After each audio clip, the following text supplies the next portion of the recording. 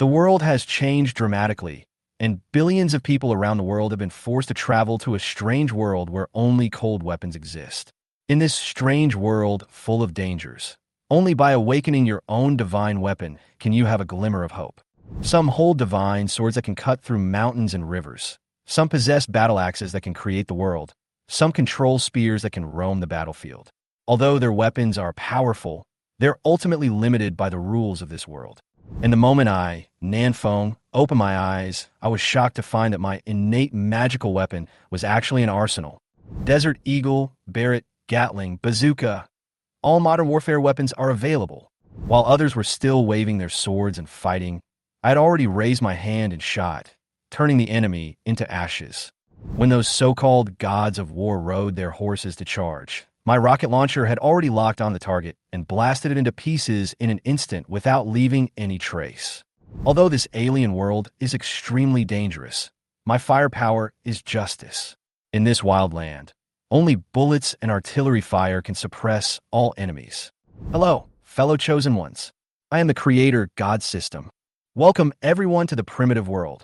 This place is filled with dangers, fierce beasts, and endless opportunities. There are no rules, no laws. Your only goal is to survive and become stronger. Good luck. My head was splitting. I opened my eyes dazedly and found myself lying in a small wooden house. It was as if a large amount of information about the so-called primitive world was forced into my mind. It took me a full 10 minutes to sort out all this information. This is outrageous, outrageous. 10 billion people on Blue Planet actually traveled through time together. I looked around. The 5-square-meter cabin was extremely simple, with bare walls and nothing on it. Just then, the tactical watch on my wrist suddenly beeped, pulling me back from my shock. This is the beginner equipment that all time travelers will get, a tactical watch. I clicked on the screen and saw two options: personal information and chat channel. The chat channel icon was flashing regularly, and it seemed that the notification tone just now was made by it. Curiously, I opened the chat channel, and countless messages flooded in. Yoho, I really traveled through time. I'm flying. Brother, don't be too happy. The world is full of crises. Danger is bullshit. I was in the advanced stage of cancer before I traveled through time. I didn't expect to live long, but now I'm lucky. Fuck, I'm locked in a cabin. Who can save me? There were all kinds of noises mixed together, and most people were still adapting to the new environment. Some even thought it was a game. I watched for a while and couldn't help but want to do something to see how these people would react. The channel was in an uproar. Fuck, is this true? Brother, what's in your gift bag? The first person to poop gets a reward. What about the first person to pee? Then, the channel fell into a strange silence. I was amused. There was no doubt that these people must have tried it. Without wasting any more time, I closed the chat channel and clicked on personal information. Overall, this attribute is really average, even a little miserable. According to the information provided by the system, the average value of basic attributes of normal adults is 10. My agility barely meets the standard, but my strength, stamina, and energy are all below average. Alas, who made me just an ordinary worker? I usually just run, which is definitely not as good as an athlete. What the hell is the life-defining magic weapon? I was just thinking about it when a crisp electronic sound suddenly rang in my ears. Announcement: all the chosen ones have awakened. The awakening ceremony of the natal divine weapon will begin in 5 minutes. The system will provide 5 types of weapons for you to choose from. Your natal weapon will accompany you throughout your life and cannot be replaced. Please choose carefully. Some weapons are unique. Good luck to you. Is my life-defining weapon awakened? I raised my eyebrows and opened the chat channel. Shouldn't weapons be obtained by killing monsters? This is the real world, not a game, buddy. Start with a knife. 1 knife for 999. I just peed. There's nothing to fart. This group of people are still obsessed with the newbie gift pack. There's really no hope for them. However, some people began to analyze the data seriously. Have you noticed that the attributes are related to the physical condition before the time travel? I am a sprinter with agility of 18 and stamina of 15. Fuck, this attribute is too strong, right? It's over, my strength is only 5, and my attack power is only 25. Watching these discussions, I was thinking, sure enough, the original physique determines the initial attributes. I don't exercise much, which leads to low basic values. I feel a little regretful. If I had known I was going to travel through time, I would have definitely made the gym my home. 5 minutes passed quickly, and the awakening ceremony of the natal magic weapon began. A flash of light passed by, and a translucent light curtain appeared in front of me. The awakening ceremony of the innate magic weapon is starting. Your innate magic weapon is being randomly generated. Generated successfully. Please select your natal magic weapon. Note, the natal magic weapon cannot be replaced or discarded. 5 cards appeared on the screen, facing away from me. Is this a random card draw game? I took a deep breath and clicked on the first one. Rotten wooden sword. F rank, F rank? Can this thing cut through grass? I skipped it. I turned to the second one. Wooden bow without arrows. F level, bow, and arrow. A good ranged weapon. Unfortunately, it's also F level. I can't bear to look at it. I flipped over 2 cards in a row. Unsharpened wooden sword. F rank. An oil paper umbrella that is about to fall apart. F rank. Can this be considered a weapon? My face turned black. System, are you kidding me? For consecutive cards are all F level. Is it not suitable to awaken the magic weapon today? The last one can't be a ripoff? Please, give me something good. I took a deep breath and turned over the last card. Tattered arsenal. F class? I was stunned. Wait, arsenal? Armory? I was stunned. I thought this was a world of cold weapons, but there are guns here. Moreover, all 5 of my options are F level. Is it my bad luck, or is it the same for everyone? This question cannot be verified for the time being, because the chat channel is closed during the awakening ceremony. I looked at these cards carefully again and finally chose the arsenal. There is no way. The other 4 options are rubbish at first glance, but this arsenal is the only one that looks special. What else should I choose if not this one? You have selected Tattered Arsenal as your destiny weapon. Are you sure? Once your destiny weapon is confirmed, it cannot be changed or discarded. Please choose carefully. Without hesitation, I nodded. Confirm. Ding. The 4 cards turned into starlight and dissipated.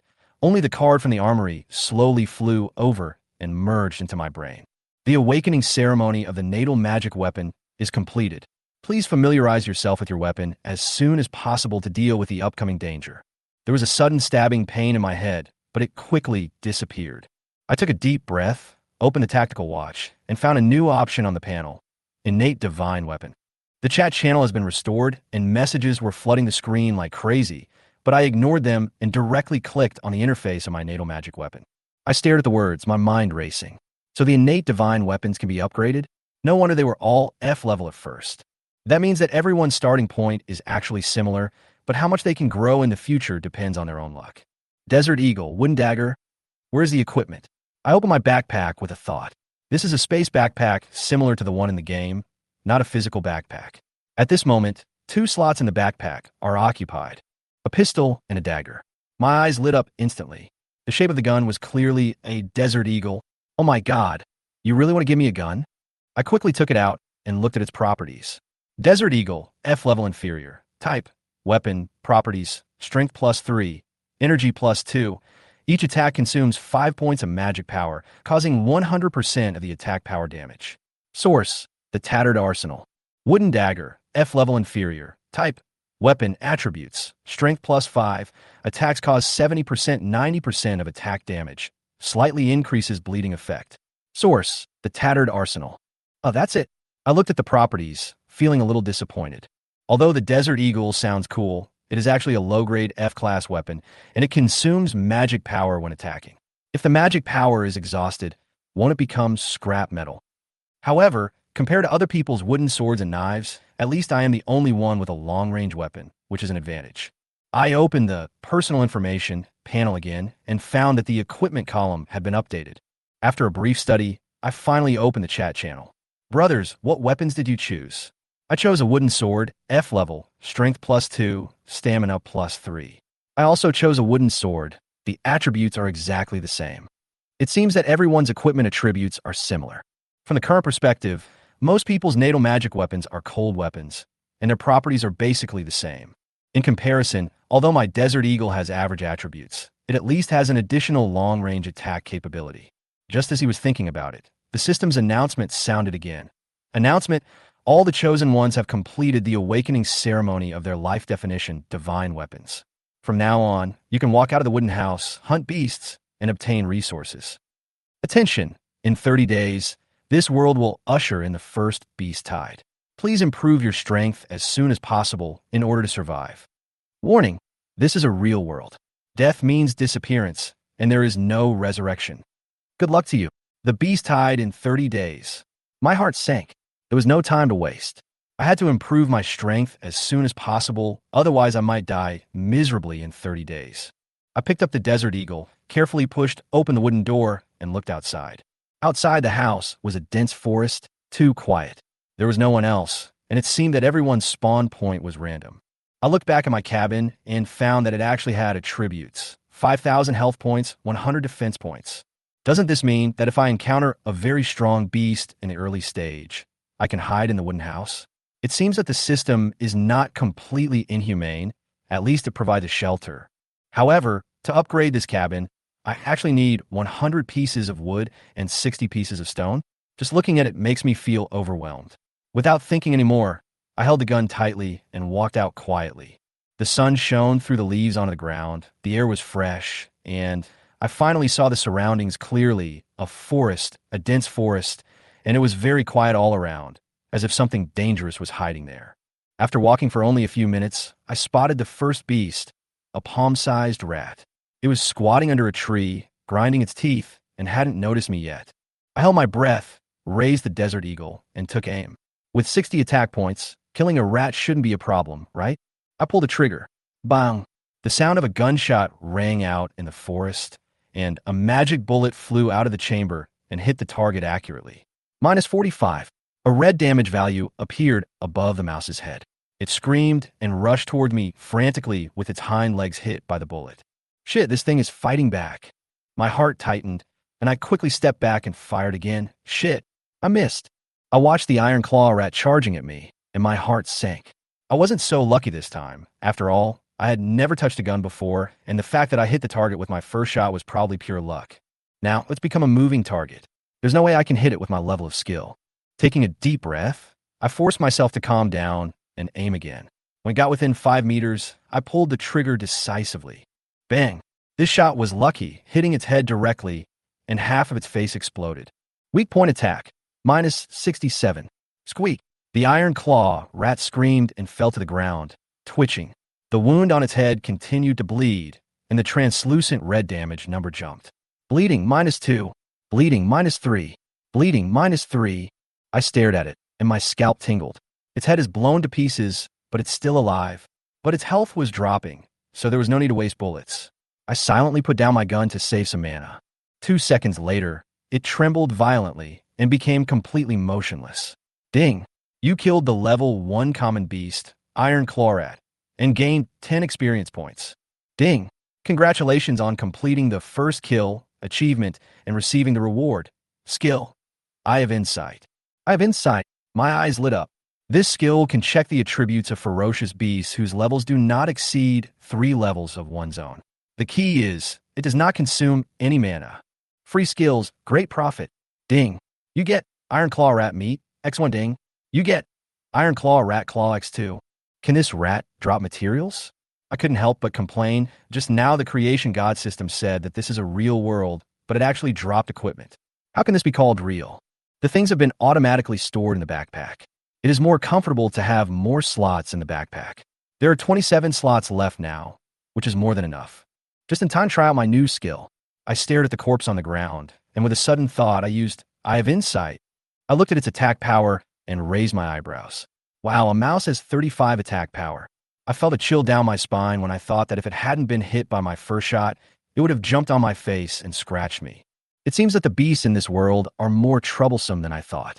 It takes 3 shots to kill a level 1 rat, which consumes 15 magic points. If 2 or 3 come at once, won't I be dead? I have 80 points of magic power now, so I can only fire 16 shots at most. Based on the efficiency of killing a beast with 3 shots, I can only kill 5 at most. And this is only a level 1 beast. What if we encounter a level 2 beast?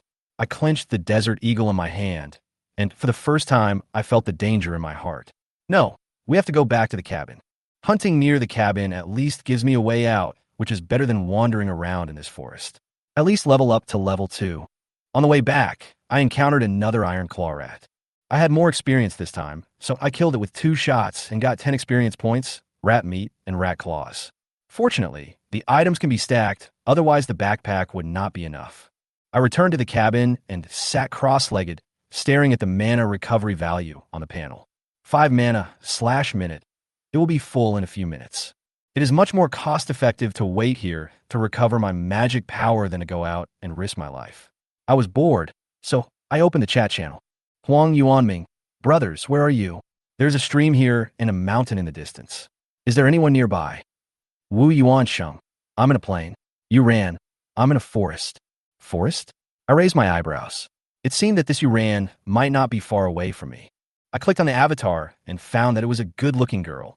TSK. The avatar is linked to the real appearance. It seems that there is no chance for online fraud this time. My own fuck. A rat scratched me and I lost 15 HP. I only have 90 HP. Bao Jian, what's that? I was pecked by a bird and lost 33 HP. Ning Wu. I was bitten by a rabbit and I'm still bleeding. Wu Yuansheng reminded. Cover the wound. You will lose less blood. Ning Wu. Really? You can also test this. This world is indeed quite real in some aspects. Wu Yuansheng. I just shot a red-eyed rabbit to death with one arrow. It kept bleeding and finally died. I suddenly realized. No wonder the Iron Claw rat kept losing blood just now. I thought it was the desert eagle that had a bleeding effect. It turns out that it was really bleeding. Then, the channel suddenly exploded. Ning Wu fuck. Master Wu Yuansheng. Did you kill the monster? My own. Master, you are awesome. I can't even kill a rat. Bao Jian. Master Wu, did you kill the monster and get any equipment? Wu Yuansheng. No, just 10 experience points and a first kill skill. I have insight. Nanfeng. Oh, you also have this skill? Huang Yuanming. What do you mean? So everyone has this skill. Wu Yuansheng. You also completed the first kill? Huang Yuanming. Hee hee, I was lucky enough to kill a water arrowfish. Only then did I realize that there was also a friend chat option in the chat channel. Wu Yuansheng and Huang Yuanming sent friend requests. Being able to complete the first kill in a short period of time at least shows that they are not noobs. I clicked agree and immediately noticed that the upper right corner of the regional channel showed 932 people/1,000 people. My heart sank. It's been less than half an hour and 68 people have died. It seems that I have underestimated the dangers of this world. I closed the chat channel and looked at the magic bar. It was full. Without any hesitation, I walked out of the cabin and prepared to continue hunting. Now I have killed 2 iron claw rats and got 20 experience points. I only need 80 points to upgrade to level 2. It seems that upgrading is not particularly difficult. I thought while searching for targets near the wooden house. Suddenly, my whole body tensed up and my eyes were fixed on the distance. In the woods, a dozen iron-clawed rats were rushing towards me with their teeth bared. What the hell? They live in a group? My face turned pale, and I ran away. Fuck, how come this rat runs faster than me? I looked back as I ran wildly, and found that the fastest iron claw rat was obviously larger than the others, and even faster than me. Could it be a mutation? Eyes of Insight. Iron claw rat, level 2, HP, 300/300, attack power, 64 defense power, 26 skills. Sharp claws. I took a deep breath. This guy has a higher attack power than me. If I get caught, bang. As expected, I felt a sharp pain in my back, and the huge impact almost made me stumble and fall. -44, bleeding. -3, bleeding. -2, the blood instantly dyed my clothes red, and the wound was burning with pain. I only have 80 health points, and this one hit has taken away more than half of them. If I get hit again, I'll be dead. But now I was running at full speed, and there was no way I could stop the bleeding. I could only grit my teeth and continue running towards the cabin. Fortunately, the outline of the cabin finally appeared in sight. The level 2 iron claw rat behind me just jumped up to attack, but it actually pulled me a little further away. I took the opportunity to grit my teeth and speed up, rushing into the wooden house. Bang! I slammed the door, took off my shirt, and pressed it hard on the wound on my back. Bleeding. -1, bleeding. -0 after a few seconds, the bleeding finally stopped. I heaved a sigh of relief and leaned against the wall, panting. This is too damn dangerous. I clicked on the status bar and saw that my health was only 13 points. My back was burning with pain, and it was obvious that the wound was not shallow. Fortunately, in the cabin, I can recover 5 health points per minute. As long as I have time, I could be revived to full health quickly. But before I could completely relax, a series of squeaking sounds came from outside the door.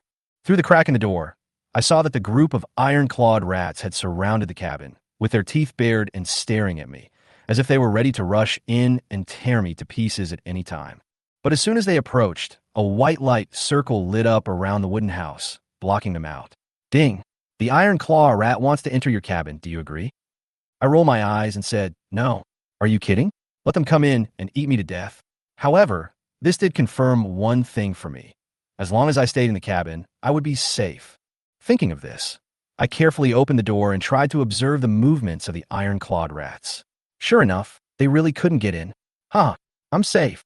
However, the leading level 2 iron claw rat seemed to realize this, and squeaked a few times in anger, then commanded the other iron claw rat to attack the cabin frantically. -0, -0, weakness attack, -1. Looking at the damage numbers that kept popping up, I frowned slightly. How can a wooden house with 100 points of defense still be damaged? Although the damage each time was not high, the number of iron-clawed rats was too large. After a while, the health of the cabin had dropped from 5000 to 4977. If they keep going like this, they will tear down this broken wooden house sooner or later. No, we have to fight back. I immediately took out my Desert Eagle and pushed the door completely open. Anyway, they couldn't get in, so I wasn't afraid. Catch the leader first. Let's kill that level 2 iron claw rat first. It was chewing on a piece of wood intently, completely unaware of the danger. The opportunity has come. I took a deep breath and calmly raised my gun to aim. The first shot must incapacitate it. Otherwise, if it escapes, I will be worried for the rest of my life. My crosshairs slowly locked onto its head, but the level 2 iron claw rat was still baring its teeth and screaming, not realizing that it had become prey. Very good. If you don't move, I won't be polite. Go! I pulled the trigger decisively. Bang! The bullet instantly hit its head. Weak point attack, -45, bleeding -7, bleeding -8, bleeding -5. The left eye exploded and blood gushed out. But what surprised me was that the bullet didn't kill it. The bullet didn't penetrate its head completely, and the damage was much lower than I thought. Fuck, the defense is so high. However, the bleeding effect is quite powerful, and blood is continuously lost every second. The level 2 iron claw rat rolled around on the ground like crazy, howling in pain, as if trying to divert its attention to relieve the pain. It had no intention of running away, but just ran around madly in the same place. Just what I want. I waited for a long time, waiting for it to run around the cabin and come to me. And then I pulled the trigger decisively. Bang! -31. Hit the back, another shot. -31. Hits the abdomen. The third shot, the bullet hits its leg accurately. Its speed drops sharply, and it becomes a rat on the chopping board. I raise the corner of my mouth and continue to shoot, bullets pouring out one after another. Its health dropped rapidly. Even though it had 300 HP, I still killed it bit by bit. Ding! You killed a level 2 common beast, iron claw rat, and gained 22 experience points. I heaved a sigh of relief, finally getting rid of this troublesome guy. But looking at the mere 22 experience points, I curled my lips. That's it. Only 22 points. However, before I could continue to complain, my eyes fell on the remaining level 1 iron claw rats. They hadn't escaped yet, and were still gnawing at the cabin. I casually clicked on the status bar of the cabin. Health, 4977/5000. The corners of my mouth slightly raised. I raised the Desert Eagle in my hand and muttered, "You little bastards, how dare you demolish my house? Come on, let me send you off." Ding! You killed a level 1 common beast, iron claw rat, and gained 10 experience points. Ding! You killed a level 1 common beast, iron claw rat, and gained 10 experience points. Ding! You killed a level 1 common beast, iron claw rat, and gained 10 experience points. I raised my hand and fired a shot, hitting the iron-clawed rat's head accurately. Critical hit. This shot kills instantly. Oh, it's still too easy. The only thing that limits my efficiency in killing rats now is my magic value. Each shot of the Desert Eagle consumes 5 points of magic power. Just dealing with this group of iron-clawed rats, my magic power is almost exhausted. However, the cabin restores 5 points of magic power every minute. So when the magic power is exhausted, you can take a short rest and continue to kill monsters. Just like that, I worked hard for more than 10 minutes and finally reached level 2. Ding! Congratulations, you have successfully reached level 2. Strength plus 5. Agility plus 5. Physical strength plus 5. Energy plus 5. You get 5 free attribute points. I smile happily. This wave of attribute upgrades was so cool. My attack power soared to 85 points, and my defense power reached 39 points. More importantly, my magic power limit was raised to 130 points. Now I can fire 26 shots every time I go out. Before, I had to come back to replenish my mana after firing a few shots, but now I can finally sustain the battle for a longer time. However, I won't rush to add 5 free attribute points. I will wait and see how it goes after a few more games. I'll clean up the remaining Iron Claw rat first. Ding! You killed a level 1 common beast, Iron Claw rat, and gained 5 experience points. After level 2, if you kill a level 1 Iron Claw rat again, the experience points will be halved. I frowned and glanced at the experience bar. Level 2, 7/400. It takes 400 experience points to reach level 3. Does that mean I have to kill 80 level 1 Iron Claw rats? If it's a level 2 ferocious beast, only 40 of them are needed. I thought of the level 2 Iron Clawed rat just now. It gave 22 experience points, which was obviously much more cost-effective. But the problem is, this thing is too dangerous. I was almost torn to pieces by it just now. Now, even if I encounter another one, I have to be careful. Forget it, let's clean up this group first. It took me another 10 minutes to completely wipe out the group of Iron Claw rats. Level 2, 42/400, I nodded with satisfaction. The upgrade speed is not bad. I checked the loot. Iron Claw rat meat, X15. Iron Claw rat claw, X8. 15 Iron Claw rats, a total of 122 experience points. I took a look at the health value of the cabin and found that it had hardly dropped. As expected, even if the Iron Claw rats besieged it, they could only scratch it. At this point, the battle is completely over and I can finally breathe a sigh of relief. While resting, I opened the chat channel to see what other people were doing. The number of people in the area was 857 people/1,000 people. My heart sank slightly. In such a short time, dozens of people died. Brothers, the beasts are too fierce. I can't defeat any of them. Can anyone save me? Who knows where you are? Who dares to save you? Is there anyone who can save my sister? Woo, I'm so scared. At this time, someone's speech caught my attention. Xiao Fei Hong. Haha, I finally collected 8 units of wood. I can upgrade my life weapon. My own. Boss, you are so powerful. Where did you get the wood? Why don't I have any? Xiao Fei Hong. Cut down the trees. There are 3 big trees in front of my house, blocking the door and preventing me from going out. I spent half a day chopping down the trees. Haha, this spawn point is really unlucky. However, this information is very useful to me. You can get wood by chopping down trees. I have thought of this method before, but I was worried that what would fall off after cutting down the tree would not be wood, but branches, bark, etc. Now that we have accurate information, there will be no problem. We have the wood, and the next thing is the stones. We can just pick up the stones, right?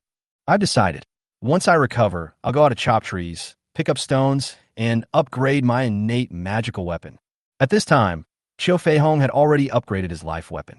Xiao Fei Hong, damn, what a crap thing. It just added some attributes, and even the name didn't change. Huang Yuanming. Brother, can you send me your upgraded attributes? Xiao Fei Hong did not hide anything and directly revealed the data. Weapon name.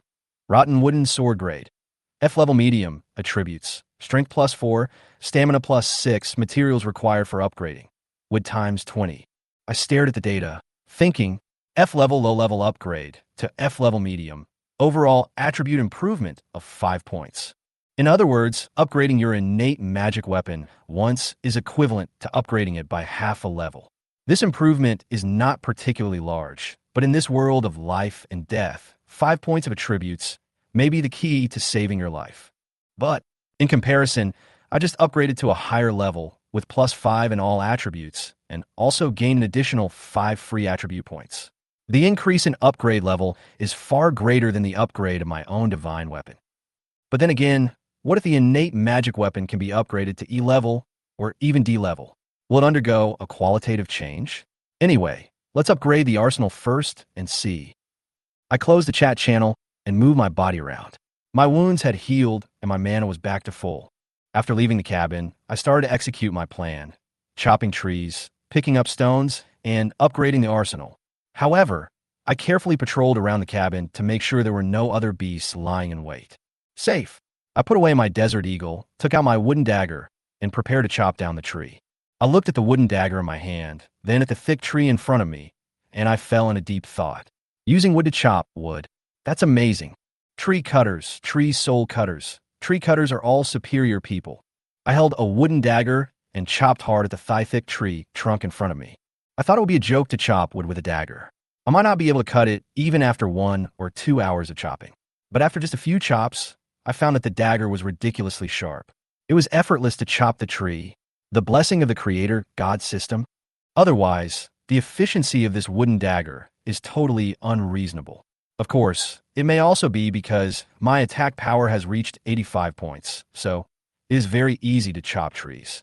If I put all 5 free attribute points into strength, my attack power would exceed 100. However, I was not in a hurry to add some, as it might be of great use. About half an hour later, boom, the tree trunk was cut off and fell to the ground with a huge cloud of dust. I was just thinking about how to carry this thing back, but when I touched it, the tree decomposed like a pixel block and automatically turned into wood and entered the backpack. Ding! You get Wood X4. I raised my eyebrows in surprise. It could be automatically stored in the backpack? This system is quite smart. But only 4 units of wood for such a big tree? That's too stingy. Fortunately, this amount is just enough for me. I need 3 units of wood to upgrade my life weapon. Now I only need 5 stones. I looked around and started looking for stones. There was a dense forest nearby with many broken stones, so it shouldn't be hard to find them. After a while, I found a stone the size of my head and reached out to touch it. Ding! You got stone X1? I breathed a sigh of relief. It seems that I just need to find stones of similar size and collect 4 more. Simple. Just as I was about to continue searching, I suddenly heard a hissing sound in my ear. Something was approaching. I was instantly alert and slowly turned my head. A colorful, venomous snake had quietly coiled behind me.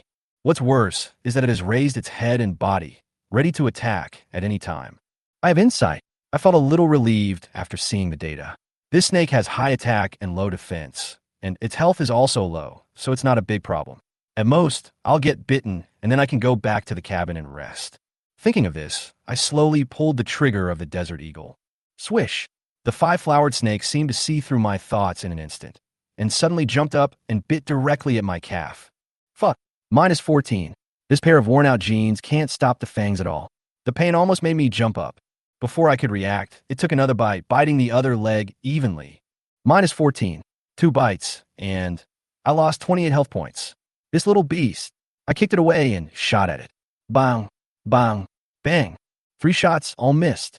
The 5-flowered snake was too small and fast, and my marksmanship was not very good, so it was extremely difficult to hit it. Oh no. My eyes became blurry and double vision began to appear. Psychedelic skill. I blinked and found that the 5-colored snake had turned from 1 to 3. The real snake was mixed in with the 2 phantoms. Damn, this is even harder to fight. Swish. -14. If this continues, I'll be bitten to death. Gritting my teeth, I thrust out my hand and grabbed the 5-colored snake by feel. I got you. It struggled frantically, but I held its vital points tightly, took out a wooden dagger, and stabbed it directly. Poof. -68. Although it didn't hit the vital point, the knife still reduced its health significantly. The 5-flowered snake struggled violently and bit everywhere with its venomous fangs, but I couldn't give it another chance. I raised the dagger high in my right hand and stabbed it again. Puff. Critical hit. -80. I cut the 5-flowered snake into 2 pieces on the spot. Ding. You killed the level 1 common beast, 5-flowered snake, and gained 5 experience points. Ding. You gained 5-flowered snake meat, ×1 ding. You gained psychedelic venom fong, ×1.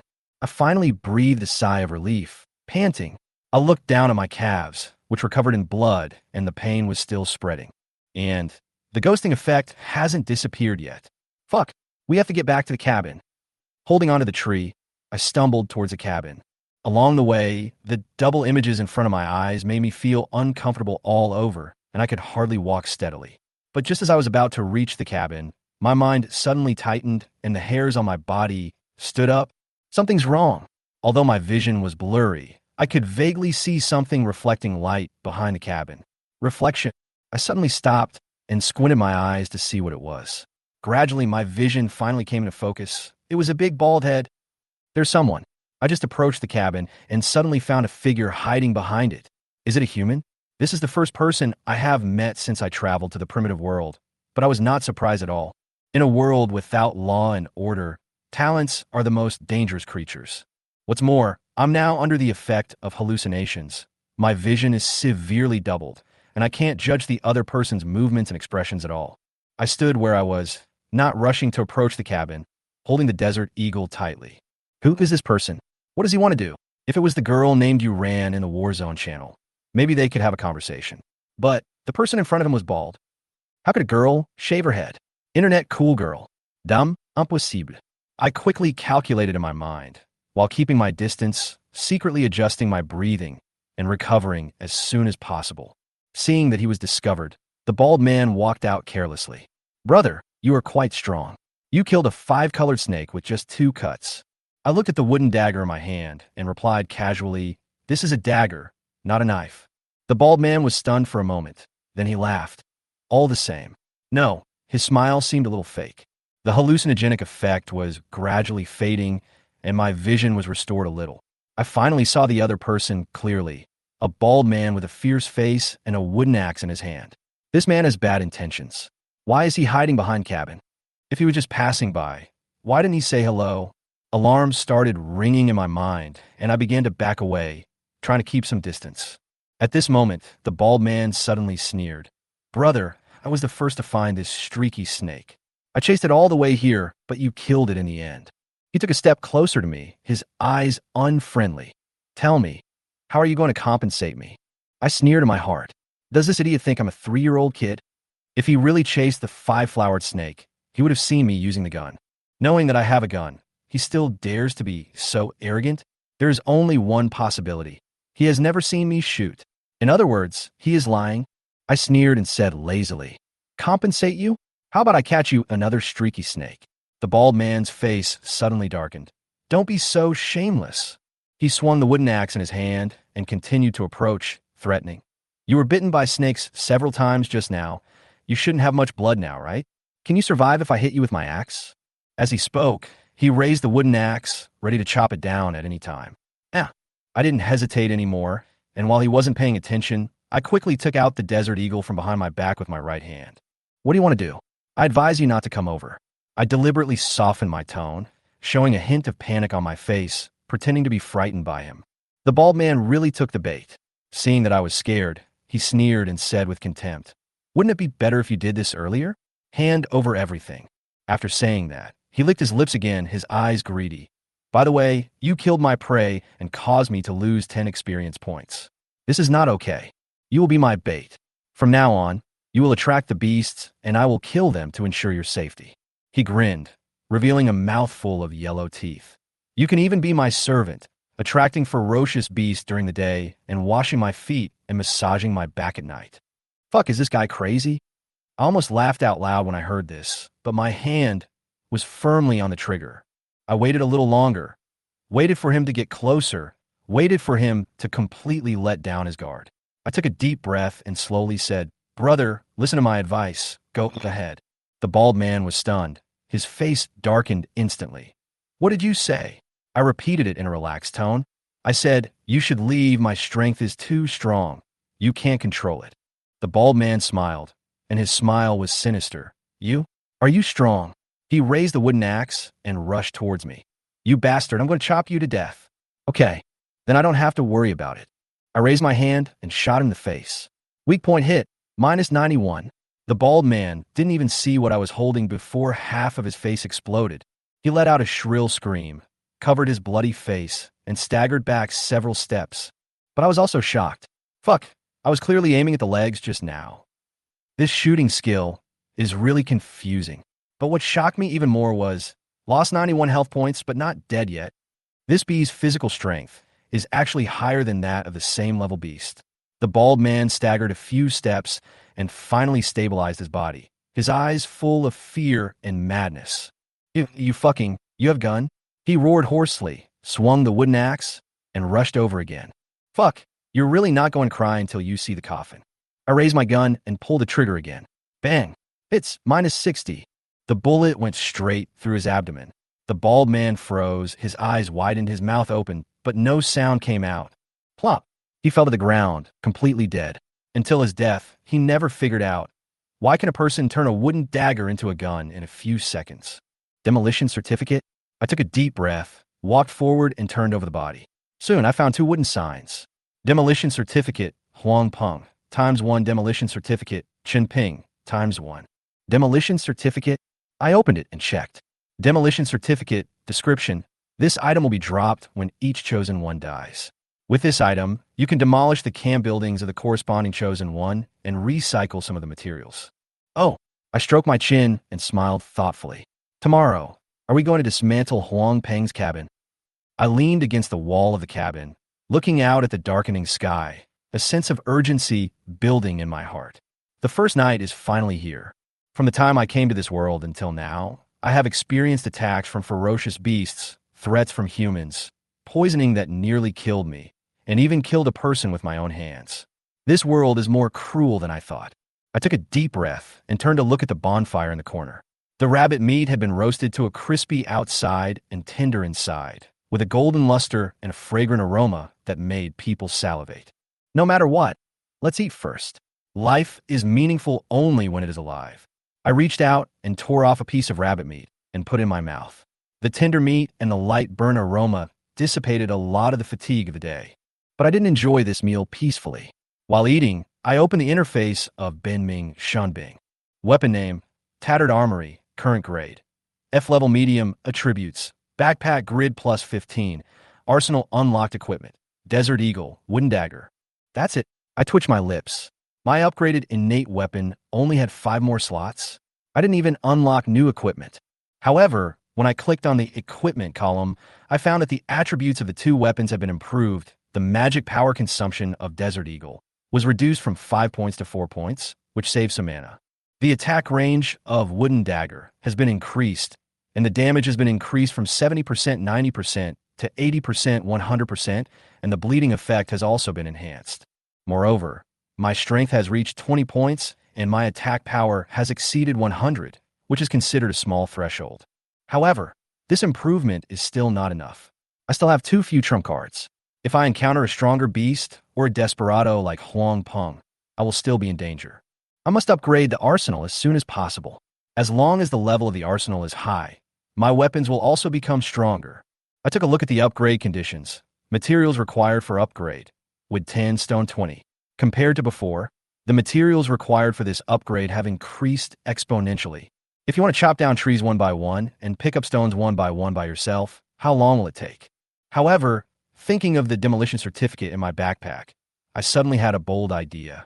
The chat in the chat channel was still going on, so I clicked on it and saw the number of people in the area at a glance. 691 people / 1,000 people. My eyes narrowed. It's only been a short day, and more than 300 people have died in this area. In other words, in the short 6 or 7 hours since I traveled through time, an average of 7 or 8 people died every minute. My mood suddenly became complicated. Death, this kind of thing, was too far away from me when I was on Blue Star. But now, almost every moment someone dies. Some die in the mouths of ferocious beasts, and some die in the slaughter of other chosen ones. And I am one of them. I looked down at my bloody hands, and the image of Huang Peng's face being smashed into pieces came to my mind. If I don't kill him, I might die. In this world, staying alive is the most important thing. I took a deep breath and shook off my messy thoughts. At this time, the system prompt suddenly sounded. Ding. Detected that a chosen one has upgraded the cabin to level E. The system will open the trading system in 5 minutes. What? Someone has already upgraded the cabin to level E. The chat channel immediately exploded. Oh my god, so fast. An E-class cabin requires 100 units of wood and 60 units of stone. How did this guy get them? Did he cut down dozens of trees? I sneered. Chopping down trees? How is that possible? If it was chopping down trees, unless he had a super tree chopping artifact, it would be impossible to gather so many materials in just a few hours. Moreover, upgrading the wooden house does not enhance combat effectiveness. In other words, this person chose to upgrade the wooden house first because he is confident enough and not afraid of danger. This kind of person is either a genius or he killed many people and demolished many wooden houses. This guy is probably a murderer. I looked at the dim moonlight outside the cabin, and a chill rose in my heart. This world is not only scary in the form of ferocious beasts. The scariest thing is the human heart. The trading system was opened, and 5 minutes later, the system prompt sounded as expected. Trading system is open. I clicked it immediately and found that many chosen ones had already put their supplies online. Wood, 5 units, selling price, 5 units of iron. Red-eyed rabbit meat, 1 unit price, 3 units of stone. Simple wooden shield, 1 item, price, 10 units of wood. After a closer look, I discovered a key point. The trading system adopts a barter model, and there is no currency at all. In other words, whoever has more resources can control the market. This is more like a primitive society than a game. I glanced at the most popular supplies, and at the top of the list were food, meat, wild fruits, defensive items, wooden shields, risk arts, and basic resources, wood, stone, iron. On the contrary, there were very few weapons, and almost no one was willing to trade their weapons. As expected, everyone understands that weapons are the most important guarantee of survival.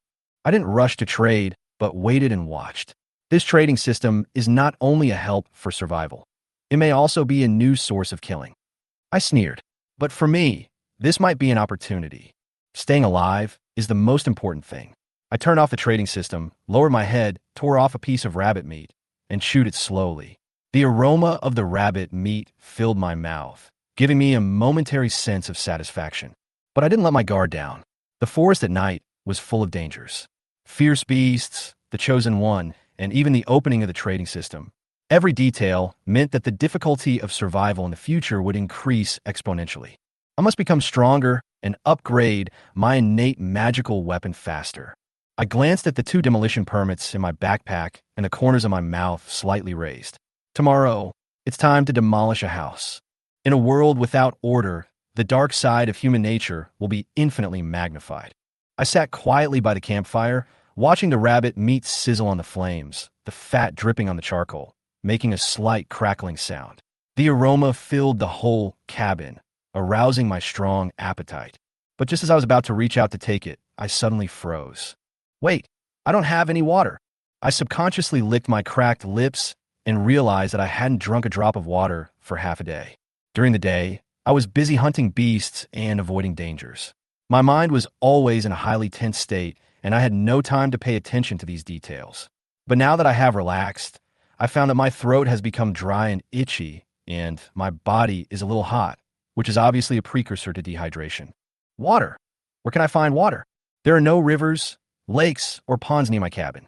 Even if I rush out to look for water now, it would be difficult to find a water source in a short time. It would be great if I could just get water directly. At this moment, the system prompt sounded. Ding. The trading system has been opened. Dear chosen ones, you can trade items in the trading system as much as you want without middlemen making a profit from the price difference. The trading system is turned on. I was excited and immediately opened the trading panel and quickly browsed the trading content on it. The trading system is already filled with all kinds of items. Some people are looking to buy food, some are exchanging wood, and some are trying to sell all kinds of strange things. 1 unit of wood for 1 portion of food? Only a fool would trade with you. 5 units of stone for 1 portion of food? That's worth considering. 1 portion of agave for 1 barrel of fresh water? What the hell is this agave? Is it a herb? I looked around and found that almost no one was selling water, but a large number of people were looking to buy fresh water, and some were even willing to exchange large amounts of wood, stones, and even food for water. I frowned, feeling a little uneasy. No matter how scarce food is, you won't die if you starve for a day or 2. But water, if you don't drink water for 3 days, you'll die. Fresh water resources are more scarce than I thought. This discovery made me more determined about one thing. We must find a way to find water. Otherwise, within a few days, everyone would be in desperate situation due to dehydration. Material trading, stock up on food in exchange for resources. There's also a frantic discussion going on in the chat channel right now. Is there any big man who can save me? I'm starving. 2 units of wood for 1 portion of food. 2 units of wood for food? Are you dreaming? I charged a high price for food. 10 units of wood for 1 portion, come. My eyes lit up slightly. Food is indeed a scarce resource. I immediately opened my backpack and counted the food reserves. red-eyed rabbit meat times 2, iron-clawed rat meat times 22, cuckoo bird meat times 1, five-flowered snake meat times 1. These were mainly obtained by hunting iron-clawed rats, so there was a lot of rat meat.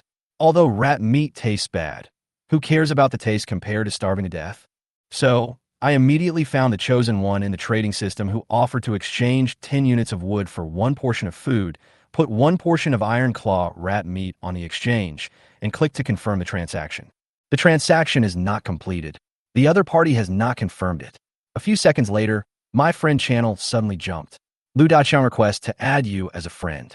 This name, isn't it the one who just placed the transaction? Does he want a bargain? I thought about it for a while, and finally agreed. Almost immediately, the other party sent a message. Lu.Xiang, brother, this rat meat is too small. It's not enough to fill me up. Can you give me an extra portion? Me. On this first night, food is more valuable than wood. If you don't switch, I'll switch to someone else. Lu.Xiang, indeed. I waited for a long time to trade before I finally got you to come and trade. I smiled secretly in my heart. Sure enough, the value of food was much more important than wood in the early stages. A few seconds later, he sent another message. Lu.Xiang, how about this? I'll use 15 units of wood to exchange for 2 portions of rat meat from you. How about that? 15 units of wood? Where did this guy get so much wood? I asked cautiously. Where did you get the wood? Lu.Xiang, there were trees all around my cabin. I spent an entire afternoon chopping down more than 40 trees. I see. I thought for a moment and replied. How about this? I'll give you an extra portion of rat meat, but you must trade the wood you get from logging with me first.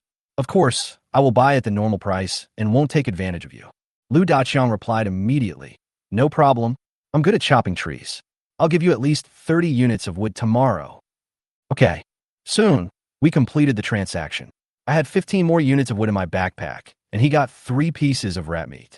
With this tree chopping buddy, I don't have to chop trees myself tomorrow. I could just focus on hunting ferocious beasts. After the transaction was completed, I immediately went to the trading system to look for water resources. However, no one was selling water in the entire trading panel. Oh no, water is even more scarce than I thought. At this moment, a memory suddenly flashed through my mind. Before, someone said there was a stream near his cabin. It was Huang Yuanming. I immediately opened the friend chat channel and sent a message to Huang Yuanming. Brother, is there a stream over there? A few seconds later, Huang Yuanming replied. Yes, I'm trying to find a container to hold the water. So, he has a water source, but no container? The next second, he sent another message. Damn, so many people are buying water. I'm going to get rich this time. I couldn't help but laugh. This guy's train of thought is quite unique. He actually thought of selling water directly. So I asked tentatively, have you thought of a way to make a container? Huang Yuanming replied immediately. Yes. I thought of a way. Dig a hole in the wood and make a wooden bowl. But the next second, his tone became frustrated. But my life-defining magic weapon is a worm-eaten wooden stick, which can't dig a hole at all. My eyes lit up, and I replied without hesitation. Brother, my life-blooded weapon is a dagger, and it's perfect for making wooden bowls. Huang Yuanming replied immediately. Awesome. Brother, what are we waiting for? Let's do something big together tomorrow. I laughed. It seems that the water problem also has a solution. Chapter 10. Making a fortune. Huang Yuanming. Brother, we are a family now. Let's not talk about anything else.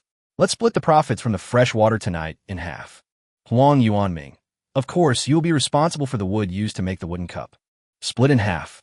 Nanfeng was shocked. He originally only wanted to get 10% or 20% of the profits. After all, Huang Yuanming could find other people to serve as containers, but it was difficult for Nanfeng to find other fresh water. As if sensing Nanfeng's doubts, Huang Yuanming immediately explained, the stream next to me is very long and leads to a very far place. It is very likely that other chosen ones also know the existence of this stream. Huang Yuanming. So we have to sell them at a high price before they do and make a fortune first. Huang Yuanming. Good brother, time is money. After seeing Huang Yuanming's explanation, Nanfeng immediately understood. Nanfeng. Good brother, don't say anything. I'll get started now. As the saying goes, hard work leads to wealth. Nanfeng immediately took out a piece of wood and began to study it. This piece of wood is half a meter long and can be used to make at least 5 cups. Swish, swish, swish. Nanfeng raised his knife and used the wooden dagger to cut one piece of wood into 5 pieces. Then he took one of them and started digging a hole in the middle. Perhaps because the attack power was high enough, this process was not as difficult as Nanfeng had imagined. Soon, Nanfeng had made the first wooden cup. It can hold about 200 milliliters of fresh water, which is not bad. Nanfeng opened his friend list and traded the wooden cup to Huang Yuanming first to see if it could be used. Huang Yuanming: "Okay, brother, you continue making wooden cups. I'll go sell water first." Afterwards, Nanfeng saw Huang Yuanming shouting in the chat channel. "Huang Yuanming, fresh water for sale, about 200 milliliters. Any food for, or any material 20, you can exchange for a bottle of fresh water. Don't miss it if you pass by." Bao Jian: "Oh my god, there's a big guy selling water. But isn't this too expensive?" "My own. Boss, can you give me a discount? It's only been half a day. Where can we find so many supplies?" Wu Yuansheng: "Brother, leave me some fresh water, and I will trade with you now." It seems that although this fresh water is very expensive, many people can still afford it. Soon, the first batch of fresh water was sold, and Huang Yuanming immediately initiated a transaction request to Nanfeng. As to whether the price was too expensive or too cheap, Nanfeng couldn't tell for sure. After all, this is the first day, and there is no standard market price for comparison. Huang Yuanming: "Good brother, the first cup of water was exchanged for red-eyed rabbit meat for. According to the agreement, I will give you 2 portions. Nanfeng: "Good brother, you are so honest." Huang Yuanming: "Good brother, we are all family. Why are you saying this?" Huang Yuanming didn't say much and directly put red-eyed rabbit meat 2 on the trading column. Nanfeng also picked up the second wooden cup that had been prepared and placed it on top. Deal done. For Nanfeng, he only used 1/5 of the wood and got 2 portions of rabbit meat. This is such a great deal. Thinking of this, Nanfeng immediately started making the third wooden cup. At the same time, he took the roasted rabbit meat and began to eat it with relish. From what I can see so far, Huang Yuanming is relatively honest and is a friend worth associating with. But Nanfeng still remained vigilant, so he only gave Huang Yuanming 1 wooden cup each time. In this way, Nanfeng made wooden cups and Huang Yuanming sold fresh water. After selling more than 20 pieces in a row, no one could afford it anymore.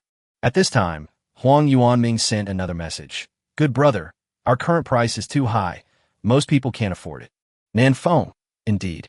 There are very few chosen ones who can collect so many supplies on the first day." Huang Yuanming: "As time goes by, fresh water will become less and less valuable.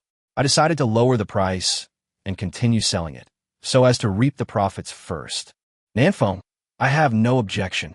Huang Yuanming: "But if I lower the price now, I'm afraid those big guys who bought water just now will be unhappy. So I want to give you the fresh water, and you sell it, and we will still share the profits equally. What do you think?" Nanfeng: "I'm fine." Nanfeng would certainly not refuse a business that could make money. Huang Yuanming quickly traded for a glass of water. With the help of Eye of Insight, Nanfeng saw the introduction of this glass of water. Not so clean stream water. As the saying goes, it is not clean, but you will not get sick if you drink it. This is a portion of drinkable fresh water. You can drink it without worry. Of course, you have to be careful of diarrhea. Gurgle. Nanfeng swallowed his saliva. He hadn't had water for a long time. Plus, he had just eaten roasted rabbit, so he was extremely thirsty. When Nanfeng was about to pay for the glass of water out of his own pocket, the roar of a wild beast suddenly came from outside the cabin. Waves of roars continued without end. "What's going on?" Nanfeng's heart trembled. He opened the door a crack and looked out. Faintly, Nanfeng saw many ferocious beasts running in the woods outside. Beep beep.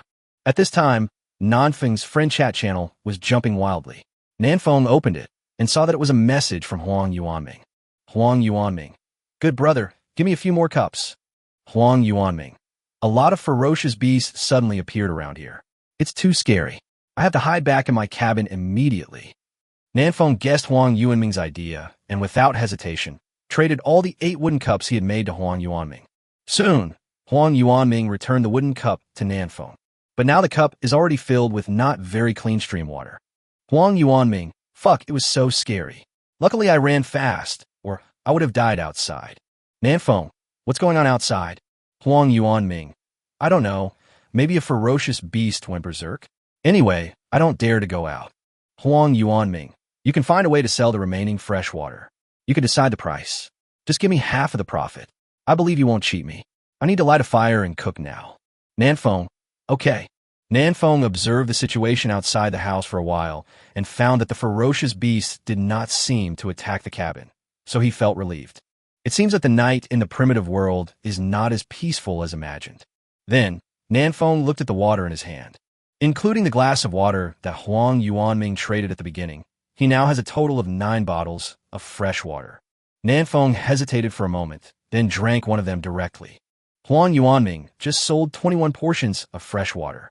After the proceeds were divided in half, Nanfeng also received 20 portions of various foods and a total of 110 portions of various materials. Nanfeng is now a wealthy man and can even afford a glass of water. The reason why Nanfeng hesitated just now was mainly because he was a little afraid of diarrhea. There are ferocious beasts running rampant outside now. If Nanfeng really gets diarrhea, he can only deal with it in the cabin, which is not a good thing. Fortunately, the stream water was relatively clean and Nanfeng did not feel any stomachache. After drinking a glass of water, Nanfeng felt refreshed and much more energetic. Opening the chat channel, Nanfeng decided to sell all the remaining fresh water as soon as possible. By tomorrow, there will surely be more chosen ones who discover freshwater resources, and by then fresh water will not be so valuable. In the chat channel, about Jian, it's over. I wanted to go out and chop down 2 trees to get a glass of water, but I almost died outside. My own, the beasts outside are like crazy, so scary. Ling Qi, can anyone give me something to eat? I'm so hungry. Nanfeng, fresh water for sale, the last 8 portions, the highest bidder wins. Name your price. Chapter 11, Upgrading the Innate Divine Weapon. Nanfeng, fresh water for sale, the last 8 portions, the highest bidder wins. Make an offer if you want it. Xiao Fei Hong, fuck, another big guy is selling fresh water. Bao Jian, Boss Nanfeng, I'm offering wood 4, can you sell me one?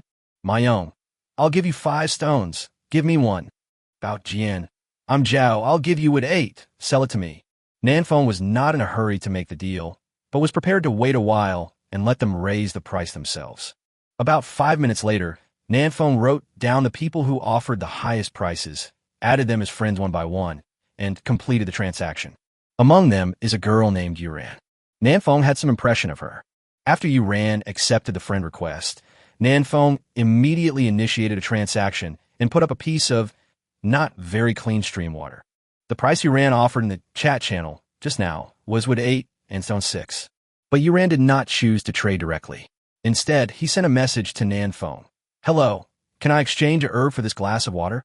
Nanfeng frowned. Herbs? What effect do they have? Yuran didn't say much and directly sent the information about the herbs to Nanfeng. Strength grass. After consumption, it can increase the strength of the chosen one by +2. Note, each chosen one can only take 2 strength grass at most, and eating more than that will be ineffective. Herbs that can add 2 points of strength. In comparison, this is much more useful than wood and stone. After all, wood and stone are everywhere, but herbs are not so common. At least Nanfeng didn't find any herbs today. Nanfeng couldn't help but ask in confusion. You going to exchange this for fresh water? Are you sure? This is much more valuable than wood and stones.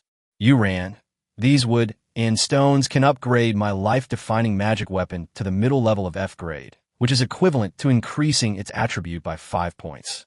At present, I need wood and stone more. Nanfeng suddenly realized.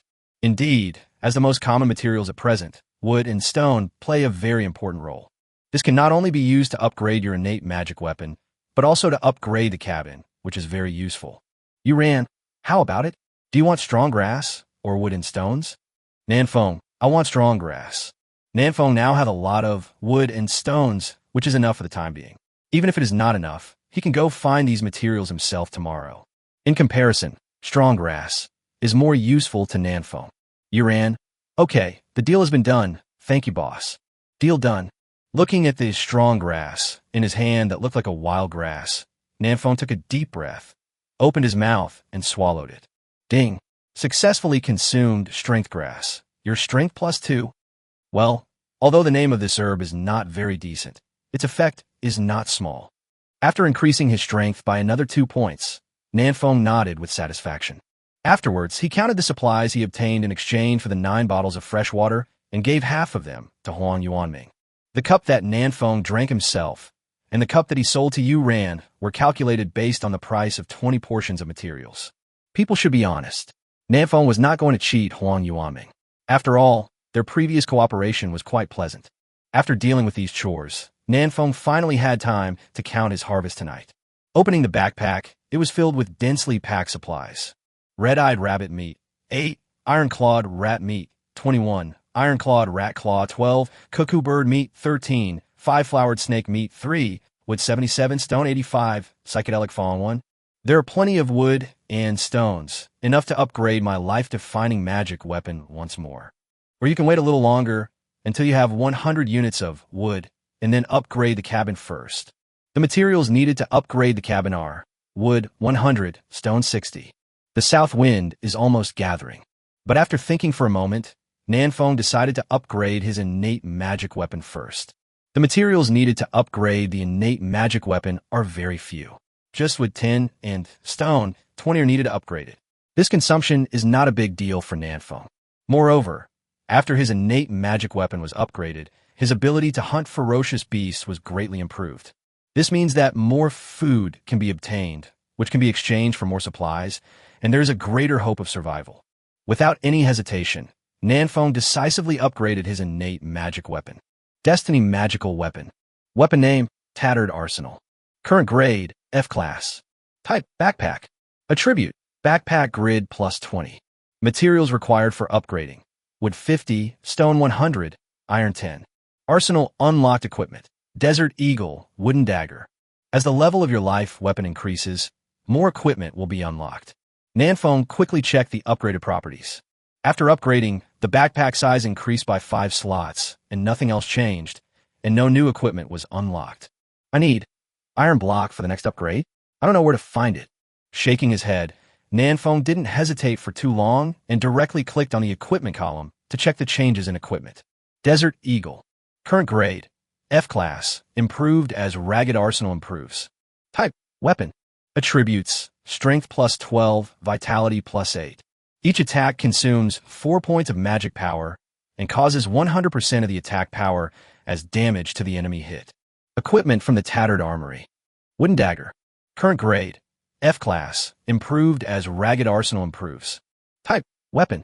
Attributes, Strength plus 14, Agility plus 3, Stamina plus 3.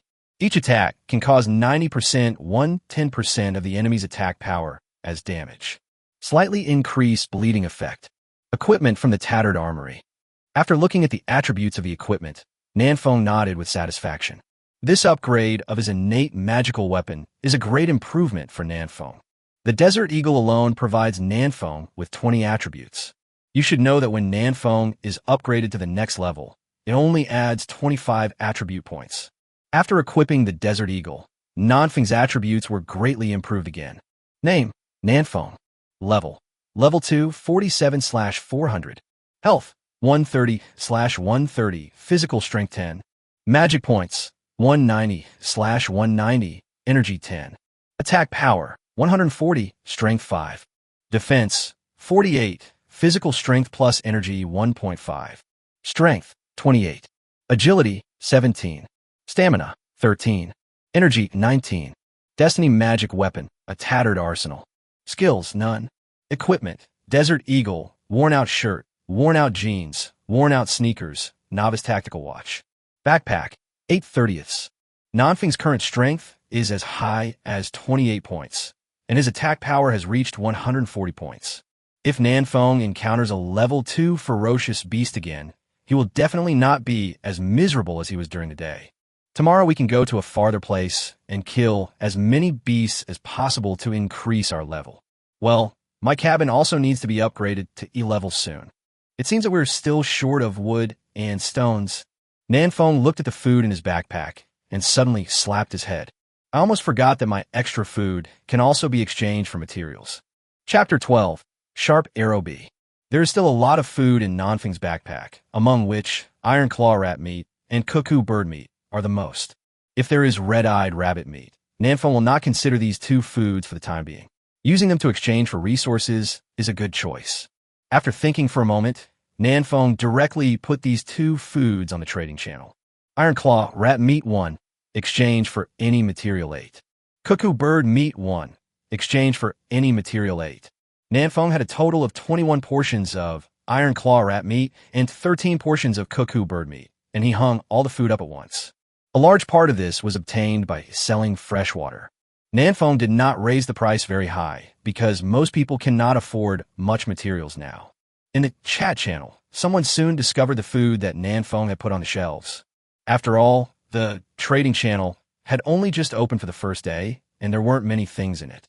Nanfeng put up 34 pieces of food at once, which directly flooded the screen. Oh my god, where did Boss Nanfeng get so much food? Mad, we are so hungry and full. Can't you share some of the food with us?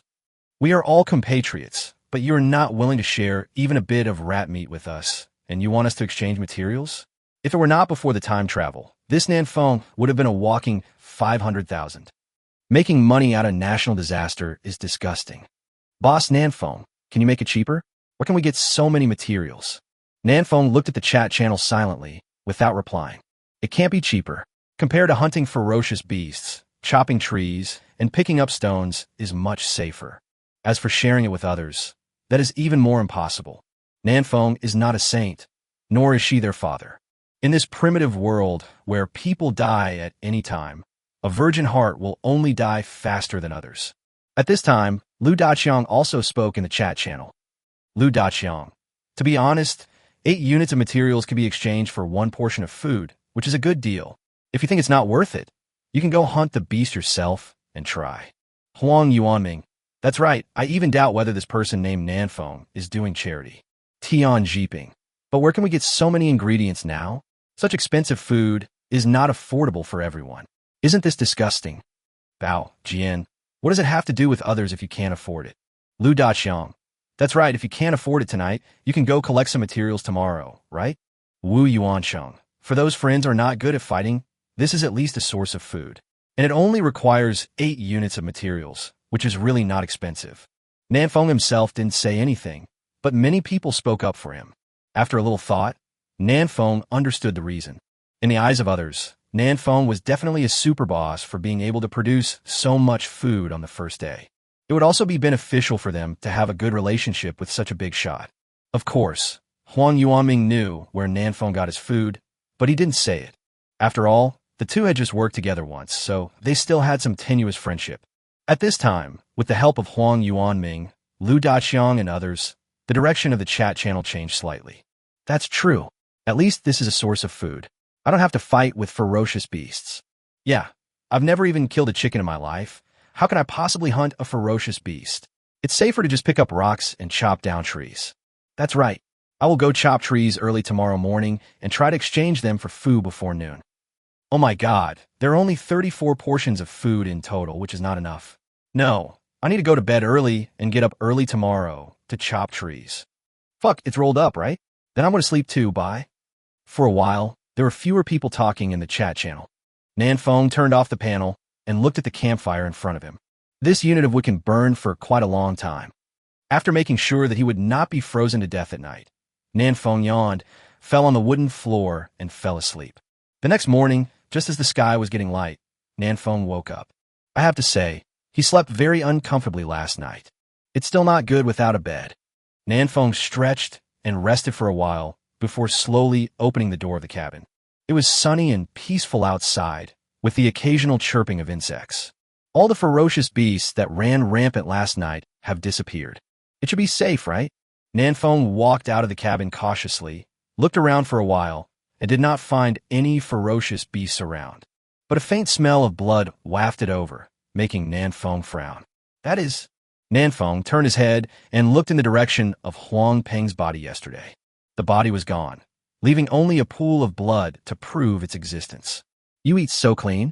Nanfeng shook his head and didn't look any further. Today's goal, to at least reach level 3, and also to upgrade the cabin, and preferably to find the whereabouts of the iron block. Oh, and also to look for water sources nearby. The lack of drinkable fresh water is probably the biggest problem facing Nanfeng at present.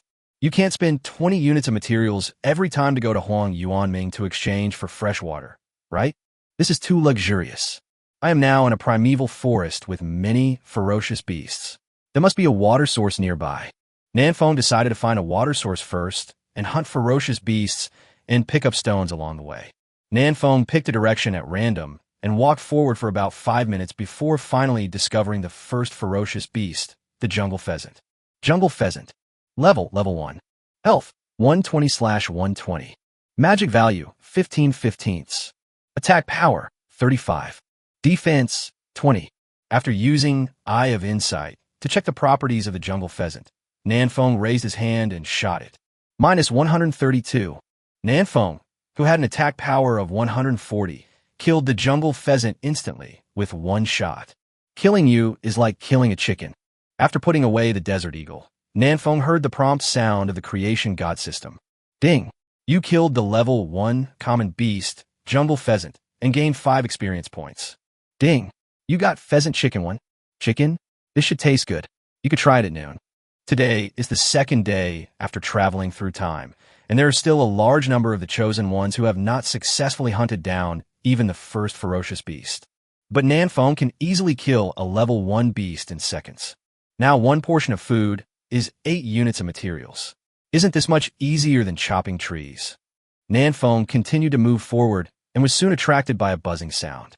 Not far away, a bee the size of a fist was resting on a flower, collecting nectar. Sharp arrow bee. Level 2. Health, 380/380. Magic points, 60/60. Attack power, 95. Defense, 25. Skill, arrow shooting. This is a level 2 ferocious beast. While the arrow bee was still unaware of him, Nanfeng slowly raised the desert eagle and aimed at the opponent. Boom! Gunshots roared. -115.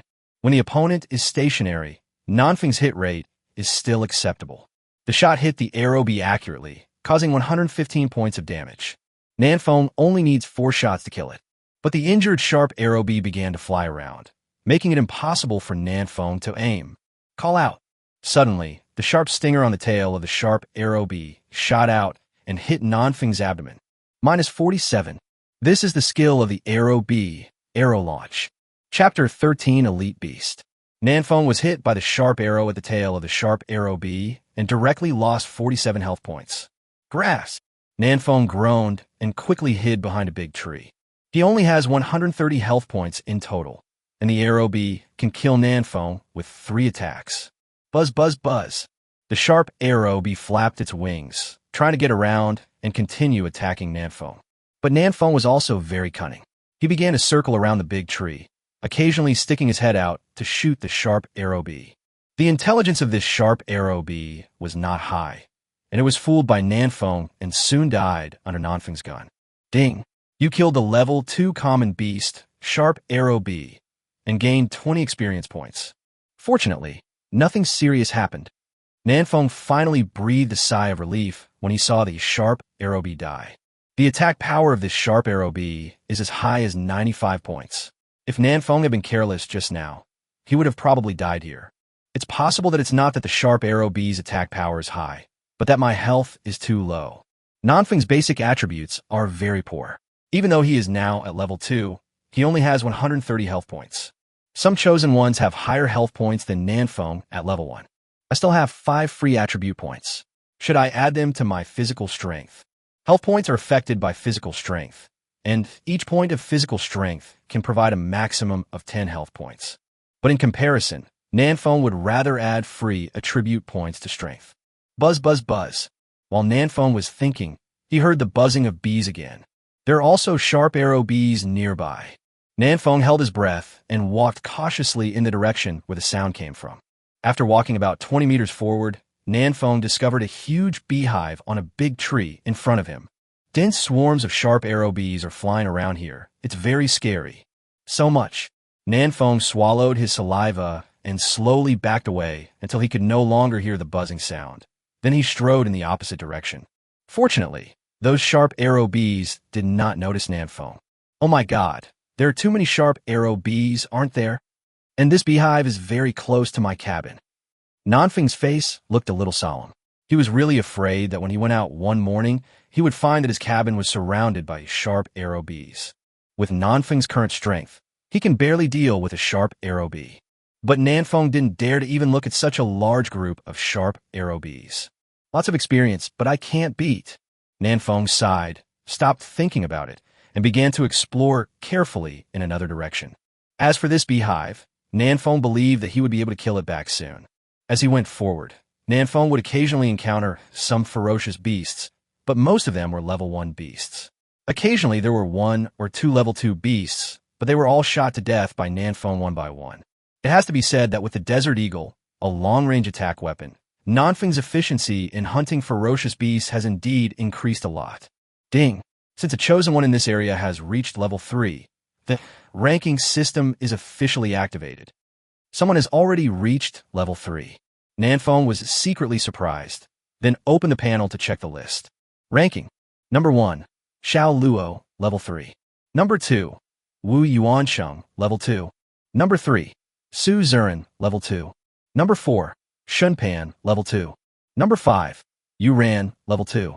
Number 23, South Wind, level 2. Nanfeng thought he was leveling up fast enough, but he didn't expect to be ranked only 23rd. Nanfeng had never seen Xiao Luo, the first-place winner, speak to him in the chat channel. Sure enough, the real big guys don't hang out in groups. What surprised Nanfeng a little was the girl named Yu Ran. As the only girl to make it into the top 10 of the ranking, Yuran's strength should not be underestimated. And in the chat channel, a group of chosen ones were already chatting animatedly. What the hell? I just got up, and the system told me that someone has reached level 3? Is this a joke? Oh my god, I've only hunted 1 beast, and I'm still a long way from level 2. Now there's a big guy who's already level 3. It's really frustrating to compare yourself to others. Is Boss Xiao Luo here? Please take him with you. Oh my god, 55 bosses have already reached level 2? Do you all level up so fast? No more talking, I have to go out and hunt the beasts too. Brother upstairs, I believe you'll be back in 6 minutes. Nanfeng didn't read it any further and quickly closed the chat channel. He needs to continue hunting ferocious beasts to increase his level. Ding! The iron claw rat meat you put on the shelf was sold successfully, and you received 8 stones. Ding! The cuckoo bird meat you put on the shelf was sold successfully, and you received 8 pieces of wood. Nanfeng, who was about to set off, suddenly heard a series of system prompts. It turned out to be the food that was put on the shelves last night. Several batches were sold at once, and a large amount of materials was obtained. Nanfeng glanced at the panel casually and suddenly frowned. The person who exchanged these foods was actually Xiao Luo, who was ranked first on the list. Strange. He's already level 3, so he should have killed a lot of beasts. Why does he still need food? Why does he take so much food? Nanfeng couldn't figure out, so he stopped thinking about it and continued on his road to upgrading. Along the way, the south wind tries to move towards low-lying areas and valleys because water sources are easier to find in these places. Nanfeng hasn't had a sip of water since he got up in the morning. If no water source is found by noon, Nanfeng will have to buy some fresh water from Huang Yuanming. Quack! Quack! Just then, Nanfeng heard the croaking of frogs. The presence of frogs means that there is a high probability of water source nearby. Nanfeng followed the direction of the sound and soon found a pool of water about the size of a basketball court. Unfortunately, the water in the pool showed no signs of flowing. This is dead water. This pool of water is probably formed by the gathering of rainwater. I wonder if drinking it will give me diarrhea? Nanfeng was not very satisfied with this water source. After all, drinking too much stagnant water would do harm to the body. But this is a magical world. If you want to determine whether the water is drinkable, there's a more direct way. Use the Eye of Insight to check. I have to say, this skill rewarded for first kill is really useful. Nanfeng walked to the edge of the pond and activated the skill Eye of Insight. Polluted pond. Rainwater accumulated over time has gathered into this pond, which contains the excrement of various ferocious beasts. Please be careful when drinking it. Sure enough, the result obtained by Eye of Insight was similar to Nanfeng's guess. The water in this pond is not drinkable at all. What a pity, I was so happy for nothing. Nanfeng's expression was a little lost, but soon returned to normal. At the very least, Nanfeng's idea of looking for water source was not wrong. If you can find one water source, you can find a second one. It just takes a little more time. Quack! Quack! At this time, the sound of frogs croaked in Nanfeng's ears again.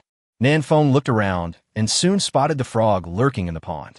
Both of its eyes are as big as ping-pong balls. The frog stared at Nanfeng with its round eyes, which scared Nanfeng so much. Eye of Insight. Nanfeng activated the Eye of Insight again to check the frog's attributes. Poison Swamp Toad. Level. Level 2, Elite Beast. Health, 500/500. Magic points, 160/160. Attack power, 135.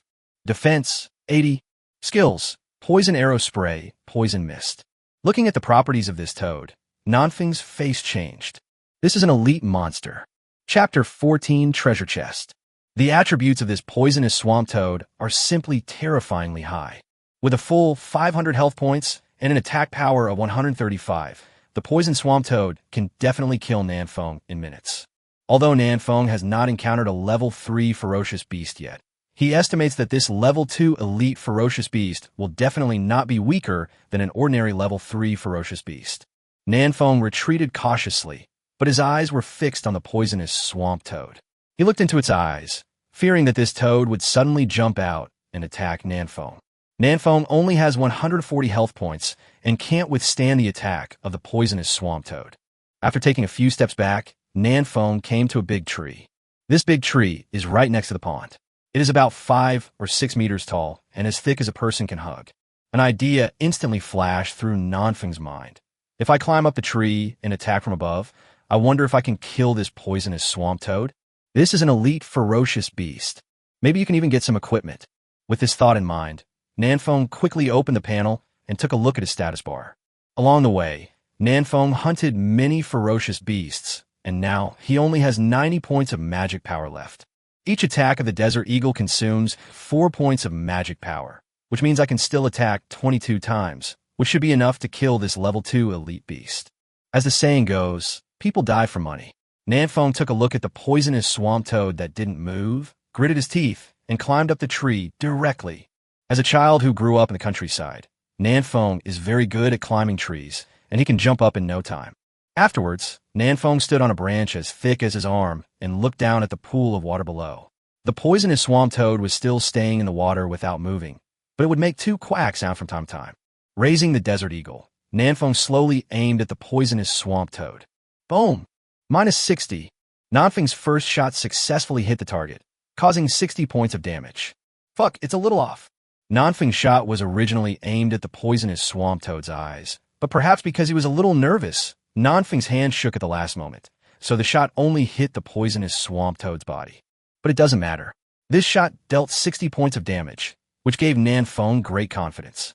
If every shot can hit the target, Nanfeng will only need 9 shots to kill the poisonous swamp toad, and his magic power will be more than enough. Taking a deep breath, Nanfeng quickly adjusted his mood and aimed at the poisonous swamp toad below again. But after the poisonous swamp toad was shot by Nanfeng, it screamed in pain twice, and its entire body dived into the water, tumbling underwater. Soon, the pond calmed down, but Nanfeng had lost any trace of the poisonous swamp toad. It's over, this Rick Bao can hide. This is not good news for Nanfeng. The south wind is in the light, and the poisonous swamp toad is in the dark. He is now in a difficult situation. No hurry, no hurry. I won't move until the enemy doesn't move. Nanfeng stood on the tree trunk, keeping a close eye on the movements below, his mind tense. Not long after, Nanfeng discovered a small bubble emerging from the pond. Nanfeng's eyes lit up. This is most likely the poisonous swamp toad breathing. Boom! Nanfeng aimed the Desert Eagle at the place where the bubbles appeared and fired decisively. -60. Faint red numbers emerged from the bottom of the water, and Nanfeng couldn't help but feel happy. Got it. Quack. After being hit by another bullet, the poisonous swamp toad was obviously a little angry and emerged from the pool with a whoosh. According to its not-so-high IQ, since it would be hit even if it hit underwater, it might as well come out and fight head-on. Nanfeng was so happy that he saw the target no longer hiding. He raised the Desert Eagle and fired 3 shots in a row. -60. Miss. Weakness attack, -90. 2 of the 3 shots hit, and one of them triggered the weak point attack. There are still 230 health points. Nanfeng quickly calculated the amount of blood of the poisonous swamp toad in his mind and felt relieved. The opponent's health has been reduced by half. Quack! At this moment, the poisonous swamp toad suddenly jumped out of the water. Its body was as big as a basketball and covered with densely packed small bumps, which made Nanfeng feel nauseous. This poisonous swamp toad jumped more than 2 meters high, and spat out a mouthful of dark green thick phlegm towards the south wind.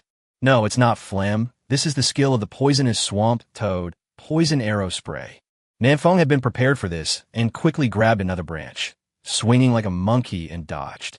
But his speed was still a little slow, and the poison arrow successfully hit Nanfeng's left calf. -87.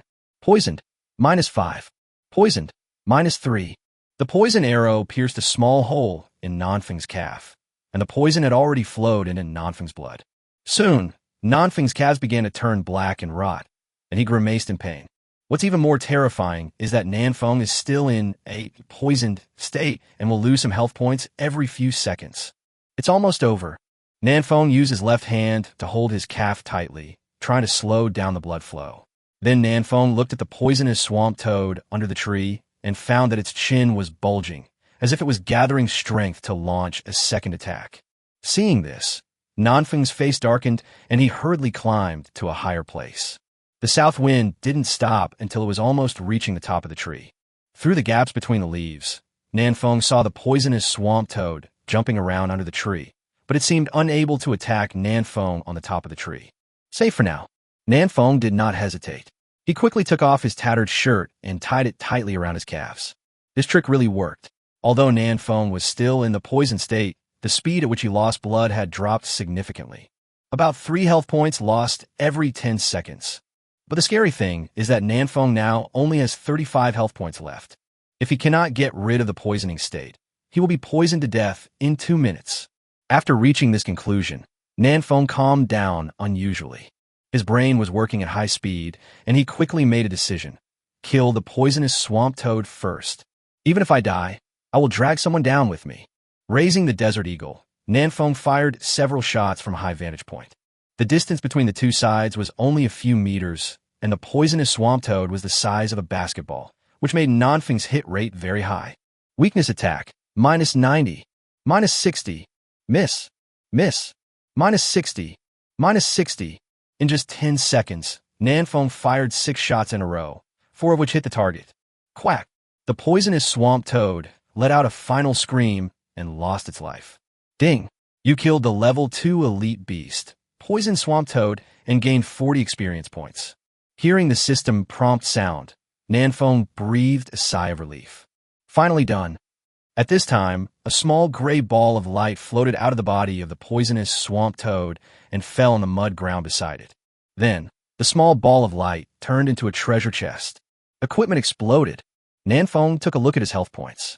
There were only 29 points left, and he could only last about 100 seconds.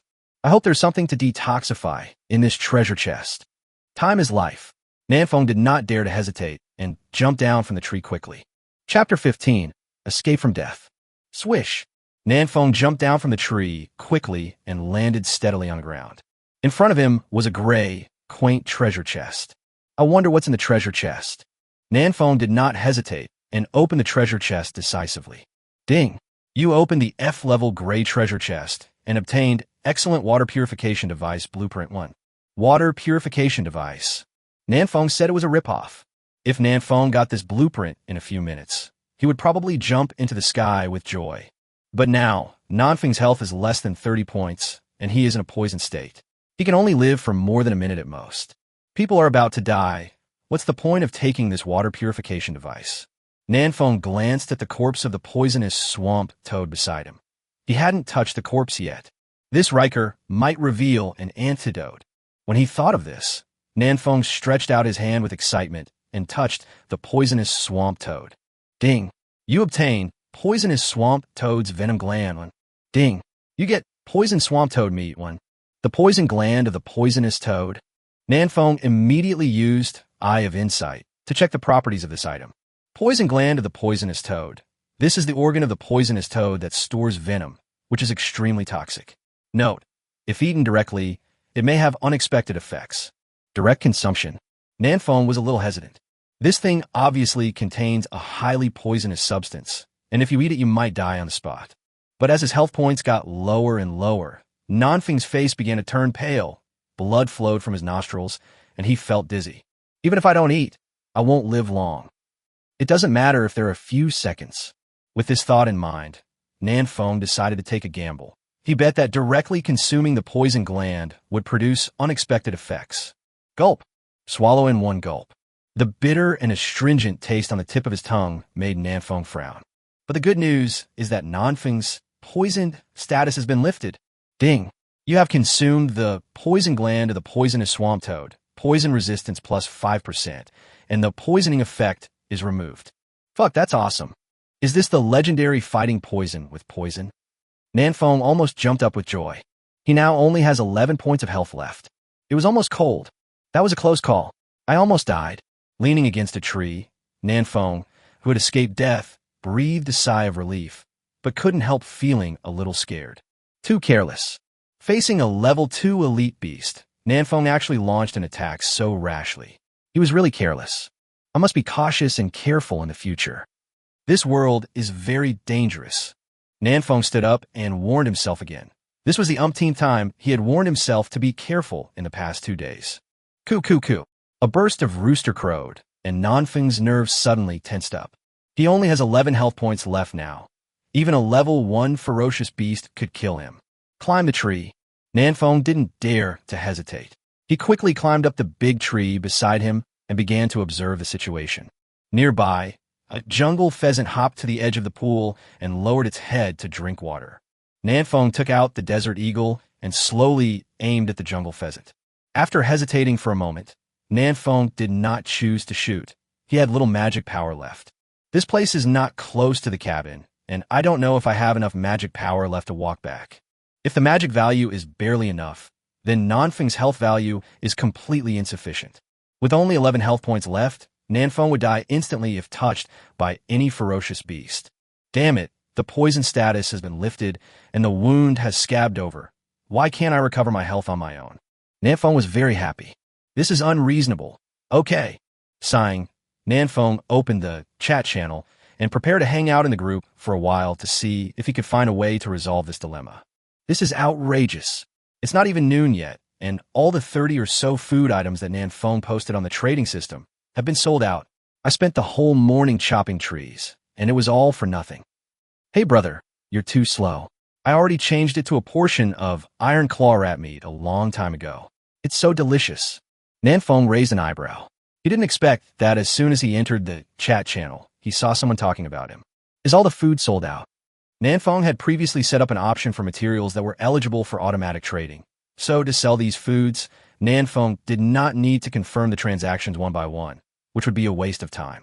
At this time, Nan Feng looked at his backpack and found that there were indeed a lot more materials in the backpack. Wood, 231, stone, 171. Wow, we already have enough materials to upgrade the cabin, and even more. But I don't dare go back now. You can earn money, but not spend it.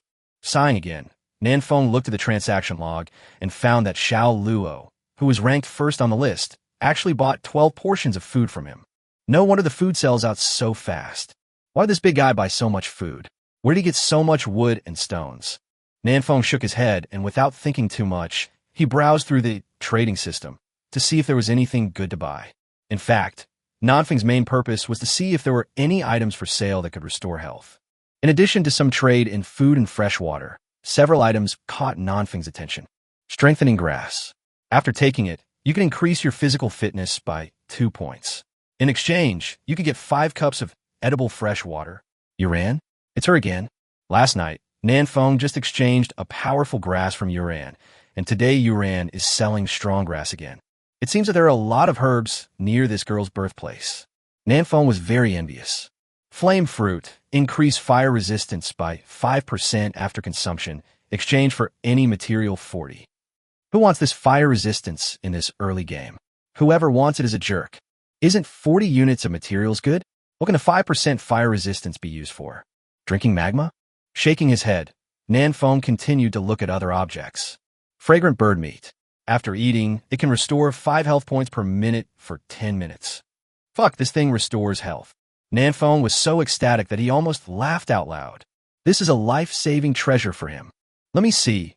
In exchange for any material 50? So expensive. It restores 5 health points per minute for 10 minutes, which means it can restore 50 health points.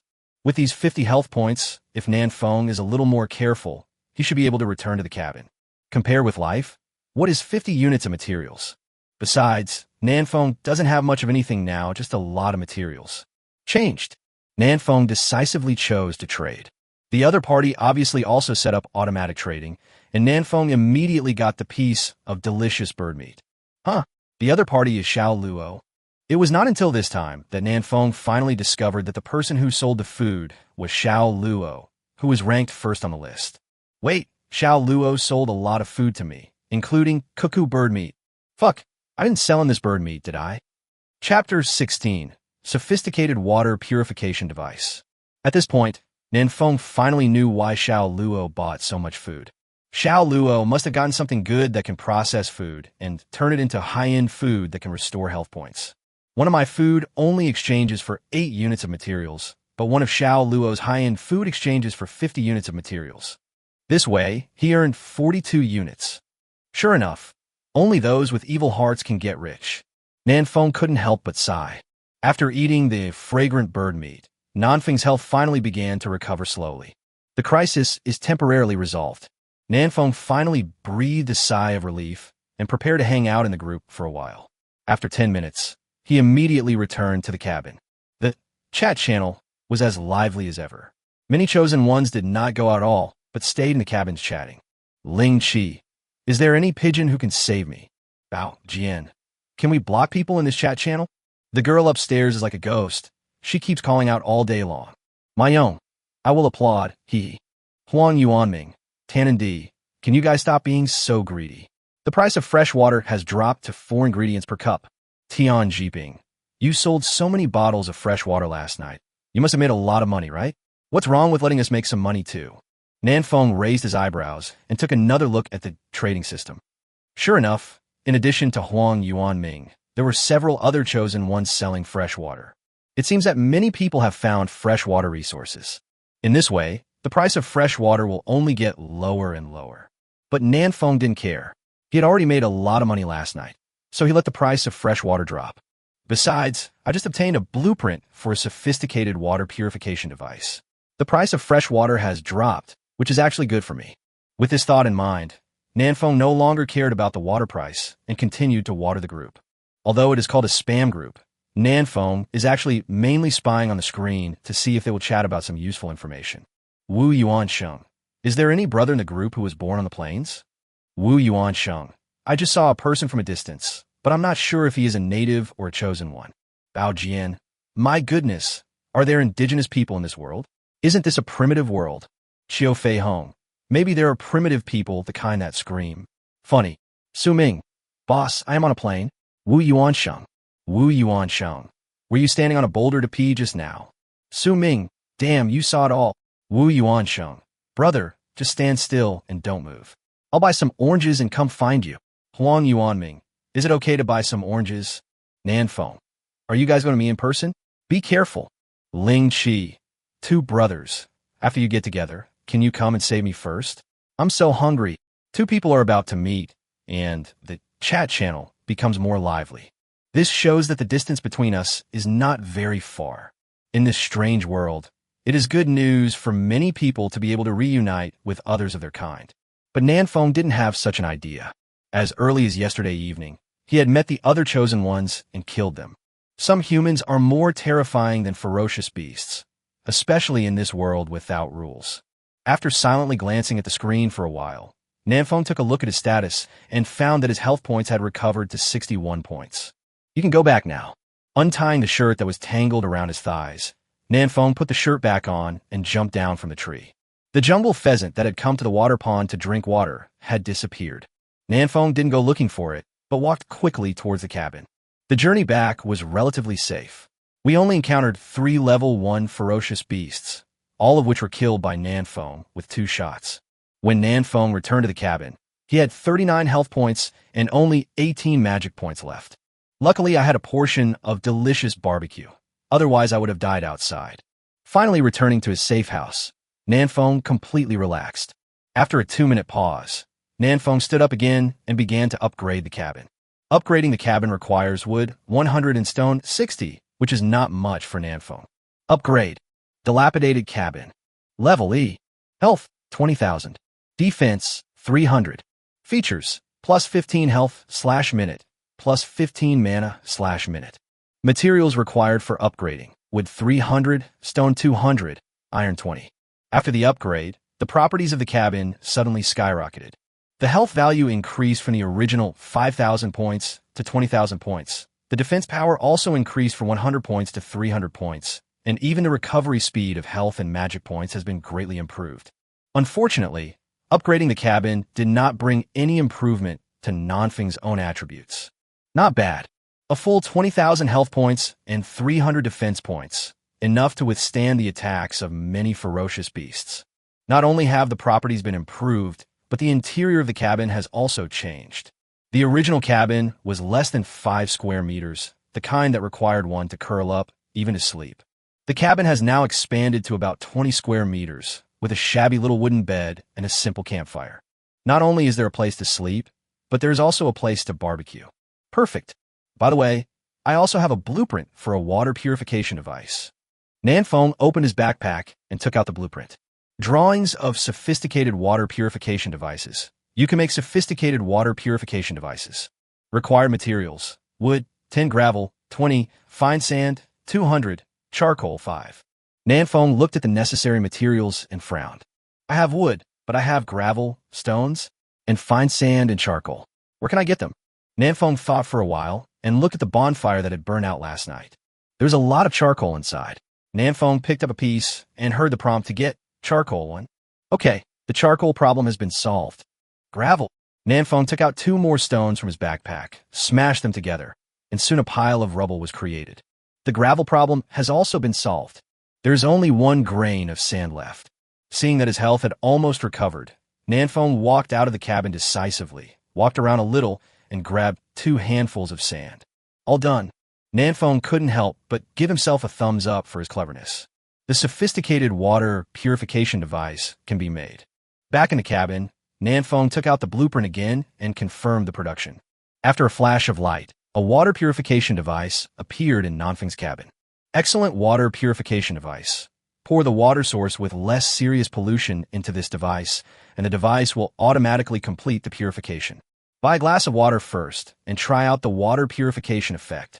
Nanfeng opened the trading channel and spent 4 units of materials in exchange for a glass of fresh water. Afterwards, Nanfeng poured the fresh water into the sophisticated water purification device and waited quietly for it to complete the purification. About 10 minutes later, a cup of clean fresh water appeared in the collector under the device. Nanfeng took out the collector and used I have insight to check it out. Clean fresh water. This is very clean fresh water. In this crisis-ridden world, it is extremely difficult to find such clean water. After consumption, 5 points of magic power will be restored every minute for 10 minutes. Nanfeng is happy. Hey guys, can't you just return the mana potion? Chapter 17. Continue to die. The water purified by the water purification device can restore magic power. This is good stuff. By peeking at the screen in the chat channel over the past 2 days, Nanfeng knew that at this stage, most long-range weapons require the consumption of magic power. For example, bows and arrows, crossbows, slingshots, and Nanfeng's Desert Eagle. Even if you want to throw a weapon like a javelin, you need to consume 5 points of magic power. In fact, this is normal. After all, in this early stage, the chosen one who uses melee weapons will face much greater dangers. If there are no restrictions on long-range weapons, it would be too unbalanced. But this isn't a game. Why should it be balanced? Nanfeng shook his head and stopped thinking about it. He planned to purify more fresh water and sell it in the trading system. As for the price, it's the same as Xiao Luo's food, 1 portion for every 50 units of material. One restores health, the other restores mana. This makes sense. However, Nanfeng's target audience is relatively smaller. At present, only those whose innate magic weapon is a long-range weapon can buy Nanfeng's mana recovery potion. He also bought 10 cups of fresh water in the trading system, spending a total of 40 units of materials on Nanfeng. Afterwards, Nanfeng poured all the not-so-clean fresh water into the water purification device. It took about 10 minutes to purify 200 milliliters of water. That's about 1,000 milliliters per hour, which is not bad. Nanfeng thought about it, took out a few empty wooden cups, and did a few experiments. Later, Nanfeng discovered that at least 100 milliliters of clean fresh water was needed to restore magic power. If it is less than 100 milliliters, you can only drink it as water. Yes, if 100 milliliters can be exchanged for 50 portions of materials, then I just bought almost 2,000 milliliters. Fuck, can't this be exchanged for 1,000 units of materials? This is too cruel. Huge profits. This is too much profit. Nanfeng patted his belly happily. Unfortunately, the blue potion didn't sell so well this time. It was almost noon. Nanfeng had been walking outside for the whole morning, and his stomach was growling with hunger. Eat something first, and then go out to hunt ferocious beasts in the afternoon. Now that I have water that can restore my magic power, I don't have to go back to the cabin every now and then. Make a fire and cook. Nanfeng took out a portion of red-eyed rabbit meat and slowly roasted it. The barbecue smelled delicious, but the smoke was so thick that Nanfeng could hardly open his eyes. Fortunately, after the cabin was upgraded, an extra window was added, and Nanfeng could open the window for ventilation. The water purification device was still working nonstop. Nanfeng drank 2 sips of the purified water and felt that it was indeed much more delicious. And the water is blue again. Ding, ding, ding. While waiting for the rabbit meat to be cooked, Nanfeng's tactical watch rang. When I opened it, it was a message from Lu Daqiang. Lu Daqiang, Boss Nanfeng, I cut another 30 units of wood this morning. Will you take it? Nanfeng collect. Nanfeng took a look at the trading system and found that one piece of food was still worth 8 units of materials. Yesterday, Nanfeng promised to purchase Lu Daqiang's timber at a price slightly higher than the market price, on the condition that Lu Daqiang gave priority to selling the timber to him. Nanfeng, how about this? I'll use 5 portions of food to exchange for your 30 units of wood. Is that okay? Lu Daqiang, sure. The boss is very generous. At normal prices, 30 units of wood cannot even exchange for 4 portions of food. The south wind has given a lot. But the demand for wood is huge in the early stages, and Nanfeng never has too much, so he will take as much as he can. After all, upgrading the cabin to the next level requires 300 units of wood. Nanfeng, come on, let's trade. Lu Daqiang, okay. Nanfeng looked at his backpack, took out iron claw rat meat, 2, and 5-bellied snake meat, 3, and traded them to Lu Daqiang. As for the red-eyed rabbit meat and jungle pheasant meat in the backpack, Nanfeng decided to keep them for himself. Lu Daqiang, thank you, boss. I wish you a big fortune. Nanfeng, you're welcome. It's a pleasure to work with you. Lu Daqiang is a ruthless man who can collect 30 units of wood in one morning. Maybe he can become a timber tycoon in the future. Nanfeng decided to get on good terms with him first. The food soon started to emit hot and fragrant steam. Nanfeng's appetite was aroused, and he began to eat it in big mouthfuls. This rabbit meat is really chewy. Let's try the pheasant meat tonight and see how it tastes. Halfway through the meal, Nanfeng took 2 sips of purified fresh water, feeling comfortable and hipster. Drinking 50 units of mana recovery potion as if it were water, the happiness of rich people is so simple and unpretentious.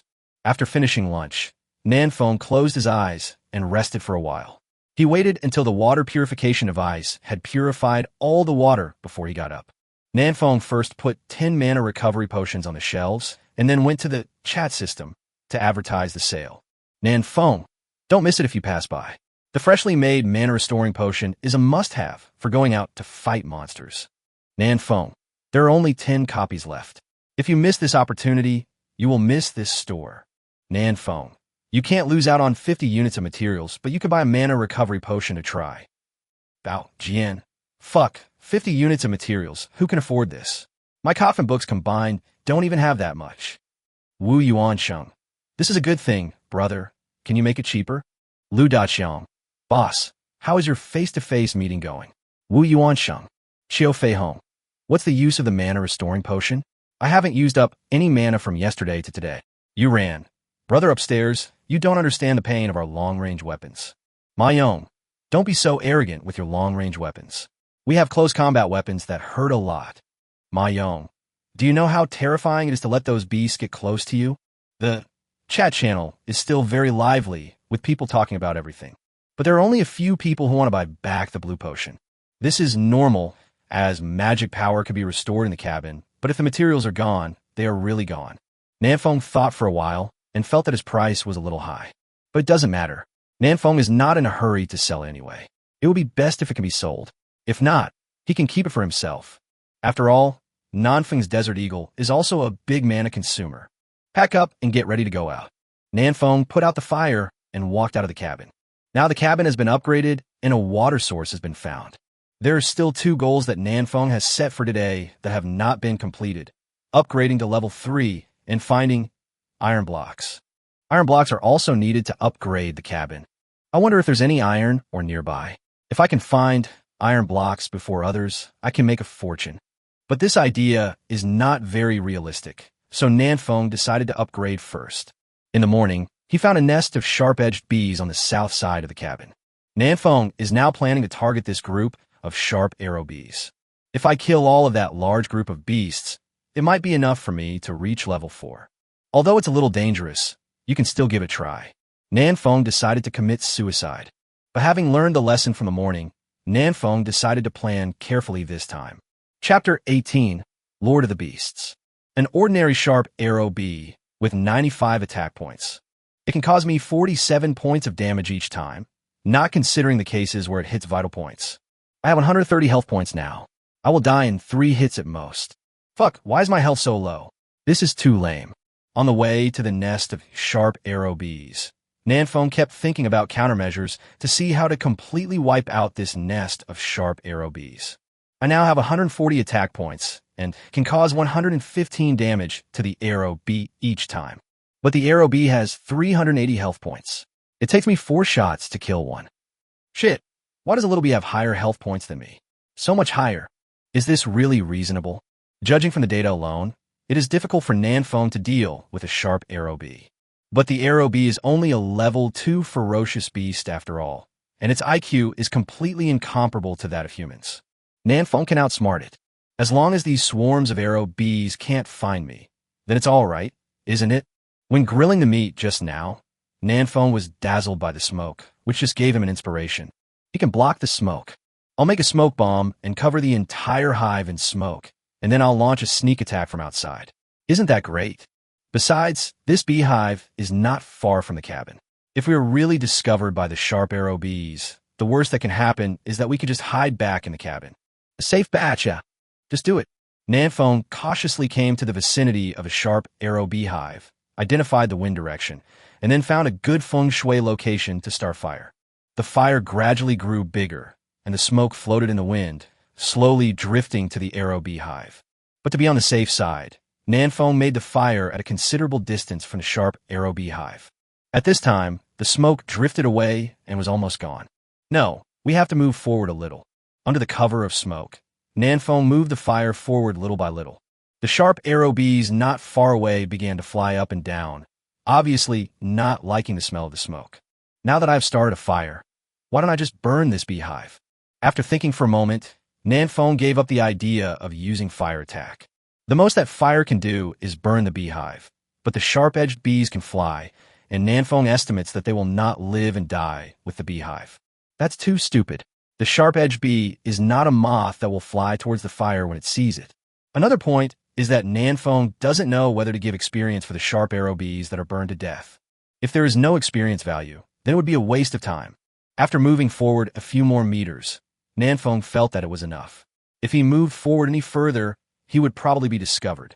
Under the cover of the smoke, Nanfeng retreated cautiously, quietly waiting for the breeze to carry the smoke into the sharp arrow hive. After a while, the entire sharp arrow hive was covered in smoke.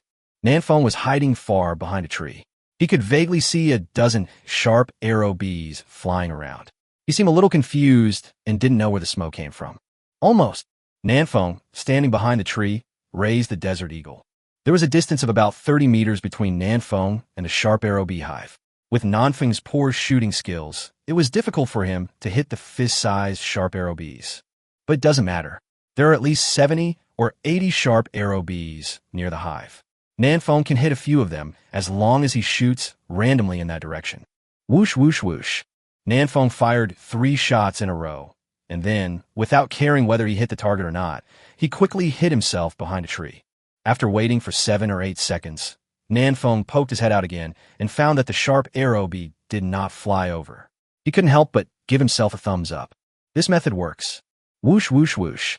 3 more shots were fired in succession. This time, Nanfeng saw a light red number floating in the direction of the beehive. -115. Only one bullet hit him. Moreover, Nanfeng didn't know which one he hit, let alone whether he could hit the same one with the next shot.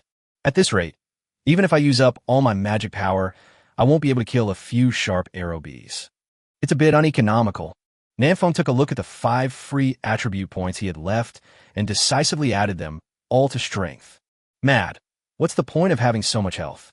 Ainan will just output violently. After adding points, Nanfeng's strength has reached 33 points and his attack power has reached 165 points. This shot is enough to cause 140 points of damage. This improvement may not seem high, but considering Nanfeng's current situation, it is an extremely huge improvement. Before adding points, Nanfeng needed 4 shots to kill a sharp arrow bee. But now only 3 shots are needed. I am now playing the lottery. There are dozens of sharp arrow bees in this smoke. I have to hit the same one 3 times to gain experience. Nanfeng took out a cup of mana-restoring potion from his backpack, swallowed it in one gulp, and slowly restored his mana, preparing for a protracted battle. In his backpack, there was also 1,000 milliliters of mana recovery potion, which could restore a full 500 mana points. To put in context, this is equivalent to 125 shots. Then, Nanfeng began to fire 1 shot at a time, making sure that each shot hit the area around the beehive and not miss the target too far. Of course, just in case, Nanfeng always keeps his magic power above 50 points to avoid any emergencies. Fortunately, the IQ of these sharp arrow bees is not high, so Nanfeng was forced to activate the bug-exploiting monster-killing mode. Whoosh, whoosh, whoosh, shot after shot. Finally, after firing countless shots, Nanfeng heard the sound he had been dreaming of. Ding! You killed the level 2 common beast, sharp arrow bee, and gained 20 experience points. Nice! This method really works.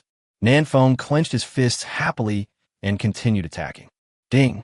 You killed the level 2 common beast, sharp arrow bee, and gained 20 experience points. Ding! You killed the level 2 common beast, sharp arrow bee, and gained 20 experience points. Ding! You killed the level 2 common beast, sharp arrow bee, and gained 20 experience points. After killing 11 sharp arrow bees in a row, Nanfeng faced a new problem. His magic power was running out. This shouldn't be the case. How come I'm out of mana after killing only 11 of them? I was hit by more than 80 bullets. Nanfeng roughly calculated the number of his hits by the light red numbers that appeared from time to time in the distance. Does that mean most of them were crippled by me? I just didn't kill them. Because of the heavy smoke, Nanfeng couldn't see clearly what was happening near the sharp arrow beehive. After taking a look at his status bar, Nanfeng was a little speechless. Level 2, 387/400. Health, 130/130. Magic points, 48/190. Kill 1 more, and you can reach level 3. I still have 48 points of magic power. How about firing 2 more shots? Nanfeng originally used this remaining magic power to deal with emergencies. But now he's only 13 experience points away from leveling up, and Nanfeng can't resist the temptation. Going back to replenish magic power at this time, is that what a real man should do? A real man should fight to the end, leaving nothing behind. With this thought in mind, Nanfeng raised the Desert Eagle again. The last 2 shots? No, 3 shots. I really need to save the remaining magic power, so as not to encounter danger on the way back. Whoosh! The first shot. -140. I got hit, but I didn't die. Nanfeng fired another shot without hesitation. Weakness attack. -280. I got hit again, but I'm still alive. The swarm of sharp arrow bees in the distance seemed to be crazy, flying around everywhere, and seemed very angry. Nanfeng didn't care about that. He aimed at the location of the beehive based on his feeling and fired another shot. Weakness attack. -280. Ding! You killed the level 2 Lord Beast, Arrow Queen Bee, and gained 80 experience points. Nanfeng was stunned. Chapter 19 Top 10. Ding! You killed the level 2 Lord Beast, Arrow Queen Bee, and gained 80 experience points. Ding! Congratulations! You have successfully reached level 3. Ding! Your strength plus 5 points. Ding! Your agility plus 5 points. Ding! Your physical strength plus 5 points. Ding! Your energy plus 5 points. Ding! You get 5 free attribute points. Announcement. The Chosen One Nanfeng successfully killed the level 2 Lord level beast, Arrow Queen Bee. As the first Chosen One to kill a level 2 Lord level beast in this area. Rewards. Reputation +1. Stamina +4. The sudden series of announcements stunned Nanfeng. There was a Lord level beast in this beehive, and I killed it. Nanfeng came to his senses and quickly guessed the truth of the matter.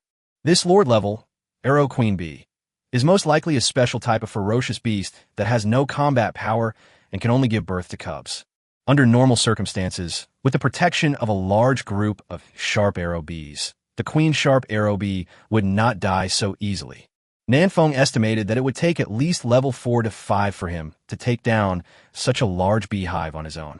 But Nanfeng found a bug this time and took advantage of the low IQ of the arrow bee. Combined with the smoke blocking method, he activated the monster killing mode and successfully killed the arrow bee queen. This would be considered an explosion of good luck. I don't know if I stepped in dog poop when I went out, but I'm so lucky.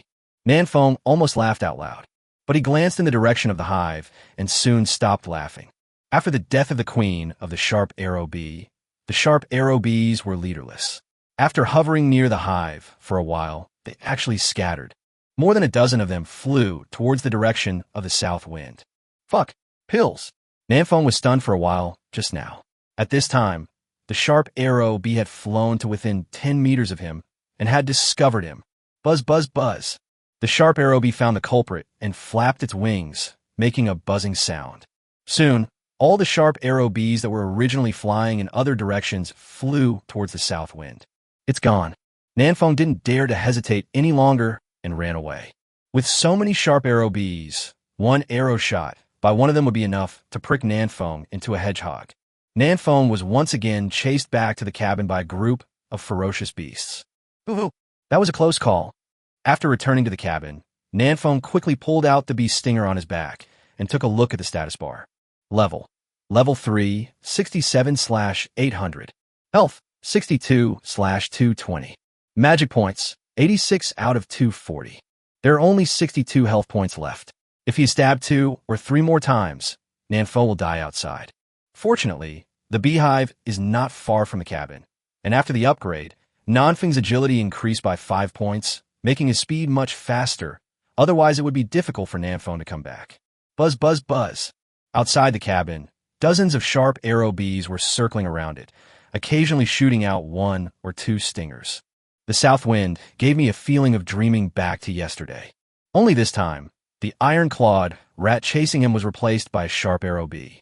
Unfortunately, I'm dizzy and can't even stand steadily. Otherwise, I can gain a lot of experience. The sting of the arrow bee has a psychedelic effect, causing Nanfeng to see overlapping phantoms in front of his eyes. In this state, it is difficult for him to hit the arrow bee flying in the air. Instead of wasting magic power, it is better to take a rest first. The upgraded cabin can restore 15 health and mana points per minute. It only took a dozen minutes for Nanfeng to revive with full health and full status. Kill monsters, kill monsters.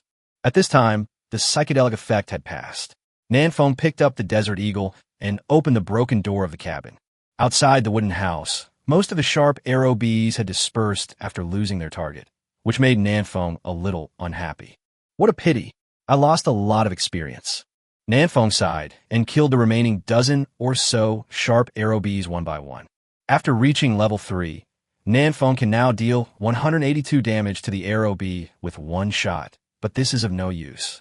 Because the arrow bee has 380 health points, Nanfeng still needs 3 shots to kill one. The arrow queen bee I just killed is a lord level beast. It is likely to drop equipment. I have to go check its corpse.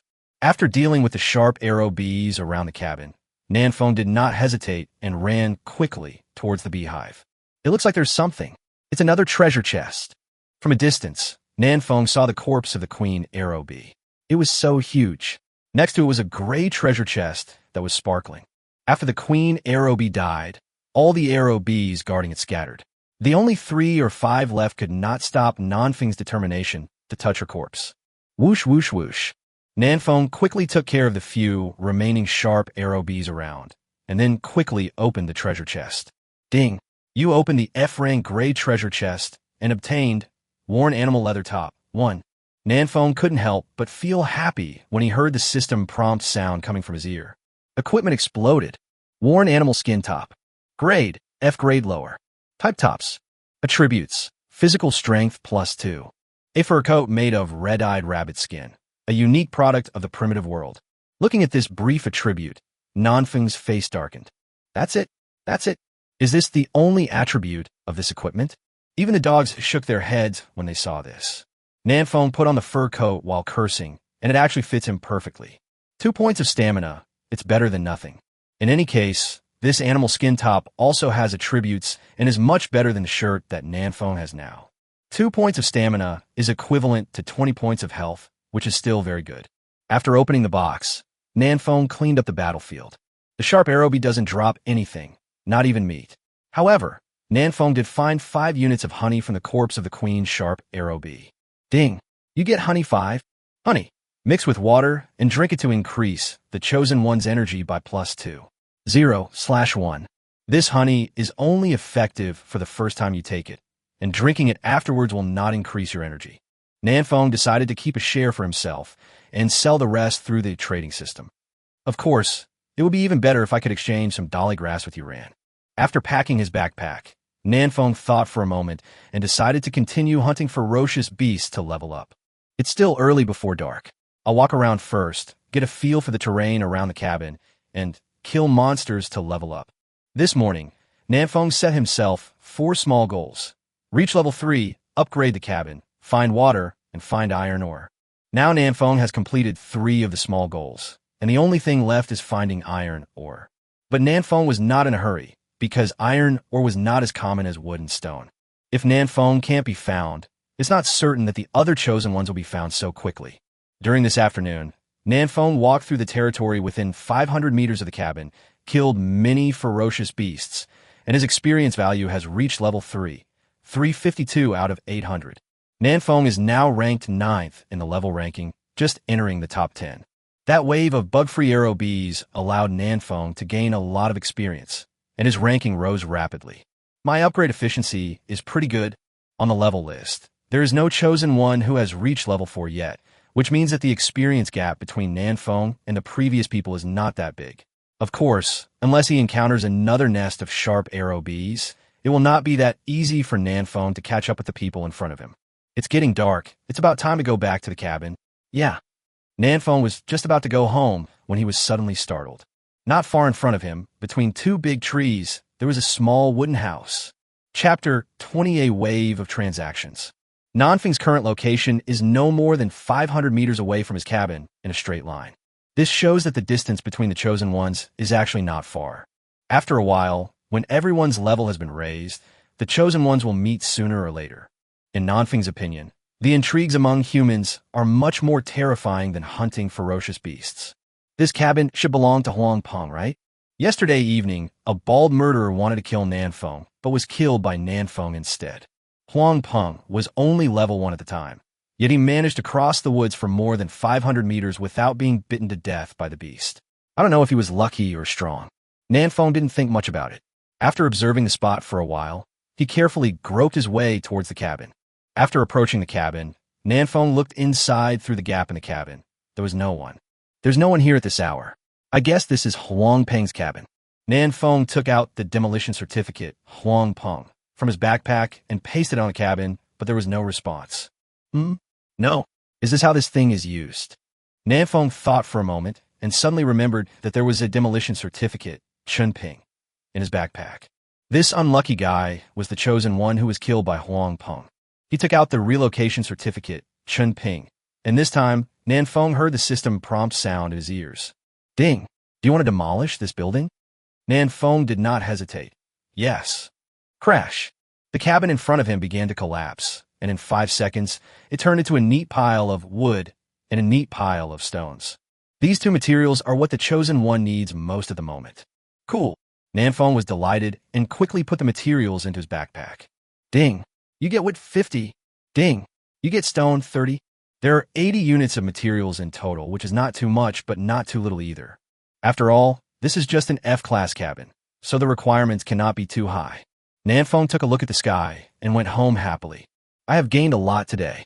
Nanfeng needs to sort it out and sell the things that need to be sold. He will also go to the trading channel to buy some things to further improve his strength. When in the wild, Nanfeng's spirit was always in a tense state. He had to be on guard against the movements around him at all times, fearing that a ferocious beast would suddenly jump out and give him a sliding tackle. After returning to the cabin, Nanfeng could finally relax. Make a fire and grill the meat. Nanfeng quickly built a bonfire and put a piece of jungle pheasant meat on it and started roasting it. He was not idle during the barbecue and opened the chat channel to chat with netizens. Shun Pan, it happened in a flash. At this critical moment, I will unleash my full potential and deliver a brilliant Ultraman fist to the bloodthirsty wolf. Shun Pan. As we all know, the nose is a very fragile organ. Even though the bloodthirsty wolf is a level 5 beast, it was still knocked back several steps by my punch and howled in pain. Shun Pan. Such a good opportunity. How could I let it go? Shun Pan. I will immediately use a Lagrange flying kick, followed by a fatal sliding tackle, and then an A followed by an E followed by an outer circle scrape. As soon as he opened the chat channel, Nanfeng saw a chosen one named Shun Pan writing a short essay. The entire chat channel was flooded with his messages. Wow, a level 5 ferocious beast. A bloodthirsty wolf. Nanfeng was secretly shocked. This Shun Pan killed a level 5 ferocious beast? Awesome. In the chat channel, Shun Pan. I fought the bloodthirsty wolf for 300 rounds. Victory was in sight, but I didn't expect it to shake its head. Shun Pan. I saw it howl to the sky, calling over a group of wolf friends. Shun Pan. A good man will not suffer a loss in front of him. I have no choice but to let it live and return triumphantly. There was silence in the chat channel for a while, and finally other chosen one spoke up. Bao Jian. Returning in triumph? I saw you hiding back in your cabin in a panic, right? Wu Yuansheng. Good fellow, I thought you really hunted a level 5 beast. I didn't even dare to breathe, for fear of affecting your operation. You ran. Master Shun Pan is really amazing, as he can fight a level 5 beast for 300 rounds. Tian Jeeping. Ha, you guys believe this nonsense? What about Ultraman Shining Fist Lagrange Flying Kick? Isn't it obvious that this is made up? Shun Pan. Don't worry about these details. The key point is that I really encountered a bloodthirsty wolf today and almost killed it. Tell me if I'm awesome or not, right? Nanfeng. Boss is awesome. Nanfeng responded very cooperatively. Just now, Nanfeng took some time to take a look at the level ranking list and found that Shun Pan was ranked 3rd. His strength should be quite strong. It is possible that he really encountered a level 5 ferocious beast, the bloodthirsty wolf. But whether he killed the bloodthirsty wolf or the bloodthirsty wolf killed him is debatable. Lu Daqiang. Wow, Boss Nanfeng is finally online. Huang Yuanming. Nanfeng, brother, I heard that you killed a level 2 Lord Beast. Did it drop any artifacts? Wu Yuansheng. Is the Lord level beast strong? Also, what is the reputation you gained for? Yuran. Nanfeng, boss, can you make your magic potion cheaper? As soon as Nanfeng said something, a bunch of people him and asked him all kinds of questions. What? How do they know that I killed a Lord-level beast? Nanfeng thought about it for a while and then remembered. When the Arrow Queen Bee was killed, the system issued a regional announcement, and all the chosen ones in the area heard it. Chat channel. It exploded at that time, with a large group of people Nanfeng, but it was a pity that Nanfeng didn't even watch it. Oh, I was so focused on killing monsters and leveling up that I didn't even check the chat channel and missed a chance to show off. Nanfeng scratched his hair in annoyance, and then began to answer questions from other chosen ones. Nanfeng, Huang Yuanming, I got a dragon-slaying sword. One sword is worth 999, so nice. Nanfeng, Wu Yuansheng, the Lord-level beasts are very powerful. I suggest you don't provoke them. Leave them for me to kill, funny. I don't know what the reputation is for yet. I'll study it when I have time. Nanfeng, you ran my dear sister. Let's chat privately. Nanfeng, hello bosses, I put a lot of food on the shelves again. The price is fair and I don't cheat anyone. Hurry up and grab it. There's also honey that can increase 2 points of energy. There's only one. If you want it, please private message me. The highest bidder wins. Within 2 seconds of sending the message, Nanfeng received a lot of private messages. Lu Daqiang, Boss Nanfeng, do you need more wood? I cut a lot this afternoon. Nanfeng, yes, unlimited. Huang Yuanming, brother, please leave me a portion of honey. I know you must have more than one. Nanfeng, you discovered all this. Huang Yuanming. Can it be cheaper? I'm very poor now. Nan Feng. Let me see what other people are offering, and then I'll give you a 9.8% discount. Huang Yuanming. Wu Yuansheng. Brother, can you sell me 50 pieces of honey? Nan Feng. Boss, you are so generous. Let's do the deal now. Nan Feng took a look at other people's private messages and saw that 50 pieces of materials was the highest price, so he decisively chose to trade. Today is the second day after traveling through time. The chosen ones have a lot of materials stored in their backpacks, but most of them keep the materials to upgrade their own weapons, upgrade their cabins, or exchange them for food. Not many of the chosen ones would choose to exchange the materials for honey. After all, honey increases energy, not strength. In this early stage, energy is definitely not as important as strength. Yuran, good brother, would you like to exchange the sedge for honey? Nanfeng was delighted, thinking that this girl really had some strong grass. Strength grass is a good thing that can add 2 points of strength, which is much more valuable than honey. Nanfeng, good sister, I didn't exchange 100 materials offered by others. I'm just waiting to leave them for you. Yuran, hee, men's mouths are deceiving. Yuran, Wu Yuansheng is showing off in the chat channel. He bought the only piece of honey with 50 materials. Nanfeng touched his nose awkwardly. Nanfeng, don't worry about these details, dear sister. Let's make a deal. Chapter 21, Jungle Tree Spirit. The deal was done quickly. Ding, you get strong grass 1.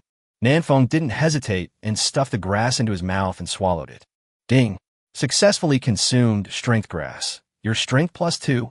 You have developed resistance to strong grass, and continuing to consume will no longer improve its properties. It's a pity that this thing has drug resistance. Otherwise, I would eat it every day and become a god. Nanfeng had an unrealistic fantasy. Yuran, good brother, can you make your magic potion cheaper? 50 ingredients are too expensive.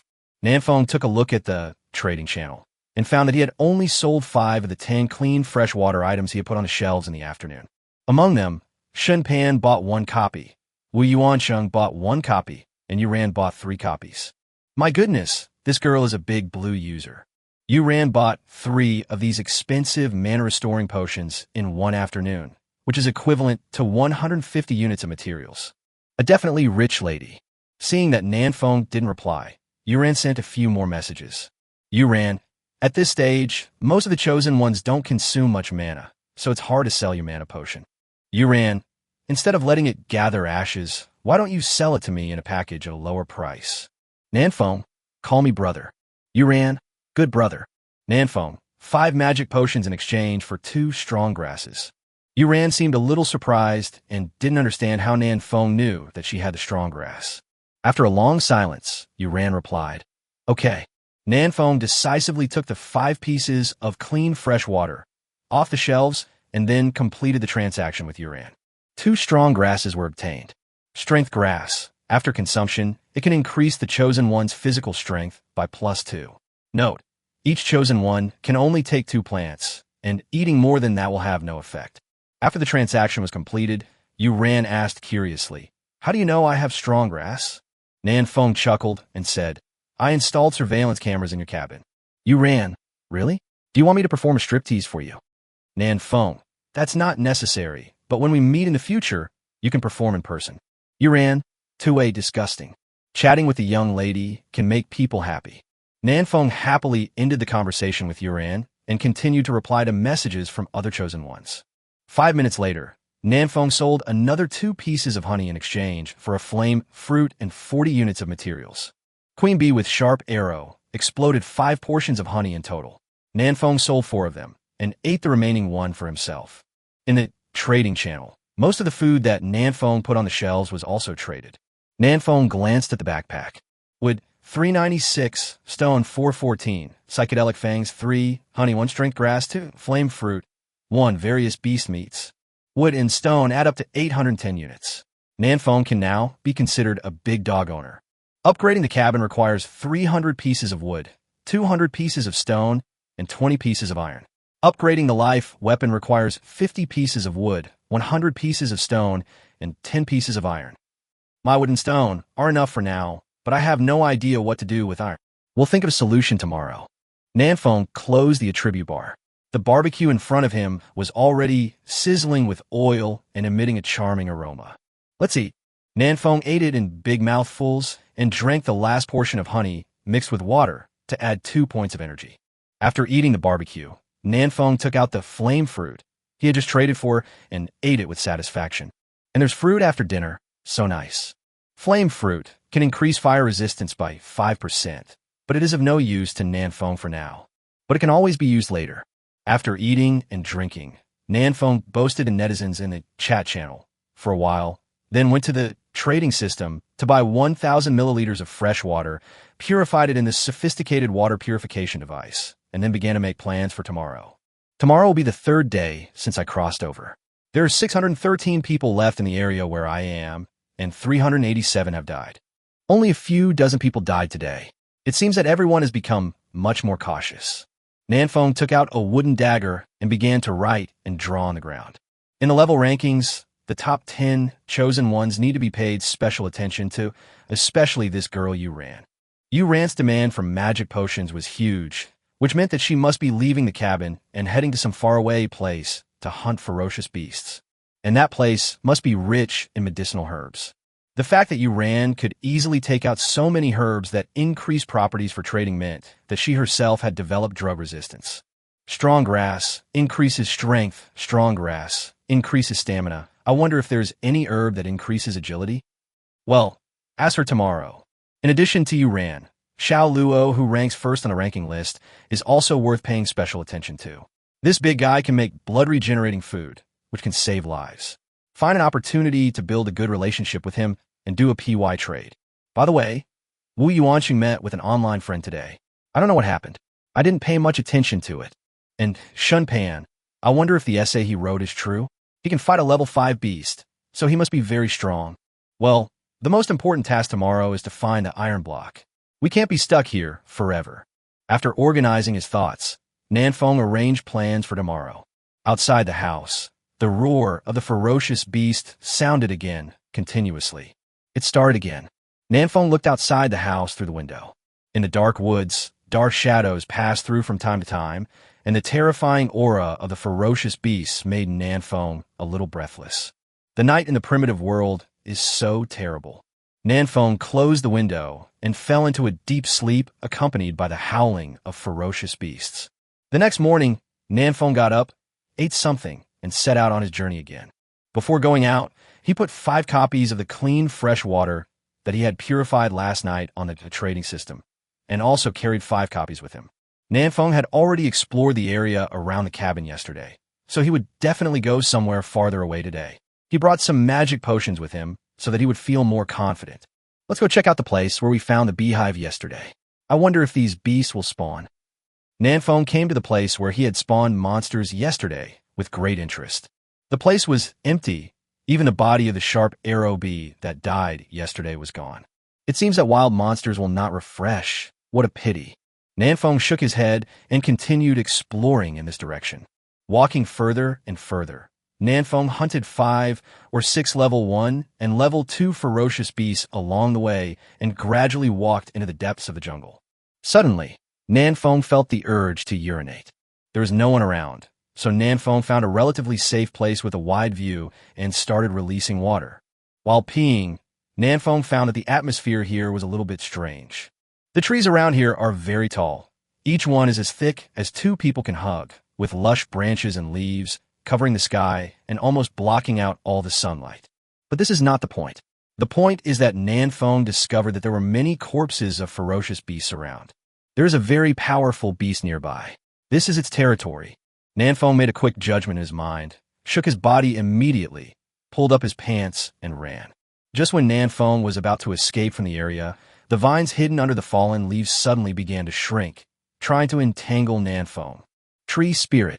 Nanfeng was startled and jumped quickly, avoiding being strangled by several vines. Whoosh, whoosh, whoosh. Nanfeng fired randomly at the surroundings, and magic bullets flew out of the gun. About 40 or 50 meters away from Nanfeng, a light red -1 floated out from a giant tree. It hit. I have insight.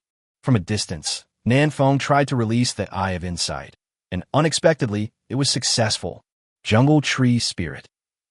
Chapter 22 Map Function Enabled. Jungle Tree Spirit. Grade. Health. Magic Value. Skill. A series of question marks left Nanfeng stunned. How can I play when I go out and encounter a ferocious beast that is full of question marks? Fortunately, Nanfeng reacted quickly and escaped early. Otherwise, he would have become a pile of fertilizer now. Even so, Nanfeng was hit in the face by one of the vines and lost 185 health points. So painful. Nanfeng covered his bloody face with one hand and ran wildly. The vines of the jungle tree spirit were only about 50 or 60 meters long, and Nanfeng had quickly escaped from its attack range. The vines behind Nanfeng were dancing wildly, making bursts of breaking sounds in the air. The duck that was about to be caught flew away, and the jungle tree spirit was very angry. I'm trapping your monkey. Nanfeng turned around, cursed, and raised his middle finger at the jungle tree spirit. As if it sensed that the south wind was cursing it, the branches and leaves of the jungle tree spirit continued to tremble, and a trunk 2 or 3 meters thick actually slowly crawled out of the soil. Fuck, it can actually move on its own. Nanfeng didn't dare to stay any longer and ran for his life. Nanfeng ran all the way back to the cabin and hid behind the window and observed for a long time. He was relieved when he found that the jungle tree spirit did not chase him. This jungle tree spirit is no more than 2 kilometers away from my cabin. It's too close. Nanfeng felt that there were dangers everywhere around his cabin. I don't know if it's the same for other chosen ones. The east direction is blocked. When health is restored, we will go to the south to have a look. The south is where the poison swamp toad was discovered before. Nanfeng decided to go in this direction to see if there would be any gains. During the break, Nanfeng opened the chat channel again. At this time, the chosen ones were either hunting ferocious beasts, chopping trees, or picking up stones. There were no one in the chat channel. Ling Chi. Is there any kind-hearted pigeon who can save me? I'm so hungry. This girl named Ling Chi has been calling out in the chat channel for 3 days. Nanfeng can't help but admire her perseverance. This is really a good one.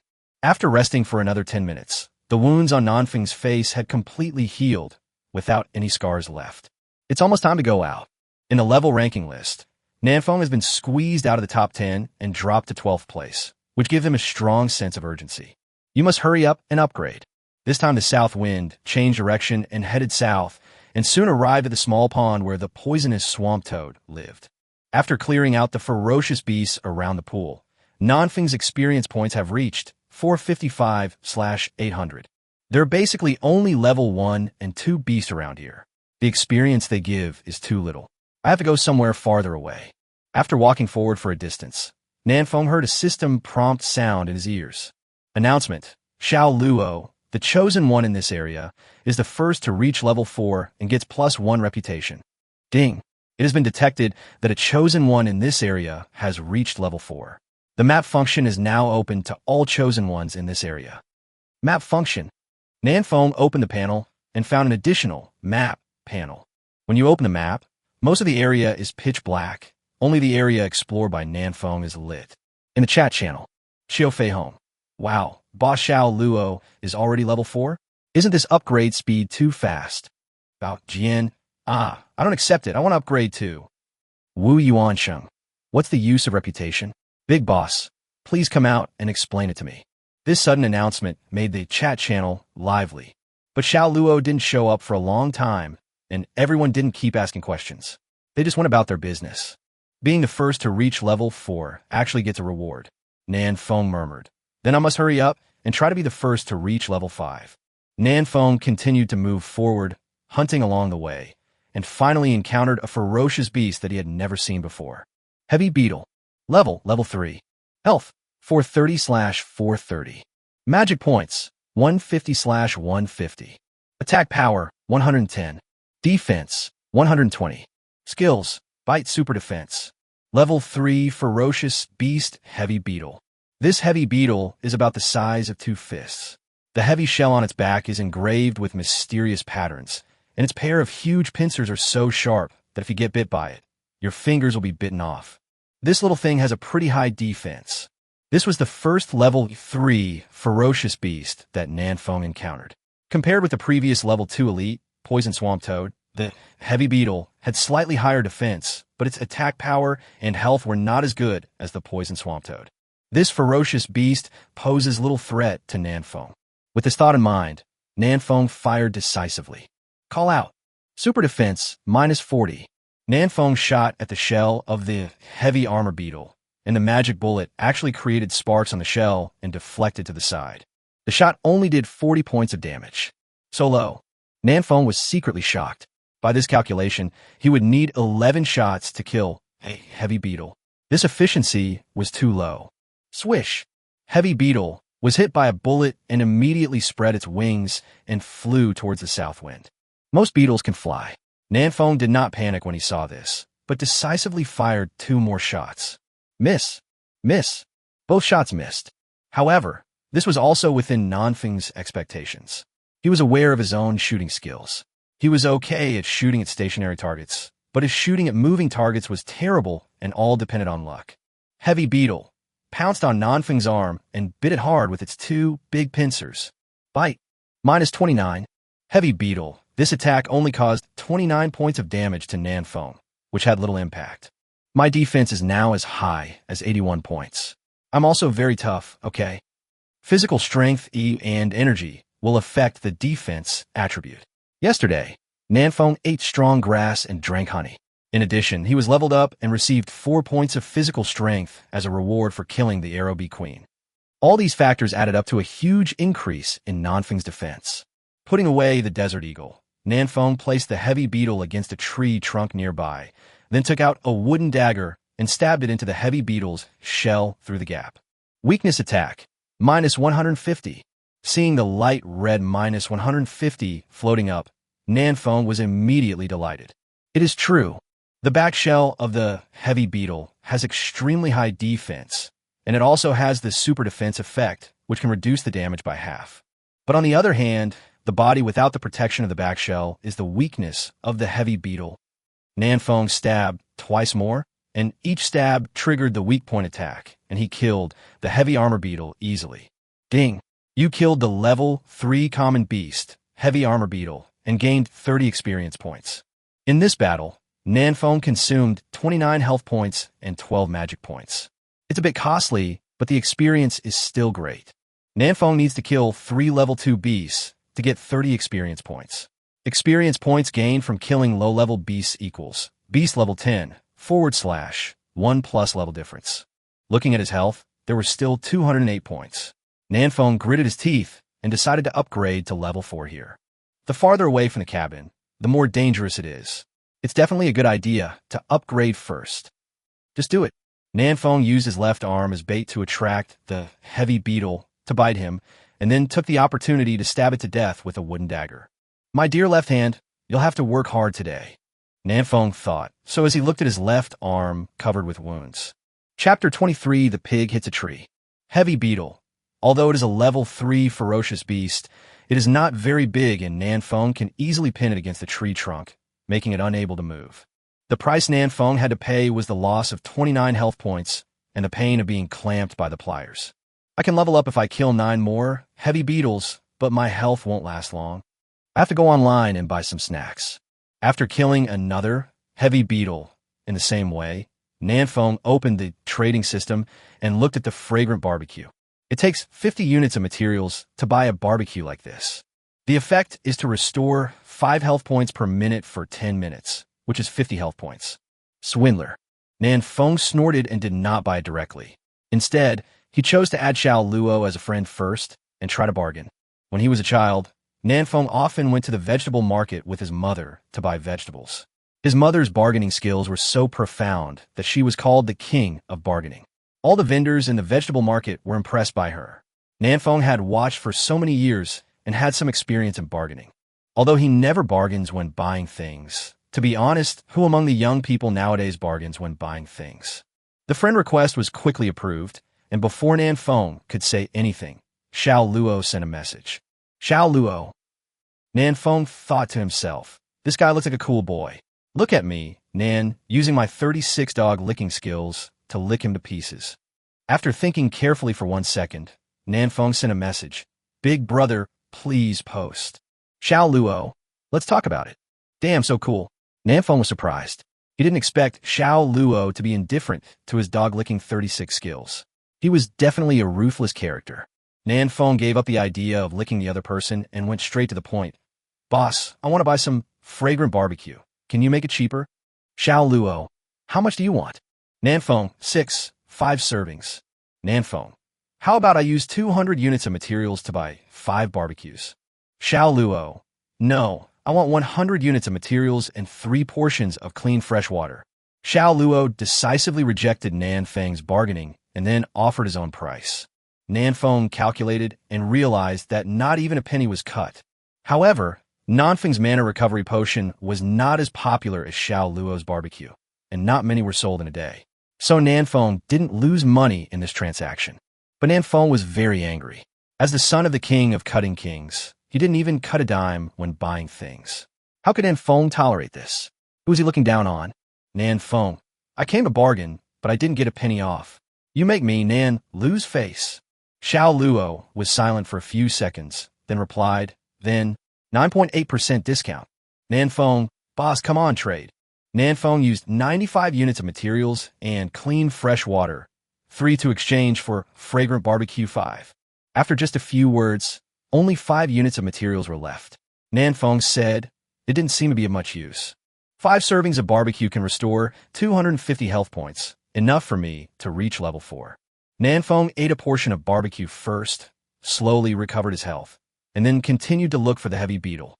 There are few level 1 and 2 ferocious beasts in this area, but level 3, heavy beetles, can be found everywhere, making it a good place to upgrade. Unfortunately, the desert eagle is naturally countered by the shell of the heavy beetle, so Nanfeng can only use a wooden dagger to kill the heavy beetle, which makes the hunting efficiency much lower. This is the territory of the heavy armor beetle. I wonder if we'll run into the insect king. While hunting the heavy beetles, Nanfeng was also paying attention to the surrounding situation at all times to prevent any elite or lord-level ferocious beast from suddenly appearing and attacking Nanfeng. However, Nanfeng's worries seemed unnecessary. In half an hour, Nanfeng killed 7 heavy armored beetles in a row, but there was no sign of the insect king. Level 755/800. Hunt 2 more, and Nanfeng will be upgraded to level 4. To be safe, recover some blood first before continuing. Nanfeng did not rush forward, but found a relatively safe place and waited quietly for his health to recover. He only has 153 health points now, which is still quite dangerous. While waiting, Nanfeng took a look at the ranking list and found that his ranking had returned to the top 10 and was ranked 8th. Number 1, Xiao Luo, level 4. Number 2, Wu Yuansheng, level 4. Number 3, Shun Pan, level 4. Number 4, Su Yihan, level 4. Number 5, Su Zurin, level 3. Number 6, Su Ming, level 3. Number 7, Yu Ran, level 3. Number 8, South Wind, level 3. Ranking, the top 5 are already level 4. Who are the 4th and 6th? I haven't seen them before. Nanfeng recalled for a while, but didn't have much impression. The Nan Feng Shui group doesn't have much time, so it's normal to have people you don't know. These 2 people are leveling up so fast that they've surpassed me. I guess they found the lair of some vicious beast. Nanfeng had discovered a hive of sharp arrow bees before, and he used a bug to hunt many sharp arrow bees and gained a lot of experience. I guess it's the same for these 2 people. But Nanfeng was not in a hurry. He was hunting heavy beetles here, and his upgrade speed was not slow. He gained 210 experience points in half an hour. It's just a bit time-consuming. After a few minutes, Nanfeng looked at his health points and found that they had recovered to 203 points. Kill 2 more and reach level 4, then move to another place to level up. Nanfeng made the decision in his mind. It is too dangerous to fight with ferocious beasts in close combat, so Nanfeng prefers to stay away from them and use the desert eagle to deal damage. Continuing forward, Nanfeng continued to look for the figure of the heavy beetle. Boom! Suddenly, Nanfeng felt the ground shaking slightly, as if some ferocious beast was running wildly in the woods. Any beast that could cause such a commotion must be a big one. Without saying a word, Nanfeng climbed up a big tree and used the leaves to cover his body. The ground was still shaking. Nanfeng held his breath and concentrated, looking out from the gaps between the leaves, searching for the location of the ferocious beast. At the same time, Nanfeng quickly bought 2 servings of fragrant barbecue, preparing to restore his health to full in order to face possible crises. I really can't eat anymore. Nanfeng had already eaten 5 pieces of barbecue in the past half hour. Now he felt a little nauseous at the sight of barbecue. If this thing couldn't restore blood, Nanfeng frowned and stuffed the barbecue into his mouth in big mouthfuls. It smelled so good. The vibrations became more and more intense, and even the big tree where Nanfeng was standing began to shake slightly. Buzz, buzz, buzz. Hearing the voice, Nanfeng perked up and looked down hurriedly. A heavy beetle the size of a basketball flew in from a distance and landed on the tree trunk. Nanfeng happened to be on this tree. I have insight. Nanfeng's mind moved, and he quickly released his skills. Ironclad beetle. Level 4, elite level beast.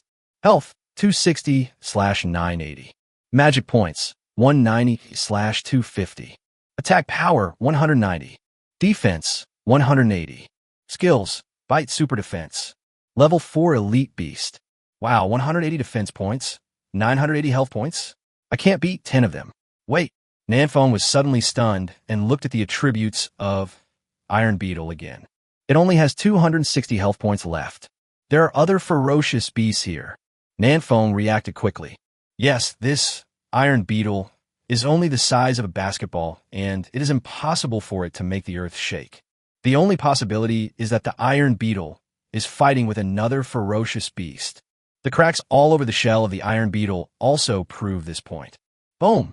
Nanfeng's guess was soon verified. A giant wild boar, over 3 meters long, rushed over recklessly. The wild boar had bloody wounds all over its body, and it was bleeding as it ran, looking very scary. These wounds were caused by the Iron Beetle's large pincers. The giant wild boar spotted the Iron Beetle, resting on the tree trunk. Its eyes turned red, and it rushed over with all its might. Brutal collision. Boom! The big tree shook violently. Pig hit the tree. Chapter 24. Poor quality decomposition machine. The giant wild boar slammed its head into the tree trunk, and the whole tree shook violently. Nanfeng held on to the branch tightly and avoided being shaken off. What a great strength! Nanfeng roughly estimated that the giant wild boar weighed at least 1 ton. If he get hit by this, it would be unbearable. I have insight. Nanfeng looked at the wild boar under the tree and quickly activated his skills. Bloodfang boar. Level 5. Health, 365/900. Magic points, 60/180. Attack power, 210. Defense, 160. Skill, wild boar charges and bites you. This is a level 5 ferocious beast. However, the attributes of Bloodfang boar are not as high as those of the level 4 Iron Beetle.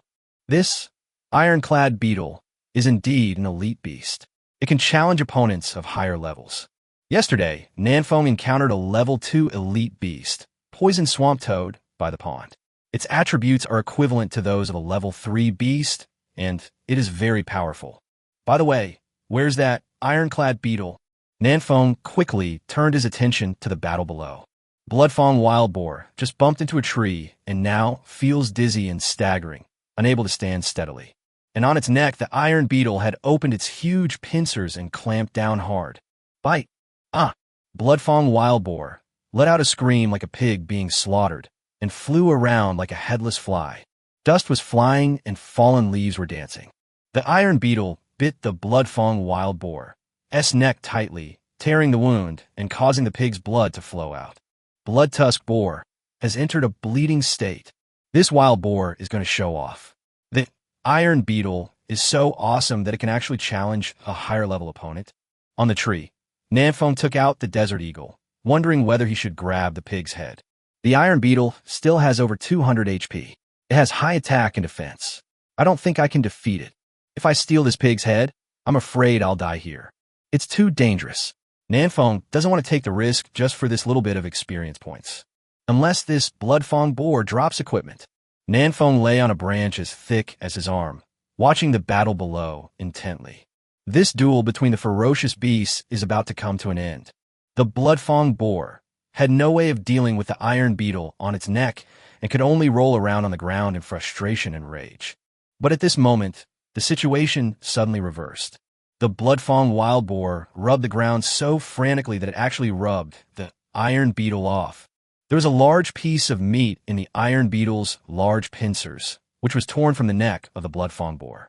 Bloodfang wild boar reacted extremely quickly, opened its mouth immediately and bit the iron beetle, hard with its blood-red fangs. Bite you. This is the skill of Bloody Boar. The south wind in the tree heard a crisp sound. Iron beetle. The solid shell is broken.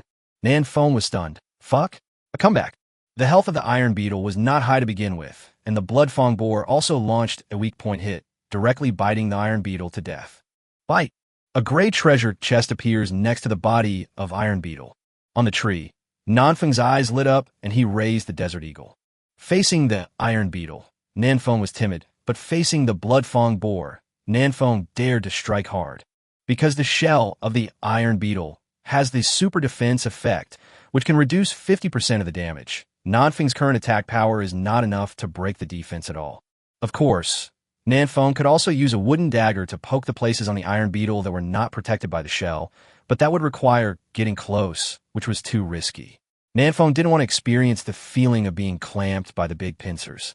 The blood fong boar is relatively easier to deal with.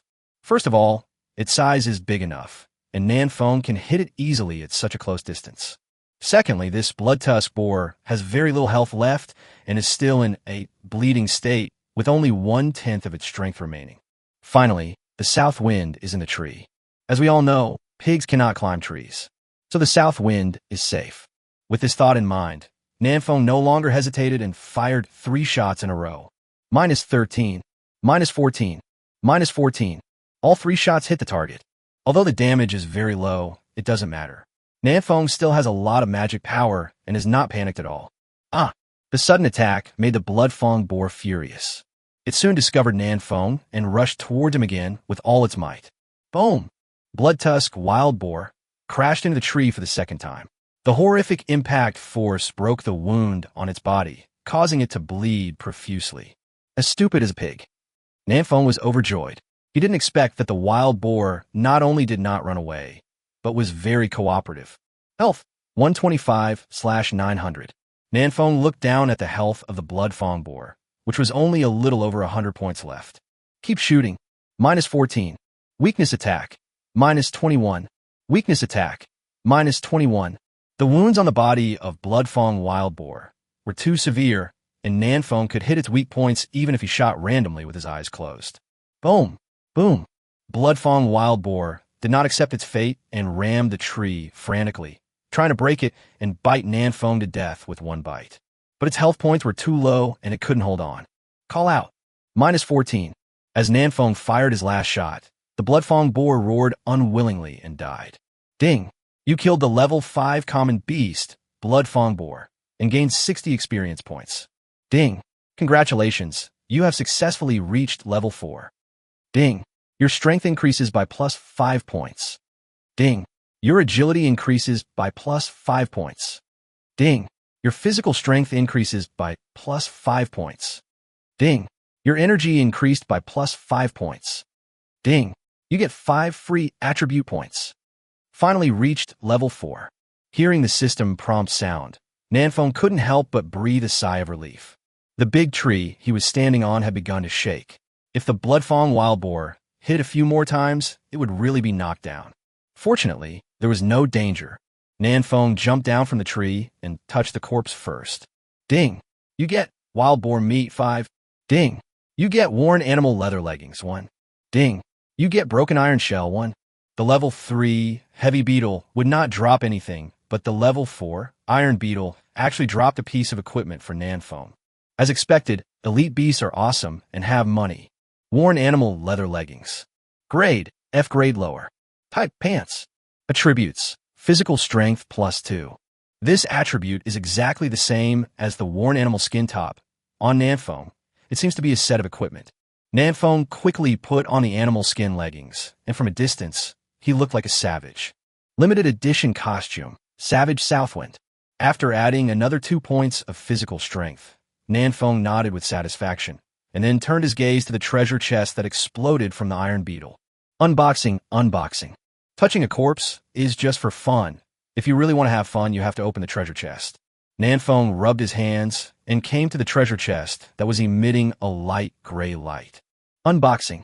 Ding! You opened the F-rank gray treasure chest and obtained inferior decomposition machine. Disintegrator. Nanfeng looked at the device in his backpack, and his eyes lit up. This little thing is quite interesting. Chapter 25 Discovered Iron Ore. Poor quality decomposition machine. Put any item into it, and it will decompose the corresponding materials. Note, this decomposition machine is of low quality, and the resource conversion rate is almost equal to 10%. This thing can decompose items. Nanfeng looked at the broken iron shell that had just exploded from the iron beetle and had a bold idea in his mind. Can this decomposition machine decompose iron blocks? Nanfeng took out the decomposition machine from his backpack and put the broken iron shell into it. The machine soon began to vibrate continuously, making a creaking sound. Nanfeng was startled and immediately held the desert eagle tightly and hid behind a tree. Such a loud noise is likely to attract ferocious beasts from the surrounding area. If another iron beetle or bloodfang wild boar comes, it will be bad. Fortunately, the decomposition machine quickly decomposed the broken iron shell, and there was no more movement. Complete decomposition. Nanfeng hurried over and found a pile of small iron blocks as thick as thumbs in the box under the decomposition machine. These were the products of decomposing the broken iron shell. Small iron blocks. As long as the quantity is sufficient, small iron blocks can also be used as iron blocks. It's true. Nanfeng was overjoyed. Now he had a chance to upgrade his innate divine weapon. After taking out all the small iron blocks, Nanfeng discovered that these small iron blocks were only equal to 3 iron blocks. Upgrading the innate divine weapon requires iron block 10, which is a bit too much. Should I go hunt the ironclad beetle? Iron beetle is an elite-level ferocious beast with extremely high attributes, and it is very effective in restraining Nanfeng's attack methods. Nanfeng really doesn't want to provoke this ferocious beast. In comparison, a level 5 bloodfang boar is easier to deal with than an iron beetle. At least Nanfeng can break its defense. Oh, by the way, I remember there's another thing that contains iron. Suddenly, Nanfeng had an idea and thought of an item. That thing might also be able to decompose into iron blocks. Nanfeng excitedly put away the decomposition machine and ran towards the cabin humming a little tune. At the edge of the forest where Nanfeng is, there is a big mountain. At the foot of this mountain, there is a natural cave. The entrance to the cave is full of cave spiders, each of which is the size of a piglet. Not far from the cave, 2 chosen ones, a man and a woman, were patiently luring the spiders one by one and then taking the opportunity to hunt them. These 2 chosen ones are Su Yihan, who is ranked 4th on the list, and Su Zuren, who is ranked 5th on the list. Su Yihan's face was cold, and her eyes were like an ice mirror that could see through people's hearts. Her figure was well-proportioned, and her curves were attractive. Any man who has seen Su Yihan will instinctively shout in his heart, "Fuck, it's so big." At this time, Su Yihan waved the staff in his hand and slapped the approaching cave spider away. Call out. Cave spider drew a parabola in the air and landed in front of Su Zuren. Su Zuren, with a paralyzed look on his face, calmly stabbed out a knife and killed the crypt spider. Brother, it's almost noon. Su Yihan panted slightly, and his big bears rose and fell slightly, which was very eye-catching. We are not in good condition. Let's go back and eat something to replenish our energy. Su Zuren looked at the cave not far away and said coldly, "There must be a lot of iron ore in this cave, and this is very likely the only iron ore point in this area." This was not Su Zuren's random guess. He has already picked up several pieces of iron nearby. This cave has been occupied by level 4 crypt spiders. Preliminary estimates show that there are at least 200 of them inside. Su Yihan shook his head slightly. It will take at least several days to clean it out.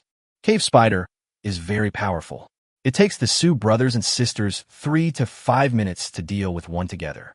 If they were besieged by 3 cave spiders at the same time, they would have no choice but to run for their lives.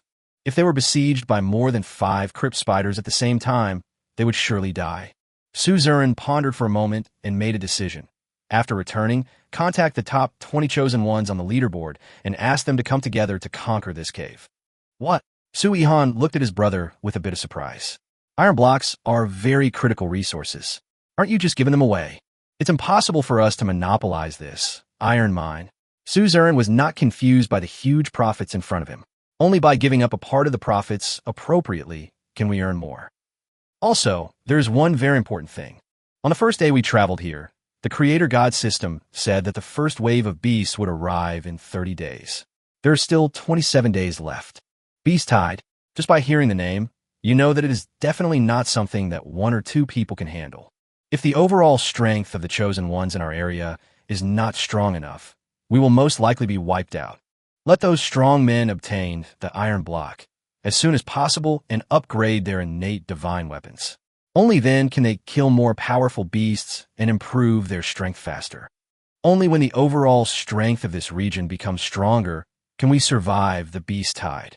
Suzerain said a lot in one breath, and Su Ihan nodded as if he understood something. Okay, I'll listen to you. Su Ihan knew that his brother had a strong sense of the overall situation, so he didn't say anything more. He just had to listen to him. Suzerain nodded. Let's go. I'll take you back first, and then I'll go back. Su Yifan, okay. The two turned around and left. In the chat channel. Shinpan, what? You found a cave. There might be iron ore in it. Tian Jiping. You have iron ore, but you don't dig it yourself. Why are you so kind as to tell us? There must be something wrong.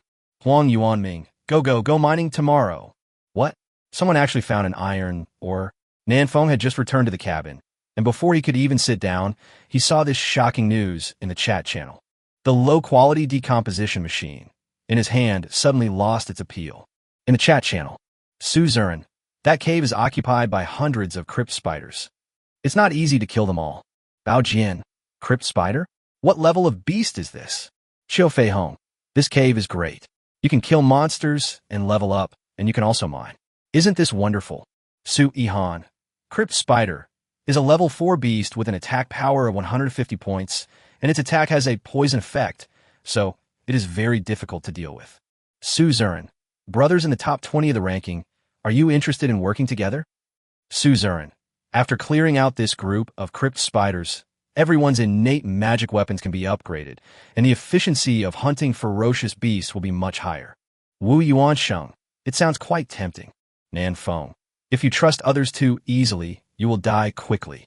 Nanfeng, I suspect you want to trick us over and then cut our kidneys. You ran. Suze ran. What do you mean by brothers ranked in the top 20? Do you look down on us girls? You ran. When will women be able to stand up? I'm so angry. Nanfeng, the girl upstairs is doing female boxing. I've made note of it. You ran. Get lost. Ningwu, don't the handsome men and beautiful women like us who are ranked after 20 deserve to have names? I'm so angry. Nanfeng, yes, I am so angry. It is now close to noon, and most of the chosen ones have returned to their cabins to rest. Coupled with the important news released by Suzerain, the chat channel has suddenly become lively. Nanfeng was having a great time chatting in the chat channel when Suzerain suddenly sent him a friend request. Agree. Suzerain immediately sent a private message. Brother, do you want to come? I'll send you the coordinates of the cave. Nanfeng raised his eyebrows. Did you really find iron, or? Suzerain, I'm not 100% sure, but I picked up several pieces of iron around the cave. As he spoke, Suzerain also showed Nanfeng the properties of the iron block. Wow, there really is an iron block. Nanfeng thought for a while and replied, Where's the cave? If it's too far away from me, forget it. Suzerain, at the junction of the plain and the forest, there is a large mountain range. The iron ore is at the foot of one of the mountains. The coordinates are 275:713. The border between plains and forests. Nanfeng opened the map and found that the coordinates of his cabin were 388:511. The iron mine is northwest of the south wind. The distance didn't seem far. Nanfeng nodded and replied, Let me take a look. If there's no danger on the road, I'll go over. Suzerain, wait for you. After finishing the conversation with Suzerain, Nanfeng turned off the panel, took out the decomposition machine from his backpack, and placed it in a corner of the cabin. Now, Nanfeng wants to test his previous idea. He took out a bunch of items from his backpack. Iron claw, rat claw, extremely hard claws, containing trace amounts of iron. Nanfeng has 40 iron claws, rat claws. I didn't know what they were used for before, but now they are useful, right? 40 pieces, I wonder how many small iron blocks can be decomposed. Nanfeng licked his lips and turned on the decomposition machine. Chapter 26, The Magical Uses of Iron Claws and Rat Claws. Inside Nanfeng's cabin, the inferior decomposer began to shake slightly, making a tractor-like sound. The 40 iron claws, rat claws were quickly decomposed. The good news is that these iron claws can really decompose iron. The bad news is that the decomposition product is neither iron block nor small iron block, but a new item called iron sand. Iron sand. As long as the quantity is sufficient, iron sand can also be used as small iron blocks. Well, this thing is one level lower than the small piece of iron. Nanfeng couldn't help but curl his lips. It takes about 50 portions of iron sand to combine into one small iron block. 10 small iron blocks to combine into one iron block. Nanfeng did a quick mental calculation and found that he needed another 3,460 iron claws to collect 10 iron blocks to upgrade his own magic weapon. This is such a bummer. Nanfeng was suddenly in a dilemma. 1 iron claw rat explodes 2 iron claw rat claws. Nanfeng needs to kill 1,730 of them. This war will last forever, right? It would be better to go mining with them. Wait, it seems like there are ferocious beasts like the iron claw rat everywhere. There must be iron claw rat claws in the backpacks of other chosen ones. They don't have a decomposition machine, so the iron claw rat claw is useless to them. I might be able to exchange a lot for a little bit of materials. With this thought in mind, Nanfeng hurriedly opened the trading channel. Sure enough, there were a lot of iron claw rat claws hanging in the trading column. Someone uses iron claw rat claw 50 to exchange for freshwater 1. Someone uses iron claw rat claw 10 to exchange for wood 1. Some people also use iron claw rat claw 20 to exchange for any food. These iron claw rat claws are extremely cheap and no one wants them. After all, no one knows what the iron claw rat claw is used for, and it takes up space in the backpack. It is better to put it in the trading channel and see if you can exchange it for something useful. Nanfeng's mouth was broken with laughter, and he immediately started shopping and bought most of the iron claw rat claws. A total of 306 iron claws rat claws. And Nanfeng only paid with 8 stones, 14 pheasant meat, 2 not so clean fresh water. What a bargain. But the number is still too small and is not enough for Nanfeng to use. In the chat channel, Nanfeng's crazy shopping has attracted the attention of other chosen ones. My own, huh? My 50 iron claw rat claws were actually sold? Is there really anyone who wants this thing? Su Ming. I sold mine too and exchanged it for stone 2, which was quite profitable. Ning Wu. I sold mine too. Wu Yuansheng. Is anyone collecting iron claw rat claw? Is this thing useful? Bao Jian. It seems to be bought by Nanfeng boss. Nanfeng. Upon seeing this, Nanfeng quickly edited a message and sent it out. Nanfeng, buy a large number of iron claw rat claws. Any material 1 in exchange for iron claw rat claws, 10 exchange speed. Nanfeng thought that the price of rat claws to materials was 10:1, and it was reasonable. After all, it was useless for others to keep the rat claws. Huang Yuanming, Nanfeng brother, tell me secretly, what is the use of iron claw rat claw? Nanfeng, it's okay to tell you. I plan to forge a dragon-slaying sword. Huang Yuanming, haha, I don't believe you. Tian Jiping, Nanfeng, since you know the use of iron claw rat claw, you should tell everyone for free. South Wind, Nanfeng, when I slowly type a question mark, it's not me who has a problem. It's you who has a problem. Tian Jiping, what's wrong with me? Am I wrong? Tian Jiping, iron claw rat claw is definitely very useful, but no one knows about it yet. As the first person to know about it, you didn't tell anyone, but you secretly bought all the iron claw rat claws in the trading channel. You are so selfish. Tian Jiping, I think you should share the effect of iron claw rat claw for free, and then return all the iron claw rat claw you just bought to others. Nanfeng was so angry that he laughed, and wondered if Tian Jiping had something wrong with his brain. Nanfeng, the buyer didn't say anything, and the seller didn't say anything either. It was just you, the idiot, who kept talking. Nanfeng, you are not selfish, so can you please give me all the items in your backpack? Stupid. Tian Jiping ignored Nanfeng's words and turned to persuade other chosen ones. Don't trade with him. Iron claw rat claw must be very useful, but we just don't know it yet. Even if you want to sell it, the price must be 10 times higher. Lu Daqiang, what you said makes sense. Can I sell you my iron claw rat claw at 10 times the price? Bao Jian, 10 times the price? Tian Jiping, if you want to buy at 10 times the price, I will go out and kill as many as you want. Nanfeng, 10 times, I will sell you everything I just collected. Huang Yuanming, 10 times.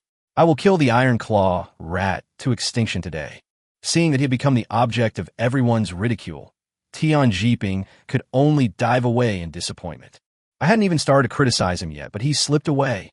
Nanfeng shook his head in disappointment, feeling that Tian Jiping was too weak. As a former canyon pianist and Zon hunter, Nanfeng felt a little disappointed as his opponent fell before he could even display 1% of his strength. Nanfeng, my friends, Iron Claw Rat Claw is indeed useful, but the conditions for its use are very harsh. You probably won't be able to use it. Nanfeng, it's a waste if you keep them in the backpack. You might as well exchange them with me for some materials, right? When the other chosen ones thought about it, it seemed to be true. Anyway, I can't use Iron Claw Rat Claw now, so I might as well exchange it for some materials, upgrade my life weapon, upgrade the cabin, and improve my combat effectiveness. After all, staying alive is the most important thing. Moreover, even if we know that the Iron Claw Rat Claw is very useful in the future, it doesn't matter. Level 1 and 2 Iron Claw Rats can be killed at will. There are as many Iron Claw Rat Claws as you want. There is no shortage of them. In this world where death is possible at any time, immediate interests are the most important. Later? I'll talk about it later if I can survive. Xiao Fei Hong. I just happen to be reaching level 3 this afternoon, so I'll just go kill the Iron Claw Rat. Bao Jian. The Iron Claw Rats are weak and easy to kill. I have been hunting them these past 2 days. My own. Both fried rat meat and fried rat claws, I'm tempted by the words. Many chosen ones who are still at level 1 or 2 have set their sights on hunting the ferocious beasts, the Iron Claw Rat. This is exactly the effect I want. Nanfeng nodded with satisfaction, closed the chat channel, and put 200 units of materials on the trading channel. Exchange one of any material for 10. Iron Claw Rat Claw. After doing all this, Nanfeng began to prepare food. It's time for dinner. Chapter 27. Oh my god, it's so big. Nanfeng roasted a piece of wild boar meat at noon and ate it till his mouth was full of oil. But he noticed something wrong. If I keep eating barbecue every day, my body will definitely have problems. I have to find a way to get some fruits and vegetables to eat and supplement vitamins A, B, C, D, F, G. But my body is already half digital now. Do I still need to supplement these trace elements? Nanfeng himself was not sure whether he was a virtual creature or a real living being. Shaking his head, Nanfeng stopped thinking. Forget it, as long as the health value is full, there should be no problem. After lunch, Nanfeng bought some water to purify it. The large-scale purchase of Iron Claw Rat Claw has made Nanfeng's wood and stone a little tight, so Nanfeng needs to sell more mana recovery potions.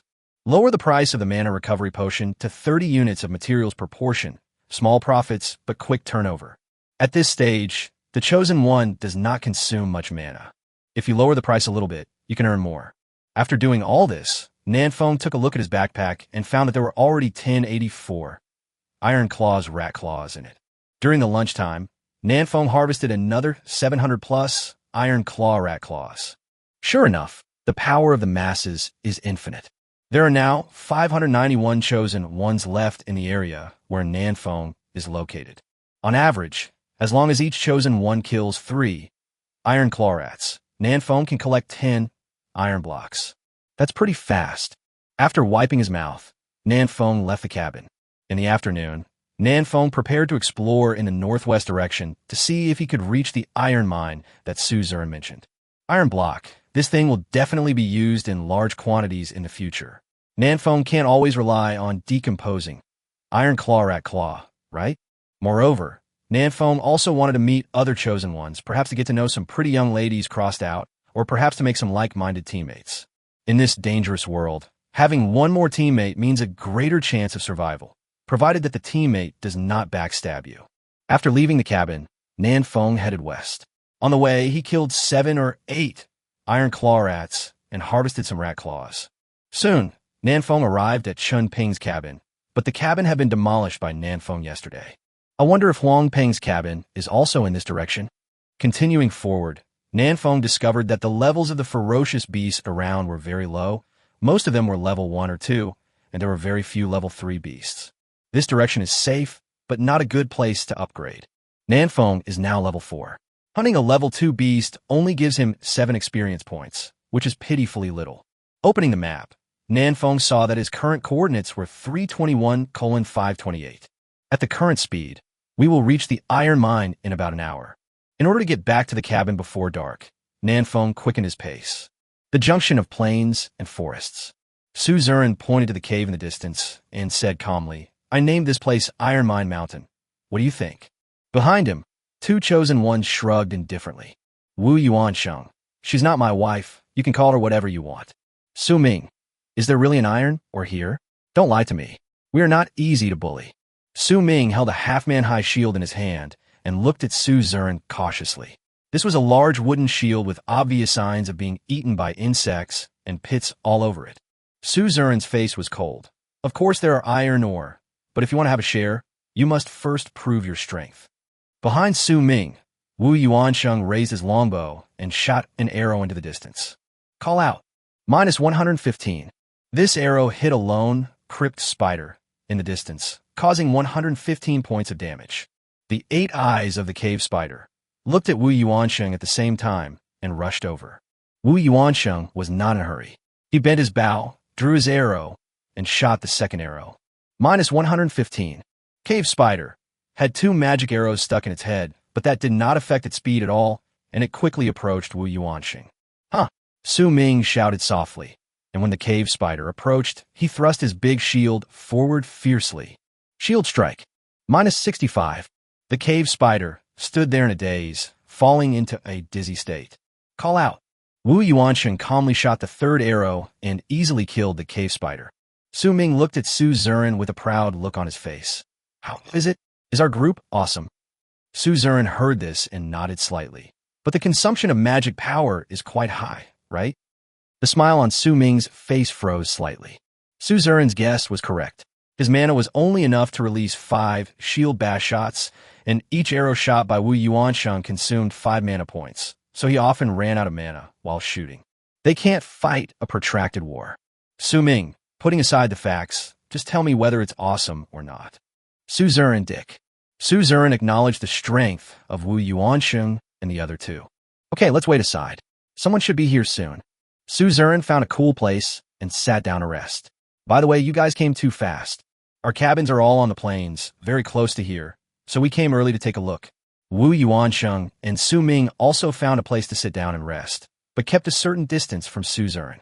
By the way, brother, what is your life-defining magic weapon? How strong is it? What skills do you have? I use a short sword, and I don't have any special skills. Su Zurin shook the rotten wooden sword in his hand. As for strength, if we don't go back to the cabin to resupply, my sister and I can kill 7 to 10 crypt spiders in 1 round. The 7 to 10 that Su Zurin mentioned does not mean facing 7 to 10 cave spiders at the same time, but means that if there is no supplies, you can hunt them one by one and kill 7 to 10 of them. Wu Yuansheng thought to himself, Su Ming can use shield bash 5 times. If he and I cooperate, we can kill 5 crypt spiders without taking any damage. After that, our health will be deducted. We can only kill about 10 in 1 round. In this comparison, Wu Yuansheng and his companions and Su Zurin and his companions are almost as efficient in hunting crypt spiders. Su Ming didn't think so much. His attention was attracted by the word sister. You have a sister? Oh, I remember now. You mean Su Yihan? Su Ming looked around, but didn't see any other chosen ones. Where is she? Why can't I see her? Su Zurin glanced at the chat message on the panel. She will be here soon. Sure enough, within 2 minutes, Su Yihan came slowly towards me with his long legs. When Su Yihan walked up to them, Wu Yuansheng and Su Ming stared at him in amazement. The two looked at each other and shouted in their hearts, Fuck, it's so big. Su Yi glanced at the 2 perverts coldly, then turned to look at Su Zurin. Brother, are there only 2 of you here? Where are the others? Su Zurin said calmly, We are still on the way. Once about 10 people arrive, we can start working. For the chosen ones in the top 20 of the ranking, the temptation of iron ore is enormous. Su Zurin believed that few people would give up the opportunity to obtain the iron block. Sure enough, within the next hour, the chosen ones arrived one after another. These are the top 20 strong people on the list. Only the top 20 strong people will Su Zurin send the coordinates of this place to them. Nanfeng was the 9th to arrive. Hi. Hello everyone, handsome guys and beautiful girls. As soon as he arrived, Nanfeng greeted everyone with a smile, while secretly sizing them up. The one holding the bow is Wu Yuansheng. The one holding the shield is Su Ming. How come there are still people without weapons? There is even a young lady? Nanfang's eyes moved to Su Yihan's chest, and he immediately took a breath of cold air and couldn't help shouting out. Fuck, it's so big. Chapter 28, Are You a Wet Nurse? Su Yihan's pretty face turned slightly red, and she glared at Nanfeng coldly. The other chosen ones couldn't help but give Nanfeng a thumbs up. He actually dared to shout it out to my face. He is a ruthless person. Nanfeng touched his nose awkwardly and shifted his gaze elsewhere. Seeing that the atmosphere was a bit awkward, Wu Yuansheng quickly spoke up and changed the subject. Most people have arrived. Shall we get started? A handsome young man holding a long stick agreed. Yes, my cabin is far away from here. Let's get it done soon. I have to rush back early. This person is Huang Yuanming. He has worked with Nanfeng several times, and they're considered semi-acquaintances. What we're saying is everyone should work in pairs and kill 30 to 50 crypt spiders today and try again tomorrow, and we'll be almost done. A chubby boy holding a machete squatted on the ground with a smile on his face and arranged tactics. This man's name is Wooly. He's ranked 9th on the list, and his magic weapon is a machete. Nanfeng looked at the fat boy twice more and wrote down his information. As if sensing Nanfeng's gaze, the little fat boy smiled innocently, turned his head and looked at Nanfeng. Brother, why are you staring at me? Do you like me? As he said this, the little fat boy puffed out his chest and said, Actually, I'm pretty big too. South wind. Nanfeng rolled his eyes and took 2 steps back calmly. This little fat boy might be a pervert. Nanfeng thought so and decided to stay away from the little fat boy later. 2x2 teams are too inefficient. Su Ziren disagreed with Wu Li's opinion. There aren't too many crypt spiders at the entrance of the cave. We can fight in the front with melee combat and take turns to resist damage, while range combat can deal damage in the back. Let's just push forward and kill our way into the cave first to take a look. Su Ming immediately complained. Damn, I'm the only human shield here. If you want to take the damage, just say so. Huang Yuanming. The attack power of crypt spiders is not low. Once besieged by more than 5 of them, even the most tanky ones will be doomed. I don't agree with this plan. Nanfeng also shook his head. I don't agree either. In order to hide his strength, Nanfeng did not take out the Desert Eagle, but used a wooden dagger. A dagger can also be considered a melee weapon. If following Su Ziren's tactics, Nanfeng would have to stand in the front to take the damage. This is very dangerous. If you're not careful, you will die here. Nanfeng naturally disagrees. Su Ziren seemed to have guessed that someone would object and said calmly, I'm not 100% sure whether there is iron ore in this cave. So what we need to do most now is to fight our way in and check the situation inside. If there is no iron ore, then everyone should go back to their own homes and find their own mothers, and don't gather here to waste time. A slightly skinny guy spoke up. So, you tricked us into working for you? He looked gloomy and a little thin. This person seemed to be called Yun Fei, and he was ranked 17th on the list. What was his life-defining magic weapon? Why didn't I see it? This time, Nanfeng learned his lesson and didn't stare at the other person directly. Instead, he looked at the thin guy with his peripheral vision. Su Ziren, I said at the beginning that I can't be 100% sure that there is iron ore here. How can I say it's a lie? Yun Fei looked at Su Ziren with a cold gaze. Are you saying that I wronged you? The atmosphere at the scene suddenly became tense. Fight. Nanfeng took a few steps back and cheered in his heart. Let's talk it out nicely. Huang Yuanming stepped forward to act as a peacemaker.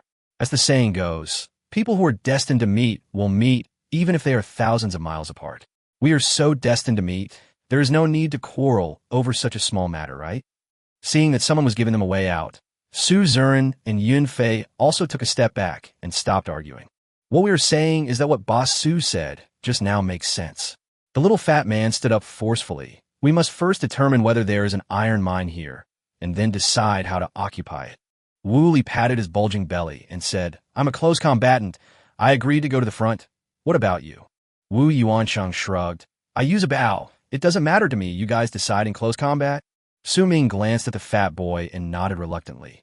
The brothers with short swords have agreed. So what right do I, a man with a big shield, have to refuse?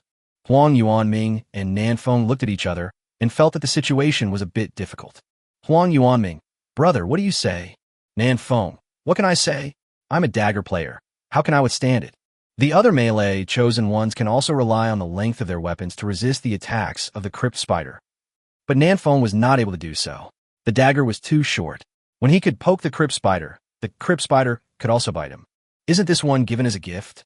Suzerain thought for a moment and said, "How about this? The 5 of us, the melee chosen ones, will form a fan shape in the front row and slowly advance. Let the ranged brothers in the back focus on output. It's okay for you to just output behind us safely." Nanfeng felt that there was something wrong with what he said. But this tactic is still feasible and worth a try. Everyone quickly reached a consensus. Front row, Su Zurin, dagger. Huang Yuan Ming, stick. Su Ming, large shield. Nanfeng, dagger. Woolly dagger. The 5 melee fighters spread out in a fan shape, providing a good output environment for the ranged professions behind them. Back row, Wu Yuansheng, longbow. Su Yihan, staff. Yun Fei, slingshot. Wu Chain and shortbow.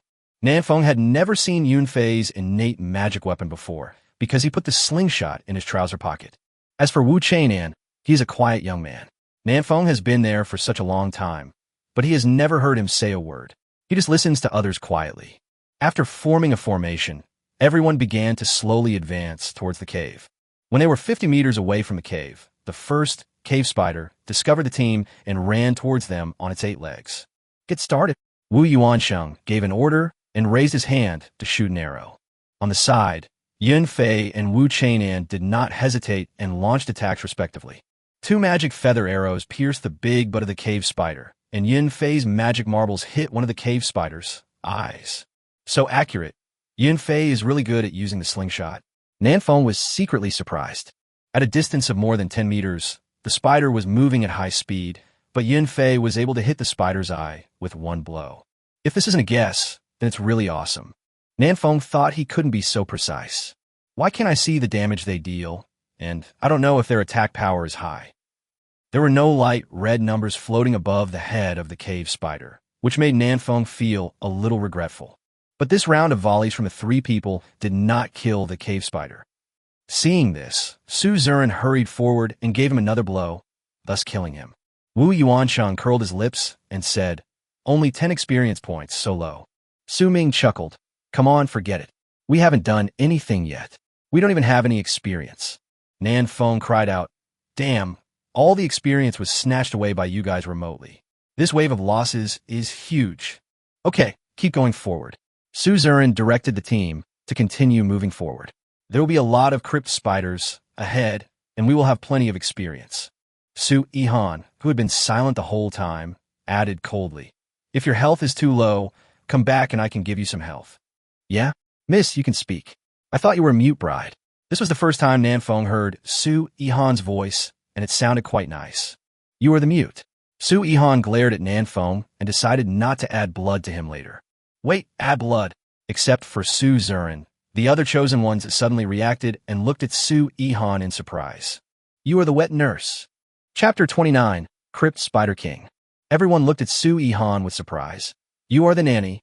No wonder it's so big." Su Yihan rolled his eyes at them and said, "I just learned a healing skill." Nanfeng was even more surprised. "What? You actually have skills? Why don't I have them?" "That's normal. I don't have one either." Wu Yuansheng explained. "It seems that some special, innate divine weapons have built-in skills. For example, Su Ming's wooden shield has a built-in shield strike." Su Yihan nodded and said coldly, "My quick healing is also a skill that comes with my life weapon." Nanfeng cried out that it was unfair. Why didn't he have any skills? There is definitely a shady deal. Wu Chainan, who had been silent the whole time, asked, "Quick healing? What is the effect of this skill?" Su Yihan hesitated for a moment, but still spoke out. "Restore 5 health points per second, last for 10 seconds, cool down time 30 seconds. Awesome. Xiao Luo's barbecue is no longer delicious anymore." Nanfeng gave a thumbs up. This skill is equivalent to a fragrant barbecue, and its recovery speed is faster than that of the other skill. Releasing quick healing once is equivalent to saving 50 units of materials, which is simply a magical skill. Nanfeng expressed his envy. Su Zurin, "Okay, let's stop chatting and keep moving forward." With a priest as a guarantee in the team, everyone felt safe and advanced much faster. It is 20 meters away from the cave entrance. There are more and more cave spiders here, but Nanfeng and his 9 men are not pushovers either. They easily kill any approaching spiders. Nanfeng also took this opportunity to hone his close combat skills. Then he was bitten twice by the cave spider and grimaced in pain. Minus 69. Minus 69. After 2 bites, Nanfeng's health points were halved. Seeing this, Huang Yuanming and Wu Li hurriedly stood in front of Nanfeng and dealt with the spider. Wu Li shook off the fat on his body and looked at Nanfeng in surprise. Brother, your fighting ability is a bit weak. No, your operation is a bit lame. How about your positioning? How about your counterattack? Why did you just let the crypt spider bite you? Well, I usually just bully little bunnies and rarely fight with such vicious beasts. Nanfeng made up an excuse and got away with it. If it is not necessary, Nanfeng does not want to expose his desert eagle in front of everyone. That is Nanfeng's trump card and must be hidden. Heal quickly. Suddenly, Su Yihan's cold voice came to Nanfeng's ears. Nanfeng saw a faint green light coming out his calf. The wound that had just been bitten by the crypt spider was healing rapidly, and his health points were also steadily recovering. Wow, so comfortable. Nanfeng felt warm all over and turned to look at Su Yihan. Thank you, sister. Su Yihan showed a professional fake smile on his cold face. Compensate me with 2 bottles of mana recovery potion later. Damn, a profiteer. Nanfeng muttered. You can earn 2 mana recovery potions by healing them with 1 mouthful of healing. This money is really easy to make. Everyone continued to move forward, and the others intentionally or unintentionally blocked Nanfeng behind them to prevent him from being attacked by the cave spider. Seeing this, Nanfeng couldn't help but sigh that there are still many good people in this world. But in fact, they just want to grab more experience. It took about half an hour, and everyone finally cleared out all the cave spiders near the cave entrance. Poor Nanfeng only got 40 experience points. Everyone's health is still good. Let's go in. As Su Zuren finished speaking, Su Ming took the lead and entered the cave with a large shield. Su Zuren and Wu Li followed closely behind. Nanfeng and Huang Yuanming followed behind these 2, and finally the 4 people with long-range professions. Huang Yuanming looked around and found that there were fewer crypt spiders in the cave. Brother Nanfeng, why are there fewer spiders in this cave? How would I know? Maybe it's too stuffy in here, so they all went out to get some fresh air. Nanfeng was also looking at the cave. This cave is very deep, but not wide. Occasionally one would encounter 1 or 2 cave spiders, but they were quickly dealt with by everyone. It doesn't seem to be dangerous. But Nanfeng doesn't think so.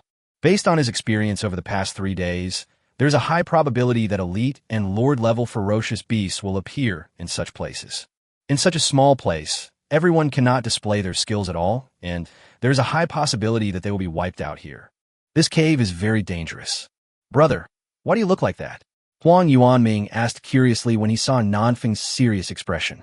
By the way, why are you wearing animal skins? You look like a savage. Nanfeng sneered. You know nothing. This is a limited edition savage costume. All attributes increased by 99, the only one in the whole area. Do you understand?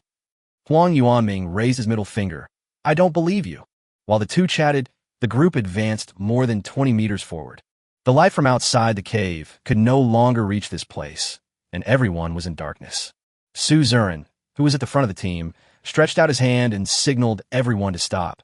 It's too dangerous to move forward in the dark. Let's light a fire first. Let me do it. The taciturn Wu Chainan took out a tinder from his backpack and quickly made a torch. Soon, 5 melee chosen ones each held a torch and illuminated the way ahead. It was very quiet in the cave, and occasionally the sound of dripping water could be heard. The group advanced another 10 meters, and a fork in the road appeared ahead. 1 left and 1 right, 2 roads. Su Ming turned around and looked at the people behind him. What do you mean? Which way are you going? Wu Yuansheng shrugged. It doesn't matter to me, you decide. Huang Yuanming. Men walk on the left, and women walk on the right. I think we should walk on the left. Su Yihan snorted lightly. Then I'll leave. Su Zuren squatted on the ground, observing the traces around him, trying to find some useful information from them. Nanfeng was also looking around at the environment, and suddenly he noticed something reflective under his feet. It looks like a block of iron. Nanfeng stepped on the reflective object calmly, while observing the situation of other people with his peripheral vision. Fortunately, no one noticed his little action. At this time, Su Zuren had already checked the traces around him and said calmly, Go left. There are fewer traces of spiders crawling on the left, so it should be safer. Ahem. Nanfeng coughed twice and said a little embarrassedly, Well, you guys go first. I need to pee. Follow me after you're done. Everyone was speechless, but no one said much. They formed a formation and moved forward to the left. Su Ihan, who was walking at the end of the team, gave Nanfeng a disdainful look when he passed by him. Seeing that everyone had gone far away, Nanfeng quickly bent down, picked up the reflective object, and put it into his backpack. Ding! You get iron block one. When Nanfeng heard the system prompt, there was no expression on his face, but he was smiling in his heart. You don't even have to dig, you just picked up an iron block for free, how cool. From this, it seems that there may really be iron ore in this cave. Hurry up and follow them. There must be more iron blocks ahead. Nanfeng clapped his hands, raised the torch, and prepared to catch up with his friend in front. Just then, a slight noise suddenly came from the road on the right. Nanfeng was startled and immediately turned around, only to see 8 eyes the size of basketballs staring at him. Creepy. Nanfeng swallowed his saliva and activated the skill, Eye of Insight. Crypt Spider King. Level 6, Lord level beast. Health, 2800/2800. Magic points, 540/900. Skills, Venom Spray, Silk Spinning, Giving Birth. Level 6, Lord level beast. Chapter 30, Comprehending Skills. Level 6, Lord level beast. These basketball-sized eyes, coupled with 2,800 health points, simply made Nanfeng's scalp tingle. At this moment, Nanfeng could only think of 4 words in his mind. So horrible. Cave Spider King stared at Nanfeng for 1 second and suddenly let out an ear-piercing scream. Squeak! Only then did Nanfeng realize that spiders can also make noises. Back off and draw your gun. Nanfeng held the Desert Eagle and fired 3 precise shots in a row, hitting the Crypt Spider King. It would be difficult to miss such a huge beast. -1, -1, -1. 3 shots, and the Crypt Spider King lost 3 health points. Nanfeng's attack power of 200 points was not enough to break the defense. Run! Nanfeng roared towards the passage on the left, then turned around and ran towards the cave entrance. As the saying goes, it is better to let my friend die than to let me die. In this situation, Nanfeng will not care about others. Save your own life first. In the left passage, the remaining 8 chosen ones heard the roar of the south wind and turned around hurriedly. At the same time, the 8 basketball-sized eyes of the Cave Spider King also looked at them. Wu Yuansheng was confused. What the hell is this? A boss. Huang Yuanming took several steps back, his scalp tingling. I used the Eye of Insight to see that this is the Crypt Spider King, a level 6 Lord level beast with 420 attack points. Su Ming was shocked. Damn, 420 attack points? Isn't this enough to kill me in 1 second? Brother, what should we do now? Su Ihan's delicate face revealed fear, and he hid behind Su Zurin in fear. Among the 8 people, only Su Zurin remained calm. Don't be afraid, it's too big and can't get through. Just now at the fork in the road, Su Zurin discovered traces of large, ferocious beasts on the right, but not on the left. Considering that the passage on the left was relatively narrow, Su Zurin immediately determined that the large, ferocious beast could not pass through the passage on the left, so he led the team to the left. As expected, the Crypt Spider King did not attack everyone, but rolled his eyes a few times and slowly retreated. This Lord-level beast retreated. Huang Yuanming still couldn't believe it. It left? It won't kill us. Su Zurin frowned and suddenly guessed something. Quick, let's take this opportunity to rush out. Yin Fei was stunned. Rushing out? The Crypt Spider King must not have gone far. Rushing out now would be like hanging himself. Is he tired of living? Su Zurin didn't waste any words. He grabbed his sister Su Ihan's hand and ran out. If you don't want to die, follow me. It will be too late if you are any later. The rest of the group were still a little hesitant, mainly because the fear they had experienced from the Cave Spider King was too strong. That's 420 points of attack power. Even the tankiest Su Ming here will be shattered with just 1 touch. In just 7 or 8 seconds, Su Zurin and Su Ihan had already rushed to the fork in the road. But suddenly, dense swarms of spiders swarmed out from the right passage and drove the 2 back. It's over. A rare look of panic appeared on Su Zurin's face. Brother, what should we do? Su Ihan, who was beside her, was so scared that his face turned pale. Su Zurin took a deep breath to calm himself down and made a decision in an instant. Don't be afraid. We will go back. Forced by the spider, the 2 retreated back to the passage on the left. Looking at the densely packed spiders, the others also panicked. Su Ming even yelled, "Fuck you." Isn't this guy dead? The silly smile on Fat Wu Li's face disappeared. What can I do? Su Zurin and his sister ran back without stopping. Keep running forward. Maybe there's still a glimmer of hope. Without hesitation, everyone followed the brother and sister into the depths of the cave. Behind them was an army of spiders. After running for an unknown amount of time, Su Zurin suddenly stopped and used a torch to illuminate the stone wall next to him. There's a cave here. The entrance is very narrow. 2 people can guard it. Su Zurin rushed into the cave and checked it out, and found that there were no ferocious beasts inside, except for a large number of spider webs. This cave is safe. Su Zurin immediately arranged his tactics.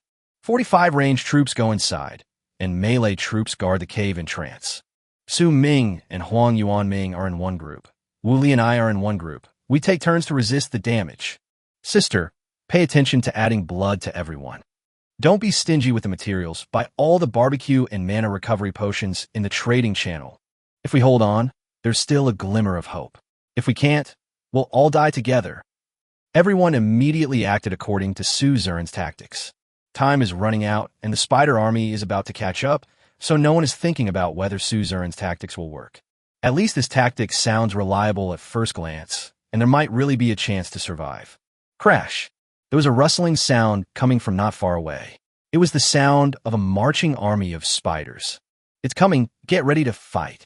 Su Ming gritted his teeth, half knelt, and stood in the front, with the big shield in his hand pressed against the entrance of the cave. The rest of the people also held their breath and prepared for battle.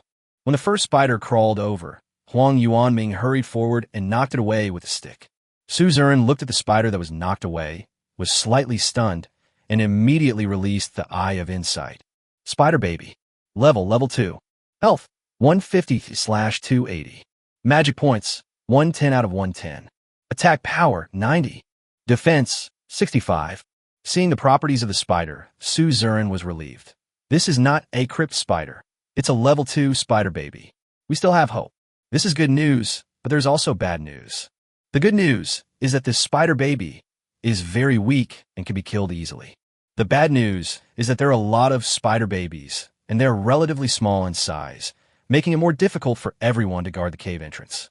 Su Zurin looked at the 4 ranged professional chosen behind him and said, Yuan Sheng and Wu Chainan, you guys should attack the spiders outside the cave as hard as you can to relieve the pressure on the melee fighters in the front row.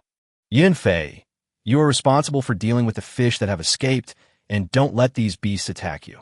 The 3 of them nodded at the same time and began to fight back according to the plan. Fatty wielded his dagger and chopped a nearby spider baby in half. Brother Su Ming, if you can't hold on any longer, just tell me. I'll take over for a while. Su Ming shrank his entire body behind the big shield and grinned. Don't worry, these little spiders don't have high attack power. Plus, with the nurse healing me, I can hold out for 10 minutes without any problem. As he spoke, Su Ming took out a piece of fragrant barbecue from his backpack and started eating it in big mouthfuls. Su Zurin observed the situation with a serious expression. With good cooperation, everyone is now able to hold the cave temporarily. But as time went on, when everyone's supplies were all used up, their death was imminent. There's an endless supply of these spider babies, and Su Zurin doesn't think they can kill them all. We have to find a way to break the deadlock. Su Zurin's brain started working rapidly, trying to grasp any possible hope of survival. Just then, he suddenly received a private message. Nanfeng, brothers, are you still alive? Do you need help? Nanfeng had already run out of the cave by now, found a safe place, and was observing the situation at the cave entrance. But he found that the Crypt Spider King did not chase out, and Su Zurin and others did not come out either. So he sent a message to see if Su Zurin and others were dead or not. Su Zurin quickly replied, Brother, we are surrounded by spiders now, and we urgently need a large amount of mana recovery potions. Hey, he's not dead yet. Nanfeng was a little surprised. These people couldn't possibly withstand the terrifying attack power of the Crypt Spider King. There is only one possibility. The Crypt Spider King didn't do it himself, but summoned a group of minions. Nanfeng nodded in understanding and initiated a transaction, trading 10 units of clean fresh water to Su Zurin without charging any money. This is all the inventory in Nanfeng's backpack. Su Zurin, anything else? This won't last long. Nanfeng, no more. If I want to make it, I have to go back to the cabin, which will take more than an hour. Nanfeng left the water purification device in the cabin and did not take it with him. By the time he goes back and purifies the water again, these people will probably be dead without a trace left. Suzerain was silent for a long time and replied with 2 words, "Thank you." "Come on, deleted." "Hold on, deleted." "I can help you, deleted." Nanfeng typed a lot of words, but deleted them all in the end. For a moment, he didn't know what to say. This group of teammates who just met today might die in the cave soon, which made Nanfeng sigh. This cannibalistic world is so fucked up. That girl with big breasts was so nice. Nanfeng hadn't even chatted with her yet, and now she's almost dead. But Nanfeng had no choice. His strength was not enough to rescue these people, and he might even lose his life. Wait, I think I still have a chance to operate it. Nanfeng suddenly had an idea and opened his backpack. Iron Claws and Rat Claws 2481. All the materials that Nanfeng posted in the trading channel have been replaced with Iron Claw Rat Claw. Breakdown. Poor quality decomposition device. Nanfeng was placed in the backpack, and now it comes in handy. Adding the 40 iron claws that I decomposed at the beginning, this is equivalent to 5 iron blocks. The broken iron shell decomposed into a bunch of small iron blocks, which are roughly equivalent to 3 iron blocks. I just picked up another iron block in the cave. Nanfeng only needs 1 more iron block to upgrade his innate magic weapon. Damn it, let's take a gamble. Nanfeng immediately sent a message to Suzerain. "Brother, give me 1 iron block." Suzerain had picked up the piece of iron before, and he had mentioned it to Nanfeng before. On the other side, Suzerain did not hesitate and directly initiated the transaction. Ding! You get iron block 1. An electronic synthesized sound rang in Nanfeng's ears, and his 10 iron blocks were all gathered. Nanfeng directly chose to upgrade Innate Divine Weapon. Destiny Magical Weapon. Weapon name, Tattered Arsenal. Current grade, F grade peak. Type, Backpack. Attribute, Backpack grid plus 20. Materials required for upgrading. Wood 200, stone 300, iron 100, copper 1. Arsenal unlocked equipment. Desert Eagle, wooden dagger. As the level of your life weapon increases, more equipment will be unlocked. Ding. As your life weapon grows, you have learned a new skill, penetrating bullets. Nanfeng was overjoyed. Fuck, I finally have a skill. Chapter 31, The Power of Penetrating Bullets. Ding. As your life weapon grows, you have learned a new skill, penetrating bullets. Piercing bullet. Consumes 20 points of magic power and shoots a magic bullet with penetrating effect, which can cause 150% attack damage to multiple targets. The damage of this bullet will decay with the distance and the number of targets hit. Cooling time, 10 seconds. Note, can only be used when equipped with firearms. Fuck, I finally have skills. Nanfeng was overjoyed. It was like someone gave him a pillow just when he was sleepy. This penetrating bullet can barely be considered a group attack skill, which can greatly improve Nanfeng's efficiency in hunting ferocious beasts. Rubbing his hands excitedly, Nanfeng looked at the weapon in his hand again. His Desert Eagle and wooden dagger can also be upgraded as his innate divine weapon is upgraded. Desert Eagle. Current grade, F grade peak, improved with Rag Arsenal. Type, weapon. Attributes, strength plus 20, vitality plus 16. Each attack consumes 3 mana points and causes 120% of the attack power as damage to the enemy hit. Equipment from the Tattered Armory. Wooden dagger. Current grade, F grade peak, improved with Rag Arsenal. Type, weapon. Attributes, strength plus 24, agility plus 6, stamina plus 6. Each attack can cause 110%, 130% of the enemy's attack power as damage. Slightly increased bleeding effect. Equipment from the Tattered Armory. There are not many changes to these 2 pieces of equipment, except that some basic attributes have been improved. However, it is worth mentioning that the Desert Eagle's normal attack damage has been increased to 120%, which means that each attack by Nanfeng is 1.2 times the previous damage, and each attack only consumes 3 magic points. This is a huge improvement. It feels good. Nanfeng took a look at his attributes and nodded with satisfaction. His strength has reached 48 points, and his attack power has reached 240 points, which is simply terrifying. Name, Nanfeng. Level 4, 162/1800. Health, 280/280. Magic points, 340/340. Attack power, 240. Defense, 93. Strength, 48. Agility, 22. Physical strength, 28. Energy, 34. Except for the low health value, other attributes are very high. I still have 10 free attribute points. How about adding them all? When Nanfeng was upgraded from level 2 to level 3 and from level 3 to level 4, he gained 5 free attribute points each time, but he kept them and didn't use them. Now Nanfeng decided to focus all his attention on strength and maximize the output. Strength, 58. Attack power, 290.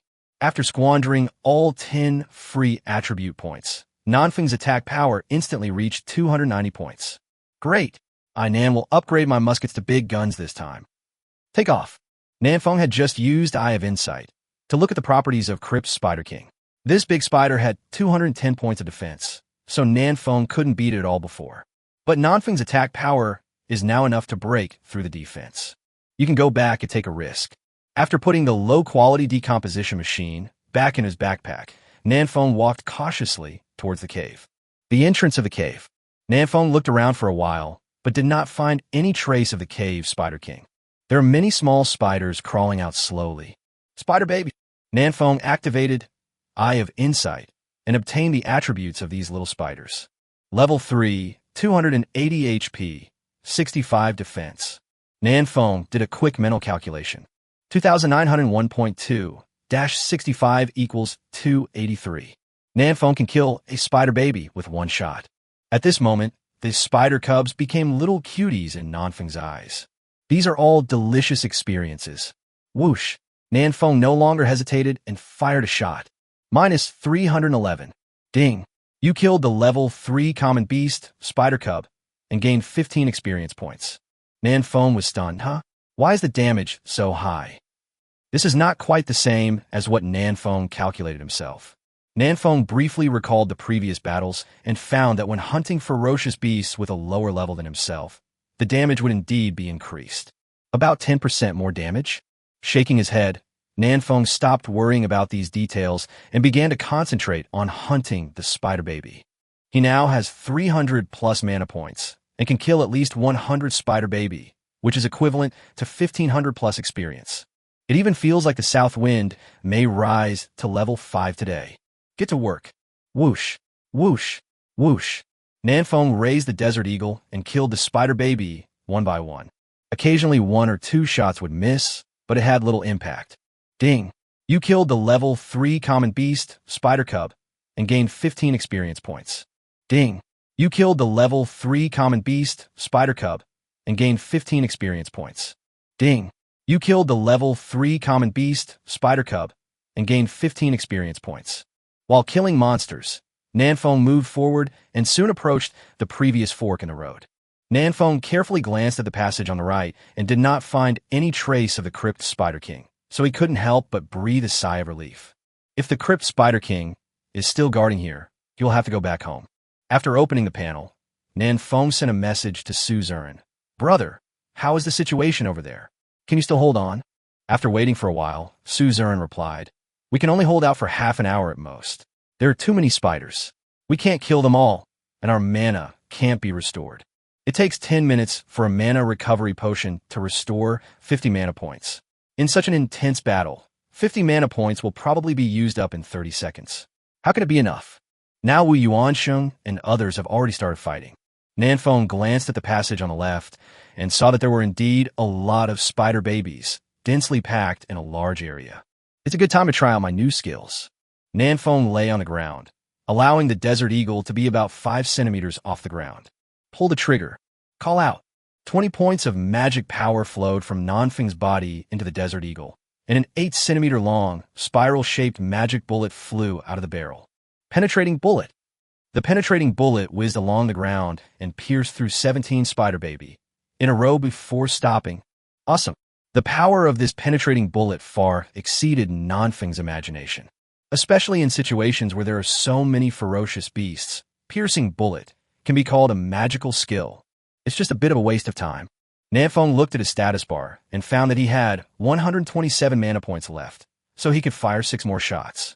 In addition to the magic value, Nanfeng also noticed his experience value, 1092/1800. I still need 708 experience points to level up, which means I need to kill 48 Spider Baby.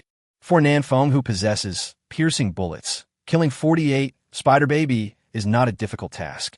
Nanfeng immediately fired another piercing bullet. This time my luck was bad, and I only killed 9 Spider Baby as before the bullet got stuck in the wall and disappeared. 39 more to go. Chapter 32, quick. Milk me. Kill another 39 Spider Baby, and Nanfeng can reach level 5. Swish. When the other spider cubs saw their companions being ruthlessly killed, they immediately became furious and rushed towards Nanfeng by grabbing their 8 spider legs.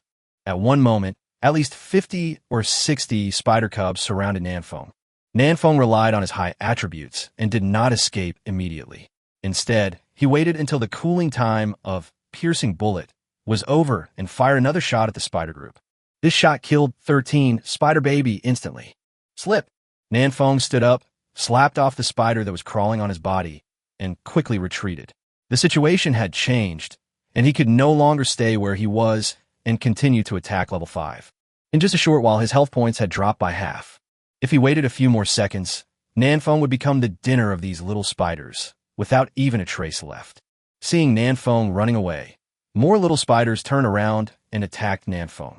Suddenly, a black group of spider cubs chased Nanfeng out of the cave. Nanfeng looked back and saw, wow, this has aroused everyone's anger. Rushing out of the cave, Nanfeng opened the chat channel and quickly sent a message to Su Zuren. I have led away a large number of spider babies. You can handle the rest on your own. Nanfeng couldn't help them make a decision, whether to stay where they were and hold their ground or to rush out and risk their lives. The decision is in their hands. Deep in the cave, Su Zuren saw the message sent by Nanfeng and made a decisive decision. Everyone get ready, let's rush out. Wu Yuansheng was shocked. How can we get out with so many spiders? They are sending us away. Huang Yuanming glanced at the dense spiders around him and said sternly, if we stay here, we will die slowly. If we rush out, we still have a chance of survival. Wu Li cut off a spider baby with a single blow, the fat on his face shaking up and down. Go damn it. Fatty took the lead with his 200-pound body, like a human tank, charging forward and killing everyone. Sister, give him a sip of milk, and then rush with me. Su Zuren stood in front of Su Yihan and helped her clear the way. Everyone else, hurry up and follow. Okay. Su Yihan held the staff nervously and quickly followed Su Zuren. With 3 of them rushing out at once, how could the rest of the people dare to stay there and wait to die? Old witch, stand behind me. Su Ming gritted his teeth, rushed out with a large shield, and cleared the way side by side with Fatty Wooly. Swish! The spider babies gathered around them from all directions, attacking them fiercely. But these people were not vegetarians either. They were all level 4, and they killed these spider cubs quickly and ruthlessly. Soon a large group of little spiders died. However, their health points were also dropping rapidly, and several of them soon showed signs of weakness and exhaustion. This was a negative state caused by too low health points. Su Ming was somewhat desperate. I can't get out of this mess. Looking at the densely packed little spiders around him, Yin Fei slowly lowered his hand holding the slingshot. This one is G. Next one. Wu Yuansheng was also somewhat disappointed. Alas, it's over. Su Yihan's cold eyes were somewhat lonely, and he murmured, I haven't even had a relationship yet, and I'm going to die here? What a pity. Among the few people, only Su Zuren and Wu Chainin had not given up and were still rushing out desperately. Suddenly, Su Zuren glanced ahead and breathed a sigh of relief. Everyone, I think we can still rescue him. After hearing Su Zuren's words, everyone looked forward in the dim firelight. The number of spider babies ahead has dropped drastically and is no longer enough to stop this team. Huang Yuanming was overjoyed. Fuck, is this Huai village? Su Yihan looked at him in confusion. Are you trying to say that there is always light at the end of the tunnel? Huang Yuanming nodded repeatedly. Ah, yes, that's it. Seeing the hope of survival, everyone rushed out of the encirclement in one breath, as if they were given a shot of chicken blood. The road ahead is smooth. Su Zuren turned around and quietly came to the back of the team. Wu Yuansheng gave him a thumbs up and said, Brother, that's very nice. I'll definitely make friends with you. There's a large group of spider baby chasing everyone from behind, which is a big threat to the 4 long-range chosen ones. But Su Zuren's defense is as high as 82 points. This group of spider cubs can only cause single-digit damage to him. As long as he is not surrounded, it will not be fatal. Moreover, there were no spider baby blocking the way ahead, and it was difficult for the spiders behind to catch up with him. They soon arrived at a fork in the road, and were shocked to see the dead bodies of spider pups scattered all around. At least 100 spider baby died here. Who did this so violently?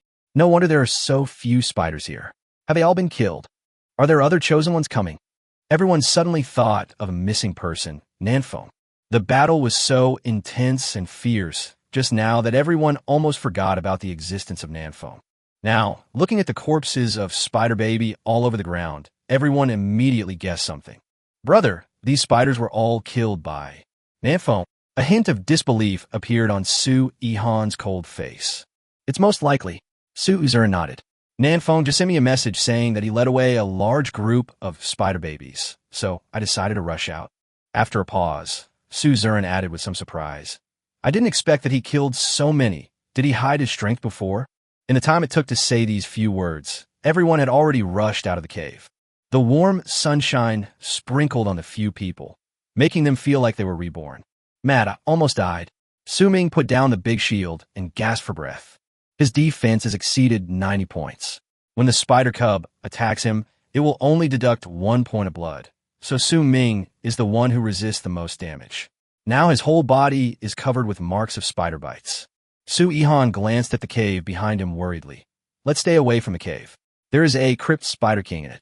Everyone hurried away from the cave. What should we do next? Wu Yuansheng took out a piece of fragrant barbecue and started eating. I just found a lot of iron blocks, but they're all on the mountain wall. We have to dig to get them. Fatty treated his wound with force and said, if we don't get rid of the crypt spider king, we can't dig it.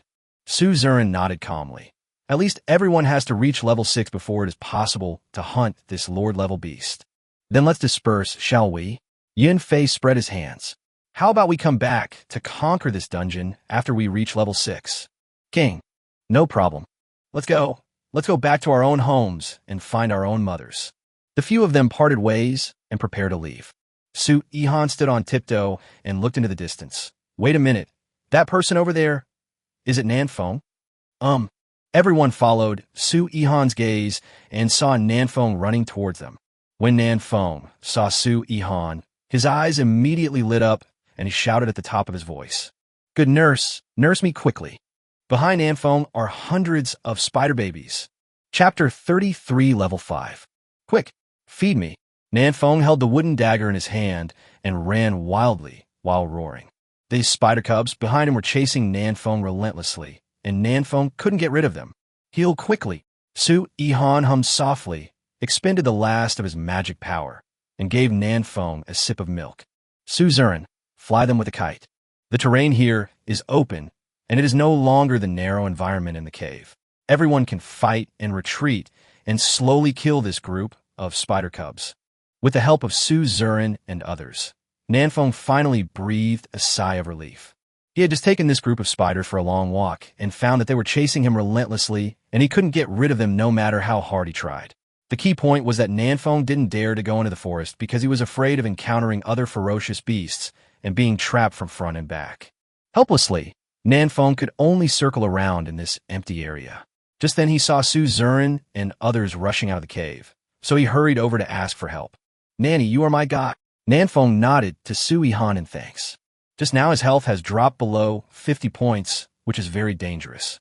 But Su Yihan's milk helped Nanfeng regain his strength, and he was even able to turn around and kill a few of them to gain some experience.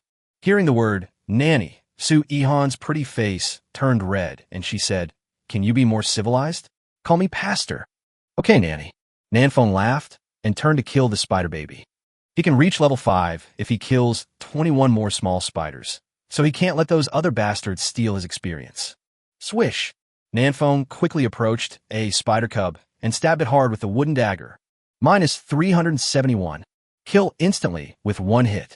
The wooden dagger has a 24-point strength bonus, which is 4 points higher than the Desert Eagle, and has stronger attack power.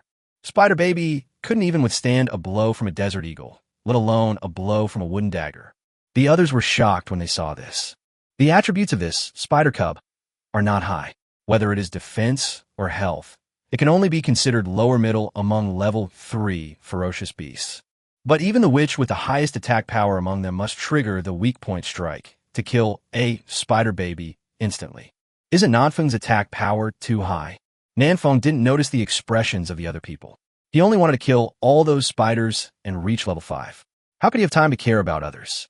After spending more than 10 minutes, everyone finally killed all the spider baby without losing too much health. Fuck, I'm still 28 experience points short. These bastards are stealing my experience. Nanfeng felt a little annoyed and cursed in his heart. What a pity, I was almost at level 5.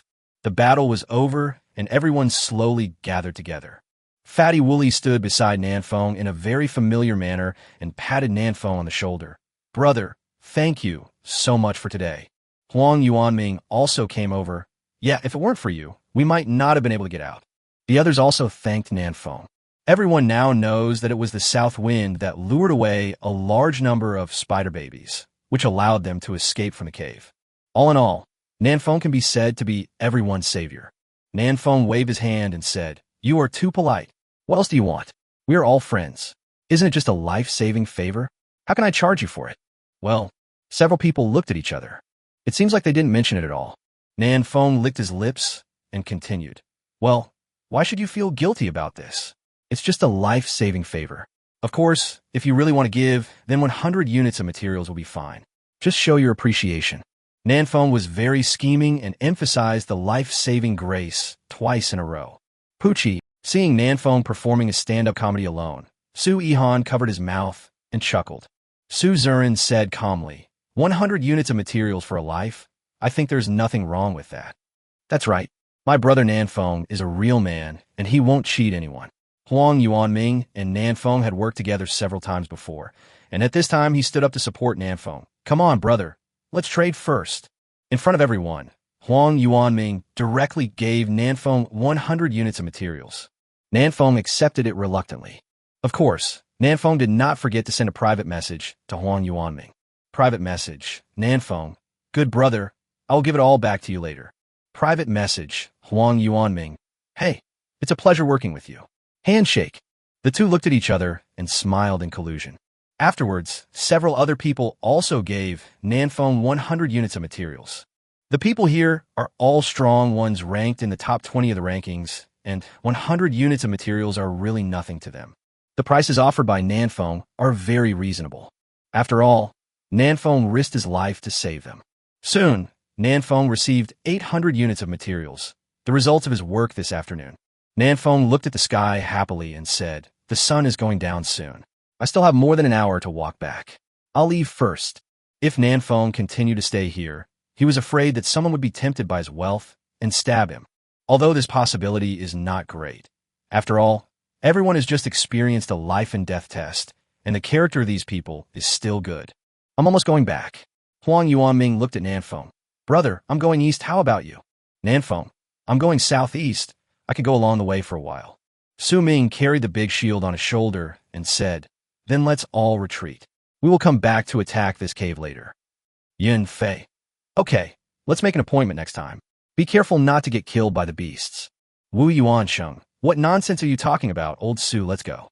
No one is a fussy person, so just leave when you say you want to and go back to your own homes. Before parting, Nanfeng looked at Su Yihan with a smile. Good nanny. See you next time. Su Yihan spat. Get lost. Ha, bye. Nanfeng waved goodbye and set off for home with Huang Yuanming. On the way, Huang Yuanming smiled evilly. Brother, what do you think of Su Yihan? Nanfeng recalled the wavy figure and commented, it has a lot of milk. Huang Yuanming, your evaluation is really to the point. Nanfeng, what are you thinking? I mean her skill, quick healing, has a lot of healing power. Huang Yuanming, me too. The two walked some distance to the east and came to a stream. Huang Yuanming could go back along the stream, but Nanfeng had to walk south for about half an hour. Nanfeng looked at the stream and his eyes lit up. Brother Huang, can you get me 2 buckets of water tonight? Huang Yuanming was shocked. Damn, how did you know I was tinkering with the barrel recently? I know nothing, I just said it casually. Nanfeng was speechless at Huang Yuanming's surprise. I was tinkering with a wooden barrel last night, and now it has taken shape. I'll give you 2 barrels tonight. Huang Yuanming grinned. You're going to use it to make mana recovery potions, right? Give me some when the time comes. That's a must. The two chatted for a few more words and then went their separate ways. After entering the forest, Nan Feng became cautious. There were many ferocious beasts in the forest, and most of them were old coins, making it difficult to guard against them. Nan Feng now has less than 20 points of magic power and just over 100 health points, which is not healthy. Fortunately, Nan Feng had good luck tonight. He did not encounter any high-level ferocious beasts on the way back. Occasionally, 1 or 2 level 1 or 2 ferocious beasts blocked the way, but they were all killed easily by Nan Feng. Ding! You killed the level 2 beast, giant squirrel, and gained 7 experience points. Ding! Congratulations! You have successfully reached level 5. Ding! The chosen one in this area, Nan Feng, is the first to reach level 5 and gains reputation +1. Ding! It has been detected that a chosen one in this area has reached level 5.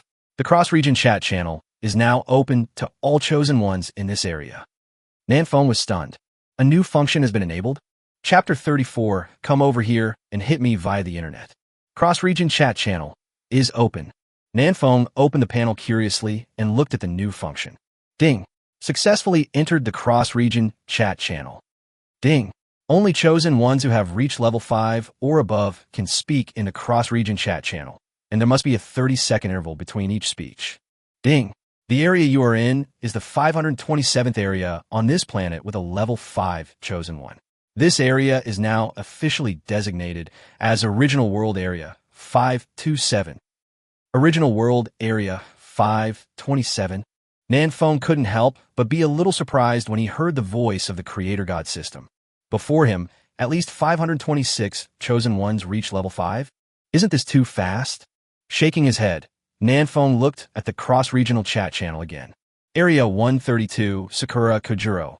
Haha, another newcomer has arrived. He only reached level 5 at the end of the 3rd day.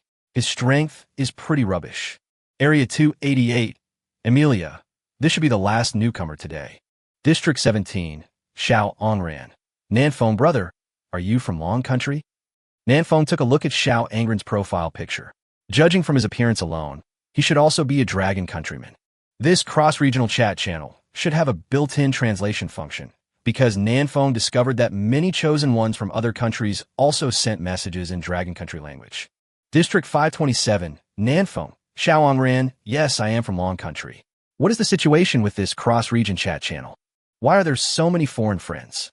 Area 132, Sakura Kojiro. Who are your friends? You dragon people are all trash, and you're the trash among the trash.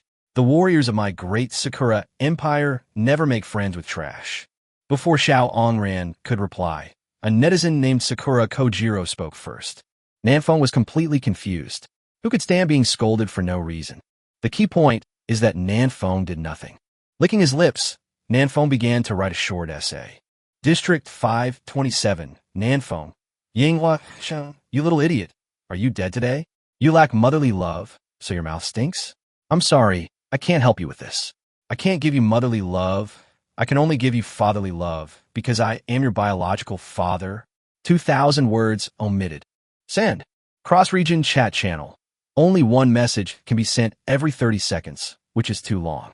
Nan Feng cannot write and send one message at a time, and the other party cannot experience the true power of the Canyon pianist, which makes Nan Feng feel a little regretful. Fortunately, every word in this short essay is about parents, and its killing power is quite strong. As a kendo genius of the Sakura family, Sakura Kojiro had never been scolded like this since he was a child, and he was so angry that his face turned blue. Area 132, Sakura Kojiro. Nan Feng, you are dead. District 527, Nan Feng. Ha! You're coming over here to hit me through the internet cable? Area 132, Sakura Kojiro. As you wish. Nan Feng was stunned and immediately felt something was wrong. This guy can't really come over through the internet cable to hit me. Nan Feng looked around cautiously. There was no one, so luckily. Oh no, it's getting dark and I'm still here scolding people. The sun is about to set and the south wind is still a short distance away from the cabin. He didn't want to spend the night in the wild. That would be tantamount to seeking death. After turning off the panel, Nan Feng strode back to the cabin. Nan Feng didn't know yet how big of an impact his scolding of Sakura Kojiro in the cross-regional chat channel would have on the entire District 527. Before it got completely dark, Nanfeng finally made it back to the cabin. I can finally take a break. Only in the cabin can Nanfeng completely relax. I went to explore the mine this afternoon. The process was very dangerous, but the rewards were also huge.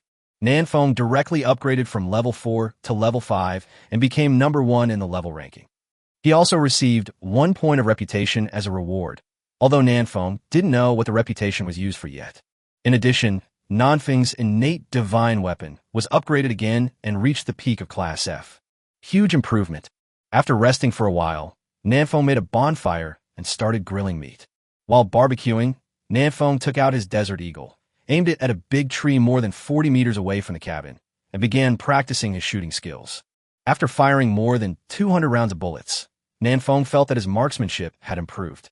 I will practice for half an hour every night from now on to improve my shooting percentage. After setting a small goal, Nanfeng put away the Desert Eagle and closed the door of the cabin. According to the experience of the previous 2 days, in more than half an hour, a large number of ferocious beasts will be roaming at night, and Nanfeng does not want to offend these terrifying guys. The aroma of barbecue lingered in the cabin. But after eating barbecue for 3 consecutive days, Nanfeng was a little tired of it and now felt a little nauseous when he saw barbecue. But there is no way. In this primitive world, all kinds of meat are easy to obtain, but fruits and vegetables are hard to find. Even if he felt nauseous, Nanfeng had to eat, because if he didn't eat for too long, he would get a weak debuff, which would reduce all his attributes by 5%, 50%, which was very serious. This was the news Nanfeng got in the chat channel, and he didn't know whether it was true or not, because Nanfeng had never been hungry until now. Let's eat. Taking a deep breath, Nanfeng started to eat the barbecue and opened the panel to chat in the group for a while. As soon as he opened the panel, Nanfeng saw a large number of private messages, and the chat channel was in an uproar. Chat channel. Bao Jian. Why is Nanfeng still lurking? Come out and say something. Nanfeng? Huang Yuanming. Don't worry. He should have just returned to the cabin and may not have read the message yet. Tian Jiping. Humph. I think he's just scared and hiding. Why should all of us in the district bear the consequences of Nanfeng's actions alone? Wu Li. Okay, there's no point in talking so much now. Let's think about what to do. Nanfeng was confused and didn't understand what was going on. What's going on? This is... After opening the private messages sent to him by other friends, Nanfeng gradually sorted out the clues. It turned out that after Nanfeng criticized Sakura Kojiro in the cross-regional chat channel, Sakura Kojiro flew into a rage and directly announced that he would launch a cross-regional challenge to District 527. This so-called cross-regional challenge is actually a prop. Cross-region challenge order. Designate a region and start a fair 1v1 duel with the highest level chosen in that region. All resources in the region where the winner is located will be increased by 10%. All resources in the region where the loser is located will be reduced by 10%. Note, when the health of one of the chosen drops to 1 point, it is considered a failure. With this cross-region challenge order, Sakura Kojiro can directly challenge Nanfeng, and if he wins, he can also plunder 10% of the resources in Area 527. This is a major event that concerns the entire region, so the chat channel was in an uproar. After figuring out the whole story, Nanfeng took a deep breath. Damn it, that Shabi can really come over and hit me through the network cable. Chapter 35, Cross-Regional Challenges. Damn it, that Shabi can really come over and hit me through the network cable. Nanfeng was shocked that such a thing actually existed in this primitive world. How can keyboard warriors survive like this? So unfriendly. At this moment, a new message suddenly popped up on Nanfeng's panel. Suzerne invites you to join the Handsome Guys group. Do you agree? How can I join a group? When was this new feature released? Nanfeng scratched his head and nodded in agreement. Ding! Nanfeng has joined the group chat. Nanfeng took a look at the group members, all of whom were the ones who had participated in the mine exploration this afternoon.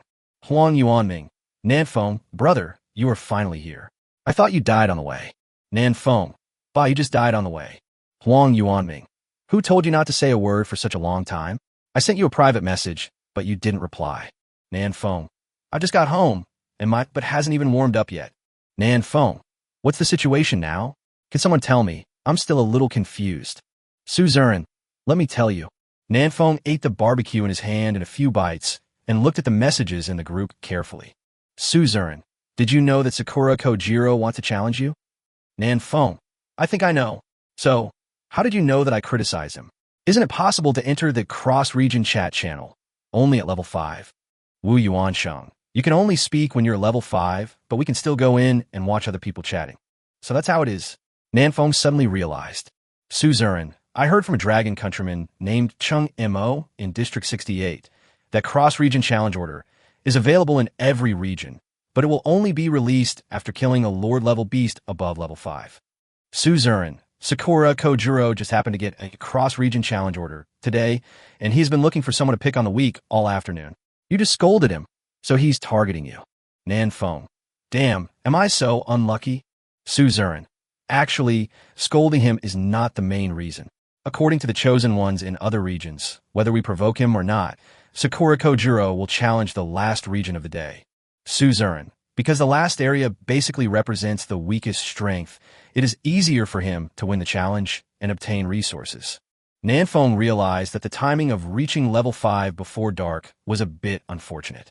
If he waits until tomorrow to reach level 5, Sakura Kojuro will go challenge Area 526 tonight.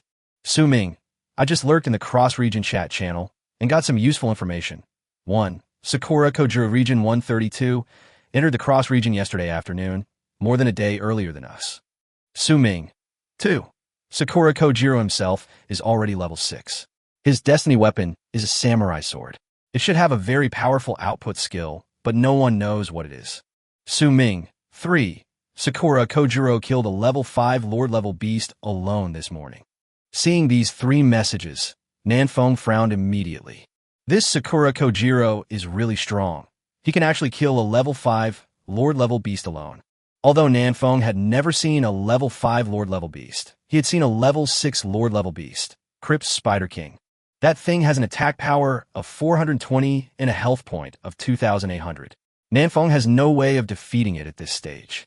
Although the level 5 Lord-level beast is not as powerful as the Crypt Spider King, it is not much worse. In this comparison, Nanfeng seems to have no chance of winning. After taking a deep breath, Nanfeng sent a message. When is he going to challenge me? Su Zurin. The cross-region challenge order can only be used during the day. He should challenge you early tomorrow morning. Tomorrow morning. That means Nanfeng no longer has time to improve his strength.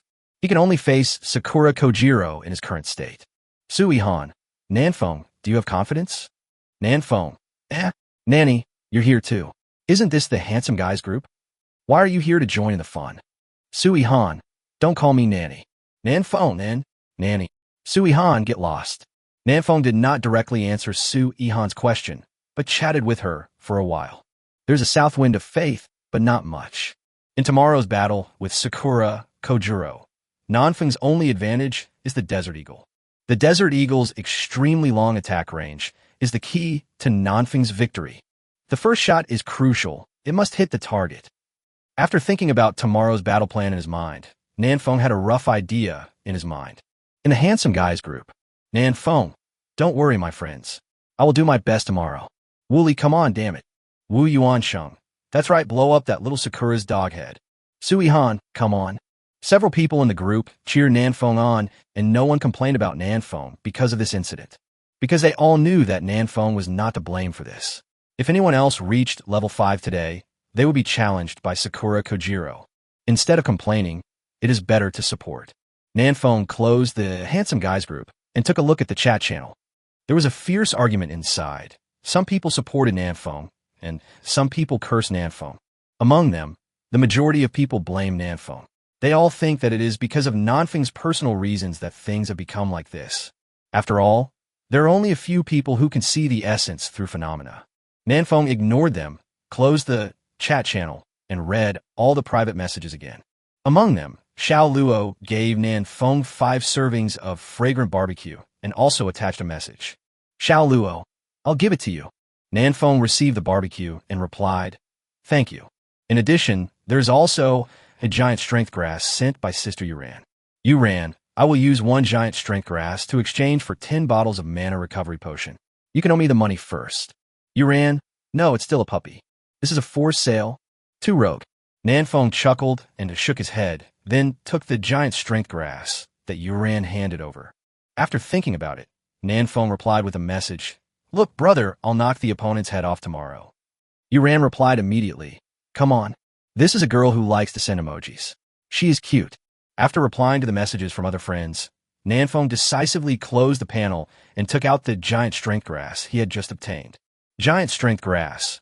After consumption, the chosen one's strength can be increased by +4. Note, each chosen one can only take 2 plants, and eating more than that will have no effect. Wow, this is Dali Chow, as daddy. Nanfeng ate the giant strength grass, raw, adding another 4 points of strength. After thinking about it, Nanfeng added all the 5 free attribute points he got as a reward for reaching level 5 to strength. What we want is violent output. Taking a look at the attributes, Nanfeng's strength has reached 77 points, and his attack power is 385 points, almost catching up with the Crypt Spider King. As long as Nanfeng hits 1-2 shots first, it will be useless even if Sakura Kojiro is level 6, and he will still lose. This extremely high attack power gave Nanfeng more confidence. Roar. Just like the previous 2 nights, the roar of the ferocious beast arrived outside the cabin as expected. Nanfeng walked to the window and observed carefully for a while. There were dark shadows wandering everywhere outside the house, as fast as ghosts. Nanfeng couldn't see clearly what kind of ferocious beasts they were. Retracting his head, Nanfeng didn't dare to observe for too long, for fear of attracting the hatred of the ferocious beasts outside the house. The cabin is not invincible, it also has health points. Nanfeng had no doubt that the beast outside the house was capable of tearing down his cabin. Closing the window, Nanfeng poured the 2 large barrels of fresh water sent by Huang Yuanming into the purification device, allowing it to be purified slowly. It was late at night, and the south wind fell into a deep sleep accompanied by the roaring sound outside the house. Tomorrow, another fierce battle awaits him. Chapter 36, This is a Sure Thing. Morning. Nanfeng suddenly opened his eyes and flipped over. I glanced at the tactical watch on my wrist, and the time showed that it was 6:10 in the morning. Is Sakura-chan still not up? Nanfeng has not received any information about being challenged yet. This is good. There is still time for Nanfeng to prepare. After eating something quickly, Nanfeng pushed open the door of the cabin. Outside the cabin is a dense forest. The sunlight shines through the branches and leaves, leaving spots on the ground. The ferocious beast that had been wreaking havoc all night had now disappeared. Nanfeng stood at the door of the cabin and began to practice shooting. He wanted to take advantage of this precious time to improve his hit rate a little bit more. Whoosh, whoosh, whoosh. Nanfeng specifically hunts the iron claw rats around the cabin because they're small in size, can be used to practice shooting skills, and will also drop the material for iron claw rat claws, which can be used to upgrade. Kill 3 birds with 1 stone, why not? Of course, in order to cope with challenges that might arise at any time, Nanfeng always kept his magic power above 80% and did not dare to consume too much. After practicing for more than 2 hours, just when Nanfeng was beginning to get impatient, he finally received a system notification sound. Ding! Original World Area 132. The Chosen One, Sakura Kojiro, has launched a cross-region challenge to you. Please be prepared. Announcement. Original World Area 132 has launched a cross-region challenge to Original World Area 527. The challenge will begin in 10 minutes. Please prepare for the battle. There were 2 system prompts. One was a regional announcement, and the other was Nanfeng's personal message. Nanfeng opened his panel, which showed a countdown and detailed instructions on the cross-region challenge. Cross-region challenge. After the countdown ends, the chosen on both sides will be randomly teleported to an uninhabited area in the original world and duel in an area with a radius of 100 meters. During this period, the chosen on both sides will receive the Unyielding Will buff. The chosen whose health drops to 1 point first will be considered a failure. Unyielding Will. During the challenge, you will not die. Your health will be reduced to 1 point at the lowest. Seeing this, Nanfeng raised his eyebrows. It turns out that this challenge will not kill anyone, but the area where the loser is located will lose 10% of its resources. This made Nanfeng no longer have to worry. The challenge was still more than 9 minutes away from starting. Nanfeng returned to the cabin to recover his magic power, and then entered the cross-region chat channel. Area 132, Sakura Kojiro. Has that Nanfeng guy become scared? He hasn't dared to fart since last night. Area 132, Fuyutaka. He must be so scared right now. I wonder where he's hiding and trembling. Area 132, Mahaiwewi. He who dares to insult the warriors of our great Sakura Empire. This is his fate. We will gladly accept the resources of Area 527. As soon as he entered the cross-regional chat channel, Nanfeng saw the Chosen One from Area 132 typing frantically, feeling very superior. These 3 Chosen Ones are all above level 5. The overall strength of District 132 is much stronger than that of District 527. Area 527, Su Zurin, haha, 3 Shabi. Area 527, Xiao Luo, upstairs +1. Nanfeng was stunned, huh? They are both level 5 too. After taking a look at the level ranking, Nanfeng discovered that Su Zurin and Xiao Luo had indeed both reached level 5. I guess he got up early this morning to kill monsters and level up. At this time, the two were quarreling with the Chosen One from Area 132 in the interregional chat channel.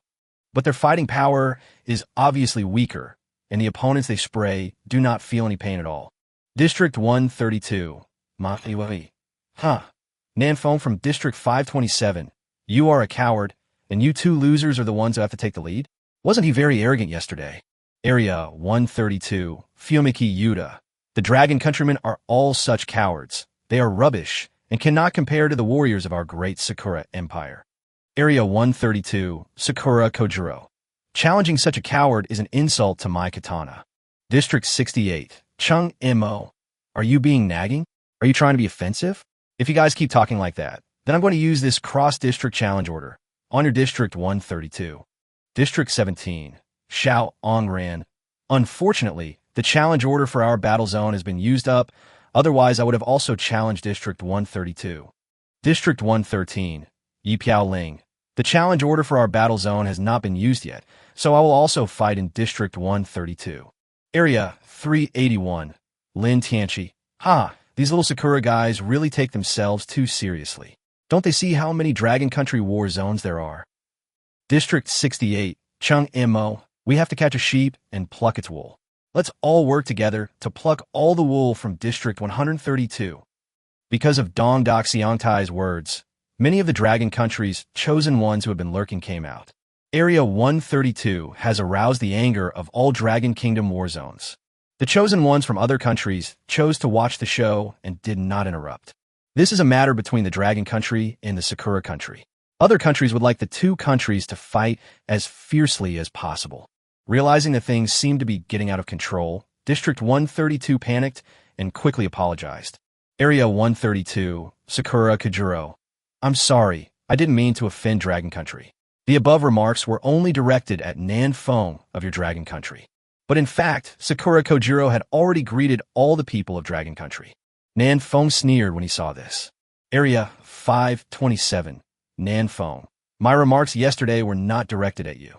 I was saying that your entire Sakura Country is full of garbage. Area 132, Sakura Kojiro. Baka. Nanfeng, you finally came out. You will die in 5 minutes. Zone 527, Nanfeng. Shabi, you won't die if you challenge across regions. Are you too uneducated to understand the prompts? No way, no way. Are you all illiterate people in Sakura Country? How pitiful. When it comes to firing map cannon, Nanfeng is an expert.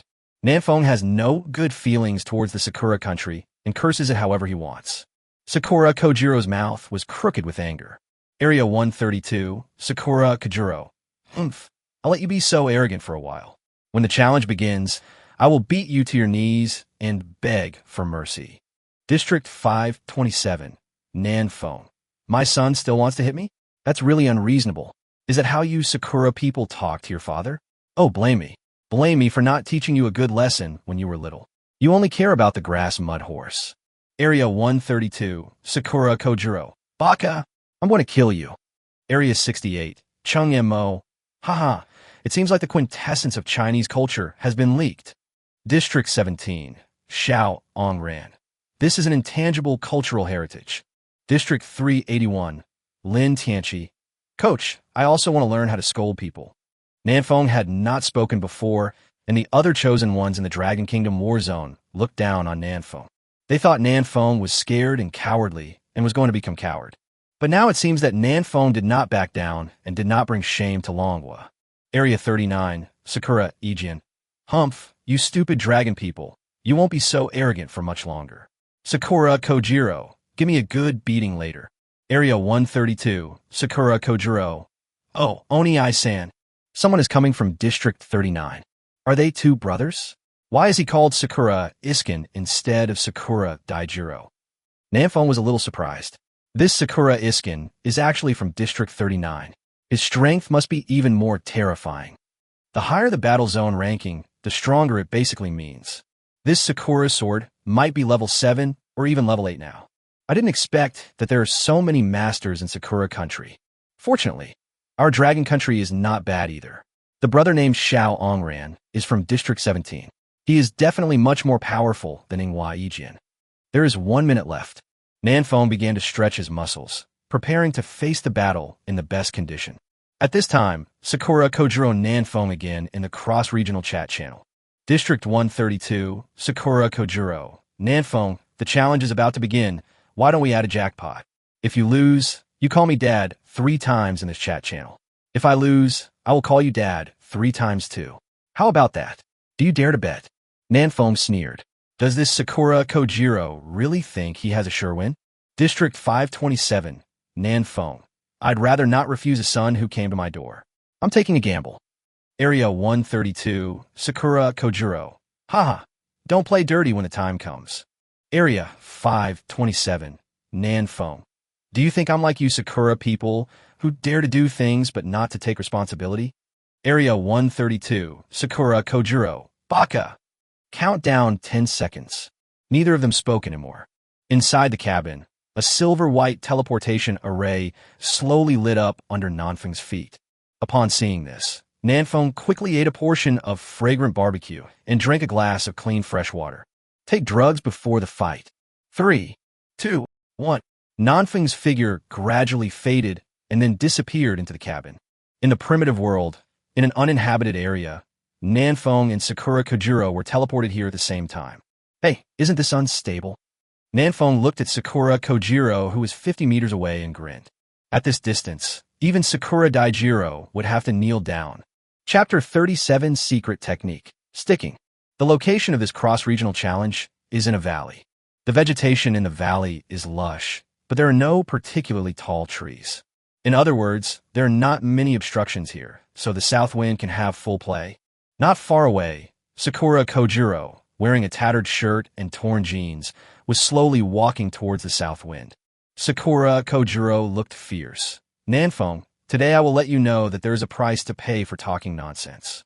Nanfeng raised the wooden dagger high and pointed it at Sakura Kojiro in the distance. Son, wait and see how Daddy will teach you a lesson today.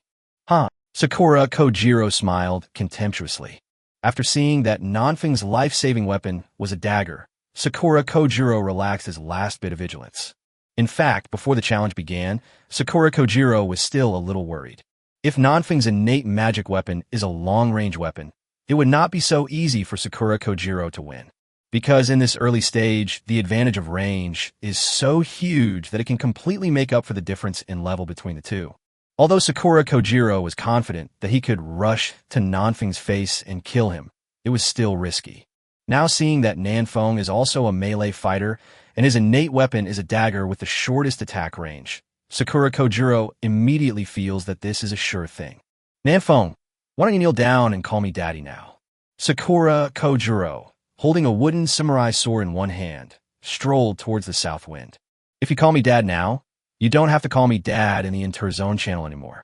Just think about it, calling me Dad in public, how embarrassing it would be for you. There's no one else here. Even if you call someone else, they won't know. Is that right? Nanfeng silently calculated the distance between them in his mind, but he put on a confused expression on his face. What did you say I called you just now? Sakura Kojiro, Dad. Nanfeng, hey good son.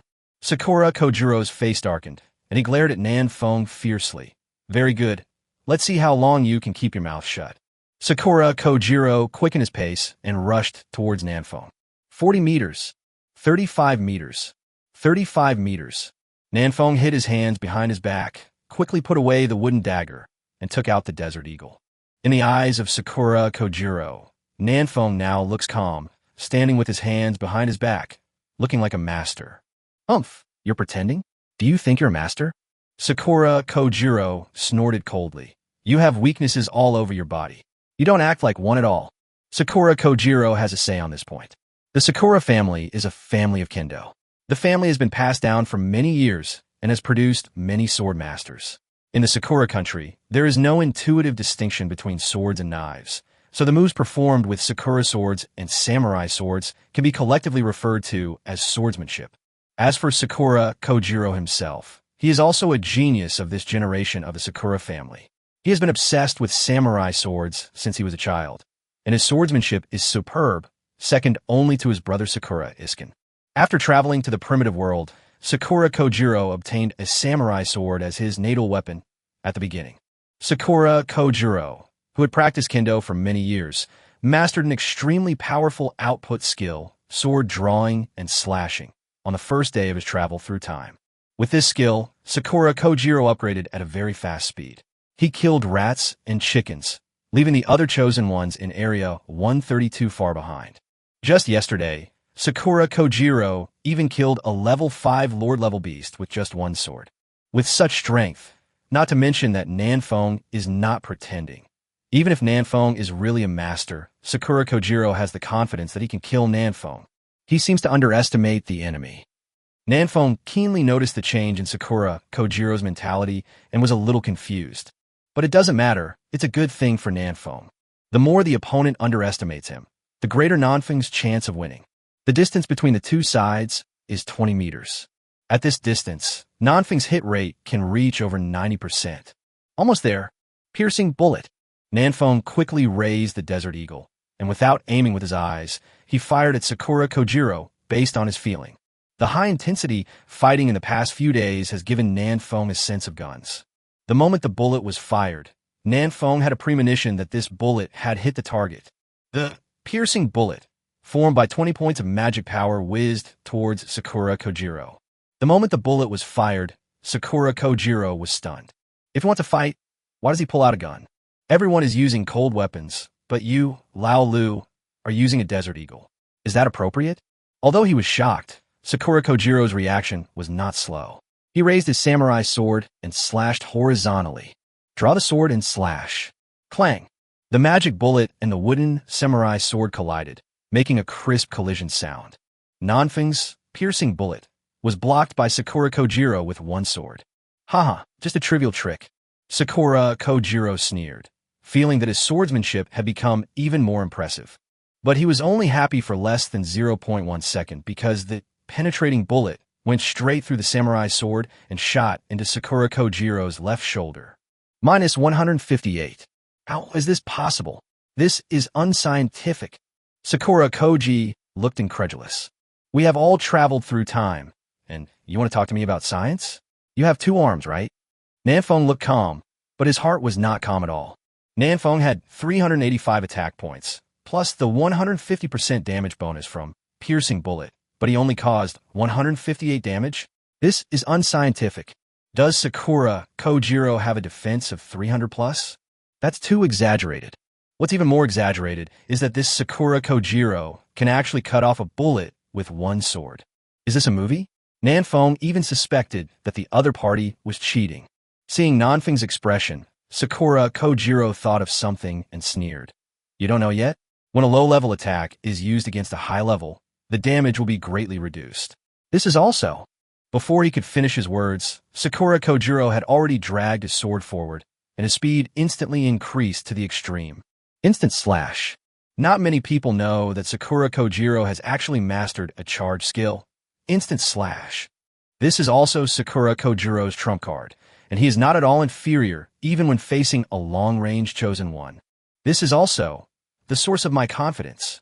Sakura Kojiro grinned and rushed within 10 meters of Nanfeng in an instant.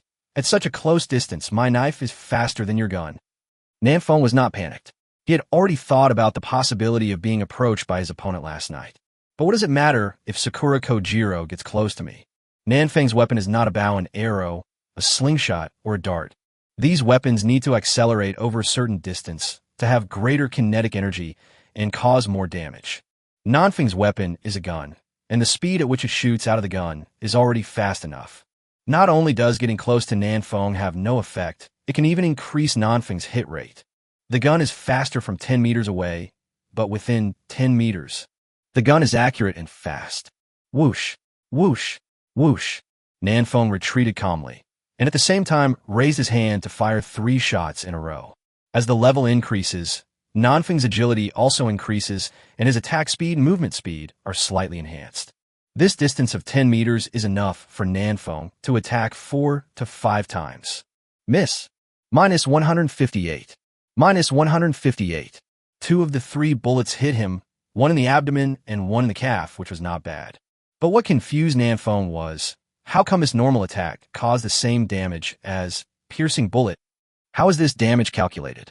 On the other side, Sakura Kojiro cursed in his heart. Why does he have such a high attack power? What? After 3 shots, Sakura Kojiro had less than 50 health points left, and he was still bleeding, losing 5 to 8 health points per second. But he did not give up, because the distance between him and Nanfeng was less than 2 meters. Draw your sword and slash. Ikuso. Sakura Kojiro held the hilt of the samurai sword with both hands and slashed horizontally. One knife, just one knife. Sakura Kojiro, who has added all his strength points, is confident that he can kill Nanfeng with one blow. The knife was so fast that Nanfeng couldn't dodge it at all with his speed. But he had already thought of a countermeasure, and at the moment before Sakura Kojiro drew his sword, he dived into the opponent's arms. Secret technique, stick it. In close contact, the 90 centimeters long samurai sword is useless. Sakura Kojiro's lightning-fast sword missed. You want to get close to me? Are you close enough now? Under Sakura Kojiro's shocked gaze, Nanfeng had already taken out the wooden dagger and fiercely stabbed it into Sakura Kojiro's heart. Chapter 38, Looking for My Son. Ding! Congratulations on defeating your opponent Sakura Kojiro and becoming the winner of this cross-region challenge. Ding! All resources in your area, original world area 527, increased by 10%. As 2 system prompts sounded, the challenge came to an end. From the moment Nanfeng fired the first shot, the entire challenge took less than 10 seconds, and Nanfeng didn't even use the second, piercing bullet. Damn it! Sakura Kojiro, whose health points were forced to be locked at 1, glared at Nanfeng with anger on his face. He didn't expect that he would lose. Nanfeng laughed and said, "Remember to call me daddy later, dear boy." Sakura Kojiro wanted to say something, but the scenery in front of them changed, and they returned to their respective areas in an instant. Nanfeng returned to his cabin, less than a minute after he left. I won. Nanfeng let out a long sigh, and his tense heart finally relaxed. The challenge ended quickly, but only Nanfeng himself knew the danger involved.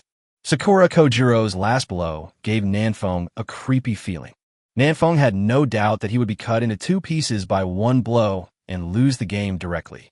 Fortunately, Nanfeng was well prepared. He had thought of the possibility of being approached last night, which enabled him to react quickly and avoid the fatal knife. After briefly reviewing the entire battle, Nanfeng summarized his shortcomings, then opened the panel and entered the chat channel. Now it's bragging time. The other chosen ones also received the system announcement of Nanfeng's victory, and were already chatting animatedly in the chat channel. Lu Daqiang, Nanfeng, you are awesome. Huang Yuanming, it feels like a dream. It's only been a minute, and we've already won. Su Zurin, awesome. I heard that Sakura Kojiro's attack power is as high as 410 points. With his skills and the advantage of level, it is very likely that he can kill Nanfeng in one blow. Su Zurin, I'm a little curious about how you won. Nanfeng, you ran. A lot of herbs suddenly grew next to my cabin. Is this the effect of the 10% increase in resources? Wu Yuansheng, I feel it too. There seem to be more ferocious beasts around. Lu Daqiang, there are more trees. The tree I cut down yesterday just grew out of nowhere. Nanfeng had thought about this before. What resources were increased by 10%? Now it seems that all resources in the entire area have increased, including but not limited to trees, stones, beasts, various ores, etc. This is an improvement in the overall strength of the region. But for Nanfeng personally, the gains are not that great. There were not even any attribute points rewarded, which was not as good as hunting a lore-level beast. After waiting for a while, I saw more and more people ing me in the chat channel, and Nanfeng stopped lurking. Nanfeng. There was a loud bang in the sky, and a handsome guy made a brilliant appearance. Applause. Tian Jeeping. Haha, so childish. You ran. Primary school students may find it a bit childish, but college students think it's just right. Su Ming. Pa pa pa applause. Lu Daqiang. Big brother, you are awesome. Broken voice. Huang Yuanming. Nanfeng, big brother, for now on I am your little brother. Bao Jian, brother. Please take me with you, brother. A group of chosen ones directly turned into Nanfeng's liquors and kept flattering Nanfeng.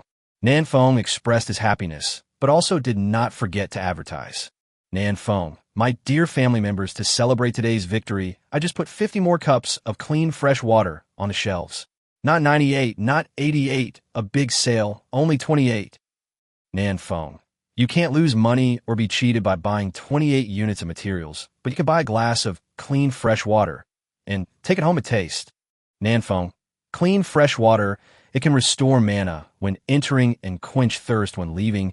It is really a must-have item for home and travel. Are you sure you don't want some? You ran. The price has dropped? Go for it.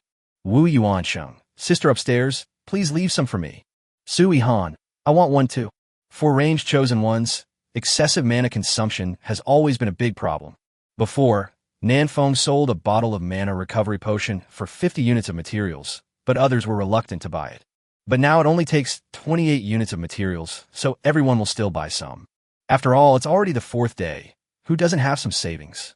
And we've explored the area around the cabin, so it's time to explore further afield. They prepared some mana-restoring potions in their backpacks, and they felt confident. The 50 bottles of clean, fresh water were sold out quickly, and many people chatted privately with Nanfeng, asking if there were any more. Of course there is. Huang Yuanming gave Nanfeng 2 large buckets of stream water last night, and it hasn't been purified yet. I'm rich. Nanfeng smiled happily. This earned more than 1,000 units of materials in just a few minutes. Even if he had to share a part of it with Huang Yuanming, Nanfeng would still have made a huge profit. This is also the reason why Nanfeng lowers the price. Small profits, but quick turnover. While waiting for the fresh water to be purified, Nanfeng opened the cross-regional chat channel again. He still had a very important thing to do. Try not to expose his own innate magic weapon. Sakura Kojuro already knew that Nanfeng's life-saving weapon was a pistol, but except for him, no one else had seen it with their own eyes, so Nanfeng still had room to deceive. He doesn't try to fool everyone. As long as most people don't believe what Sakura Kojiro says, that's enough for Nanfeng. In the cross-region chat channel, Area 39, Sakura Ichikan. Ha, what are you dreaming about? Do you really think that the trash from your dragon country can win?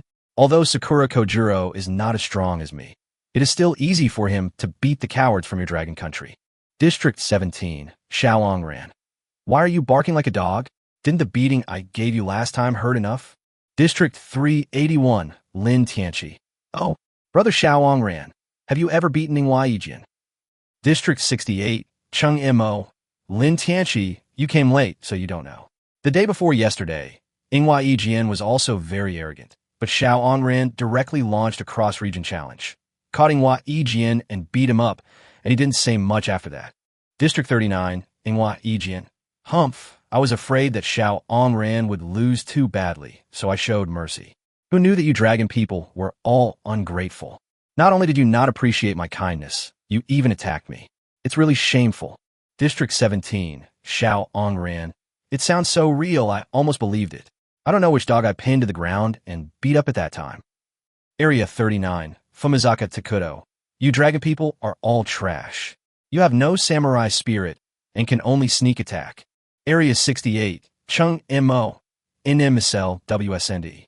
In the cross-regional chat channel, the chosen ones from Dragon Country and the chosen ones from Sakura Country started to scold each other again. This has become a norm in this channel. Both sides feel uncomfortable if they don't criticize each other for a day. As one of the 4 major trolls in the national server, how could Nanfeng miss such a good opportunity? He immediately joined the group chat. District 527, Nanfeng. Looking for my son, my silly son is lost. Please help me find him. Area 39, Sakura Sword. Chapter 39, the innate magic weapon is a pistol. District 527, Nanfeng. Looking for my son, my silly son is lost. Please help me find him. Area 39, Sakura Sword. Nanfeng's sudden remarks instantly attracted the attention of the entire channel. Area 68, Chung Mo. Nanfeng, brother, did you win? Area 381, Lin Tianqi. It's over so quickly? It's only been a few minutes. District 17, Xiaolongran. Oh no, it looks like some of the little Sakura devils are going to be disappointed. District 527, Nanfeng. Chungyamo, of course he won. Isn't that easy? How can my son possibly beat me? Don't you agree? By the way, have you seen my son? Why hasn't he come out to call me dad? Sakura, Kojiro. Following Nanfeng's affirmative answer, the entire cross-regional chat channel instantly exploded.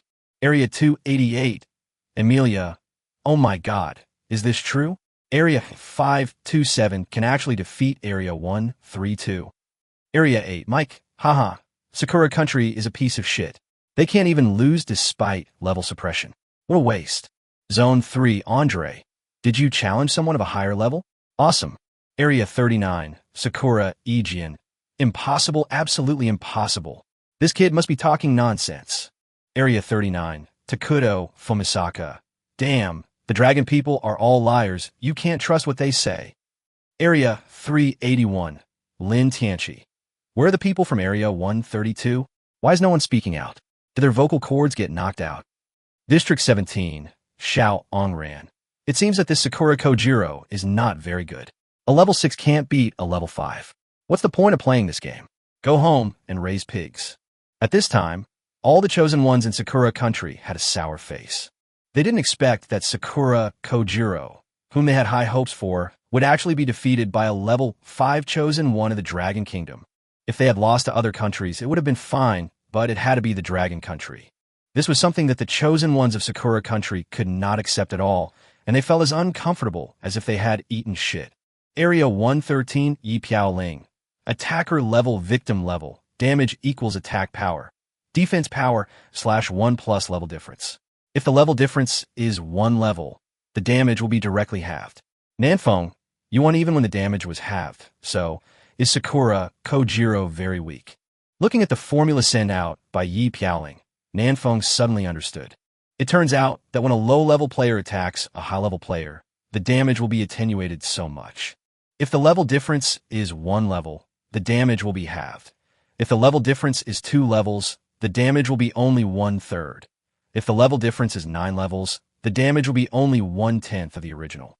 Fortunately, Nanfeng has added points to all his strength, so his attack power is high enough. In addition, Sakura Kojiro is also a fragile one, so even if the damage is halved, Nanfeng can still cause 150+ damage to him. Otherwise, Nanfeng really can't win. It is precisely because of this damage attenuation mechanism that challenging opponents of higher levels becomes almost impossible. No wonder everyone else thinks it is incredible that Nanfeng can win. After coming back to his senses, Nanfeng answered Yi Piaoling's question. Area 527, Nanfeng. Well, let me tell you this, I didn't lose any blood at all. Area 527, Su Zurin. I remember your life-defining magic weapon is a dagger. How can a dagger be unharmed when facing a samurai sword? Nanfeng gave Su Zurin a thumbs up in his heart. This was truly a great assist. In this way, everyone will have a preconceived notion that Nanfeng's innate magic weapon is a dagger. This gives Nanfeng more room to operate. Zone 3, Andre. Challenging a higher level without taking any damage and using a melee weapon? I don't think I can do that. Area 288, Emilia. I heard that everyone in your dragon country knows Kung Fu. Is this true? You can challenge opponents of higher levels without getting hurt. Nanfeng, your agility must be amazing, right? Area 8, Mike. Oh, physical skills? They are useless in the face of absolute strength. Area 78, Kim Hyunwook. Maybe it's not that Nanfeng is too strong, but that Sakura Kojiro is too weak. No one is willing to admit that the chosen ones from other countries are strong, but everyone is willing to admit that the chosen ones from other countries are weak. Kim Hyunwook's words immediately attracted the approval of most of the chosen ones. Area 8, Mike. You're right, Sakura Kojiro is such a loser. Area 502, Savani. Sakura Kojiro can't even beat Area 527, so he definitely can't beat me either. Area 132, Sakura Kojiro. You're talking nonsense. I can kill you with 1 blow. Finally, Sakura Kojiro, who had been diving for a long time, couldn't help but speak. Nanfeng suddenly became energetic. He had been waiting for a long time and thought that Sakura Kojiro didn't dare to show up. Area 527, Nanfeng. My dear son, where did you go? Dad has been looking for you for a long time. District 39, Sakura Aegean. Nanfeng, keep your mouth shut. Area 527, Nanfeng. I'm talking to my son. What the hell is it to you? Huh? Wait, you're my son's brother. Doesn't that mean you're also my son? Area 132, Sakura Kojiro. Baka! How dare you insult my brother? You're courting death. District 527, Nanfeng, Sakura Kojiro. Dear son, you just said you would call me daddy? Why aren't you calling me daddy yet? Where is the samurai spirit of your country of Sakura? Area 39, Sakura Ichikan. Kojiro, are you really defeated? The chat channel suddenly became quiet, and everyone was waiting for Sakura Kojiro to respond directly to this question. Sakura Kojiro was silent for a long time. Area 132, Sakura Kojiro. Yes, Onisan. This Nanfeng's life definition weapon is a pistol with a very long range. Before I even got close to him, his health was already at the bottom. Area 39, Sakura Iskin. What? A pistol. Area 68, Chungemo. What the hell? My innate magic weapon can also awaken a pistol? I'm so jealous. Area 8, Mike. That's impossible. Zone 288, Emilia. Oh my god, is this true? Nanfeng took a deep breath and thought about how to move past this topic while making most of the chosen ones not believe what Sakura Kojiro said. After considering it for a while, Nanfeng edited a message and sent it. Area 527, Nanfeng. My goodness, my life definition magic weapon is actually a pistol. I wouldn't have known it if you hadn't told me. Thank you for reminding me, my father's great son. Area 132, Sakura Kojiro. Stop pretending. If you didn't have a pistol, how could you have defeated me? Area 527, Suzerain. Sakura Kojiro. I think you felt too embarrassed after losing, so you made up this excuse, right? District 68. Chung Mo. What a lame excuse. My grandma shook her head when she heard it. Area 381, Lin Tianchi. Everyone's innate divine weapons are cold weapons. How could they awaken a hot weapon like a pistol? Can you make a draft before you brag? Nanfeng looked and saw that the chosen ones of Dragon Country were all speaking for him. After thinking for 2 seconds, Nanfeng understood the reason.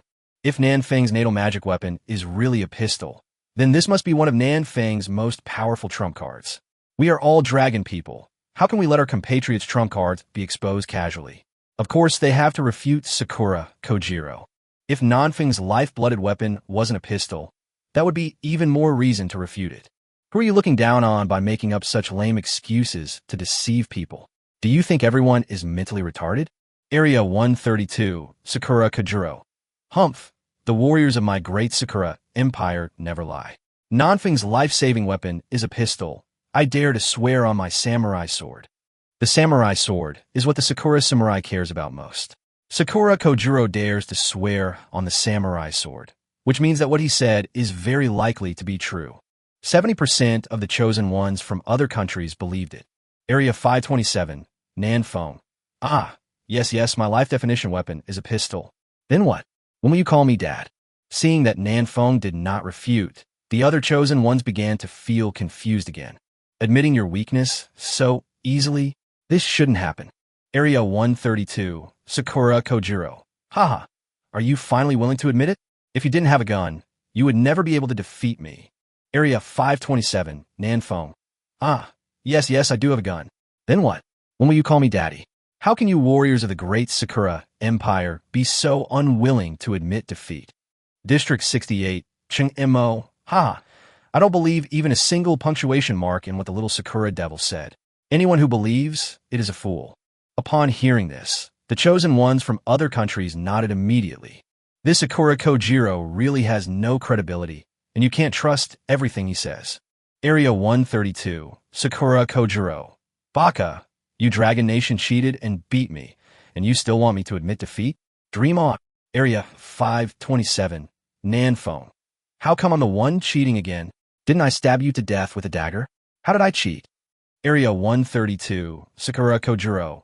Humph, if my health wasn't so low, how could you have killed me with one dagger? As soon as these words were spoken, Sakura Kojiro immediately realized that something was wrong. Nanfeng chuckled. This little brat has fallen into the trap. Chapter 40, The Horror Girl, Yi Piaoling. Nanfeng chuckled. This little brat has fallen into the trap. Area 39, Sakura Ichikan. Kojiro. What exactly is Nanfeng's weapon? Why is it a dagger at one moment and a pistol at the next? 381. Lin Tianqi. Oh no, the truth is revealed. Funny. Area 68. Chung Mo. Haha. I've told you that Sakura people are full of lies. Do any of you really believe them? Area 8. Mike Humph. If you lose, you lose. You still have to make excuses for yourself. You are such a loser. Area 78. Kim Hyunwook. It turns out that Sakura Kojiro is really too weak.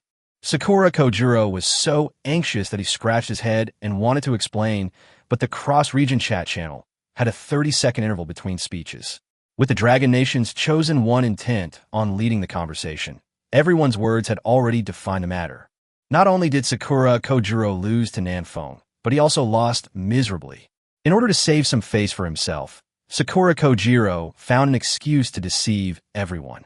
Of course, there are still some suspicious chosen ones who are skeptical about what Nanfeng's innate magic weapon is. Nanfeng cannot dispel everyone's doubts, but as long as most people don't believe it, it is enough. Area 132, Sakura Kojiro. No. Nanfeng has two life-defining magic weapons.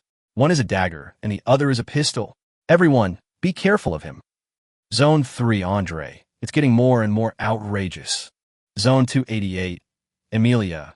There are over 500 zones and over 500,000 chosen ones, but I have never heard of anyone being able to awaken two innate divine weapons.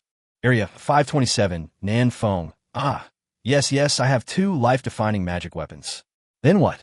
When will you call me Dad? Area 68, Chung Mo. Forget it. Can you believe what the Sakura people say? Let's go home.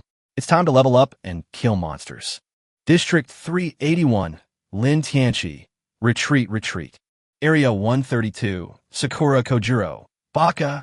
You Dragon Country rubbish. Do you only know how to lie? What I said is clearly the truth. Rubbish. Waste. If it happens again, I will definitely beat you Dragon Country cowards. Seeing that no one believed what he said, Sakura Kojiro became furious and started cursing in the channel. But they just keep repeating the same few words over and over again, either rubbish or trash, which have no lethality at all, just like a shrew scolding in the street. The south wind didn't even bother to blow it back. But not everyone was like Nanfeng.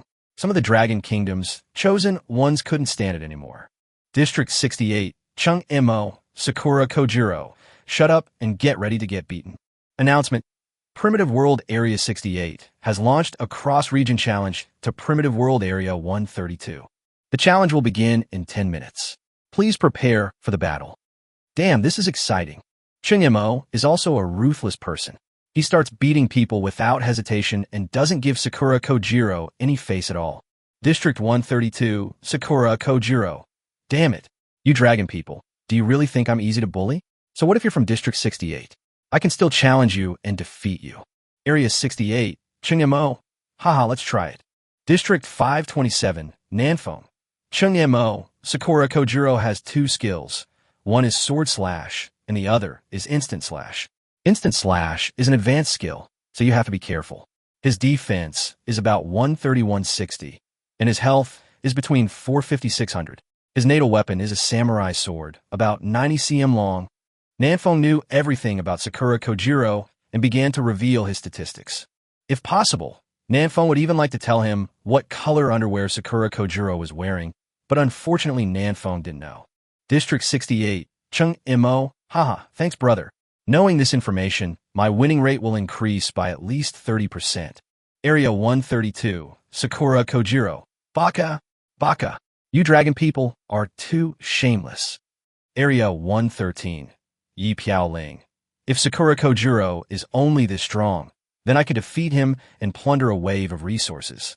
Area 527, Nanfeng. That's right, everyone, come together and make their resources in Area 132 negative. Area 39, Sakura Ijian.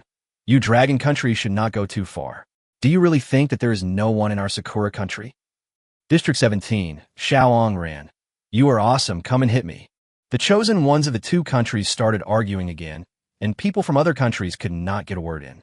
10 minutes passed in a flash, and the challenge between Area 68 and Area 132 began.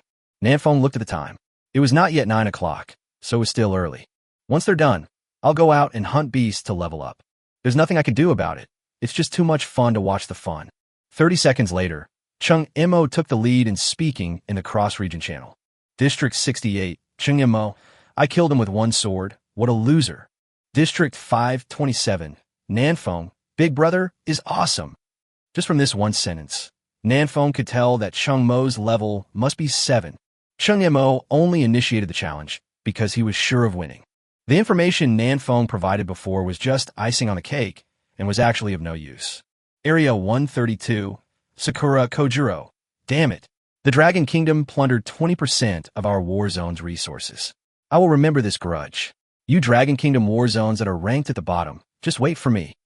Area 113, Yipiao Ling. Don't worry, I still have a challenge order. Announcement. Original World Area 113 has launched a cross-region challenge against Original World Area 132. The challenge will begin in 10 minutes. Please prepare for the battle. Nanfeng almost laughed out loud. This Sakura Kojiro was still shouting here. Don't you see how many war zones there are in Dragon Country? At this time, in the 132nd war zone, nearly 100 chosen ones from the Sakura Country all had sour faces. What's wrong with this Sakura Kojiro? Why can't he beat anyone? Damn it, they caused our war zone to lose 20% of its resources. How can we continue to develop? I have to walk for 7 or 8 minutes to find a level 3 beast. The chat channel inside Zone 132 is now filled with curses. They were all cursing Sakura Kojiro. Fuyuta Tomichi. Everyone, this is long going too far. You can't blame Sakura Kojiro. Mayuehui. Don't panic. As long as Kojiro wins this game, we can win back 10% of the resources. Fuyuta Tomichi. That's right. This is only a temporary defeat. Victory will ultimately belong to our great Sakura Empire. Under the persuasion of Dongdao Yuta and Ma Yuehui, the chosen one of Area 132 calmed down a little and waited for the victory of this battle. Seeing this, Sakura Kojiro also breathed a sigh of relief. Being scolded by hundreds of people constantly, he was under a lot of pressure. Humph, they're all a bunch of ignorant guys. Sooner or later, I will make them obedient. Sakura Kojiro snorted coldly, wrote down the names of those who cursed the most, and prepared to check their water meters when he had time. As soon as 10 minutes were up, a silver-white teleportation array appeared under Sakura Kojiro's feet. This is the 3rd time today. This time, Sakura Kojiro was teleported to an isolated island, surrounded by endless ocean. Opposite Sakura Kojiro is a petite girl. Yipiaoling tilted her head, her eyes were dull, and her face was delicate, like a doll. What a beautiful girl! Sakura Kojiro's eyes were filled with evil thoughts, and his breathing became rapid. Such a delicate doll. I really want to press her under me and ravage her. Suddenly, Yipiaoling laughed. The corners of her mouth cracked all the way to her ears, and tears and blood began to flow from her eyes. In just a few seconds, Yipiaoling turned from a doll into a ghost doll in a horror movie. Sakura Kojiro was horrified and stepped back in fear. But he suddenly found that his body was out of control. He held the samurai sword in his right hand and slashed at his abdomen. Seppuku. Halfway through the cut, Sakura Kojiro finally regained control of his body, hurriedly pulled out the samurai sword, and covered his wound. But his health has dropped by more than half. Sakura Kojiro looked at Yipiaoling with horror. Yipiaoling smiled slightly, very grimly. Don't be afraid, it's just a control skill. Her voice entered Sakura Kojiro's ears like a devil's sound lingering in his ears, making Sakura Kojiro dizzy. When Sakura Kojiro came to his senses, the samurai sword in his hand was already pointed at his neck. No! Before Sakura Kojiro could finish his words, Yipiaoling had already grabbed his hand and thrust the samurai sword into his trachea. Finish. Chapter 41, 3 Consecutive Defeats. Announcement. Original World Area 132. After 3 consecutive failures in cross-regional challenges, all attributes of all chosen in Area 132 will be reduced by 10 points. Nanfeng, who was waiting for the result, was suddenly shocked when he received a system announcement. After losing 3 games in a row, all attributes of the chosen ones in the entire region will be reduced by 10 points? Isn't this punishment too harsh? District 68, Chung Imo. Haha. Yipiaoling also won. Now I wonder if the Sakura country dares to be so arrogant. District 381, Lin Tianchi. All attributes reduced by 10 points? Doesn't that mean he has lost 2 levels? Then can I bully him? Area 17, Xiao Ongran. I suggest you challenge Sakura Kojiro after you reach level 6. This way your chances of winning will be higher. Area 527, Nanfeng. TSK, Sakura Kojiro's strength has plummeted. Everyone hurry up and plunder the resources of Area 132. As soon as Nanfeng made this proposal, many chosen ones in various regions were immediately attracted. There are quite a few regions that have cross-regional challenge orders now, but many people keep them and don't use them. In addition to taking into account the overall power of other countries, one of the big reasons is that we don't know who to challenge. What if you pick a tough guy like Nanfeng? Not only is it embarrassing to lose the game, but you also have to pay 10% of the resources. Who can bear this? But now it's different. Sakura Kojiro's all attributes are reduced by 10 points, which means a reduction of 40 attribute points. This weakening is very terrifying. You know, all attributes will increase by 5 only after you level up. Even if you add the 5 free attribute point from the upgrade reward, it is only 25 points. This nerf directly caused Sakura Kojiro to drop by 1.5 levels. If he encounters a level 5 opponent, Sakura Kojiro might be able to struggle for a while, but if he encounters a level 6 opponent, he will definitely lose. Are there few level 6 chosen ones now? Quite a few. Basically, there are level 6 experts in the top 200 districts, and there are even quite a few level 7 experts. There are many people who would do things like kicking someone when he's down, or kicking him when he's down, even without any further fanning the flames. After all, winning the challenge can increase your resources by 10%. Nanfeng could foresee that in the next 1 or 2 days, many people would challenge Area 132 and claim this huge resource package. Area 132, Sakura Kojiro. Everyone, please don't challenge our area again. I know I was wrong. Please leave me a way to survive. Area 132, Fuyutaka. We can't even defeat beasts of the same level right now. In just a few minutes, dozens of our compatriots have been killed by beasts. The chosen one in Area 132 was afraid of being challenged further, so he quickly jumped out to play the victim. Nanfeng smiled, but he had no sympathy for the chosen one of Sakura country. If Nanfeng hadn't won today, it would be their battle zone that would be in a miserable situation. No more hanging out in the group. Go out and level up. Nanfeng didn't read on, but turned off the panel and walked out of the cabin. The situation in Area 132 gave Nanfeng a wake-up call. We must improve our capabilities as quickly as possible to cope with possible cross-regional challenges in the future. Because if they lose 3 games in a row, the consequences will be unbearable for Nanfeng. Today's mission is to upgrade to level 6. Nanfeng set a small goal for himself and strode towards the northwest. The mine we visited yesterday was filled with spiders and was a good place to level up, so Nanfeng decided to go there again. By the way, see if you can get rid of the Crypt Spider King and conquer this mine. After thinking about it, Nanfeng opened the panel, entered the Handsome Guys group, and sent a message. Nanfeng, Red Ice, and my fellow curlers. Does anyone want to team up to level up? Huang Yuanming. Hey boss, do you want to take me to upgrade? Where to upgrade? Nanfeng, there were so many spiders in the mine yesterday. Aren't these all experiences? Su Zurin, my sister and I are already here. Wu Yuansheng, good fellow, it is true that those who are close to the water get the moon first. Su Ming and I are coming too. Wooly, I won't come. There are more ferocious beasts around my cabin. I need to clean it up a bit. The number of ferocious beasts has increased. Nanfeng looked around and indeed found many traces of iron claw rats and red-eyed rabbits.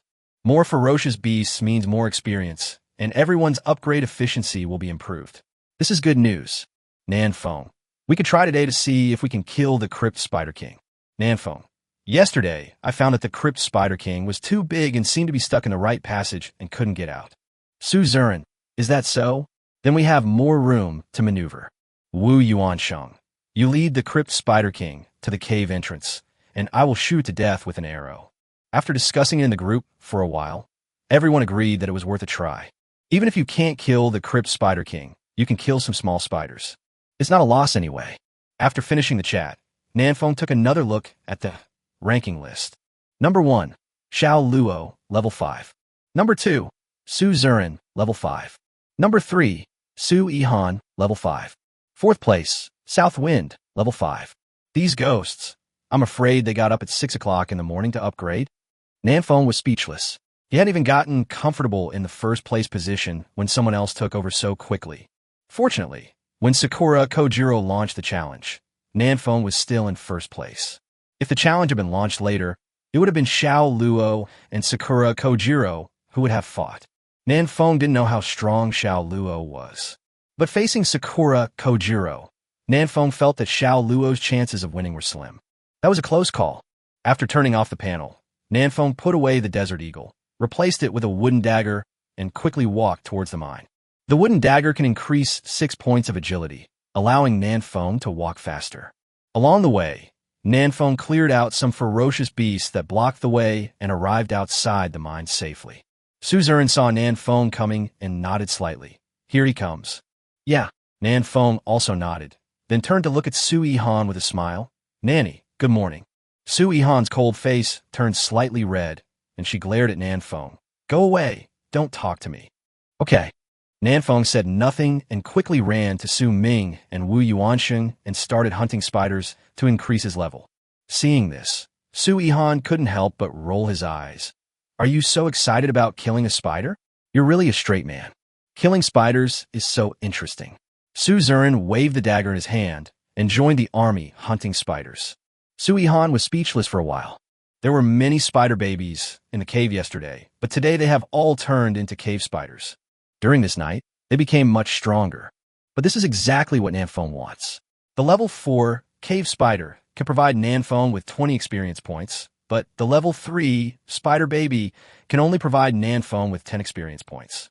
Of course, it is more cost-effective to hunt crypt spiders. It took the group more than 2 hours to finally kill all the cave spiders outside the cave. During these 2 hours, Nanfeng had been fighting with a dagger to hone his melee combat skills. Suzerain pointed at the cave and looked at everyone inquiringly. What do you mean? Do you want to go in and take a look? Come in. We've killed all the little brothers. Of course we have to go in and see the boss. Nanfeng, relying on his still healthy health, walked towards the cave first. The others quickly followed. It was not until he was almost at a fork in the road that Nanfeng slowed down and looked cautiously toward the passage on the right. The passage on the right was pitch black, and I couldn't see what was inside. The south wind swung the torches heavily into the passage. Swish! 8 eyes as big as basketballs opened instantly and looked at Nanfeng at the same time.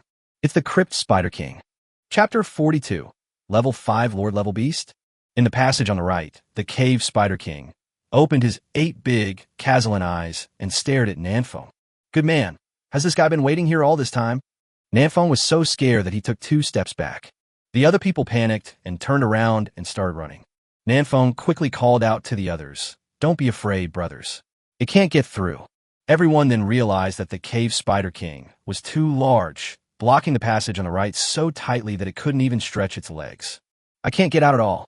Wu Yuansheng's face lit up with joy. It's stuck here? Then don't we have a chance to kill it? Suzerain frowned slightly and observed for a while. It's not stuck. Although it can't get out, it can still go back. The space in this passage must be very large. Wu Yuansheng didn't care. Then we can take this opportunity to consume its health. If it retreats, we can find a way to lure it out, right? Su Ming nodded. What the old witch said makes sense. That makes no sense. Nanfeng checked the properties of the Crypt Spider King again and retreated. It can spray venom. Let's retreat a little further. Nanfeng didn't know how far the venom of the Cave Spider King could be sprayed, but the farther away he was, the safer it was. Everyone retreated all the way to the entrance of the cave. With the help of the torch that Nanfeng had just thrown out, they could see that the Cave Spider King was still there motionless. Su Yihan was a little confused. What is it doing? She's giving birth. Nanfeng guessed something based on what happened yesterday. It was the same yesterday. When we killed all the cave spiders outside, the Cave Spider King crawled out from the depths of the cave and gave birth to a large group of spider babies. And these spider babies will evolve into cave spiders after a period of time and continue to guard the cave. After listening to Nanfeng's explanation, everyone finally understood. Suzerain. So, this is a natural monster spawning spot? If we keep this Crypt Spider King, there will be a constant supply of spiders for us to hunt. That's true. Nanfeng nodded, then shook his head, but don't forget that there's a high probability of iron or even copper ore in the passage on the right. If we don't kill the Crypt Spider King, it will be difficult for us to obtain these materials. Wu Yuansheng. Ferocious beasts are everywhere, but iron and copper mines are not that easy to find. Su Ming. Yes, I think he still has to be killed. Su Yihan. Brother, I think what Nanfeng said makes sense. Everyone was more in favor of killing this cave spider king and obtaining rare materials such as iron blocks and copper blocks. At this moment, the cave spider king finally gave birth to its cubs and rustled into the depths of the cave.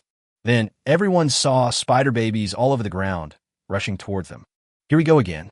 The plot is very similar to yesterday. The only difference is that no one is trapped in the left passage today. Another bunch of experience. Compared to crypt spiders, spider baby is easier to kill. Although the experience value will be lower, it will not affect the upgrade efficiency too much. Without any further ado, everyone started the monster killing mode. It would be great if I could use the Desert Eagle. The penetrating bullet can kill more than a dozen of them with one shot. Nanfeng sighed in his heart. Unfortunately, as his trump card to save his life, Nanfeng doesn't want too many people to know about it. Half an hour later, everyone had killed hundreds of spider baby, and their own condition was not very good.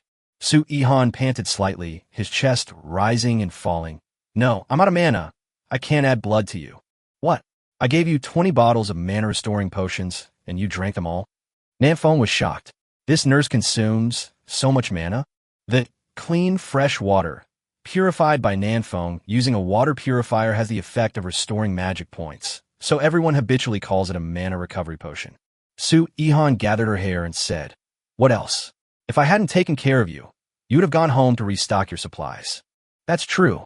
It was precisely because of Su Ihan's nanny that Nanfeng didn't even have to eat any barbecue during the more than 2 hours of fighting, thus saving a lot of money. Then let's go back and rest for a while and come back in the afternoon, Nanfeng suggested. I also want to go back and make some more mana restoring potions. Sure, we have already hunted many beasts this morning. It is time to take a rest, then retreat. Everyone was not the kind of person who would fuss and just leave when they said they would. Only a bunch of spider cubs were left, crawling around outside the cave, looking for traces of the enemy. It took Nanfeng more than 40 minutes to return to the cabin, which was much faster than yesterday. After all, his agility had improved after the upgrade. After resting for a few minutes, Nanfeng started to make a fire and grill meat again. If I eat this every day, I'll really vomit. Nanfeng opened the trading channel to see if there was anything else to eat. Then I saw a chosen one named Wang Jiang, who sold an apple for 30 materials. Damn, an apple costs 30 materials. Why don't you just go and rob it? Nanfeng cursed as he glanced at his backpack. There were a total of 1,768 units of wood plus stone. That's okay. Nanfeng decisively bought the apple. I rewarded myself at noon today and ate some fruit to calm myself down. Beep, beep, beep. The private message popped up. Nanfeng clicked it and saw that it was a message from Yuran. Yuran, brother, why didn't you put the mana recovery potion on the shelf today? Nanfeng, good sister, my brother doesn't even have enough for himself. Yuran, then what should I do? How can I survive without mana recovery potion? Woo. Nanfeng, if you kiss me, I will sell you 10 bottles. Yuran, Mua, do 3 zu? South Wind, Nanfeng, come trade. Nanfeng originally wanted to tease Yuran, but he didn't expect that she wasn't shy at all and kissed him right away, although it wasn't a real kiss. It seems that Yuran is an old driver. She's a bit of a bitch and calls everyone brother. Yuran is too good. A pure little virgin like me can't handle her. A wet nurse is better. She is simpler and easier to push over. After daydreaming for a while, Nanfeng's meat was ready. Taking out the newly bought apple from his backpack, Nanfeng took a bite of the barbecue and a bite of the apple, enjoying the meal very much. Beep, beep, beep. Halfway through the meal, Nanfeng's private message rang again. When I opened it, there was Yuran. Why does this girl keep looking for me? Does she like me? Nanfeng thought so and opened the private message. Yuran, I found a level 5 Lord level beast. Do you have any ideas? Oh shit, a level 5 Lord level beast. Killing this thing will reward you with attribute points. Nanfeng was not sure he could kill the level 6 Lord class beast, Crypt Spider King. But Nanfeng thought he still had a chance to hunt down a level 5 Lord level beast. After wiping the oil off his lips, Nanfeng replied quickly. Nanfeng, good sister, send me the coordinates. I'll be there right away. Chapter 43, Bloodthirsty Wolves. Lord-level beasts are extremely rare. Today is already the 4th day, and in the entire area, only Nanfeng has killed a level 2 Lord-level beast, Arrow Queen Bee. Killing a Lord-level beast would give Nanfeng extra attribute points as a reward, which made Nanfeng very excited. So when Yuran mentioned that there was a Lord-level ferocious beast, Nanfeng immediately became restless. Yuran, the coordinates are 410:483. I'll wait for you here. When Nanfeng saw the coordinates, he was surprised. It was so close to the cabin. It's less than 20 minutes away. After quickly eating the last few bites of barbecue, Nanfeng took 20 bottles of mana recovery potions and went out. Let me see. It should be heading southeast, just in the opposite direction of the mine. Nanfeng put on a wooden dagger and strode forward. But as he walked, he suddenly realized something was wrong. This direction looked familiar. Isn't this the direction where we found the jungle tree spirit yesterday? Could the Lord-level beast that Yuran was talking about be the tree spirit that is 3 or 4 meters thick? Nanfeng still has fresh memories of the jungle tree spirit. A ferocious beast filled with question marks is hard to forget. No, the Eye of Insight can check the attributes of beasts within level 3, so the level of the jungle tree spirit is at least above level 6. The Lord-level beast that Yuran discovered is level 5, so it is definitely not a jungle tree spirit. After figuring this out, Nanfeng breathed a sigh of relief and continued moving forward. When passing the area of jungle tree spirit, Nanfeng carefully made a big circle to avoid being attacked by the tree spirit. The vines of that thing are 50 or 60 meters long, and you can get caught if you're not careful. After bypassing this area, Nanfeng's view suddenly opened up. There are fewer big trees that block out the sun, and more hills stacked one upon the other. Continuing to move forward in the direction of the coordinates, Nanfeng discovered that there were more and more low-level ferocious beasts around. In addition to common ferocious beasts such as iron-clawed rats and red-eyed rabbits, there are also some plant-type ferocious beasts that Nanfeng has never seen before. Among them, there's a kind of pea that can spit out seeds, which makes Nanfeng speechless. Why is there a pea shooter here? We're fighting zombies here. In the face of a level 5 south wind, these level 2 or 3 ferocious beasts are no match for it. After dealing with them, Nanfeng came to a valley. On the rocks beside the valley, Yuran, who was wearing a long robe, looked at Nanfeng with a smile. You came quite quickly. The corners of Yuran's mouth rose, her eyes curved into crescents, and even her eyes were smiling. Girls who love to laugh will not have bad luck. Nanfeng looked Yuran up and down and found that she had an excellent figure, with a slim waist, long legs, fair skin, and beautiful looks. She was a charming little goblin. LSP, why are you staring at me? Yuran rolled her eyes at Nanfeng. Looking once is instinct, looking twice is LSP. Nanfeng said righteously, I didn't blink just now, so it was instinct. Yuran covered her mouth and chuckled twice. Okay, let's talk business. Yes, business. Nanfeng carefully observed the surroundings and made sure there was no danger before slowly walking towards Yuran. There's no way. We must be on guard against others. What if this Yuran is a bad person and she wants to cut Nanfeng's kidney?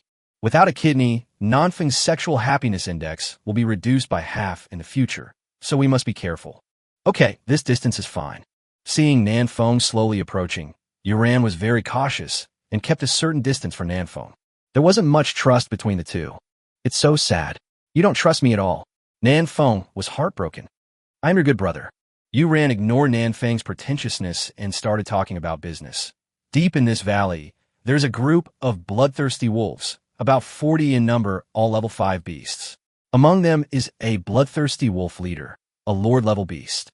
Nanfeng was shocked. So many? I can't handle this. If there is only one lord-level beast, Nanfeng will try to kill it by kite.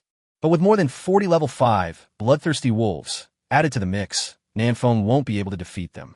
Yuran waved her hand, signaling Nanfeng not to speak. There's also illusion grass in this valley. Eating it can increase your energy by 10 points. This magic grass is about to mature, so the bloodthirsty wolf leader has been guarding it and has no intention of leaving. This creates an opportunity for us. We can kill the bloodthirsty wolf first and then deal with the bloodthirsty wolf leader. Nanfeng nodded. If the bloodthirsty wolf leader doesn't take action, Nanfeng is still confident that he can deal with the remaining bloodthirsty wolves, unless they fight in groups without any moral principles. After briefly introducing the situation here, Yuran turned back to look at Nanfeng and said, the reward for killing this lore belongs to you, but the illusion grass belongs to me. How about that? Nanfeng, that's reasonable. Last time, Nanfeng killed the level 2 lord, Arrow B Queen, and received the rewards of 1 reputation and 4 stamina. This bloodthirsty wolf leader is a level 5 ferocious beast, and the reward is definitely higher than this, and there's even the possibility of receiving a strength reward. For Nanfeng, the kill reward is definitely much better than the 10 energy points provided by Fantasy Grass. Seeing Nanfeng agreed, Yuran smiled slightly. Okay, come with me. I know a good place. Yuran brought Nanfeng to a protruding rock wall. They used their hands and feet and took a lot of effort to climb up. From this angle, you can just see the bloodthirsty wolves in the distance. Yuran said with a smile, "There's a 90-degree rock wall below us, and the bloodthirsty wolf cannot climb up." Nanfeng took a look and found that it was indeed the case. This small hill is easy to defend, but difficult to attack. The bloodthirsty wolf can't get up at all and can only take the beating from below. Nanfeng sighed. This is a tower defense game. Nanfeng and Yuran are the two defense towers. On the side, Yuran took out a wooden wand with vines wrapped around it, and these vines seem to grow out of the wand. I can release a fireball to attract the bloodthirsty wolf. I'm so envious that there's actually a fireball spell. Nanfeng's dream since childhood was to be a wizard. Yuran said, looking at the wooden dagger in Nanfeng's hand. What about you? Aren't you going to take out your pistol? Nanfeng was stunned and laughed foolishly twice. Huh. You also believe Sakura Kojiro's nonsense? Yuran looked at Nanfeng with a smile, a sly look flashing in her eyes. Then all the experience of these bloodthirsty wolf will belong to me. As he spoke, a fireball condensed on Yuran's magic wand, drew a perfect parabola in the air, and smashed into the bloodthirsty wolf, who was snoring not far away. So accurate. Ouch! Bloodthirsty wolf felt the pain, got up, and started howling like a wolf. Soon, more than 40 bloodthirsty wolves discovered Nanfeng and the other man and rushed over with roars. Roar! The wolves had just run a few steps when the bloodthirsty wolf leader roared, and immediately half of the bloodthirsty wolves stopped, returned to the leader, and guarded the fantasy grass until it matured. Nanfeng raised his eyebrows. Huh? Is this leader afraid that we will lure the tiger away from the mountain? Yuran nodded. Its IQ is not low. You have to be careful when dealing with it. Swish! Yuran waved the magic wand again, and another fireball flew out and hit a bloodthirsty wolf. Nanfeng felt a little itchy when he saw this. This is a damage-free monster kill.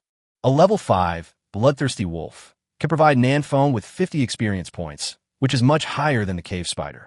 How about I take out the desert eagle, kill Yuran, and enjoy this wave of experience alone? Nanfeng had an evil idea, but he rejected it immediately. Nanfeng would never do such a wicked thing. Beep, beep, beep. While he was struggling, Nanfeng suddenly received a private message. Nanfeng opened it and was shocked. What the hell? What's wrong? Yuran was startled by Nanfeng. Nanfeng looked solemnly as he read the private message. This private message was sent by Su Zurin. The content is short, but it contains a lot of information. Su Zurin. Sakura Ejian is ready to challenge our 527th district. Chapter 44. Sakura, Sword's Declaration of War. Sakura Ejian from District 39 is preparing to challenge District 527. Nanfeng looked at the message sent by Su Zurin, and combined with the discussion in the chat channel, he roughly understood what had happened. Ever since the 3 battle zones of Dragon Country inflicted 3 consecutive defeats on District 132 of Sakura Country this morning, District 132 has been completely destroyed. In this morning, I don't know how many battle zones challenged Sakura Kojiro, including the battle zone of the Macaque Country, the battle zone of the Kangaroo Country, the battle zone of the Cold Country, the battle zone of the Owl Country. These war zones are all seeing that Sakura Kojiro is in trouble, so they're ready to pick up some loose ends and plunder some resources. Sakura Kojiro was also quite competitive. At the beginning, he even won a game in the Han Country War Zone and boasted for a long time in the cross-regional chat channel. Jin Shinshu from District 78 couldn't stand it anymore. How dare you, a little Sakura Kojiro, mock our Han Country. Kim Hyunwook took out the cross-region challenge order and beat up Sakura Kojiro. Afterwards, the strong men from the Eagle Country and the Kangaroo Country each won a game against District 132. This is serious. District 132 has lost 6 games in total, and all attributes of all chosen ones have been reduced by 20 points. Sakura Kojiro's strength dropped suddenly, as if he was covered with a dog's head and was weak and powerless, and he couldn't beat anyone. Therefore, Area 132 directly became a big gift package for novices. Most of the war zones with cross-regional challenge order would choose to bully Area 132 and increase resources for their own war zones. I heard that by lunchtime, all the trees in Area 132 had been plucked out, and there were very few ferocious beasts. If nothing unexpected happens, the Chosen One in Area 132 will definitely not survive the beast tide in 26 days. Sakura Ijian was furious when he heard the news. How could the younger brother, who grew up with me, be bullied like this? How could he explain this to his father? Sakura Ijian decided to challenge Area 527 right away. He believed that Nanfeng was the culprit behind all this. He issued a declaration of war to District 527 in the inter-regional chat channel, saying that he would severely defeat Nanfeng and avenge his brother. If it were just that, Nanfeng wouldn't mind. Anyway, we won a game before, so even if we lose to Sakura Iskin, we will just lose back 10% of the resources. Overall, there's no loss. It's not a big problem. But manhwa Ijian obviously didn't want Nanfeng to have an easy time, or didn't want District 527 to have an easy time. He was trying to win over several battle zones in the cross-regional chat channel, preparing to make Zone 527 lose 3 games in a row. At this point, the chosen ones from District 527 who were peeking at the screen in the inter-district chat channel became a little panicked and hurried back to report the news. All attributes reduced by 10. This punishment is too severe. No one can bear it. In the chat channel, Bao Jian, what should we do? Sakura Ijian has won over 7 war zones and is preparing to challenge our 527th zone in turn. How can we fight? Huang Yuanming, mad. The Sakura country is bullying us, and the Indian country and the beautiful country are joining in the fun. Let's fight. Mayong, fight? How? Sakura Ijian said he can reach level 8 before dark, and he will challenge our battle zone after reaching level 8. He is as steady as a dog. Tian Jiping, the highest level in our district is only level 5. How can we defeat them? It's all Nanfeng's fault. He had to provoke the Sakura country. Now it's over, right? All the chosen in the district will suffer together. By G, why don't we let Nanfeng apologize to the Sakura country? Maybe they will let us go. Nanfeng sneered. Not only is an apology useless, but it will also lead to humiliation by the Sakura country. Nanfeng will not do such a stupid thing. At this time, Su Zurin sent another private message. Nanfeng, come and chat in the small group. Nanfeng was not in a hurry to join the group, but first looked at the situation around him.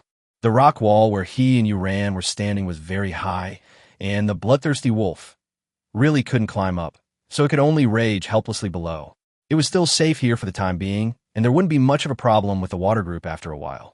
Yuran seemed to have received the news as well. Her expression was a little serious.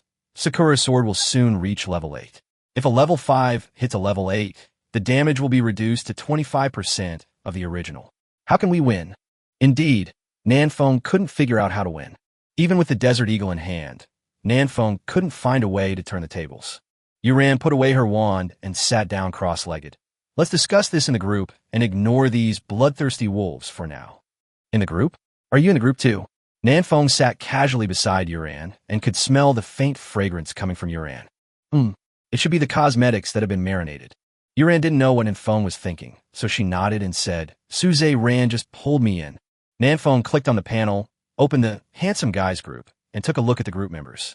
Wow, all the chosen ones in the top 20 of the rankings were in.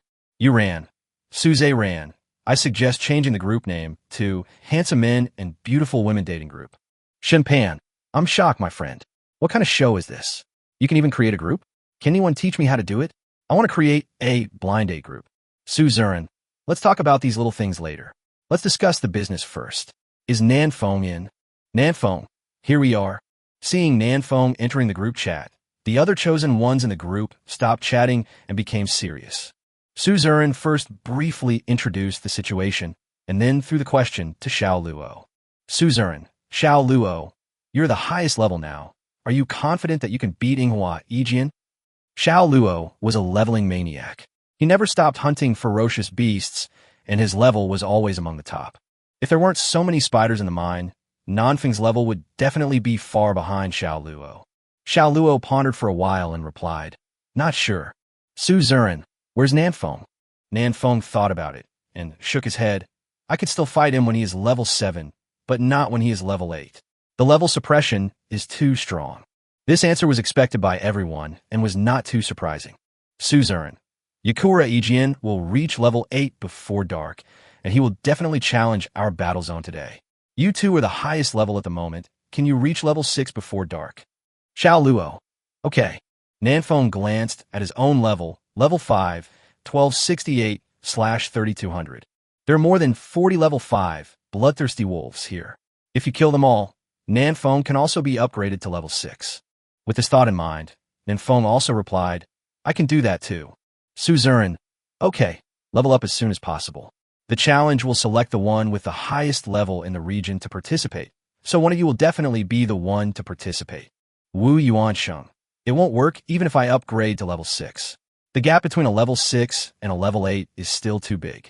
Huang Yuanming. I have an equipment, Animal Hide Hood, which can increase 2 points of physical strength. I can lend it to you first, and you can return it to me after you're done fighting. Does anyone have equipment that can increase attributes? You can also provide support first. Wang Jiang. Haha, forget it. What if they take the equipment and don't return it? Chapter 45, let me have exclusive experience. Wang Jiang. Haha, forget it.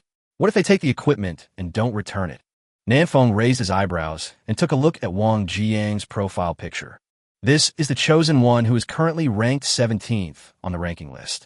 He should have just risen to the top in the past 2 days. Nanfeng is not very familiar with this person. He only remembers buying an apple from him at noon. It is worth mentioning that this Wang Jiang is actually a woman. Just looking at the name, Nanfeng always thought she was a man. Yuran. At a time like this, we should all be more united. This challenge is very important. If we can't beat Sakura Ijian, then the war zones of India and America will come to challenge us until they kill us. Sakura Ijian has won over several war zones, including India and the United States, hoping to defeat Zone 527 in one fell swoop. The other war zones did not want to see Long was so powerful, so they all agreed to Sakura Ijian's request. But they also made a request, which was to let Sakura Ijian be the first to challenge, to test Nanfeng's foundation and see how strong Nanfeng is. After all, Nanfeng has challenged Sakura Kojiro above his level. If he doesn't have some strength or trump card, who would believe him? Therefore, this battle with Sakura Iskin is of vital importance. If Area 527 can win, then the other battle zones will definitely not dare to challenge Area 527 again. They are not stupid. Why would they want to take on the tough issue of Area 527? Wouldn't it be nice to bully District 132? If they can't win this battle against Sakura Aiken and Sakura Aiken knows their cards, then District 527 will be in trouble. The end will probably be as tragic as Area 132. In the Handsome Guys group, Suzerain said, what Huang Yuanming said makes sense. If everyone can pool their equipment together, it can at least increase the chance of winning. Of course, if you don't want to, forget it. I won't force you. I have an animal bone ring with +2 energy, which I can contribute. Wooly, we are all in the same boat. Losing will not benefit anyone. Why would we be unwilling? I also have an animal bone ring. I will give it to you as well. Su Ming, I have a belt. This is only the 4th day since we traveled through time. The time is too short, and the drop rate of equipment is extremely low. We can't get a few pieces together, and it can't add many attributes. Such an improvement is obviously not enough to fight against Sakura in a one-on-one battle. The group fell silent as everyone was thinking of solutions. Nanfeng frowned and thought for a long time, and suddenly an idea flashed in his mind. Suzerain, did you find any iron or on the left side of the mine yesterday? Suzerain, we have found some, but we need to dig. What do you mean? Nanfeng, if my life-defining magic weapon can be upgraded to E level, I will be able to defeat the Sakura sword. Everyone was shocked and seemed to see hope. Su Ihan, Nanfeng, what is the current level of your life-defining magic weapon? Nanfeng, the peak of F level, about to reach E level. Suzerain, what about the materials? What materials do you need? Is there anything else besides iron block? Nanfeng also forgot about it and immediately took a look at his own innate magical weapon. Nanfeng, I need 200 pieces of wood, 300 pieces of stone, 100 pieces of iron, and 1 piece of copper. I have all the wood and stone, but I'm short of the iron and copper. Huang Yuanming, I know where to get the iron block, but what about the copper block? Wu Yuansheng, everyone think about it. Where can we get copper blocks? Suzerain, I asked other Dragon Kingdom war zones in the interregional chat channel today, and they said that the iron mines in their war zones are guarded by only a level 4 lord, unlike our war zone, which is guarded by a level 6 Crypt Spider King.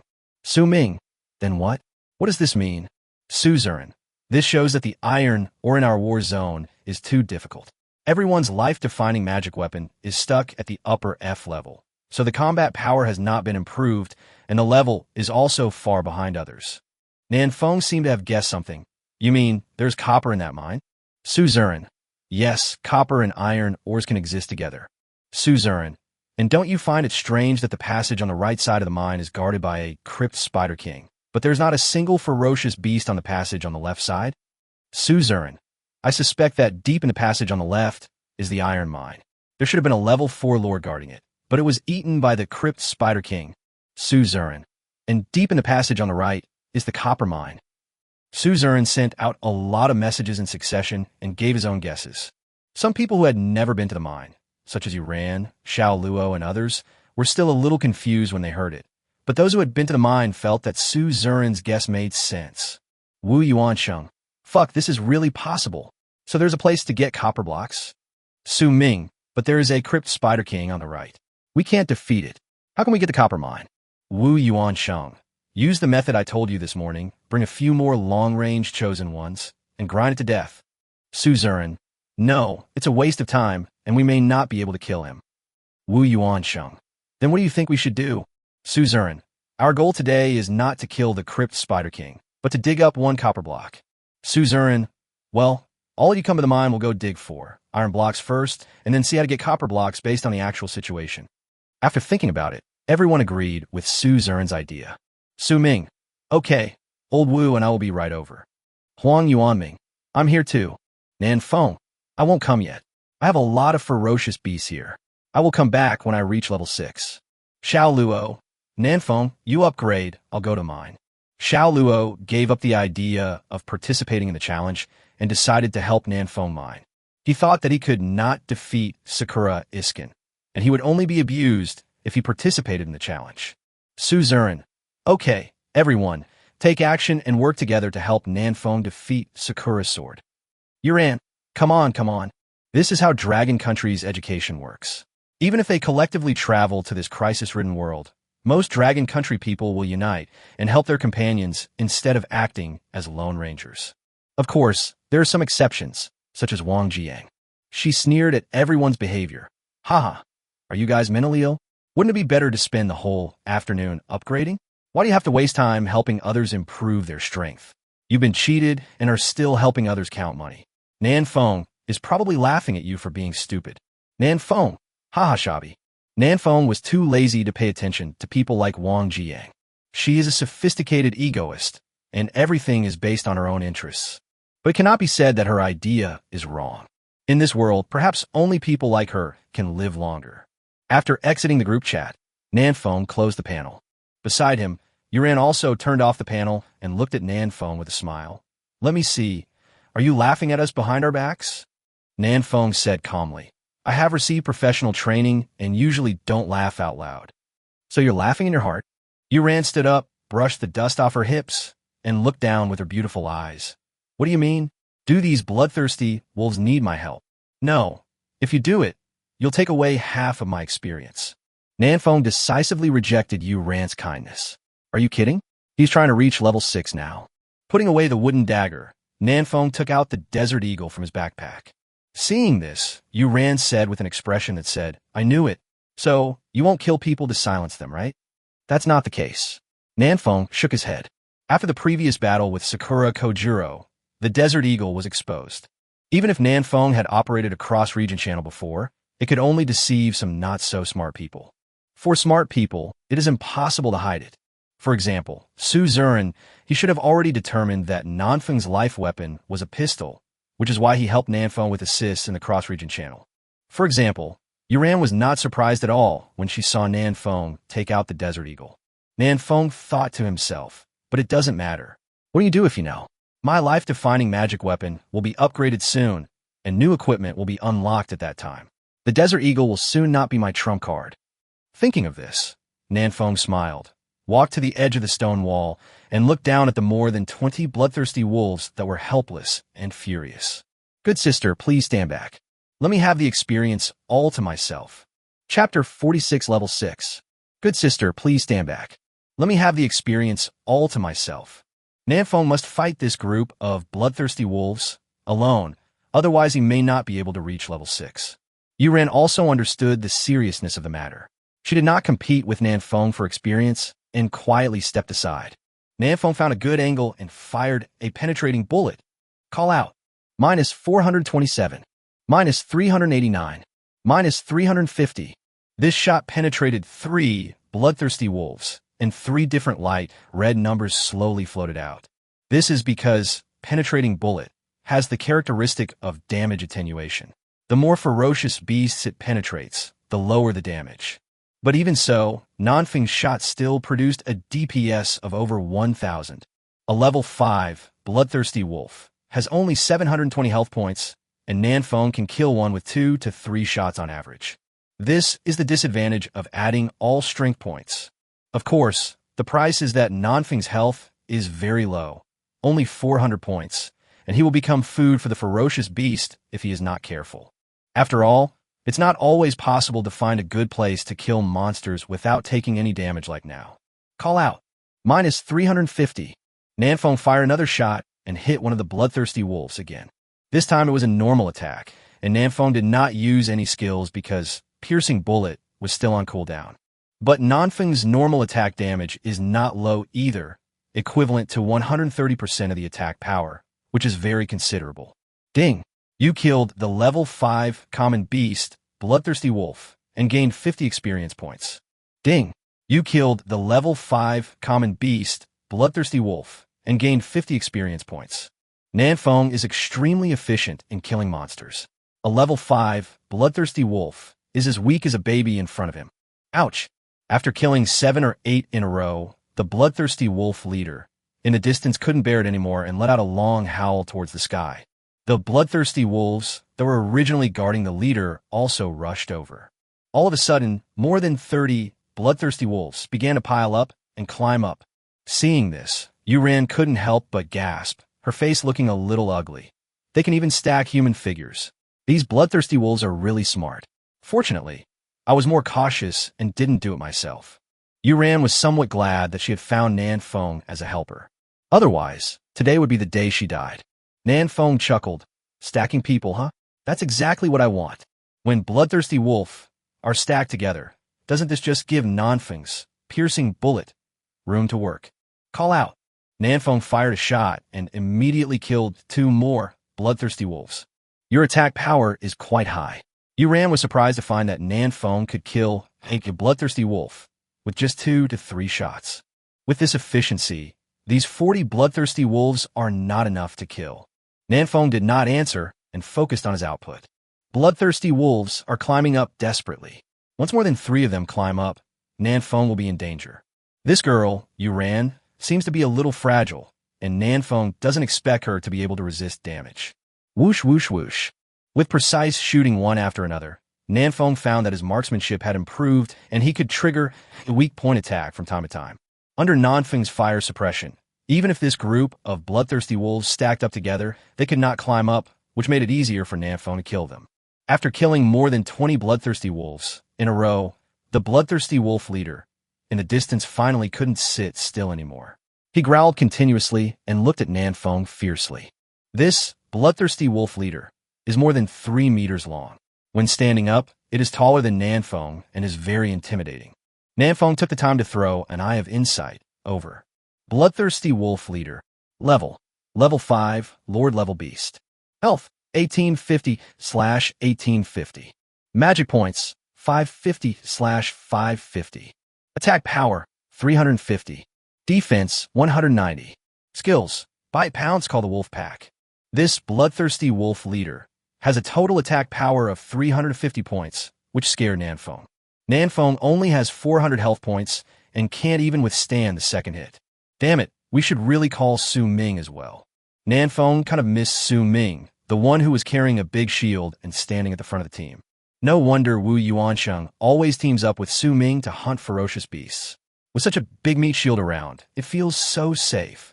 Seeing that the bloodthirsty wolf leader did not rush over, Nanfeng shook his head, stopped thinking about it, and continued to kill the bloodthirsty wolf below. This group of bloodthirsty wolves have some intelligence, but it is not high. They did not run away even after being slaughtered by Nanfeng, and kept trying to climb up. Perhaps it was because of the order from the bloodthirsty wolf leader that they dared not escape. 25, 30, 35. When Nanfeng killed the 39th bloodthirsty wolf, he finally heard the system prompt sound. Ding! Congratulations, you have successfully reached level 6. Ding! Your strength value plus 5 points. Ding! Your agility value plus 5 points. Ding! Your physical strength plus 5 points. Ding! Your energy value plus 5 points. Ding! You get 5 free attribute points. Finally upgraded. At this time, less than an hour had passed since the discussion meeting ended. The upgrade efficiency is so terrifying. What a pity, there are only so many bloodthirsty wolves here, and they'll be gone once you kill them all. Otherwise, the south wind may even rise to level 7 before dark. You ran. I'll leave the remaining ones to you. Now that he has reached level 6, Nanfeng has no shortage of experience in dealing with these ferocious beasts. No matter what, this is also a treasure land for upgrading discovered by Yuran, so we have to leave some soup for others to drink. Yuran pouted and snorted. I clearly found this place, but you're talking as if it was given to me as a gift. If it wasn't for giving you a chance to win the challenge, I wouldn't have given you so much experience. Indeed, thank you very much this time. Nanfeng took out a mana-restoring potion from his backpack and drank 5 cups in a row to quickly restore his magic power. The previous battle has already drained Nanfeng's mana to the limit. He will have to hunt down the bloodthirsty wolf leader later, so he cannot do without enough mana. On the side, Yuran quickly waved his magic wand to clean up the few remaining bloodthirsty wolves. Roar! The bloodthirsty wolf leader in the distance let out a series of low growls when he saw all his brothers died. But it was already guarding the magic grass, with no intention of moving. Are you just that stubborn? Nanfeng was speechless when he saw this. You are a good wolf, so why do you have a special liking for a piece of grass? Is this a sheep in wolf's clothing? However, it's better that the bloodthirsty wolf leader doesn't rush over, so they will be safer. Nanfeng roughly estimated the distance, and found that the distance from here to the bloodthirsty wolf leader was about 80 meters. Nanfeng turned to look at Yuran. From this far away, can your fireball hit you? Yuran shook her head. It's too far. We can only rely on luck. 80 meters. This is within the range of the Desert Eagle. But at this distance, the accuracy of the south wind will drop sharply. Whether or not the shot can be hit depends on 30% luck, 70% strength, and the remaining 90% Nanfeng has no way to deal with it. Let's give it a try. Nanfeng took a look at his magic value. It had recovered to 310 points, which was enough. Add all 5 free attribute points awarded for reaching level 6 to strength. Nanfeng's current strength has reached 87 points, and his attack power has also broken through the 400 mark, reaching 435 points. Such a high attack power is enough to pose a huge threat to the bloodthirsty wolf leader. Nanfeng raised a desert eagle, opened one eye, and closed the other, and aimed at the bloodthirsty wolf leader in the distance. Penetrating bullet. Emission. Chapter 47, White Treasure Chest. Penetrating bullet whizzed out and flew towards the bloodthirsty wolf leader in the distance. The bloodthirsty wolf leader showed a hint of contempt in his eyes, moved slightly to the side, and avoided Nanfeng's shot. Nanfeng looked a little unhappy. He discovered a very serious problem. The bullets fired from the Desert Eagle were not leaving the gun fast enough. According to Blue Star's firearms parameters, the muzzle velocity of a general pistol can reach over 400 meters per second, and that of a rifle can reach 600 to 1,000 meters per second. In other words, it can at least reach supersonic speed. But in this primitive world, the Desert Eagle in Nanfeng's hand did not even reach the speed of sound. When hunting ferocious beasts a few days ago, Nanfeng shot at close range and had not noticed this problem. But now that the distance is far, the defect of the slow bullet speed is exposed. Bloodthirsty wolf leader can even dodge slowly after the bullet is fired. At this distance, it is almost impossible for Nanfeng to hit the opponent. Are we going to leave this Feng Shui treasure land and shoot at close range? Nanfeng quickly rejected the idea. Once you leave this stone wall, you will definitely be approached by the bloodthirsty wolf leader. Nanfeng and Yuran, these two fragile little guys, can't even withstand 5 claws together. It's too far. What should we do? Yuran also discovered the problem and became worried. If we can't kill the bloodthirsty wolf leader before the magic grass matures, we will be in danger. Don't worry, I have a solution. Nanfeng raised his gun again. But this time, he did not aim at the bloodthirsty wolf leader, but at the phantom grass. Call out. The bullet flew out and headed straight for the fantasy grass. Roar. The bloodthirsty wolf leader roared, as if cursing Nanfeng as a despicable villain. But there is no way. Magic grass has greatly improved it, and bloodthirsty wolf leader cannot just watch magic grass being destroyed by Nanfeng. Minus 332. The bloodthirsty wolf leader blocked the shot with his own body. 332 damage from one shot. So painful. Nice. Seeing that this shot successfully hit the target, Nanfeng clenched his fist and immediately fired another shot. Minus 332. Another shot hit the bloodthirsty wolf leader, and he roared towards the sky in pain. After these 2 shots, the bloodthirsty wolf leader has lost almost 1/3 of his health. This is the horror of adding full strength points. Watch out, it's coming. Before the 2 of them could be happy for long, the bloodthirsty wolf leader had already given up on protecting the fantasy grass and ran towards Nanfeng. It knew that if it continued to guard the magic grass, it would definitely be killed by this despicable 2-legged creature. Whoosh, whoosh, whoosh. Nanfeng was in a state of tension and fired several shots at the bloodthirsty wolf leader. But the bloodthirsty wolf leader was extremely fast, dodging left and right erratically, and Nanfeng didn't hit him with a single shot. The 2 sides were 80 meters apart, and the bloodthirsty wolf leader quickly ran half the distance. Why? Nanfeng had no time to aim and could only shoot quickly based on his gun sense. Even if you can't hit it, you can make the bloodthirsty wolf leader dodge continuously and slow down its speed.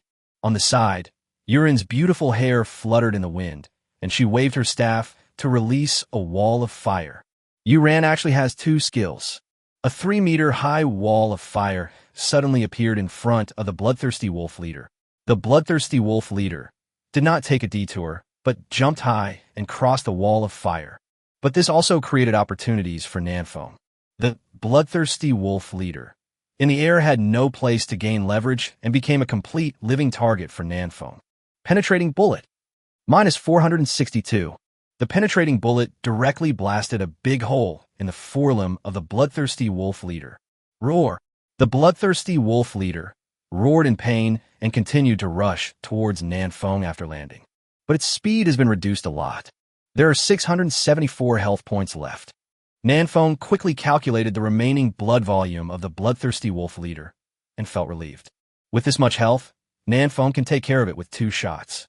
If the bloodthirsty wolf leader wants to meet Nanfeng, he needs to cross a distance of more than 30 meters and climb up this extremely high 90 degrees cliff. Nanfeng breathed a sigh of relief. 91-1, this is a sure win. Yuran raised an eyebrow. 91? What do you want to do? Nanfeng was speechless. This old driver. Raising his gun, Nanfeng aimed at the bloodthirsty wolf leader, whose speed had slowed down significantly. But at this moment, something strange happened. The bloodthirsty wolf leader pounced directly at him from a distance of more than 20 meters. Pounce. This is the skill of the bloodthirsty wolf leader. With this pounce, the bloodthirsty wolf leader crossed a distance of more than 20 meters and jumped directly onto a stone wall more than 10 meters high. A bloody mouth filled with bad breath instantly appeared in front of Nanfeng. Not only that, the bloodthirsty wolf leader has raised a pair of huge claws high, ready to fall. Minus 384. Fuck. Nanfeng's health dropped to the bottom in an instant, and his face turned pale with fright. At the critical moment, Nanfeng directly thrust the Desert Eagle into the mouth of the bloodthirsty wolf leader and fired 3 shots in a row. Bang, bang, bang. Weakness attack. Minus 593. Critical hit. Minus 1800. Minus 0. These 3 shots directly pierced through the head of the bloodthirsty wolf leader. One of the shots even triggered a critical hit, causing 1,800 points of damage. Unfortunately, the bloodthirsty wolf leader had very little health left at this time, and this critical hit seemed a bit useless. If the first shot had triggered the critical blow, Nanfeng wouldn't have been in such danger. The bloodthirsty wolf leader stared at Nanfeng with his eyes wide open, unwillingly. But his more than 3-meter-long body had already fallen limply to the ground. A narrow victory. Ding. You killed the level 5 Lord Beast, Bloodthirsty Wolf Chieftain, and gained 200 experience points. Announcement. The Chosen One, Nanfeng, successfully killed the level 5 Lord Level Beast, Bloodthirsty Wolf Chief. As the first Chosen One to kill a level 5 Lord Level Beast in this area, rewards. Reputation +1. Strength +10. Strength +10. Strength is an attribute that directly affects attack power. 10 points of strength is equivalent to 50 points of attack power.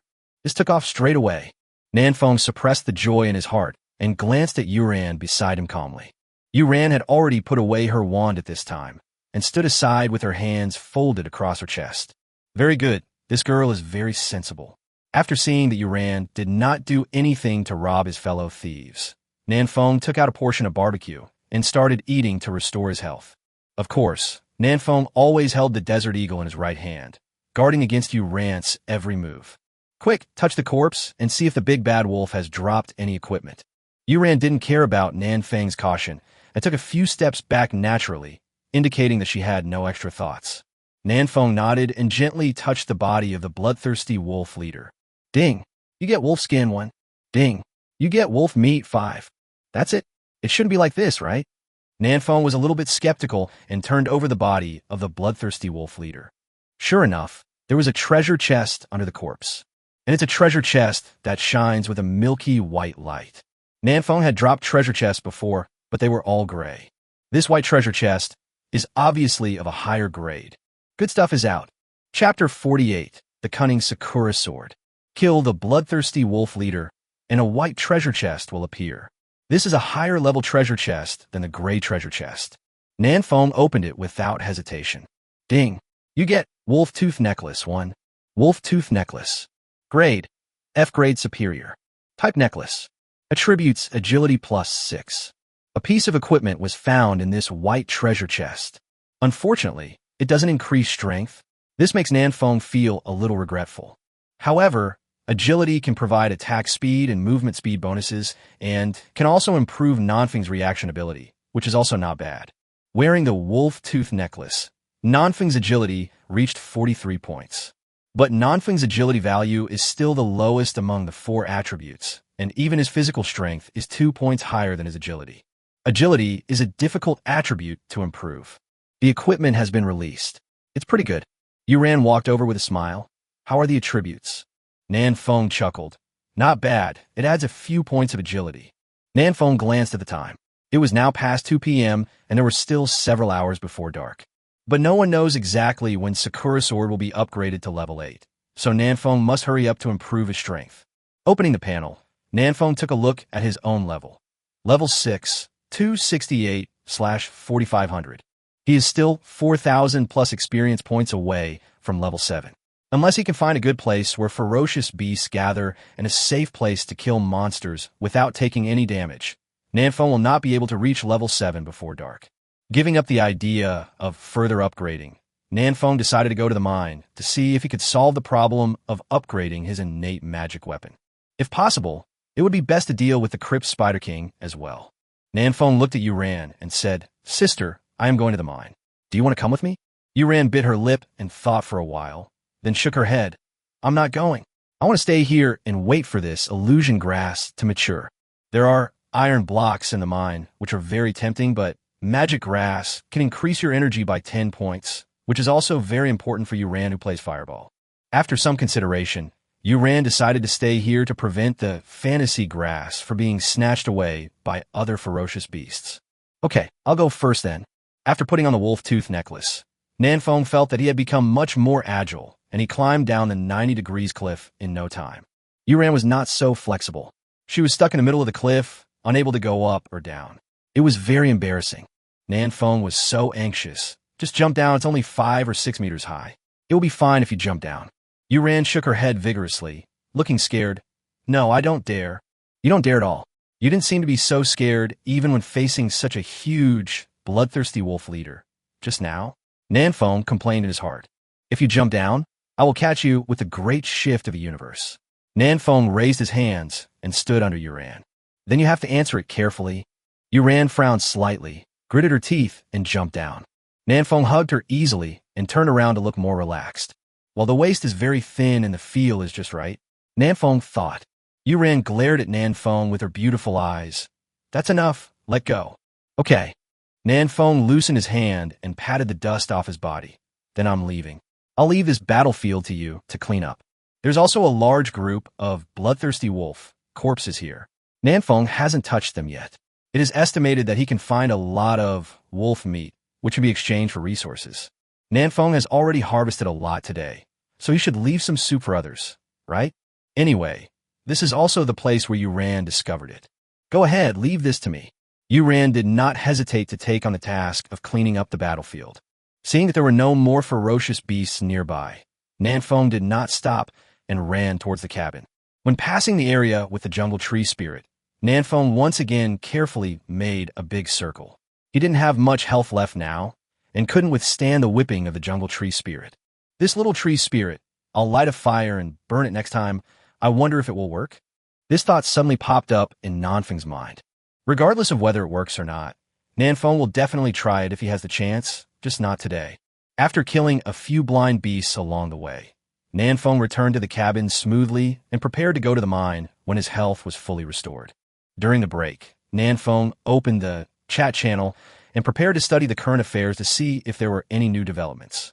In the chat channel, Lu Daqiang, Nanfeng is really awesome. He actually killed another level 5 Lord Beast.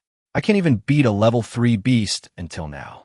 My own, Boss Nanfeng is already level 6. I don't think he will necessarily lose to Inghua Yijian. Tian Jiping. Haha. Can you stop dreaming? So what if Nanfeng is level 6? Sakura Sword will soon be level 8. Bao Jian, the guy above, are you from Long Country? Why do you always speak for outsiders? Tian Jiping. I am not speaking for outsiders. I'm just seeking truth from facts. Is there no reason for what I said? Xiao Fei Hong. Even if the chances are slim, we must support our own people. If Nanfeng loses, we will all suffer losses. Wang Jiang. Let me be fair. Actually, we don't have any deep hatred with Sakura Country. If Nanfeng apologizes to Sakura Yijian with a more sincere attitude, maybe Sakura Yijian will not challenge our war zone. Wang Jiang. You may not know yet, but Inghua Yijian actually has a grudge against Xiao Ongran from District 17. As long as Nanfeng is more positive in admitting his mistakes, Inghua Yijian may really challenge District 17. Huang Yuanming. Haha. When a person says I am not lying, he is often lying. When a person says I am speaking a fair word, he is often not speaking a fair word. Wang Jiang. Huang Yuanming, what do you mean? Huang Yuanming. It's meaningless. If you want to be a dog of Sakura Country so much, then go and apologize yourself. Oh, I forgot that you're not level 5 yet. You're too new to speak in the cross-region channel. Wang Jiang. You are the dog. As they talked, they started arguing. Soon, other chosen ones also joined the troll war. Everyone was divided into 2 camps and had a lot of fun trolling. Nanfeng, who was originally the center of discussion, was suddenly no longer discussed.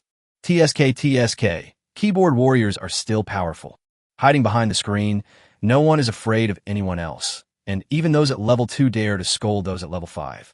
But if you really encounter this in real life, do you think a level 2 person would dare to be so arrogant? After closing the chat channel, Nanfeng took another look at the handsome guys group. No one was talking here. They were probably all in the mind thinking about how to conquer the Cave Spider King. Nanfeng went to the cross-regional chat channel again and took a look. No one was talking, and it was very quiet. This is normal. The cross-region channels are all filled with top-notch experts at this stage. At this point in time, they're all working hard to upgrade and hunt ferocious beasts. How can there be an empty group? Nanfeng waited until his health was fully restored and sent a message in the handsome guys group. Nanfeng. Brothers, I'm coming over here. How's the situation over there? After waiting for 2 seconds, Huang Yuanming replied. Good progress. We found iron ore deep in the left passage. I am digging for iron blocks now. I will give you 100 iron blocks first. Nanfeng. Thanks, brother. By the way, weren't you blasting people in the chat channel? Huang Yuanming. Well, it doesn't matter. When I was in Blue Star, I could flirt with girls in more than a dozen QQ groups at the same time. Nanfeng. What a malpractice. After a pause, Nanfeng continued to ask, where are the others? Huang Yuanming. They were trying to find the copper block, but they were probably stopped by the Crypt Spider King, so there was no progress. Huang Yuanming, I won't tell you for now. I need to speed up the digging of iron blocks, otherwise it will be too late. Well, this Huang Yuanming was mining, scolding people, and answering Nanfeng's questions at the same time. It's really amazing. Nanfeng was about to turn off the panel when a system prompt sounded suddenly. Ding! Original World Area 39. The Chosen One, Sakura Ejian, has launched a cross-region challenge to you. Please be prepared. Announcement. Original World Area 39 has launched a cross-region challenge to Original World Area 527. The challenge will begin in 10 minutes. Please prepare for the battle. Nanfeng was shocked. So soon? How about before dark? This is definitely before dark. Nanfeng's face darkened. Everyone thought that what Sakura Ejian meant by before dark was the evening. As a result, everyone was misled by Sakura Ejian. What a cunning guy. Chapter 49 New Weapon, 98K. All the Chosen Ones in District 527 received the announcement from the Creator God system. For a moment, the two groups of people who were scolding each other in the chat channel stopped scolding each other and started cursing Sakura Ichikan. Damn it, this little Sakura actually challenged us. Fuck, this bastard, don't let me see him, or I'll at least give him a couple of punches. Huh, didn't the person above just advocate for an apology? How come he changed his mind so quickly? Humph, he even wrote on my head and shit on me. And I'm still apologizing to him? He'll smash my head to pieces. So real. It's come to this, there's no point in apologizing. Let's just hope that boss Nanfeng can win. Inside the cabin, Nanfeng sighed. He also wants to win, but under the current circumstances, it is difficult for him to win. Sakura Ichikan must be at level 8 now. The gap in strength is so huge that it is almost insurmountable. Unless Nanfeng's innate magic weapon can be upgraded again. I opened the Handsome Guys group, and still no one was talking. I don't know what Suzuran and the others are doing now. Have they found the copper block? There were more than 9 minutes left. It was useless for Nanfeng to go anywhere now. He could only stay in the cabin and wait anxiously. This idiot Sakura sword. When I issue the cross-region challenge order, I will definitely beat you up. The item cross-region challenge order has not yet been dropped in Area 527, so Nanfeng estimates that it should be on the Crypt Spider King. Nanfeng decided to wait until later to kill the Crypt Spider King. He is now level 6. As long as he is careful, he has a chance to kill the Crypt Spider King. After waiting for another 3 minutes, Nanfeng's mood gradually calmed down and he began to prepare for the upcoming challenge. Even if there is a huge gap in strength, Nanfeng will do his best. In the cross-regional chat channel, the Chosen One of Sakura Country was madly mocking Nanfeng and talking trash before the game. Nanfeng ignored them so as not to be affected. Nanfeng is already the weaker party, and if their mentality is messed up, there will be no chance of winning. Sakura Ejian must have understood this, so he asked someone to constantly Nanfeng to affect Nanfeng's state. In order to win, Sakura used all her sword skills, which was extremely steady. But what he didn't expect was that Nanfeng directly blocked the cross-regional chat channel. Alas, he couldn't see it. Countdown 5 minutes. At this time, Uran sent a message. The illusion grass is mature. I'll give it to you first. It can increase your energy by 10 points, although it's not very useful. Nanfeng. No need. We agreed before that the bloodthirsty wolf chief belongs to me and the magic grass belongs to you. What Nanfeng needs now is not energy, but strength. Energy will affect magic value and defense. Nanfeng's current magic value limit is 490 points. It may not be enough for a protracted battle, but it is completely enough for a one-on-one fight. As for defense, in front of the level 8 Sakura sword, even if you add a dozen points of defense, it will not be able to withstand his sword, so it is not very useful. Uran, I left the roots of the illusion grass, which can be cultivated and mature in 3 to 5 days. You need to improve your strength more than I do now. The future of our war zone depends on you, so eat it quickly. Uran didn't give Nanfeng time to hesitate and directly traded the fantasy grass to him. Nanfeng hesitated for 2 seconds and accepted it. What if we have to fight a protracted battle with Sakura Iskin? Wouldn't this energy come in handy? Magic grass. After consumption, the Chosen One's energy will be increased by 10. Note, each Chosen One can only take 1 plant. Eating more than 1 plant will have no effect. Each person can only eat 1 piece of this magic grass, which is a bit of a ripoff. Nanfeng was happy when he heard Uran say that it could be cultivated, and he was ready to eat more. After swallowing the magic grass in one gulp, Nanfeng felt a little dizzy and saw double images in front of his eyes. Mad poisonous? As soon as Nanfeng thought of this, the double image in front of his eyes disappeared, and his dizziness was gone. Instead, he felt very energetic. It seems that it is not poisonous, but an inherent effect of magic grass. I was stunned for about 5 to 10 seconds. I wonder if the beast will also be in this situation. Maybe I can use illusion grass as a control skill in the future. Nanfeng shook his head and put this idea behind him. He will verify it when he has time. You ran. Exchange illusion grass for 20 cups of mana recovery potion. Remember to give it to me. South Wind. This girl is actually forcing me to buy something. That's too much. But it's better this way, with a clear price tag, so you don't have to owe the other party a favor. After all, favors are the hardest things to repay in this world. Moreover, the cost of making mana-restoring potions is extremely low for Nanfeng. 20 cups of mana-restoring potions in exchange for a fantasy grass. Nanfeng will not lose out. Countdown, 3 minutes. Huang Yuanming sent a message. Brother, hurry up and collect the 100 iron blocks. Nanfeng was delighted when he saw the 100 iron blocks that Huang Yuanming had traded. Nanfeng. Awesome, brother. You dug 100 in such a short time. Huang Yuanming. Damn, my hands are almost broken. We didn't keep any of them. We gave them all to you. Huang Yuanming. They seem to have found the copper block. Wait a moment. I will definitely get it for you before the fight starts. Nanfeng knew that the outcome of this challenge was related to all the chosen ones in the entire war zone, so it was reasonable for them to help Nanfeng improve his strength. After all, it was related to their own interests. But Nanfeng was still a little touched. Countdown 1 minute. Suzerain didn't say anything and directly traded 1 copper block. The moment he received the copper block, Nanfeng immediately clicked to upgrade his innate magic weapon. The attributes of the innate magic weapon changed dramatically in an instant. Destiny Magical Weapon. Weapon name, Ordinary Arsenal. Current grade, E grade lower. Type, Backpack. Attribute, Backpack grid plus 50. Materials required for upgrading. Wood 300, stone 500, iron 200, copper 20. Arsenal unlocked equipment. Desert Eagle, stone dagger, 98k, sniper rifle, red dot scope. As the level of your life weapon increases, more equipment will be unlocked. Ding. As your life weapon grows, you unlock a new weapon. The 98k sniper rifle. Ding. As your life weapon grows, you unlock a new accessory, a red dot sight. Ding. As your life weapon grows, you have learned a new skill, charge attack. 3 consecutive system prompt sounds made Nanfeng overjoyed. New weapons and new skills. Nanfeng immediately opened his backpack and looked at the quaint 98k sniper rifle. 98k sniper rifle. Current grade, E grade lower, improved within normal arsenal. Type, weapon. Attributes, strength plus 50, vitality plus 10. Each attack consumes 30 points of magic power and can cause 150% of the attack power damage to the enemy.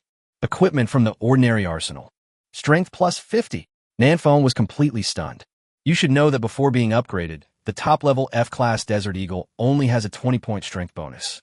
This 98k directly doubled its value by 2.5 times. This is so cool. No, my Desert Eagle has also been upgraded to lower E-Class, and its attributes should have improved as well. Nanfeng looked at the Desert Eagle and the wooden... No, it should be called a Stone Dagger now, a bit of a weird name. Desert Eagle. Current grade, E grade lower, improved within normal arsenal. Type, weapon.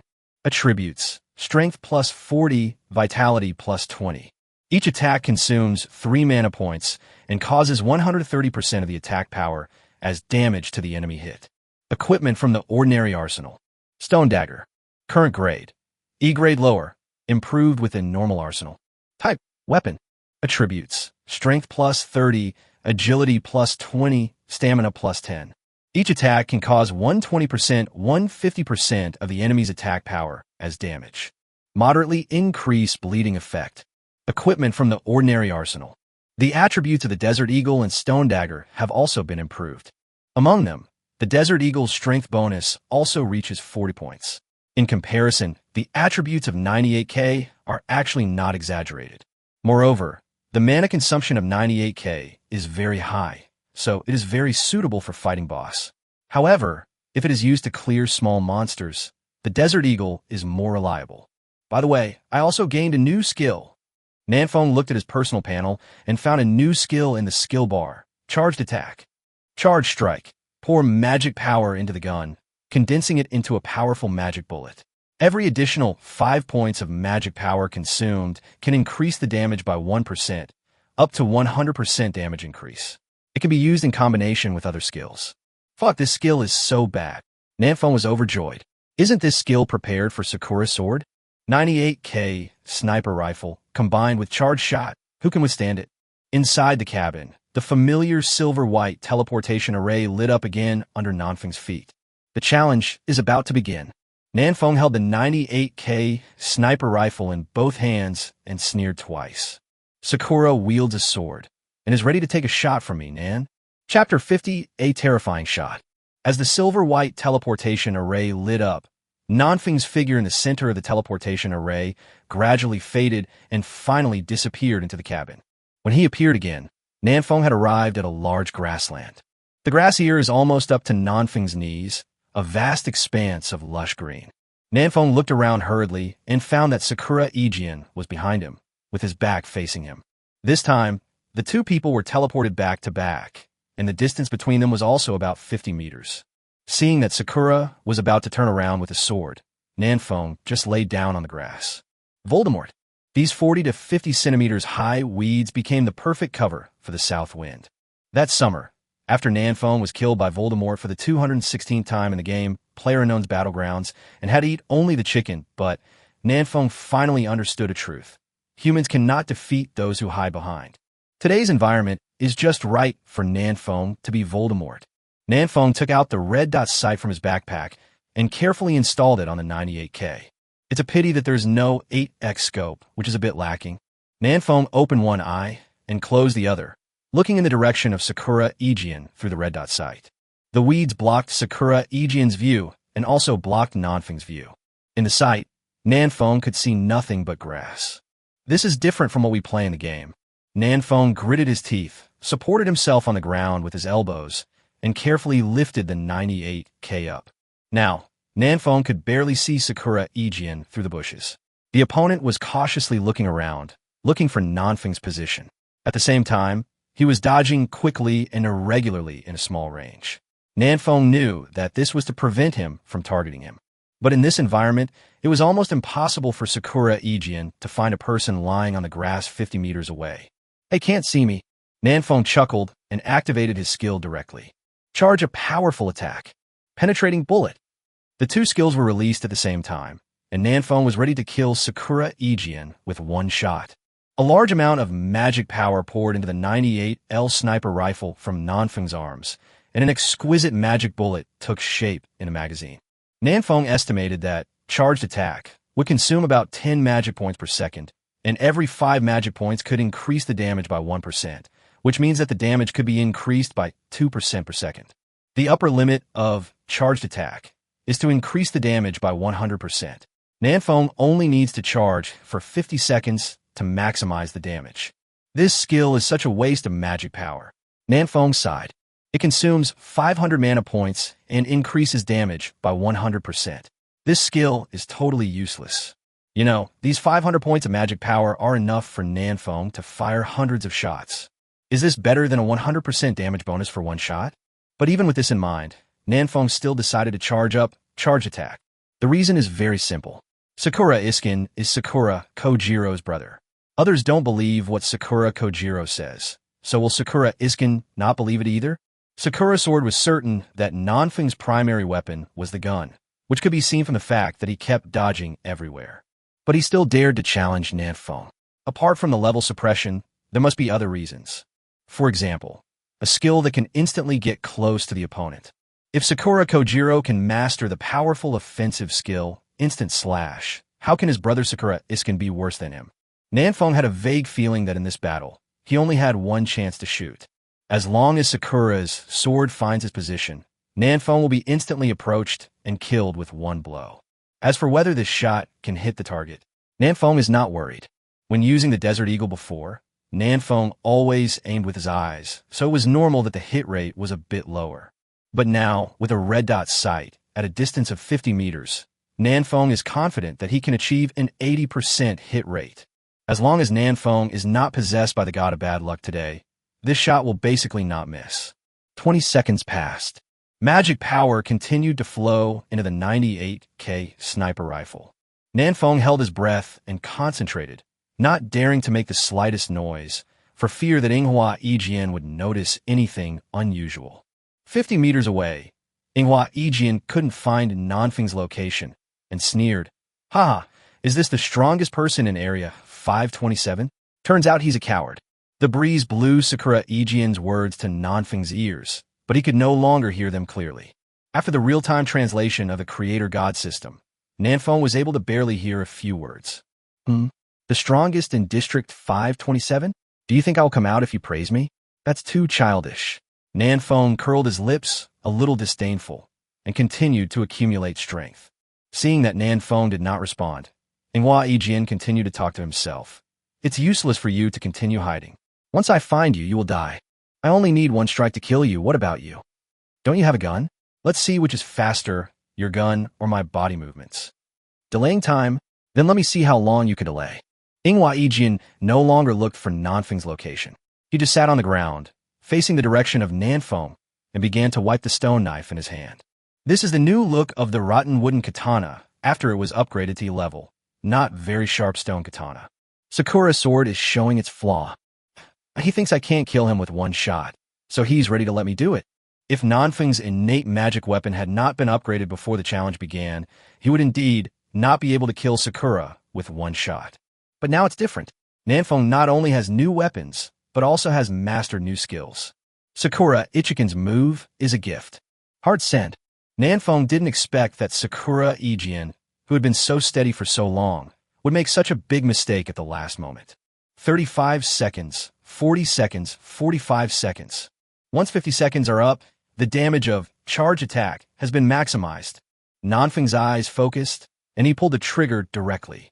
Call out.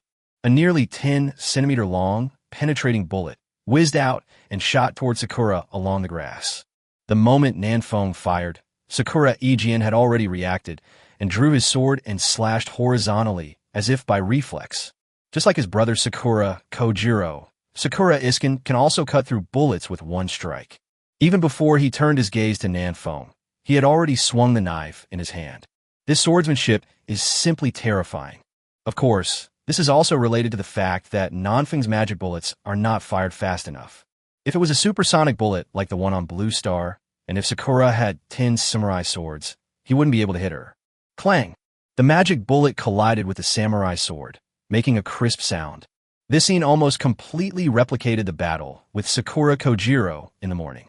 Similarly, Nanfeng's penetrating bullet also strangely penetrated the samurai sword and pierced through Sakura Iskin's shoulder. Sure enough, his bullets have a penetrating effect. Sakura Iskin was not surprised. He had already known this news from Sakura Kojiro. The reason why he still used the samurai sword to cut the bullet was not because Sakura Iskin did not believe his brother's words, but to make the bullet deviate from its original trajectory. The shot was originally aimed at Sakura Iskin's head. Hitting the head can easily trigger weak point attack. Even if Sakura's sword lets Nanfeng take one move, he doesn't want to lose too much blood. I found you, Sakura Yijian sneered and was about to stand up to use his skills on Nanfeng. But suddenly he found that his body was very weak and his hands and feet were limp. An ominous premonition shrouded Sakura Yiken's heart. He glanced at his status bar, which showed health 33/690. Abnormal status, bleeding. Nanfeng's shot just now caused him 657 damage. Sakura Yijian's face turned pale. What kind of horrible output is this? Level 6 hits level 8, and the damage is only 1/3 of the original. How can it still have such a high output? What if they are at the same level? What the hell is this? Such a powerful shot, which also triggered the weak point strike, but it didn't kill Sakura's sword in an instant. Nanfeng was completely stunned. Isn't this level suppression too strong? After being equipped with a 98K sniper rifle, Nanfeng now has 635 points of attack power. With the bonuses of piercing bullet, charge shot, and weak point attack, it can only cause 657 points of damage. What a ripoff. This shot stunned both of them. Bleeding -13. Suddenly, Sakura Iskin's health dropped again. The bleeding effect is triggered. Before, Sakura Aiken was facing Nanfeng sideways, so Nanfeng's penetrating bullet went directly through Sakura Aiken's right shoulder to his left shoulder, causing enormous damage, and the bleeding could not be stopped at all. Sakura Ijin also understood this. Looking at the remaining 20 health points, he did not think about stopping the bleeding, but drew his sword and slashed towards Nanfeng. Bleeding, -14. 6 health points left. Sakura Ichiken's samurai sword slashed down from the air. The 50-meter distance between the two of them did not give Nanfeng any sense of security. Aerial slash. This knife can hit the enemy from a distance. The farther the distance, the more magic power the user will consume and the lower the damage. The distance of 50 meters almost drained all of Sakura's sword's magic power, but he still managed to slash out. Death comes. Nanfeng felt that he was completely covered by the knife and could not escape at all. He could only lie on the ground. Bleeding, -5. Suddenly, a light red number appeared above Sakura Iskin's head. Sakura's sword was hanging over Nanfeng's head, but it ultimately failed to fall. His health was forced to be locked at 1 drop of blood. Unyielding will, this buff is triggered. Sakura lost with 1 sword. Chapter 51 Resources delivered to your door? Ding! Congratulations on defeating your opponent Sakura Ijin and becoming the winner of this cross-regional challenge. Ding! All resources in your area, Original World Area 527, increased by 10%. The challenge was over, and Nanfeng instantly returned to the cabin, with the prompt sound of the Creator God system ringing in his ears. 1. Again without any injuries. Nanfeng let out a long sigh and laid down in the cabin with his arms and legs spread out. The last blow of Sakura's sword just now was so terrifying. Even though he knew he would not die during the challenge, Nanfeng still felt a chill down his spine. Is this the feeling of oppression brought by the Sword Master? I wonder if the Swordsmanship Master of Dragon Country is also so powerful. In the chat channel, the Chosen One from Area 527 was so happy that he almost took off. They didn't expect that Nanfeng could actually win, and won so easily. In the Handsome Guys group, everyone was cheering and almost prepared to have a party to celebrate. Huang Yuanming, brother, you are awesome. From today on, you are my god. Wu Yuansheng, fuck, I actually won. This is amazing. Su Ming, awesome. Nanfeng, excuse me, if you guys hadn't helped me upgrade my life weapon, I wouldn't have one. Su Zurin, it seems that our efforts have not been in vain. Nanfeng is not being modest, but telling the truth. If Nanfeng didn't have a 98K sniper rifle and hadn't learned the new skill, charged attack, how could he have defeated Sakura Ichi? The other person stabbed him from midair, and Nanfeng fell down right away. What was the point of fighting? Huang Yuanming, brother, how did you win? Tell us about it. Force, yeah, it must be dangerous, right? Nanfeng, it was quite dangerous. His knife was only 0.01 centimeters away from my scalp. But in the end, I was more skilled and killed him. Wu Yuansheng, everyone go to the inter-regional chat channel and take a look. Inghua Yijian is saying over there that he won. What? Nanfeng was confused and closed the Handsome Guys group and came to the cross-region chat channel. Area 39, Sakura Sword. Nanfeng's strength is average, and he doesn't have many skills. I can easily defeat him with either hand. Everyone, it's your turn to take action. Area 68, Chung Mo. Haha. Level 8 challenging level 5. You Sakura people really don't care about your shame. Chung Mo in District 68 doesn't know yet that the South Wind has risen to level 6. District 17, Xiao Ongran. You want to fight my brothers from Dragon Country? Inghua Yijian, just wait for me. Area 160 Timartin. You can't beat him with both hands? It seems that Nanfeng is just SOSO. Let me challenge him next. Area 105, Nehru Singh. Hurry, let me take over after you challenge me. I received the challenge order this morning, and now I can't wait to plunder the resources of Area 527. 491 District, Salman. Please defeat 527 District 3 times as soon as possible so that we can challenge him in the future. The countries of India and the United States responded to Sakura Ijin's call and prepared to challenge Area 527. What does this mean? Are you trying to trick others into sending us resources? Nanfeng was confused for a moment and didn't realize what Sakura Ijin's purpose was. But after thinking for a moment, Nanfeng understood the intention of Sakura's sword. His District 39 was defeated once by Xiao Ongran from District 17, and now he was defeated again by Nanfeng, which means he has lost 2 games in total. If he loses another game, he will face a penalty of 10 reduction in all attributes. This punishment is too severe, and even Sakura Iskin cannot bear it. So he wanted to announce to the public that he had won the challenge, in order to prevent other war zones from targeting him. In addition to this reason, Nanfeng thought of another reason. The Sakura country is now suffering heavy losses. Needless to say, District 132 has almost had its grass plucked out. District 39 has also lost 2 games and is on the brink of a cliff. In this situation, Sakura Ichikin would of course try his best to fool people and add fuel to the fire, so that the war zones of other countries would fight each other, to prevent the fighting from spreading to his own District 39. It's really a sinister intention. In the Handsome Guys group, Suzuran and others also reacted and guessed Sakura Ijian's plan. Suzuran: interesting, Sakura Ijian wants to kill someone with a borrowed knife, using our 527th district's hand to balance the power of various countries. Xiao Luo: stupid.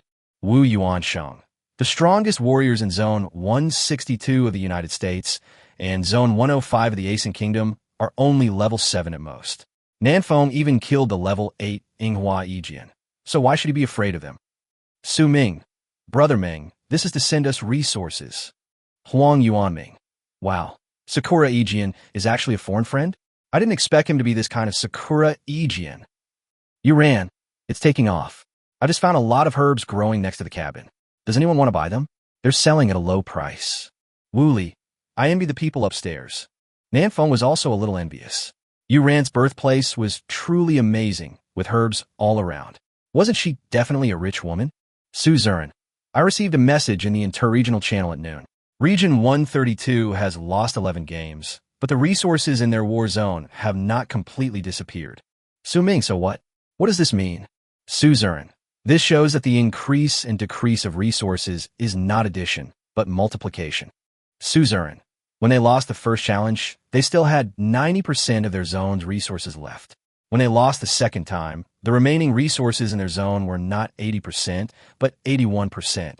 Su Ihan: my brother means that if we lose the second time, we won't lose 10% of all resources, but 10% of the remaining 90%, which is 9% of all resources. Nanfeng: little nanny, the more you talk, the more confusing it becomes. It's better not to say anything. Su Ihan: ferocious and evil.jpg. Nanfeng: I understand what Suzuran means. That is to say, now that we have won 2 games, our resources are not 120% of the original, but 121% of the initial resources. Suzuran: yes, you can also simply understand it as compound interest. This is good. If Nanfeng wins another game, it will be equivalent to increasing resources by 12.1%. Isn't this wonderful? While they were still discussing the resource issue, a system announcement reached everyone's ears. Ding! Original World Area 162. The Chosen One, Martin, has launched a cross-region challenge to you. Please be prepared. Announcement: Original World Area 162 has launched a cross-region challenge to Original World Area 527. The challenge will begin in 10 minutes. Please prepare for the battle. Very good, the resources are here. Nanfeng chuckled, opened the cross-regional chat channel, and sent a message. District 527, Nanfeng. Inghua Ijian, don't go too far. It would be fine if you beat me, but you actually found someone to fight me together? Do you really think I'm easy to bully? The whole show is going on. Sakura Ijian is so considerate and has brought all the resources to the doorstep, so of course Nanfeng has to cooperate. In the cross-zone channel, before Sakura Iskin could speak, Sakura Kojiro spoke first. Area 132, Sakura Kojiro. Aha, Nanfeng, you have come to this day, too. Soon you will be like me in Area 132. We are different. Nanfeng hummed a song and looked at Sakura Kojiro's profile picture with some amusement. I wonder if he can still have such a good attitude after he knows the truth of the matter. Chapter 52. Killed in one shot. What can I say? Seeing Nanfeng speaking in the cross-region channel, some of the lurking chosen ones of the Dragon Nation came out one after another. District 17. Xiao Ongran. Nanfeng, brother, don't panic, play well. Martin in District 162 is only level 6. You won't necessarily lose. Area 162, Martin.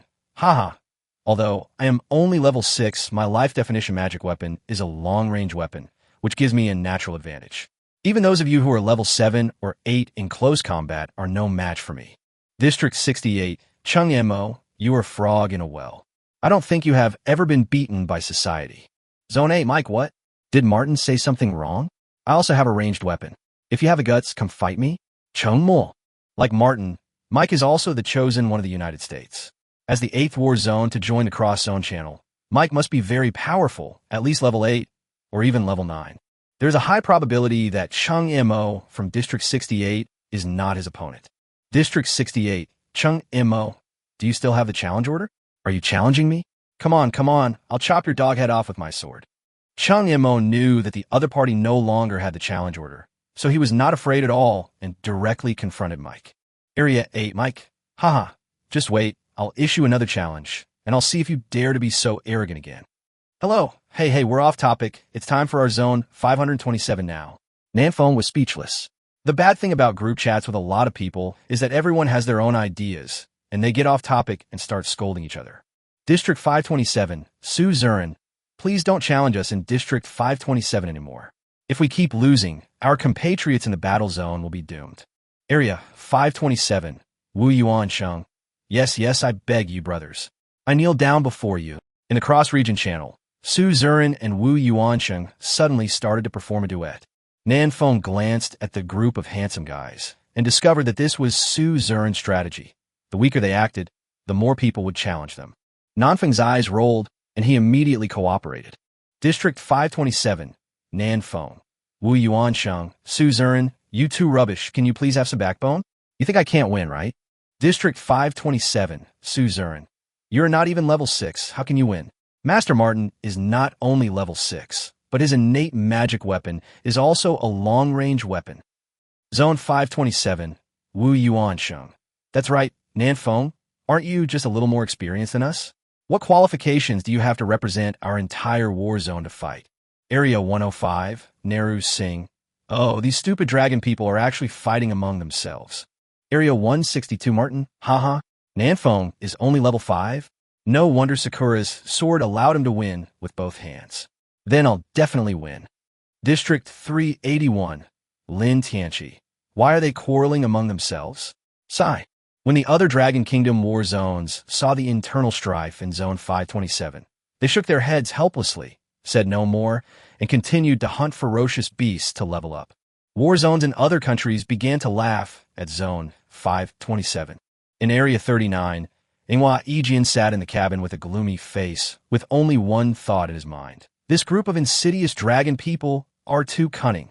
But it doesn't matter. The ones who suffer the most are India and the United States. It has nothing to do with the Sakura country, and even less with District 39.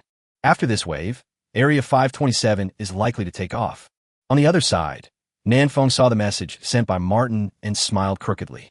What a naive little fool he is. He believed the lies of Nanfeng and the others. There are still 3 minutes before the challenge starts. Nanfeng is in the handsome guys group, waiting for the challenge to begin. Su Zurin, we have now occupied the iron mine, and we can produce iron blocks every day. Su Zurin, regarding the distribution of the iron block, here's what I think. We should divide it equally among the people in our group first, and everyone should upgrade their own divine weapons to improve their combat effectiveness. Su Zurin, everyone will need to level up in the future, so they definitely won't have time to spend every day in the mines digging. So I plan to find a few trustworthy people to come and dig. We will digest part of it internally and sell the rest at a unified price. The net profit will be divided equally among everyone, which is equivalent to everyone being a shareholder. What do you think? Wu Yuansheng, I have no objection. Su Ming, I have no objection. How can mining be as interesting as hunting beasts? Nanfeng, I have no objection either. You ran. Hey, I haven't even been to the mine. Can I still be a shareholder? Is that true, Godfather? Su Zurin, oh, I almost forgot about you. You don't have any shares. You ran. Oh. Su Zurin glanced at the group members and said, and Wang Jiang, you didn't participate in the mine raiding activity and you don't have any shares. Wang Jiang, why? You said that everyone in the group has a share. Ding. Wang Jiang was kicked out of the group chat. Su Zurin, this person is too selfish and self-centered. She is not suitable to be a teammate. Let her go solo. Huang Yuanming. Good kick. I want to kick her for a long time. Nan Feng. Su Zuran, she is scolding you in the chat channel. Su Zuran. You can scold me. It's not like I'll lose a piece of flesh. After discussing the iron ore, everyone began to discuss the copper mine. Su Zuran. It has been confirmed that the copper mine is on the right side of the mine, but it is guarded by the Crypt Spider King, so it is difficult for us to get in. Nan Feng. Don't worry, I'll come and help you after I plunder 2 more groups of resources. Huang Yuanming. Okay, come and show us your output. Nan Feng glanced at the countdown and saw that there were still 30 seconds left before the challenge began. Nan Feng. Brothers, pour me a glass of warm wine. Nan will be back soon. After turning off the panel, Nan Feng held a 98K in front of him, aimed at the big tree outside the cabin, and started charging power attack. He wants to teleport directly to the battlefield in a fighting posture. 3, 2, 1. The countdown ended, and the silver-white teleportation array lit up again under Nanfeng's feet. The next second, the scenery in front of him flashed, and he came to a plain. Great place. Nothing to block the view. Nanfeng looked around while holding the 98K and instantly spotted Martin's figure on the left. The distance between the two sides is still about 50 meters. Martin is over 1.8 meters tall. He holds a longbow in his right hand and his left hand on the string, ready to attack at any time. At this time, Martin also turned around and saw Nanfeng. There was originally a confident smile on his face, but at this moment, it turned into an expression of fear. Are you sick? Turning around, you see someone pointing a sniper rifle at you? Where's the primitive world? Is this fucking primitive? Nanfeng didn't give Martin a chance to react and shot directly.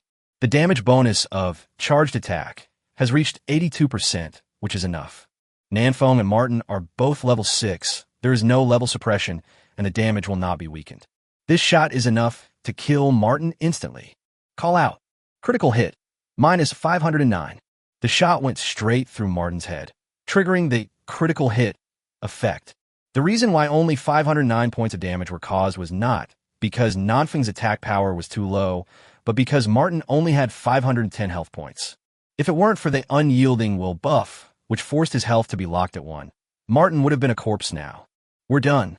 Nanfeng carried the 98K on his shoulder, waved at the frightened Martin, and his figure slowly disappeared. Killed in one shot, what do you say? Chapter 53. 3 consecutive wins. Huge improvement. Ding. Congratulations on defeating your opponent, Martin, and becoming the winner of this cross-regional challenge. Ding. All resources in your area, original world area 527, increased by 10%. When Nanfeng returned to the cabin, all the members in the Handsome Guys group were stunned. You ran. You may not believe this, but I just wanted to say come on, Nanfeng, and then he won. Huang Yuanming. Instant kill?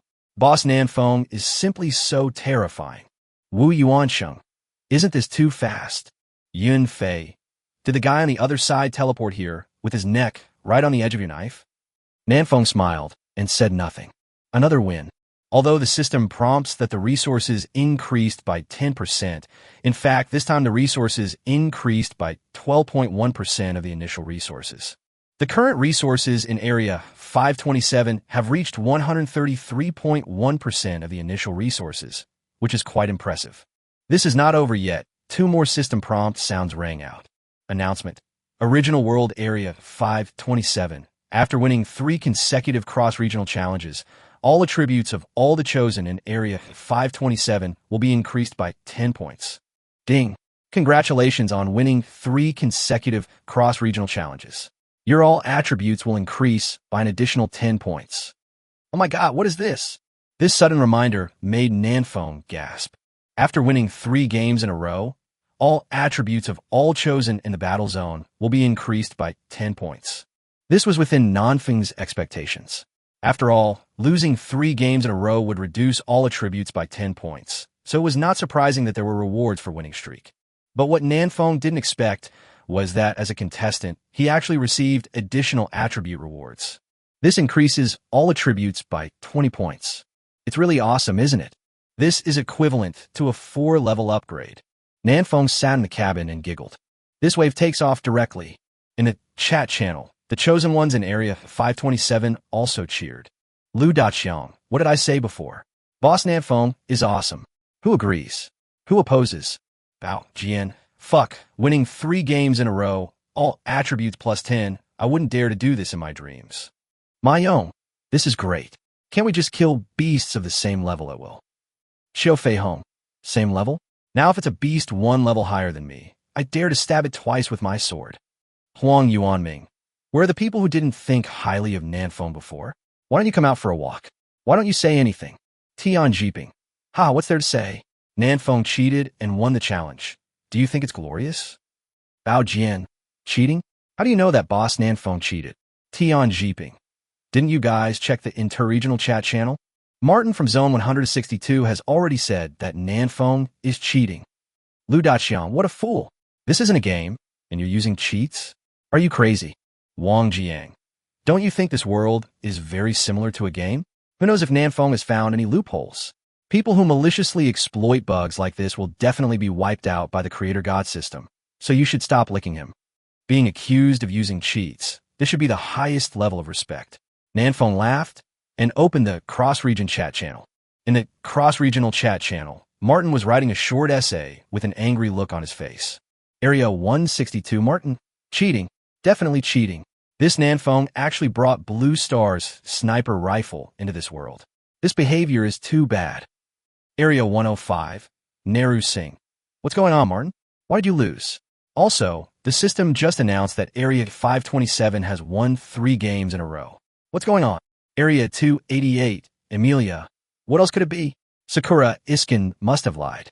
The Sakura people never tell the truth. District 381, Lin Tianchi. What do you mean? What's going on now? I don't understand.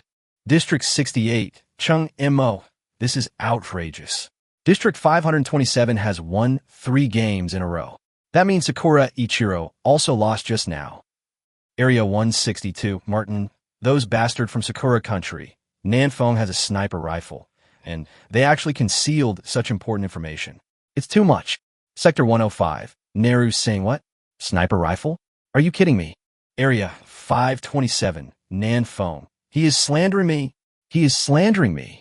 Area 132, Sakura Kojiro. Sniper rifle? Are you dazzled? His main weapons are clearly a pistol and a dagger. Area 8. Mike, it's fine that you lost, but how come you didn't even figure out your opponent's innate divine weapon? You are such a bunch of losers. Zone 3, Andre. Interesting. Can this Nanfeng change his own divine weapon at will? Area 160 to Martin. I know the truth. His life-defining magic weapons are the dagger, pistol, and sniper rifle, all of which he brought from Blue Star. Area 491 Salmon. No way. When I crossed over, the lighter and keys in my pocket were gone. How'd he get here with a sniper rifle? Sector 105, Nehru Singh. There's a problem with the south wind in Sector 527. I have decided not to challenge him. I will go and bully Sector 132 instead. Area 132, Sakura Kojiro. Baka, you are nothing. Ah, why is District 105 so cowardly? Nanfeng still wants to plunder another wave of resources. However, all battle zones have received the announcement of the 3 consecutive victories. Now everyone knows that Zone 527 is not easy to mess with, so it is not surprising that Zone 105 does not dare to challenge Nanfeng. Forget it. Let's pack up and go out to hunt ferocious beasts. The shot that attacked Martin just now consumed a lot of Nanfeng's magic power. After his magic power was restored, Nanfeng walked out of the cabin and ran towards the mine. Nanfeng had just received a 20-point bonus to all attributes, and all 4 basic attributes have been greatly improved. Among them, Nanfeng's agility value has reached 63 points. He can run very fast. Now it only takes half an hour to get from the cabin to the mine. Outside the mine, Su Zurin and others were resting and waiting for Nanfeng to arrive. Wu Li squatted on the ground playing with mud and said, with Nanfeng's current strength, plus the cooperation of more than a dozen of us, we should be able to deal with this crypt Spider King, right? Huang Yuanming nodded. Sure, I think he can handle it alone. Upon hearing this, the others also nodded. Su Yihan folded his arms across his chest, leaned against a big tree, and said calmly, the weakness of the crypt Spider King is obvious. It is too big to come out from the right passage. As long as we keep a good distance, it won't be difficult to kill it. This posture makes Su Yihan's bear look even bigger. Su Zurin looked towards the southeast and said calmly, here they come. In the distance, Nanfeng, dressed in an animal skin suit, was running towards them. Oh, there are quite a lot of people today. Nanfeng waved and greeted everyone. Most of the top 20 people on the list are here. Nanfeng has never seen a few of them before, but he has chatted and boasted about them in the group, so he is not unfamiliar to them. This is a large-scale online meeting. Huang Yuanming came over and naturally put his arm around Nanfeng's shoulders. He said with a smile, "Brother, why are you still holding a dagger? Come, show everyone your sniper rifle." Sniper rifle? Martin must have made a mistake. Nanfeng laughed and took out a Desert Eagle from his backpack. Look, this is actually my lifelong magic weapon, the Desert Eagle. Is it cool? Huh. Tactical retreat. JPG. Huang Yuanming was shocked. Fuck, you really have a gun. Tell me, are you cheating? Is it really a Desert Eagle? Does this thing use bullets? Awesome. This shape and this level of refinement are simply top-notch. Everyone gathered around and pointed at Nanfeng's Desert Eagle, looking like they had never seen the world before. Nanfeng easily made everyone selectively forget about the sniper rifle. That was Nanfeng's trump card. How could he expose it so easily? Of course he would hide it if he could. All right, stop looking, or the gun might go off accidentally. Nanfeng put away the Desert Eagle and pointed to the mine. Let's go, let's deal with the Crypt Spider King. I'll take the lead. Bah. Su Ming, you take the lead. Su Ming, holding a large shield, cried, "Why am I always the one who gets hurt?" Chapter 54. Killing the Crypt Spider King. Outside the mine, a group of 17 or 18 people walked towards the depths of the mine. Su Zhen and others had already cleared out the cave spiders here, and only a dozen were left, which were dealt with by everyone in minutes. According to past experience, after all the Crypt spiders die, the Crypt Spider King will crawl out and give birth to pups. Su Zhen said calmly, "The Crypt Spider King has a very high attack power. Everyone be careful and try to stand behind Su Ming." Su Ming curled his lips. "Well, I have become a tool. Cave Spider King has an attack power of 420 points, a defense power of 210 points, and a health value of up to 2,800 points. Before today, Nanfeng also felt that the power of the Crypt Spider King was extremely terrifying. But after 3 challenge matches, Nanfeng's current attack power has reached a terrifying 735 points, and the attribute of Crypt Spider King is no longer enough. I have a question." Nanfeng suddenly thought of a very important question. The Crypt Spider King is a Lord-level beast. Killing it can get extra rewards. So, who will kill this Crypt Spider King? Obviously, everyone wants to know how this reward should be distributed. Su Zhen pondered for a moment and said, "It all depends on your ability. Whoever grabs it first gets it." Reasonable. Nanfeng agreed. His offensive power is definitely the highest in the game. Who would disagree if he doesn't? Fuck, then I have no chance? My attack power is only 125 points. Su Ming looked aggrieved. With an attack power of 125, he couldn't even break the defense of the Crypt Spider King, and couldn't get the head at all. Old Su is the big tank of our team. Shouldn't you give him some compensation? He has to be at the front line to withstand the attacks of the Crypt Spider King. Wu Yuansheng couldn't stand it anymore, and stood up to speak for his good friend. Everyone said that Su Ming could take an additional 1% of the resources dug out from a mine. Su Ming then smiled and rushed forward with the big shield on his head. "Brother Ming, follow me." Everyone filed in and rushed into the mine. The passage on the right is empty. The Crypt Spider King is not here. Charge in. Nanfeng raised the Desert Eagle and slowly advanced forward behind Su Ming, who was in close combat. After walking about 20 meters, the nurse Su Yihan pointed to a small pit on the wall next to her. "This is where we found the copper block just now." Nanfeng was shocked. "You have already gone deep here before?" Su Yihan nodded. "Yes, as long as the Crypt spiders guarding outside are not all dead, the Crypt Spider King will not come out, so we did not encounter too much danger." "I see." Nanfeng nodded in understanding. This passage is extremely deep, and the space becomes larger as you go deeper. Not so good. The space is too big, so the Cave Spider King has room to perform. Fatty Wooly frowned slightly. Indeed, Su Zhen also discovered this problem. When we encounter the Crypt Spider King later, we will fight and retreat and return to the narrow place to fight it. Nanfeng shook the Desert Eagle in his hand and said, "That's not necessary. There's so many of us. If each of us gives it a big punch, it will be gone." Just now on the road, Nanfeng roughly calculated that one shot of his could cause 500-700 damage to the Crypt Spider King. With its health points of 2,800, it couldn't withstand a few hits at all. Crash! There was a sound of gravel sliding down. Everyone tensed up and prepared for battle. Su Zurin said, Su Ming, Wu Li, the two of you throw the torches forward and see what's going on. The two men swung their arms and threw the torches heavily. The torch fell to the ground, and with a faint light, everyone saw the huge body of the crypt Spider King. Su Zurin shouted, Do it! Call out! As soon as he finished speaking, Nanfeng raised his hand and fired a shot. Penetrating bullet. Minus 892. With one shot, nearly 1/3 of the health of the crypt Spider King was taken away. Fuck, am I that awesome? Nanfeng was shocked himself. How could the shot be so painful? This is a Desert Eagle, not a 98K. The Cave Spider King let out an indescribable shrill cry in pain, and then began to run around in the mine. What a fast speed! Cave Spider King climbed to the top of the mine in a flash, with its spider, but facing everyone. The next second, densely packed little spiders were born. Skill. Give birth. Nanfeng looked at this scene and instantly got goosebumps all over his body. If someone with trypophobia saw this, he would probably die on the spot. Call out. Nanfeng fired another shot, but this time he missed the crypt Spider King and hit the little spider it spawned instead. Whoosh, whoosh, whoosh. Others also reacted and launched an attack. Wu Yuansheng shot an arrow into the spider leg of the Cave Spider King with great accuracy. Yin Fei was even more awesome. He used a slingshot to shoot a magic marble, which accurately bounced into the PY of the crypt Spider King. Crypt Spider King was going crazy and crawling around in pain. Brothers in close combat, clean up these little spiders.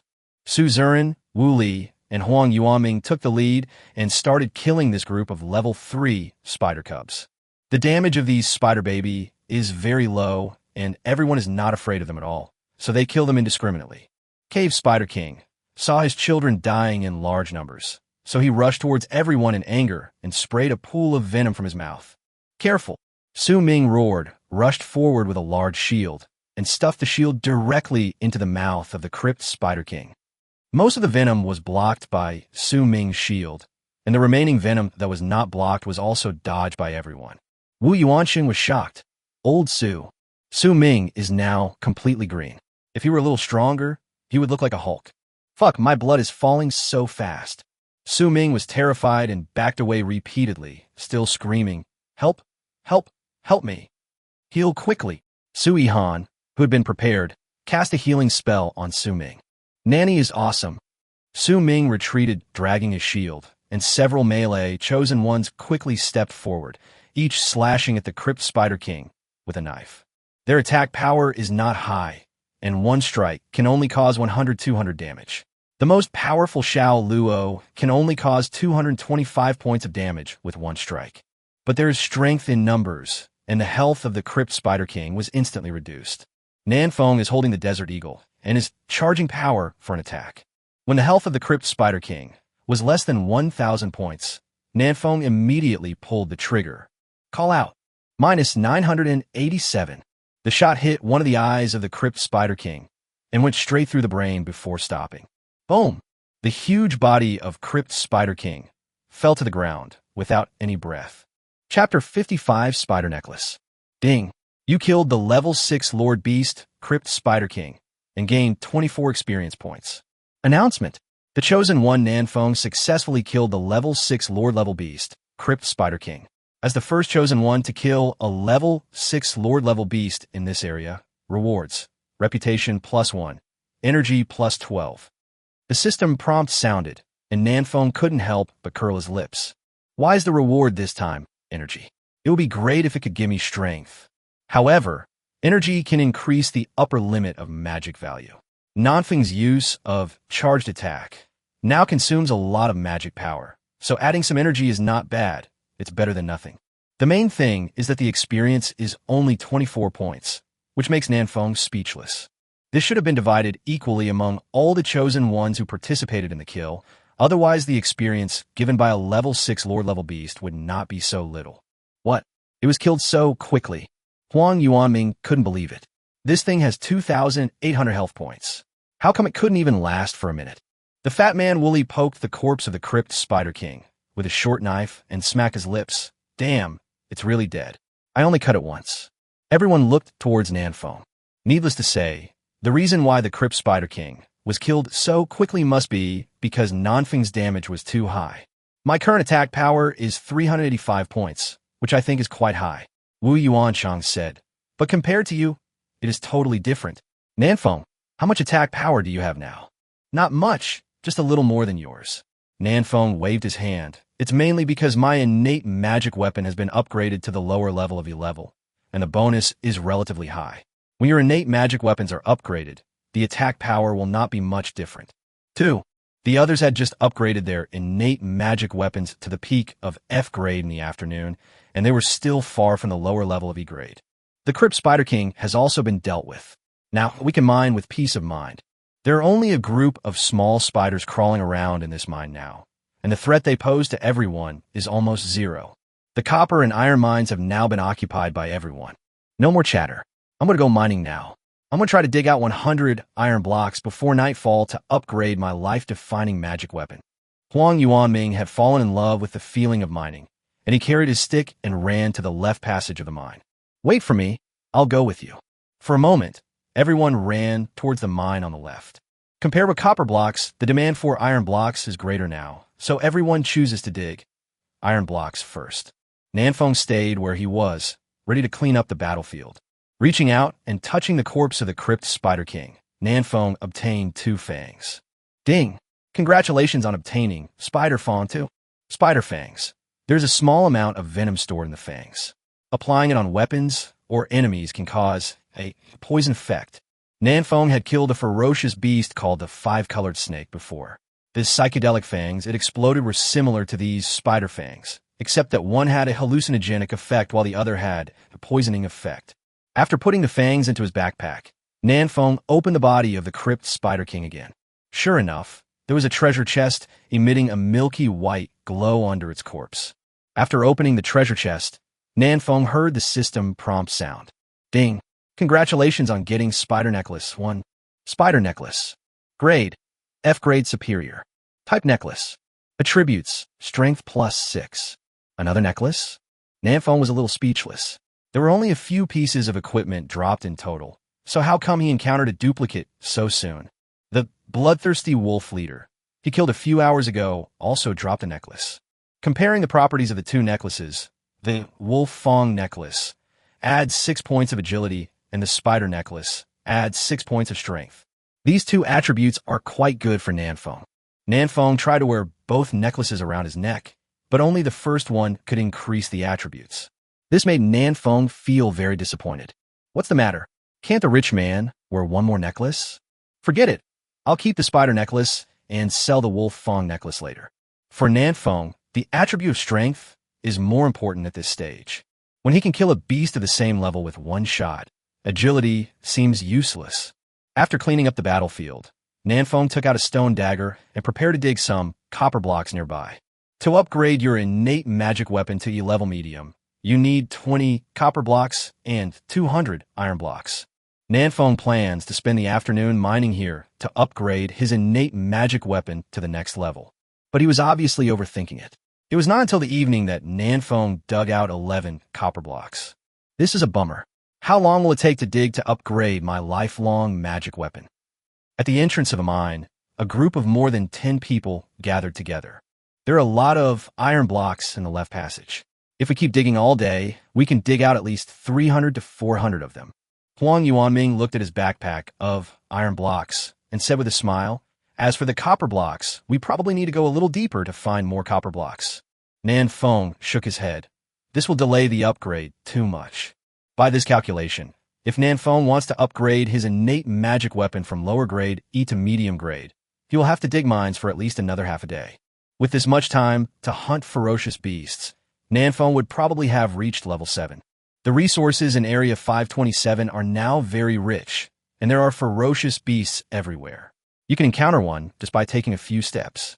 If it had happened a few days ago, with such a dense concentration of ferocious beasts, many of the chosen ones would have died in their mouths. But now it's different. Nanfeng won 3 challenge games in a row, allowing all the chosen ones in Area 527 to have all attributes increased by +10. Which is equivalent to a level 2 upgrade.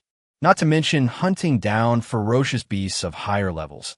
At least dealing with ferocious beasts at the same level is a very easy task for the chosen ones in Area 527. This afternoon, everyone's upgrade efficiency has been significantly improved. There were many chosen ones in the chat channel, all expressing their gratitude to Nanfeng. Unfortunately, Nanfeng mined very seriously for the entire afternoon, but didn't see a single one. Mining is really a waste of time. Su Zern agreed with Nanfeng's opinion. We are all the top combat forces in Zone 527. We must not fall behind in level, otherwise we'll be bullied by other zones. The current cross-regional challenge order is just a battle between the top players in the battle zone. But who knows if there will be team challenge orders in the future, or even war zone challenge orders. Therefore, upgrading is an urgent matter for everyone. Not only do we have to guard against other war zones, we also have to be careful of the beast tide in 26 days. Su Zern's face was a little solemn. A beast tide is definitely a beast tide with numerous beasts like a tide, densely packed. No matter how strong an individual is, it is impossible to kill all the beasts in the beast tide. This must be a defensive battle that requires teamwork. So, we must not only quickly improve our own strength, but also help others improve their strength. Only when the average strength of our battle zone is improved, will we be able to resist the beast tide and survive it.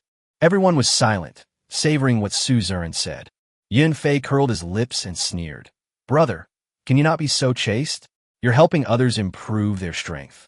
If I had that much time, why don't I kill 2 more beasts and improve my own strength? Su Zern explained seriously. I'm not being too chaste, I just want to survive. Seeing that the two were about to fight again, Nanfeng quickly spoke up. No matter what, we still have to focus on improving our own strength. We can't help others. Su Zern said, we can help. We will sell the iron blocks at a lower price so that other chosen ones can also upgrade their innate divine weapons. That will be considered as helping. After all this time, it turns out that this is what Su Zern wanted to talk about. Chapter 56, Catherine Vina. As the discoverer of iron, ore, and copper mines, Su Zern was willing to reveal this place, perhaps with the idea of helping everyone improve their strength. After all, if Su Zern kept it secret, everyone's innate magic weapon will be stuck at level F for a long time. If the quality of the innate magic weapon cannot be improved, the efficiency of upgrading will naturally not be improved either. Everyone has their own thoughts on Su Zern's statement. Some people want to make some money from the iron mine, while others don't care. Nanfeng is the one who doesn't care. You guys can discuss it slowly. I'm going back first. Nanfeng looked at the sky and saw that it was getting dark. You guys should go home quickly too. Don't wait until you die outside. Nanfeng put on a wolf tooth necklace and a stone dagger, and his agility suddenly reached 83 points, and he ran very fast. The rest of the people looked at the sky and left one after another, preparing to continue the discussion in the group that night. Half an hour later, Nanfeng returned to the cabin safely. Make a fire, grill meat, and purify fresh water. This is what Nanfeng has to do every day. It is very boring, but fortunately Nanfeng has gotten used to it. During the barbecue time, Nanfeng came to the door of the cabin and raised the Desert Eagle to practice shooting. Practice for 1 hour every day and strive to be able to hit a stationary target 100% of the time at 50 meters. As for the moving targets, let's just go with the flow. We'll talk about hitting the stationary targets first. At a distance of 50 meters, Nanfeng's hit rate is still acceptable. If the distance is a little further, the hit rate of the south wind will drop sharply. This is not entirely because Nanfeng's shooting skills are too poor, but because the magic bullet's muzzle velocity is not enough, and if the distance is too far, the bullet will fall in a parabola. Also, the chances of enemies 50 meters away dodging are very high, so there is no need for much practice. It would be good enough if you can accurately hit enemies within 50 meters. After finishing the practice, Nanfeng finished his barbecue with a frown and began to take stock of today's gains. 1. The level has been raised to level 6. 2. The innate magic weapon was upgraded to the lower level of E grade. 3. Killed 2 Lord-level beasts, namely the level 5 Bloodthirsty Wolf Chief and the level 6 Crypt Spider King, and obtained 2 pieces of equipment, 10 points of strength, 12 points of energy, and 2 points of reputation as rewards. 4. 3 consecutive wins in cross-regional challenge competitions resulted in a 20-point bonus to all attributes, a huge improvement. 5. Dig some minerals. Overall, Nanfeng had a very fulfilling day today and gained a lot. However, the 2 pieces of equipment that exploded were both necklaces, which made Nanfeng feel a little regretful. After taking a look at the wolf tooth necklace around his neck, Nanfeng decided to keep it for the time being. Wolf tooth necklace provides 6 points of agility. This necklace is very useful for traveling. I sent 20 bottles of mana recovery potions to Sister Yuran, and Nanfeng sold some mana recovery potions on the trading channel. Today is over. Before going to bed, Nanfeng opened the chat channel and prepared to hang out in the group for a while to see if there was anything new. The chat channel is full of people bragging to each other, saying things like, I was fluent in the 4 books and 5 classics at the age of 3, I could urinate 3 meters high in the wind at the age of 5, and I could transform into a super scion at the age of 7. Nanfeng exclaimed at how talented he was. Some people were also talking about serious matters, such as where a large number of ferocious beasts were discovered and teammates were urgently needed, where a large number of herbs were discovered, where Ultraman was discovered, etc. Among them, there was a piece of news that caught Nanfeng's attention. It was that a middle-aged man named Wang Laosan said that he had discovered a level 1 Lord-level ferocious beast. This Lord-level beast has many minions around it, and he cannot defeat it alone, so he wants to find 2 teammates to hunt it together. Killing a Lord-level beast would bring extra attribute rewards, which made Nanfeng a little tempted. According to Nanfeng's experience today, this extra attribute bonus should be related to the level of the Lord-level beast. The level 5 Bloodthirsty Wolf Chief gave Nanfeng 10 points of strength. The level 6 Crypt Spider King gave Nanfeng 12 points of energy, and the previous level 2, Arrow Queen Bee, gave Nanfeng 4 points of physical strength. Therefore, the attribute of the reward should be the level of the ferocious beast 2. Then this level 1 Lord-level beast can only get 2 extra attribute rewards, which is too little. In addition, this place is too far away from Nanfeng, and it takes more than 2 hours to go back and forth. There is really no need to make a trip just for these 2 attributes. It's better to upgrade this time. Let others hunt this level 1 lord. The Handsome Guys group was discussing the distribution of the mine's revenue. Nanfeng did not participate in it. He just had to wait for the dividends. It doesn't matter even if the dividends are a little less, because he got the first kill of the Crypt Spider King today and gained 12 points of energy. Isn't this better than those copper blocks and iron blocks? After hanging out in the group for a while and finding nothing new, Nanfeng turned off the panel and fell into a deep sleep. Nanfeng is really tired today. The next morning, Nanfeng was awakened by a system announcement. Original World Zone 1. The Chosen One Catherine Vina has reached level 10, triggering the Small Beast Tide event. The Small Beast Tide will attack all major war zones in 5 days. Please be prepared. Note, the highest level of beasts in this Beast Tide is level 15. What Beast Tide? Nanfeng, who was still sleeping, woke up instantly, opened the panel, and read the message again from beginning to end. Primitive World Zone 1. The first 10 levels. Catherine Viner. Small Beast Tide. 5 days later. The highest level of fierce beasts is level 15. This announcement contained too much information, and Nanfeng was stunned for a moment. This friend called Catherine Vina is leveling up too fast. I've only just reached level 6. Nanfeng rubbed his eyes with a wry smile, and 2 lumps of eye boogers came out. Nanfeng looked out the window through the wooden house and found that the sky was just beginning to brighten. It's 5:30 in the morning. Nanfeng was shocked. Catherine Vina got up and upgraded so early? No wonder he is in Zone 1.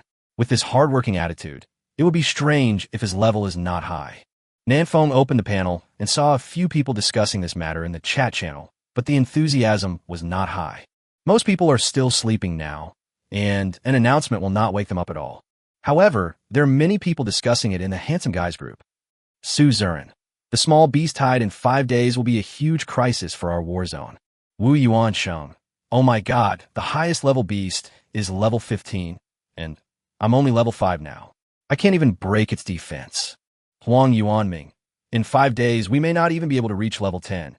How can we kill a level 15 beast? Nanfeng. And our cabins are scattered in different places, which means we can only defend alone and cannot work as a team. Yuran. Actually, we can cooperate, but you have to give up your own cabin. Nanfeng. Sister upstairs. I am taking in heartbroken girls between the ages of 18 and 24. Would you consider squeezing in with me? Yuran. Well, if I can't keep it, I'll consider it. Huang Yuanming. Nanfeng, good brother. Would you like to accept a heartbroken boy? I can warm the bed. Nanfeng. Get lost, Omega. Chapter 57, Hunting the Jungle Tree Spirit. This sudden announcement gave all the chosen ones in Area 527 a sense of urgency. It's not just Area 527. In fact, all the major areas and all the chosen ones feel a sense of urgency, including Area 1. The highest level is the Beast Tide of level 15. This is no joke. Suzerain, everyone, hurry up and upgrade. I'll find some people to come over to the mine and give you copper blocks and iron blocks first. Nanfeng nodded. This is good. You don't have to waste time mining, and the time saved can be used for upgrading. Nanfeng stretched and didn't chat much in the group. He was going out to upgrade. After buying 2 apples at the auction house and eating them to solve the problem of breakfast, Nanfeng walked out of the cabin. Speaking of which, my cabin could use an upgrade as well. The materials needed to upgrade the cabin are very few. Only 300 pieces of wood, 200 pieces of stone, and 20 pieces of iron. Nanfeng still has a lot of wood and stones left, but he has no iron blocks. But it doesn't matter. Once the mine is back on track, iron blocks will flow into Nanfeng's pocket continuously. The most urgent task now is to upgrade first. If your level is not high enough, everything is useless. I should be able to hunt that jungle tree spirit now, right? When Nanfeng first encountered the jungle tree spirit, he was only level 3 and couldn't even see the attributes of the jungle tree spirit. They were all question marks. But now Nanfeng is already over level 6, and after equipping himself with 98k, his attack power has reached a maximum of 765 points. A slow-moving jungle tree spirit. Can't you just kill it if you want? With this thought in mind, Nanfeng decisively walked towards the southeast, which was the direction where the jungle tree spirit was. In less than 20 minutes, Nanfeng arrived at his destination. There are towering trees everywhere with lush branches and leaves, blocking out the sunlight. For a moment, Nanfeng couldn't tell which one was an ordinary tree and which one was the jungle tree spirit. But Nanfeng had a solution. He kept throwing Eye of Insight at the surrounding trees. This skill does not consume mana and can be used at will. Soon, Nanfeng found the target. Just over 30 meters in front of him on the right was the jungle tree spirit. Jungle Tree Spirit. Level 7. Health 3500/3500. Magic points 1200/1200. Attack power 215. Defense 680. Skills: Entanglement, Whipping, Slow Movement. Wow, this Jungle Tree Spirit is a big meat shield. Low attack, high defense, high health. Isn't he just a sitting duck for Nanfeng? This also reminded Nanfeng of the last time he encountered the Jungle Tree Spirit. At that time, he was only level 3 and his defense was only 81 points, but after being hit by a vine by the Jungle Tree Spirit, he only lost 185 health points. He didn't realize there was anything wrong at the time, but looking back now, he was extremely lucky not to have been beaten to death. If it was any other level 7 beast, Nanfeng would be dead beyond death. Nanfeng sighed. Sure enough, the goddess of luck favors me. On the ground, the vines of the Jungle Tree Spirit were moving slowly, trying to surround Nanfeng. Nanfeng's current location is within the attack range of the Jungle Tree Spirit. It moved very slowly and made very little noise, but Nanfeng had already discovered it. After all, he had been hit once not long ago, so how could he not be prepared? Your attack power is only enough to tickle me. Nanfeng's defense has reached 207 points, and the attack power of Jungle Tree Spirit is 215 points, which can only cause single-digit damage, and at most double-digit damage. Nanfeng was not all panicked. Taking out the Desert Eagle, Nanfeng fired a shot at the Jungle Tree Spirit, not far away. At a distance of more than 30 meters, Nanfeng can basically hit the target every time. Call out. Minus 125. 125 in one shot. Nanfeng did some mental calculations and came up with the answer. It would take 28 shots to kill this Jungle Tree Spirit. This is when Nanfeng does not use Charge Attack and Piercing Bullet. 28 shots, the attack power is still not high enough. Nanfeng shook his head. If any of the other chosen ones from Area 527 heard Nanfeng's thoughts, they would probably be furious. Nanfeng, who has the highest attack power in the entire district, actually complains that his attack power is not high enough. What should the chosen ones, whose attack power is only 200 or 300, do? Nanfeng didn't know what others would think. He just wanted to get rid of this Jungle Tree Spirit as soon as possible.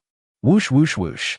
After hitting several times in a row, the Jungle Tree Spirit finally stopped hiding itself, and the dozens of meters long vines moved quickly and attacked the south wind. Nanfeng relied on his high agility to dodge back and forth among the dense vines while continuing to attack. Bang! -32. A vine hit Nanfeng's thigh, causing 32 points of damage. This surprised Nanfeng a little. The damage actually exceeded double digits? It seems that level suppression is still powerful. However, this amount of damage has little impact on Nanfeng. After all, he now has 650 health points and is no longer the fragile player he was a few days ago. Penetrating bullet. -196. Nanfeng fired a penetrating bullet, then rolled on the ground, dodged the attacks of several vines, and ran out.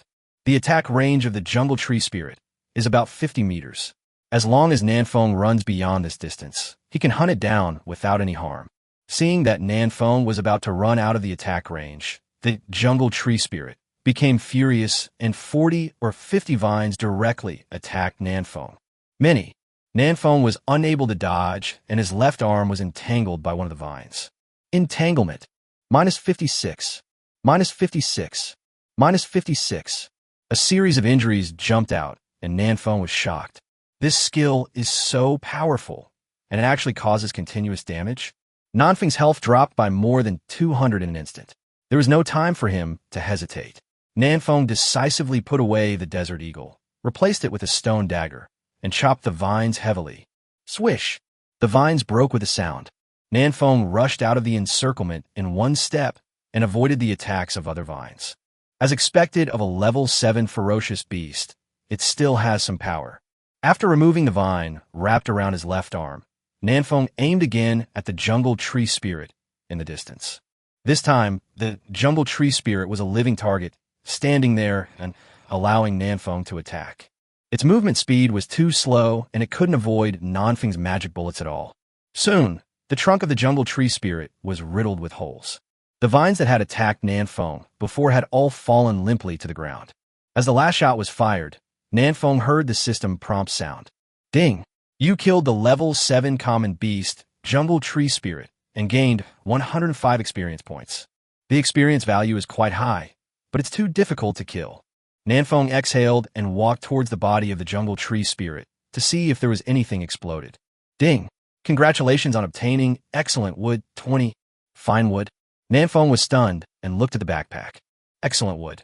Can be used to replace wood to upgrade the cabin, which can improve the properties of the cabin. The south wind was happy. This is good stuff. Chapter 58. Battle against the jungle tree demon. To upgrade the cabin to the next level, you need wood 300. If you want to replace all of it with excellent wood, Nanfeng will need to hunt 14 jungle tree spirits. The prerequisite is that each jungle tree spirit can explode 20 units of excellent wood. As long as I keep my distance, the jungle tree spirit won't pose much of a threat to me. I can hunt it down. Nanfeng nodded and continued to look for the jungle tree spirit nearby.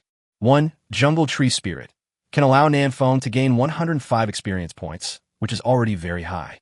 He can obtain materials and upgrade at the same time, killing 2 birds with 1 stone. Not long after, Nanfeng discovered the second jungle tree spirit. Kill! Nanfeng pulled out the desert eagle and started firing. 2 hours later, Nanfeng had killed 14 jungle tree spirits. Nanfeng only needs to hunt 1 more, and he can go back to upgrade the cabin. Swish, swish, swish. Suddenly, 3 huge vines came and blew heavily towards Nanfeng from 3 directions. Nanfeng rolled on the ground, took out a stone dagger from his backpack, and cut the vines in front of him with 1 stroke. I have insight.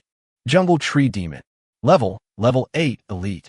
Health 4800/4800. Magic points 2100/2100. Attack power 350. Defense 790. Skills: stab, whip, entanglement. This is an elite level ferocious beast. Nanfeng's face darkened. The attributes of this jungle tree demon were too high. It was simply beyond Nanfeng's ability to deal with at the moment. The most important thing is the 790 points of defense, which Nanfeng can hardly break. A wise man never suffers a loss in front of him, so he retreats first. I'll come back to clean it up later. Nanfeng made up his mind and evacuated quickly. But the jungle tree demon had no intention of letting Nanfeng leave easily. Countless vines gathered into a big net surrounding Nanfeng. Oh no! Nanfeng looked around and realized that he was trapped in a jar, surrounded by vines with no way to escape.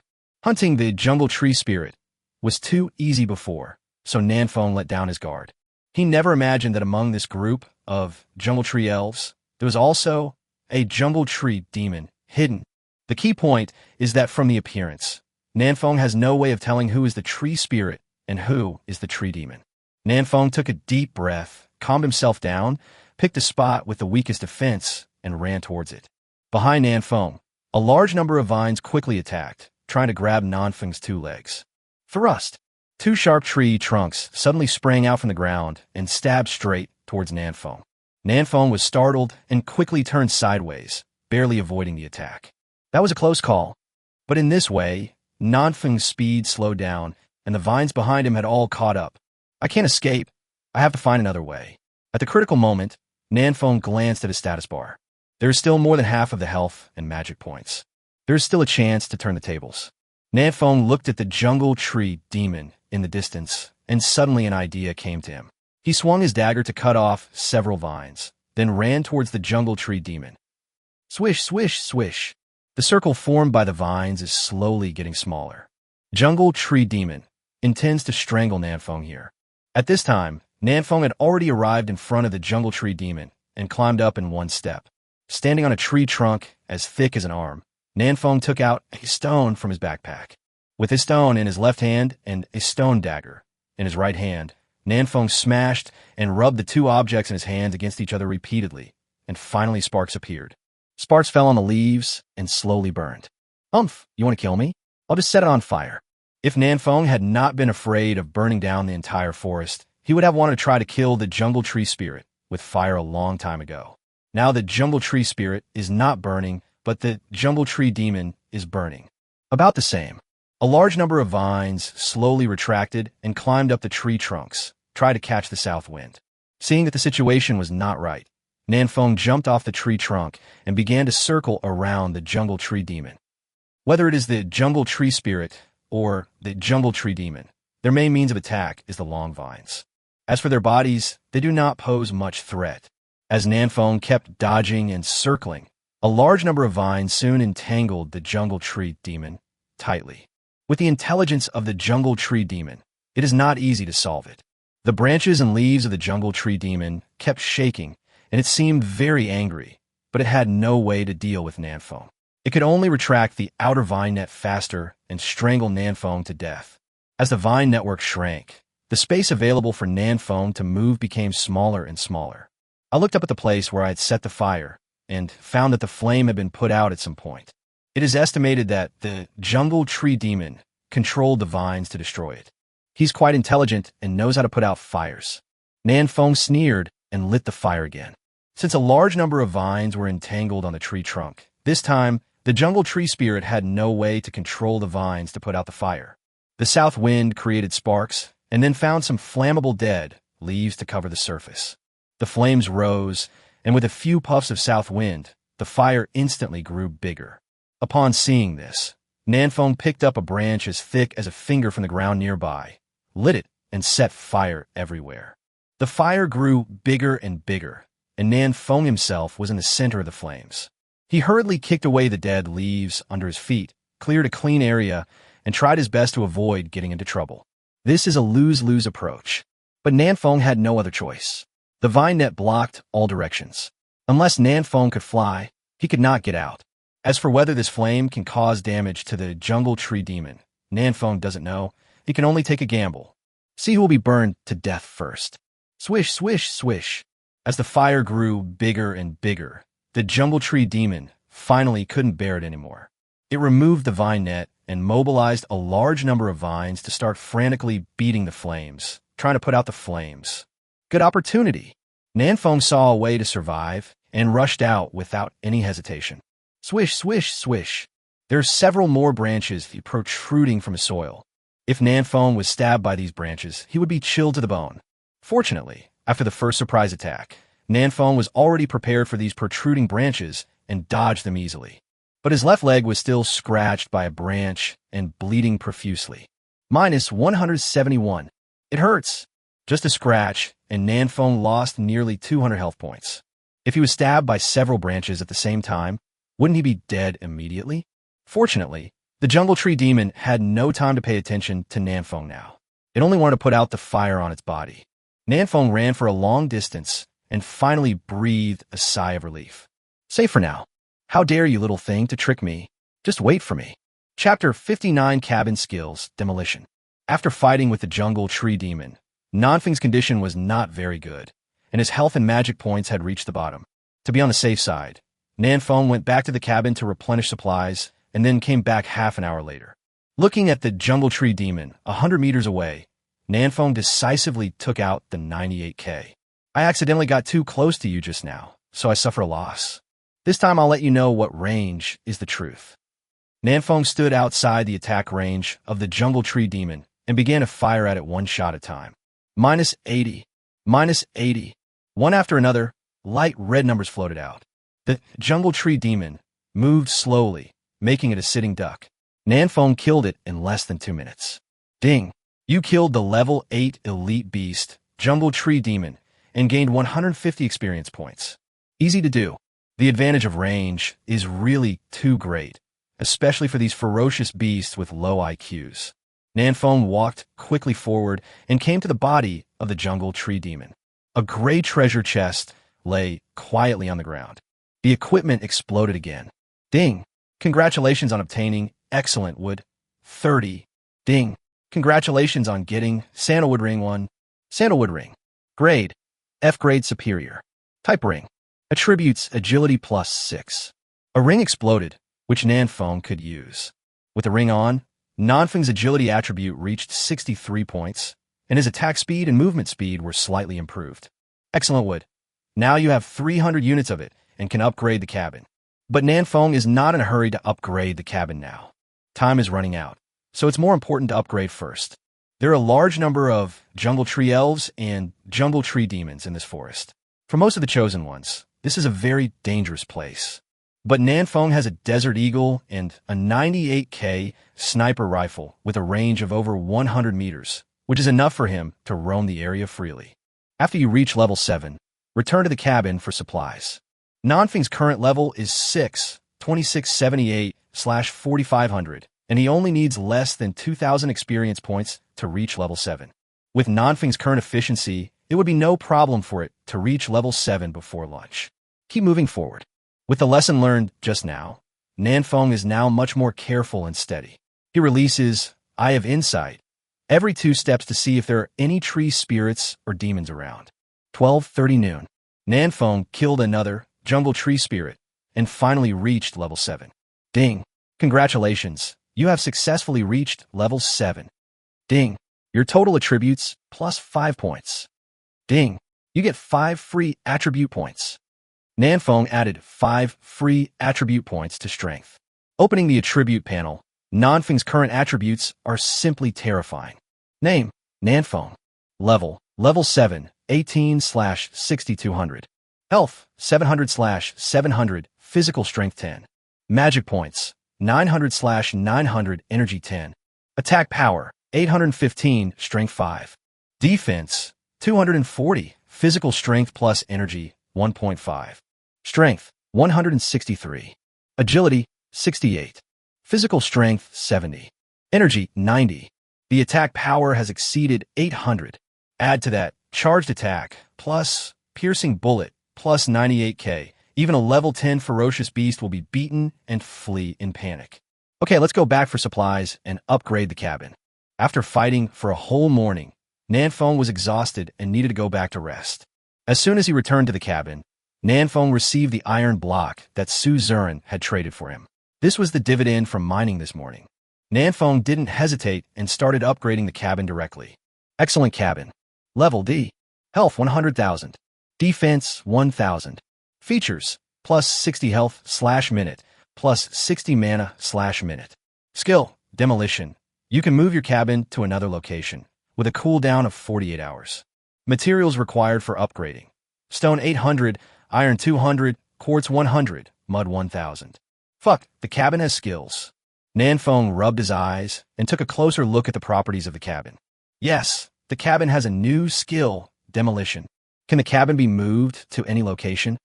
Then when the beast tide arrives in 3 days, can't we all get together and resist the beast tide's attack together?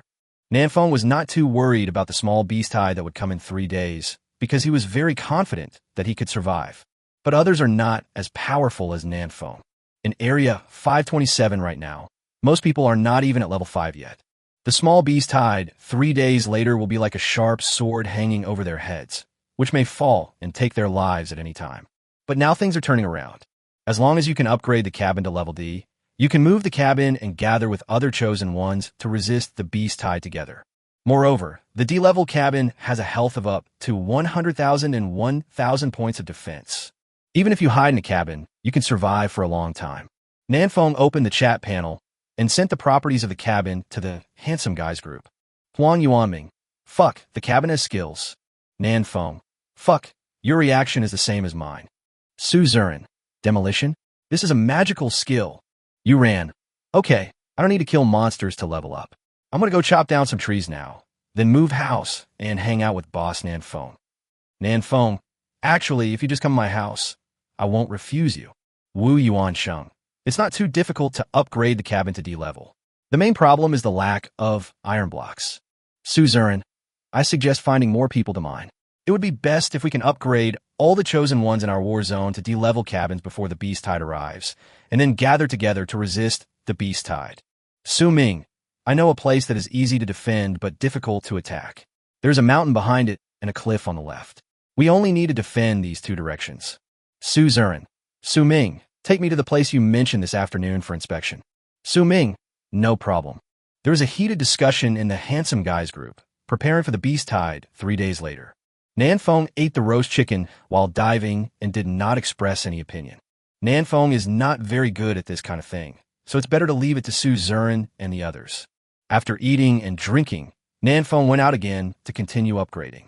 3 days later, the beast tide will have a final boss that is a level 15 ferocious beast. If nothing unexpected happens, this boss can only be dealt with by Nanfeng. Nanfeng can't waste a minute now and must hurry up to upgrade. In the Handsome Guys group, after everyone finished their discussion, Su Zurin immediately forwarded the properties of the cabin to the chat channel. In the chat channel, Bao Jian, fuck, the cabin has skills after it's upgraded to level D.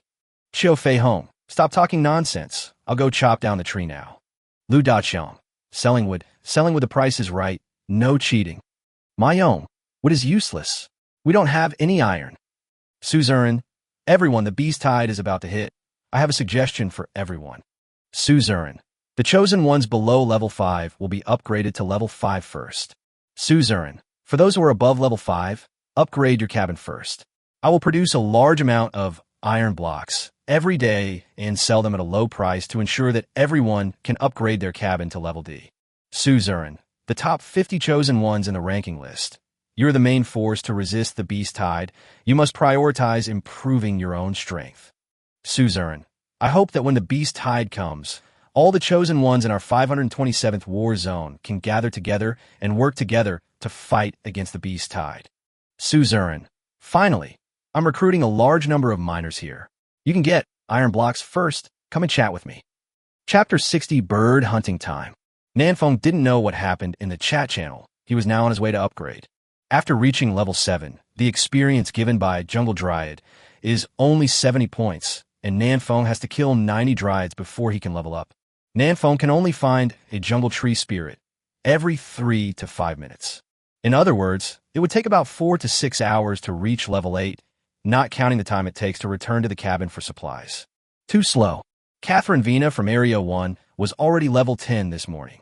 Although I am from District 527, I can't be that much slower than her, right? It's decided.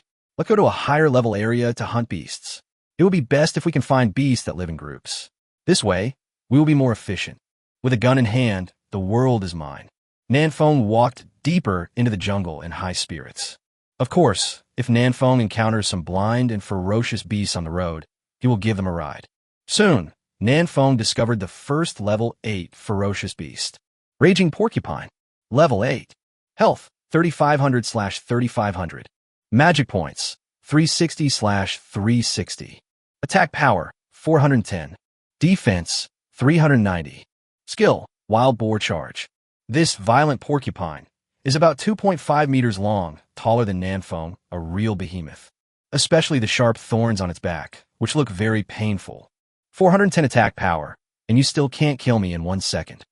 Nanfeng's health points have reached 700 points, which is enough to withstand 2 attacks from Violent Porcupine. Moreover, the Violent Porcupine is too large and not flexible enough, so it is easy to be kite. Thinking of this, Nanfeng no longer hesitated and fired directly. 98k plus penetrating bullet. Weakness attack, minus 630. Nanfeng shot the Violent Porcupine in the eye, directly triggering the weak point attack. Violent Porcupine was no pushover either. It instantly locked on a Nanfeng's position and rushed over at full speed. Nanfeng put away his 98k, switched to Desert Eagle, and started firing bursts. Minus 380. Minus 380. 380 damage per shot. Not bad. By the time Violent Porcupine came within 10 meters of Nanfeng, his health was less than 500 points. Roar. Violent Porcupine. With a sudden roar, the whole pig curled up into a ball, and all the spikes on its back were shot out. Damn it. Isn't it said that the quills on a porcupine's back can't shoot out? Nanfeng rolled on the ground cursing, avoiding most of the attacks. But he was still pierced in the thigh by a sharp thorn. Minus 310. It hurts. Nanfeng was immediately frightened and broke out in a cold sweat. If he was stabbed by a few more sharp thorns, wouldn't he be killed in an instant? Fortunately, this was also the last means of attack of Violent Porcupine. Nanfeng quickly fired 2 more shots and ended the life of Violent Porcupine. It's unbalanced. Too unbalanced. How can a pig kill me in 1 second? Am I that fragile? After eating 2 pieces of barbecue, Nanfeng waited quietly for his blood volume to recover. Violent Porcupine. Nanfeng didn't want to provoke it. He might die at the pig's hands accidentally. That would be so embarrassing. Let's upgrade somewhere else. Find some ferocious beasts that are easy to bully. Nanfeng continued to move forward cautiously. The trees around him became smaller and smaller, and the view in front of him gradually became brighter. Crash! There's the sound of running water. Before he knew it, the south wind came to a stream. Nanfeng filled 2 buckets of water and then walked upstream against the stream. Soon, Nanfeng came to a big waterfall. Standing under the waterfall and looking up, you could see many birds flying in the sky. I have insight. Tricolor bird, level 9. Red bird, level 8. Pidgeot, level 10. There are countless kinds of flying birds and ferocious beasts in the sky. Oh my god, there are so many beasts. If I kill them all, I guess I can reach level 10, right? Nanfeng was eager to shoot, but was afraid of attracting the attention of too many ferocious beasts at once. At this time, the birds and beasts in the sky also discovered Nanfeng. A tricolor bird swooped down and tried to blind Nanfeng's eyes with its sharp beak. Hey, I didn't do anything, but you did it first? Your master, Nan, can I spoil you? Nanfeng raised his hand and fired 2 shots, one of which hit the wing of the tricolor bird, causing it to lose balance and fall headfirst into the pool below the waterfall. Ding! You killed the level 9 common beast, tricolor bird, and gained 108 experience points. Nanfeng was stunned. I killed this level 9 beast with just 2 shots? If I remember correctly, this tricolor bird has more than 2,000 health points, right? Although it is not as thick-skinned as the Violent Porcupine, it can still be killed by Nanfeng with just 2 shots. Could it be that? Nanfeng glanced at the pond, thoughtfully. This ferocious beast, was it drowned? Before Nanfeng had time to verify, a large group of birds and ferocious beasts swooped down from the sky. It's over. Nanfeng's face changed. There was no place to hide around. This time Nanfeng became a sitting duck. Luckily, I was prepared. Demolition skill, activate. At the critical moment, Nanfeng directly activated the cabin's skill, Demolition. Swish! In less than a second, the cabin was teleported over, covering the south wind tightly. Boom, boom, boom. The birds and beasts outside obviously did not anticipate this situation, and they crashed into the cabin one after another, with stars in their eyes. -0. Weakness attack. -1. -0. The D-level cabin has a full 1,000 points of defense, and the attacks of these birds cannot penetrate its defense at all. Only the occasional triggering of weakness attack can force the cabin to lose 1 health point. Very good. Very safe. Inside the cabin, Nanfeng nodded with satisfaction. The good news is that the south wind is now safe. The bad news is that the sky is filled with ferocious beasts and Nanfeng can't get out. But it doesn't matter. Nanfeng has no plan to go out. This place is simply a perfect place for leveling up. With so many big birds, it would be enough for Nanfeng to reach level 10 if he kills them all. Start leveling mode. Nanfeng opened the window and pointed the 98K out. Bird hunting. Whoosh, whoosh, whoosh. Gunshots rang out continuously, and one flying beast after another fell from the sky. The whole afternoon, Nanfeng kept the same movement without moving. At the beginning, his hit rate when shooting at moving targets in the sky was less than 30%. But by dusk, his hit rate had reached over 80%. Rapid progress. Not only that, many ferocious beasts were killed this afternoon. Although Nanfeng could not kill these ferocious beasts with one shot, he could knock them into the pool and drown them. The upgrade efficiency is extremely terrifying. Finally, before dark, the south wind successfully rose to level 8. In the handsome guys group, Xiao Luo, that's really exaggerated. I worked so hard all day today that my hand was shaking from chopping down the beasts. As a result, not only did I not catch up with Nanfeng in level, the gap is getting bigger and bigger. Shunpan, what kind of efficiency is this? 2 levels a day. Wooly, I guess he found a good place to spawn monsters. I'm so envious. People in the group didn't talk much and continued to work hard to level up before it got dark. The other side, Nanfeng put down the 98K and was about to take a break when he suddenly noticed something strange about the pond not far away. A huge black shadow swam under the pool. There's something in the water. Chapter 61, The Immortal Serpent. I'm afraid there's a strange fish in this pond. Nanfeng looked twice more and saw that the black shadow had dived into the water and disappeared. Staying in the cabin, Nanfeng wasn't too worried about what was in the water. At this stage, there shouldn't be any ferocious beast that could destroy my cabin. During this afternoon, thousands of birds and ferocious beasts kept attacking the cabin. But the cabin can restore 60 health points per minute, so it is still full of health now, and I feel very safe. The sky gradually darkened, and the birds and beasts circling in the sky slowly dispersed and returned to their homes. Nanfeng observed for a while, and while there were no ferocious beasts outside, he quickly went out to clean up the battlefield. Ding! You get bird meat 10.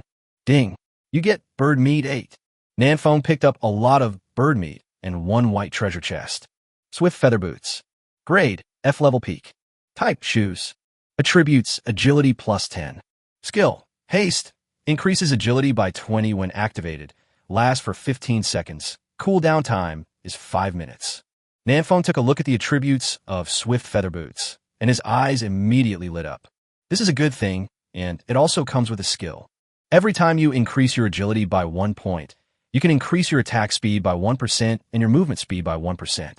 The attributes of this pair of shoes plus the skills provide 30% attack speed and movement speed.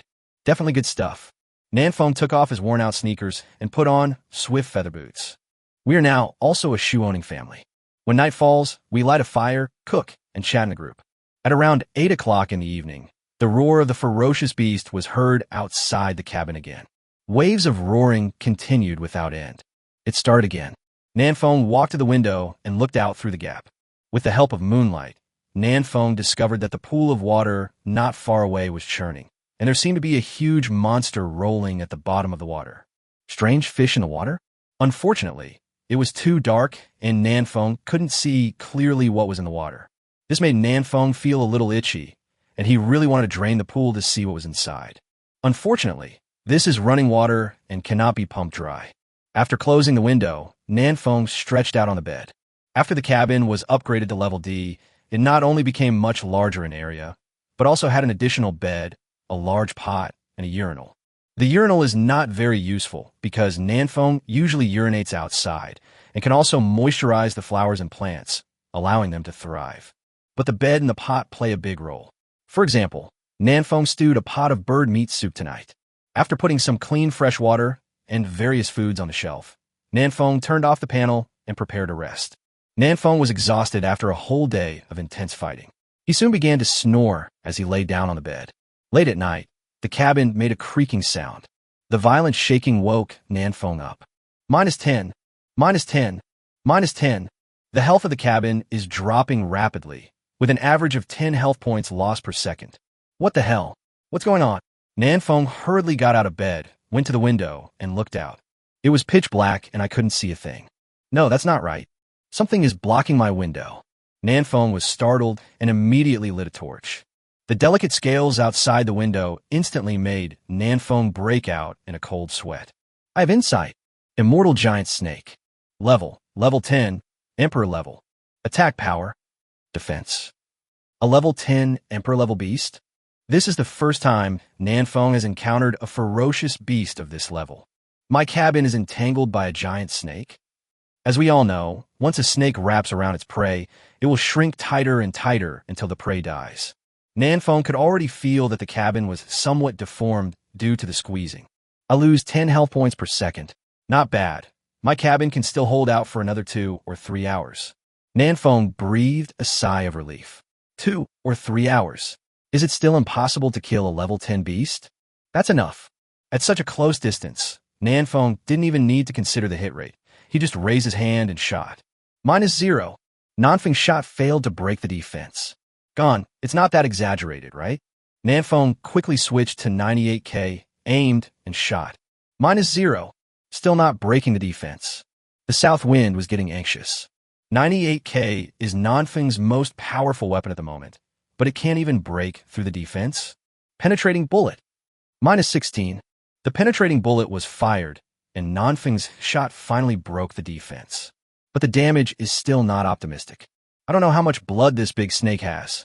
The results obtained by Eye of Insight were all question marks, which made Nanfeng a little upset. Piercing bullet consumes too much energy and has a cooldown period. I don't think I can kill this giant snake within 3 hours. Wait, penetration. Nanfeng looked at the scales outside the window, thoughtfully. The previous 2 shots both hit the scales, so they didn't break the defense.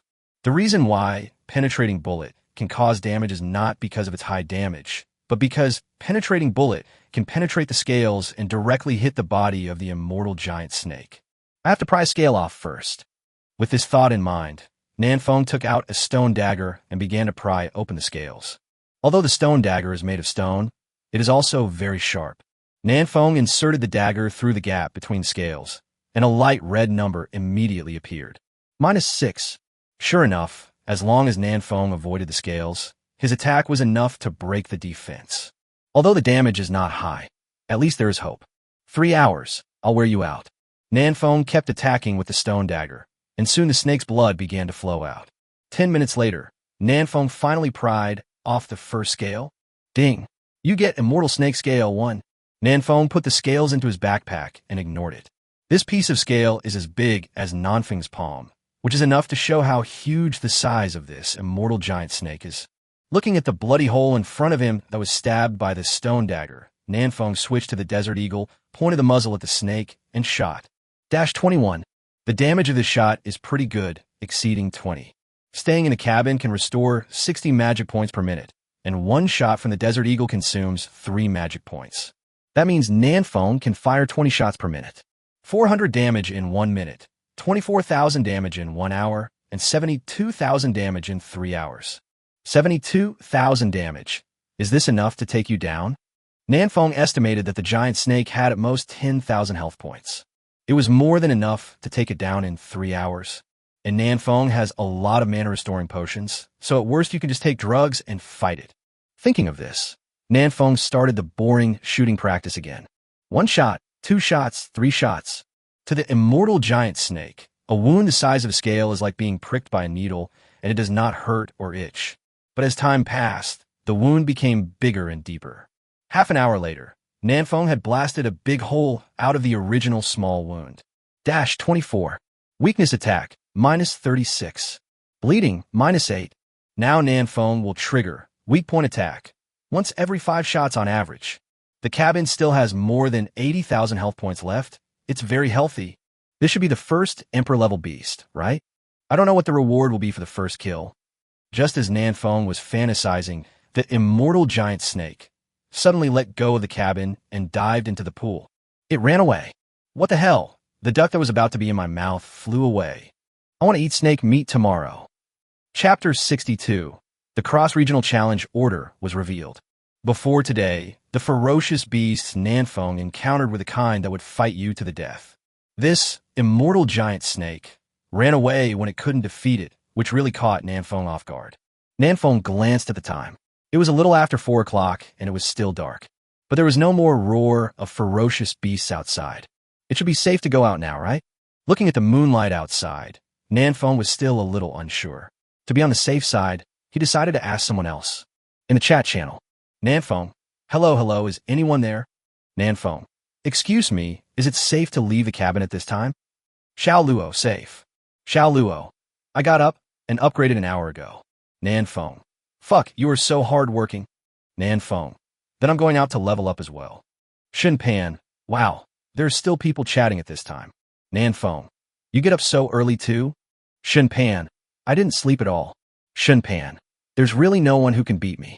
I declare that I am the champion of staying up late tonight. Nanfeng, you're such a jerk. You better be careful tomorrow and don't end up in the belly of the beast. Shinpan, don't worry, before I travel through time, I could stay up all night for 3 to 5 days straight without any problems. Shinpan, I haven't slept all night. Let's sprinkle some water. Shinpan, as the saying goes, why sleep for long when alive? You will sleep forever after death. Nanfeng rolled his eyes and closed the chat channel. After opening the door, Nanfeng carefully looked outside. Very good. There are indeed no ferocious beasts. That big snake must be seriously injured. Should I explode it? Nanfeng really doesn't want to give up on this emperor-level ferocious beast. But without the protection of the cabin, Nanfeng was afraid that he would be beaten to death by the immortal giant snake's tail. Ultimately, it's still too brittle. Nanfeng walked slowly to the edge of the pond. The originally clear water had now been dyed red by the snake's blood. From time to time, a light red number would appear in the depths of the pool. Bleeding, -8. Bleeding, -9. Bleeding, -6. The water is a bit deep. Can I hit it? With the mentality of giving a try, Nanfeng fired a shot into the water with a 98K. But it is obvious that the power of the magic bullet is not that great. Even if it hits the immortal giant snake under the water, it cannot cause any damage. Do I have to dive down? Nanfeng quickly shook his head and rejected the idea. Wouldn't this be giving the immortal giant snake a snack if he dived down? After studying for a long time, Nanfeng finally chose to give up. I can't kill him. I really can't kill him. As long as the immortal giant snake hides under the water, Nanfeng will have no way to deal with it. I'll come back to deal with it after I reach level 10. I'll play bird hunting for another day tomorrow. I think I can reach level 10. There are so many birds and ferocious beasts in this place. It can be called a holy land for upgrading. It really only takes a little effort to upgrade 2 levels a day. Nanfeng took the time to look at the level ranking list, and he was still far ahead with the first place.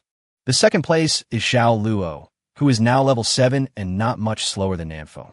I guess he's found a great place to upgrade and is leveling up like crazy. It was still early, so Nanfeng went back and took a nap for another 2 hours to ensure that he was fully energized. At around 6 o'clock in the morning, Nanfeng was awakened by the chirping of birds. A large group of various birds and ferocious beasts were circling in the air. Nanfeng set up the 98K and started a new day of bird hunting. Dull and boring. But looking at the ever-increasing experience points, Nanfeng expressed satisfaction. If there is no experience decay mechanism, I really want to reach the maximum level in this place before leaving. I want the feeling of I'm level 1000, and the highest level out there is only 30. Nanfeng fantasized for a while and continued shooting birds. At around 10 o'clock in the morning, Suzerain initiated the transaction.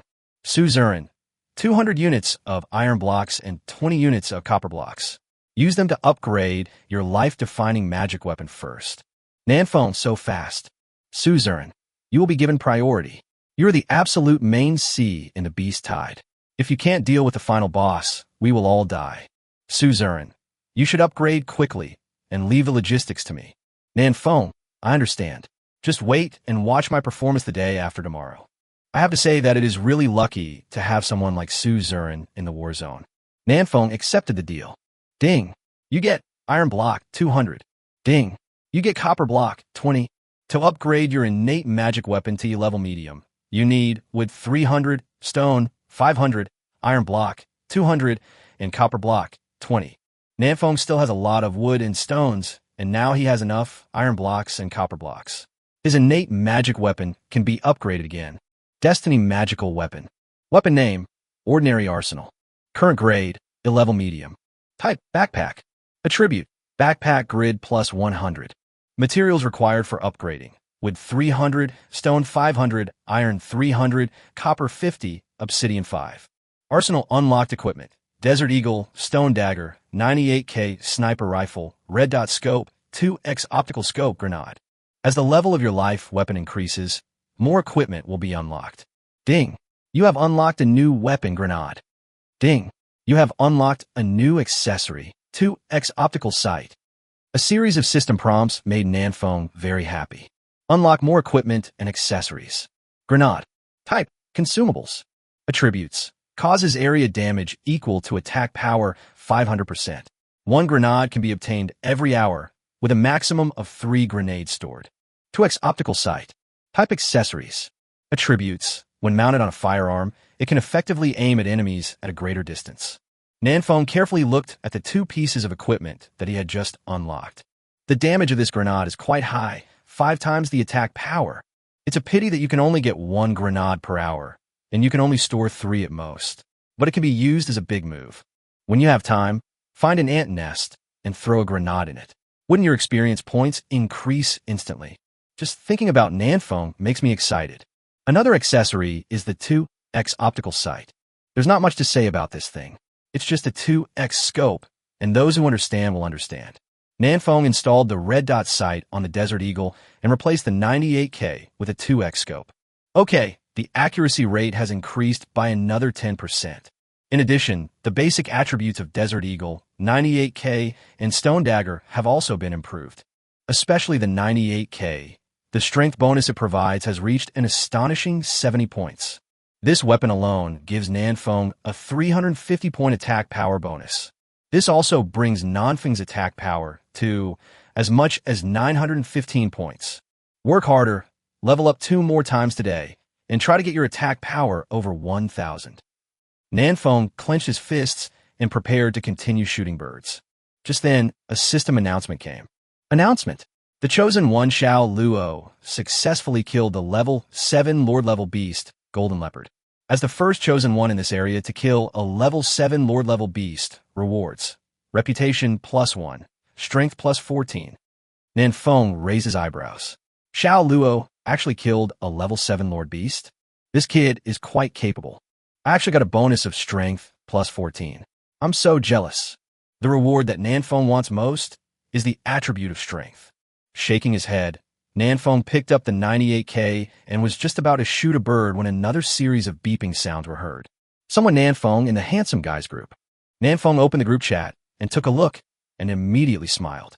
Xiao Luo, Nanfeng brother, I forgot the cross-region challenge order. Do you want to fight the little Sakura devils? Nanfeng, that's a must. Chapter 63, Level 9. Cross-region challenge order is a good thing. With this thing, Nanfeng can challenge other war zones and plunder their resources. The more resources there are, the greater the improvement will be to the chosen ones in this war zone. Apart from anything else, at least the number of ferocious beasts has been increased to a higher level, and the upgrade is faster than other war zones.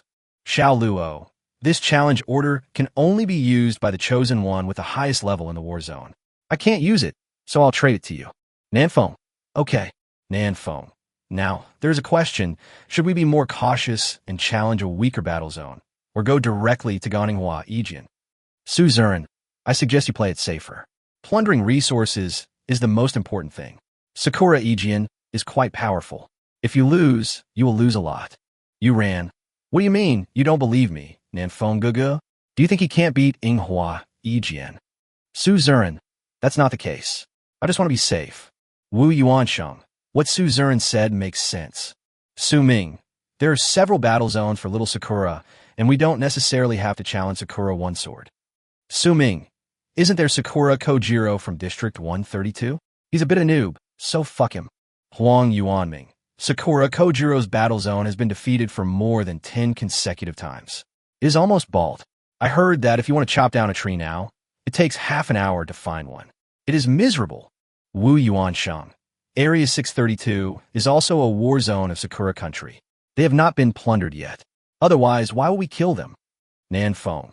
The challenge order was revealed by Xiao Luo. Who do you want to challenge? Xiao Luo. Xiao Luo. If he can kill Manhwa Yijian, he must be killed. He is so arrogant. Why don't we kill him to reduce his prestige? Xiao Luo. Of course, if you are not sure, then forget it. Nan Feng recalled the previous battle with Sakura Iskin. The sword that slashed from the air still makes Nan Feng feel a little nervous. If it happens again, without the perfect terrain like last time, Nan Feng may not necessarily win. Nan Feng. I still have a chance, probably 50-50, but if I lose, please don't criticize me. Su Yihan. Why don't we just forget it? It's better to play it safe. There was an argument in the group about this matter. Some people seek stability, some people seek excitement. It feels so cool to challenge Sakura Sword and slap him in the face. He will never dare to be arrogant in front of the Dragon Kingdom war zone again. But the risk is also high. As the leader of District 39, Sakura Iskin's strength should not be underestimated. Moreover, 2 days have passed since the last challenge, and Sakura Iskin's level is at least level 9, and it is possible that he has even reached level 10. It's not easy for Nan Feng to win. Nan Feng. How about this? Don't use the challenge order right away. Wait until I reach level 10. Nan Feng. I should be able to reach level 10 by tonight. Xiao Luo. Gone, I'm going to upgrade. Su Zurin. Then let's discuss it tonight and upgrade. Nan Feng closed the chat panel and continued his boring life of bird hunting. The upgrade efficiency was faster than Nan Feng expected. After installing the 2x scope, Nan Feng's hit rate is as high as over 90%. Coupled with the increase in attack power, he can kill a bird with 2 shots. By around 1 p.m., the south wind had risen to level 9. But then the problem arose. There were no birds in the sky. I haven't thought about this issue. No matter how many birds and beasts there are here, they can't withstand my indiscriminate killing. Looking at the few sparse birds in the sky, Nan Feng felt a little worried. It's time to change places again. But it is not easy to find such a good upgrade place. Forget it. Let's eat something first. We can talk about upgrading after we're full. Nan Feng set up the pot and started stewing the bird meat. By the way, he opened the panel to see if there was any new news. The chat in the Handsome Guys group is as lively as ever. Shinpan. We have to strike Sakura with a sword and not let their little Sakura grow up. Su Zurin. The whole region will be merged at least after the large-scale beast tide ends in 24 days. It is still unknown whether they can survive by then. There is no need to confront them now. Xiao Luo. After the whole area is merged, Sakura Sword will definitely unite with other countries' war zones to bully our Dragon Country war zone. We must nip this possibility in the bud. Xiao Luo. If they win against District 39 once more, it'll be their 3rd consecutive defeat, and all their attributes will be reduced by 10 points. Even if they can survive the small beast tide the day after tomorrow, they won't be able to withstand the large beast tide that comes later. Wu Yuanshin. Merge? We have so many war zones in Dragon Country. Why are we afraid of a little Sakura? Nan Feng was a little confused looking at these chat messages. The whole district is merged? What's new about this? Nan Feng. What does it mean that the whole area is merged? I just spent the whole morning leveling up, and I can't keep up with the times. Yuran. Someone in the cross-region chat channel said that after the large-scale beast tide in 24 days, our 1,000 war zones will be merged into one large zone. Yuran. Manhwa Yijian has spoken. After the regions are merged, he will kill any chosen one from Dragon Country he sees. Nan Feng. So cool. Nan Feng laughed. This Sakura Sword was really arrogant. Now everyone is in different battle zones and cannot meet each other. So Sakura Yijian can still show off for a while. When the war zones are merged in the future, won't Nan Feng find a good feng shui spot to shoot him to death? Xiao Luo. The stronger the Sakura Sword is, the more dangerous our Dragon Country's chosen one will be in the future. Xiao Luo. I think we need to use the Sakura Sword to defeat District 39 for the 3rd time in a row. Su Zurin. Let's start a vote. How many people support challenging Sakura Yijian? The results are obvious. We are all young people, full of passion. If a little Sakura dares to speak wildly, wouldn't his mouth be torn apart? Among the 19 members in the Handsome Guys group, 14 agreed to challenge Sakura Iskin, and the remaining 5 remain neutral. Nan Feng. Let's do it. Isn't it just a sort of cherry blossoms? Nan, will win casually. Xiao Luo. That's right. Whoever is cowardly is a bastard. Come, I'll give you the challenge. Xiao Luo immediately traded the challenge order. Nan Feng. I'll get ready first. Everyone wait for my good news. Nanfeng ate lunch hastily, took out a grenade from his backpack, and walked out of the cabin. Promote virtue. Nanfeng threw the grenade into the pool with force. 5 seconds later, the pool of water exploded with a bang, and the water splashed several meters high. Hiss! The immortal giant snake that was taking a rest at the bottom of the pool roared, suddenly rushed out of the water, and glared at Nanfeng fiercely. Oh, did I disturb your sleep? Nanfeng took 2 steps back and retreated back to the protection of the cabin. Hey, come and hit me. The immortal giant snake stuck out its tongue, looked at Nanfeng unwillingly, and dived back into the water.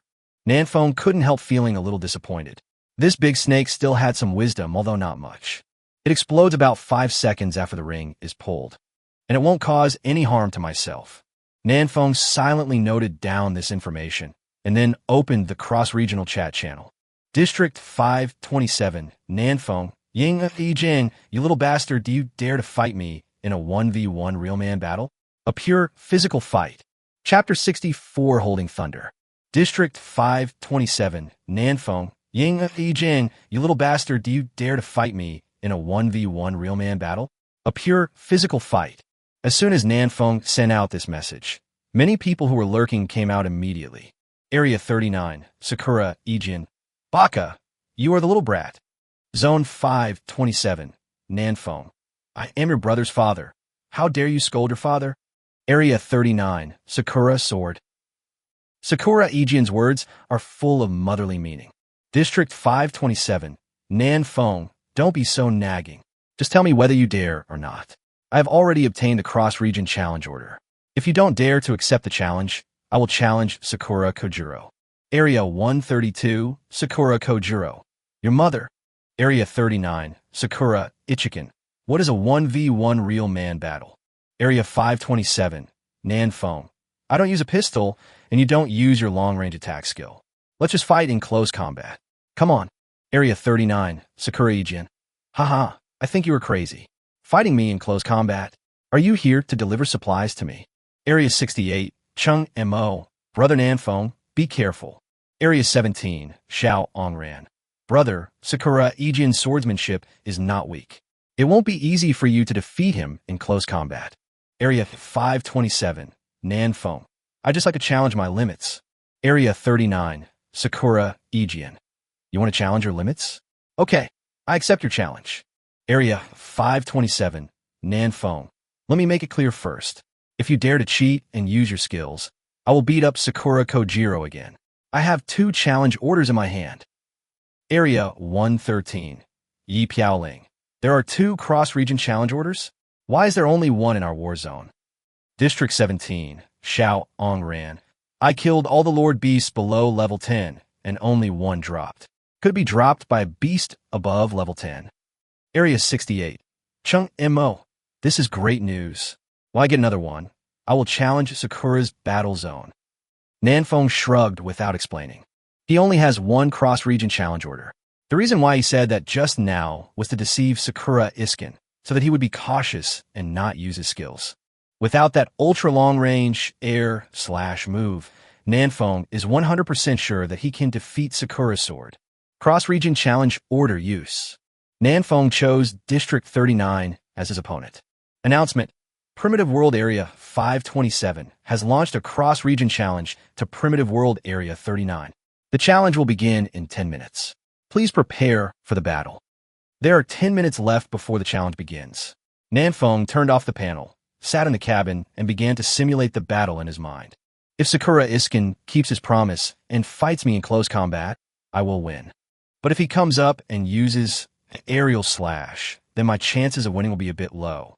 Air slash is very powerful, but Nanfeng now has 800 health points, so he should have no problem taking the blow. Then Nanfeng opened up the distance and used 98k and Desert Eagle Kite Sakura sword, so there was hope of winning. The key is to look at the terrain. 10 minutes passed quickly, and a silver-white formation lit up under Nanfeng's feet. Swish! In an instant, Nanfeng was teleported out and landed on an ice surface. So cold. The sudden cold wind made Nanfeng shiver twice. Is this Antarctica? Nanfeng looked around and confirmed the terrain here. It was an extremely cold place with endless icebergs. Inghua Yijian stood 50 meters away, looking at Nanfeng cautiously, fearing that he would pull out a pistol and shoot him. Seeing this, Nanfeng raised the dagger in his hand and shook it. Inghua Yijian sneered. Haha, you really want to fight me in close combat? Who gave you the courage? Nanfeng smiled and walked slowly towards Sakura Yijian. Sakura Yijian also came over. The distance between the two people was getting closer and closer, 30 meters, 20 meters, 10 meters. Nanfeng slowly put his hands behind his back. Seeing this, Sakura Yijian raised the corners of her mouth slightly. At such a close distance, even if Nanfeng takes out a pistol, Sakura Ichiken is confident that he can win this challenge. It's too close. This distance is already within the attack range of Sakura's sword. Instant slash. Sakura's sword suddenly turned into a shadow and instantly came to Nanfeng's side. One knife. Nanfeng was stabbed in the abdomen, and his blood volume instantly decreased by 2/3. You're cheating. Nanfeng's eyes widened, staring at Inghua Yijian viciously. Where's the close combat you agreed on? Inghua Yijian sneered. 7 or 8 meters away. Isn't that close enough? This is already within my attack range. Sakura drew out her katana and was about to give Nanfeng one more blow to end the challenge.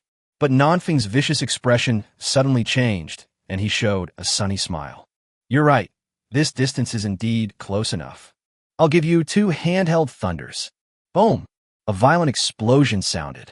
With the south wind at the center, a small mushroom cloud rose up. -1,344. -0. Nanfeng was afraid that one grenade would not be able to kill Sakura Yijian, so he simply detonated the remaining 2 at once. But it is obvious that Sakura's sword cannot withstand a grenade with 5 times the attack power. The first grenade blew Sakura Yijian down to 1 drop of blood, and the second grenade didn't even do any damage. Sakura Yijian was blown into a bloody mess and collapsed to the ground, unable to speak. If it weren't for the buff bonus of unyielding will during the challenge, he would have been dead by now. Ding! Congratulations on defeating your opponent Sakura Yijian and becoming the winner of this cross-regional challenge. Ding! All resources in your area, original world area 527, increased by 10%. As the system prompt sounded, the silver-white teleportation array lit up again under Nanfeng's feet. A second later, Nanfeng returned to the cabin. On the other side, Sakura Yijian was also teleported back. The wounds on his body healed at an extremely fast speed. In just a few seconds, he became full of energy again. It's a pity that physical injuries are easy to repair, but psychological injuries are not so easy to repair. Boo-hoo! Sakura Ichiken was breathing heavily and had not yet recovered from the attack just now. Just now, he truly felt the breath of death. It turns out that death is so close to him. Announcement. Original World Area 39. After 3 consecutive failures in cross-regional challenges, all attributes of all the chosen in Area 39 will be reduced by 10 points. Ding! Because you have failed 3 consecutive cross-regional challenges, your overall attributes have been reduced by an additional 10 points. 2 consecutive system prompts brought Sakura Yijian back to reality. 3 consecutive defeats. He lost twice to Nanfeng and once to Xiao Ongran from District 17, which is also the Dragon Country War Zone. Sakura Yijian's face was gloomy. The cross-regional chat channel has exploded. District 68, Qingmo. Oh, you won? Not bad, not bad. Area 8, Mike. TSK, this Sakura sword is really rubbish, is that it? Is this the swordsmanship master of Sakura Country? Area 288, Emilia. The Sakura Kingdom and the Dragon Kingdom are at odds. Fight, keep fighting, the harder the better. Area 160, to Martin. Ha, dog bites dog. Both are left with a mouth full of fur. Zone 527, Nanfeng. What are you barking about upstairs? Do you want to be beaten? Martin stopped talking immediately. Nanfeng felt a little bored when he saw that no one was praising him, so he switched to the chat channel of his own battle zone. Bao Jian, Boss Nanfeng is awesome. Xiao Fei Hong. Fuck, they won again. This is a complete crushing victory based on hard power. Loot Daqiang. Wow, the resources in our war zone have increased again. There are many more trees near my cabin. Thank you, Boss Nanfeng. Su Ming. There are more ferocious beasts, and the upgrade efficiency has increased. I really want to shout out to Boss Nanfeng. Wu Yuansheng. For consecutive wins, resources have reached 146.41% of the basic value, directly taking off. Wooly, Nanfo, my god. You ran. Upstairs +1. Ling Chi. Is there any pigeon who can save me? I'm almost starving to death. Chapter 65. Scoring twice and attacking again. Nanfeng was speechless. Why was this girl named Ling Chi shouting here? It's been so many days. Logically speaking, since she is not dead, she should have the ability to survive. At least you can kill a red-eyed rabbit of level 1 or 2, right? Shaking his head, Nanfeng ignored Ling Chi. This girl is probably fishing here. After turning off the panel, Nanfeng looked outside the cabin and saw that there were more birds in the sky. This is the benefit of resource improvement. But this number is still not enough to raise the south wind to level 10. We still need to find another place to upgrade. Walking out of the cabin, Nanfeng looked cautiously in the direction of the pond. At the deepest part of the pool, the indestructible giant snake stared at Nanfeng with its 2 basketball-sized eyes. Being targeted, Nanfeng felt a little embarrassed. If I leave the cabin now, will this big snake tear down my house? This is something that is very likely to happen. Without the cabin, Nanfeng would definitely not survive the night. The beasts at night were extremely violent, and Nanfeng did not dare to confront them head-on. No, we can't leave, or this giant snake will steal our home. We can only leave here after our demolition skills are improved. Nanfeng retreated back to the cabin somewhat helplessly and continued his boring life of bird hunting. Although there are not many flying birds and ferocious beasts in the sky, there are still some. These are all experiences, don't waste them. By dusk, all the birds and beasts in the area were killed by Nanfeng. Even a little bird that had not yet fully grown its feathers in the bird's nest on the crooked tree at the top of the waterfall was shot down by Nanfeng. Nanfeng's shooting skills became more and more accurate. Nanfeng opened the panel and took a look at the level. Level 9, 3654/10,000. There is still more than 6,000 experience points away from level 10. There will be a small beast tide the day after tomorrow. It shouldn't be a big problem for Nanfeng to reach level 10 before the tide. Tomorrow morning, the cabin's demolition skills will be ready for use. Let's work harder tomorrow afternoon and make sure we reach level 10 before the beast tide comes. Nanfeng opened the cabin and prepared to go out to clean up the battlefield. As the immortal giant snake was watching closely nearby, Nanfeng did not dare to go too far away from the cabin. He cleaned up the surroundings and obtained a large amount of bird meat. There's a gray treasure chest over there, but it's too far away. I don't dare to go there. Nanfeng looked at the treasure chest in the distance with some envy, but finally shook his head and gave up. Treasure chests can explode at any time, but you only have one life, and if you die, it's gone. In the evening, after dinner, Nanfeng started to discuss tactics for dealing with the beast tide with everyone in the Handsome Guys group. Suzerain, yesterday and today, I mobilized 100 chosen ones to dig iron ore and distributed the iron blocks dug out according to quantity, ensuring that everyone can upgrade their cabin to level D first. Suzerain, as of now, there are 163 chosen ones whose cabins have reached D level. They have all moved their cabins to Crow Valley and have begun to build defenses to resist the beast tide. The Valley of Crows was the place Su Ming had found before. It was backed by a mountain and had a steep cliff on the left, making it easy to defend but difficult to attack. Nanfeng, if nothing goes wrong, I will move the cabin there tomorrow morning. Su Ming, okay, with Nanfeng boss here, I feel extremely safe. Nanfeng, I can't withstand the beast tide by myself. More people is the key. Suzerain, right now, the chosen ones in our war zone are working hard to cut trees, pick up stones, and mine, waiting to upgrade the cabin to level D so that they can move to Crow Valley. Suzerain, I estimate that before dark tomorrow, there should be more than 300 chosen ones gathered in Crow Valley. Nanfeng took a look at the number of people in this battle zone, 531/1000. Nanfeng, we still have more than 500 people in the battle zone. What about the remaining 200 people? Wu Yuansheng, it's up to us. The supply of iron blocks is not enough, so we can't upgrade everyone's cabin to D level.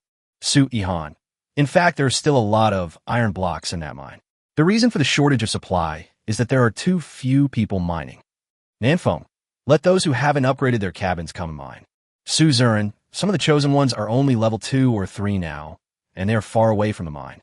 They dare not come at all, for fear of dying on the way. Nanfeng, only level 2 or 3? It's been almost a week since we came here. What are they doing? Wooly, some people just want to get by, live one day at a time, and hide in their cabins without going out. Force, there are also some people who really don't have the talent for fighting. They are timid and weak. It's too difficult to ask them to hunt down ferocious beasts. Wu Yuan Sheng. People have different physiques. In this world where the strong prey on the weak, they are indeed not suited to survive. Nanfeng remained silent, knowing that they were right. Suzerain. Our war zone is already very good. Most of the chosen ones are very united. You upgrade while I mine, you chop trees while I pick up stones. We help each other and complement each other. That's why more than 300 cabins were upgraded to D-level within 2 days. Suzerain. Many other chosen ones in other battle zones are fighting on their own. I don't know how many people can survive this beast tide. This small beast tide is a huge test for all war zones. Nanfeng. Come on, tomorrow is the last day. Everyone should work harder to upgrade and strive to meet the beast tide in the best condition. Xiao Luo. Didn't you say you could reach level 10 tonight? How much experience do you still need? Nanfeng. I encountered some minor problems, but I will definitely reach level 10 tomorrow. Xiao Luo. If you don't upgrade quickly, I will catch up with you. Nanfeng took a look at the level ranking list and was immediately shocked. Xiao Luo unexpectedly reached level 9 without making any noise. This big snake delayed me. It wasted my entire afternoon. One day I will stew and eat you. Nanfeng turned off the panel very unhappily and went to bed. Late at night, the violent vibration woke Nanfeng up again. Nanfeng suddenly sat up from the bed and turned to look at the window. Aren't those pitch-black scales the scales of the immortal giant snake? Are you coming again? Do you really think that Nan can't kill you? Nanfeng got out of bed and suddenly realized something was wrong. The cabin loses blood a bit quickly. -30, -27, -31. About 30 damage per second. Fuck, is this snake injected with hormones? I haven't seen you for just 1 day, and the damage has increased so much. Nanfeng hurriedly checked the status of the cabin and found that the cabin had a debuff. Corrosion. Corrosion. Your attacks will ignore a portion of your defense. Nanfeng suddenly realized why the damage of the giant snake had increased. The cabin has 100,000 health points, so it can only last for about an hour. I have to hurry. Nanfeng walked to the window and 2 or 3 steps, took out a stone dagger, and began to pry open the scales. Compared with yesterday, Nanfeng's attack power was much higher. In addition, with yesterday's experience, he was very familiar with prying up the scales. It took him less than 5 minutes to pry off a piece of a mortal snake scale. Afterwards, Nanfeng drank the clean fresh water and started shooting with the Desert Eagle. The reason for using the Desert Eagle is that it has a faster attack speed and consumes less mana. Comparing the two, the Desert Eagle's pile-driving ability is obviously stronger. And Nanfeng has a killer weapon. Wait for me to blast a big hole in your stomach first, and then throw 3 grenades in there. I don't believe that I can't take you down this time. Chapter 66, Killing the Indestructible Giant Snake. A tug-of-war began between Nanfeng and the immortal giant snake. There is nothing fancy about it. It's all about who has more blood, who has higher attack power, and who can last longer.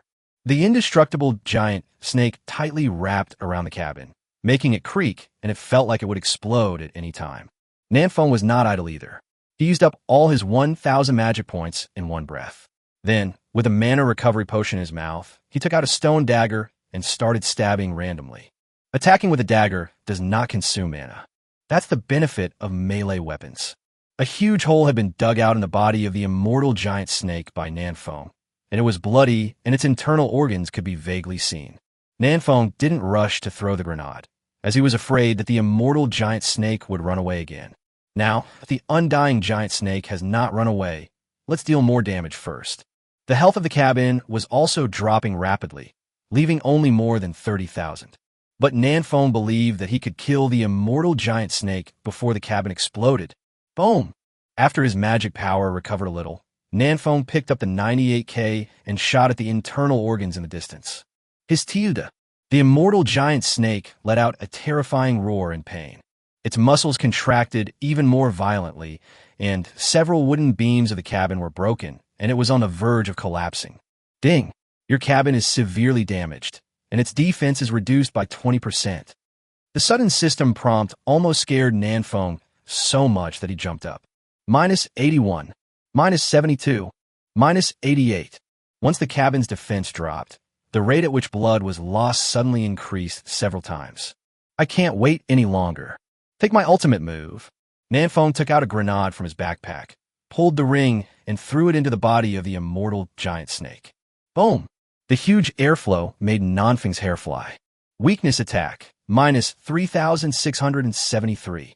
This grenade triggered the weak point attack and directly caused 4-digit damage. This blow was too fatal to the immortal giant snake. Some of its internal organs were blown into pieces, mixed with the blood, and flowed out. Bleeding, minus 138. Bleeding, minus 152. The immortal giant snake's health points continued to drop.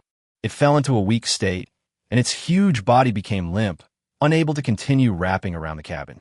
Hiss! The immortal giant snake let out a miserable cry and swam towards the pool of water, dragging its tired body. How can I let you run away? Nanfeng took advantage of the victory and threw another grenade into the body of the immortal giant snake. Boom!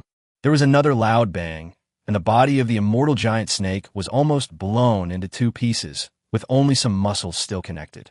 The immortal giant snake collapsed to the ground, twitching constantly, its huge body shaking, and liquids of various colors flowing out of its mouth. This was its broken internal organs mixed with snake blood. 2 minutes later, the immortal giant snake calmed down and became completely motionless. Nanfeng sneered. Ha, playing dead? He didn't even receive the killing notification from his system, which meant that the big snake was not dead yet. Want to wait for me to leave and then kill me in the blink of an eye? You have a pretty good plan. Nanfeng didn't go out. He stood by the window and fired one shot after another with his 98K. The immortal giant snake was a little confused. It pretended to be so convincing. How did this humble 2-legged reptile know that it was still alive? Seeing that his trick had been discovered, the immortal giant snake stopped pretending and quickly crawled towards the pool of water. If it continues to pretend, it will really be killed by the south wind. You can run so fast? You really have thick blood. Nanfeng was quick-witted and threw the last grenade over. Boom! Under the continuous bombing of 3 grenades, the indestructible giant snake was successfully blown into 2 pieces. But it's not dead yet. Its hind half was struggling and twisting frantically, while its front half was still trying to crawl towards the pool of water. But with half of its body missing, the indestructible giant snake moved as slowly as a turtle. It takes it half a day to move this short distance of just a dozen meters. Nanfeng held the 98K and aimed at the wound of the immortal giant snake. 98K plus charge shot plus piercing bullet. This is Nanfeng's most powerful attack besides the grenade. Call out. The magic bullet flew out of the chamber and hit the target. Weakness attack, minus 312. The places where the indestructible giant snake is not protected by scales have very low defense. Nanfeng's shot knocked away the last bit of health of the immortal giant snake. Ding! You killed the level 10 Emperor-level beast, immortal giant snake, and gained 880 experience points. Announcement! The Chosen One Nanfeng successfully killed the level 10 Emperor-level beast, immortal giant snake.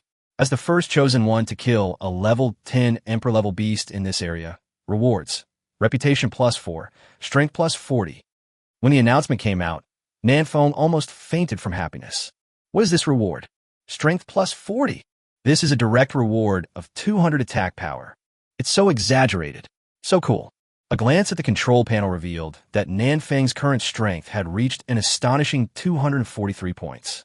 Attack power is equal to strength 5, which is 1,215 points. It's so terrifying. This is not the end yet. The immortal giant snake also dropped 3 treasure chests. 2 white treasure chests and 1 green treasure chest. I've made a fortune. Nanfeng walked out of the cabin quickly and cleaned up the battlefield. Ding! You get immortal snake scale 500. Ding! You get snake meat 100. Ding! You get 3 treasure chests. After cleaning up the battlefield, Nanfeng hurried back to the cabin and prepared to unpack the box. Open the white box first. Nanfeng rubbed his hands and opened 2 white treasure chests with excitement. Indestructible armor. Grade, E grade superior. Type tops. Attributes, physical strength plus 30, strength plus 20. Made from the scales of the immortal giant snake, can be upgraded using immortal snake scale. Indestructible leggings. Grade, E grade superior. Type pants. Attributes, energy plus 30, strength plus 20. Made from the scales of the immortal giant snake, can be upgraded using immortal snake scale. Set. Nanfeng was very happy. These two pieces of equipment are 100 times more awesome than the two-piece set of animal skins I have on me. Nanfeng directly changed into the two-piece suit of immortality.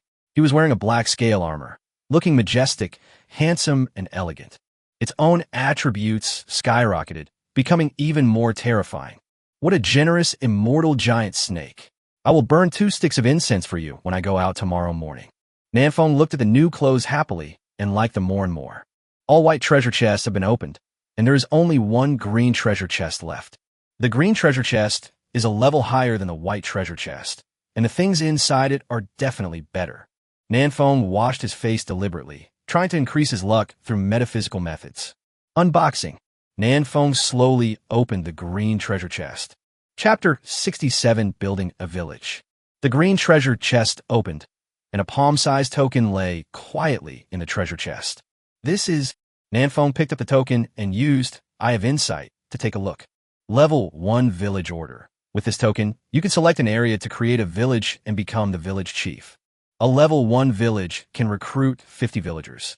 Villagers can get a plus 10 buff to all attributes, and the village chief can get double the benefits. Within the village's territory, villagers receive 10% damage reduction, and the village chief receives double damage reduction. Hey, this thing is awesome. With this village order, the threat of this small beast tide will be greatly reduced. Nanfeng directly sent the attributes of the village order to the Handsome Guys group. It is now past 4 a.m., and most people are still sleeping and resting. Except for the leveling maniac Xiao Luo and the late-night champion Shinpan. Xiao Luo. Village order? This is a good thing. Shinpan. I just heard the announcement. Boss Nanfeng killed a level 10 Emperor-level beast. It was so fierce. Nanfeng. It's just so, but it's mainly because I'm lucky. Shinpan. Boss. I want to join your village. Please leave a spot for me. Nanfeng. That's a must. Xiao Luo. If we collect the top 50 on the list, it shouldn't be a problem to deal with this beast tide. Joining the village will gain a plus 10 buff to all attributes. This is a lot of attributes, equivalent to a level 2 upgrade. Who wouldn't love it? Nanfeng. Let's talk about the village tomorrow. I'm going to sleep for a while. I'm too sleepy. Nanfeng turned off the panel and fell asleep. Just now, I was woken up by the immortal giant snake in the middle of my sleep, and I had a fight with it, which really made Nanfeng a little tired. Nanfeng slept until about 7 o'clock before he woke up. There are already 999 plus messages in the Handsome Guys group. Nanfeng is too lazy to crawl around and just starts asking directly. Nanfeng, what's the situation now? What do you think about the village order? Suzerain, my suggestion is to build a village directly in Crow Valley. After all, most of the chosen ones have moved here now. If you recruit villagers, try to recruit high-level ones. This way it will be easier to defend. What do you think? Nanfeng, it's fine with me. I'll just be a hands-off village chief. You guys can decide the rest. Nanfeng is not very good at management. If he has that time, he would rather hunt ferocious beasts to level up. If the village chief could not obtain double game buff, Nanfeng would not even want to be the village chief. Suzerain, okay then, when will you come to Crow Valley? Let's use the village order first. Suzerain, I have a feeling that the first person to build a village might get an extra reward. What reward? Nanfeng immediately perked up when he saw the word reward. Nanfeng, send me the coordinates. I'll be there right away. After a quick breakfast, Nanfeng walked out of the cabin. There were still 3 or 2 birds circling in the sky, and Nanfeng shot them down without letting anyone go. It took Nanfeng more than 2 hours to reach the Valley of Crows. There is no way. Nanfeng went too far in order to upgrade. Huang Yuanming spotted Nanfeng from distance and walked over excitedly, waving his hands. Brother, you are awesome. You can even kill an Emperor-level beast. Nanfeng waved his hand, looking modest. Be low-key, it's pure luck. Huang Yuanming. This armor of yours was also exploded by the immortal giant snake, right? My son, it's so handsome. Nanfeng. The armor is just so, but the guy is handsome. Clothes are made by the guy. Huang Yuanming. Su Ming, carrying a large shield, also came over. Boss, you are finally here. You are safer than my cabin. No. I feel safer when I see your big shield. Su Ming's large shield was upgraded to lower grade E from the original rotten wooden shield to solid ebony shield with extremely high defense, which output doesn't want to have a big meat shield in front of him to help him block damage. Su Ming patted his heavy wooden shield and said, Don't worry, boss. I will stay in front of you tomorrow. No one can stop me. Wu Yuansheng, who was standing by, looked at Su Ming with some resentment. Aren't you my exclusive tank? Why did you betray me so soon? Su Ming, you? I don't mean to look down on you, but is your output half as high as that of Nanfeng? Wu Yuansheng. Okay, don't let me help you level up in the future. Su Ming, brother, I admit that I spoke a little loudly just now. While chatting, everyone walked into the temporary camp in Crow Valley. More than 300 cabins are neatly arranged in the Crow Valley, forming 5 lines of defense. Outside the outermost cabins, there are rows of traps, chevaux de frise, and so on. Nanfeng was a little surprised. It's only been 2 or 3 days, and the defense line is already so well arranged. Wooly nodded. It's all thanks to Suzerain. He hasn't been upgraded in the past 2 days. He has been directing everyone to build a defense line. Su Ming, to be honest, these lines of defense seem to give people a sense of security. Nanfeng was speechless. Su Ming seemed to feel safe in everything he saw. At this time, Suzerain also noticed Nanfeng's arrival. Suzerain, what are you still chatting about over there? Come over and build a village. Suzerain, I just heard that Catherine Vina in Area 1 also killed a level 10 Emperor-level beast. I think she also got the village order. Nanfeng was shocked. Is Catherine Vina so fierce? Nanfeng knew how difficult it was to kill the immortal giant snake. It almost blew up Nanfeng's cabin with 100,000 HP. Could it be that Catherine Vina was also killed by relying on the cabin? If she had relied on her brute force to kill alone, that would have been a bit scary. Nanfeng shook his head. Now was not the time to think about these things. The most important thing was to build the village first. Nanfeng took out the level 1 village order and used it directly. Ding! Please select the village location. A huge map appeared in front of Nanfeng. The first level village only covers an area of 500 square meters, and Nanfeng barely encloses the Crow Valley. Ding! Please name your village. Naming? This is a bit difficult for Nanfeng. He is a typical bad at naming. Let's call it Nansuan. Keep it simple. Give it a simple name. The village simply follows the surname Nanfeng, simple and crude. Ding! The village has been established successfully. You can now recruit villagers. Announcement. The Chosen One Nanfeng successfully established Nan Village and was rewarded with plus 20 to all attributes. Announcement for all servers. Original World Area 527. The Chosen One Nanfeng successfully built a village. It was detected that Nanfeng was the first Chosen One to build a village in this world. Reward. Reputation plus 100. Green Treasure Box 1. The server-wide announcement was sent 3 times in a row, and all the war zones in the primitive world knew about Nanfeng's establishment of a village. This is not the end yet. 5 seconds after Nanfeng successfully built the village, another server-wide announcement sounded.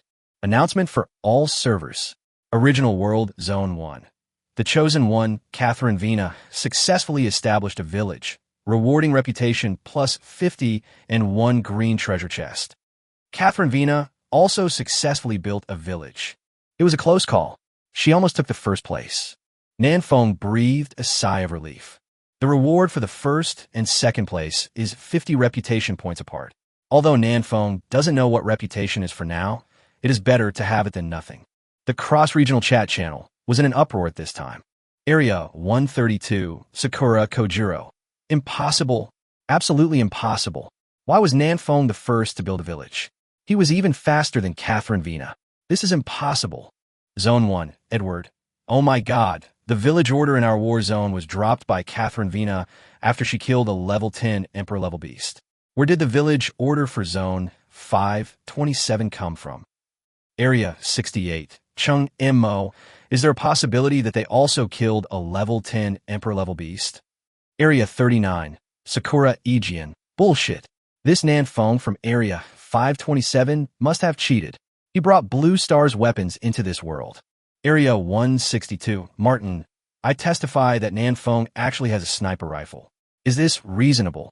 Area 132, Sakura Kojiro. He also has a pistol. Area 39, Sakura Ichikan. He also has a handheld thunder. Area 288, Emilia. Is this true? Where did he get all those weapons? Area 527, Nanfeng. You may not believe me, but I also have a tank and 2 fighter planes. Area 527, Wu Yuansheng.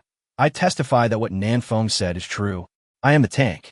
Area 527, Huang Yuanming. Then, I am fighter.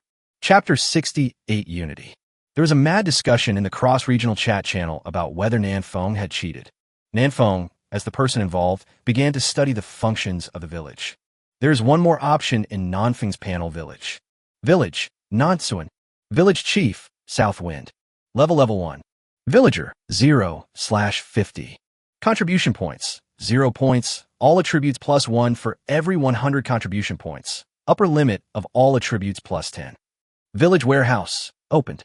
Village upgrade conditions, unknown.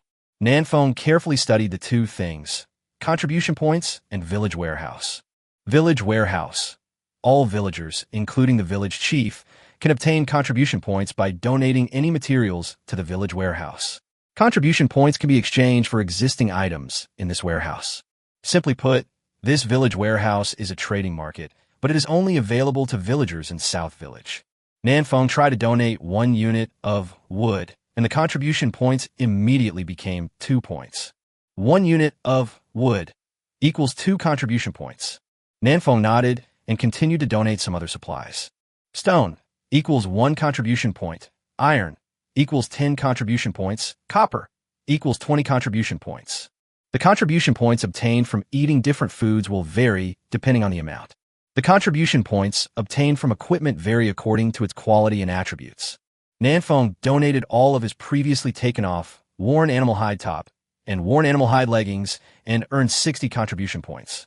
For every 100 contribution points, you can gain +1 to all attributes, with the upper limit being +10 to all attributes. This is to force the villagers to donate some supplies. After all, 10 attributes is not a small number. The more donations there are, the more supplies there will be, the more people will buy them, and the market economy will begin to flow. And every time the villagers donate, Nanfeng will take 1% of the contribution points as a handling fee. This is the benefit of being the village chief. Then I don't have to do anything, and my contribution points will just increase dramatically. Nanfeng was overjoyed, as this was equivalent to picking up 10 points of all attributes for free. With this thought in mind, Nanfeng quickly began to recruit villagers. Nanfeng, brothers, if you want to join the village, come and sign up. You ran. Brothers? So you don't want us girls to join? It's so annoying. When will we girls be able to stand up? Nanfeng, how many years of practice did you put into this punch? Nanfeng reluctantly sent you Ran an invitation to join the village. You ran. Yeah, I'm the first villager. Nanfeng pulled Su Zurin, Wu Yuansheng, Xiao Luo, and others into the village. The number of people in Nansuan gradually increased, and everyone began to try to donate supplies to the village warehouse. Huang Yuanming, donate 50 units of wood, and you can get 100 contribution points and all attributes +1. What a bargain. Su Zurin, you didn't calculate the handling fee. 50 pieces of wood can only earn you 99 contribution points. Wu Yuansheng, so wood is so valuable. Lu Daqiang, where's the lumberjack, Lu Daqiang? I want to buy wood. Su Ming, iron blocks and copper blocks have more contribution points. Everyone, go mine and try to collect 1,000 contribution points before dark. Wu Li, the mine is a bit far. Bao Jian, oh my god, there are still 2 pieces of equipment in this warehouse. 30 contribution points each? I want them all. Qiu Fei Hong, fuck, I was just about to exchange it when you got there first. Everyone donated all the unwanted supplies in their backpacks to the village warehouse. As the village chief, Nanfeng kept collecting handling fees, and his contribution points soon reached more than 180 points. From this point of view, Nanfeng's contribution points will most likely reach 1,000 points before tonight, gaining a +10 effect on all attributes. Comfortable. The 50 villagers were soon filled up, and as for the remaining people, Nanfeng had no way to deal with it. After all, a level 1 village could only accommodate 50 villagers.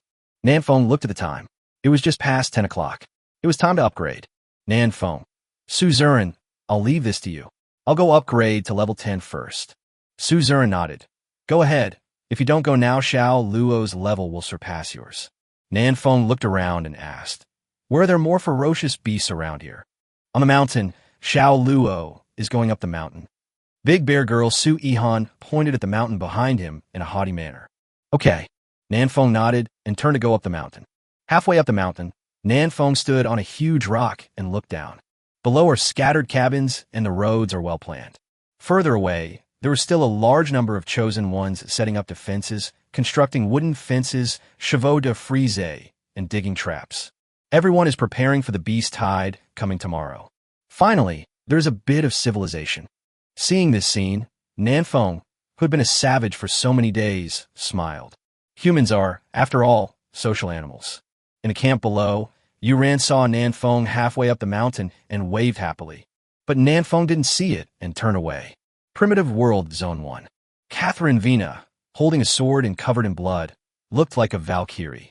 Around her, there were densely packed corpses of ferocious beasts, and their blood had dyed the entire land bright red. She slaughtered an entire tribe of blood wolves by herself. Hundreds of blood wolves fell under her sword. Catherine Vina stood there, breathing slightly, her chest heaving. It was obvious that the battle just now had been extremely exhausting for her. Level 13. After thinking for a while, Catherine Vina opened the panel and sent a message to Edward. Let all the chosen ones who have D-class cabins gather together to face tomorrow's beast tide together. Edward. Okay, then the other chosen ones. Catherine Wiener. Whatever. Edward. Understood. Area 68 of the original world. Chung Mo walked in the camp, listening to the young lady beside him reporting the situation. Qin Shun Shun. There are still 183 chosen ones, and the cabin has not been upgraded to D level, so there is no way to move here. Chung Mo. Why? There shouldn't be any shortage of iron blocks, right? Qin Shun Shun. No, they don't have enough resources to exchange for iron blocks. Simply put, the remaining 183 chosen ones are too poor. Chingamo thought for a moment and came up with a solution. Go. Get them alone. Lend them the iron blocks first, 9 out and 13 back, and then pay them back after the beast tide is over. Qin Shunshin. What if they don't return it? Chengmo. What else can we do? Fight. Qin Shunshin. Understood. Every war zone is preparing for tomorrow's small beast tide. Compared with the war zones of other countries, the Dragon Country war zone appears to be more united. Maybe some things are just engraved in our bones. Area 527 of the original world. When Nan Fong was looking for ferocious beasts in the mountains, he happened to meet Xiao Luo, who was hunting a gibbon monkey. Based on the principle of unity, love, mutual help, and mutual assistance, Nan Fong raised his hand and fired a shot, instantly killing the long-armed monkey whose health was low. Xiao Luo turned around in confusion, and after seeing Nan Fong, he angrily yelled, "You fucking bastard, you're stealing my stuff?" Nan Fong laughed and turned around and ran away. Chapter 69, The Beast Tide, is coming. The mountains behind the Valley of Crows are called the Monkey Mountains by the other chosen ones, because there are a lot of level 8 gibbon monkeys in this mountain. These gibbon monkeys are of high level and intelligence, and they are also social animals, making them difficult to deal with. Only Xiao Luo, a leveling madman, dared to come here to level up. Of course, now we have to add a south wind. Nan Fong did not choose to level up with Xiao Luo, as that would have divided up half of his experience points, and the leveling efficiency would have been too low. He continued walking deeper into the mountains, through the territory of the gibbons, and came to the territory of the gibbons. There's only one letter difference between gibbon and gibbon monkey, but their strengths are very different. Gibbon. Level 9. Health, 3,300. Attack power, 530. Defense, 390. Skills, Tong Biquin, Monkey Stealing Peach. Seeing the gibbon skills, Nan Fong couldn't help but clamp his legs together and felt a chill in his crotch. This thing can steal peaches like a monkey? Is it the peach I'm thinking of? Nan Fong crawled on the ground, set up the 98K, and aimed at the gibbon 50 meters away. The gibbon has a strong sense of perception. It immediately sensed the danger and looked around vigilantly. Nan Fong did not hesitate, pulled the trigger, and shot the gibbon in the back of the head. Click! Even 50 meters away, Nan Fong could still hear the sound of the gibbon's skull breaking. Weakness attack, minus 2,280. 4-digit damage from one shot. Nanfeng's current attack power is 1,515 points. But this shot caused more than 2,000 damage. My evaluation is that this shot is so horrific. Nan Fong fired another shot, killing the stunned gibbon and gaining 90 experience points. Nan Fong is now 6,150 experience points away from reaching level 10. It will be enough to hunt down 70 more. Go, go, go. Nanfeng continued to move forward, looking for traces of the ferocious beast. Compared with the social living gibbons, the number of gibbons is much smaller. It takes an average of about 3 minutes for the south wind to find one. The hunting continued until 3:30 in the afternoon. After killing another gibbon, Nanfeng's level finally reached level 10. Ding! Congratulations on reaching level 10. Ding! Your total attributes +5. You gained 5 free attribute points. Announcement. The chosen one in this area, Nanfeng, is the first to reach level 10 and gains reputation +2. How the reward for reaching level 10 first is so small. What's the use of this reputation? South Wind now has 110 reputation points, 100 of which are rewards for building a village. But so far, Nanfeng doesn't know what role reputation plays. But Nanfeng was too lazy to think about it, and he would know it in the future. After taking a look at his attribute panel, Nanfeng nodded with satisfaction. It was horrible, too horrible. But in order to avoid the suspicion of padding the word count, Nanfeng decided not to show everyone his attribute panel. Mission accomplished. Go home. Beep beep. On the way back, Xiao Luo sent a message. Xiao Luo, I found a level 8 Lord level beast. I can't beat it. Nanfeng, send me the coordinates. I'm coming. Killing a Lord level beast will reward you with attribute points, which is a good thing. Nanfeng jogged all the way and found Xiao Luo half an hour later. There's a long-armed monkey king over there. It's a bit far away. Can you see it? Xiao Luo pointed ahead. Nanfeng removed the 2x scope from the 98K and observed it slowly. Xiao Luo, 2x scope? Is this something that should exist in this primitive world? That's outrageous. Beside him, Nanfeng also spotted the long-armed monkey king and couldn't help but gasp. There are actually more than a dozen little female monkeys serving him. This monkey king's life is quite happy. Xiao Luo nodded. It's because there are too many monsters, otherwise I can fight this monkey king alone. I have a suggestion. We should lure the surrounding female monkeys over and kill them first, and then kill the monkey king. Nanfeng, I also have a suggestion. The reward for killing the monkey king will be mine, and the equipment that explodes will be given to you. Before Xiao Luo understood what Nanfeng meant, Nanfeng had already quietly stepped forward, pulled out a grenade, and threw it out. Promote virtue, and boom. The grenade drew a perfect parabola in the air and landed among the monkeys. The gibbon macaques had obviously never seen this thing before, and they gathered in a circle and looked at the grenade with great interest. Boom! The grenade exploded with a bang. More than a dozen little female monkeys died instantly, without even a scream. The long-armed monkey king had a lot of health, so this grenade didn't kill him, but it half-crippled him. Penetrating bullet. Nanfeng set up his 98K and shot the dizzy monkey king. Critical hit, -8,000. The monkey king, who was already extremely weak, was shot in the brain by Nanfeng, triggering a fatal blow and dying instantly. Seconds. Announcement. The chosen one Nanfeng successfully killed the level 8 Lord level ferocious beast, long-armed monkey king. Reward. Reputation +1. Agility +16. Xiao Luo was stunned. His jaw almost dropped to the ground. Nanfeng put away the 98K and turned to look at Xiao Luo. How is it? Can you give your evaluation? Xiao Luo took a long time to utter one sentence. You are cheating. South Wind. Xiao Luo continued to stay in the mountains to upgrade, while Nanfeng chose to return to the Crow Valley camp first. As for the equipment dropped by the long-armed Monkey King, Nanfeng did not take it and left it all to Xiao Luo.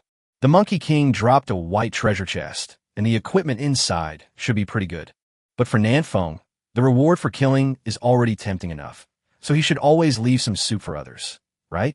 After all, this Monkey King was discovered by Xiao Luo. Around 5 p.m., the south wind returned to the camp. During this half-day, the defense line outside the Crow Valley camp was upgraded again, and the traps were dug 200 meters away. There's no way. Everyone's physical strength and endurance are several times higher than when they were on Blue Star, so they work very hard. If they could go back to the Blue Star before the time travel, they could build a set of Thompson First Class just by moving bricks. Nanfeng found an empty space in the camp and moved his cabin there. Early this morning, the cabin was nearly blown up by the immortal giant snake, leaving it with only more than 10,000 health points. But fortunately, the cabin can restore health, recovering 60 health points per minute, and it should be fully restored by tomorrow. The cabin next to Nanfeng belongs to the surging little nanny, Sui Han. Sui Han came over and took a look at Nanfeng's cabin. Why does your cabin restore 60 health points per minute, but mine can only restore 30 points? Nanfeng hesitated for a moment and said, maybe it's because I'm more handsome. Sudifan, Dui. Nanfeng's cabin was upgraded with fine wood, so its attributes are better. At 6 o'clock in the evening, the chosen ones outside the camp came back one after another and held a grand bonfire party in the open space in the center of the camp. We ate until 8 o'clock in the evening, and then everyone returned to their own cabins. Roar, roar, roar.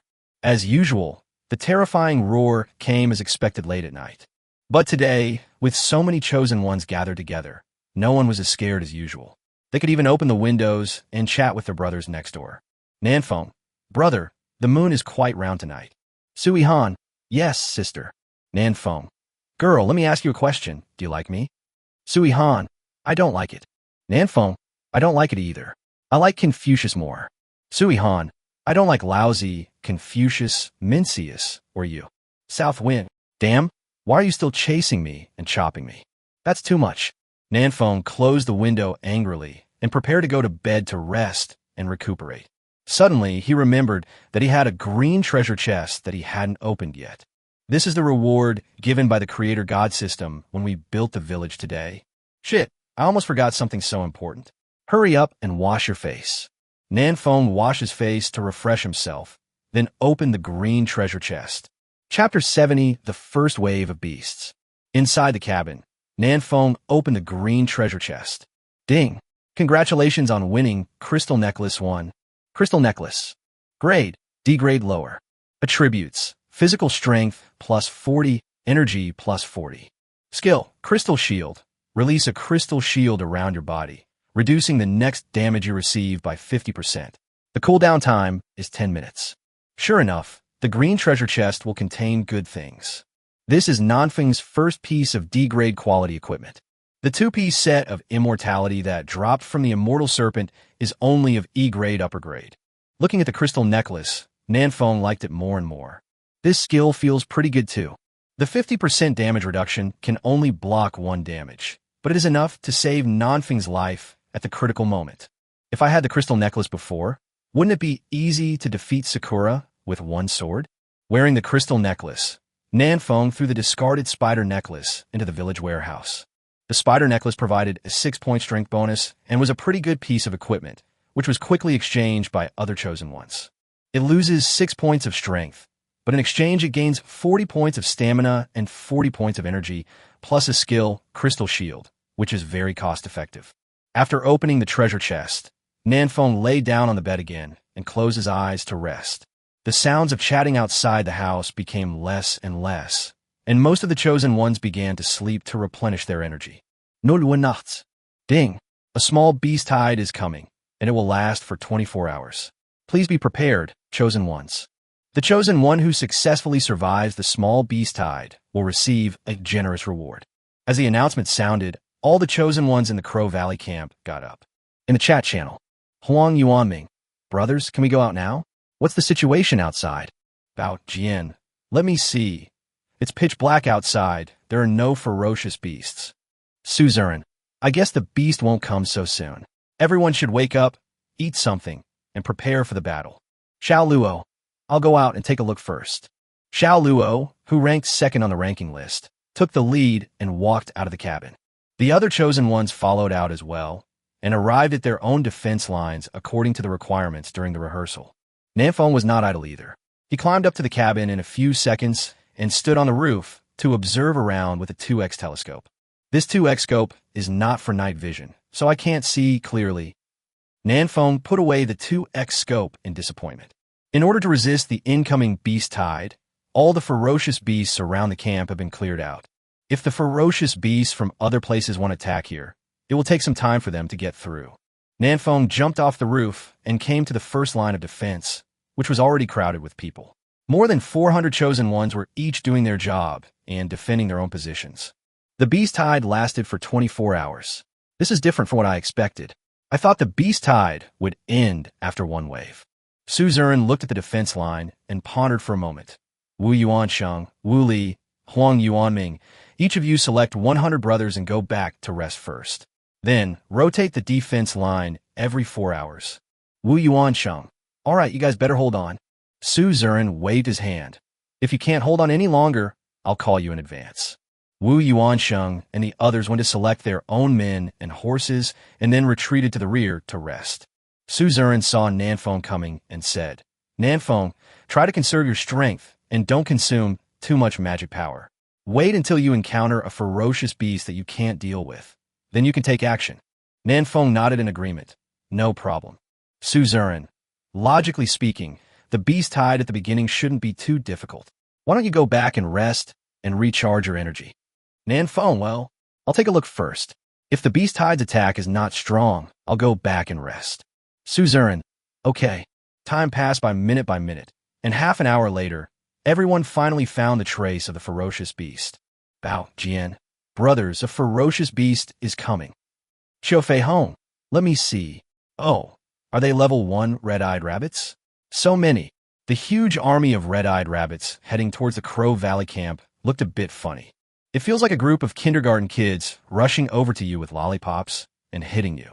Nanfeng, the first few waves of beasts should be giving us experience, but I feel like they can't even break through the traps. The defense line of the Crow Valley camp was still holding up, with traps dug 200 meters away. How could these short-legged, red-eyed rabbits possibly make it over? Sure enough, as Nanfeng finished his words, a large group of red-eyed rabbits fell into the first trap. Fortunately, these red-eyed rabbits are somewhat intelligent. When they saw that the situation was not right, they started to walk around the trap. But there's so many pitfalls. This 200-meter distance is the difference between heaven and earth for the red-eyed rabbit. Soon, the first wave of the beast tide's attack ended. Nearly 10,000 red-eyed rabbits fell into the trap. A small number of them were stabbed to death by the wooden thorns in the trap, but most of them were just trapped in the trap. Su Zurin, before the second wave of beasts arrives, some brothers should go clean up the battlefield. This battle will definitely consume a large amount of food, and these red-eyed rabbit meat cannot be missed. To be on the safe side, 3 teams of 10 people walked out of the defense line and finished off the red-eyed rabbits in the traps, harvesting a large amount of red-eyed rabbit meat and clearing out several traps. 5 minutes later, the second wave of beasts arrived. It's a level 1 ferocious beast, Iron Claw Rat. Nanfeng picked up the 2X telescope and observed it, and found that there were some level 2 ones mixed in with this group of iron-clawed rats. It seems like each wave of beasts is stronger than the last. I can go back and get some sleep. At least Nanfeng doesn't have to worry before the level 5 ferocious beast arrives.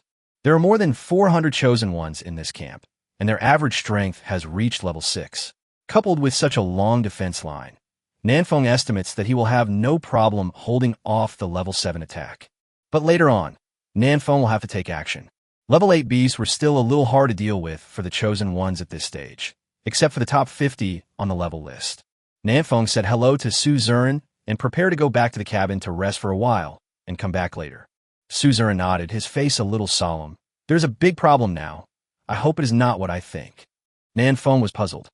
What's the problem? Su Zurin, the boss of this small beast tide, is a level 15 Lord-level beast. Do you think it is possible that the last wave of beasts will all be level 15 beasts? A level 15 Lord with a large group of level 15 minions. How can we possibly defend against this? Let alone a level 15 beast tide. We can't even defend against a level 10 beast tide. After hearing what Su Zurin said, Nanfeng's face became a little heavy. I don't think it should be that difficult. I estimate that the last wave will be at most level 10 in strength. A level 15 boss and a group of level 10 minions. Oh my god, it seems to be quite difficult to fight if you think about it this way. Chapter 71. Level 9, Lord summoning his men. The intensity of this beast tide may be much more difficult than imagined.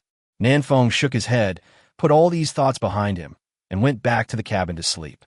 He now needs to get enough rest to deal with the next few waves of beasts. The second wave of iron claw rats quickly came over. But similar to the red-eyed rabbits, the traps in front of the camp caused the loss of most of the iron claw rats. The few iron claw rats that managed to break out of the trap area were all killed by people. The second wave of offensive ended quickly, and Su Zurin commanded 30 chosen ones to clean up the battlefield. Bao Jian came to the trap area and looked inside. He saw densely packed, iron-clawed rats digging holes in the trap. Bao Jian, fuck, these little mice are digging holes, and they're digging so fast. Xiao Fei Hong, we are digging here too. Oh no, this trap is going to collapse. One of the traps was dug so hard that it collapsed. Su Zuran frowned. This group of iron-clawed rats are destroying our traps. Kill them. Yu Ran, dressed in a black robe, came out and said, I'm good at this. Yu Ran waved the magic wand in his hand, and 3 fireballs were fired into the trap. The iron-clawed rat inside was burned and screamed, and the pain soon turned into experience. Bao Jian, use fire to burn it? I can do that too. Bao Jian took out a tinder and a lot of wood from his backpack, lit them, and threw them into the trap. The effect is outstanding. These level 1 or 2 iron-clawed rats simply couldn't withstand the attack of the flames and were burned to ashes in minutes. You ran. Suddenly my fireball technique doesn't seem to work so well anymore. Bao Jian, fuck. Why didn't the iron claw rat I burned to death give me any experience? You ran. Yeah? Then my fireball technique is pretty good. Just as we finished clearing out the iron-clawed rats, the third wave of beasts came rushing over. It's the level 2 ferocious beast Sharp Arrow Bee. Not only the Sharp Arrow Bee, but also the 5-colored snake. Sure, can we send out the army and air force together? The traps on the ground are completely useless against the arrow bees, so the chosen ones need to take action this time. Su Zuran, everyone attack freely. First shoot down the Sharp Arrow Bees, and pay attention to your own health. Clear. Finally, they had the chance to take action. The chosen ones, who had been holding back for a long time, used all their means and began to attack the attacking Sharp Arrow Bees. On the ground, the 5-flowered snake is not afraid of traps. It can climb out even if it falls into one and easily rushes through the trap area. Wooden fences and chevaux de frise could not stop these nimble little snakes. The 5-colored snake quickly rushed to the first line of defense and engaged in close combat with the chosen ones. Su Zuran stood on a high place and gave orders in a deep voice. Pay attention to the eastern defense line. Don't let the 5-flowered snake sneak into the camp. Ding Hao, move back a little. Your head is full of bites. And Mayong, are you drunk? Are you practicing Tai Chi? Mayong, no. I feel dizzy. Everything in front of my eyes is double. You ran. The 5-flowered snake is poisonous. Be careful not to get bitten. Yu Ran waved his magic wand, creating a wall of fire that separated the 5-colored snake in front of him. Su Zuran, Poison Brothers, step back. The poison of the 5-flowered snake is not strong. You won't be dizzy in 3 to 5 seconds. It was the first time for everyone to cooperate in combat, so there were bound to be some loopholes, but fortunately, this third wave of beasts was not strong and was quickly killed. Su Zuran, brothers who are out of health and mana, hurry home to replenish your status. The 4th wave of beasts should be coming soon. Some of the chosen ones returned to their cabins to rest, while the rest began to clean up the battlefield. Bao Jian, fuck, I picked up a gray treasure chest. Can this little monster drop treasure chests? Mayong, is it true? I don't believe it unless you show me the treasure chest. Bao Jian, get out of here. Bao Jian happily put the treasure chest into his pocket and continued to clean up the battlefield. Half an hour later, the 4th wave of beasts arrived as expected. This wave is a level 3 heavy armored beetle. Traps are useless against them. Everyone get ready for battle. Heavy beetles flew in swarms, and their thick shells were very oppressive. But they are facing the chosen ones whose average level reaches 6, and this group of heavy beetles is not enough. Kill. Go. Although there is a huge gap in strength between the two sides, the advantage of heavy beetles is that their numbers are sufficient. There are tens of thousands of them. It would take the chosen ones half a day to just stand there and kill them. On average, each chosen one has to kill hundreds of heavy beetles. An hour later, the huge army of heavy beetles was almost wiped out. However, some heavy beetles still took advantage of their size to fly into the camp and hide. However, the number is too small and it does not pose any threat to anyone. The chosen ones were not having a good time either. As the saying goes, many ants can kill an elephant. Several chosen ones were almost beaten to death by the heavy beetles. Fortunately, Su Zuran had been standing on a high place observing the battle situation and dispatched other chosen ones to rescue in time, so he survived. Su Zuran's face was solemn. This wave of beasts is only level 3, and they are so difficult to deal with. What's next? Su Zuran glanced at the time. It was 4 a.m., time for the shift change. Suzerain, Bao Jian, go wake up Wu Yuanqing's team. Other brothers, go back and rest after cleaning up the battlefield. Wu Yuansheng quickly arrived at the defense line with 100 chosen ones. Wu Yuansheng, what's the situation now? Suzerain, we have already defended against 4 waves of beasts. The 4th wave was a level 3 heavy beetle beast. The next wave will most likely be a mixed attack of level 3 and level 4 beasts. Wu Yuanqing nodded. Level 3 to 4 beasts are nothing to be afraid of. Suzerain, don't be careless. Although their level is not high, there are a lot of them. A swarm of ants can kill an elephant. Wu Yuansheng, okay, I'll pay attention. Suzerain rubbed his temples and went back to rest. The previous waves of beasts were not a big threat, so there was no need for Suzerain to stay here. At exactly 6 o'clock in the morning, Nanfeng opened his eyes. He didn't sleep very soundly last night. Firstly, it was too noisy outside, and secondly, he was afraid that others could not keep watch, so he got up from time to time to take a look. It's 6 o'clock. I wonder which wave of beasts we are in now. Nanfeng washed his face, walked out of the cabin, and came to the defense line. It looks like the last wave of offensive has just ended, and everyone is now cleaning up the battlefield. Wu Yuansheng, what's the situation now? Nanfeng came to Wu Yuansheng's side. Are there any casualties among the brothers? Wu Yuansheng replied, they're only injured, not dead. We can hold on for now. Besides, the beast tide comes only once every half an hour. The brothers have enough time to recover. It won't be a big problem.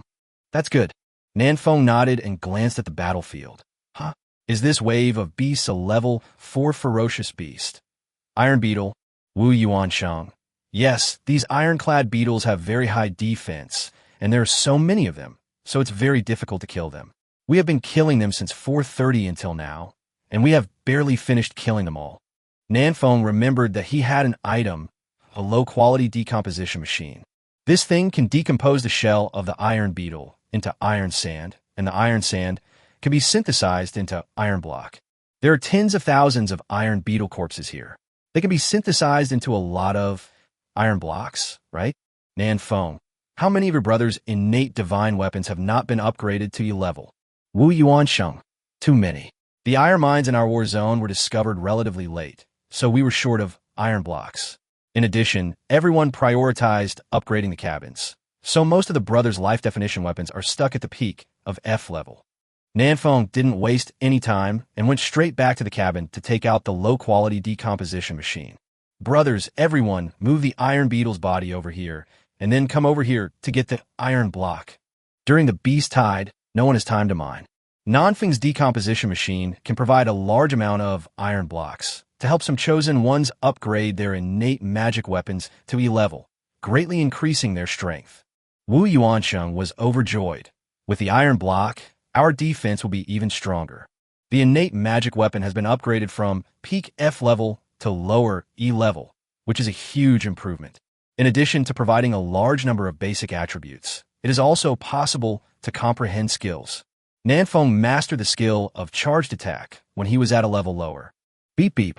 At this time, a message came. Nanfeng opened the panel and saw someone in the handsome guys group. Xiao Luo. Nanfeng, are you up yet? I found a level 9 Lord level beast that is gathering its followers. Do you want to join in? Level 9 Lord Beast? Summoning minions? Nanfeng understood immediately that this should also be a tide of beasts, but he didn't know which wave it was yet.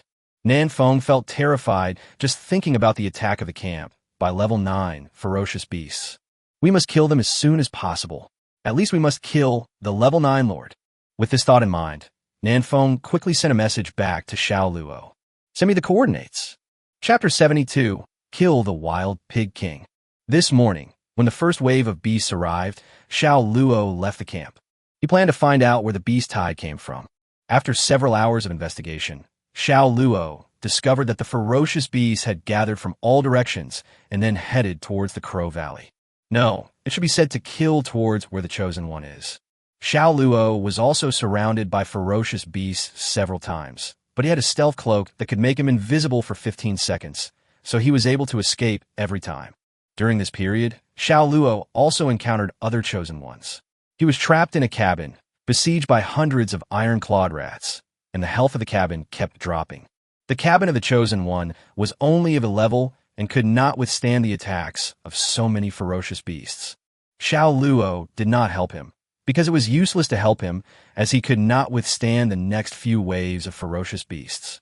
If he acted rashly, he would expose Xiao Luo's whereabouts. His stealth cloak was still cooling down, and if he was surrounded by ferocious beasts, he would surely be involved in a bloody battle. The more chosen ones gather together, the more ferocious beasts will attack. There are too many people in the Crow Valley camp. It might backfire. The more people there are, the stronger the defense will be, but correspondingly, the attack of the ferocious beasts will be more fierce. Xiao Luo told Su Zurin the information he had deduced and prepared to return to the camp. On the way back, Xiao Luo encountered a level 9 Lord-level beast, Wild Pig King. This is a giant porcupine with a body length of 8 meters. When it walks, it shakes the earth and is like a walking tank.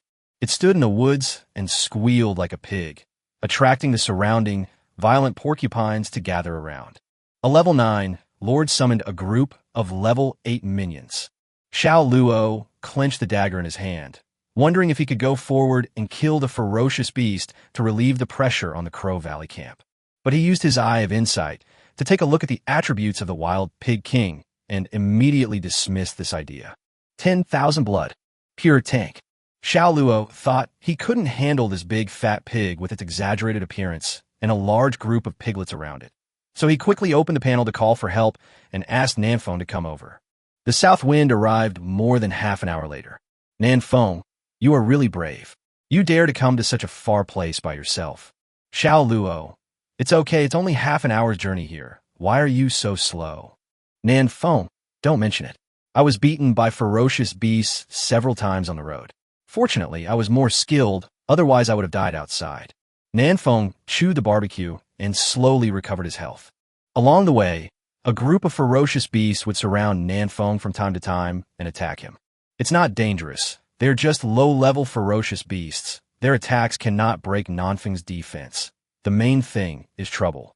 This also made Nanfeng spend a lot of time cleaning up the group of ferocious beasts. Xiao Luo crawled on a small hill and pointed to the grove. Did you see it? That big guy is a level 9 lord. Nanfeng nodded.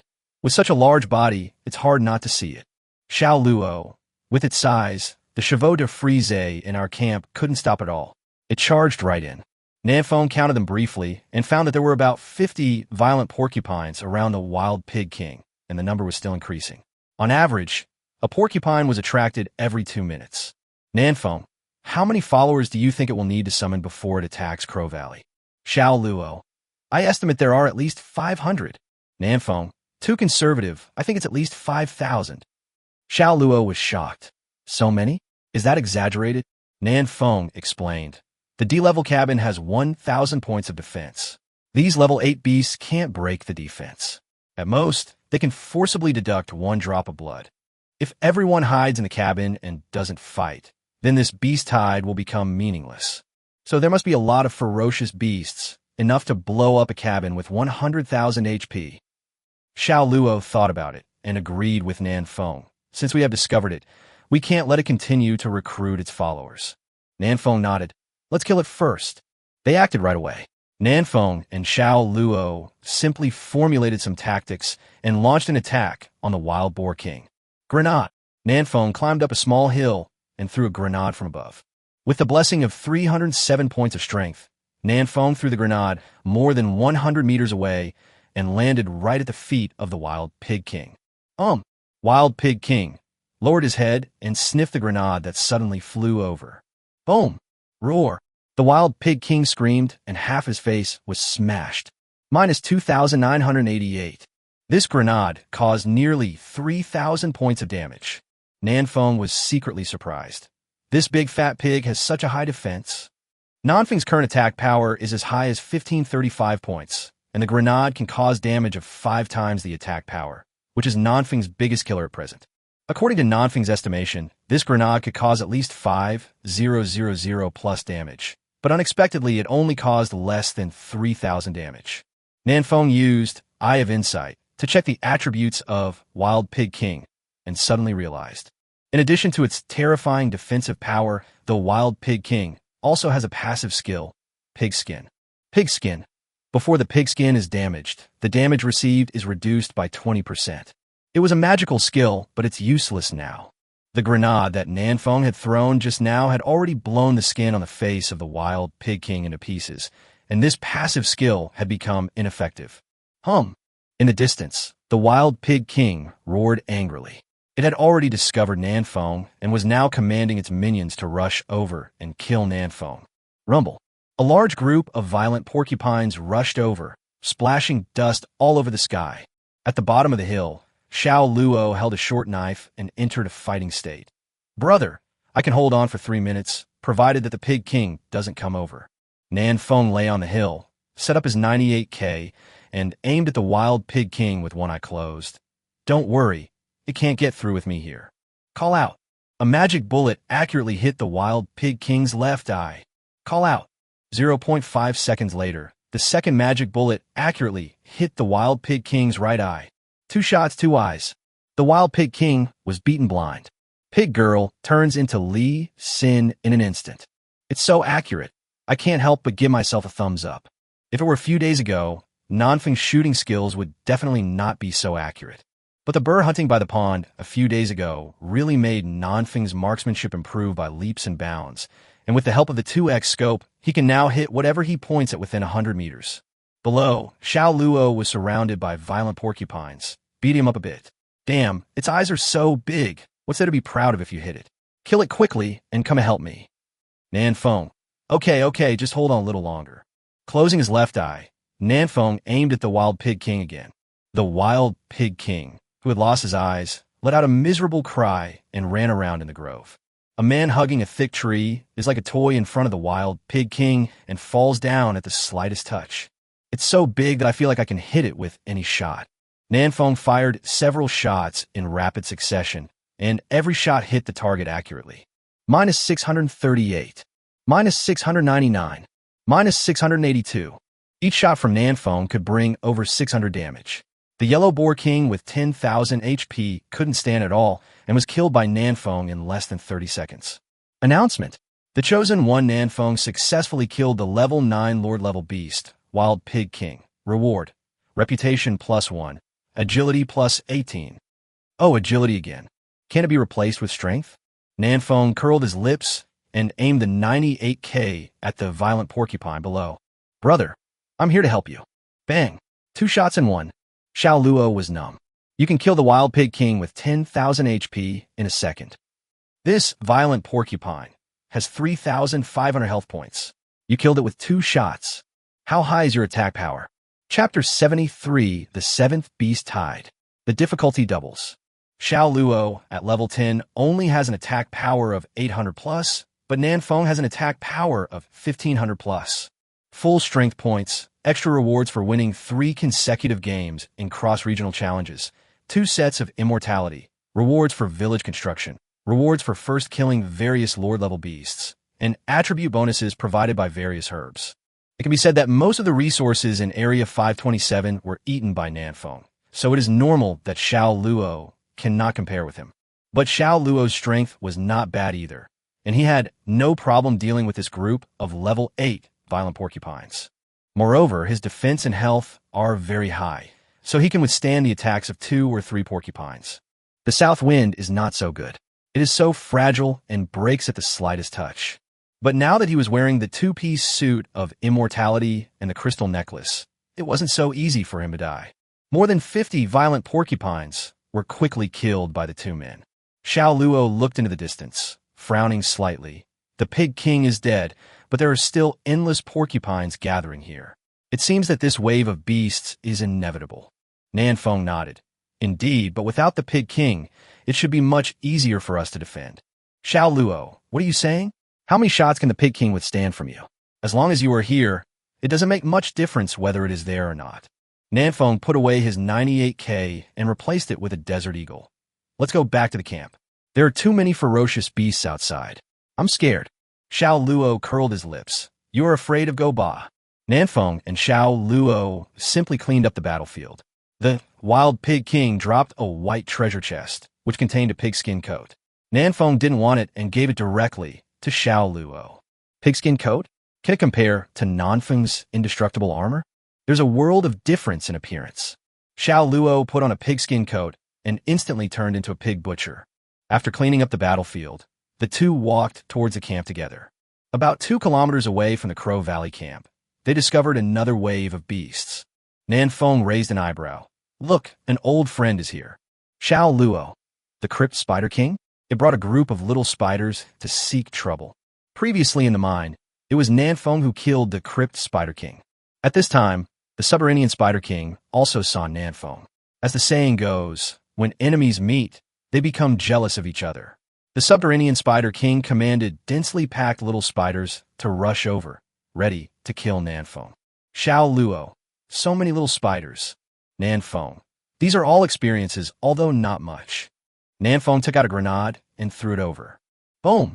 This grenade killed at least hundreds of little spiders. This is not over yet. Nanfeng raised a 98K and shot at the abdomen of the Crypt Spider King. Critical hit. Minus 2,800. The Crypt Spider King was only level 6, and under its level suppression and terrifying attack power, Nanfeng killed it in one shot. Unfortunately, this is the second time I killed the Crypt Spider King, and there is no reward. Nanfeng. I killed 2 Zhu Wangs when I went out. What a sin. Crypt Spider King. I am the Spider King. Wild Pig King. I'm also a Pig King. The Crypt Spider King died, but there were still a large number of small spiders that were alive. They rushed towards the two with their fangs and claws bared. Xiao Luo. There are quite a lot of them, probably tens of thousands. If one bites me, I feel like I'm dead. Nanfeng. What you said makes sense, so why don't you run away? Nanfeng still has 1 grenade left, and he has to keep it to save his life. It would be a bit of a waste to use it to kill these little spiders. Rapidly, Nanfeng activated the skill attached to Swift Feather Boots. His speed increased greatly, and he ran away. I'm leaving now. Bye. As soon as Nanfeng ran away, the little spider immediately changed direction and rushed toward Xiao Luo. Xiao Luo sneered, activated the stealth skill, and disappeared in an instant. The little spiders couldn't see Xiao Luo, so they all turned around and chased Nanfeng. Nanfeng exclaimed, "Fuck, invisibility, I want to learn it too." The two quickly got rid of the swarm of spiders and arrived at the camp. At this time, the outside of the camp was filled with the corpses of ferocious beasts. Blood was flowing like a river. Flies and mosquitoes were flying everywhere. It looked disgusting. There are also a large number of level 5 ferocious bloodthirsty wolves attacking the first line of defense. The chosen ones in the camp were all fighting hard, covered in blood. This wave of beasts are already level 5 ferocious beasts. Nanfeng frowned slightly and glanced at the time. It was only 8:30 in the morning. It's only 8:30 and it's already a level 5 beast. What will happen at night? Isn't this too difficult? Xiao Luo picked up the short knife and rushed into the beasts. Don't sigh. Quickly hold on to this wave of beasts and let the brothers rest. Nanfeng nodded, changed into the Desert Eagle, and started shooting. The Desert Eagle's damage is not as high as the 98K, but its rate of fire is very fast, which is very effective against these low-level beasts. With the addition of Nanfeng and Xiao Luo, this group of level 5 bloodthirsty wolves could not cause any trouble and were quickly killed. Huang Yuanming. Brothers, we have secured this wave. Hurry out and clean up the battlefield. Clean up the traps if you can. If you can't, forget it. Repair the broken wooden fence on the east side. Recycle all the wolf meat on ground. Where are the logistics troops? Hurry up and grill and cook. The brothers need to replenish their energy. This wave of defense was very difficult, but the benefits were also great. The experience points provided by a level 5 bloodthirsty wolf are already quite high, and many chosen ones have leveled up in battle. Xiao Fei Hong. Oh my god, it's only 8 o'clock, and we still have to stay for 15 hours. Who can stand this? Huang Yuanming. It's difficult. I think the last wave is really a group of level 15 beasts. Luke Daqiang. Woo woo woo, I'm only level 5. I've endured pressure that shouldn't be endured at this level. I just want to chop down some trees. What's wrong with me? Nanfeng, you are not environmentally friendly. Lu Daqiang. In the camp, everyone did their own job. Some cleaned up the battlefield, some consolidated the defense line, and some recovered their status. The atmosphere here is quite relaxed. Everyone is talking and laughing, waiting for the next wave of beast attacks. So far, no chosen one has died in the camp. But as the level of the beast tide increases, death is only a matter of time. Maybe some people will never be seen again after today. The next wave of beasts should be the crypt spiders. Xiao Luo went outside for another walk and came back. We will arrive at the camp in about 20 minutes. Nanfeng, I have already killed the Crypt Spider King. This wave is not difficult. Huang Yuanming. Crypt spiders?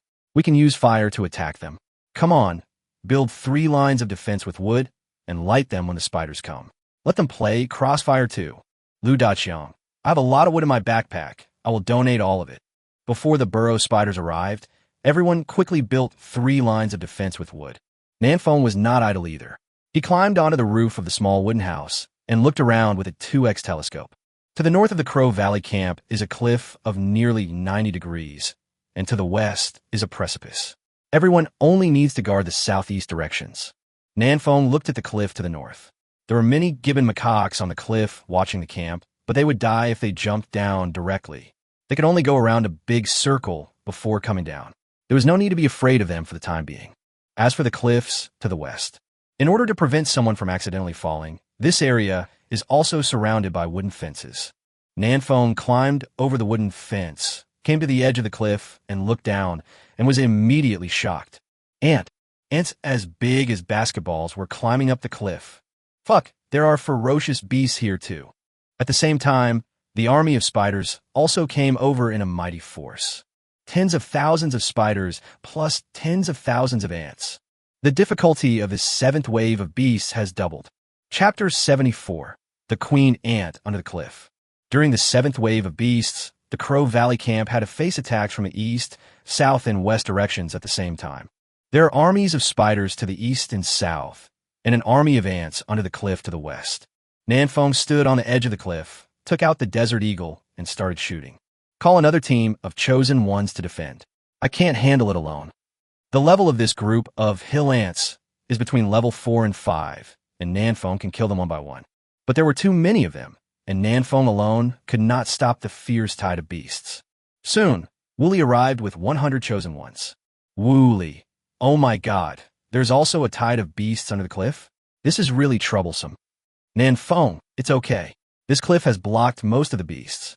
Only some special beasts can climb up. The defense is not great. With the addition of these 100 chosen ones, the pressure in the west was immediately relieved a lot. A level 8 warrior wielding a stone machete can chop hill ant in 2 with 1 strike. Wooly, we can hold this side. Nanfeng, go help the other 2 lines of defense. Nanfeng nodded. Okay, call me if you can't stand it anymore. Nanfeng put away the Desert Eagle and headed towards the southeast. 3 fierce lines of fire separated the spider army and the Crow Valley camp. The spider army rushed forward fearlessly, but only a few spiders could break through the 3 lines of fire. Huang Yuanming. Using fire attack really works wonders. I really have foresight. Xiao Luo. Don't be happy too soon. These spiders are using their bodies to put out the fire. Countless burrow spiders rushed into the fire, one after another, and the fire showed signs of being put out. Huang Yuanming. It doesn't matter. There won't be many left after they put out the fire. It's not a big problem. Although there are many ferocious beasts in this 7th wave, their levels are still too low, only level 4 to 5. Moreover, without the leadership of the Crypt Spider King, the spider army could not cause any trouble. Seeing that there was no danger on this defense line, Xiao Luo felt relieved and looked at Nanfeng. What's the situation on the western cliff? Nanfeng. It's not a big deal. They are just a group of hill ants, not very high level. Xiao Luo. That's good. There shouldn't be any big problems this time. I'll go back and have a good sleep. Nanfeng, go ahead. Xiao Luo left the camp in the early morning and hadn't slept until now. He was already a little tired, so he quickly returned to the cabin to replenish his energy. Huang Yuanming was giving orders while chatting with Nanfeng. This wave of beasts doesn't seem to be that good. Not as good as the last one. Nanfeng. Was the last wave very powerful? Huang Yuanming. It's amazing. The bloodthirsty Wolf King led the team in a surprise attack and rushed directly through the trap area to kill us. One of our brothers almost died under the wolf's claws. Fortunately, the nurse was there just now and nursed the brothers back to health. The amount of nurses she gave was truly amazing. Nanfeng. Bloodthirsty Wolf King? There were also Lord-level beasts in the last wave. Huang Yuanming. Yes, it was very fierce. It took 7 or 8 brothers 10 minutes to chop it to death. After a pause, Huang Yuanming continued. There was also a Lord-level beast Crypt Spider King in this wave. Didn't you kill it? Nan Feng nodded. Yeah, I killed it right away when I came back. Huang Yuanming. Level 6 lords can be killed in seconds, if you say so. Why is the difference between people so big? Nan Feng frowned, as if he had thought of something. Nan Feng, the bloodthirsty wolf pack is led by the bloodthirsty wolf king. The spider army is led by the crypt spider king and the ant army. Huang Yuanming. Fuck, there isn't a lord-level beast over there as well, right?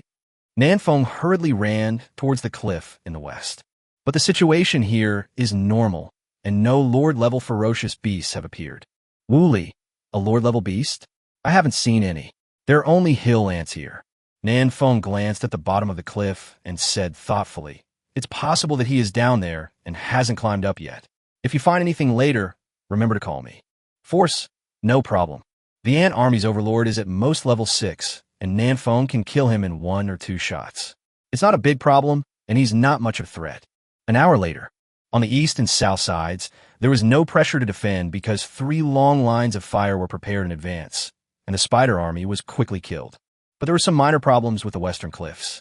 There were dense swarms of ants climbing up the cliff, forming a black mass that stretched as far as the eye could see. Wooly was sweating profusely and panting heavily. Oh my god, why can't I kill all these ants? The more I kill, the more there are. My knife is about to break. Ma Yon was also exhausted. Too many. Is this an ant empire coming? Even the brothers from the east and south came to the west to help. Huang Yuanming, what's going on? In just 1 hour, you must have killed tens of thousands of them, right? Why are there still so many?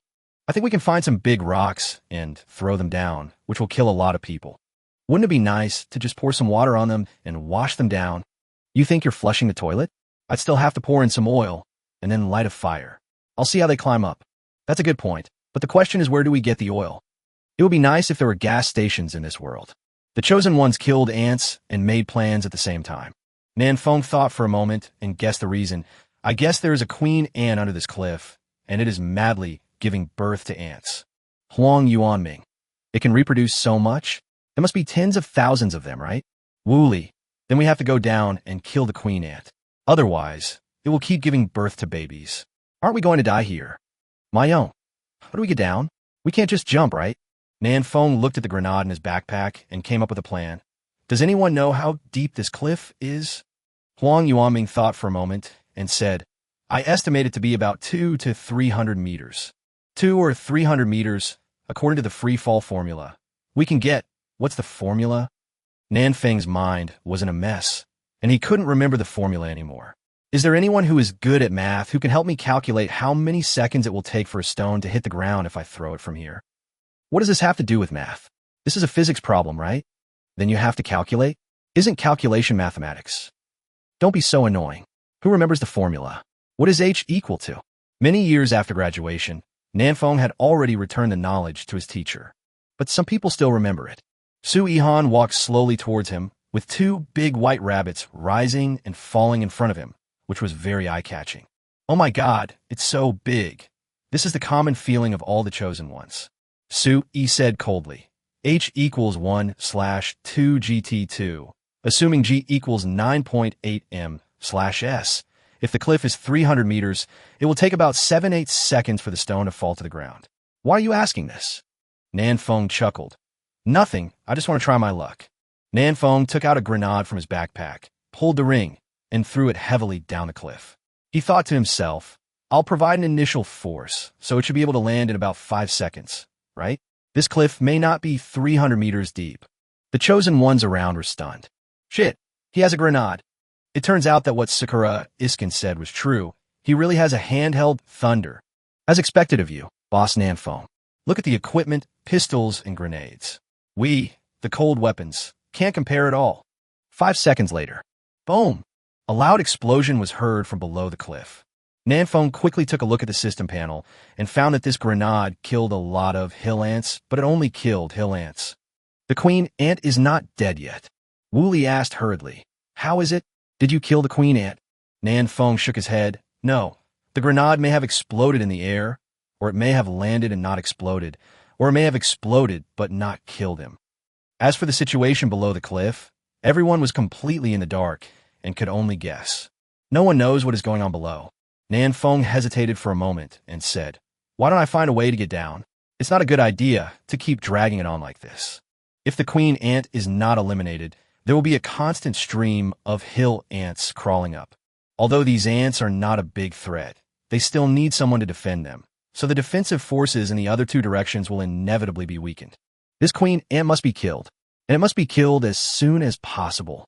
Before Nanfeng could move, he heard a chosen one shouting in the east. The 8th wave of beasts is coming, brothers, come and help. Chapter 75 Charge. The 8th wave of beasts is coming. Upon hearing this, Huang Yuanming immediately took some of the chosen ones to defend the southeast line. Nanfeng followed him. Let me see how strong this 8th wave of beasts is. If it's not a big threat, I'll go under the cliff and kill the queen ant. Huang Yuanming. Let me take a look. Damn, it's a group of chickens. Mayong. It's a level 6 ferocious beast, blazing chicken. These guys can swing their wings to shoot out fireballs. They're very powerful. Huang Yuanming. Oh shit, it can also attack from a distance? Just as everyone arrived at the southeast defense line and were not ready yet, Blazing Chicken started the first round of volleys. Fist-sized fireballs drew a perfect arc in the air and smashed into the Crow Valley camp. Huang Yuanming was shocked. Hurry, hide. Hide in the cabin. Nanfeng. They can actually fire in volleys. There must be a chicken king commanding these flame chickens. Everyone hurriedly hid in the cabin. A few of them were unable to dodge and were hit by the fireballs, losing hundreds of health points in an instant. Flame Chicken's attack power is terrifyingly high. Huang Yuanming also hid in a small wooden house and shouted at the top of his voice, "Don't come out. Use the wooden house as a cover. The chosen ones who attack from a distance. Fight back freely." The first line of defense of the Crow Valley camp is not a trap, nor a chevaux de frise, nor a wooden fence, but it's a whole row of D-class cabins. Each cabin has 100,000 health points and 1,000 points of defense, which gives you an extremely safe feeling. It can be said that any beast tied below level 10 cannot blow up the cabin. For now, as long as everyone hides in the cabin, they will be safe. Huang Yuanming looked at the orderly flame chickens 50 meters away with a worried look on his face. What should we do? There are not many ranged chosen ones to begin with. Will it take until tomorrow to kill so many chickens? Ma Yong said, "These flame chickens are also very cunning. They don't even come over. They just stand far away and shoot fireballs." Nanfeng heaved a sigh of relief and said, "We can't delay any longer. The ant colony in the west has not been dealt with yet, and now the defense line in the southeast is being suppressed by the flame chicken and can't raise its head. When the next wave of beasts comes, it will be even more difficult for us to defend." Huang Yuanming. "If it doesn't work, I'll lead a team of brothers to fight them." Nanfeng shook his head, opened the panel, and called people in the Handsome Guys group. Nanfeng. "Everyone, get up. The level 15 boss is coming." Xiao Luo. "Zofast? I just laid down." Shen Pan. "What the hell? I was at the front line. I didn't see the boss." Su Zurin. "I'll be there soon." Soon, everyone in the Handsome Guys group arrived at the first line of defense. The 19 chosen ones in the Handsome Guys group are all elites of the 527th War Zone. Some are strong, some are intelligent, some are big, and some are handsome. Nanfeng alone has 3 of the above. Su Zurin quickly understood the current situation and frowned. Ants are coming in an endless stream, and Flammel can attack from a distance. This is indeed a bit troublesome. Wu Yuansheng bent his bow and shot an arrow, killing a flame chicken with 3 arrows. The next wave of beasts will arrive in 2 hours at the latest. The time is too short.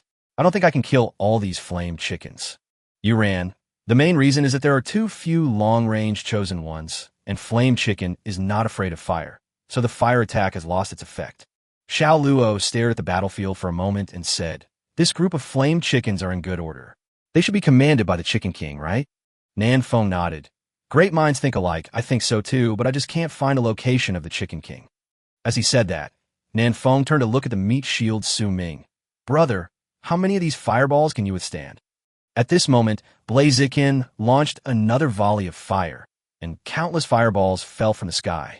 Everyone quickly hid in the cabin, leaving Su Ming alone carrying a stone shield and standing under the rain of fire, like a god of war reborn from the ashes. "Oh my god, so many. I can't take it anymore. Nanny, save me." Su Ming's show-off lasted no more than 3 seconds before he could no longer hold back and rushed into the cabin with only half of his health left. "Heal quickly." Su Yihan waved his staff, and strands of green light surrounded Su Ming, instantly restoring most of his health. Su Ming exhaled. Not bad, probably can withstand about 50 fireballs. If there is a nurse, it should be no problem to withstand 70. Nanfeng was delighted. So capable? That's enough. You lead the charge, and I'll follow you and charge directly into the chicken flock. As long as we can find the location of the Chicken King, that'll be all. Blaziken is a level 6 beast, and the Chicken King is at most level 7. Nanfeng is confident that he can kill it within 2 shots. Xiao Luo, why are you charging into the formation, you squishy guy? I'll follow Su Mingchong and help you find the location of the Chicken King. You could just snipe it here. Huang Yuanming, can I come along too? One more person means one more pair of eyes. Su Ming, well, how about I give you the shield and you two go charge? Everyone simply ignored Su Ming's words. Su Yi said coldly, my fast healing spell has a casting distance of 50 meters, which can heal you remotely.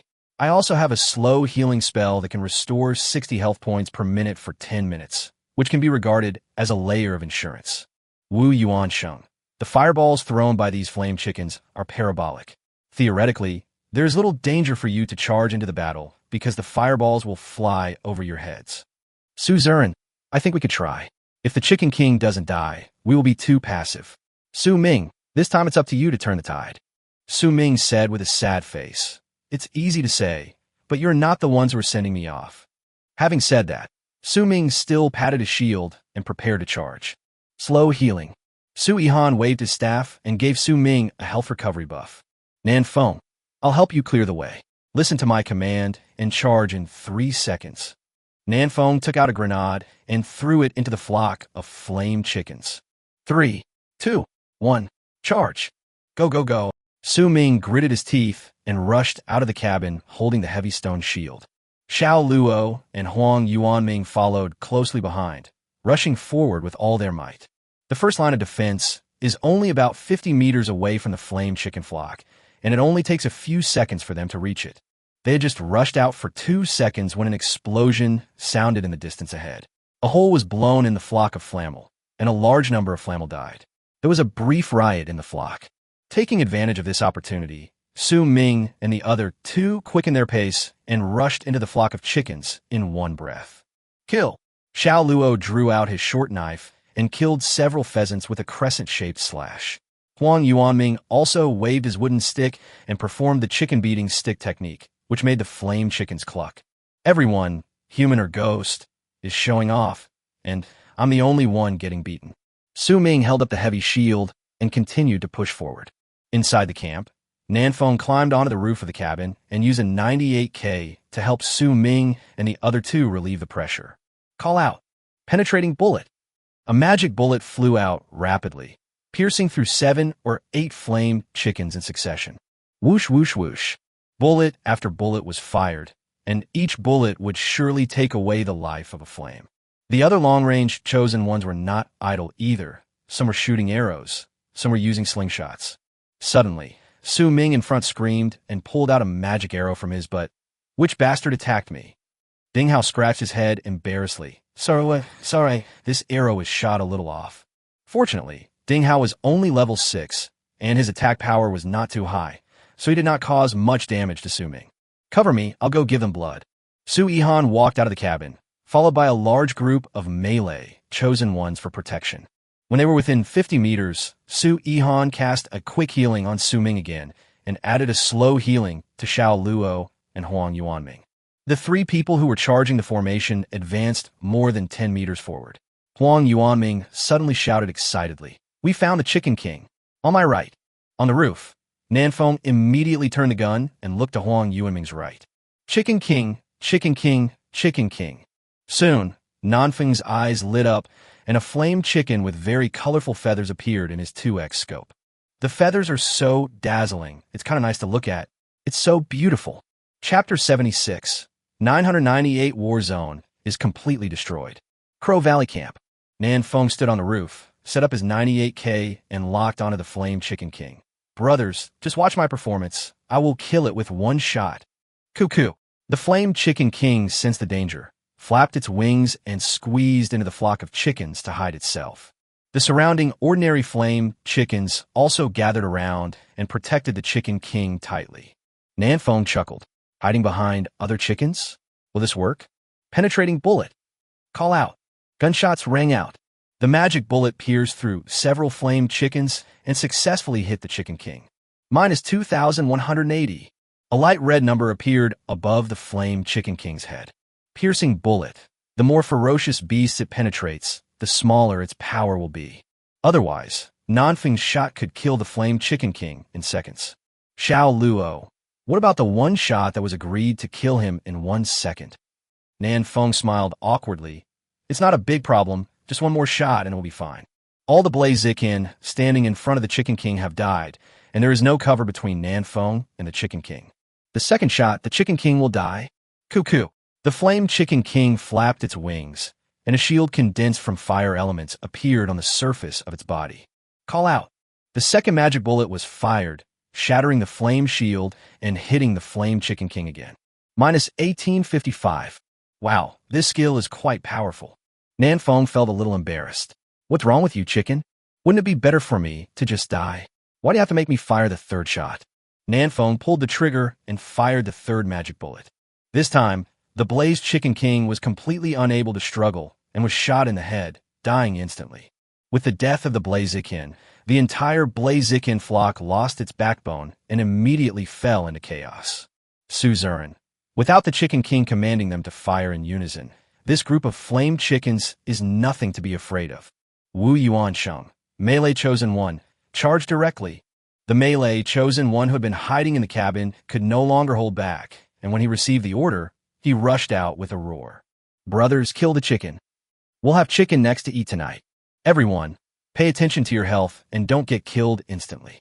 Blaziken's fireballs have high damage, but the cooldown time is also very long. Plus, without Blaziken's command, their fireballs will be thrown everywhere and basically cannot kill the Chosen One here. On the roof, Nanfeng took in the overall situation, and after finding that there was no danger, he jumped down. Nanfeng is still more than 10,000 experience points away from level 11. Even if he kills all these chickens, he won't be able to level up, so he should leave it to others. Nanfeng, the crisis here has been temporarily resolved, but we still need to find a way to deal with the queen ant at the bottom of the cliff to the west. Suzerain, what do you think? Nanfeng made a gesture of wiping his neck and said, I will go down and kill it. Everyone looked at each other, a little hesitant. Wu Yuansheng, are you going down alone? I think it's a little dangerous. If you're surrounded by ants, no matter how strong you are, you'll die down there. Yuran, how about asking Su Ming to go down with you? He's a bit tanky, so he can resist, but he's not very agile. If we really get into danger, we can sell him off. Su Ming just came back with the stone shield to replenish his blood. When he heard Yuran's words, he burst into tears. Why am I always the one who gets hurt? I shouldn't have chosen this shield-breaking thing in the first place. Who wants to exchange my life-defining magic weapon with me? I want to be the output. Unfortunately, the divine weapon cannot be exchanged or discarded, and Su Ming is destined to carry this big shield for the rest of his life. Nanfeng, I can go alone. The queen ant is only level 6 to 7, so it won't be a big problem. Nanfeng has a high agility value and also has a skill, haste, that can be used to escape. Hill ants cannot catch up with him, so the danger is basically zero. Suzerain, since you have confidence, then go ahead and come back soon. Nanfeng didn't say much and went straight to the western defense line. Hill ants are still climbing up continuously, and the Chosen Ones here are already a little tired. If there were not enough Chosen Ones in the camp who could take turns defending, this line of defense would most likely be breached by the hill ants. Wu Li leaned against a small wooden house, looking at Nanfeng breathlessly. You want to go under the cliff? This is a bit difficult. I don't know where to go down. Nanfeng nodded. It's okay, I'll just walk along the edge of the cliff and find a relatively flat place to go down. Nanfeng left without hesitation, holding the Desert Eagle in his hand, and left the camp from the northwest. The cliff on the west side is very steep. If you go down directly, you will most likely fall to death, or be disabled if you don't die. Nanfeng can only find a relatively gentle slope to go down. By the way, I still have several buckets of water in my backpack. If I jump, drop the bucket on the ground the moment I hit the ground, and then fall into the bucket. Nanfeng was lost in thought while looking for a way to go down. After walking along the edge of the cliff for more than 20 minutes, Nanfeng finally found a relatively flat slope. The main thing is that there are many protruding trees on the cliffs here, and Nanfeng can use these trees as springboards to slowly descend to the bottom of the cliff. Okay, here it is. Nanfeng put away the Desert Eagle and slowly slid down from the edge of the cliff. Crow Valley Camp. Once the Blaziken died, the remaining Blaziken were unable to cause any trouble and were quickly killed by more than 200 Chosen Ones. After more than 10 hours of fighting, the Chosen Ones in the camp cooperated more and more tacitly, and killing the Flame Chicken was as easy as killing a chicken. They held off the 8th wave of beasts. Huang Yuanming, good news. Of the 431 Chosen Ones in our Crow Valley camp, none has died so far. Huang Yuanming, bad news, except for the Crow Valley camp. All the Chosen Ones in other parts of our war zone have been wiped out. Su Zurin opened the panel and took a look at the information in the chat channel. The remaining number of people in the battle zone, for 31/1000. Su Zurin murmured, in just over 10 hours, more than 100 people died. The people in the Crow Valley camp are all the people in this war zone. Shun Pan shrugged. Our war zone is relatively good. I just checked the inter-regional chat channel, and the casualties in other war zones are even worse. Wu Yuansheng, I want to see it too. It seems that the beast tides in all the battle zones are the same. The 7th and 8th waves are a large army of spiders, ants, and flame chickens. They just rely on numbers to crush them. The other battle zones are having a hard time defending. Su Ming, that's right, the Crypt Spider King and Hill Ant Queen are giving birth like crazy. It's like they're exploding. We can't kill them all. Then the 8th wave of the Flame Chicken Army arrived.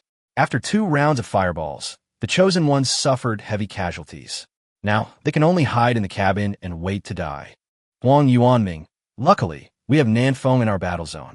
He killed the Crypt Spider King and Flame Chicken King instantly, which greatly reduced our pressure. Compared to other war zones, Zone 527 is indeed a lot easier. Su Zurin, I estimate that after today, there will be only a few people left in the battle zone ranked after 700, and they may even be wiped out. As soon as Su Zurin finished speaking, a server-wide announcement sounded. Ding! All the Chosen Ones in Original World Area 998 have been killed, and the resources of all remaining war zones have increased by 10%. Everyone looked at each other. Unexpectedly, just after Su Zurin finished speaking, a battle zone was wiped out. The 998th war zone is gone, and the resources of all remaining war zones will be increased by 10%. Su Zurin looked at the announcement and realized something. Next, the confrontation between war zones may become more intense. Chapter 77, Raging Hill Ants. Under the cliff, Nanfeng stumbled and fell all the way to the bottom of the cliff. Not bad, only lost about 300 health points. Nanfeng took out the barbecue from his backpack and ate it while walking towards the camp. Nanfeng also heard the system announcement just now and felt a little surprised. The first battle zone to be wiped out was not Sakura Kojiro's 132nd battle zone. Zone 132 lost 13 games in a row in the cross-region challenge. The entire zone was completely barren. It took half an hour to find even a tree. They can't upgrade their cabins, their life-saving weapons, or hunt beasts to increase their levels. How did War Zone 132 resist the beast tide? Nanfeng was a little puzzled, but he didn't think too much about it. Maybe in a few minutes he would hear the news that War Zone 132 had been wiped out. The most urgent task now is to deal with the Hill Ant Queen first. If it continues to give birth to cubs, the Crow Valley camp will be destroyed sooner or later. Going forward, Nanfeng soon saw scattered hill ants. Whoosh! Nanfeng killed it with the Desert Eagle and continued to move forward. The number of hill ants around gradually increased, and Nanfeng was getting closer and closer to the location of the queen ant. In 5 minutes, Nanfeng's way was blocked by dense swarms of hill ants. On the cliff in front of me, countless ants are climbing up, forming a black mass. If someone with trypophobia sees this scene, you will definitely be scared to the point of getting goosebumps all over his body. Above this cliff is the Crow Valley camp. This is it. Nanfeng licked his lips and looked around for the location of the Hill Ant Queen. Swish, swish, swish. The presence of humans near the nest made the hill ants very uneasy, and some of them immediately rushed towards Nanfeng. Nanfeng retreated while firing rapidly. One shot kills one. Sometimes even two can be killed by skewering. This level 4-5 beast has only 500 plus HP and less than 100 defense. How can it withstand a shot from Nanfeng with an attack power of 1500 plus? If it weren't for the fact that their numbers were so large, these ferocious beasts would be here just to give experience. 3 minutes passed, and Nanfeng still hadn't found the queen ant. But a basketball-sized cave on the edge of the cliff caught Nanfeng's attention. He saw clearly just now that a hill ant came out of this hole. The queen ant is in the cave? It seems possible. Nanfeng rushed towards the cave, and the surrounding hill ants suddenly went into a frenzy and surrounded him in unison, preventing Nanfeng from moving forward. Seeing the ants like this, Nanfeng felt that he had guessed the queen ant's location with an 80% accuracy. Penetrating bullet. A penetrating bullet was fired, and all the ferocious beasts in front of Nanfeng were wiped out. Rapidly, Nanfeng activated his speed skill, ran quickly to the edge of the cave, took out a grenade and threw it in, then immediately retreated far away. 5 seconds later, boom! The grenade exploded, sending dirt and rubble flying all over the sky. Rubble kept rolling down the cliff, causing the earth to shake. Nanfeng was startled. Yale had collapsed? It's so fragile.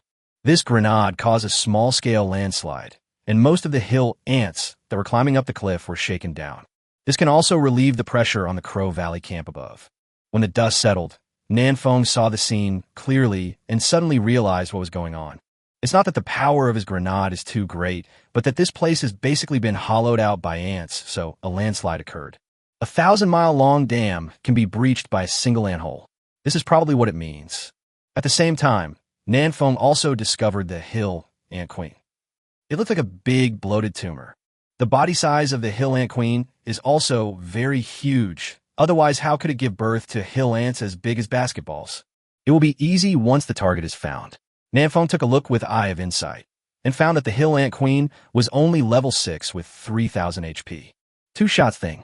Switching out the 98K, Nanfeng blew up the queen ant's head in front of tens of thousands of hill ants.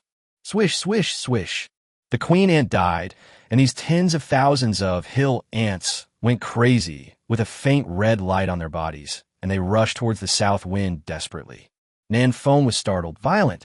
The death of the queen ant will actually provide a violent buff to all the hill ants. Frenzy. Your defense is halved, your attack power is doubled, and your movement speed is doubled. Seeing the effect of this buff, and then looking at the sharp mouth parts of the hill ant, Nanfeng took a breath. For Nanfeng, doubling the attack power is not the most terrifying thing. The most terrifying thing is the effect of doubling the movement speed. This means that this group of ants can catch up with the south wind. It's gone. Seeing that the ants were surrounding him, Nanfeng quickly ran away. Swish, swish, swish. The hill ants would not let Nanfeng go easily. Their eyes turned red, and they chased Nanfeng madly. Nanfeng took out a grenade, pulled the ring, and threw it at his feet. 5 seconds later, Nanfeng had run dozens of meters away, and the grenade was surrounded by hill ants. Boom! A large number of hill ants were killed in the explosion, buying Nanfeng some time to escape. But it doesn't make much sense because there are more hill ants coming up from behind. They're not attacking the Crow Valley camp anymore. They just want to kill Nanfeng. Are you sick? Did I dig up your family's ancestral graves or something? Do you have to chase me like this? Nanfeng ran as fast as he could, not daring to stop at all. He ran all the way back to the place where he had just come down from. Nanfeng took a hesitant look and didn't dare to climb up. It is very difficult for Nanfeng to climb such a steep slope, but for the ants it is just like shopping, and going up now would be like giving away.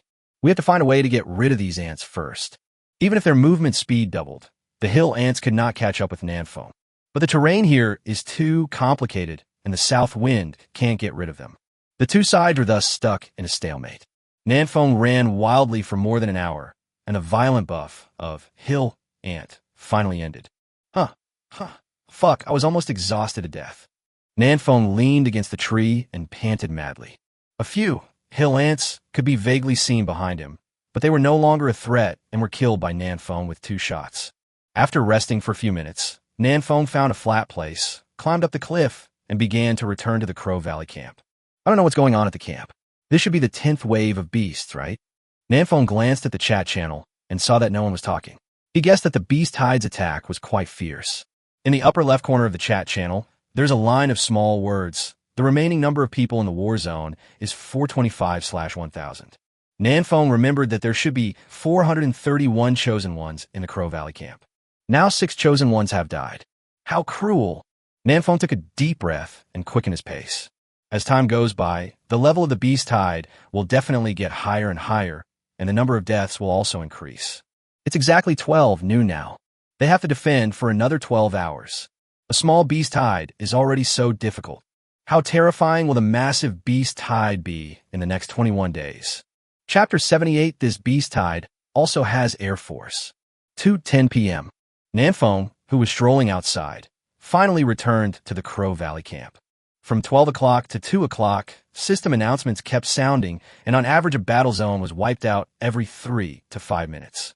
All of them are battle zones ranked after 900. More than 30 battle zones have been completely wiped out. The south wind murmured and returned to the camp. The atmosphere in the Crow Valley camp was a bit heavy. The chosen ones were all covered in wounds and sat on the ground to recuperate. Nanfeng first wanted to take a look at the cliff in the west, and found that no hill ants had climbed up, so he came to the southeast defense line. Su Zurin, you're back? I'm glad you're okay. Xiao Luo, it took 3 or 4 hours to kill a queen ant. I thought you were dead outside. Nanfeng, go away and don't curse me. In fact, Nanfeng had already killed the hill ant queen a long time ago. If he hadn't been chased by a large group of ants, Nanfeng would have returned long ago. Which wave of ferocious beasts is this? What level are they? How many casualties are there in the camp? Nanfeng asked 3 questions in a row. Su Zurin replied, the 13th wave has just ended. A level 9 beast has appeared just now. So far, 27 brothers have been killed. A level 9 beast is coming now? Damn it, we still have 10 hours to defend. Nanfeng cursed and found a place to sit down. With this level of difficulty, is it going to end after killing us all? Huang Yuanming, not necessarily. I just checked the interregional channel, and they said that the beast tide seemed to be only 15 waves. Su Zurin raised his eyebrows. Who said that? Is the news reliable? Huang Yuanming. It was Edward, the chosen one in Area 1, who said that. He said that after Catherine Vina killed the 14th wave of boss, no new beast came for 2 hours. Huang Yuanming. So he estimated that there would be only 15 waves of beasts, and the last wave's boss would be a level 15 lord, who might not come until night. Nanfeng licked his lips, digesting the information in Huang Yuanming's words. The kill in Area 1 was so fast? We just held on to the 13th wave, and it took them 2 hours to finish the 14th wave? Is the gap so big? Shinpan, I heard that Catherine Vina's attack power is extremely high. She would rush into a group of ferocious beasts and just hack and slash at them. She would kill gods and Buddhas if they stood in her way. Huang Yuanming, I also heard that her defense is very high. She can kill 30 or 50 ferocious beasts by herself. Shinpan, I also heard that she is very agile. Nanfeng, other war zones have heard that I have planes and tanks. We are not the chosen ones of Area 1, and no one has ever seen the true charm of Catherine Vina. We can only listen to the nonsense of other chosen ones of Area 1, and cannot take it seriously. Su Zurin, it doesn't matter what Catherine Vina is like. What matters is that if the beast tide really only has 15 waves, then we are very close to victory. Xiao Luo, that's not necessarily true. The last wave of boss is level 15. Our attacks may not be able to break through his defense. We can only slowly kill him with 1 drop of blood at a time. Huang Yuanming, TSK, how many people will die then? You ran. This last wave depends on me. Nanfeng. South wind. After a short rest, the 14th wave of beasts arrived as expected. Violent porcupine. Nanfeng and Xiao Luo looked at each other and breathed a sigh of relief. This wave of lord-level beasts, while Pig King, was killed by Nanfeng this morning. Without the presence of a lord-level ferocious beast, these porcupines with low IQs are nothing to be feared. More than 200 meters away, thousands of violent porcupines launched a charge. After the previous 13 waves of beast attacks, the trap area has been basically scrapped and is unable to stop the charge of the violent porcupines. The chevaux de frise, stakes behind the trap area, were relatively intact, but in front of the violent porcupine, that was over 3 meters long, they were like toys and were instantly smashed to pieces. Su Zurin, retreat. Retreat to the cabin. The charge of violent porcupine is too fierce. No one can withstand it, not even Su Ming. Everyone could only retreat to the cabin to defend themselves. Boom, boom, boom. Dull collision sounds were heard one after another, and the violent porcupine in the front had already crashed into the cabin on the first line of defense. Crash, crash. The first row of cabins began to shake slightly, but the cabin's 1,000 points of defense were not to be underestimated, and the charge of the violent porcupines was easily blocked. Huang Yueming's cabin is on the first line of defense, and Nanfeng and others all stay here. Huang Yuanming, fuck you, immortal master. How can this porcupine do so much damage? It can actually break through the defense of my villa by attacking it. Nanfeng was puzzled. No way. This porcupine can have 1,000 points of attack? Are you kidding me? I have insight. Nanfeng activated his skill and checked the properties of violent porcupine. Oh shit, it has a passive skill, Earthquake, that can cause double damage to buildings. Huang Yuanming was anxious. No, so many violent porcupines are attacking my villa together. Who can stand it? Xiao Luo, stop talking nonsense, kill them quickly. This wave of beasts is specifically here to attack the cabin. Xiao Luo opened the door, took out his dagger, and chopped wildly. The chosen ones in other cabins also began to fight back. With the cabin as a natural barrier, everyone is still safe for the time being. But everyone soon discovered a problem. Just now, the violent porcupine rushed too fast, and most of the chosen ones hid in the cabins on the first line of defense. There were more than 10 people crowded in each cabin.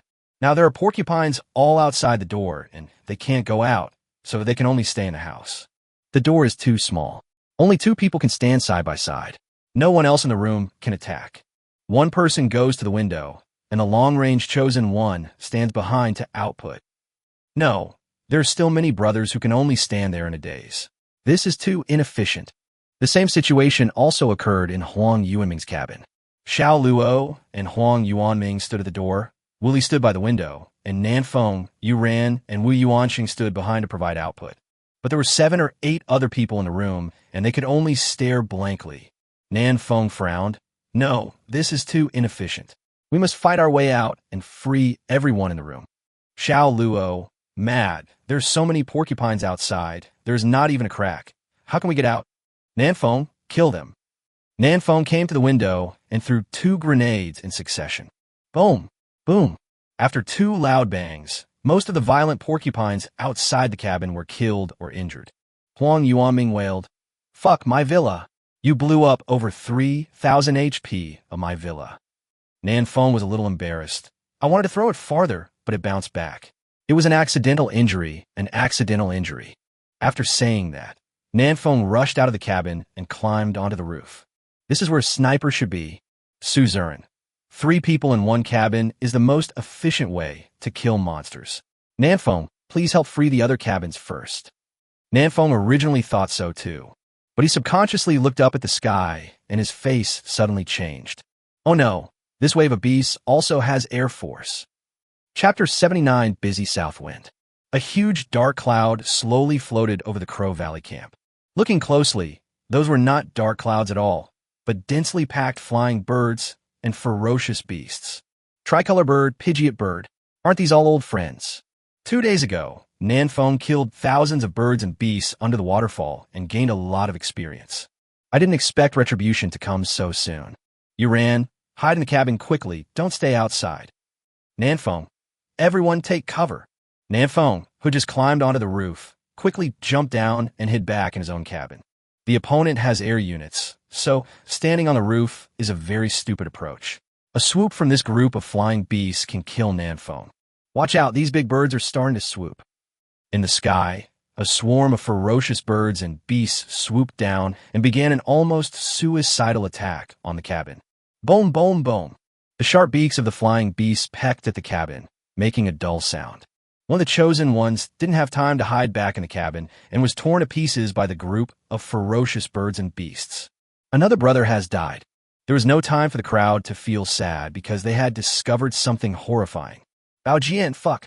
This round of dives has cost my cabin over 1,800 HP. Why are these beasts so damaging? Force. There's a woodpecker in here, which can cause armor-breaking effect on the cabin. My cabin only has 800 points of defense left. Nanfeng quickly took a look at his cabin and found that its defense had indeed dropped to 800 points, and there was also a debuff effect. Woodpecker, can cause armor-breaking effect on wooden structures, lasting for 10 seconds. At this time, this group of flying beasts took off again, circling in the sky, ready to die for the second time at any time. Wu Yuansheng looked at the sky in despair. Yale, there are so many of them, and they are still guarding Go Ba. Huang Yuanming, what should we do? There are too many beasts, and the small wooden house can't hold them. Xiao Luo wielded his dagger and chopped a violent porcupine in half with a crescent-shaped slash. What else can we do? We can kill as many as we can. We can delay as long as we can. Suzerain, don't give up as long as the cabin hasn't exploded. We are safe.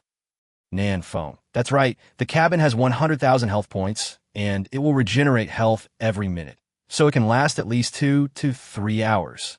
Nanfeng didn't know whether he could kill all these ferocious beasts in 2 or 3 hours, but at least there was still a glimmer of hope. Nanfeng stood by the window, holding up his 98K and aiming at the sky. There aren't many woodpeckers. Long-range chosen ones prioritize killing the woodpeckers among the flying beasts. Yun Fei, what are you talking about? These big birds are flying so high. I am lucky enough to hit them, and you want me to accurately hit the woodpecker among them? Nanfeng, it doesn't matter if I can't hit the woodpecker, as long as I can hit the bird. Nanfeng locked onto a woodpecker and calmly pulled the trigger. Call out. Minus 1870. The magic bullet cut through the sky and accurately hit a level 9 woodpecker. One of the woodpecker's wings was pierced, and it could no longer maintain its balance, so it staggered and fell from the air. The shot missed the vital point and failed to kill the woodpecker instantly. Swoosh! A magic stone flew over and killed the woodpecker. Yin Fei shook the slingshot in his hand and gave thumbs up. Nanfeng, you are really awesome. You can shoot down a bird 70 or 80 meters high with one shot. Nanfeng continued to look for the woodpecker's traces through the 2x scope. The beast is really awesome. A woodpecker can fly so high. Call out. Nanfeng pulled the trigger again and shot down another woodpecker. Huang Yuanming was overjoyed. Fuck, Boss Nanfeng is awesome. Wu Yuansheng, there's hope, brothers. As long as we kill the woodpecker, our cabin can at least hold out for another hour or two. Wu Yuansheng bent his bow and shot an arrow at the ferocious beast in the sky. A Pidgeot was shot down. Brother, you shot so crookedly. Will your girlfriend have any objection? Nanfeng calmly fired the third shot and shot down the third woodpecker. Accurate. Nanfeng's 3 shots gave everyone great confidence. With such a big guy in the camp, are you still afraid that you can't defend it? Dumb. In the sky, the birds and beasts gathered together and launched a second dive. Suzerain said in a deep voice, they're swooping down, brothers in the long-range area. Prepare to fight back. The birds and ferocious beasts swooped down, and the chosen ones in the cabin also began to fight back. Wu Yuansheng, you said I shot crookedly? Look, I shoot 3 times in a row, 3 at a time. Wu Yuansheng pulled the longbow to its full extent and shot out 3 magic arrows at once. Yun Fei, 3 at a time? You can't do that. Look at me, I'm scattering flowers. Yun Fei condensed a handful of magic stones and shot them all out in one go. All of a sudden, all the ranged chosen ones used all their means, without any sparing of any skills, and threw them out one after another. In this wave of dives, the birds and beasts left behind dozens of corpses. Everyone saw hope again. Suzerain, just fight like this. Brothers in close combat, attack the violent porcupine on the ground, and leave the birds in the sky to the brothers in long-range combat. Nanfeng, Wu Yuansheng, the 2 of you have a long range. Kill the woodpecker first. Su Ming, take a group of brothers with you and take advantage of the gaps between the swooping birds and beasts to free the brothers in the other cabins first. A large number of chosen ones were piled up in the small wooden houses on the first line of defense and had no way of participating in the battle. We must release all this combat power. Su Ming patted his shield and said, I'll be in the front to take the damage. Come on, higher level ones, follow me. While the birds and beasts in the sky had not yet organized their next dive, Su Ming rushed out of the cabin. Brutal charge. Su Ming roared, and with his large shield, he pushed back the violent wild boars around him. Behind them, Xiao Luo, Wu Li, Huang Yuanming, and others released their skills one after another to kill the surrounding ferocious beasts. They quickly rushed to the door of the cabin next door. Brothers inside, come out quickly. Just leave 2 or 3 people to defend this cabin. A dozen chosen ones rushed out and, under the leadership of Su Ming, dispersed into other cabins. The violent porcupines also began to scatter and disperse to various lines of defense, and the pressure on the cabin on the first line of defense was greatly reduced. Nanfeng's cabin is in the center of the camp. No violent porcupines have come here yet, so Nanfeng can hunt birds with peace of mind. For a moment, Nanfeng seemed to have returned to the time when he lived by the waterfall. 1 shot, 2 shots, 3 shots. Nanfeng was completely focused, and his entire body entered a state of extreme concentration. In this state, Nanfeng's hit rate reached over 99%. Ding! Congratulations! You have successfully reached level 11. Ding! Your all attributes +5. Ding! You get 5 free attribute points. Upgraded. The system prompt woke Nanfeng up from his concentrated state. These birds are all level 8-9 ferocious beasts with high experience. Nanfeng actually leveled up while killing them. Nanfeng added all his free attribute points to strength and continued shooting birds. Not far away, Wooly suddenly yelled, "Nanfeng, it's bad. Another ant is crawling up from the west." "Hill ants?" Nanfeng was stunned for a moment, then he understood. "Don't panic, the queen ant is dead. These are the ants that were chasing me just now. They're back again, there are not many of them. Don't panic." On the first line of defense, Ma Yong also yelled at the top of his lungs, "Help! My cabin has only 10,000 HP left, and it's about to be destroyed." "Bao, Jian, there are too many violent porcupines around Ma Yong. Please get some help." Nanfeng glanced at the sky and saw that there were only a few woodpeckers left. He immediately put away his 98k and prepared to go to Ma Yong to support him with a grenade. Before Nanfeng left the house, Wu Yuanxing's roar came again. "Nanfeng, there's a boss in the sky. Hurry up and kill it." Nanfeng was helpless and looked up at the sky again, and sure enough, he found a huge boss, the 3-colored Kuan. "Damn, I'm too busy today." Chapter 80, Killing the 3-colored Kuan. Nanfeng's discovery? The clouds above the Crow Valley camp slowly dispersed, revealing a gigantic tricolored Kuan. Tricolor Kuan, a variant of the tricolor bird. It is huge in size, can float in the air, and travel thousands of miles a day, but lacks powerful means of attack. This 3-colored Kuan floats quietly in the air, and the surrounding birds will land on it to rest when they are tired. Wooly was shocked and said, "Oh my god, this is an aircraft carrier." Wu Yuansheng, it's true. Those beasts are eating the parasites on the 3-colored Kuan. Aren't they just cheering for it? Nanfeng could see more clearly through the 2x scope. Those parasites can restore the health of the big bird. This is a mobile fountain. Most long-range chosen ones have low attack power and cannot kill instantly with 1 shot like Nanfeng. Therefore, there are many birds and beasts in the sky with low health. Now the appearance of the tricolored Kuan is equivalent to a mobile fountain, which brings back all these ferocious beasts with low health. Yin Fei, I'm drunk. I just aimed at a Pidgeot and hit it 3 times in a row. It was about to be killed, but now its health is full again. Su Zuren, Nanfeng, Wu Yuansheng, quickly kill the 3-colored Kuan. Xiao Luo, take a few brothers to Ma Yong's side to help.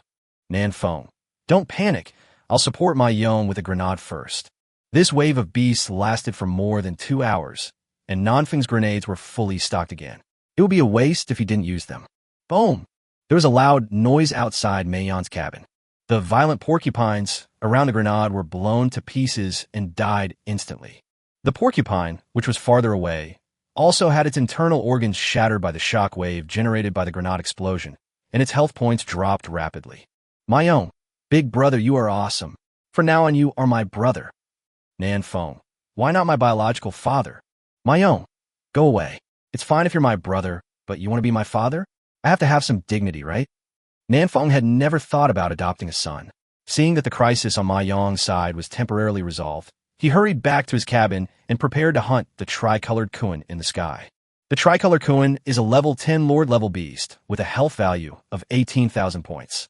Its defense is also ridiculously high, at 1,400 points. Ordinary people cannot break through its defense at all. Nanfeng shot the 3-colored Kuan in the abdomen, causing only more than 150 damage.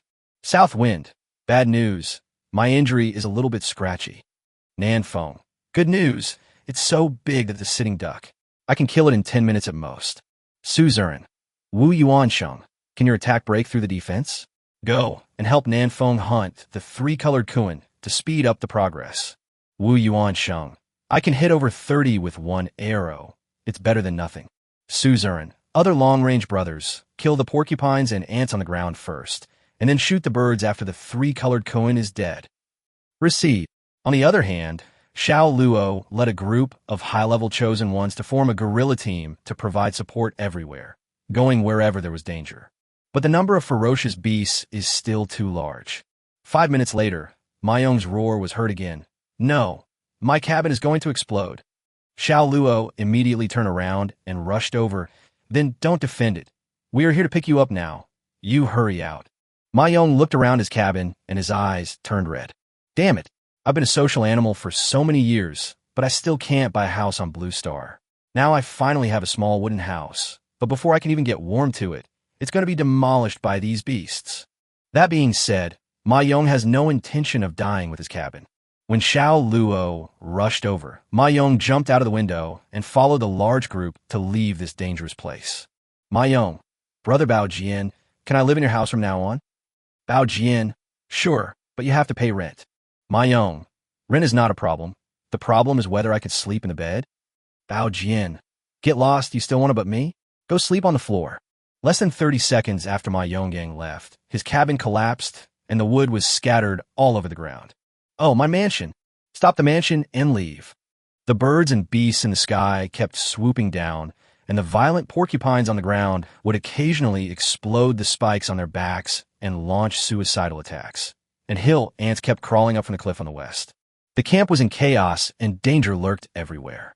Nanfeng didn't have time to pay attention to all this. He had to knock down the tricolored Kuan in the sky first. Xiao Luo and his men will deal with the ferocious beasts on the ground, but the birds in the sky can only be left to Nanfeng. 8 minutes later, a large hole had been blasted in the belly of the three-colored Kuan by the 98K. It doesn't have much health left. Wu Yuansheng. Brother, this big Kuan seems to be trying to run away.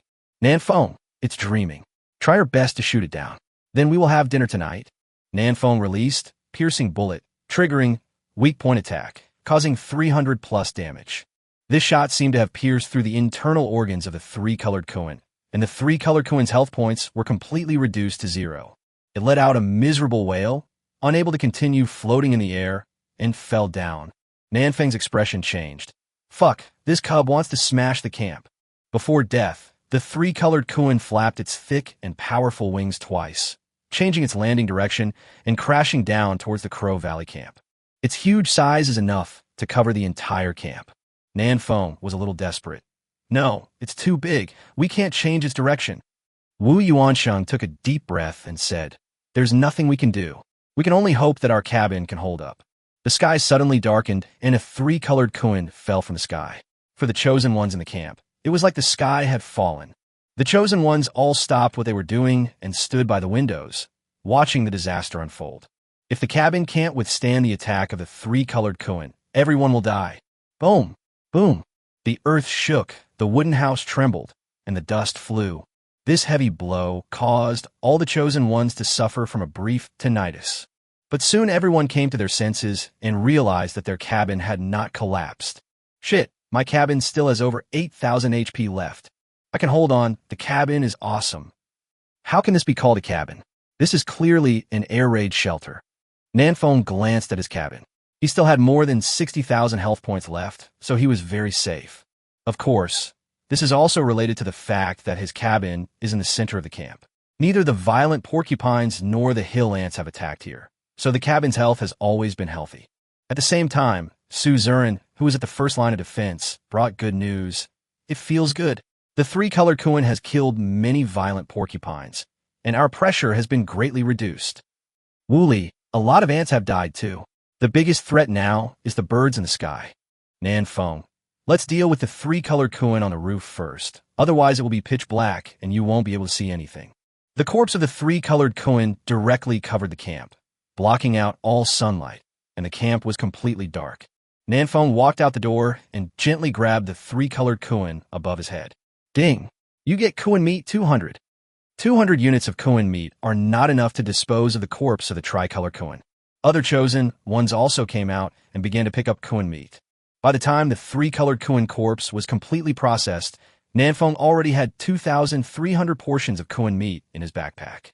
I won't have to worry about food for the next few months, but I don't know if I'll vomit. The birds and beasts in the sky began to dive again, and Nanfeng retreated back into the cabin, ready to continue shooting birds. But he suddenly found something wrong.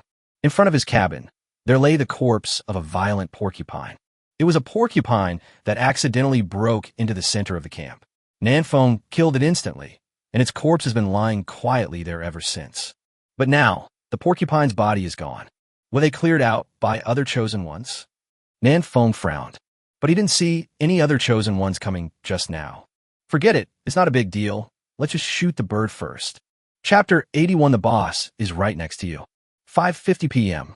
The ferocious beasts that attacked the Crow Valley camp were finally wiped out. After an afternoon of fighting, more than 20 chosen ones were killed in the Crow Valley camp. Most of them were crushed to death by the three-colored Kuan that smashed their cabins.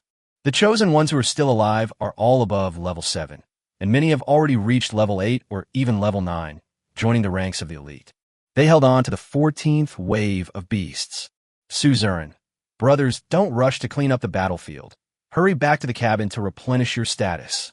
There will be another wave of ferocious beasts next, and the final boss of level 15 is expected to come soon. Wooly, oh my god, I'm exhausted from defending this wave. Can I withstand the 15th wave? Xiao Luo, don't be scared, just do it. Huang Yuanming, isn't it just a level 15 lord? With boss Nanfeng here, I can kill a level 20 lord for you to see. Nanfeng, brother, can you please not bring me along when you brag? Nanfeng's magic power had been depleted for several rounds, and he kept drinking clean fresh water without stopping. His stomach was bloated from drinking so much, and he had to pee urgently. No, I have to find a place to pee first. Nanfeng came to the edge of the western cliff and found a secluded corner. Sure, it feels good. After taking care of the physiological issue, Nanfeng felt relaxed all over. When he was about to return to the cabin to replenish his health and magic points, he suddenly caught a glimpse of the corpse of a hill ant in the corner and disappeared. Nanfeng turned his head and looked towards that corner.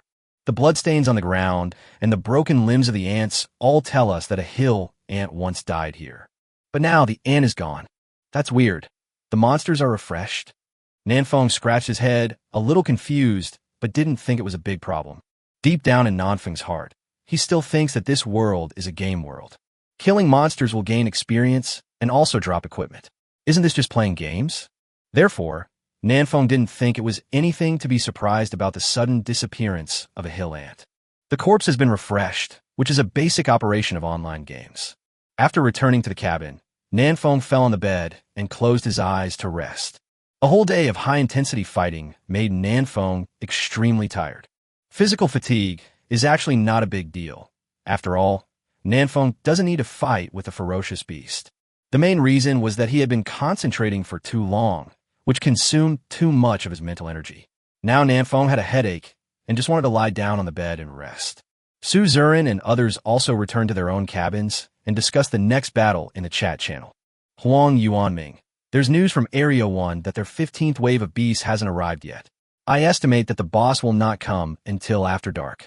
Shunpan, new battle report, there are a total of 1,000 war zones in the original world, and now 241 war zones have been completely wiped out. Theoretically, the resources of our war zones that are still in existence should increase by 1.1 to the 24th power, but at present, it seems that there has been no change in our war zone. Xiao Luo, there haven't been many changes in other war zones. Sakura Kojiro from Zone 132 has been asking in the inter-zone channel for a long time. Their war zone is still bare. Suzerain, maybe we have to defend it until today before we can increase the resources. Nanfeng, how did Area 132 manage to hold on until now? The resources in their battle zone are almost zero, and they can't upgrade. Most of the small wooden houses are sea level. How did they hold on against the beast tide today? Yuran, do you know why the chosen one in Area 132 can't level up? Nanfeng, I know. Their war zone is extremely poor, and there are very few ferocious beasts. Where do they get the experience to level up? Yuran, yeah, there aren't even any ferocious beasts in their war zone. So where did the beast hide come from? Nanfeng, fuck, there's such a good thing. Nanfeng suddenly realized that maybe it was just like a blessing in disguise. Although the chosen ones in Area 132 cannot upgrade, they don't have to face the beast tide, which is really cool. Suzerain, it's still more than half an hour before dark. Everyone can take a rest first, and those who want to sleep can take a nap to replenish their energy. Nanfeng, indeed, I am too sleepy to bear it any longer. Wooly, hulu hulu. Soon, snoring sounds could be heard throughout the camp. Of course, for safety reasons, more than 100 chosen ones did not rest, but instead took on the job of sentinels to guard against ferocious beasts that might raid the camp. As the sun sets, the last rays of sunlight slowly fade away. It's getting dark. Potato, potato, call sweet potato, ovo. Here are sweet potatoes. Potatoes, please, ovo. No traces of ferocious beasts were found in the East District. What about you, Uo? Neither does the South District. Neither does the West End. Every 30 seconds, the chosen ones in the three directions will report the situation to each other. It is now 6:40. It has been dark for 10 minutes, and the imagined 15th wave of beast tide has not yet arrived. Huang Yuanming looked into the distance, cursing, manhwa. If you want to come, just come earlier. Why are you keeping us hanging like this? Let us die quickly if we want to. Shen Pan had just finished chatting in the group, and when he heard Huang Yuanming's words, he looked up and said, the other battle zones haven't come yet. Everyone is waiting. Wooly, oh, I had a good sleep. I feel refreshed. Nanfeng, brother, your snoring is too horrible.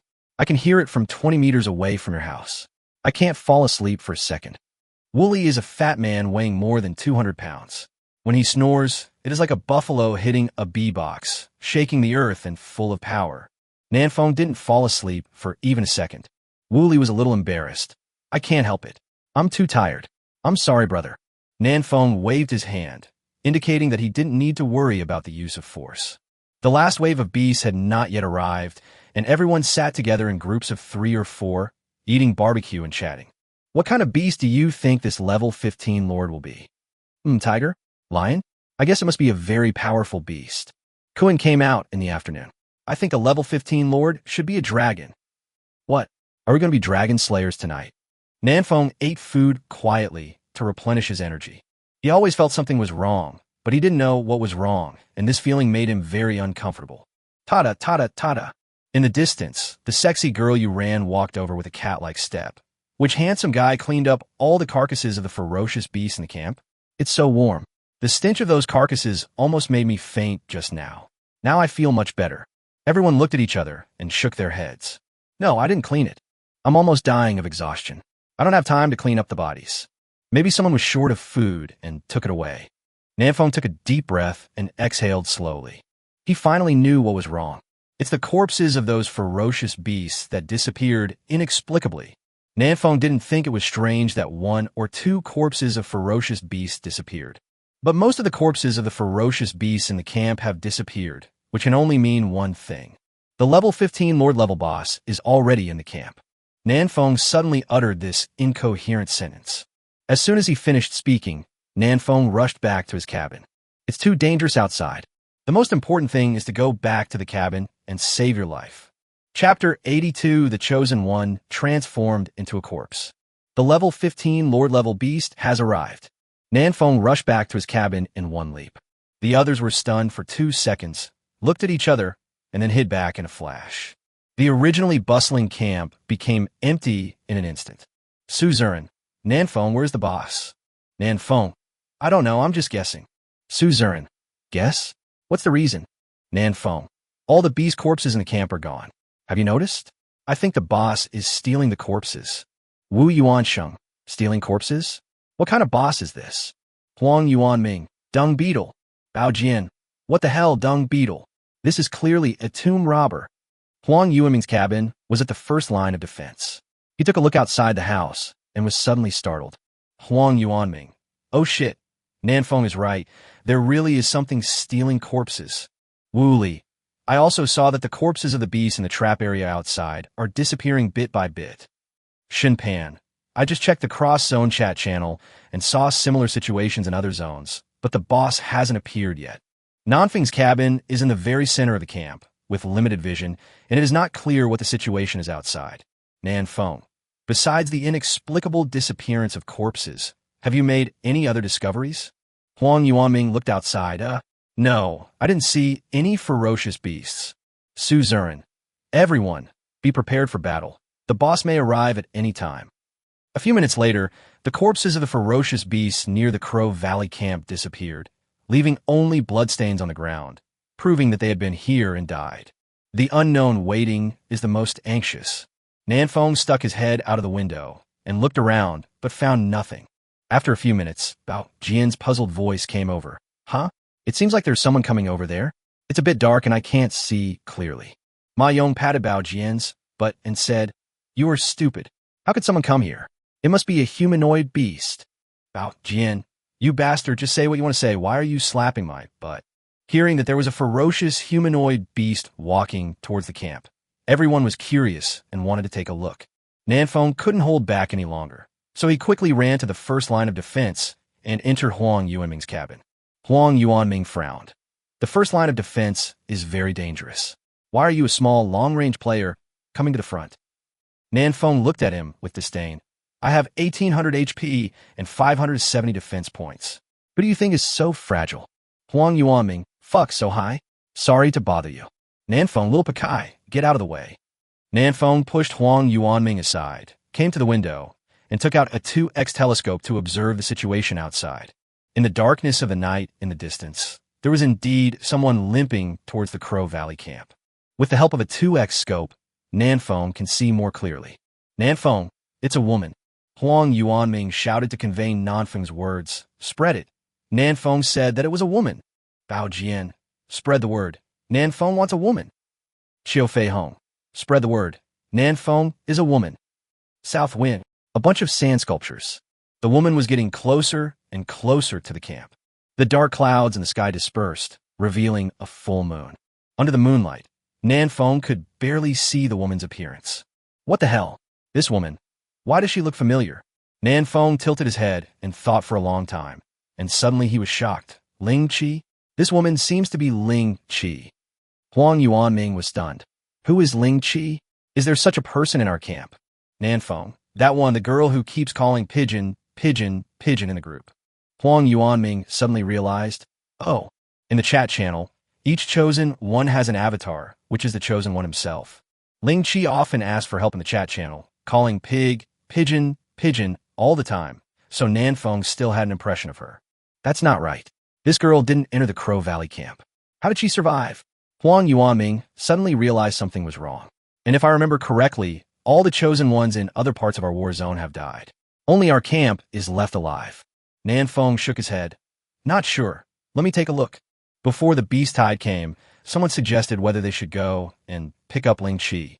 But later on, when they learned that Ling Qi's cabin was only F level and she herself was only level 2, everyone gave up on this idea. There is no saint among those who have survived to this day. If it is a simple task, someone might help, but no one wants to keep such a burden around. Even if she is a girl, it won't work. Everyone was a little surprised to see that Ling Qi was not dead yet. How did a level 2 noob like her survive such a terrifying beast tide? As Ling Qi got closer, Nanfeng could already see many details about her. The skin is white, the clothes are messy, the places that should be covered are not covered, and the places that should not be covered are all covered with clothes. Nanfeng touched his nose, and fortunately, there was no nosebleed. Huang Yuanming came over and wanted to take a look with a 2x scope, but was righteously rejected by Nanfeng. Children, don't look around. Be careful of getting sty. As he spoke, Nanfeng had already taken out the 98K from his backpack and installed the 2x scope on it. Huang Yuanming, why did you pull out the gun? Nanfeng, she wants to seduce us with her beauty, so of course I'm going to beat her to death. In fact, through the observation just now, Nanfeng has confirmed that Ling Qi is dead. She had a terrified look on her face, her expression was stiff, and half of her tongue was sticking out. In addition, her calves were bent inward and she walked with a limp. She looked like a zombie no matter how you looked at her. Are you the final boss? Nanfeng murmured, aimed at Ling Qi's head, and pulled the trigger. Call out. Gold crossed out headshot. The powerful impact knocked Ling Qi to the ground, but she quickly got up again and continued to limp towards the camp. My FK. A big question mark appeared above Nanfeng's head. Huang Yuanming, what's wrong? Isn't it normal that one shot didn't kill him? Shoot again. Nanfeng. The problem is not that she didn't die with one shot. The problem is this thing. She has no health bar. After Nanfeng's shot just now hit the target, there was no light red number floating up. This is the first time Nanfeng has encountered such a situation. Huang Yuanming was confused. What the hell? No health bar? How can I kill it? Nanfeng frowned and used the skill, Eye of Insight. The chosen one who was transformed into a corpse. Ling Qi. Level 2. Health, none. Magic value, none. Attack power, 65. Defense, 27. Introduction. This is a chosen one who is resurrected by the necromancer. As long as the necromancer does not die, she will never die. Necromancer. Nanfeng nodded in understanding. This should be the final boss, a level 15 Lord-level beast. Ling Qi, who has been transformed into a corpse, will not die. There is only one way to kill her, and that is to kill the necromancer. But the question now is, where is the necromancer? Chapter 83, Level 15 Lord. Undead Wizard. Someone posted Ling Qi's attributes in the chat channel. Chat channel suddenly became lively. Ling Qi? Is this the Ling Qi who is always called Gidge? Is this true? She turned into a zombie. Where is the necromancer? Has anyone spotted him? After transforming into a corpse, Ling Qi only has an attack power of 60 or so. He poses no threat at all.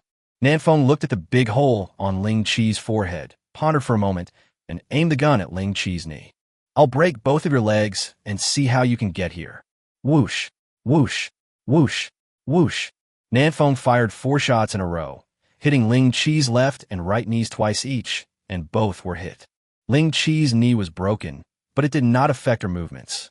She still limped towards the camp. In the cabin next door, Wu Yuansheng shot a magic arrow and nailed it to Ling Qi's foot. She is no longer human. You can't use common sense on her. She can still walk without knees. You should nail her feet to the ground like I did. Wu Yuansheng shot a few more arrows. The magic arrows drew a parabola in the air and accurately hit Ling Qi's little feet at a distance of 35 yards. Ling Qi pulled the magic arrow out of the mud with force and continued to limp forward. Wu Yuansheng shrugged. Just pretend I didn't say anything. Nanfeng chuckled and fired several shots, smashing Ling Qi's left knee into pieces and causing his calf to fall to the ground. Nanfeng, you should break her knees like I did. How can she walk without feet? Wu Yuansheng, what you said makes some sense. The 2 men attacked at the same time, breaking Ling Qi's right knee. In an instant, both of Ling Qi's calves were gone, leaving only her thighs and the lower body. But she was still moving forward firmly towards the camp's defense line. Wu Yuansheng, but there's not much truth in it. Nanfeng, then just pretend I didn't say anything. After being transformed into a corpse, Ling Qi became a walking corpse, knowing nothing but moving forward. What should we do?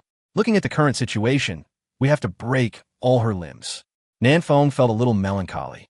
Beating to death and smashing to pieces are 2 different concepts. If Ling Qi had a health bar, Nanfeng could kill him with 1 shot. But to smash her body, you need a lot of guns. Because the magic bullet has no explosive effect, it will directly penetrate Ling Qi's body.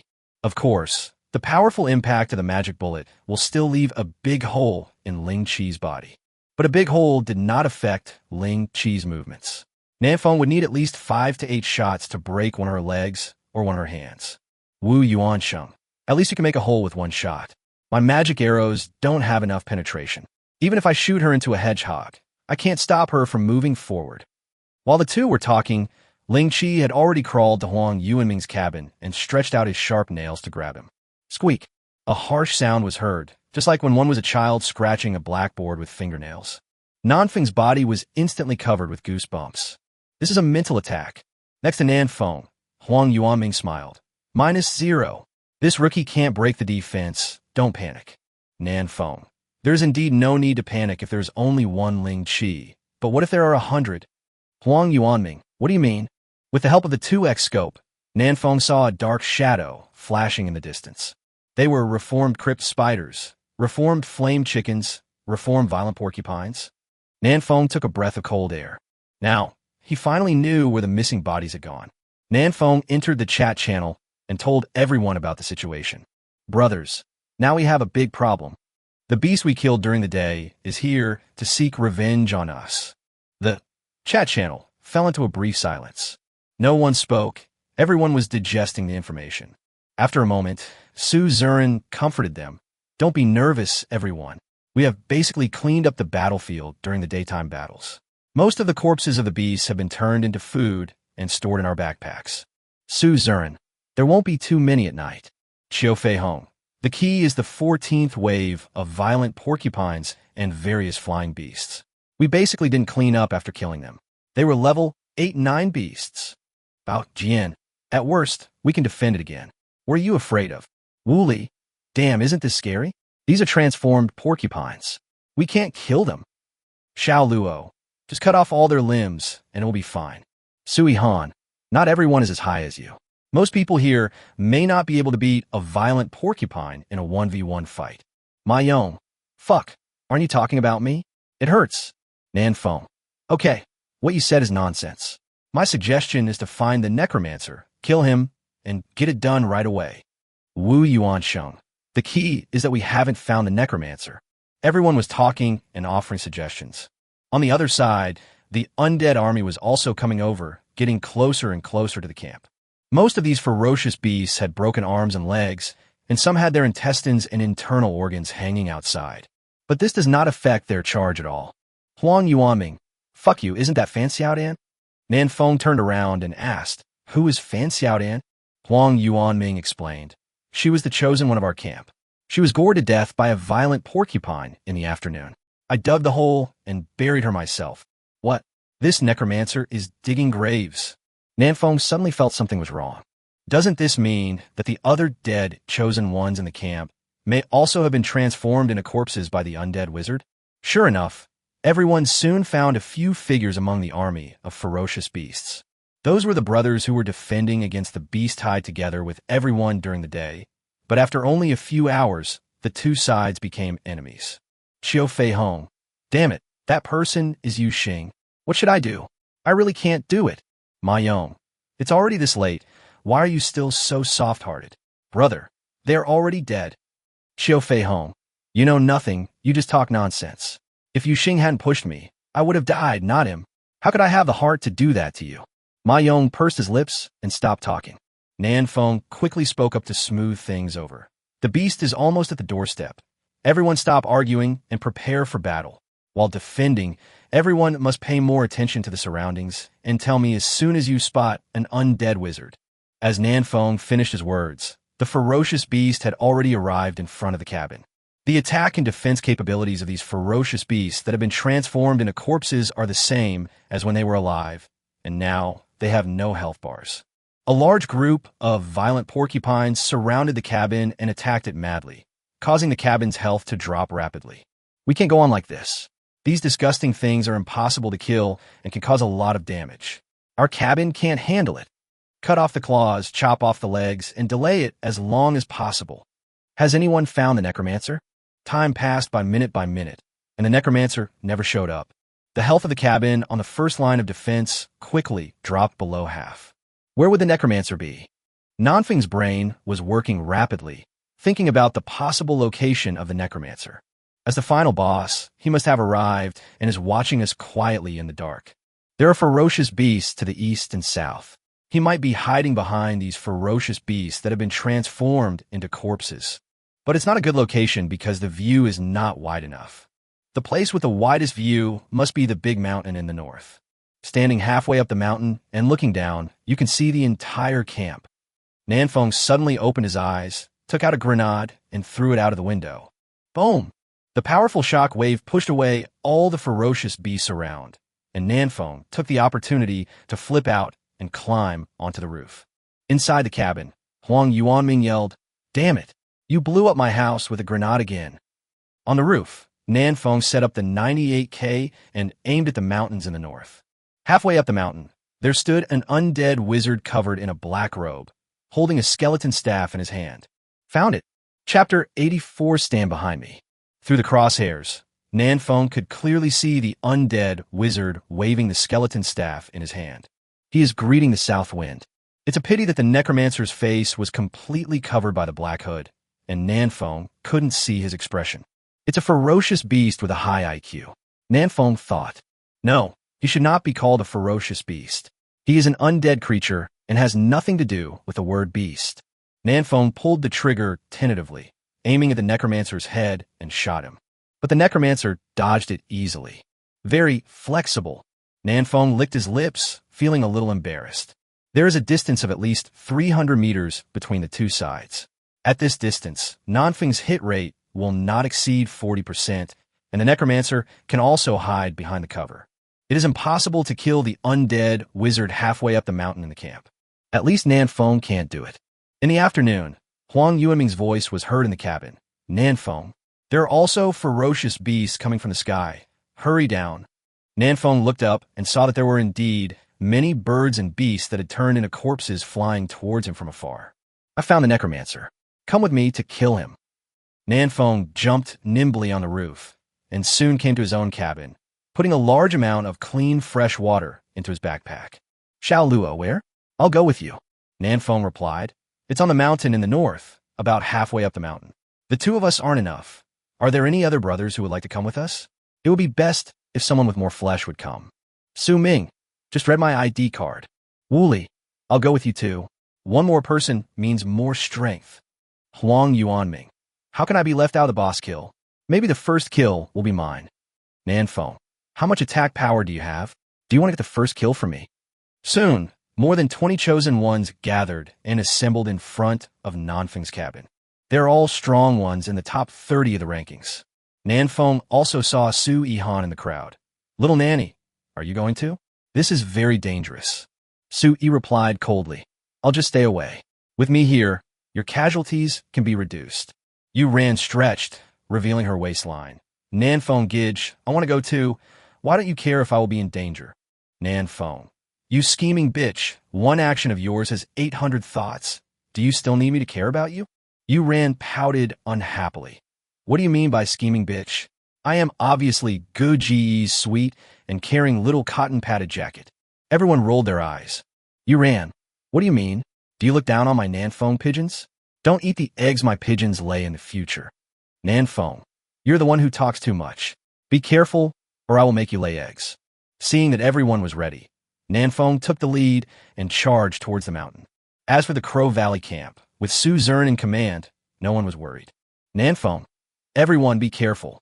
There may be ferocious beasts that have transformed into corpses on the mountain. Xiao Luo, Su Ming will lead the charge. The long-range chosen one will go in the middle. And be careful to protect Nanfeng. Nanfeng, don't worry about me. My defense and health are not low. Just pay attention to the nurse. Yu Ran, release a few fireballs to scout the way. Yu Ran pouted. You think of me as a tool? Yu Ran waved his magic wand, sending 3 fireballs flying into the distance. Call out. With the faint light of the fire, Nanfeng discovered a long-armed monkey and shot it in the head. This is a real beast. It has not yet been transformed into a corpse. As soon as Nanfeng finished speaking, the long-armed monkey he had killed climbed up from the ground. Huang Yuanming. Oh no, it's now a corpse. Nanfeng raised his middle finger. Shit, how big is the range of the necromancer's skills? Isn't he halfway up the mountain? Xiao Luo drew out his dagger and walked towards the corpse-like long-armed monkey. You guys keep going, I'll go cut off its limbs first. Be careful, don't kill other beasts. Nanfeng and his companions were traveling along the rugged mountain road. They encountered many ferocious beasts along the way. They would avoid them if possible, and if not, they would cut off their limbs instead of killing them to prevent the undead wizard from turning them into corpses. More than 10 minutes later, they arrived halfway up the mountain. The undead wizard in a black robe did not leave and was waiting for them here. Huang Yuanming. He didn't run away? It seems he doesn't take me seriously. Wu Li. He's only level 15.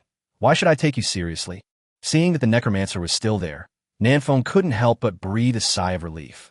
He was afraid that the undead wizard would find a place to hide and command the corpse-like beast below to continue attacking. If that happened, the cabin would definitely not be able to hold up for the next few hours.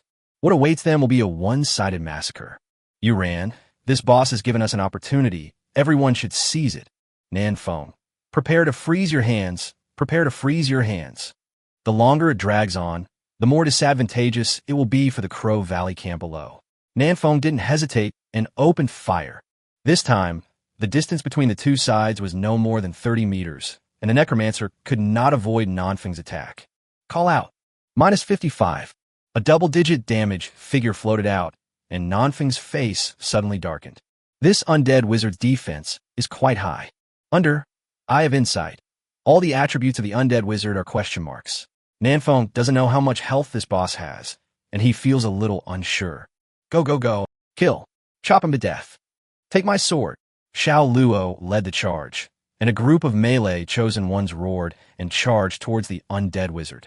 Su Ming held the stone shield in front of him, and his speed instantly increased to the extreme, colliding with the undead wizard. Brutal charge. The necromancer was knocked back several steps, and his frail body made a creaking sound, sounding as if it was about to fall apart. Su Ming turned around and shouted to everyone, "This thing is a skeleton. No matter what it is, just chop it twice first." Xiao Luo leapt past Su Ming in one step and slashed the necromancer's shoulder with the dagger in his hand. After one blow, Xiao Luo was shocked. "I lost 8 points of damage? Do you dare to go lower? The level gap is too big, and the damage decay is too severe. We can only slowly grind him to death." Wu Yuansheng drew his bow and shot 3 arrows in a row, making 3 small holes in the undead wizard's black robe. Through these small holes, everyone could clearly see the skeleton under the black robe. Hey. The necromancer let out a laugh that only villains could laugh at, and with a wave of the skeleton staff in his hand, a row of bone spurs shot out instantly. Su Ming yelled, "Everyone stand behind me." Chapter 85 Evolution. Undead General. Su Ming yelled, "Everyone stand behind me." Su Ming stood at the front holding a stone shield. The stone shield instantly became several times larger and blocked all the bone spurs. But Su Ming's stone shield can only greatly reduce the damage, but cannot completely block the damage. Fuck, I almost got killed instantly with over 3,000 HP. Nanny, save me. Heal quickly. Su Ming's blood volume was quickly raised, but he still felt a little palpitated. I can't handle it, brothers. This thing has too much attack power. Even the tankiest Su Ming was nearly killed instantly, let alone the others. Retreat, retreat, retreat first, and make plans later. The melee chosen ones tumbled back and kept their distance from the undead wizard. Among the people present, no one except Su Ming could withstand the attack of the undead wizard. No wonder he didn't run away. High attack, high defense, and high health. If it were me, I wouldn't run away. This is a complete dimensionality reduction attack. I can't think of how to win. In just one round, everyone's hearts were filled with despair. Even Nanfeng was confused and couldn't think of a way to win. Just then, a system announcement sounded. Ding! Original World Zone 1 successfully defended. As the first zone to successfully defend, the reward for Zone 1's chosen one is plus 20 to all attributes. Ding! Original World Area 1. The chosen one, Catherine Vina, successfully killed the undead wizard and was rewarded with plus 10 to all attributes and plus 10 to reputation. When the 2 announcements sounded, everyone was stunned. Catherine Vina killed the necromancer? Fuck, is it that scary? She killed a level 15 boss so quickly. So the gap between us and District 1 is so huge. How could she kill the necromancer so quickly? Nanfeng frowned. Has Catherine Vina's strength reached this level? No. If the undead wizard is really this strong, Nanfeng believes that the number of battle zones that can kill him will not exceed 5. Nanfeng didn't know why they came to this world, but he knew that the person behind the scenes would definitely not let them die so quickly. This is just a small beast tide. After 21 days, there will be another large beast tide. That's a real feast. This small beast tide is just an appetizer. Nanfeng took a deep breath and vaguely guessed something. The necromancer must have a weakness. Otherwise, Catherine wouldn't have been able to kill him so quickly. Yuran, burn his clothes. Let's find his weakness first. Yuran nodded solemnly. Understood. 3 fireballs flew towards the necromancer, but he nimbly jumped to the left and dodged the fireballs. But the corner of his clothes was still caught by the fireball and slowly began to burn. Swish! The black robe was soon burned to ashes, and a thin skeleton appeared in front of everyone. Dark green flames burned in his 2 dark eye sockets. That is the soul fire of the necromancer. This is his weakness. Everyone, attack his eyes. Nanfeng licked his lips excitedly and pulled the trigger. Call out. The magic bullet hit the soul fire accurately. Weakness attack, minus 800. One shot, 800. A smile appeared on Nanfeng's lips. This is indeed the weakness of a necromancer. Hihihi. Although his weakness was discovered, the necromancer did not panic and instead let out another strange laugh. He just waved the skeleton wand lightly, and skeletons crawled out of the mud. He's calling his little brother. Sure enough, every lord has the ability to summon his minions. Everyone stay together and protect the long-range output. The melee chosen ones formed a circle, protecting Nanfeng and other range chosen ones in the middle. Xiao Luo, just attack the necromancers, and leave these little skeletons to us. Nanfeng, please. Nanfeng, Wu Yuansheng, Yunfei, Yuran, and other long-range chosen ones all fought with all their might, trying to kill the undead wizard quickly. For a moment, magic bullets, magic arrows, and magic stones were fired at will. The necromancer dodged everywhere, but was still hit. Nanfeng discovered that Wu Yuansheng's bow and arrows were very accurate, and basically 1 out of every 3 arrows could hit the soul fire. Nanfeng gave a thumbs up. Brother, your aim is pretty good. Wu Yuansheng smiled crookedly. Just kidding, my girlfriend used to always say that I was accurate. South Wind. On the other side, Xiao Luo and others also fought with the little skeletons. These summoned little skeletons are only level 10 and are relatively less threatening. In addition, with Su Yihan constantly replenishing their blood, Xiao Luo and the others were basically not in any threat to their lives. Things seemed to be getting better. Huang Yuanming used the dog-beating stick technique to hit the skull, while sighing. It's been a tough day. When today is over, I must go back and... Su Ming interrupted hurriedly. Brother, don't set a flag. Huang Yuanming quickly shut up. The 200-pound fat man didn't care. After I kill this boss, I will definitely eat a pound of food to commemorate the fat I lost today. The fat on Wu Li's body was trembling, which made everyone speechless. He was going to eat a lot. No wonder he was so fat. Nanfeng. Be careful, the boss is about to use a skill. The necromancer waved the skeleton staff and released 5 bone spikes flying towards everyone again. Su Ming stepped forward, stuck the stone shield into the soil, and shouted, Stand behind me. The stone shield instantly grew several times larger, blocking all the bone spurs. Huang Yuanming. Brother, what's the name of your skill? Awesome. Su Ming. You said stand behind me. Can't you hear me when I yell so loudly? Huang Yuanming. Fuck, what a crappy name. Under the continuous attacks of Nanfeng and others, the soul fire of the necromancer became dimmer and dimmer. He doesn't have much health left. Hihihi. As if sensing that death was approaching, the necromancer laughed 3 times and raised the skeleton staff high with both hands. The surrounding little skeletons gave up attacking everyone and turned to walk towards the necromancer. Nanfeng suddenly became anxious. He is preparing to use his ultimate move, kill him quickly. The necromancer was casting a spell and standing there motionless, becoming a sitting duck. This is the best chance to kill him. Penetrating bullet. Charge a powerful attack. Nanfeng no longer holds back on his skills and attacks with all his strength. Minus 1,380. The others were no exception. They threw out all their magic power and skills at once. But their damage is still a little bit short. The first little skeleton came to the necromancer, and it instantly fell to the ground with bones. The bones floated up and stuck tightly to the body of the necromancer. More and more little skeletons arrived, and more bones gathered on the body surface of the necromancer. This is skeleton armor combined. Oh no, he has bones on his face too. The soul fire is about to be blocked by these bones. Nanfeng's eyes flashed. He took out a grenade and threw it over. The grenade accurately entered the necromancer's mouth and exploded in his body. Boom! Minus 220. Failed to hit the soul fire. This grenade only caused more than 200 damage. What disappointed Nanfeng the most was that the skeleton armor on the undead wizard was not blown to pieces. Hihihi. The necromancer completed his final transformation, and his entire body was covered in skeleton armor with protruding bone spurs on the armor, which looked very scary. As for the soul fire of the undead wizard, it has been completely blocked by the skull helmet. Look, his skeleton staff is also changing. Nanfeng looked over hurriedly. Sure enough, his skeleton staff turned into a dry bone sword. The necromancer has changed from range to melee. No, he is no longer a necromancer. Nanfeng used Eye of Insight to obtain information about the monster in front of him. Undead General. Health. Magic value. The Undead General. Everyone had a bad feeling in their hearts.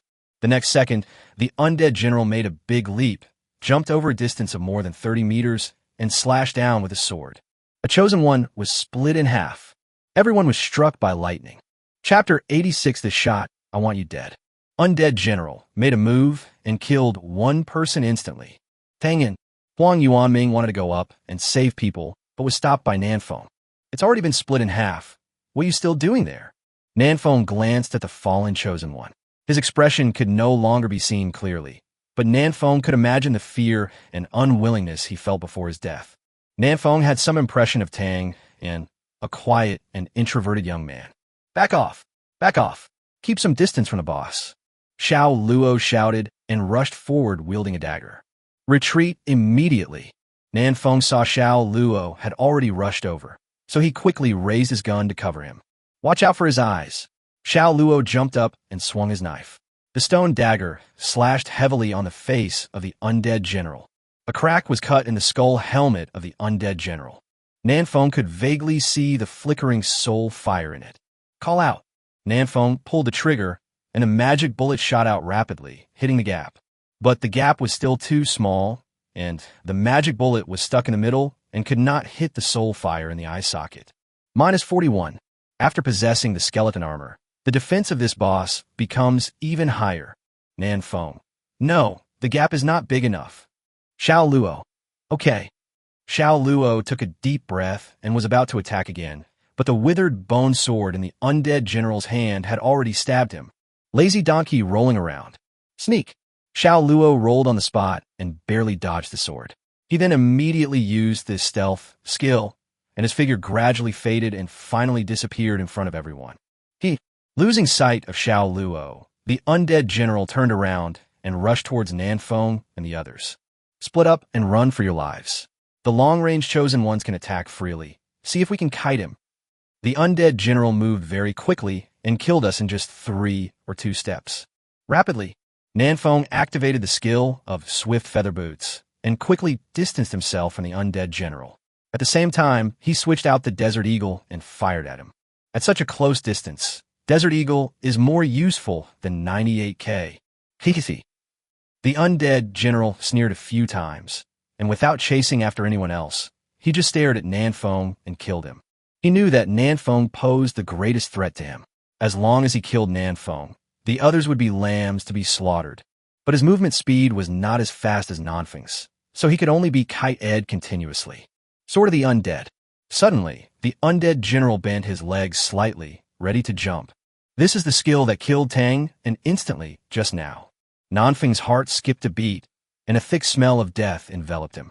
This attack by the undead general can allow him to leap more than 30 meters in an instant. It is an extremely powerful charge skill, and Nanfeng basically has no chance of avoiding it. At this moment, Xiao Luo, who had been lurking for a long time, showed up. He slashed the undead general's knee with a knife, causing him to lose his balance and fall to his knees. The undead general's skills were interrupted. Good brother, awesome. Nanfeng breathed a sigh of relief and took this opportunity to frantically pull the trigger at the undead general, pouring out the magic power in his body. Ding ding dong. Every shot from Nanfeng could hit the helmet of the undead general. The cracks on his helmet grew bigger and bigger, and the soul fire in his eye sockets became more and more obvious. Ugh! The undead general was angry and roared towards the sky. He stood up, holding the bone sword in both hands, and slashed horizontally. Swish! The sword energy is everywhere. The sword is slashing. Get down! Wherever the sword energy passed, trees fell down with a loud bang. Several chosen ones who didn't react in time were cut in half by the sword energy. Nanfeng lay down very quickly just now, and the sword energy did not hurt him. But the undead general took advantage of this opportunity and rushed over with big strides. The distance between the two sides was less than 2 meters. Nanfeng, get out of the way. Protect Nanfeng. Fuck him, brothers, come together and kill this boss. But they were too far away from Nanfeng, and it was too late for them to catch up. The undead general smiled evilly and slashed at Nanfeng with his sword. Crystal Shield. At the critical moment, Nanfeng activated the skills of the crystal necklace. The light flickered, and a crystal clear shield appeared around Nanfeng. The undead general's sharp bone sword slashed down, instantly breaking the shield and cutting off Nanfeng's left leg. Minus 1,386. Ah! Nanfeng screamed. The severe pain almost made him faint. But under the protection of the crystal shield, Nanfeng did not die. Quick healing. Slow healing. In the distance, Su Yihan chanted a spell in a low voice, raising Nanfeng's health. Just as the undead general was about to strike with another sword, Xiao Luo rushed over and grabbed the undead general's right hand. Xiao Luo gritted his teeth and wrestled with the undead general. Nanfeng, are you dead? If not, get out of here quickly. I can't hold on any longer. Nanfeng nodded weakly. Without his left leg, he could no longer stand up and could only use his hands to slowly crawl away. Brutal collision. Other chosen ones also rushed over. Su Ming charged with the stone shield, knocking the undead general dizzy. Seeing this, Xiao Luo loosened his right hand and swung his sword again to chop at the helmet of the undead general. Xiao Luo looked anxious. Find a way to pry open his helmet. Otherwise, we won't be able to kill him. Let me. The 200-pound fat man strode over with great force, and the entire ground was shaking like a human tank.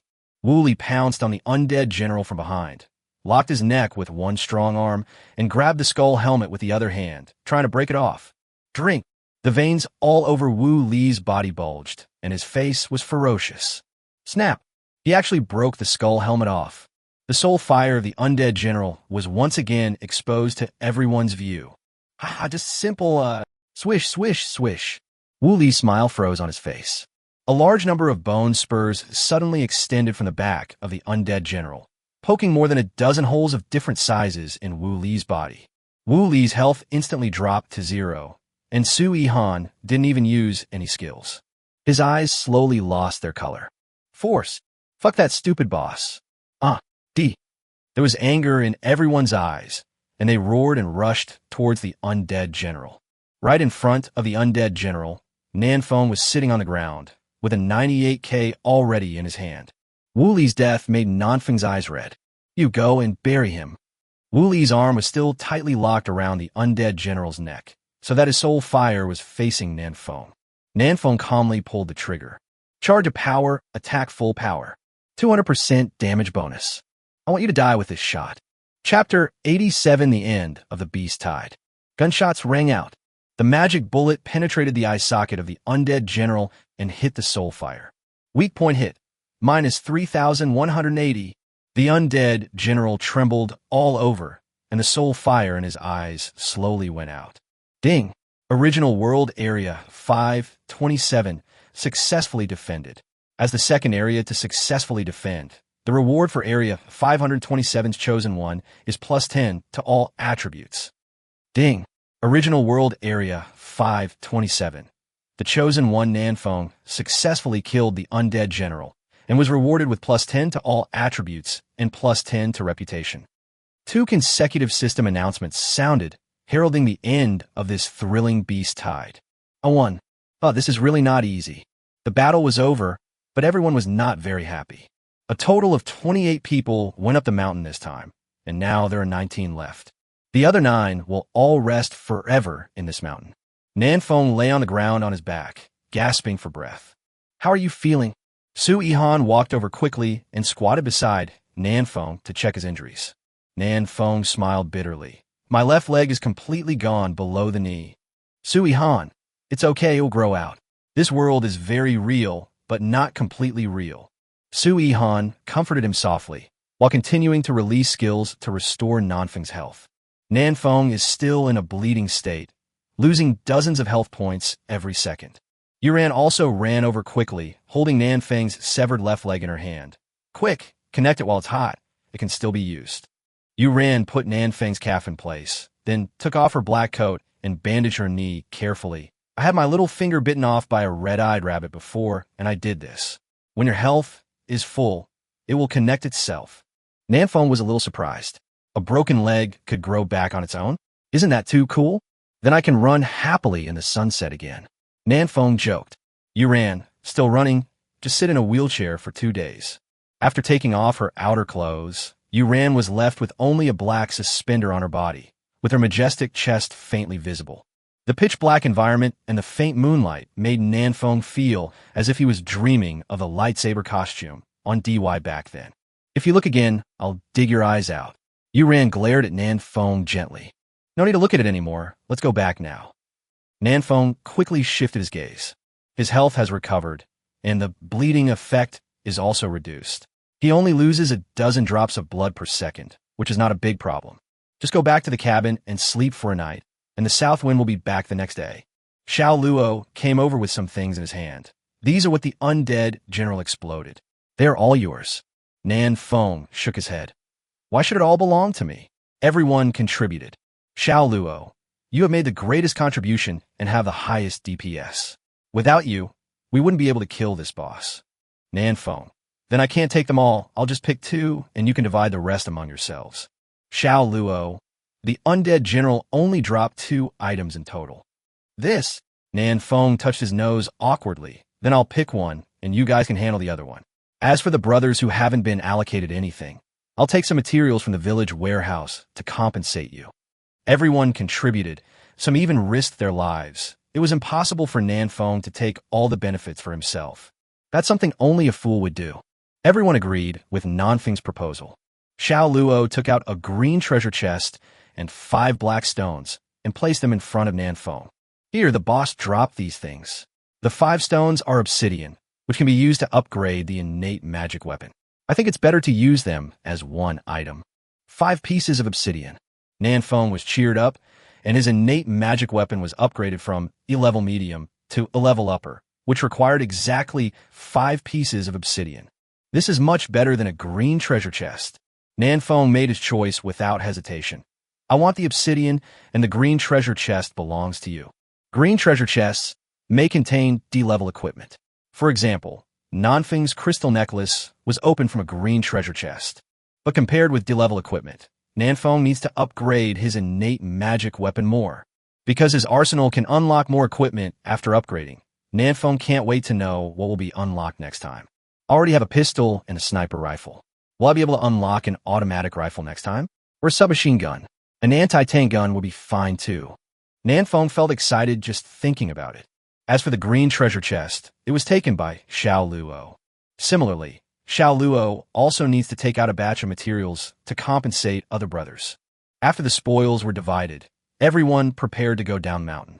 On the other side, Huang Yuanming had dug 9 large pits and buried the 9 brothers who died in the battle. Su Ming took out a piece of wood and stuck it in front of Wu Li's tomb, and carved the word Wu Li on the wood with a sharp stone. Alas, I told you not to set a flag, but you just refused to believe it. Forget it. Just take a good rest down there. I'll give you 2 pieces of good pork, so you can eat 2 pounds of it.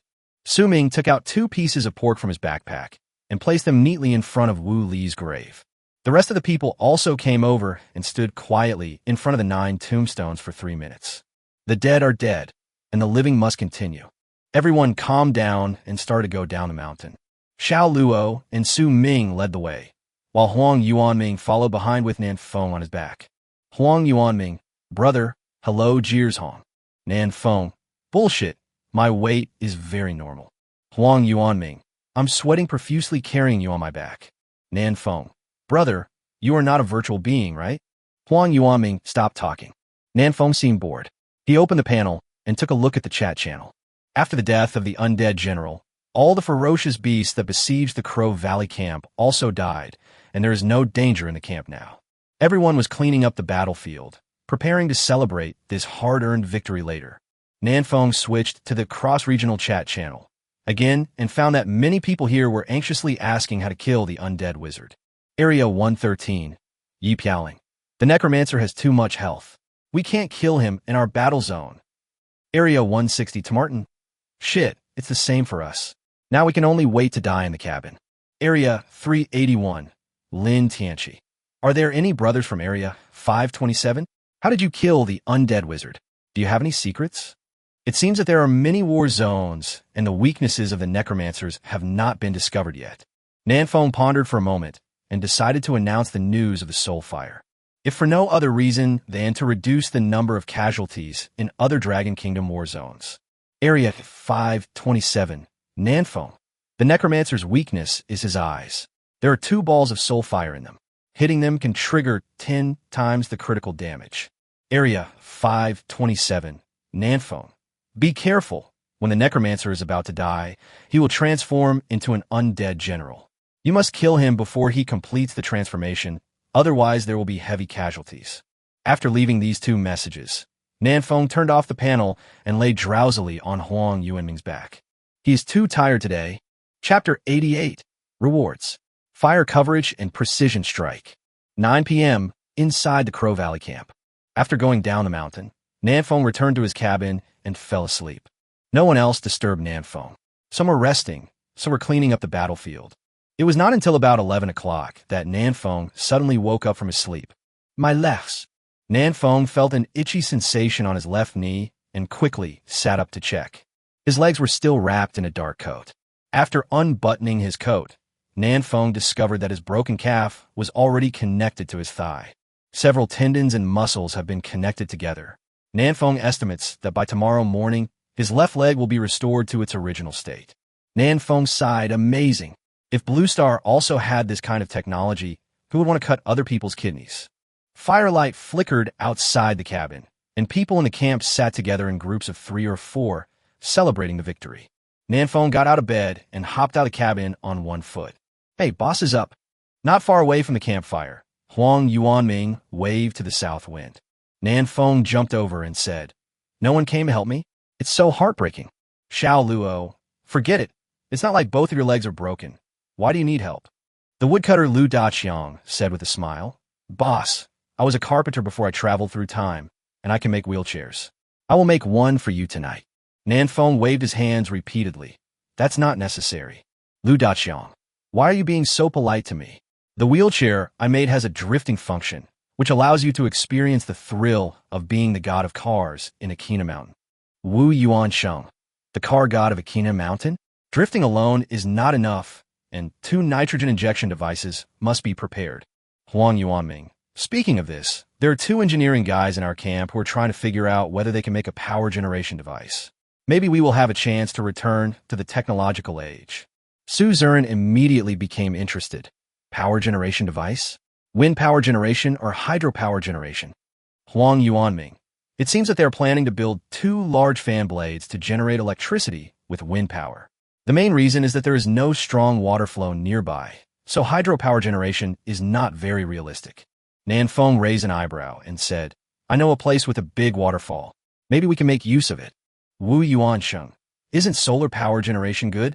Everyone was chatting away, already imagining the day when air conditioners, refrigerators, and computers would come out. However, on the other side of the camp, 2 engineering men with messy hair like a chicken coop were squatting on the ground with melancholy looks on their faces. Xian Yongchong. Why is there no magnet in this world? Lu Wenhua. Maybe, but we haven't discovered it yet. Xian Yongchong. How can you generate electricity without magnets?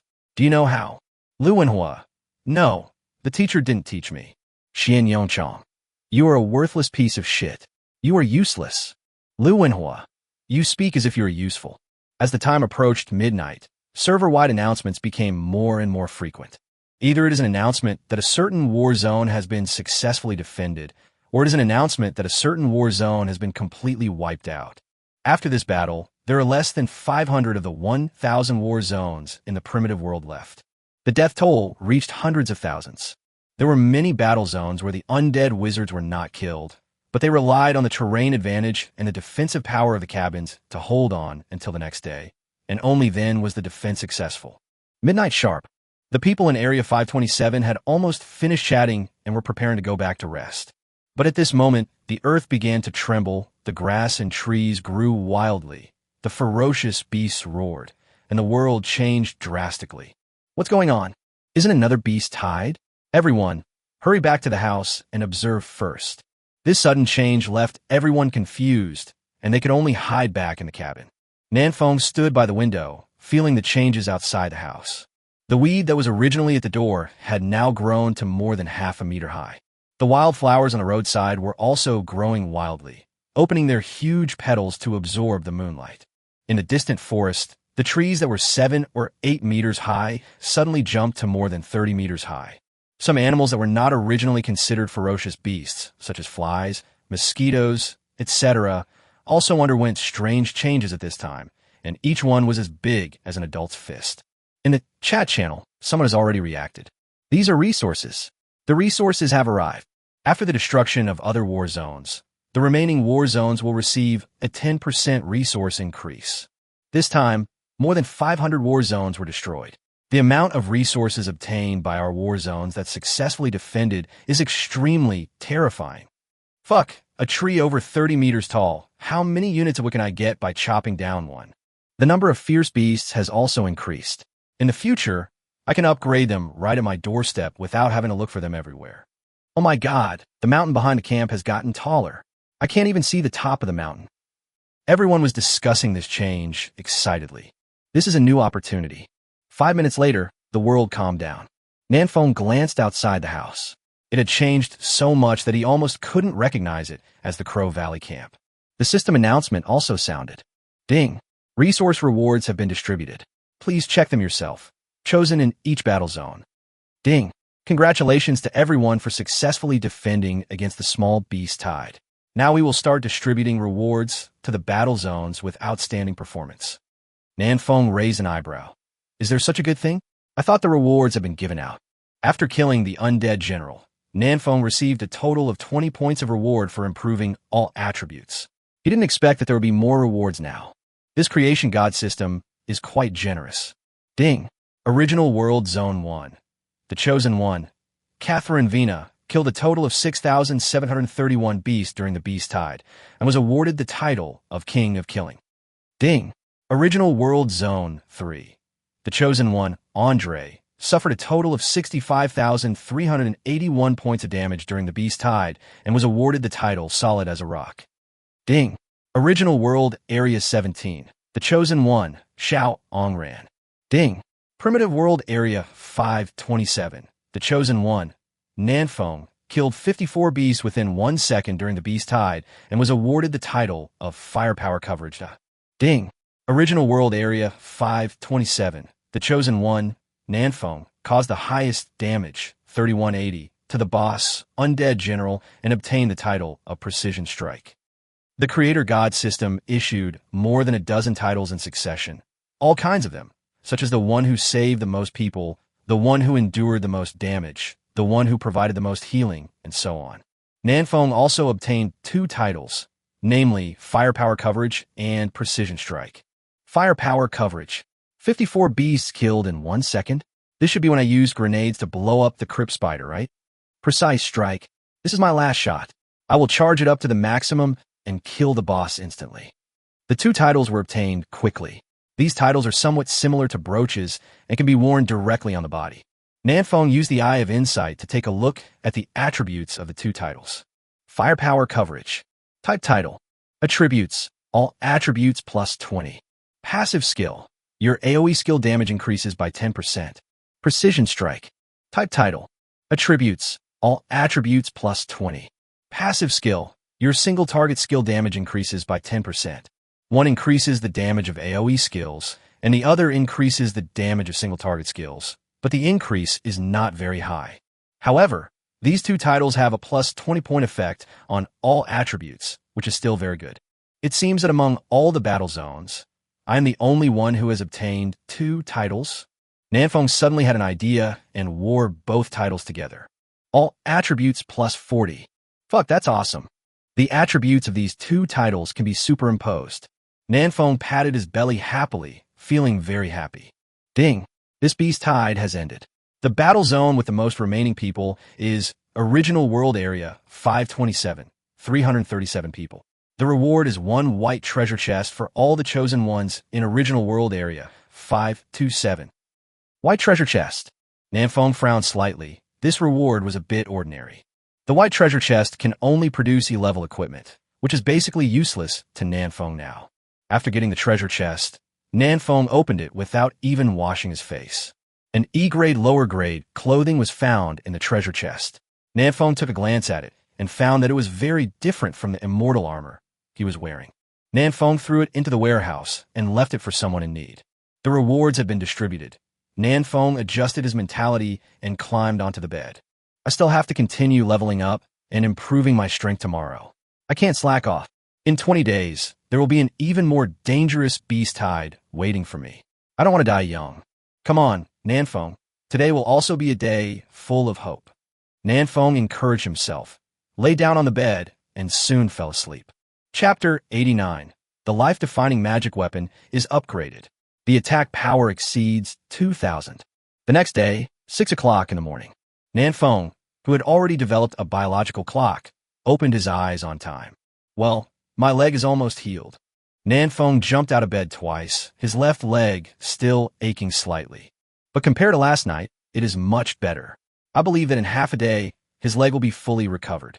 When he opened the door, Nanfeng was stunned. The grass outside the door is 2 meters high. Nanfeng can't see anything except the grass. It's only been one night. Do you have to be so exaggerated? Nanfeng took out a dagger and cut the weeds to clear a path. A large open space has been cleared in the middle of the camp. Xiao Luo brandished the dagger and had a lot of fun chopping in the grass. Nanfeng, isn't this weed growing too fast? Can people still live in this camp? Xiao Luo, sure, I don't believe it can grow faster than I cut it. Huang Yuanming, pay attention, I just found a man-eating plant in the camp. It is a new type of ferocious beast. Xiao Luo, what level? Huang Yuanming, level 2. Nanfeng rolled his eyes. What's there to be careful about with a level 2 piranha plant? It can't break the defense. In the distance, Su Zern's voice came over. Everyone go back to the cabin first, and let Miss Yuren clean up the camp with fire. Everyone nodded and returned to their respective cabins. A raging fire soon broke out in the camp. The flames did little damage to the cabin, but burned the weeds easily. It only took a few minutes to clear all the wildflowers and weeds in the entire camp. Everyone walked out of the cabin again to clear the weeds outside the camp. Oh my God, there are ferocious beasts outside. Lots of little wild rabbits. Can a little wild rabbit be called a ferocious beast? That's called breakfast. Rabbits are so cute. Why do you want to eat them? Brothers, is there a team of people leveling up? Let's do it remotely. Give me a shield. Give me some milk. The chosen ones formed small teams and went out to level up. Nanfeng was not idle either. He planned to hunt ferocious beasts near the camp to improve his level. There is a damaged left leg debuff in his status bar, which reduces his movement speed by 30%, making his walking extremely unsmooth. It feels like a turtle crawling. Nanfeng muttered as he limped past the team of 5. Bao, Jian, as expected of you, you are the boss of Nanfeng. Even if you are lame, you can still walk faster than us. Ma Yong, how high is the boss's agility? Could he have added all the points to his agility? Ning Wu, have you forgotten the horrible injuries he suffered? Yun Fei, the last time I saw a cripple this fast was in Summoner's Rift. Amid everyone's admiring gazes, Nanfeng's figure gradually disappeared into the forest. Call out. A palm-sized fly was knocked down by the south wind. A new beast, such a small one, is actually level 5. There are a lot of flies and mosquitoes in the forest. Although they give little experience, no matter how small a mosquito is, it is still meat. Nanfeng moved forward, flicking away the flies and mosquitoes that blocked his way. It seems that the war zone has obtained a large amount of resources, which is also an opportunity for these ferocious beasts. The increase in the number of ferocious beasts is a considerable threat to the Chosen One, but it also has many benefits. With the current density of ferocious beasts, Nanfeng estimated that it would be no problem for the Chosen Ones below level 10 to level up 2 levels a day. If you work hard, it is possible to reach level 3. Nanfeng murmured. I don't know where all the fierce beasts above level 10 hang out. Nanfeng is now level 11. By hunting these level 3 and 5 beasts, he can only gain single-digit experience points, and his upgrade efficiency is extremely low. If you want to level up, you still have to hunt down ferocious beasts above level 10. After walking for a distance, Nanfeng discovered a river. The river is about 10 meters wide and 2 or 3 meters deep. It is very clear, and you can even see water arrowfish swimming at the bottom of the water. After yesterday's battle, Nanfeng's mana-restoring potions were almost used up, so he took this opportunity to fetch a few buckets of water and bring them home. Chiu, under the water, a water arrowfish sprayed a column of water directly at Nanfeng's face.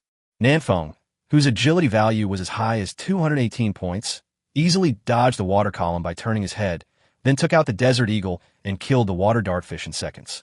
TSK, your movements are so smooth and flowing. I can be considered an expert now. Nanfeng nodded with satisfaction and continued to fetch water.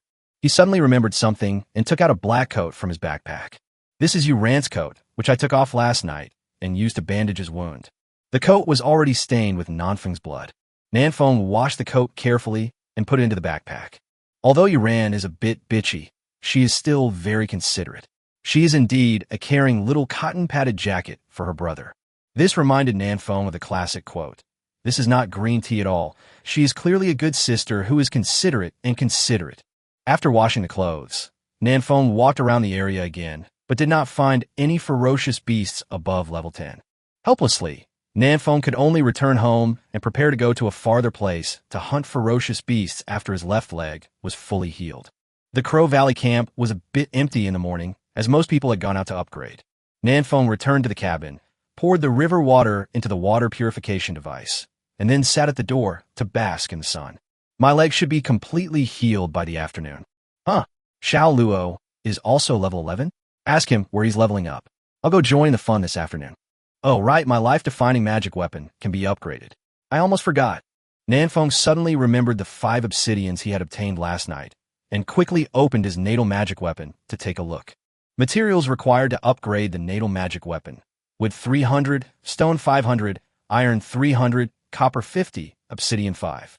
Nanfeng had a lot of wood and stone, as well as iron and copper blocks in the village warehouse.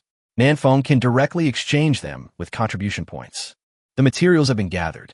Upgrade: Destiny Magical Weapon. Weapon name: Ordinary Arsenal. Current grade: E-Class. Type: Backpack. Attribute: Backpack grid plus 150. Materials required for upgrading: wood 300, stone 500, iron 500, copper 100, obsidian 20. The innate magic weapon has been successfully upgraded, and the equipment in the armory has also been improved. 2x optical sight, 4x optical sight. Storage limit of grenade, 3-5. Power attack, mana cost reduced.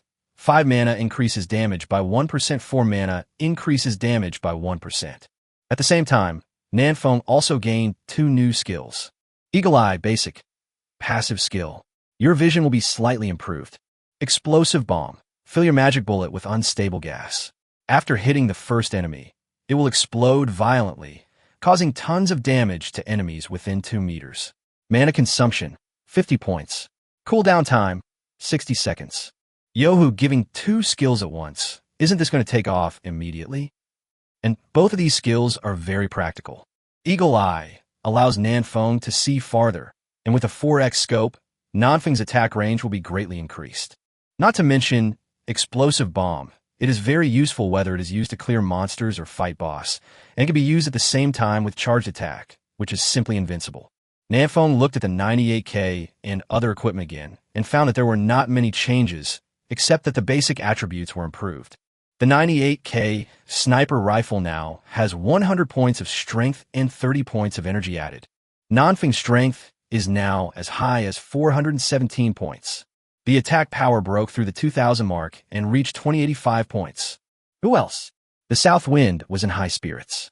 It looked at the sun proudly for 2 seconds, then gave in. No, the sun is still a little too strong. I can't look at it for too long. Ding! The chosen one Xiao Luo kills the level 11 Lord, Wild Wind Ox, and is rewarded with stamina plus 22. A system announcement sounded. Nanfeng was stunned. This Xiao Luo had quietly killed a level 11 Lord early in the morning. There's something. Beep, beep, beep. Someone in the handsome guys group is Nanfeng. Nanfeng opened it and saw that it was Xiao Luo who had just killed the boss. Xiao Luo. Nanfeng, brother, I've shipped the goods. Nanfeng, so excited. Did the boss drop an epic item? Xiao Luo. It's not epic, but it dropped a very interesting item. Nanfeng, what?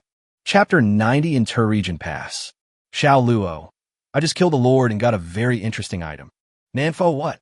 Xiao Luo. Inter-Regional Pass. As Xiao Luo spoke, he released the attributes of the Cross-Region Pass. Cross-Region Pass. You can go to a designated war zone and be forced to return after 8 hours, with a cooldown period of 24 hours. The other members who were lurking in the handsome guys group were also awakened by this information and started to bubble up. Su Ming. Interregional Pass? What's the use of this thing? Su Zurin. There's a cooling time, which means this item is not disposable. Huang Yuanming. It feels a bit useless. I can't imagine what use it has. Nan Feng. Can this thing only be used by one person? Or can it be used with a group of people? Xiao Luo. I don't know, I haven't used it yet. Xiao Luo. But once you use it, you have to stay in another war zone for a full 8 hours. It's still quite dangerous without supplies in the cabin. Wu Yuansheng. But let's see if we can move the cabin over there. Huang Yuanming. The skills in the cabin have a 48-hour cooldown. If you move there, what will you do when you come back at night? Will you sleep on the street? Wu Yuansheng. I can sleep at Su Ming's house, right, Su Ming? Su Ming. My cabin only houses heartbroken girls. After discussing for a long time, everyone felt that this cross-region pass did not seem to be of much use. A bit tasteless. Nan Feng suddenly had an idea and thought of use. We can go to other war zones and steal their boss. You ran. Steal the boss? How do you steal it? Nan Feng, it means the first kill of a lord. The first kill of a lord will be rewarded with attribute points, and each battle zone is calculated separately. Nan Feng. For example, Xiao Luo, he just killed a level 11 lord. Then the others in our war zone will not get any reward if they kill a level 11 lord again. Nan Feng. But if we use this pass to go to other war zones and steal the level 11 lords in other war zones, wouldn't that mean we can get the attribute points? Everyone suddenly realized. Huang Yuanming. I'll make it up. I have something. This is too cheap. Su Zuran. But it's still the same problem. People who go there have to stay in someone else's war zone for 8 hours. During this time, there are no supplies, and they can only rely on eating meat to restore their health. This is a bit risky. Nan Feng. Yes, it would be great if we could bring someone with us. We could bring the nanny with us. Sui Han. I'm young. Nan Feng. You are older. Everyone discussed it for a while and decided not to use the pass for the time being and to keep it for the time being. At noon, Nan Feng ate something, did a little exercise, and prepared to go out. His damaged left leg debuff now only slows down his movement speed by 5%, which is little impact. If you take a walk on the road later, maybe this negative state will disappear automatically. Nan Feng was ahead to where Xiao Luo was. There were many ferocious beasts above level 10 nearby, so it was a great place to level up. But the distance was quite far, and even with 218 points of agility, it took Nan Feng more than half an hour to get there. With the passive blessing of Eagle Eye, Nan Feng saw Xiao Luo from a distance. He was being pushed around by 5 breeze yellow oxen and looked very miserable. Nan Feng was just about to help him, but Xiao Luo raised his hand and slashed with a crescent moon, killing 2 of the breeze yellow oxen. The remaining 3 were no longer a threat and were easily taken down by Xiao Luo. As expected of the second-ranked expert on the ranking list, he still has some strength. Nanfeng's worries are a bit unnecessary. I won't compete with him for experience anymore. I'll go to another place. Nanfeng looked around, found a small hill, and climbed up. Setting up the 98K and equipping it with a 4x scope, Nanfeng began to look for the traces of the ferocious beast. 230 meters away, there is a polyhorned antelope. The distance is a bit far. Let's see if we can hit it. Before today, Nanfeng basically attacked targets within 100 meters. Beyond 100 meters, his hit rate will drop. There are many reasons for this, such as the magic bullet is not fast enough and is more easily affected by gravity. The ferocious beast is very vigilant and will react in advance. And the distance is too far, and Nanfeng cannot see clearly and fails to aim. There are many factors that affect the hit rate, so Nanfeng rarely attacks targets more than 100 meters away. But today, with the help of Eagle Eye and 4x scope, Nanfeng felt that he could try to attack the ferocious beast 200 meters away. Aim and shoot. The magic bullet flew out of the gun and flew towards the polyhorned antelope in the distance at an extremely fast speed. After firing the shot, Nanfeng could immediately feel that the 98K in his hand was different from before. The bullet speed of 98K has increased because this shot caused a sonic boom. This has never happened before. Has it exceeded the speed of sound? Not bad, although it can't compare to the sniper rifles on Blue Star. There are some guns on the Blue Planet whose bullet speeds can reach several times the speed of sound. But Nanfeng was still very satisfied. As the level of his innate magic weapon increases, his gun will only become stronger and stronger. By then, it is possible that the bullet speed will reach 10 times or 100 times the speed of sound. Nanfeng fantasized for a while, came back to his senses, and looked at the polyhorned antelope in the distance. The shot just now grazed the antelope's thigh, leaving a trace of blood, but did not cause much damage. The frightened antelope ran away in all directions and soon disappeared. The distance was a bit far, and Nanfeng's shot missed the target by a lot. He was originally aiming at the antelope's head. It doesn't matter. Just practice for a while longer, and then I can hit whatever I point at within 200 meters. A small defeat did not affect Nanfeng's mentality.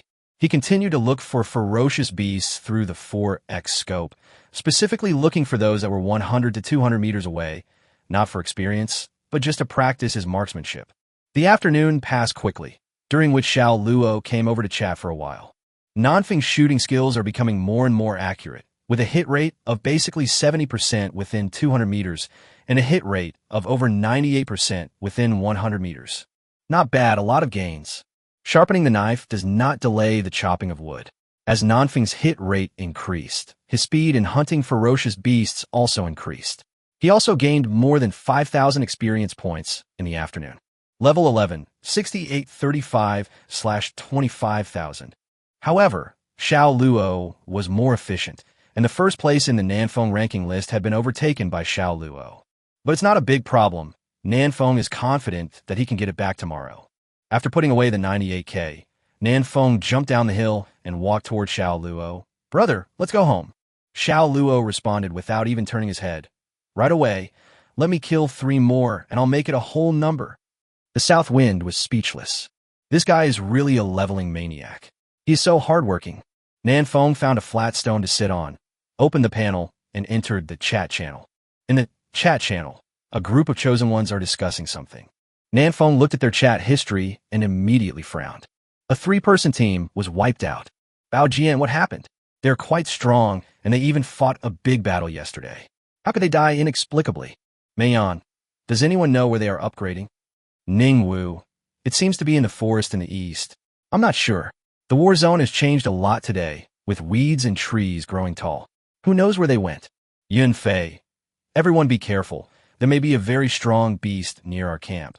Maybe even a Lord level one. Bao Jian, why don't we call Boss Nanfeng back? I feel so insecure right now. Nanfeng lowered his head in thought. At this time, Xiao Luo had already resolved the battle and walked over slowly. What are you thinking about? I've done it. Let's get ready to go back to the camp. Nanfeng frowned slightly and raised his head. Xiao Luo, do you think that other war zones will also reveal in Tur-Region Pass? Xiao Luo thought about it and nodded. It's entirely possible. He's only a level 11 lord. The difficulty isn't high. Nanfeng, then what do you think they will use this pass for? Xiao Luo, how should I know? Why are you asking this? Nanfeng, just now 3 brothers in our battle zone died inexplicably. Nanfeng, I suspect that some strong men from other battle zones are coming to kill us. Chapter 91, Area 25, Alex. Nanfeng, I suspect that there are strong men from other battle zones coming to kill us. Hearing this, Xiao Luo was secretly shocked. Xiao Luo, no way. They might have been killed by a certain lord. Nanfeng shook his head. I think this is unlikely. If they encounter a lord-level beast, even if they can't defeat it, one of the 3 of them can escape, right? At the very least, they can send 2 messages in the chat channel to ask for help. Nanfeng, but they died too quickly and left no information. This is very abnormal. Xiao Luo touched his chin and nodded. Indeed. What should we do now? Nanfeng, first find the bodies of the 3 brothers and determine their cause of death before making a judgment. Having said that, Nanfeng edited a message and sent it to the chat channel. Nanfeng, Brother Meng, there may be a lord beast near the camp. Let's form a team of 10 and search in a dragnet manner. By the way, see if we can find the bodies of the 3 brothers. Bao Jian, okay, Boss Nanfeng has spoken, so we must complete it. Ma Yong, 2 more people, 8 waiting for 2. After yesterday's battle, everyone in the Crow Valley camp was still very united. They quickly formed several teams of 10 people to search around the camp. Nanfeng and Xiao Luo also quickened their pace and walked into the camp. At around 5 o'clock in the evening, everyone finally found the bodies of the 3 chosen ones. After receiving the news, Nanfeng rushed over immediately. These 3 people died miserably. One of them was beheaded, another was cut in half, and the last one was slightly better off as his heart was pierced by a sharp weapon. All 3 were killed instantly. Judging from their expressions, they were dead before they could even react. After just one look, everyone was sure that this was definitely not done by a ferocious beast. This is man-made. Someone is killing someone. Su Zurin squatted on the ground and checked the 3 bodies. The murder weapon was sword. The opponent was at least level 10. He was decisive and ruthless. He is a ruthless person. Nanfeng thought for a moment and locked onto a target in his mind. Sakura's sword. Inghua Yijian has a grudge against Nanfeng, and he has a motive, but it's not entirely certain yet. Xiao Luo said in a deep voice, if the murderer came from another war zone, he should not have returned yet. Nanfeng glanced at the time. It was exactly 5:30. Going forward 8 hours, it is 9:30 in the morning. Nanfeng, what Xiao Luo said makes sense. I don't believe that the murderer revealed the pass at 9:30 and used it immediately after it was revealed. He must still be in our war zone now. It was around 11 o'clock when Xiao Luo killed the level 11 lord and got the pass. Even if other battle zones were faster than Xiao Luo, they wouldn't be much faster. Moreover, using the pass is risky. Unless you are a fool, who would use it immediately after getting it. With this thought in mind, Nanfeng immediately said, everyone continue searching and find the murderer. Be careful not to be too far away to avoid being ambushed. Clear. Being bullied at home by other war zones made everyone angry, and they started looking for the murderer with all their might. Nanfeng climbed up a big tree and set up the 98K more than 10 meters high. There were towering trees all around, and Nanfeng's vision was not very good. He could only look for traces of the murderer in the gaps between the trees. An hour passed, and the sky grew darker, but the crowd still found nothing. The longer we delay, the more disadvantageous it will be for us. The enemy may have already returned to their war zone. Nanfeng sighed and guessed that there would be no harvest tonight. Su Zurin sent a message in the chat channel. Everyone, it's getting dark. Let's go back to the camp first. We will make a long-term plan. Qiu Fei Hong. Damn it, I'm not happy that the murderer is getting away with it. Bao Jian. Who isn't? Alas. My own. Why can other war zones attack our war zone? Yuran. The battles between war zones will become more and more intense. Everyone should hurry up and reach level 10. Otherwise, you will not be able to protect yourself. Nanfeng stayed on the tree for a while and only came down after all the other chosen ones returned to the camp. Under the tree, Xiao Luo was helping Nanfeng stand guard to prevent him from getting into danger. Xiao Luo, I guess he went back. What a pity. Nanfeng, the main reason is that we haven't identified who the other party is. Otherwise, I will go to their battle zone tomorrow and make them pay with blood. Xiao Luo, didn't you say it was the Sakura sword? Nanfeng, it's just a guess, I can't be sure yet. The two walked towards the camp side by side. Nanfeng continued, under the current situation, I don't dare to provoke other war zones casually. It won't be long before everyone has a cross-region pass. We have made too many enemies now, which will be a disaster for the other brothers in the camp. Not everyone is as fierce as Nanfeng Xiaoluo. The average level of Area 527 is now level 8, and there are 36 chosen ones above level 10. The overall strength of Zone 527 is pretty good, but when encountering level 11 and 12 masters from other war zones, there will still be casualties. Therefore, Nanfeng didn't plan to attract too many people before confirming the identity of the murderer. What if what happened today wasn't done by Sakura Iskin? Xiao Luo nodded and agreed with Nanfeng's opinion. But as soon as the two of them entered the camp, a system announcement came over. Ding! Primitive World Alex, the chosen one in Area 25, successfully killed the level 12 Lord Beast, Grassland Tiger King, and was rewarded with energy plus 24. The chosen one from District 25 killed the Overlord Beast, but reported it to their District 527. Nanfeng and Xiao Luo looked at each other and understood instantly. The boss of their 527th area had been stolen. Xiao Luo's face turned cold. This idiot came to our war zone to steal the boss. Don't you know how to write the word death? Nanfeng also sneered. Very good. It seems that the murderer has been found. District 25, right? Just wait for me. However, Nanfeng was still a little confused. They had no connection with District 25 and had never chatted much in the cross-regional chat channel. Why would this chosen one named Alex come to mess with District 527? Does someone like me, Nan, feel like an easy target? In the center of the Crow Valley camp, everyone was sitting together, arguing loudly. Qiu Fei Hong. Fuck, who the hell is this guy called Alex? Is he looking for death? Bao Jian. We didn't provoke him, did we? Not only did he come to steal the boss, but he even killed people. Ningwu. Boss Nanfeng, can you tolerate this? I can't tolerate it. If I had a cross-region pass, I would rush to District 25 and teach them a lesson. Xiao Luo took out the inter-region pass and handed it to Ning Wu. Here you go. Ning Wu was silent for 2 seconds, rolled his eyes, and tilted his head. ABA, I'm Shabi. Nan Feng clapped his hands, attracting everyone's attention. If you don't take revenge, you are not a gentleman. Don't worry, I will go to District 25 early tomorrow morning to ask for an explanation. Before the beast tide, we only had to face the ferocious beasts. But now we also have to face the chosen ones from other war zones. So during this period of time, everyone should be careful and never leave the camp alone to avoid being caught. And don't easily trust the chosen ones from other war zones. Humans are 1,000,000 times more terrifying than beasts. Chapter 92, Climb Back. At night, everyone in District 527 came to the inter-regional chat channel, in unison, ready to have a quarrel. Area 527, Nanfeng. Where is Alex from Area 25? Come out and get beaten. Zone 25, Alex, you got a lump in your head? What the hell are you? District 527, Nanfeng. I am your long-lost father. Today, I am here to help you find your roots. Area 527, Huang Yuanming.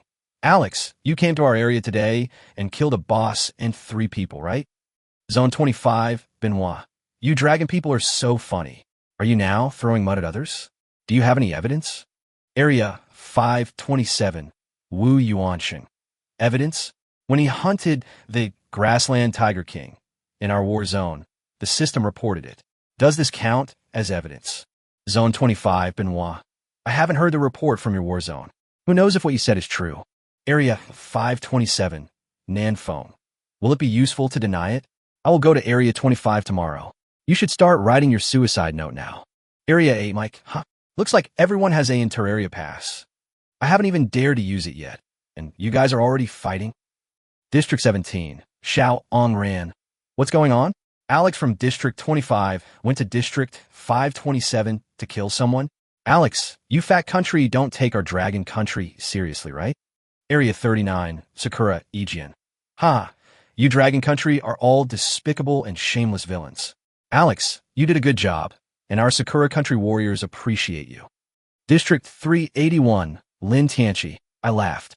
When it comes to being despicable and shameless, who can compare to you little Sakura people?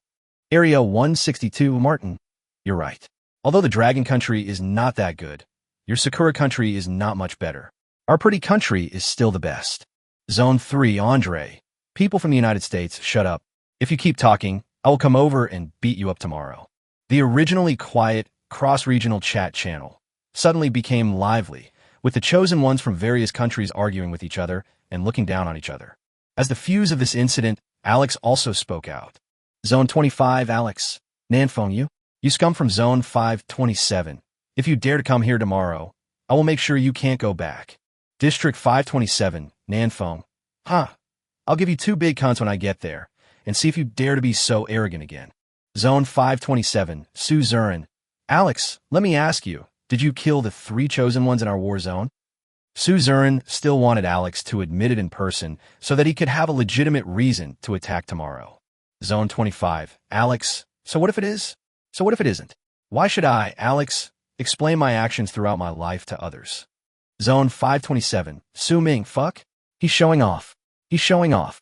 Area 527, Wu Yuansheng. What's up with this real-time translation system? It's fine to just translate it casually. Is it necessary to translate it so domineeringly? Area 527, Nanfeng. Alex, you killed 3 of my brothers in the war zone today. Tomorrow, I will kill 30 of your brothers in the war zone to accompany you in the burial. Anyone who offends my Dragon Kingdom war zone will be killed. Tomorrow's counterattack must be a beautiful one. We must beat District 25 so hard that they will never dare to provoke District 527 again. Only in this way can we achieve the effect of killing the chicken to scare the monkey and make other war zones afraid of Area 527 and dare not come to steal the resources of Area 527. Area 25, Alex, then we'll just have to wait and see. I hope you won't kneel down and beg for mercy so that I can let you go. Zone 288, Emilia. Nice, there will be something interesting to watch tomorrow. The various battle zones had almost finished their mutual abuse and had all gone offline, waiting for tomorrow's show to begin. In the handsome guys group, everyone is still discussing tomorrow's affairs. The group originally had 19 members, but after Wu Li died in battle, his profile picture dimmed and the number of members became 18. Xiao Luo, Nanfeng, will you go tomorrow, or should I go? Nanfeng, let me go. I have a long range and can take the enemy's head from 1,000 miles away.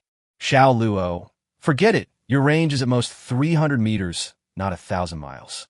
Su Zurin, District 25 will definitely be well prepared. No matter who goes there, you must be careful. It doesn't matter if you can't kill anyone, as long as you can come back alive. Yun Fei, in my opinion, why don't we go the day after tomorrow? The day after tomorrow is also fine, so we can catch District 25 off guard. Nanfeng shook his head. No, that would make us look weak and vain. We dare not confront them head-on. It would attract the covetousness of other war zones. Wu Yuansheng, I agree. Everyone has seen how terrifying Nanfeng's strength is. At this stage, I estimate that few people can beat Nanfeng in a one-on-one fight. Wu Yuansheng, now is the time for us to flex our muscles and let other war zones know that they can't afford to offend us in Zone 527. After yesterday's Beasttide ended, there were still 337 people left in Zone 527, the largest number among all the war zones. Other war zones will definitely look for opportunities to weaken the strength of Zone 527, and the better to kill as many as possible.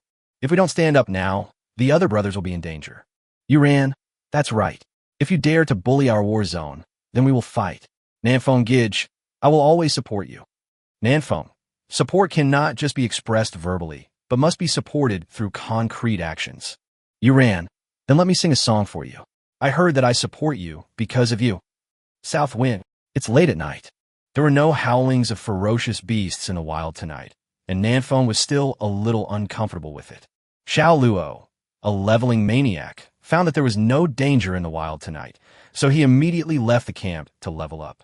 Shun Pan was a night owl, and he also left the camp with Xiao Luo. Nanfeng needed to get enough sleep to prepare for the upcoming battle, so he did not go out.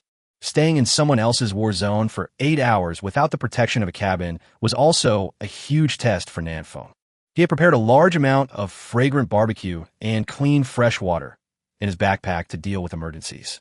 However, the recovery efficiency of these two items is too low and they are of little use. They are better than nothing. Tomorrow, I will kill someone. Nanfeng looked at the bright moon outside the window with a calm expression, and no one knew what he was thinking. On the day he first came here, Nanfeng killed someone. But the other party was a murderer, so Nanfeng did not feel too much guilt. But tomorrow, Nanfeng needs to kill many people. Those people may be innocent or not. Nanfeng must go on a killing spree to intimidate other war zones and prevent them from attacking Zone 527. Nanfeng looked at the scattered wooden houses in the camp and took a deep breath. If the lives of others can allow the brothers in Section 527 to live longer, then I am willing to be the executioner. Tada, tada, tada. Yuran walked briskly to Nanfeng's window and said, Nanfeng Gugu, when are you going to return my clothes to me? I'm almost out of clothes to wear. At this time, Yuran was wearing a black robe. This was the outfit she wore when Nanfeng first met her. Nanfeng took out the washed clothes from his backpack and presented them to him with both hands. Thank you very much. Otherwise, I don't know how long it will take for my leg to heal. You're welcome, Yuran replied with a smile. Come on tomorrow, and be sure to come back. I'll be waiting for you. Nanfeng, of course I will. With your words, I will crawl back even if I have to. Chapter 93. Mantis stalks the cicada? Who is the cicada? No words were spoken that night. The next morning at 6 o'clock, Nanfeng woke up on time. There are still 19 days left before the arrival of the large Beasttide. Nanfeng ate breakfast seriously, then sat quietly on the ground for more than half an hour to adjust his mentality. At 7 o'clock, Xiao Luo came over unsteadily, holding a chicken leg in his mouth, and threw the interregion pass to Nanfeng. Xiao Luo, honestly, you are too fragile. Otherwise, let me go. Nanfeng, are you sure you can kill 30? Xiao Luo, no, but I'm sure I can come back alive. Nanfeng, no, I already boasted last night. If I don't kill 30 today, I'll be laughed at. Nanfeng picked up the pass and prepared to use it. Wait a moment. Xiao Luo took off his cloak and threw it in from the window. Stealth cloak, which turns you invisible for 15 seconds with a 10-minute cooldown. This should allow you to come back alive. Nan Feng did not refuse and directly put the cloak on himself. Next time you have such good things, give them to me earlier so that I don't have to beg you. Xiao Luo smiled and said, don't die outside. This cloak is very important to me. Nan Feng, what are you doing? Do you want to hide and peek at the young lady bathing? Xiao Luo immediately retorted, bullshit. I use it to sneak attack the boss. Nan Feng laughed and used the cross-region pass, selecting Area 25 as the destination. 3 seconds later, a silver-white teleportation array lit up under Nanfeng's feet. Without the cloak, you should stay quiet today and don't provoke the Lord-level beasts. Nanfeng's figure gradually faded. Leave all the lords to me. I will kill them when I come back. In the cabin, Nanfeng had disappeared. Xiao Luo cursed and muttered, leave it for you to kill? Do you think I'm your boss? I found a level 13 Lord Beast last night, and I'm going to kill it today. With that, Xiao Luo left the Crow Valley camp carrying his dagger. Primitive World, Zone 25. The south wind came through and found itself in a mountain range. The nearest beast to him was 10 meters away, and it was a level 3 red-eyed rabbit, posing no threat. It's okay. I didn't get killed as soon as I landed. Nanfeng was afraid of being teleported to a high-level lord, or directly to the gathering place of the Chosen Ones in Area 25. That would mean death before accomplishing anything. Nanfeng opened the panel and wanted to tell Xiao Luo and the others, but found that the chat channel in Area 527 was no longer connected. But the cross-region chat channel can still be used. Nanfeng thought about it and sent a message in the cross-region channel. Area 527, Nanfeng. Alex, I'll come over at 10 a.m. Do you dare to challenge me in a one-on-one duel? Area 25, Alex, let's fight alone. Do you think I'm afraid of you? Area 527, Nanfeng. Okay, you have guts. You decide the location for the duel and send me the coordinates. 25, Alex, coordinates 338,588. If you don't come, you're a dog. Area 527, Nanfeng. If you bring people with you, you're a dog. Zone 288, Emilia. Is anyone watching live? It's really interesting. Area 68, Chung Mo, Nanfeng brother, be careful and don't get ambushed. Area 527, Xiao Luo, Nanfeng, I just killed a lion. Please wait for me for a while. I will come back and stew some lion whip for you. You can leave after you finish eating. 527, Nanfeng, okay. Xiao Luo and Nanfeng sang the same tune and successfully confused a group of people in Area 25. Seeing that the effect had been achieved, Nanfeng turned off the panel and walked towards the coordinates sent by Alex. Of course, Nanfeng would definitely not be so stupid as to go directly to this coordinate. He first needs to find a commanding height nearby to ambush the Chosen One in Area 25. Along the way, Nanfeng tried his best not to kill any ferocious beasts so as not to expose his whereabouts. After my innate magic weapons were upgraded yesterday, the bullet speeds of Desert Eagle and 98K became faster, breaking the speed of sound. But this also brings up a very embarrassing problem. In the past, when a gun was fired, there was a whoosh sound. Now the gunshots are heard with a loud bang. The gunshots could be heard from hundreds of meters away and could easily expose Nanfeng's whereabouts. In order to hide, Nanfeng could only switch out the stone dagger and kill the ferocious beast that blocked the way. Fortunately, the levels of the ferocious beasts nearby are not high, and even though Nanfeng rarely uses a dagger, he can kill them easily. Half an hour later, the south wind came to the coordinates 338,588. This is a small valley surrounded by mountains, and the terrain is very favorable for the south wind. Alex, you have found a good place to die. Nanfeng walked around the mountain and found several sniper spots with wide views. He lay at one of the sniper points, pulled up a bunch of vines and weeds, and covered himself with them, making a simple camouflage. Ghillie suit. If you don't look carefully, you really can't tell that there's a person lying here. Nanfeng lay here quietly, waiting for Alex to come. But he didn't have to wait long. A little after 8 in the morning, Alex came with more than 50 chosen ones. Alex looked around the valley and sneered. Humph, I came here 2 hours in advance to set up the trap. I don't believe I can't catch you, right? Benoit. Boss, what if he changes his mind and wants to duel somewhere else? Alex, then go to the chat channel and scold him, and use the power of you to put pressure on him. Benoit. Boss, you are wise. But is it too early for us to come 2 hours in advance to prepare? Alex, you know shit. He said he'll come at 10 o'clock. So he'll come at 10 o'clock? Maybe he's already teleported to our battle zone, and is about to come over to ambush us. Benoit. Boss, that's great. But we're outnumbered and we're ambushing him. Isn't that a bit bad? I'm afraid people from other battle zones will scold you. Alex slapped Benoit on the head, with a look of disappointment on his face. Are you stupid? We just killed Nanfeng in 1 second. Who knows how he died? And I can say that I killed him alone. Is that a problem? Benoit nodded aggrievedly. The boss is smart. But this... Alex kicked Benoit away. You're the only one who asks too many questions. Hurry up and find a place to hide. The Dragon Country guy might be here soon. On the mountain, Nanfeng could see the entire valley clearly through the 4X telescope. Why is there still internal strife? Nanfeng couldn't hear them talking, nor could he understand their lip reading. He could only see one chosen one beating another chosen one. The other chosen ones each found a secluded location and hid. Someone had also set up a large number of traps at the entrance of the valley, including noose traps, trip traps, rockfall traps, and Nanfeng even vaguely saw 2 animal traps. Good boy, you are well prepared. If you step into this valley without paying attention, you will die here no matter how strong the south wind is. Unfortunately, I arrived earlier than you. This is pure clowning behavior. The group of mantises in Area 25 wanted to catch cicadas, but they didn't know that the cicada in their eyes had turned into a yellow bird and was staring at them. Chapter 94, Killing. Inside the valley, the chosen ones from Area 25 were well ambushed. Even if Nanfeng lay on the commanding heights and looked down at the entire valley, he could only find 7 or 8 of the chosen ones. No one knew where the rest had hidden. But Nanfeng was not in a hurry, as he had no intention of taking action now. He has to stay in Area 25 for a full 8 hours today. The sooner he starts, the longer the battle will last. The best-case scenario for Nanfeng is to take action when he is about to return to his own battle zone, kill, and then run away, which is very safe. Wait a little longer and wear out their patience first. Nanfeng lay quietly on the ground. As time passed, the chosen ones in Area 25 gradually became impatient. Why hasn't that Dragon Country guy come yet? That's right.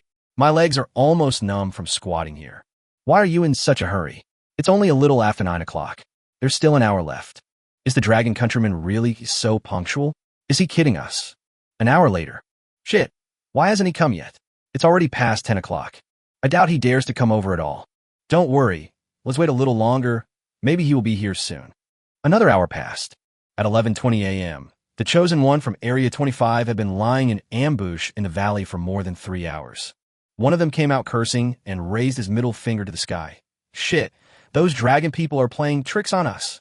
The other chosen ones also came out from their hiding places. That's right, what a waste of time. These 3 hours are enough for me to level up half a level. To be honest, I think we are a little too cautious. What kind of threat can a chosen one from Area 527 pose? He is at most level 10. Anyone in our war zone can kill him. You're right, we don't need to ambush him at all. Okay, quiet down. As the strongest person in the 25 and the builder of the village, Alex still has a lot of prestige. As soon as he opened his mouth, everyone fell silent. Alex thought for a moment and said, "What you said makes sense. We really don't need too many people to ambush here. Well, leave 10 people here to ambush, and the rest of you go and upgrade." Soon, 10 people volunteered to stay, while the others walked out of the valley to hunt the ferocious beast. Alex looked at the 10 people who volunteered to stay, nodded, and took note of them all. In the future, these people will be his right-hand men. Nanfeng saw clearly everything that happened in the valley. The opportunity has come. Nanfeng took a deep breath and aimed his gun at the chosen ones who were about to leave. The distance is about 270 meters, but I'm shooting from top to bottom, so I shouldn't miss. Explosive bomb. Charge a powerful attack. Magic power continuously flowed from Nanfeng's body into 98K. 1 second, 2 seconds, 3 seconds. The magic bullets are becoming more and more condensed, and their power is becoming stronger and stronger. The entrance to the valley was very narrow, and everyone in Area 25 was crowded together, shoulder to shoulder and leg to leg. As they were about to walk out of the valley, Nanfeng calmly pulled the trigger. A bullet cut through space and accurately hit the back of the head of one of the chosen ones. Boom! The explosive bomb effect was triggered, and a violent explosion instantly occurred within 2 meters around the chosen one. Boom! It was not until this moment that the chosen one from Area 25 heard the roar of bullets being fired. Minus 3,150. minus 2,524, minus 2,871. Nanfeng's shot created an explosive AoE, killing 4 Chosen Ones instantly, and 7 or 8 others were seriously injured. Enemy attack. Enemy attack. Fuck. That kid from manhwa is here. Everyone be careful. Thank you for the gift. How did I lose over 1,300 HP for no apparent reason? What was that just now? I heard that the dragon people have guns. With this power, you're telling me this is a gun? This is clearly a cannon. In the valley, everyone in Area 25 was in chaos, looking for cover everywhere. 2 of them tried to rush out of the valley in panic, but ended up triggering the trap set by their own people and were directly hung up. Under the 4x scope, Nanfeng looked calm. This shot did not cause much psychological fluctuation to Nanfeng. He thought that killing people would make him feel scared, disgusted, and cause psychological pressure. But in fact, he had no such feelings at all. There doesn't seem to be much difference between killing a person and killing a vicious beast. Nanfeng calmly moved the muzzle of his gun and shot at the Chosen One who was hanging in the air. Minus 1,281. Without the bonus of explosive bomb and charged attack, Nanfeng couldn't kill the man with 1 shot. But it was not a big problem. Nanfeng calmly fired another shot, directly hitting the man in the head. Up there, he's on a mountain. I see. The slope here is very gentle. We can climb up directly. The despicable dragon people ambushed us on the mountain. How despicable. The Chosen Ones of Area 25 quickly organized themselves to launch a counterattack and attempted to charge up the mountain. Nanfeng remained unmoved, still lying quietly in the same place, and began to fire 1 shot after another. Boom! Boom! Boom! The roar of gunfire echoed through the valley. 1, 2, 3. For a Chosen One of around level 10, it would only take a maximum of 1 minute to climb the gentle slope of more than 200 meters. But under Nanfeng's terrifying fire suppression, it took them a full 5 minutes, and there were 11 bodies left behind. The Chosen Ones of District 25 were furious. They hadn't even seen Nanfeng's face yet, and 16 of them had already died. If this gets out, the entire war zone will lose face. Kill. You must kill him. This child must not be allowed to stay. Humph. He's not planning on running away. Once I get close to him, he'll be dead. Under Nanfeng's massacre, everyone in District 25 has gone red-eyed. Seeing that they were getting closer and closer to Nanfeng, they could no longer bear it and rushed out from behind the cover and swarmed towards Nanfeng. Everyone, keep some distance from each other. He has a skill that deals area damage. Charge, charge, charge. Let's charge together. I don't believe he can kill them all. Mad, if I catch him later, I will cut off his bird. The people from Area 25 were getting closer and closer. Nanfeng calmly put away his 98K and took out 2 grenades from his backpack. After pulling the ring, Nanfeng counted to 3 seconds in his mind, then let go and threw 2 grenades down. What is this? Oh no, it's a grenade. Fuck, get down, get down. Everyone in District 25 was so frightened that they fled in all directions. Some people jumped directly from a hillside. Boom, boom. 2 grenades exploded at the same time, and the terrifying shock wave knocked everyone over. A few Chosen Ones who were too close were blown to pieces and were clearly doomed to fail. After waiting for the smoke to clear, the people from Area 25 attacked again, but Nanfeng had already disappeared. Did he disappear so quickly? Impossible. It's only been a dozen seconds. He must still be nearby. Chase. We must find him today. That being said, these Chosen Ones were already so frightened that their legs went weak. How could they dare to chase Nanfeng? The weapons in their hands are swords, guns, swords, and sticks, but Nanfeng has a sniper rifle and grenades. This is a complete dimensionality reduction attack. In the valley, Alex stood there sweating profusely. He had just stayed here and did not rush up the mountain with the others. The constant roar of sniper rifles scared him to death. Chapter 95. Did you hit the wrong person? Alex had heard many rumors about Nanfeng in the cross-regional chat channel, but most of them were rumors. According to those rumors, Nanfeng had guns, cannons, planes, tanks, and even an anti-Hulk armor, which was simply amazing. Of course, Alex didn't believe these rumors. After all, this sounds like a lie. After obtaining the interregional pass yesterday, Alex hesitated for a long time among the major battle zones and finally chose to go to Zone 527, ready to meet the owner of the legendary aircraft and cannon, Nanfeng. But he didn't expect that his decision would bring huge trouble to District 25. This dragon countryman, named Nanfeng, actually has a gun, and it's a sniper rifle. At a distance of more than 200 meters, almost every shot hits the target. Moreover, Nanfeng's attack power is ridiculously high. He can kill one with at least 3 shots, and sometimes even 4 with 1 shot. It's so terrible. Such people are so terrible. We all traveled to this world together, so why is he so powerful like Superman? It's a cheat, definitely a cheat. Alex took a deep breath and thought of something even more terrifying. He really has sniper rifles and grenades. Then is it true that he also owns airplanes and cannons? At this moment, Alex was afraid that Nanfeng would summon an anti-Hulk armor. What the hell is that? The other side. After Nanfeng threw out 2 grenades, he did not stop at all and directly activated the additional skill, invisibility of Stealth Cloak, and left the battlefield. Nanfeng's biggest weakness is that he is a bit fragile.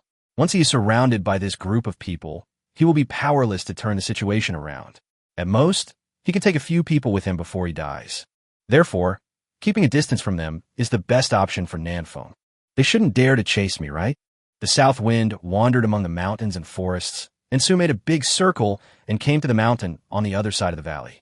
Nanfeng took out a 4x telescope to observe the situation in the valley and found that the chosen ones in Area 25 were gone. All gone? Not bad, not too stupid. If we continue to stay in the valley, we will become a sitting duck for the south wind. Nanfeng observed the traces on the ground and soon found the people from Area 25 who had left. Follow them and see where their camp is. Nanfeng did not attack rashly, but prepare to find their base camp first. My first priority today is to kill Alex. The others are just there to make up the numbers.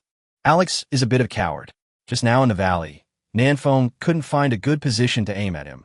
Otherwise, he would have shot him twice. But it's not a big problem. It's not even 12 o'clock yet, and there's a bit of south wind. Soon, the chosen ones from Area 25 returned to the camp and hid in their own cabins, not daring to come out. Nanfeng found a place with a wide view and squatted there for more than half an hour, but there was no one around. So steady. Nanfeng was speechless. He opened the panel and prepared to use the power of language to ridicule everyone in District 25.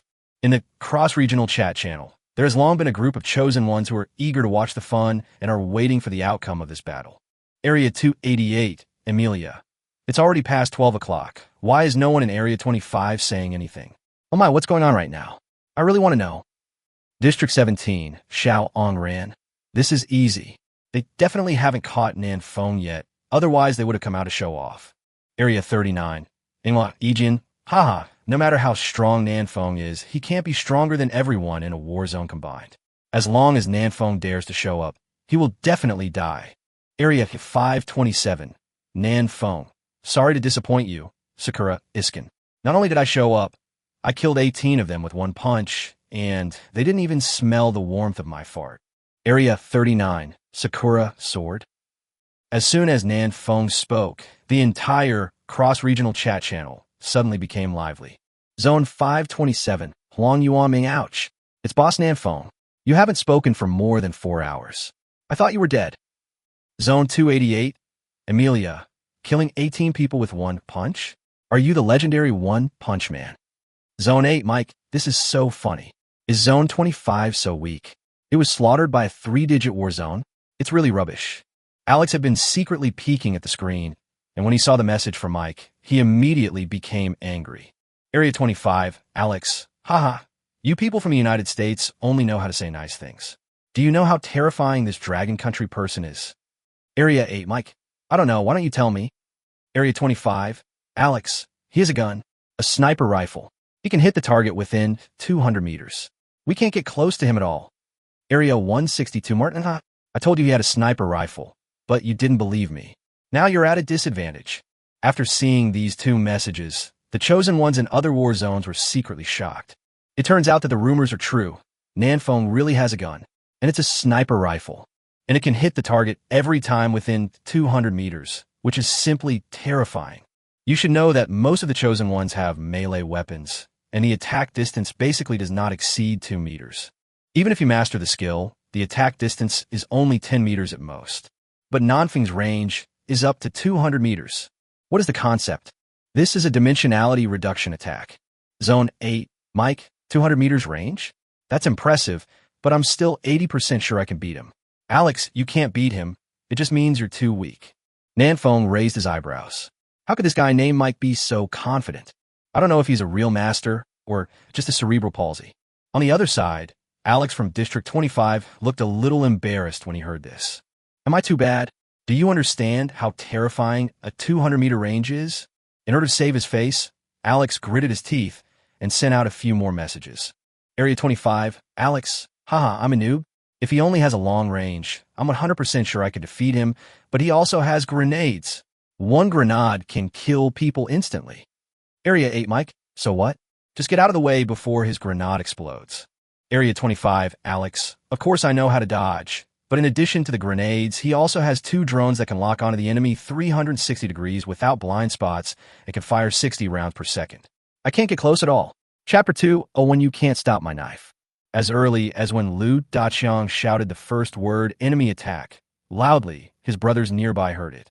They immediately sent the message to the chat channel, and then crouched down and rushed towards the direction where Lu Daqiang was. As soon as they arrived at the scene, they saw Lu Daqiang had been beaten badly and looked horrible. Who the hell are you? How dare you bully my brother Chong? It's just that my brother Chong doesn't have an electric saw, otherwise I would saw you to death. Quickly control him and avenge Brother Chong. The 5 or 6 brothers who rushed over angrily scolded the mysterious man, then drew their weapons and were ready to attack. The mysterious man was not afraid at all. He slapped his palms into the air, creating a strong wind, giving people the feeling of seeing an ancient martial arts master. These 5 or 6 brothers were blown back by the strong wind, and their health points dropped drastically. Oh my God, this is a master. This is a tough idea. Retreat quickly, brothers. Everyone was frightened by this palm strike. So how could they dare to continue attacking? But the mysterious man had no intention of letting them escape. He rushed forward and slapped out with his 2 huge hands. No one present can withstand this blow. Verfa resists vildi. Lu Daqiang spat out a mouthful of blood, raised his axe, and rushed forward. My brothers are here to save me. I can't let them die before me. Lu Daqiang showed a determined look, ready to use his body to block the mysterious man's violent palm. Suddenly, a green light appeared on his body, and Lu Daqiang only felt his body warm, and his health points were directly restored by half. Thunder element arrow. At the same time, an arrow carrying the power of thunder came from a distance and reached the center of the battlefield in an instant.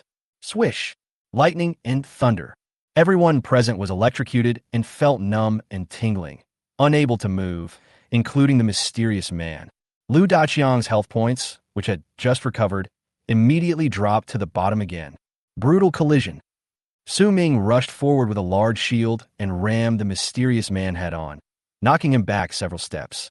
Reinforcements. Reinforcements are coming. Lu Daqiang, who was convulsing all over from the electric shock, finally breathed a sigh of relief. Great, no need to die. Su Ming stood in front of the mysterious man, wearing a stone vest on his upper body and a pair of King Kong shorts made of fine iron on his lower body. The length of the shorts just reached the knees and could not cover the calves, so Su Ming was forced to expose a leg of hair. Su Ming stared at the mysterious man and said in a deep voice, "Who are you? Tell me your name." Wu Yuansheng came up from behind and asked, "Why are you being so literary? Are you preparing for an archaeological excavation?" Su Ming laughed awkwardly. Wouldn't it be more impressive to say it this way? The mysterious man had regained his ability to move at this time. He did not say anything, but instead slapped Su Ming with a series of palm strikes. Good job. Stand behind me. Su Ming just got the King Kong shorts tonight and was just about to try whether he could withstand a beating when this boxer came. Su Ming stuck the big shield into the ground, and the shield instantly grew larger, condensing into a phantom, blocking the mysterious man firmly. Bang, bang, bang. The mysterious man slapped dozens of times in a row, and each palm hit the shield, making a dull sound. Su Ming exclaimed, "Thank you for the generous gift. This guy has great damage. He always chooses equipment that mainly increases physical strength and defense, and even sacrifices some agility attributes in order to be more tanky. In addition, there is the damage reduction effect of the shield, the damage reduction effect of the territory, the damage reduction effect of the skills, and the passive damage reduction effect of the King Kong shorts. With this series of bonuses, the mysterious man can actually deal 200 plus damage with one palm. It's so terrifying. Su Ming. Luckily, I have 9,300 health points, otherwise I really can't hold on. 20 meters behind Su Ming, there's a little nanny, Su Yihan, who is ready to give him blood at any time. Overall, Su Ming is still quite safe. The mysterious man also realized that he could not kill Su Ming, so he immediately prepared to bypass him and attack others. Want to beat up my brother? Get past me first. Su Ming swung his large shield and used a shield strike to smash the mysterious man, blocking him tightly. Wu Yuansheng stopped watching the show. He bent his bow and shot a large number of arrows, accurately hitting the mysterious man. In the distance, Huang Yuanming and 70 or 80 brothers were coming to kill them. Dude, which war zone are you from? I haven't seen you before. Su Ming held the large shield in both hands and had the leisure to chat with the other party. But the mysterious man said nothing, just kept on striking the shield wildly with his palms. Bang, bang, bang. His body had been pierced by more than a dozen arrows, one of which even pierced his left eye, but he seemed to have no sense of pain and continued to attack. Su Ming was secretly shocked. As his defense became stronger and stronger, Su Ming also felt that his pain was decreasing. In the past, he would scream in pain when he was cut by a knife, but now, being cut by a knife is like being bitten by a mosquito, and he doesn't feel much. The mysterious man in front of him had his left eye poked out, but he didn't react at all. Could it be that his defense is higher than mine? Su Ming, hold on. I'm coming with my brothers to kill them. Amid the stalemate, Huang Yuanming and others have arrived, ready to surround the mysterious man. The mysterious man looked up and saw that there were too many people coming, so he could only retreat unwillingly. He's trying to run. Chase him. It was this guy who knocked out our Brother Chong's teeth. Let's avenge Brother Chong. Brother Chong is dead. Everyone, hurry up and avenge Brother Chong. Everyone chased after him with murderous intent, and the mysterious man who was running for his life suddenly looked cold, turned around, and rushed back. Su Ming was shocked. Retreat quickly. You can't withstand his damage. Su Ming wanted to push forward, but his speed was too slow, and Brutal Charge was also on cooldown, so it was too late. Swish! A dark golden dagger suddenly appeared in front of the mysterious man and cut off both of his arms with one stroke. Xiao Luo's figure slowly appeared in front of everyone, his dark cloak fluttering in the wind. He tilted his head slightly and gazed at the night sky with his deep eyes, leaving a handsome profile to his brothers behind him. Don't try to block my knife because you can't stop it. Wu Yuanxing couldn't help but complain. Brother Luo, stop trying to be cool. That guy has disappeared. Xiao Luo looked back and saw that the mysterious man was only a back figure, disappearing into the dense forest. Fuck, I just got a new weapon, and you can't even let me show it off? Xiao Luo cursed inwardly, turned around, and said calmly, You go back to South City first. I'll go after him. After saying that, Xiao Luo raised his cloak and chased after him. On the other side, after Nanfeng killed the Spiritwood snake, he also ran all the way back to Area 527. After seeing the mysterious man just now, Nanfeng felt a little uneasy and thought something big was going to happen. He is definitely not from the Blue Star. He is most likely a native of this world. Maybe they're travelers from other worlds? If the people of Blue Star can travel here collectively, it should be reasonable for people from other planets to travel here as well, right? This was Nanfeng's first time seeing aliens, and he felt nothing. The main thing is that the other party doesn't speak, just like a humanoid beast. While he was daydreaming, Nanfeng had already arrived at the narrow cave. He still blocked the cave with big rocks, and then drew a smiley face at the entrance with the butt of his gun. In this way, once someone comes in, they will step on the smiling face, and Nanfeng will be on guard next time he comes. After entering the teleportation array, Nanfeng instantly returned to the river in Area 527. He swam to the shore before the iron-toothed fish surrounded him. As soon as he got ashore, Nanfeng saw a man with both hands broken, standing 20 meters away and staring at him expressionlessly. This man has no ears. Hiss! A trace of cold sweat appeared on Nanfeng's forehead. This mysterious person actually chased us to Area 527. Chapter 202. The Mysterious Man Who Died Suddenly? Catherine's Order. By the river, Nanfeng and the mysterious man stared at each other. A second later, Nanfeng decisively took out the Desert Eagle and shot. Beat you to death, you idiot. The mysterious man had an indifferent expression on his face.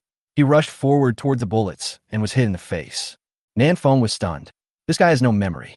How dare he take my bullet? Wasn't it painful enough to be beaten just now? But Nanfeng quickly realized that the man in front of him was not the same person he had just met in another war zone.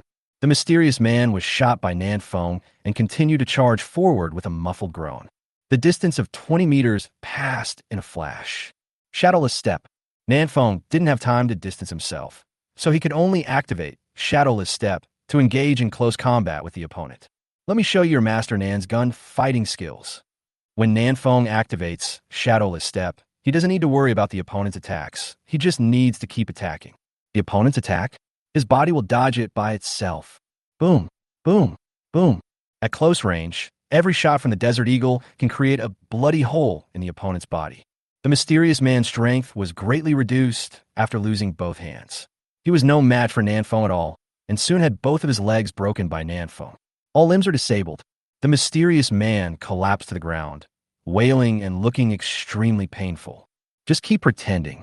Nanfeng had been fooled once just now, so of course he wouldn't be fooled again. This mysterious native is not afraid of pain at all. He is lying on the ground wailing just to make Nanfeng relax his vigilance so that he can find a chance to give Nanfeng a fatal blow. Da-da-da. In the distance, Xiao Luo, who was late, finally arrived at the battlefield. I heard the gunshots from a long distance away, and I knew you were here. Xiao Luo slowed down his pace and asked, "How did you know he would run in this direction?" Nanfeng, let me count with my fingers. Xiao Luo ignored Nanfeng's nonsense and walked to the mysterious man in 2 or 3 steps. "Friend, which war zone are you from? You're quite capable. I only cut more than 400 blood from you with one blow." Nanfeng kindly reminded, "You'd better not get too close to him, or he might punch you in his dying struggle." Xiao Luo, "I chopped off both his hands. How could he punch me?" As soon as he finished speaking, the mysterious man rushed over, and his hard forehead hit Xiao Luo's knee hard. Xiao Luo groaned and knelt on one knee, which had been broken. "You fucking..." Just as Xiao Luo was about to say a few words of traditional Chinese culture, the mysterious man bit his calf again, causing Xiao Luo to gasp in pain. "Good guy, you're such a good guy. You're already injured like this, and you still want to fight back?" Nanfeng quickly stepped forward and kicked the mysterious man in the chin, causing him to let go. "I told you not to get too close, but you still didn't believe me," Nanfeng said in a deep voice. "Didn't you notice? This guy's ears are extremely smooth. He's not from the blue planet at all. Not a blue star person." Xiao Luo was startled, and then he observed carefully. Before, Xiao Luo was staring at the other person's face and didn't pay much attention to the position of his ears. "He really has no ears. He's an alien?" Nanfeng frowned slightly. "I don't know either, but he is definitely not from Blue Star. He can't understand what we are saying at all." As he spoke, Nanfeng threw out an Eye of Insight. Eye of Insight can only view the properties of ferocious beasts, plants, materials, and other items, but cannot view the properties of the Chosen One. The man in front of me is not from Blue Star, so he should not be considered the Chosen One. Maybe the Eye of Insight can be useful. Soon, a line of small words appeared in front of Nanfeng. "Fuck, all question marks, nonsense." But it also indirectly confirms Nanfeng's point of view that this guy is not the Chosen One. Because when using Eye of Insight on the Chosen One, there was no reaction. Nanfeng said, "Eye of Insight cannot view his information. It may be that the level is not high enough." Xiao Luo, "Then why not take it back to South City and lock him up? I remember there was a brother who used to be a beast tamer. Maybe he can communicate with this buddy. Lock him up." Nanfeng was a little hesitant. This mysterious man was very powerful. How could he be imprisoned? Use fine iron to build a cell? Nanfeng doubted that he could break open the cell with his bare hands and rush out to continue killing people. Although the mysterious man's hand was cut off by Xiao Luo, who knows if it will grow back? Wow! While Nanfeng was hesitating, the mysterious man on the ground suddenly screamed, rolled his eyes, and died. Nanfeng's eyes narrowed, and he looked around while holding up the Desert Eagle, his spirit tense. But there was no one around. This mysterious man died suddenly and inexplicably. Xiao Luo squatted down and carefully checked. He is not pretending to be dead. He is really dead. Nanfeng, it's strange. This guy had such a strong vitality. How could he suddenly die? Xiao Luo checked back and forth for a long time, but did not find any new wounds. Could he have bled to death? There is such a possibility. Nanfeng shook his head. Let him die. Anyway, there is more than one mysterious man. I have encountered him in other battle zones just now. One person died, but it's not a big deal. At worst, Nanfeng can go to another war zone tomorrow and bring back another one. Boom, boom, boom. Before leaving, Nanfeng fired 3 more shots at the corpse on the ground, smashing his head. This way he won't fake his death, right? Let's go back to the city. Nanfeng and Xiao Luo returned to South City side by side. On the way, Nanfeng also observed Xiao Luo's purple gold short blade and almost drooled with envy. South City inside. It was already early morning, but hundreds of brothers in South City had not yet rested and were gathered together to discuss something. Nanfeng, brothers, why aren't you sleeping yet? Be careful. Staying up late is bad for your health. With so many people around, I can't call him my sweetheart. That would be too fickle. Suzerain, you guys are back? Have you checked the cross-region chat channel? Nanfeng, I didn't see it. What's wrong? Are other war zones still awake so late? In all the battle zones, a mysterious man appeared tonight. The same man Xiao Luo was chasing. Suzerain's face was stern. Xiao Ongran said that this mysterious man is not from Blue Star. He is very likely a native of this world. Nanfeng said, oh, I guessed it, but I'm not sure if the other party is an alien or a native.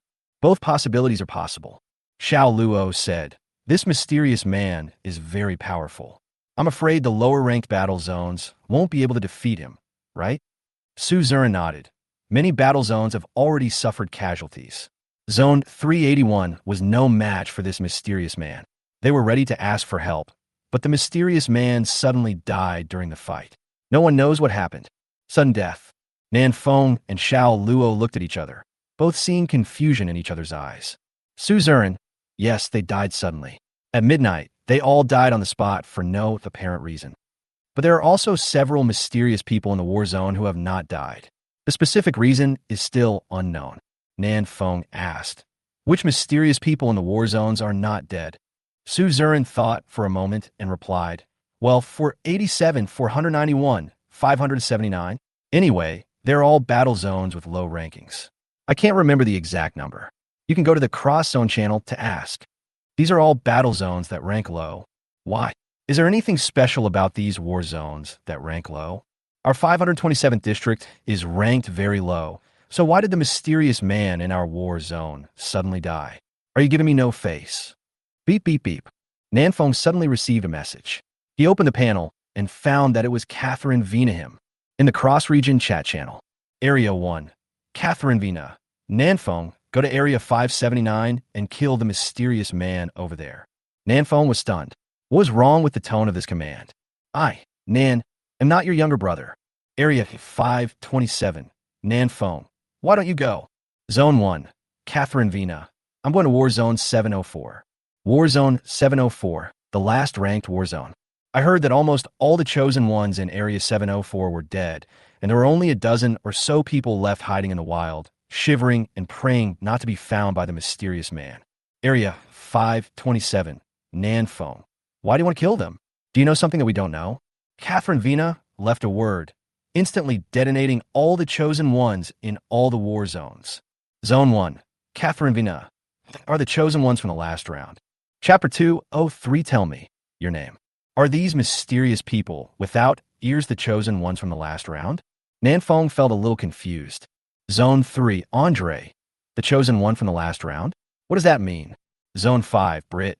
My friend, this is clearly a literal statement, and the fact that you don't understand this makes me question your intelligence. District 17. Xiao Ongran. Sure enough, we are not the only chosen ones. District 68. Chung Mo. What do you mean by Goba Tian chosen? Were we captured to raise Gu? Are they trying to train a Gu king among us? Area 527. Nanfeng. Since they're the chosen ones in the last round, why do they want to kill us? To plunder our resources? Zone 1. Catherine Vena. I don't know. Area 527. Nanfeng. If you don't give me more information, it will be difficult for me to take action. Nanfeng doesn't want to be used as a gun. The mysterious man in Zone 527 is dead, and South City is safe for the time being. There is no need for Nanfeng to risk his life to help other war zones kill the mysterious man. Zone 1. Catherine Wiener. The longer they live, the more dangerous we will be. Zone 1. Catherine Vena. This is what Long Woody from your dragon country told me. Dragon is invincible? Who is this? The name sounds a bit crazy, cool, and awesome. Area 17, Xiao Ongran. Nanfeng, listen to her. You go to Area 579, and I will go to Area 491 to kill the mysterious man. Area 527, Nanfeng. Do you believe what she said? District 17, Xiao Ongran. I don't believe her, but I believe in Long Wudi. Nanfeng was stunned. This Xiao Ongran seemed to know Long Wudi. Zone 1, Catherine Vina, move quickly. Catherine seemed to not want to continue talking nonsense and urged again. Hey, this little girl dares to order me around? Sooner or later, I'm going to make you obey me. However, Nanfeng also knew that the current situation was very urgent. He said no more and immediately took out the interregional teleportation array. Yuran said worriedly, Brother Nanfeng, it's very dangerous for you to go over like this. Nanfeng, there's nothing I can do. Xiao Ongran said this, which means he believes what the man named Long Wudi said. Who is Long Wudi? The one from the war zone? I haven't heard of him before. Everyone shook their heads in unison. They had no impression of this name either. Yuran added, what if Catherine deliberately lured you over? She is so powerful. Nanfeng raised the corner of his mouth. Don't worry, I'm not going to Area 579. I'm going to Area 491 to meet up with Xiao Ongran first. The mysterious man is very powerful, and Nanfeng estimates that it will not be easy for Xiao Ongran to deal with him. So he decides to go over and help him. At the same time, it can also prevent Catherine Vina from ambush Nanfeng in Area 579, killing two birds with one stone. Only then did Yuran feel relieved, nodded, and said no more. Nanfeng, don't worry about me. Go to bed quickly, and remember to leave a few brothers to keep watch. After saying that, Nanfeng used the interregional teleportation array and went to Area 491. Under the moonlight, the south wind felt a little chilly. Nanfeng took a look at the interregional channel. The chosen one from Region 491 had already sent out the approximate location of the mysterious man, and Xiao Ongran had already rushed over. It's pretty close to me. I'm not in a hurry. I'll just open the box first. I just killed this spiritwood snake, and a blue treasure chest dropped, but Nanfeng hasn't opened it yet. Dragon equipment. Give it to me. The treasure chest opened, and a ferocious helmet appeared in front of Nanfeng. Dragon helmet. Grade, sea level peak. Type, helmet. Attributes. All attributes plus 50. Control time minus 10. Oh, this charming dragon equipment. Nanfeng happily put on the dragon helmet on his head and threw the original tiger skin hat in his backpack. What a rubbish tiger skin hat. It's only level medium. Can I, Nan, use this kind of equipment? Price drop. The properties of this dragon helmet are quite good. It can actually reduce the control time by 10. Unfortunately, the 4-piece Jiaolong set does not have a set effect, so it is estimated that 5 pieces are needed to have it. Nanfeng put on his helmet, identified the direction, and prepared to meet up with Xiao Ongran first. Primitive World Zone 2. A mysterious man covered in blood was rushing around in the forest, trying to escape. But all around were a group of fearless chosen ones. Like the mysterious man, they also had expressionless faces and kept rushing towards the mysterious man, trying to keep him. Sikong Boshue stood in the distance, looking at the battlefield with cold eyes. About an hour ago, this mysterious man suddenly appeared in Area 2 and killed 17 chosen ones in a lightning speed. Sikong Boshue, who was sleeping soundly, suddenly woke up and became angry. He can only perform deep hypnosis on 50 people now, and 17 of them died in just a few minutes. How could he not be angry? Fortunately, there were still more than 200 people in Area 2, and the remaining 100 or so were in shallow hypnosis. Sikong Boshue flicked his pocket watch twice and converted 17 of them into deep hypnosis. Immediately afterwards, Sikong Boshue ordered the more than 100 chosen ones who were under shallow level hypnosis to surround and kill the mysterious man. But the mysterious man was no pushover. Under the siege of more than 100 people, he killed more than 20 of them. At this moment, the chosen ones who were under shallow hypnosis couldn't stand it anymore. Their already corrupted wills began to seize control of their bodies, and they wanted to escape from here. After all, no one wants to die. Sikong Boshue had no choice but to let the chosen ones of deep-level hypnosis go to the front, and then gently comfort the chosen ones of shallow-level hypnosis, letting their wills continue to sink. Under the fearless siege of the crowd, the mysterious man was now seriously injured and could not escape. If you kill enough people, won't you suddenly die? Sikon Bushua looked at the mysterious man coldly and suddenly smiled. The chosen one from the last round? Interesting. Soon, the mysterious man's legs were broken and he lay on the ground screaming.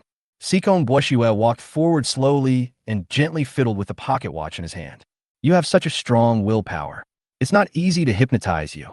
Sikon Bushua squatted in front of the mysterious man and smiled kindly. Look into my eyes. You will not feel any pain. You will feel warm all over, very comfortable.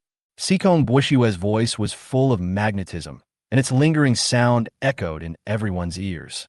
Those chosen ones who have been hypnotized feel extremely comfortable all over their bodies, and they feel like they are in heaven. The mysterious man lying on the ground had a trace of confusion in his eyes, and his screams became quieter and quieter. Very good.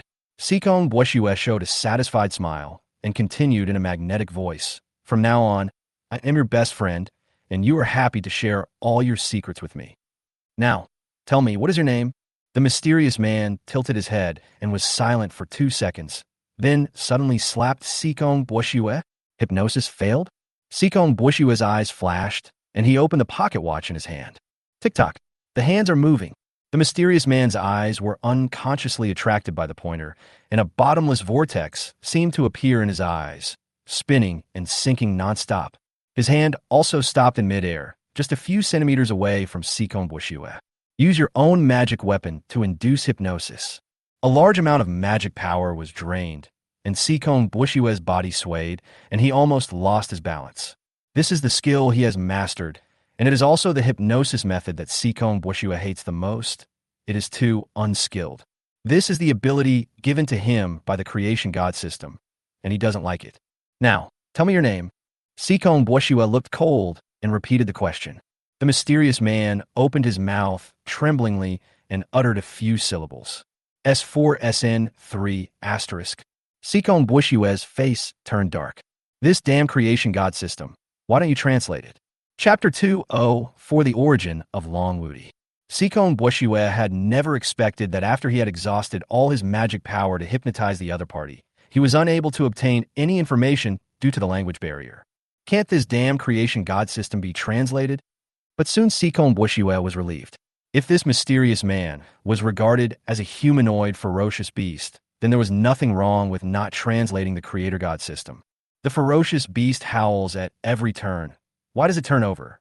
You can't have the system translate the crow of jungle pheasant into time to get up, the sun is shining on your butt, right? That's too incongruous. With this thought in mind, Sikon Bushua took a few steps back and kept a distance from the mysterious man. It doesn't matter if we don't speak the language. I can learn. I can make him learn. But this guy has such a strong will. I have to spend some time to slowly hypnotize him and make him deeply involved. Sikon Bushua gave a wink, and immediately a chosen one found a large number of vines and tied the mysterious man up like a dumpling. Li Miao Miao also tied a bough on the top of the rice dumpling in a very girly way. 10 men will take turns guarding him and breaking his legs every day to prevent him from escaping. This mysterious man has a strong recovery ability, and his broken leg will grow back in no time. Sikon Bushua doesn't want to let him run away. Then, Sikon Bushua issued another order. From today on, you must hunt beasts for at least 15 hours every day to increase your level. The average level of Zone 2 is not high, because their main task is to protect Sikon Bushua, not to upgrade. But the situation tonight made Sikon Bushua realize the problem. That is, if their level is too low, they will not be able to protect themselves. Unfortunately, all the teleportation arrays in our war zone are unusable, and the inter-regional passes are useless. Otherwise, if I take that chick from District 1 into my possession, who else can threaten me? Shaking his head, Sikon Bushua put his arm around Li Manman's slender waist and returned to the cabin to sleep. Area 491 of the original world. Nanfeng estimated that Xiao Ongran should be nearby soon, so he raised the Desert Eagle and fired 3 shots into the sky. Soon, a young man holding a spear came running from a distance. This man was Xiao Ongran. Xiao Ongran. Nanfeng? You didn't go to Area 579? Nanfeng. No. I was afraid that you couldn't beat this mysterious man, so I came here to help you first. Xiao Ongran laughed. Are you afraid that Catherine Vina is waiting for you in Area 579? Nanfeng. I don't know what you're talking about. The two chatted for a while, and then ran quickly towards the area where the mysterious man was. On the way, Nan Feng asked, "Who is the Long Woody that Catherine mentioned? You seem to know him? Which war zone is he from?" Xiao Ongran pondered for a moment. Long Woody should not be in our world. If I am not mistaken, after Catherine reached level 20, she entered a larger chat channel and met Long Woody there. Nan Feng, a bigger chat channel? You mean Long Woody is in another world? Xiao Ongran. This is just my guess. It may not be correct, but we will know after we reach level 20. Nan Feng glanced at his own level 19, 113061/210,000. Well, I should be able to reach level 20 tomorrow. Nan Feng continued to ask, "Who is this Long Woody? You seem to believe what he says. I heard rumors about him when I was in the army." Xiao Ongran said very seriously, "He is the youngest soldier in the Dragon Country Special Forces. He is nicknamed the Talkative God of War and is very good at fighting." In case Nan Feng couldn't understand how good this very good fighter was, Xiao Ongran added, "You can think of him as the Dragon King, the King of Special Forces, or the crooked-mouthed war god in novels. With his devilish smile, it's hard to predict whether his opponent will live or die. Anyway, he's awesome. Oh my goodness, the Dragon King and God of War are here. No wonder the name is so cool and awesome." Nan Feng couldn't help but become more curious about Long Woody. How come I haven't heard of such an awesome warrior before? Xiao Ongran chuckled. Before crossing over, people like him were state secrets. How could you possibly know about him? I have only heard rumors about him, but have never seen him in person. I see. The two of them move forward at full speed and soon arrive at the Chosen One camp in Area 491. With the help of night vision goggles, Nan Feng saw a mysterious man demolishing a house from a long distance away. The pair of huge hands clapped wildly, making the small wooden house creak, and there was a risk of collapse at any time. This district is still using cabins? That's really lame. Nan Feng set up the M24 and fired a shot in the air. Explosive bomb. The mysterious man sensed the crisis, but the magic bullet was too fast, and he had no time to dodge. Boom! The incendiary bomb exploded in front of him, releasing a burst of strong light that made his eyes go white. Minus 318. Nan Feng was stunned. This mysterious man's defense is a bit high, taller than the previous two. Be careful. This mysterious man is quite strong. Nan Feng reminded Xiao Ongran and then pulled the trigger again. Penetrating bullet. A dark ray of light cut through the sky. This penetrating bullet, with the power of shadow, struck the mysterious man's heart directly. The mysterious man couldn't see clearly and could only dodge to the side subconsciously.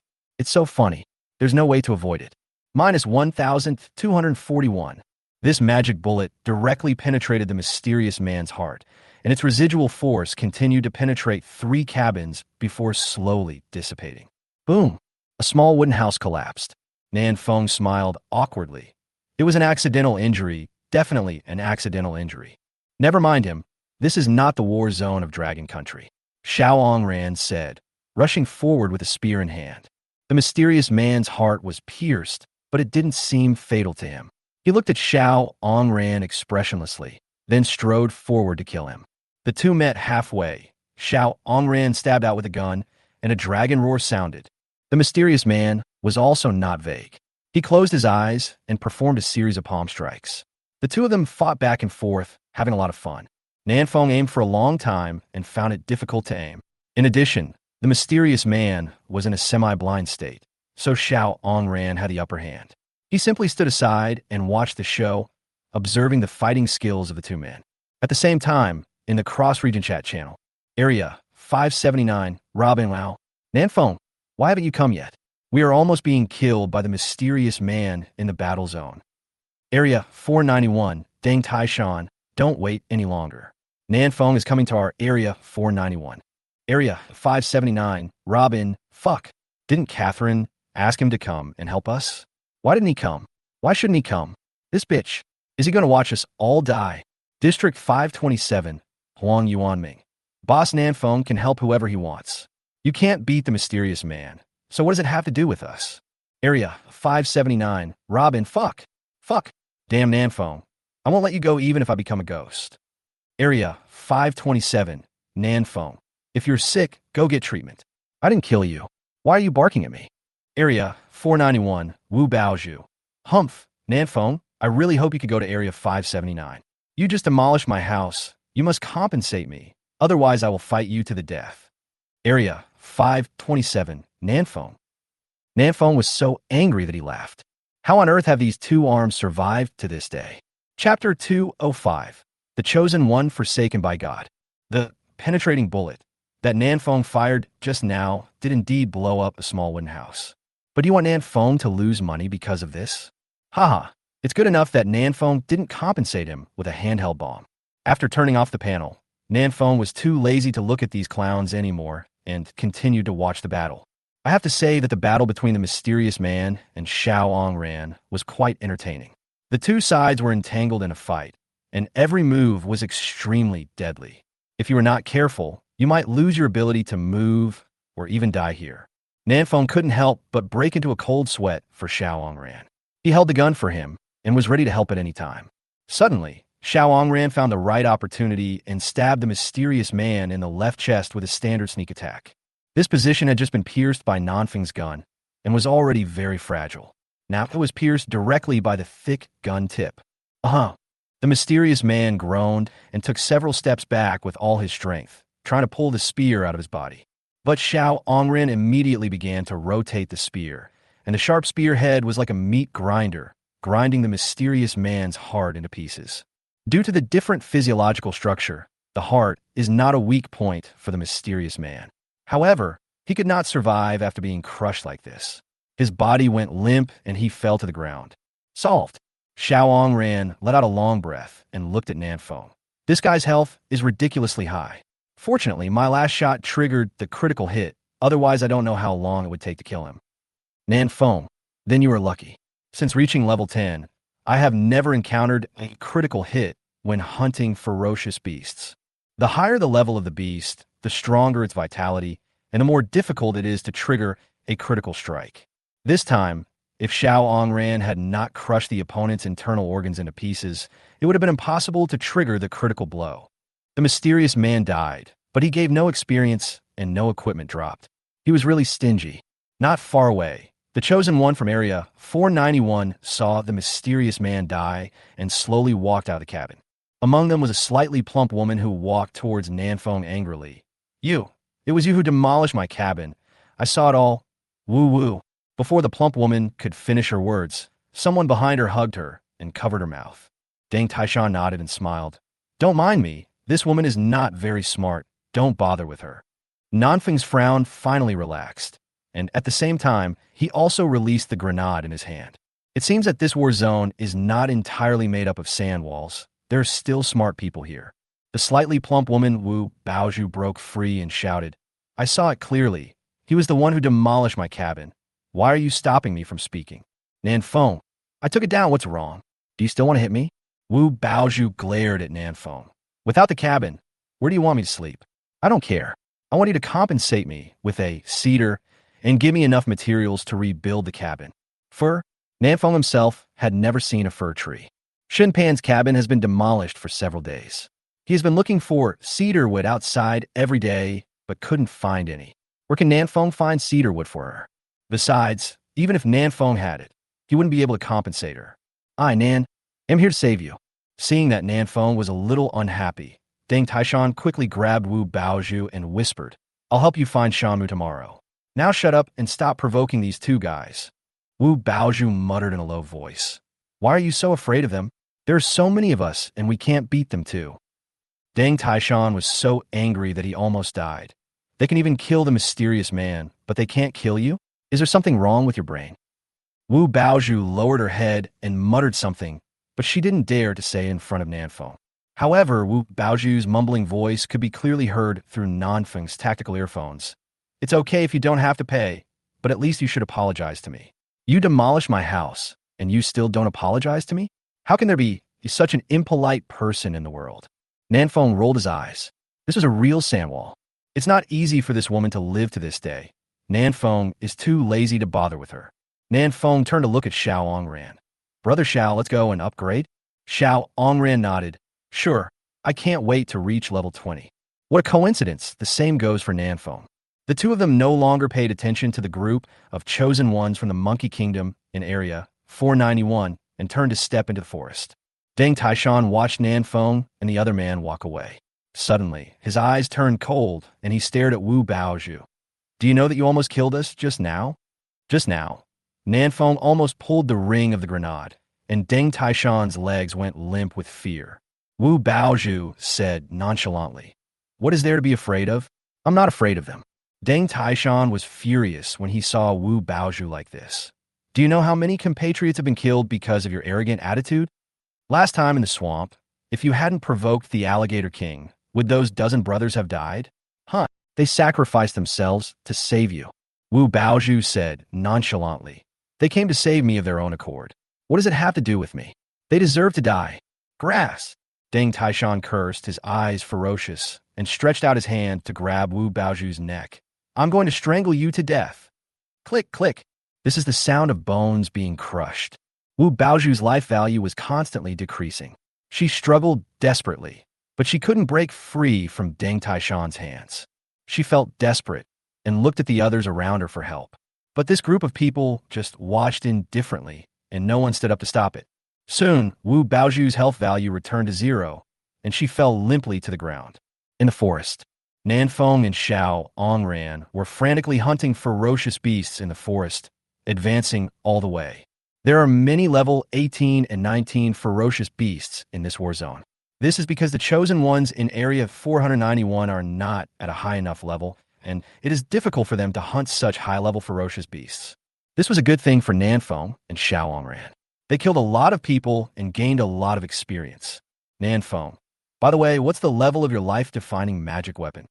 Xiao Ongran, D-level upper. I haven't found the Shadow Stone. I'm stuck here. Nan Feng said, go find a Shadow Sheep King. This lord will drop Shadow Stone. Xiao Ongran nodded and silently kept this information in mind. Nan Feng, by the way, have you found any dragon snakes in your war zone? They are very big, more than 100 meters long. Xiao Ongran raised an eyebrow. I just found a mysterious water snake today, and I am planning to test its strength tomorrow. Mysterious water serpent. Nan Feng's face lit up with joy. If it went as expected, this thing should be able to drop the secret treasure of water element. Nan Feng does not have the secret treasure of water element yet. Brother, let me discuss something with you. After killing the mysterious water serpent, 5 water elemental treasures will be revealed. Can you give me one? I can exchange it with other elemental treasures. Nan Feng has 2 hearts of blazing flame and 5 wind and thunder branches in his hand, and there are 4 energetic stones in the village warehouse. There are quite a lot of elemental treasures. It is worth mentioning that the wind and thunder branches exploded by the spirit wood snake is not just a secret treasure of the wood element. Wind and thunder branches, secret treasures of wood element and thunder element, extremely rare. This branch is a dual element secret treasure. Nice branches. I don't know who will use the lightning element secret treasure to upgrade their own magic weapon. Anyway, Nan Feng can't use it. After Xiao Ongran learned about the function of the elemental secret treasure, he readily agreed. Okay, I'll see what elemental secret treasure I'm missing and then come back to exchange with you. Nan Feng, no problem. The two continued to hunt the beast until around 3 in the morning, when a system announcement suddenly came. Ding! All the chosen ones in Area 579 of the primitive world have died. The chosen ones forsaken by God have occupied Area 579 and become the new chosen ones. Nan Feng and Xiao Ongran looked at each other, both filled with doubts. The chosen one abandoned by God? Are you referring to that group of mysterious people without ears? Good author, update quickly. Even the donkeys in the production team didn't dare to rest like this. Chapter 206, Don't Send the Weak. Warzone 579 was destroyed. Nan Feng had thought of this result, but he didn't expect it to happen so quickly. How long has it been? That mysterious person killed all the chosen ones in Area 579? Xiao Angren's face was grim. At about midnight in the morning, Robin said that there were still more than 80 people in their battle zone. Only 3 hours later, more than 80 people died. This is a bit counterintuitive. Killing more than 80 people in 3 hours may not seem like a lot, but if you calculate carefully, one is killed every 4 minutes on average. The chosen ones in the 579th war zone are not fools. They will definitely run away if they can't win. If they disperse and find places to hide, They won't die so quickly, right? Even if they didn't run away and just hid in the cabin waiting to die, it would be difficult for the mysterious man to kill them all within 3 hours. Nan Feng said in a deep voice. We seem to have fallen into a misunderstanding. Who said there can only be one mysterious person in a war zone? What if there are several in Zone 579?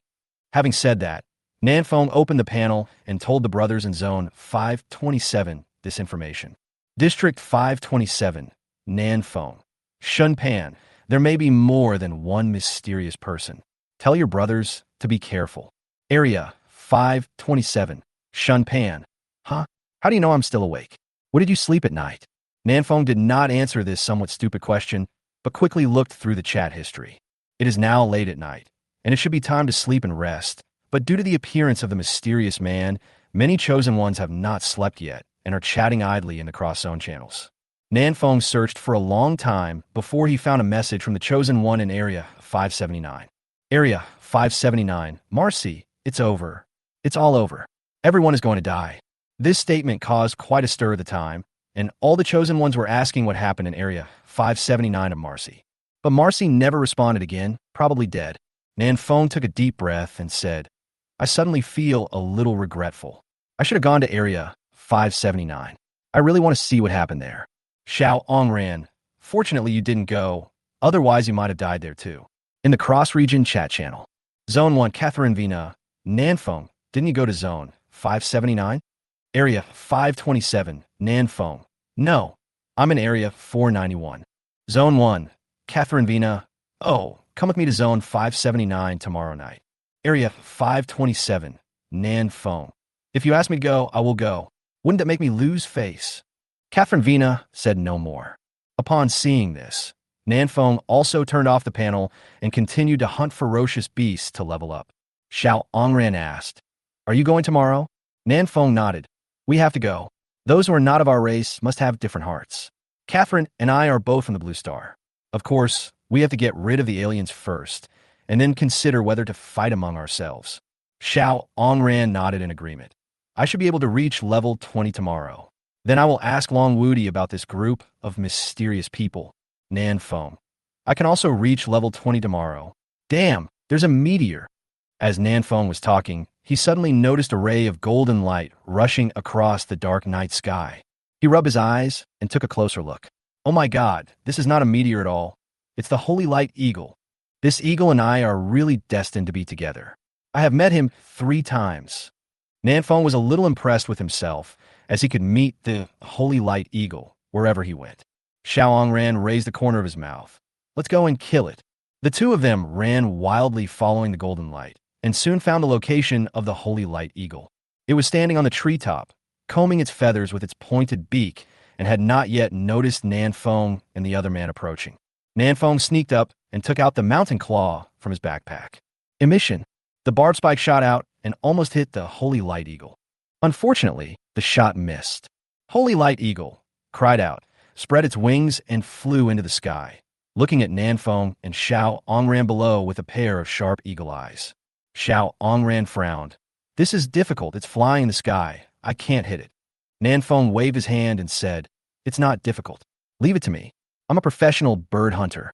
This is Nanfeng's 3rd time hunting the Holy Light Eagle. He is very experienced. Call out. A flame bomb flew out of the barrel and exploded in midair, releasing a strong light. Holy Light Eagle dodged the explosive bomb, but could not avoid the dazzling holy light. It never expected that it threw flash grenades to dodge others every day, but today it was dodged by Nan Feng. Dumb. Holy Light Eagle cried out and shook its head to try to see more clearly. But Nan Feng did not give it this chance. The Gatling gun slowly rotated and flames gushed out. 20 seconds later, the wings of the Holy Light Eagle were riddled with holes and fell to the ground. After 30 seconds, it let out a scream and wilted. Xiao Ongran on the side was secretly shocked. So strong. No wonder in the cross-district channel, Catherine Vina specifically asked Nan Feng to go to District 579 to deal with the mysterious man. Has his strength already reached this level? A level 18 lord can be killed in minutes? Hey, this time it's easy. Nan Feng put away the Gatling gun and happily ran over to touch the corpse. Holy Light Stone obtained. Blue treasure box got it. There's also a lot of eagle meat. in hand. Nan Feng. Brother Xiao, I'll give you this treasure chest. I want the holy light stone. Xiao Ongren shook his head. No need, I didn't do anything. That's fine.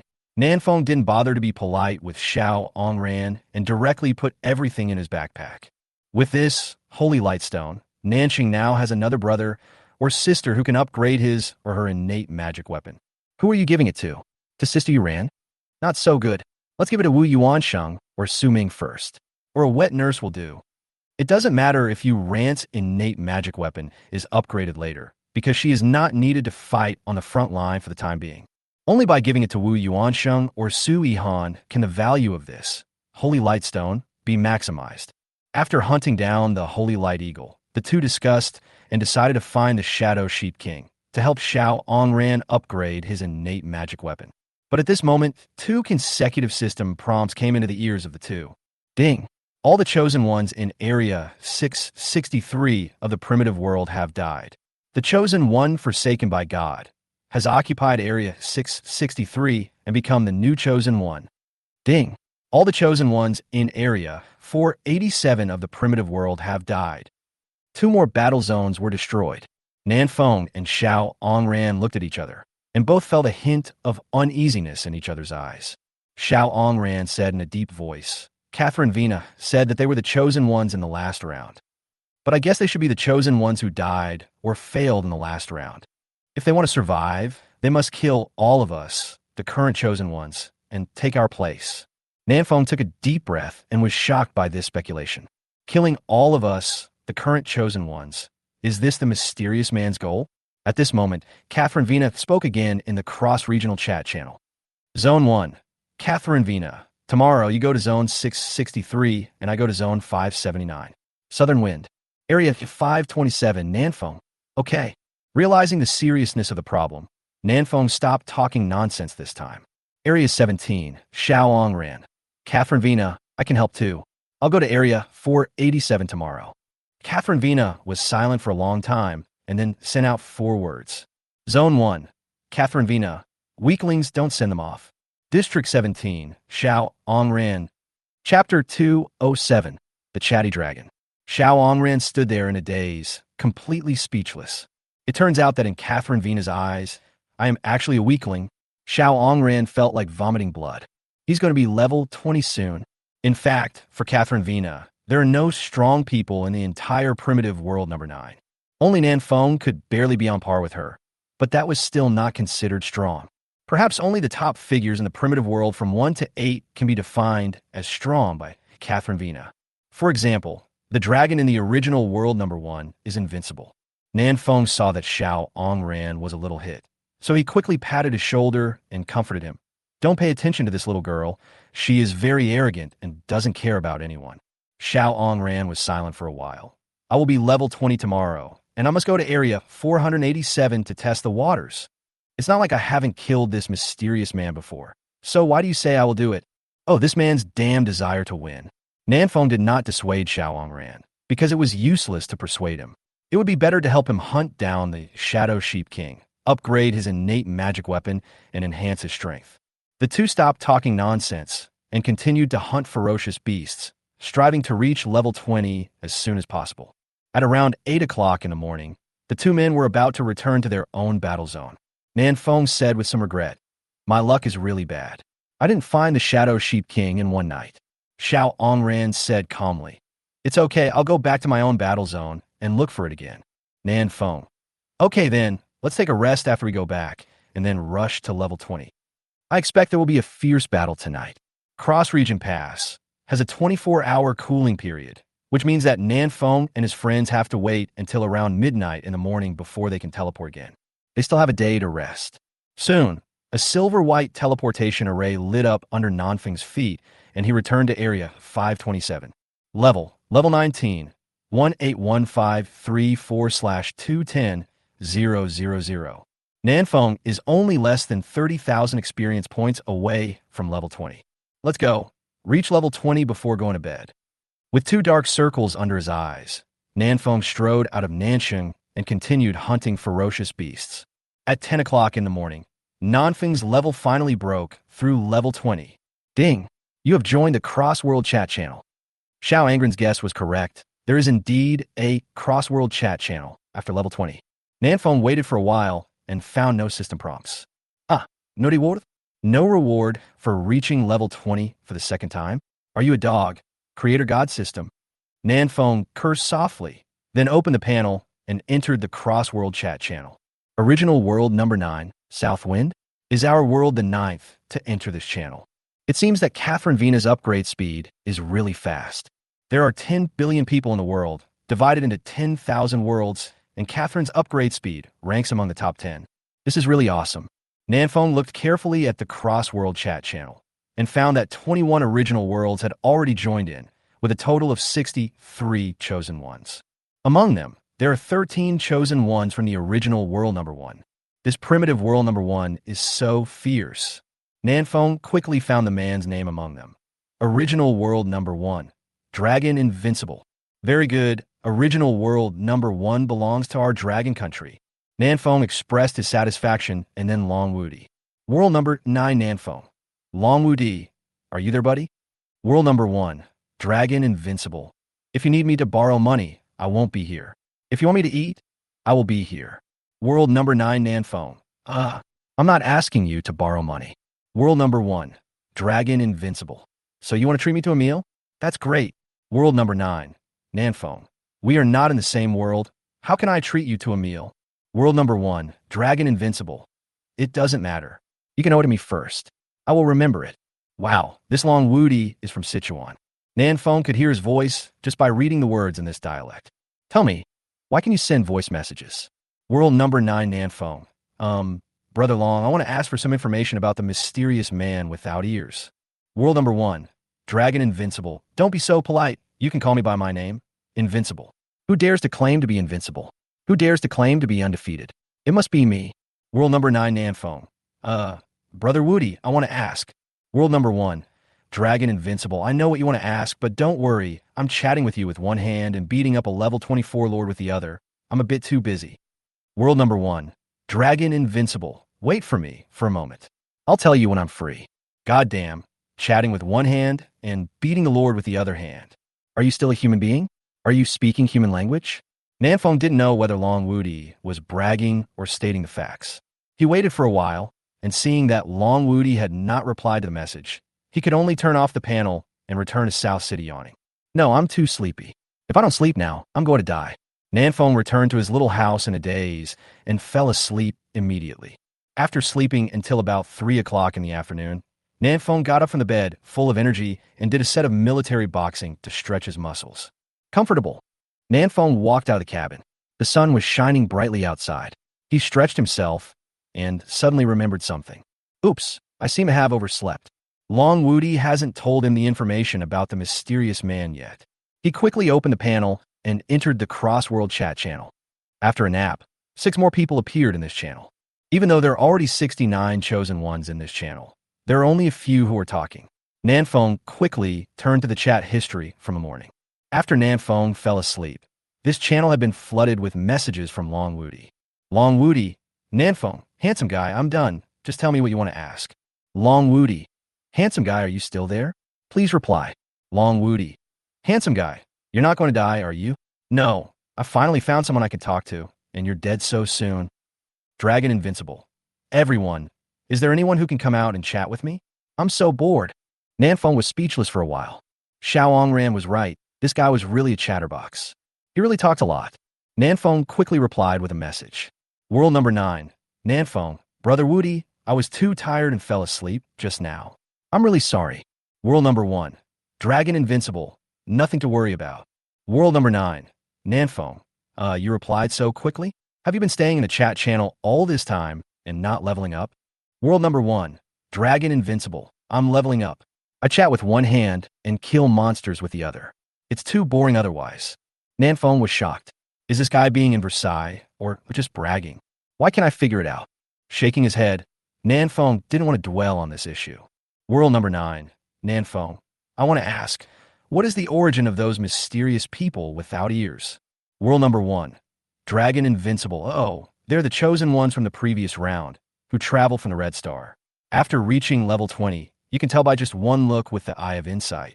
After reaching level 20, can Eye of Insight view the information of the mysterious person? Nanfeng nodded and prepared to take a closer look when he went to area 663 tonight. World number 1. Dragon Invincible. Right. Let me tell you another little secret. We hunt ferocious beasts to level up, and these Red Star people hunt the chosen ones to level up. The more chosen ones they kill, the stronger they become. If you don't kill them all quickly, you're doomed. Chapter 208 The Terrible Red Star People. That group of mysterious people are from Red Star. Did they upgrade by hunting down the chosen ones from Blue Star? Nanfeng took a deep breath and was truly shocked by this information. No wonder the mysterious man in Area 491 had such a high defense. Nanfeng's single shot only caused 318 points of damage. It turned out that it was because he had killed many chosen ones and improved his level. So, wouldn't the mysterious man in the 3 war zones destroyed last night be even more terrifyingly powerful? In the Crossworld channel, Long Woody continued. The Red Star people must kill more than 10 chosen ones every day, otherwise they will die suddenly at midnight in the morning. If you can't beat them, then find a place to hide. No wonder so many mysterious people in the war zone suddenly died last night. It turned out that they failed to meet the killing target. This can be considered their weakness. Otherwise, with the strength of the Red Star people, it would be difficult to kill them in most war zones. Nanfeng lowered his head and thought, wondering how many Red Star people there are in our world. There must be more than 3. Last night, more than a dozen chosen ones died in many war zones. The Red Star people in those war zones killed them and ran away, hiding in the dark and waiting for an opportunity to strike. These are all hidden dangers. We need to quickly tell other battle zones about this news and tell them to hide and not give themselves up to death. This is not the Holy Mother of the South Wind, who cannot bear to see others being killed. Instead, this group of Red Star people have to kill 10 chosen ones every day, and the more they kill, the higher their level and the stronger their strength. Nanfeng doesn't want to encounter a level 30 Red Star person in 2 days. That would be too terrifying. World number 1. Long Woody. Right, handsome guy. Is there a person named Long Out Yin in your world? World number 9. Nanfeng. It seems not. Who is this Long Out Yin? World number 1. Long Woody. He's my old man. Do you know someone named Lu Tsuehua? World number 9. Nanfeng. I don't know him either. Who is this? World number 1. Dragon Invincible. This is my mother. Alas, I don't know which world they are in. Wow. His father's name is Long Out Yin and his mother's name is Lu Tsuehua. Is this the name of a channel? Nanfeng has already imagined a whole TV series, The Domineering CEO Falls in Love with the Village Girl, in his mind. World number 1. Dragon Invincible. Shuaigua. What are your parents' names? I can help you find them in my world. Mom and Dad. Ever since he traveled through time, Nanfeng has tried his best not to think about this question because he is a little afraid of knowing the answer. For parents over 50 years old, it is not easy to survive in this dangerous world. World number 9. Nanfeng. My father's name is Nan Shanlin, and my mother's name is Yi Ru Xuan. Are they in your world? World number 1. Dragon Invincible. I don't remember. I'll ask for you when I'm free. World number 9. Nanfeng. Thank you. I'm going out to level up first. Let's talk later. World number 1. Dragon Invincible. You can chat with me while upgrading. Nanfeng choked and didn't know how to answer. He simply turned off the panel, took 2 deep breaths, and walked out of the cabin. The construction of South City is still ongoing. Under Su Zuren's planning, the 3rd city wall is about to be completed. Nanfeng found Huang Yuanming, told him the news about the Red Star people, and asked Huang Yuanming to send the news to the cross-regional channel. Huang Yuanming patted his chest and said, "Leave it to me. I am a professional in water group management, and I will ensure that all the chosen ones are notified." From this point of view, Huang Yuanming is a bit similar to Long Woody. Both of them are good at water groups. These 2 people should be able to get along well. Nanfeng did not waste time on this. He strode out of Nansheng and continued his upgrade journey for the new day. There are still 11 days before the Great Beast Tide arrives. Area 663 of the original world. A man without ears stood beside a lake with a calm expression. His lips moved slightly, uttering some awkward and incomprehensible syllables as he talked to himself. If there were any chosen ones from Blue Star next to him, they would be surprised to find that they could actually understand what this man was saying. This is because this Red Star man has become the new chosen one, and the Creator God system will now translate what he says in real time. This year's chosen one is stronger than we were back then. but in the end they will perish just like us. How easy is it to survive this beast tide? The Red Star Man muttered to himself, and one figure after another flashed before his eyes. These were his former companions who died in the beast tide. Don't worry, once I occupy 10 more battle zones, I can pull you out of the abandoned land. In this life, I will continue to fight alongside you, kill the beasts, and see the wider world. Wait for me. After saying this, the Red Star Man slapped his palm in the air. The lake water in front of him splashed 7 or 8 meters high, and a huge dragon snake rose into the sky from the bottom of the water. Blackwater snake. The two sides started fighting instantly. At 8 o'clock in the evening, Nanfeng returned to Nanshang to rest. After several hours of fighting, his magic power was exhausted again. The magic power consumption is still a bit high. Even the double recovery of the Dragon Suit plus mineral water can't make up for it. The bad thing about the long-range Chosen One is that it consumes too much mana and needs to go home to restore mana all the time. Unlike the melee Chosen, as long as they don't use any skills, they can fight from day to night without blinking an eye. It's just a bit time-consuming. As soon as Nanfeng returned to Nansheng, Su Zuran came to him. Su Zuran, have you checked the inter-district channel? A red star appeared in District 502 and has killed many Chosen Ones. Nanfeng frowned. Didn't I ask Huang Yuanming to notify everyone? One of the people in Area 502 hide. Su Zuran replied. The Red Star Man in their battle zone died suddenly last night, but for some reason, another Red Star Man appeared in their battle zone tonight. After a pause, Su Zuran said in an uncertain tone, some people suspect that it was the Red Star Man from Area 487 who killed them through the teleportation array. Can this group of Red Star people also use the teleportation array? Nanfeng frowned. In this way, the difficulty of killing these Red Star people would suddenly increase several times. What's the current situation in Area 502? Nanfeng asked.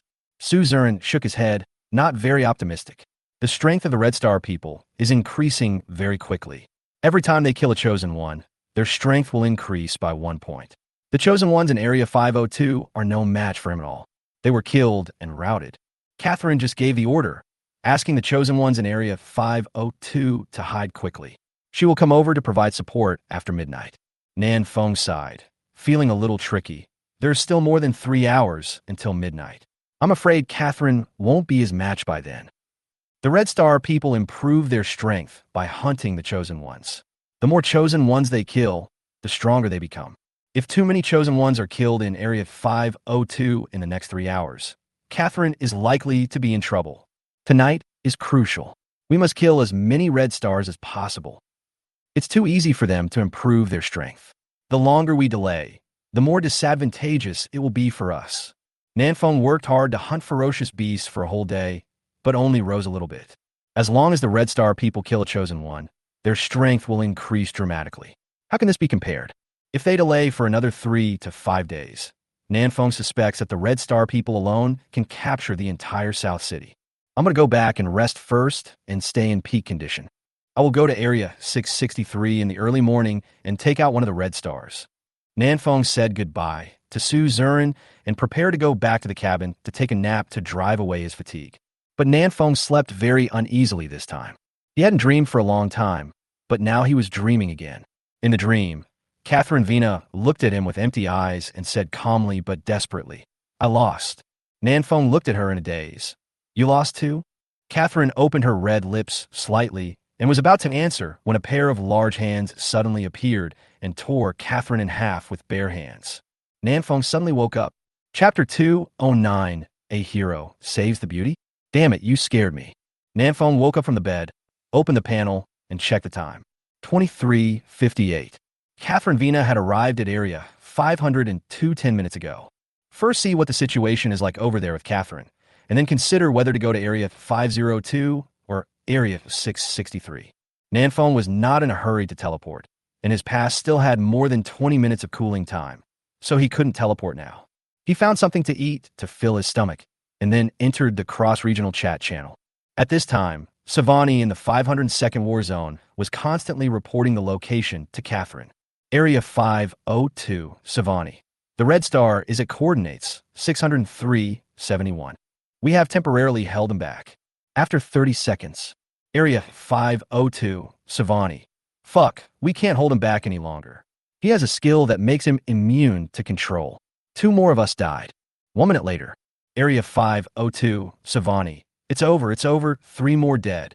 District 68, Chung Mo. What the hell if you can't beat them? Just run away, don't give yourself away. Area 93, Aikichi Daisuke. You make it sound easy, but the Red Star people are ridiculously strong. How can it be that easy to run away? Area 19, Ajeri. I have a bad feeling. Can Catherine really defeat this Red Star man? He has killed many chosen ones. God knows how strong he is. Zone 288, Emilia. If even Catherine is no match for him, then who can stop the Red Star man? He will kill all of us. Area 527, Nan Fong. It doesn't matter. I will take action. Nan Fong calmly pretended to be cool in the chat channel and continued to peek at the screen.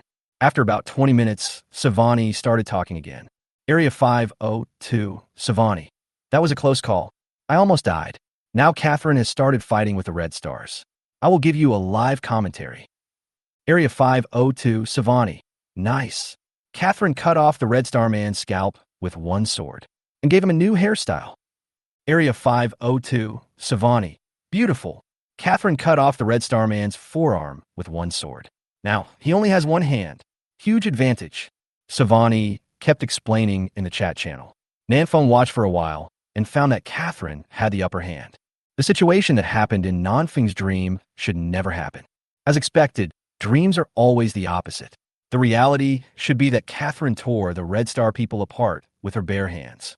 This female warrior is extremely powerful, worthy of being the #1 in the original World Number 9. Area 527, Nanfeng. Are there any Red Star people in your war zone? I'm coming over to deal with them now. However, all major war zones stated that no Red Star people were found. In fact, Nanfeng was supposed to go to Area 663 tonight, but plans cannot keep up with changes. The Red Star people in Area 663 may have been teleported to other war zones. If Nanfeng goes there now, there's a high probability that he will come back empty-handed and make a wasted trip. After thinking for a while, Nanfeng decided not to teleport yet. He would wait until the Red Star people appeared in a certain war zone and then teleport over to deal with them. At the same time, Xiaoang ran from Area 17 finally reached level 20. I thought I could level up in the evening, but I didn't expect to reach level 20 in the early morning. Xiaoang ran let out a long sigh and entered the cross-world chat channel. He instantly found the man's name, Long Wudi. World Number 9. Xiaoang ran. Long Wudi, hello. Are you the one who won the title of Soldier King for 12 consecutive years? The God of War Long Wudi? World Number 1. Dragon Invincible. The Chatterbox God of War. If nothing unexpected happens, you should be talking about me, but I prefer others to call me the Mouth Cannon King. World Number 1. Dragon Invincible. The sky is vast. The wilderness is boundless. I am the king of mouth cannons. An old man is just like a young man.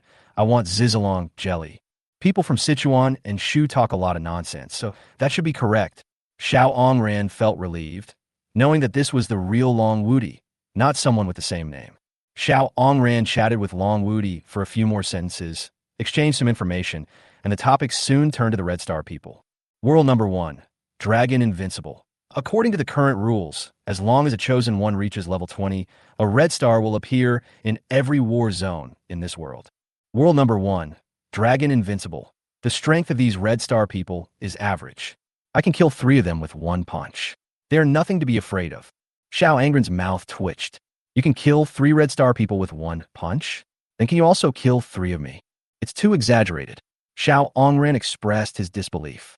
At this moment, another chosen one from World Number 1 also sent out a message. World Number 1. Lin Mimi, don't underestimate these Red Star people. They're the chosen ones of the previous session and know the locations of all the teleportation arrays. If you give them a chance to catch their breath, they will be able to merge into an extremely powerful force. World Number 1 Lin Mimi. Of course, if you're already above level 25, then just ignore what I said. Nanfeng, who had been watching various channels, was stunned when he saw this. The Red Star people know the location of every teleportation array. Then the current Area 502 is. A chill came over him, and Nanfeng immediately sent a message on the cross-region channel. Area 527, Nanfeng, Silvani, tell your people to retreat quickly and tell Catherine to retreat too. But Nanfeng waited for a long time, but did not receive any reply from Shivani. For minutes had passed since he last spoke. It's over. Nanfeng looked serious. There must be more than one Red Star person in Area 502. The Red Star man who was exposed in the open was actually just a bait, luring the strong men from various war zones to be killed one by one. Catherine Wiener was the first fish to take the bait. Catherine can't die now. Otherwise, I won't be able to handle so many Red Star people. Nanfeng gritted his teeth and used the cross-region pass to teleport to Area 502. Even though he knew it was a trap, Nanfeng had to step into it. A hero saves a beautiful girl. Although this plot is very old-fashioned, I like it very much. I just hope Catherine can hold out a little longer before being torn in half by another Red Star man with his bare hands. Area 502 of the original world. Catherine Vina had a cold expression on her face, holding a knight's sword, and stood upright among the crowd. There were 9 Red Star people around her. And further away, there were dozens of chosen ones from Area 502, all lying lifeless on the ground. She's the strongest chosen one in this world, right? It should be. I didn't expect it to be a woman. Are all the men of this race useless? Don't be careless. This woman is very powerful. No matter how strong you are only level 20. In my last life, I reached level 26. The Red Stars around were talking in low voices, trying to add pressure to Catherine in this way. But Catherine's cold expression remained unchanged, and she picked up her sword and killed one of them. The Red Star man had a solemn expression on his face. He clasped his huge palms together and actually caught the sword with his bare hands. Catch the blade with bare hands. Oscillating sword. Catherine changed her tactics temporarily, and the long sword vibrated continuously at an extremely high frequency, causing the Red Star man's hands to become numb, and he could no longer catch the sword. Throat sealed. After one move, Catherine changed her sword moves and slashed with the long sword, leaving a deep bloody mark on the Red Star man's neck. Puff! The Red Star man was shocked and took several steps back, covering his neck. If he had not recovered his level to 23 after killing more than 20 chosen ones, Catherine's sword might have taken his life. Don't retreat. She's trying to run. The Red Star man's retreat just made room for Catherine Vina. Catherine showed no desire to fight. Before the other Red Star people could react, she broke out of the encirclement with a Z-shaped flash and ran away. Chase, don't let her get away. We can't let her return to her camp, or it will be difficult for us to kill her. The other 8 Red Star people had gloomy faces and stared at Catherine's back and chased after her. At this time, a handsome guy happened to be running in the forest. This handsome guy was Nanfeng. As he was running, he suddenly noticed a figure running towards him from the front. Nanfeng looked carefully and was surprised. Isn't this Catherine Vina? Is she running for her life? Nanfeng realized something instantly and turned around and ran. While running, Nanfeng looked back. As expected, Catherine was followed by several Red Star people, chasing after her aggressively. Oh no! Nanfeng's face changed slightly. He suddenly discovered something extremely embarrassing. That is, his speed was the slowest among everyone. Catherine was almost catching up with him. Nanfeng was anxious. Change direction. Catherine glanced at Nanfeng and actually changed direction, continuing to escape to the left. But the group of Red Star people behind him had no intention of letting Nanfeng go. One of them struck out in the air with a palm, and the strong gust of wind directly knocked Nanfeng to the ground. Nanfeng was shocked. How could the strength of this Red Star man be so exaggerated? This is much better than those yesterday. 8 Red Star people surrounded him, and were about to kill Nanfeng when a flash of sword light suddenly passed by.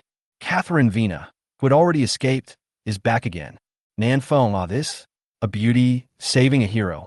This plot is not what I expected. Chapter 210, True Hero Saves Beauty. The sword flashed sharply, extremely sharp. The 8 Red Star people did not dare to take the sword head-on and dodged in all directions. Catherine Vina looked at Nanfeng with cold eyes. Let's go. Walk. Nanfeng was immediately unhappy when he heard this. What are you talking about? They just slapped me in the face, and you want me to leave now? Fuck him, Gaia. Nanfeng raised his hand and threw a flash bomb into the crowd. Catherine immediately closed her eyes and turned her head to the side. She had been hit by a flash bomb once before, so she was prepared this time. But the Red Star people didn't know. They had never seen this thing before and were still staring at the flash bomb with caution. Swish! A strong light flashed, and the 8 Red Star people immediately screamed, covering their eyes and taking several steps back. Two of them who were closer to the flash bomb had tears and blood in their eyes. Get started. Nan Feng then quickly got up from the ground, took out the Desert Eagle, and started fighting back. Boom, boom, boom. Continuous gunshots rang out, and one magic bullet after another hit the Red Star people. Seeing this, Catherine stopped running away and rushed into the crowd with her sword in hand. Kill! The Red Star people reacted extremely quickly. Although their eyes were damaged, it did not have much impact on their combat effectiveness. 5 of the Red Star people killed Catherine quickly, and they attacked her together with punches and kicks. Their iron palms were so powerful that Catherine found it difficult to resist. The remaining 3 Red Star people rushed towards Nan Feng. In their opinion, this kid ran the slowest and was far less threatening than Catherine, so 3 people were enough. You look down on me, don't you? Do you look down on me? Nan Feng looked at the 3 people who were coming towards him quickly, raised his Desert Eagle, and started shooting nonstop. At such a close distance, the Desert Eagle is more useful than the M24. But this group of Red Star people are very proficient in close combat, and they can basically dodge and advance just by looking at Nan Feng raising his hand. Nan Feng fired 7 or 8 shots, but was only hit by 1, and it only scratched the opponent's skin. Fuck, do you look down on me? You just sent 5 people to kill Catherine. Do you look down on her? Seeing that the 3 Red Star people were already in front of him, Nan Feng quickly prepared 2 grenades and then activated Shadowless Step. There was no other way. If he didn't activate the Shadowless Step, Nan Feng really suspected that he would be beaten to death by them.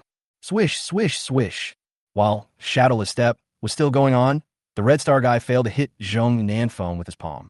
As soon as the 5 seconds were up, the 2 handheld bombs exploded instantly. Boom! The Red Star people had never seen such a scene before, and they were blown dizzy and covered in blood. But the defense of these Red Star people was really high, and this grenade at almost 0 distance failed to kill them. Not only did they not kill anyone, they even continued to attack. Hang up! Nan Feng cursed inwardly, then pounced directly towards one of the Red Star men and pressed the Desert Eagle against his forehead. Penetrating bullet! The bullet carrying the power of shadow directly pierced the Red Star man's brain. He fell limply to the ground without even having time to scream. Critical hit was triggered. I killed one right away. Nan Feng sneered, turned to look at the other 2 Red Star people, and prepared to say a few harsh words to delay time.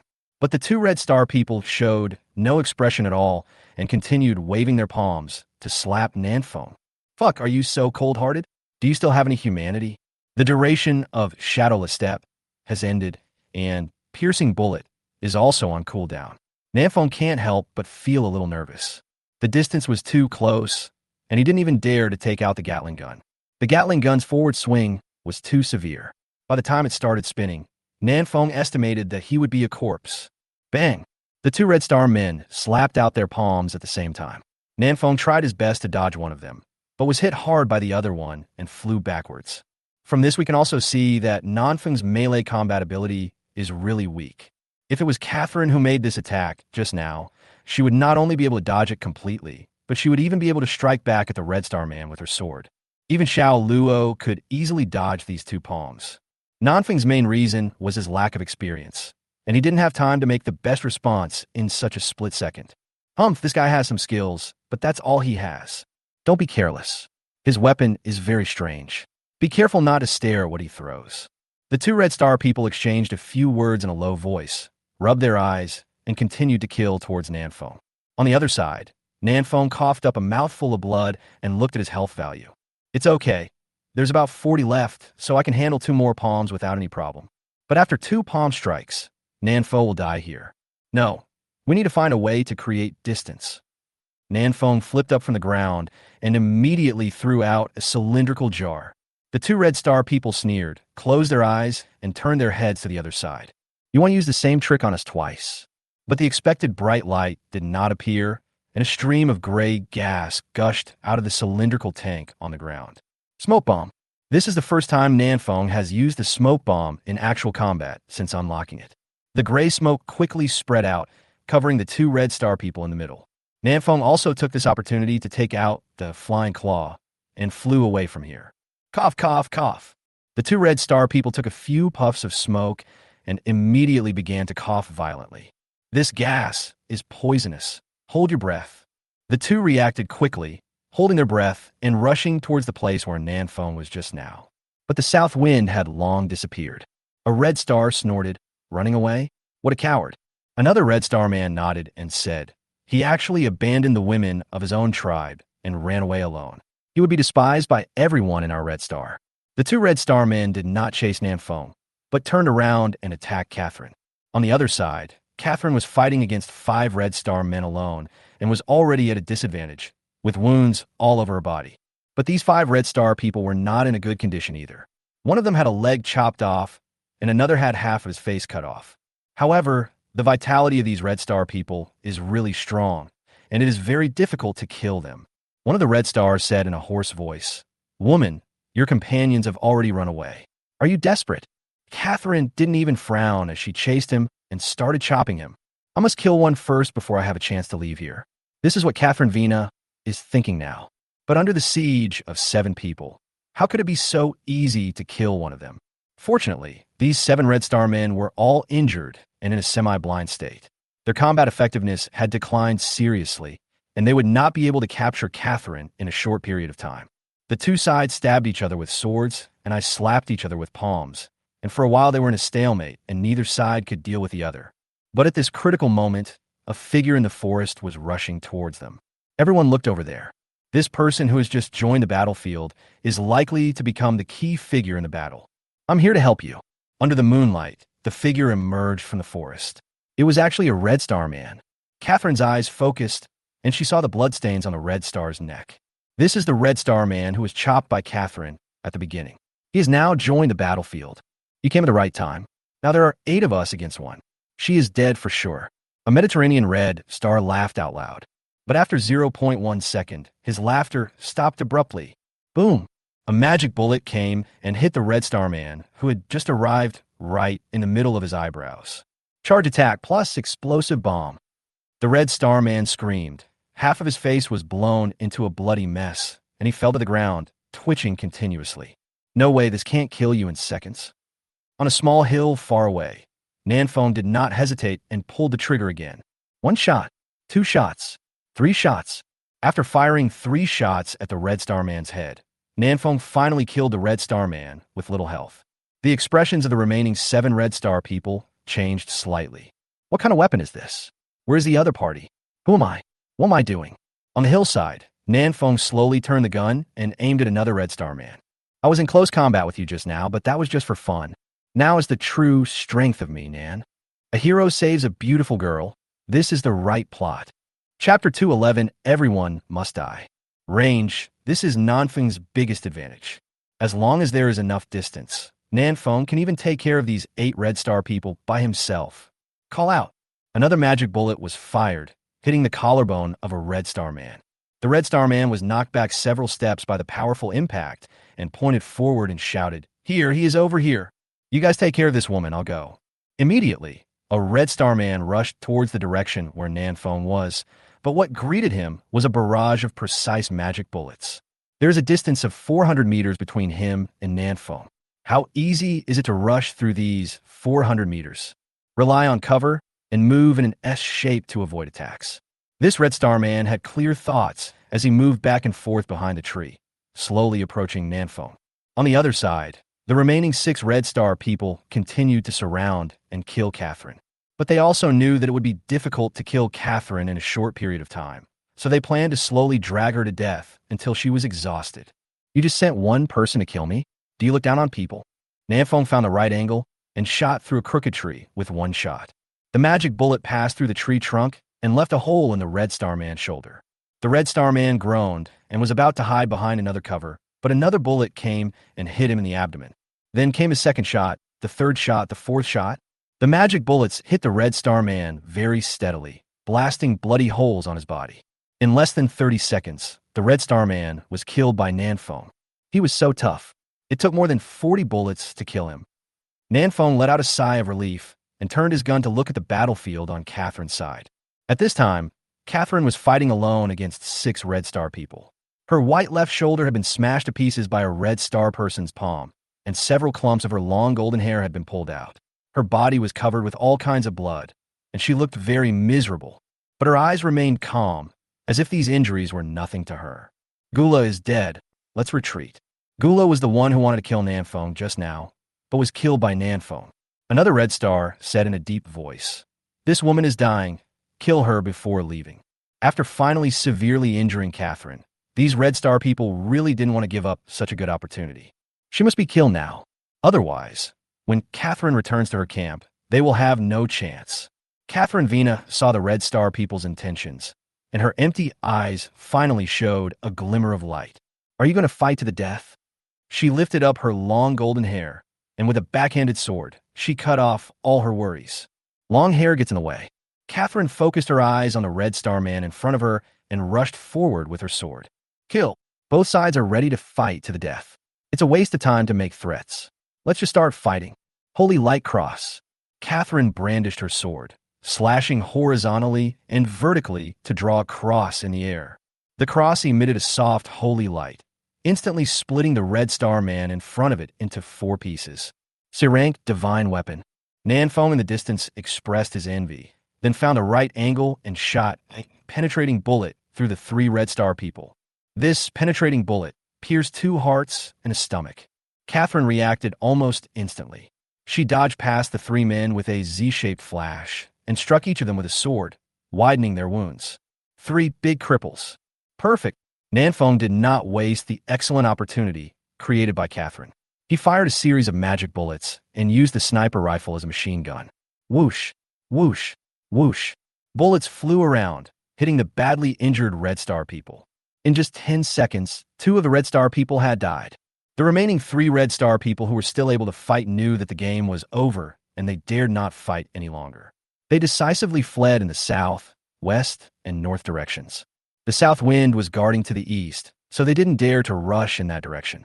For a moment, only Catherine and the last half-dead Red Star were left in the center of the battlefield. Catherine put her sword on the Red Star's neck and said coldly, "How much do you know about the Beast Tide?" The Red Star man knew that he was doomed, so he couldn't help but smile miserably and said, "There's no point in telling you. You can't survive." Catherine frowned slightly. "How strong is the final boss?" The Red Star man was stunned for a moment. "I don't know, I died before I even saw it." Swish! Before the Red Star could finish his words, Catherine slashed across and cut his neck. Turns out he's just a newbie who didn't even see the final boss. Catherine snorted and immediately chased after him to the west. She wanted to capture another Red Star person and try to obtain more intelligence. "You're leaving now? You don't even say thank you. Is that polite?" Nanfeng put away the M24 and quickly chased to the north. A Red Star man had just escaped in this direction. Catherine wanted to obtain information, and so did Nanfeng. It just so happens that these Red Star people are not in good condition. As the saying goes, strike at the first sign of trouble. Now is a good time to press on and press on. Half an hour later, Nanfeng stopped and sighed softly. "Mad. I ran too slowly and didn't catch up. This group of Red Star people are really fast." Nanfeng opened the panel and entered the cross-region chat channel. Area 527, Nanfeng. Catherine Vina, have you caught up? Zone 1, Catherine Vina. Area 527, Nanfeng. Wow, you're still so cool? Have you got any useful information? Share it with everyone. Nanfeng didn't catch the Red Star man himself, so he could only get information from Catherine. Catherine was silent for a moment. Zone 1, Catherine Vina. Come to coordinates 359-64, waiting for you. Hiss, this doesn't sound right. Nanfeng opened the map, identified the direction, and trotted over. Catherine Vina sat on a smooth boulder, carefully treating the wounds on her body. Her left shoulder was almost shattered, and the injury was extremely serious. There was a rustling sound of footsteps in the distance, and the south wind was coming. Ahem, please put on your clothes properly. I'm not that kind of person. When Nanfeng got closer, he found that Catherine's armor was half off, revealing a large area of snow-white skin. She was applying some kind of ointment on her left shoulder to speed up the healing of the wound. What a pity, there's so much blood on my body. Nanfeng shook his head in disappointment and stopped 30 meters away from Catherine. At this distance, even if Catherine launched a surprise attack, Nanfeng would have enough time to react. Hearing Nanfeng's words, Catherine glanced at him and ignored him. She doesn't care about that. After a while, Catherine finally treated her wounds, put on her armor again, and jumped down from the boulder. Nanfeng quickly shouted, "It's okay. No need to get too close, I can hear you. Tell me, what information did you just get?" Catherine Vina opened her red lips slightly and whispered. He said that no one can survive this beast tide. You, me, and everyone else. Everyone will die. Nan Feng was stunned. Are they all going to die? Who are you trying to scare here? I, Nan, only graduated from Xia University. How could I be scared by you? But seeing Catherine's solemn gaze, Nan Feng said in surprise, No way. You don't believe this nonsense? Believe it halfway. Catherine nodded gently. I won't die, but you will definitely die. Nan Feng was stunned. Why? Catherine, because... Chapter 212, Level 20 Lord Beast. Because... Catherine said softly, Level 30 is a new beginning. This... Nan Feng frowned. What does this mean? Why don't I understand it with my smart little head? If you don't reach level 30, you will definitely die in this beast tide. Noticing Nanfeng's puzzled look, Catherine explained, Your leveling speed is too slow. Just because of this? Nanfeng rolled his eyes. This reason was too ridiculous. Just because the final boss is level 30, does that mean you have to be above level 30 to defeat it? Can't you challenge someone higher level? When Nanfeng was level 11, he even killed a level 15 necromancer. Catherine glanced at Nanfeng and repeated what she had just said. Level 30 is a new beginning. After saying that, she turned and walked into the dark forest and soon disappeared. A new beginning? What does that mean? Can't you explain it more clearly? Nanfeng cursed and raised his middle finger. Speak halfway. You will have no companion in the future. Seeing Catherine Vina leaving without looking back, Nanfeng did not stay any longer and turned around and ran south. If he remembered correctly, a Red Star man had just escaped in this direction, and Nanfeng wanted to try his luck to see if he could meet him. This girl, Catherine, is unreliable. I'd better go and catch a Red Star person to get information myself. Nanfeng stuffed a handful of chi and blood fruit into his mouth and ran southward. It was already past 1 in the morning, but there were still a large number of chosen ones who had not slept. They are all waiting for the latest news from Area 502. Area 288. Emilia, did Catherine win or lose? Where's the chosen one from Area 502? Why is no one saying anything? Area 41 outs. How could our queen, Catherine, lose? Area 113. Yi Piaoling. It seems Nanfeng has also gone to Area 502, right? If the two of them join forces, there shouldn't be any problem. Area 93. Aikichi Daisuke. Pa, who wants to join forces with you dragon people? Queen Catherine alone is enough to defeat all the Red Star people.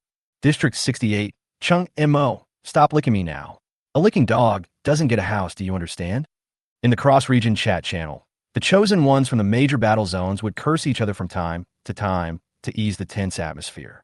There was no way. Nanfeng and Catherine hadn't spoken in the cross-zone channel for almost half an hour. Even the chosen one in the 502nd war zone hadn't spoken a word. This had to make everyone worry about their current situation. If even Nanfeng and Catherine, the two strongest fighters, cannot defeat the Red Star people, then who else can be their opponent? Everyone waited for another 10 minutes, but not only did they not get to hear Nanfeng and Catherine talk, but they got another piece of bad news instead. Zone 288, Emilia. Oh no. A Red Star alien was discovered in our war zone. District 68, Chung Mo. Just one? You should be able to handle one. After all, it's District 288. Area 288, Emilia. It's hard to say. He has discovered our camp. Everyone could even feel Emilia's nervousness through the text. Time passed by minute, but no one waited for Emilia to speak again. A heavy atmosphere hung over everyone's heart. Area 502 of the original world. The chosen ones in the major Dragon Kingdom war zones were still worried about Nanfeng's situation, but they didn't know that Nanfeng was currently holding a Gatling gun and madly shooting at the ferocious beasts, and he was extremely happy. What a dense group of ferocious beasts. If we continue to shoot them, we will get at least 20,000 experience points. Tongues of flame gushed out, tearing the level 19 ferocious beasts, earth giant lizards, into pieces.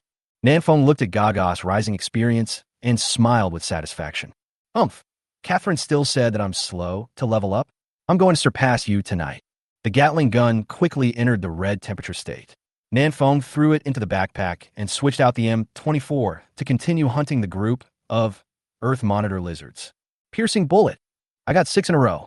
One by one, the Earth Monitor lizards died under Nanfeng's gun. They couldn't even get within 30 meters of Nanfeng. Boom. The south wind was blowing hard when the earth suddenly shook violently. The experienced Nanfeng realized instantly that a Lord-level ferocious beast was about to appear. Hey, this is great. There's a Lord coming to my door. Nanfeng stood on a high place, looking around through the night vision goggles. No Lord-level beasts were found. Nanfeng frowned slightly. The ground was shaking so violently, which meant that this Lord-level beast should be very large. But why? Nanfeng was suddenly startled and looked down at the small hill under his feet. This is a Lord-level beast. Hey, you stepped on someone? Nanfeng threw an eye of insight at his feet and obtained the attributes of this Lord-level beast. Earth Dragon. Level 20, Lord-level beast. Health, 300,000. Attack power, 4,000. Defense, 6,000. Skills, landslide, rock burst, roar, body of the earth. Level 20 Lord. This was the first time that Nanfeng encountered a level 20 Lord beast, which was much more powerful than those 3 dragon snakes. Moreover, the size of this earth dragon is extremely huge, and the small hill where Nanfeng is standing is actually just a small bump on its back. It's a big guy. While he was not discovered yet, Nanfeng directly started to charge a power attack. 1 second, 2 seconds, 3 seconds. The earth dragon that was crawling on the ground and sleeping is now fully awake. It shook its huge head, looking around for the murderer who killed its offspring. But the earth dragon never imagined that the so-called murderer was looking at it on its back at this moment. After the shooting, I was behind you, but you didn't notice me. I looked at you for a long time. Nanfeng softly sang a modified version of 10 years later, and when the 20-second charged attack time was up, a explosive bomb instantly flew out of the chamber. In fact, using piercing bullet would have a better effect, but Nanfeng just used piercing bullet to kill the monsters, and it is still cooling down. However, the power of explosive bomb is not bad either. Bite! The explosive bomb accurately hit the back of the earth dragon's head, making a crisp ding sound, and then exploded with a loud bang. -88. Nanfeng took a deep breath, rubbed his eyes, and looked again. Damn, it's really 88. The damage of this shot has not even broken 3 digits. Nanfeng is numb. Roar! Earth Dragon finally discovered Nanfeng, the culprit. It shook its body frantically, trying to shake Nanfeng down. Under the violent shaking, Nanfeng couldn't stand steadily, and his feet slipped, and he was about to fall off the back of the earth dragon. Look at my magic hook. At the critical moment, Nanfeng took out the mountain climbing claw and shot at a big tree on the back of the earth dragon. He flew up to the tree and held onto the trunk tightly with both hands to avoid being shaken off. That was close. If I had fallen down, wouldn't I have been trampled to death by it? Nanfeng let out a long sigh, took out a grenade, and threw it out. Boom! -107. Fuck, this thing is so hard. Nanfeng thought for a while and guessed that this earth dragon should be similar to the necromancer, with a hard body that has a lot of damage reduction. Only by hitting its weak point can you kill it. This guy's weak spot is either in its mouth or in its abdomen. But I can't hit either of these 2 places. Nanfeng was thinking about countermeasures on the back of the earth dragon. If you jump down now, you will most likely be trampled to death. If someone can attract the attention of the earth dragon, maybe, just as he was thinking this, Nanfeng saw someone running towards him from a distance. This is a popular star with Mediterranean hairstyle. Oh my goodness, the person who draws the fire is here now. Chapter 213, Mediterranean Red Star. Nanfeng didn't expect that the Red Star man who had just escaped would actually run back on his own. He still had some impression of this Mediterranean guy. This guy was quite strong. Except for being cut bald by Catherine's sword, there were no serious injuries on other parts of his body. This Mediterranean also has strong combat power. Is he here to kill this earth dragon? Nanfeng saw the intention of the Mediterranean Red Star people. He rushed straight towards the earth dragon with a hint of excitement on his face. Ah! Earth Dragon also discovered the Red Star people who were the same size as ants at this time, and raised its front paws to step on them. Boom! With this kick, the ground shook violently, and the mountains and hills were trembling. Nanfeng, who was on the back of the Earth Dragon, could not see the Red Star people below due to his limited vision. I don't know if he was kicked to death. It shouldn't be that delicious. After the kick, the Earth Dragon calmed down for a while, then began to shake its body again, determined to shake Nanfeng off its back. You almost broke my waist. Nanfeng felt like vomiting from the shaking, so he pulled out the rope of the mountain climbing flying claw and tied himself to the tree, which made him feel a little more comfortable. But what to do next? That is the question. Nanfeng can choose to continue staying on the tree and automatically teleport back to Area 527 when the time is up, but this will waste a lot of upgrading time. He could also try to kill the Earth Dragon, but looking at the thick mud on the Earth Dragon's back, Nanfeng gave up this plan. This mud is at least several meters thick and can withstand a lot of damage. Nanfeng estimated that he would not be able to kill this big guy even if he ran out of magic power. There's another way, which is to jump off the back of the Earth Dragon and then slip away when it is not paying attention. However, this method is very risky. The huge Earth Dragon can cover a distance of 1 or 200 meters in one step. Nanfeng estimates that he cannot escape its five-finger mountain. The Mediterranean Red Star Man, just now, is a good example. He is still nowhere to be seen. Nanfeng suspects that he might have been crushed. What should I do? How about asking Catherine to help me attract some attention? I just helped her once. Now let her help me once, no problem. Thinking of this, Nanfeng quickly opened the panel and called for support. Area 527, Nanfeng. Catherine Vina, I found a Red Star Man fighting a boss. The boss is as big as a mountain.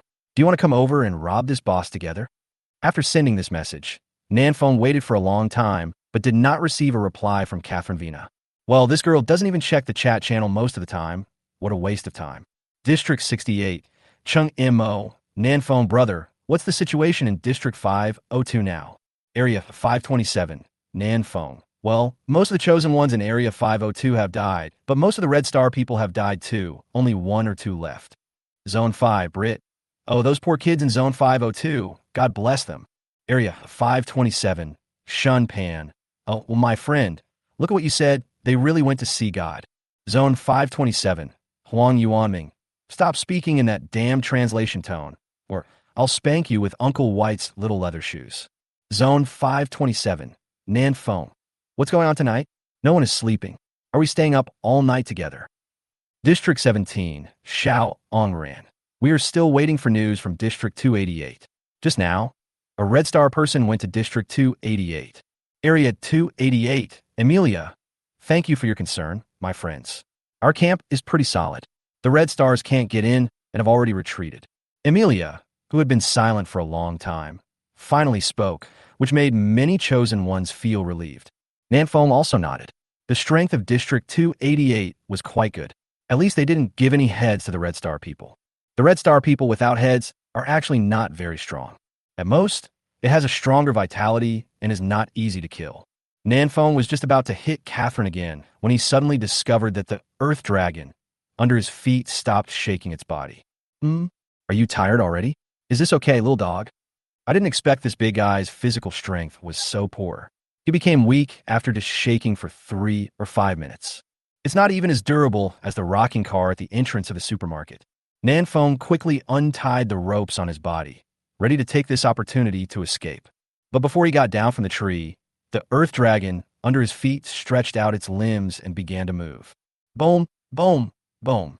Every step it took caused the earth to shake. Countless towering trees were broken by it, and cracks appeared on the ground. Like a mountain with legs. Where is this guy going? Nanfeng frowned slightly. He found that the Earth Dragon seemed to have a target and was moving in one direction. Although its movements are very slow, its body is so large that one step can cover hundreds of meters. It quickly crossed over the mountains and passed through forests.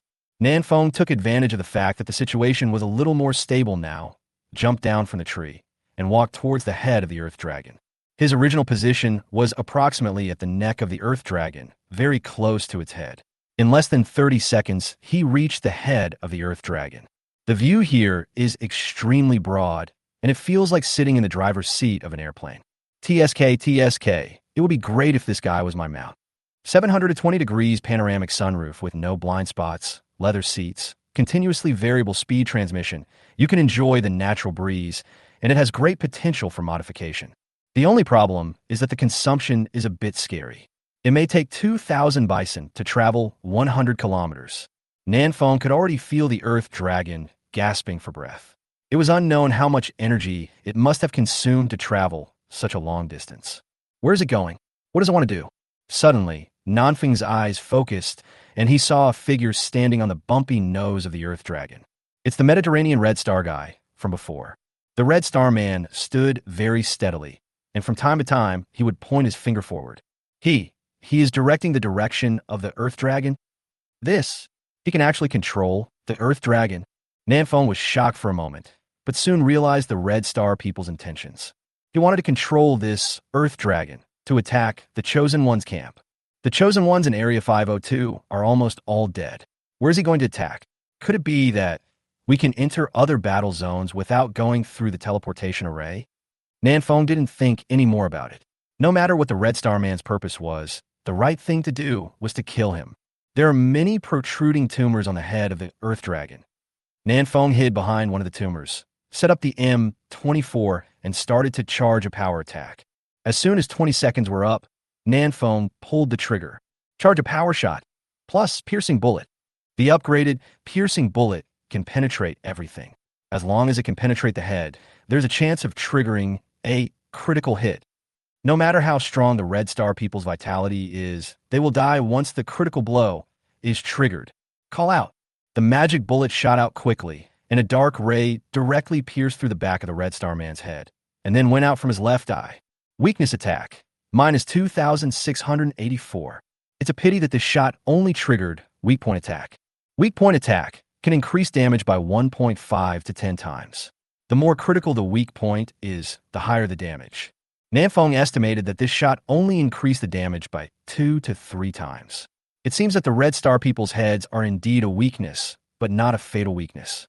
Suddenly attacked, the Mediterranean Red Star Man groaned, turned around, and rushed towards Nanfeng without any hesitation. But Nanfeng was well prepared, with a grenade in his hand, waiting for the Red Star people to approach.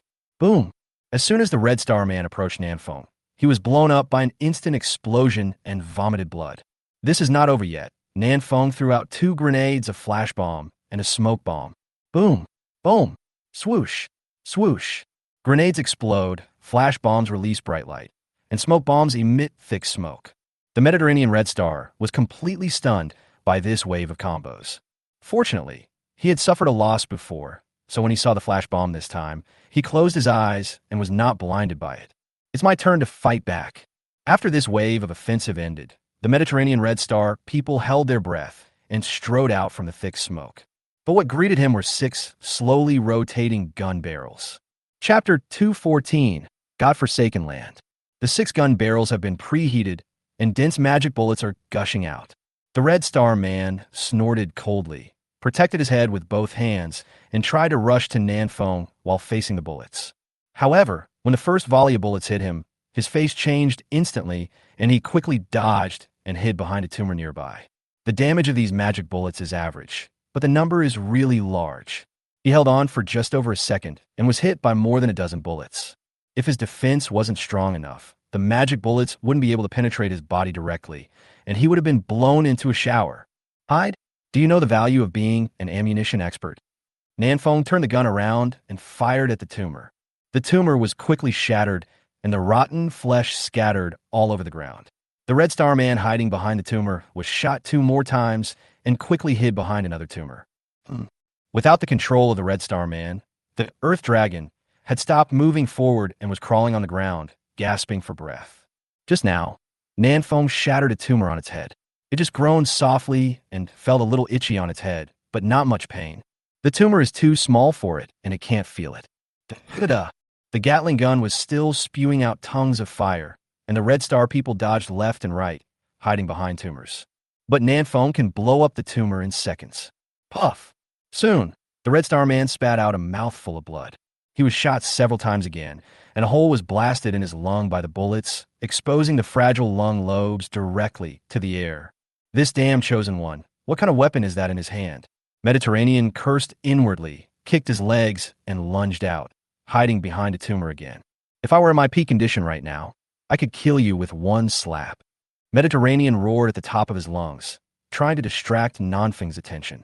But the sound of the Gatling gun's firing was too loud, and even with the tactical headset, it was impossible to completely reduce the noise, and Nanfeng didn't hear a word the Red Star Man said. Boom! Another tumor was shattered, with blood and flesh flying everywhere. The Red Star people behind the tumor stopped hiding and rushed directly towards Nanfeng in the rain of blood, ready to fight Nanfeng to the death. Good job! Nanfeng showed a look of joy. His Gatling gun was about to fire red, and he was worrying about what to do next, but he didn't expect that the Red Star Man would rush up and prepare to kill him. The Red Star Man was also helpless. His body was already badly broken, with blood holes everywhere. The bleeding state alone was too much for him to bear. If he didn't charge now, he was afraid he would never have another chance. The Mediterranean Red Star Man roared, and the terrifying sound waves pushed the air towards the south wind. This move, Lion's Roar, is the ultimate move of all Red Star people. It can directly break the enemy's eardrum, making the enemy instantly deaf and dizzy on the spot. Its lethality is extremely strong. But this trick is useless against the Red Star people themselves because they have no eardrums and instead rely on vibrations to capture sound. No matter how strong the sound vibration is, it is not as harmful to the Red Star people as a slap in the face. The sound waves pushed the air and hit Nanfeng, blowing up his bangs. Nanfeng's face changed, as if someone had put a torpedo in his left ear, and he was deafened instantly. Blood gushed out from his left ear, but he had a tactical headset on his right ear, so nothing happened. Over 400 damage? I thought this move was very powerful. This roar did not knock Nanfeng unconscious. He was still able to accurately shoot the Red Star people with his Gatling gun. The Mediterranean Red Star was a little desperate, but he had no way out and could only give it a try. Kill! The Mediterranean Red Star Man protected his head with his hands and ran forward under the dense barrage of bullets. Just at this moment, Nanfeng's Gatling gun entered the red temperature state and stopped firing. God helps me. The Red Star people were overjoyed. As long as he could get close to Nanfeng, even though he was already so badly injured, he still had the confidence that he could kill Nanfeng. Drei Meters, zwei Meters, ein Meter. The Red Star Man successfully approached Nanfeng, and with all his might he slapped out with a fierce palm. This palm strike missed. Nanfeng held the Desert Eagle in his hand and sneered at him. Are you angry that you can't hit me? Shadowless Step. This is Nanfeng's magical skill for close combat self-protection. Boom, boom, boom. Nanfeng pulled the trigger frantically, and every shot hit the Red Star Man's body. The Red Star Man no longer defended himself. He gritted his teeth and continuously struck out with his palms, trying to slap Nanfeng to death. But the more he fought, the more desperate he became. It's like I've activated a script. I can't hit it at all. After 5 seconds, the Red Star Man's legs went limp and he knelt on the ground, no longer able to resist. Nanfeng fired a few more shots, completely crippling the Red Star Man's limbs, and only then did he breathe a sigh of relief. Solved. Nanfeng took a few steps back and said, You're going to die anyway. Why don't you answer a few questions for me? I can give you a quick death. Mediterranean lay on the ground and laughed miserably. What do you want to know? Nanfeng, level 30 is a new beginning. What does this mean? Mediterranean Red Star, I don't know, my highest level is only 29. Nanfeng was stunned. Even level 29 died? Is it really impossible to survive before reaching level 30? Nanfeng asked again, Where did you go after you died? How did you resurrect? Can my dead companions be resurrected? At this time, Nanfeng thought of a fat man, Wu Li. This guy died when facing the Necromancer, which made the brothers in Nanchang sad for a long time. There are also Bao Jian, Mayong. If they could all be resurrected, the Mediterranean Red Star sneered. Resurrection? If possible, I would rather disappear completely the last time I died. Nanfeng asked in confusion, Why? Don't you want to live another life? Not everyone can be resurrected. The Red Star Man spat out another mouthful of blood, his breath already a little weak. After the death of the Chosen One, there's a certain chance that they can enter the forsaken land of God. In the God-forsaken land, you can't see, hear, touch, or smell. You can't move or speak, but you can think, feel your body, and feel the slow passage of time. You'll be hungry, you'll be thirsty, and your body will itch, but you can't do anything. You can only endure it all silently. You will stay in this dark world day after day, year after year, until the next Chosen One arrives. Do you know when the next Chosen One will arrive? 129,600 years. We have been tortured in the God-forsaken land for a full 129,600 years. The Red Star Man was a little excited, and a mouthful of blood rushed to his mouth, but he swallowed it back. He laughed miserably. Fortunately, after this death, I will be completely dead and will never return to the God-forsaken land. That place is too scary. Nanfeng remained silent. So the God-forsaken land is such a place? It would be better to die. Nanfeng took a deep breath and prayed silently that Wu Li was dead, so that he would not have to suffer in the God-forsaken land. Ahem. The Mediterranean Red Star coughed up two mouthfuls of blood and said weakly, "Do you want to know how to control the Earth Dragon?" Nanfeng was stunned for a moment, then nodded repeatedly. "Of course I do, but would you be so kind as to tell me?" Mediterranean smiled and whispered for words, "Of course not." As soon as he finished speaking, the Red Star Man's head tilted and he died. Nanfeng, what the hell? Chapter 215, Purple Treasure Box.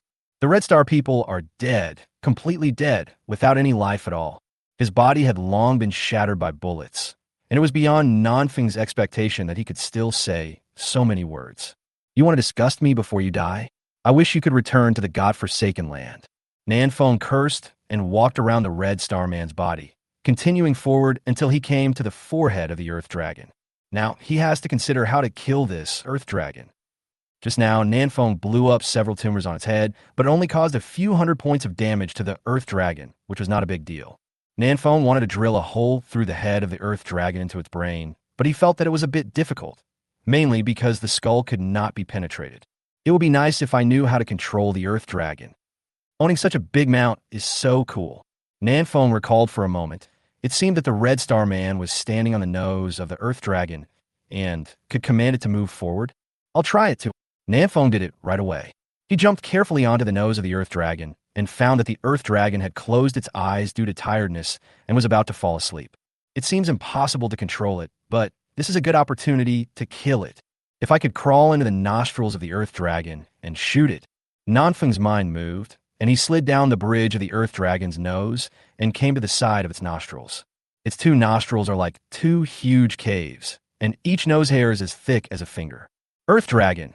With one breath, the two caves were howling with strong winds like a typhoon. The most important thing is that there's a large amount of sticky liquid in these two caves, which is the snot of the Earth Dragon. Nanfeng decisively gave up the idea of crawling in through the nostrils, which was too disgusting. What if the snot gets stuck to your nose? Wouldn't that be extremely embarrassing? The magic bullet may not even penetrate the snot. This is not a weak point. Nanfeng pondered for a moment, turned around, and began to climb up, and soon arrived outside the ear of the Earth Dragon. Its ears were filled with all kinds of gravel, soil, and plants, and Nanfeng even found many ferocious beasts around its ears. These ferocious beasts are somewhat similar to crows and live on the bodies of ground dragons. A level 15 beast. Nanfeng picked up the M24 and gently pulled the trigger. In the distance, a crow fell down in response. After firing one shot, Nanfeng held his breath and waited quietly for the Earth Dragon to react. But the Earth Dragon was sleeping like a dead pig, and the gunshots could not wake it up at all. Nanfeng felt relieved and quickly killed all the ferocious beasts around him, then entered the ear of the Earth Dragon. Its ear was like a dark tunnel. The south wind walked forward for a long time before reaching the eardrum. This place should be close to its brain. I wonder if I can get in by bombing it all the way. Nanfeng acted immediately after the Gatling gun cooled down and launched an attack. Minus 101. Minus 98. Minus 99. The eardrum of the Earth Dragon was relatively fragile and was quickly shattered by the barrage of hundreds of magic bullets. Roar! The Earth Dragon, which had just fallen into a deep sleep, was awakened by the pain and slowly shook its head. The south wind in my ears felt like an earth-shaking storm, and I couldn't even stand steadily. But he directly took out the mountain climbing claw and shot the claw into the ear wall. On the other side of the flying claw, Nanfeng tied it around his waist, secured himself, and continued to shoot.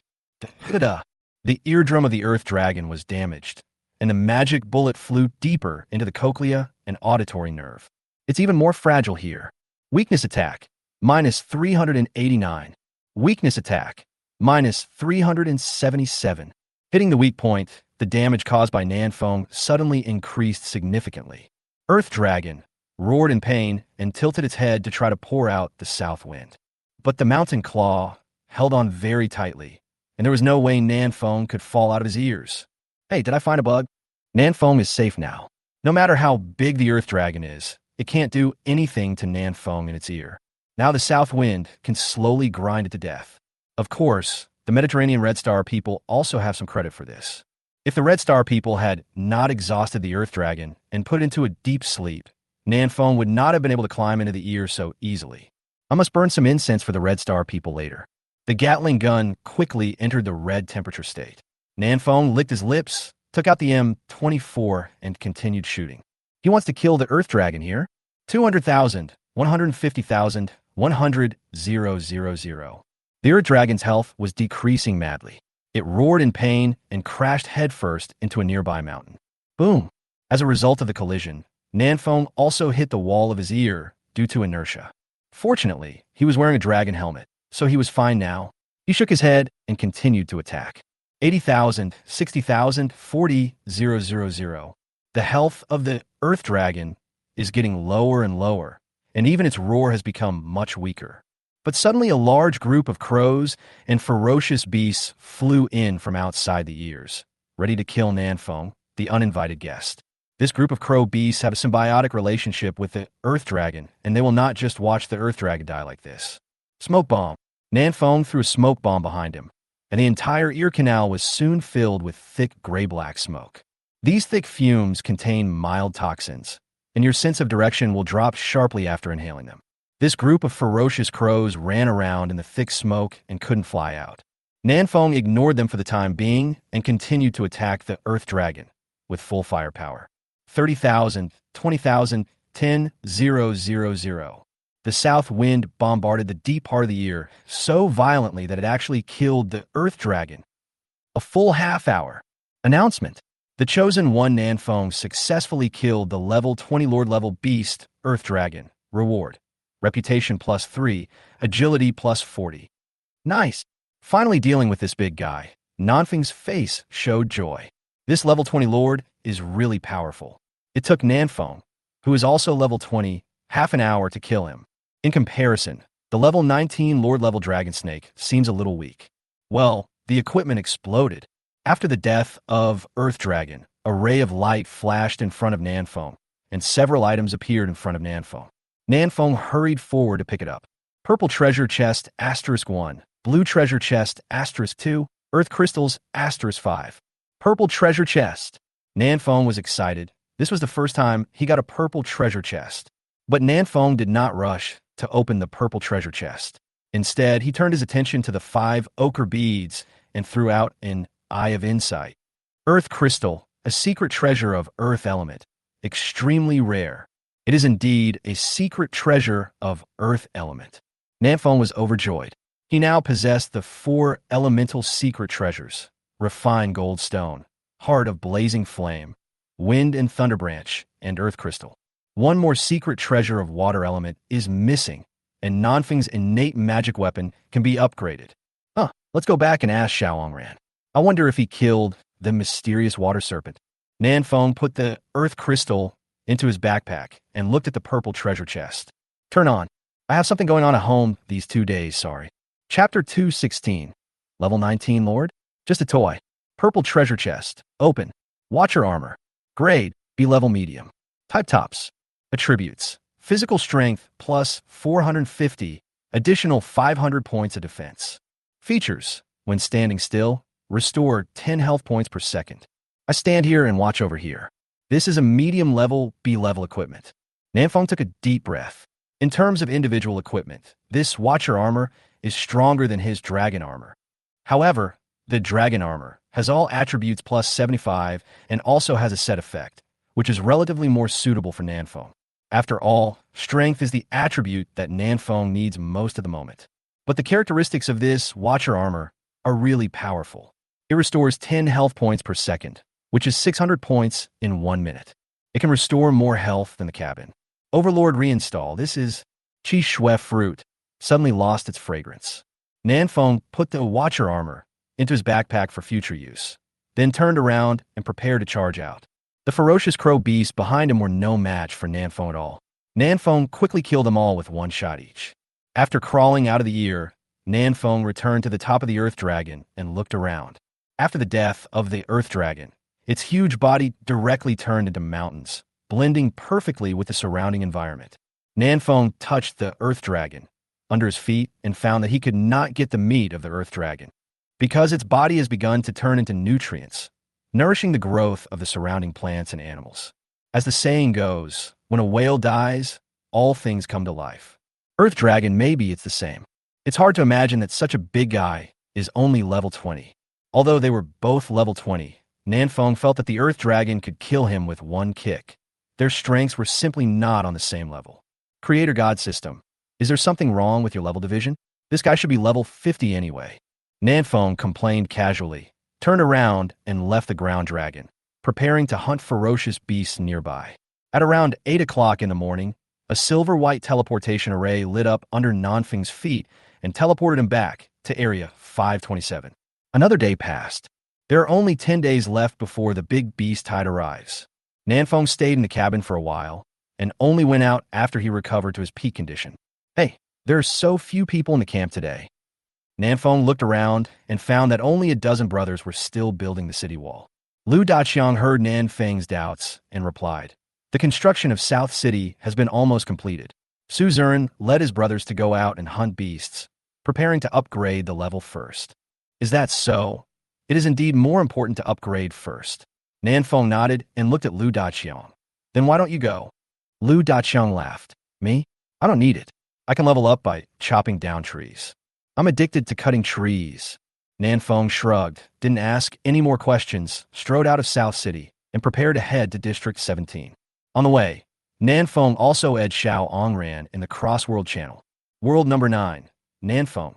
Xiao Ongran, good brother, have you killed the mysterious water flood serpent?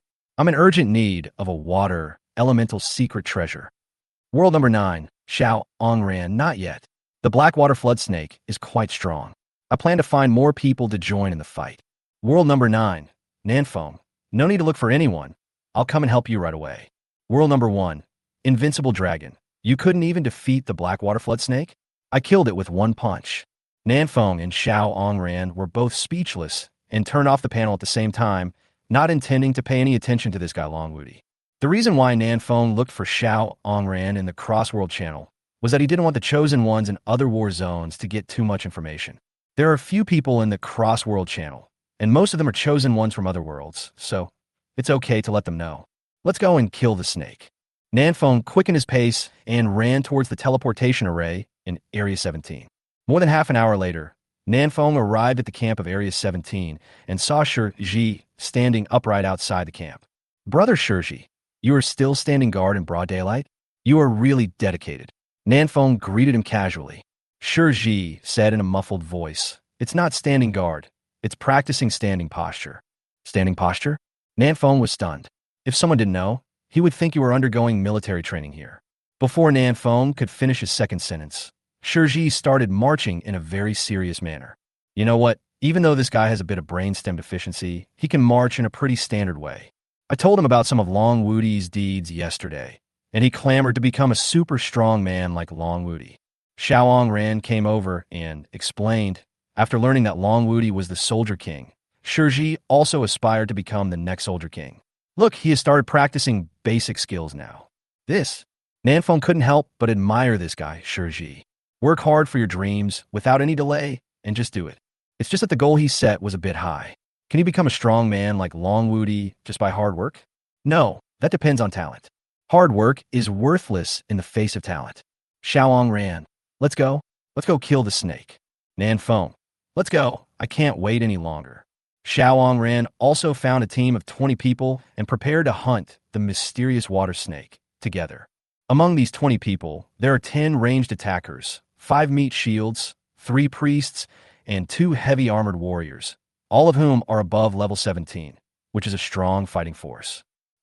Nanfeng scratched his head. Actually, we don't need to bring them. We don't need so many people. A ranged chosen named Guisu was unhappy. Brother, I know you are very strong, but you can't look down on me, right? I'm already level 18 after all. Nanfeng, that's not what I meant. I meant that my output alone is enough. There's no need for too many people. Another priest named Lu Yuan said, even if you have enough damage, you still need me to add blood for you, right? One more person means more strength, which is always good. Seeing that they all said this, Nanfeng could only nod and say no more. Are you going to hunt the mysterious water snake? Shiji saw Nanfeng and the others preparing to set off and hurried over. I want to go too. Xiao Ongran frowned slightly. What are you going to do? It's very dangerous there. Shiji didn't say anything. but stared at Xiao Ongran with a pair of eyes full of wisdom. Xiao Ongran. Xiao Ongran was speechless and could only agree to let him go with him, and reminded Shiji to be careful. Everyone left the camp and soon came to a lake. Xiao Ongran clenched his spear and said solemnly, "The Blackwater flood snake is in this lake. You gotta step back first. I'll lure it out. Let me do it. I have a long range." Nanfeng stopped Xiao Ongran and strode toward the lake. The lake was very deep, with a light mist floating on the surface, so Nanfeng couldn't see clearly what was going on in the water. But he didn't need to see the situation in the water clearly. Nanfeng took out 2 grenades, pulled the rings, and threw them into the lake. Seeing this, Xiao Ongran shouted loudly, "Quickly retreat. The black water dragon snake is coming out." Nanfeng waved his hand, stood in place, and picked up the Gatling gun. Swish! A 2 or 3 meter thick, mysterious water snake poked its body out of the lake, staring at Nanfeng viciously with a pair of cold eyes. Priest, prepare to heal. Ranged brothers start to attract the dragon snake's attention. Xiao Ongran, who was in the distance, rushed over hurriedly, holding his spear tightly and wanting to rush over to support Nanfeng. Shiji raised his head and shouted, "I will fight you to death." Then he rolled up his sleeves and strode forward, ready to fight to the death with the mysterious water flood snake. But at this moment, Nanfeng's Gatling gun was preheated and the 6 barrels began to rotate. Da-da-da-da-da. Magic bullets poured down on the body of the mysterious water snake, like a rainstorm, and the snake's scales instantly scattered all over the ground. This level 19 Lord Snake is totally unable to withstand the damage from Nanfeng. 30 seconds. Mysterious water snake was throbbing in pain in the lake, and its scarlet blood dyed the water red. Its body was badly shattered, and many of its internal organs were shattered by bullets. You can't hold on for just 30 seconds? Nanfeng put away the Gatling gun, turned around, and waved at Xiao Ongran. "Brother, come and kill him quickly." Behind him, the chosen ones from Area 17 were already stunned. This is a level 19 Lord class beast. How come it's like a toy in your hands and breaks it in just a minute? Chapter 2:17 Upgrade. The innate divine weapon. Nanfeng's output was so high that before the chosen ones in Area 17 could even make a move, the mysterious water serpent was already dying. Shiji rolled up his fists and wanted to rush over to fight, but he showed a shocked expression halfway through the rush, and then stared at Nanfeng's back with wise eyes. This is a tough opponent, and my next goal is to defeat him. As Shiji was thinking about it, he suddenly stood up straight and started practicing military posture again. He must not slack off at any time. He wants to become the next Long Wudi. Xiao Ongran came to the lakeside, looked at the half-dead mysterious water snake, and said, "This snake, Nanfeng, this is from your war zone. Come and kill it." What Nanfeng needs now is the secret treasure of water element. The attribute point reward obtained by killing the Lord is not that important. Moreover, District 17 is also the Dragon Country's war zone. There is no reason for Nanfeng to steal his compatriots' things. They're foreign enemies too. Xiao Ongran nodded, leaped forward, and flew over the lake, arriving on the head of the mysterious water flood snake. At this time, the mysterious water flood snake was already out of breath and had no ability to resist, so Xiao Ongran stabbed it to death with a few quick shots. Xiao Ongran picked up the spoils and jumped back to the shore in one step. Then, a transparent stone flew towards Nanfeng, and Nanfeng hurriedly reached out to catch it. Mysterious water teardrop, a secret treasure of the water element, extremely rare.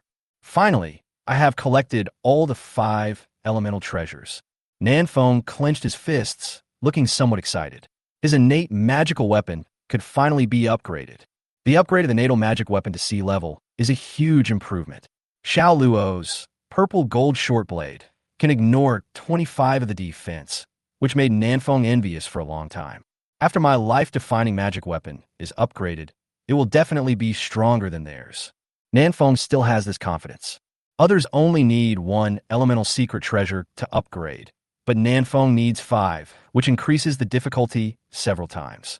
If this is not stronger than others, then Nanfeng will definitely criticize the Creator God system.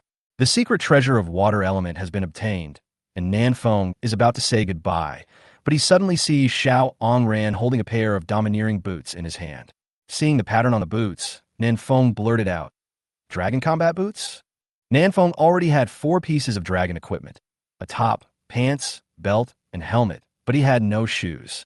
Xiaoangran nodded. Yes, these boots are very strong. Wearing them can improve my strength to a higher level. Nanfeng glanced at Xiaoangran and found that he was still wearing the immortal suit. No wonder he was a little weak. Nanfeng couldn't help but remind him, Brother, when you have time, you can go kill 2 village chiefs and upgrade your immortal suit to a dragon suit, which is the same as these shoes. Xiaoangran, I know, but other war zones didn't come to provoke me, and I don't want to cause trouble for them.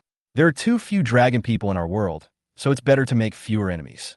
Nanfeng shrugged and did not refute. If it were a dozen days ago, Nanfeng might have thought the same as Xiaoangran. I won't offend others unless they offend me. But Nanfeng has changed now.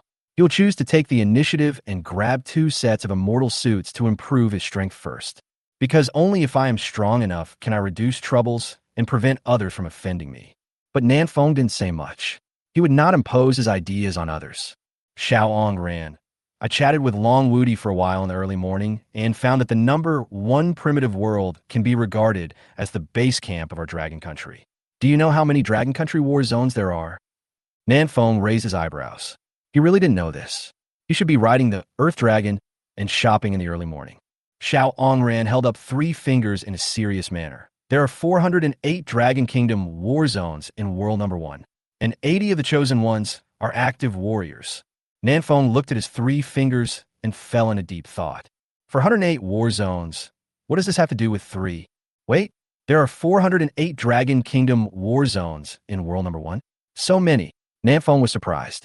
Xiaoangran continued. Yes, and most of them are active soldiers. They're strictly disciplined and follow orders, so the Dragon Kingdom war zone in World Number 1 is very united. By the way, do you know how High Dragon Invincible's initial attributes are? 43 points of strength, 39 points of agility. He can kill a nest of red-eyed rabbits with 1 punch as soon as he walks out the door. Under the leadership of Long Wudi, the Dragon Nation of World Number 1 swept all the way, while the chosen ones of other countries could only hide in the corner and tremble in fear. Nanfeng couldn't help but feel a little longing after hearing this. This is the world that belongs to us dragon people. Xiaoangran. After the beast tide, the major worlds should be connected. Long Wudi said that he wants to gather all the people of Dragon Country and continue to pass on the fire of Dragon Country civilization. Will you go to World Number 1 then? Nanfeng thought seriously for a while and said, I think so. In fact, my dream is to be a carefree loser. With Long Wudi protecting me, my dream should be able to come true. When the sky falls, there is always a tall man to hold it up, and Long Wudi is undoubtedly that tall man. Nan, will be done with it as soon as I start. Nanfeng didn't chat much with Xiaoangran.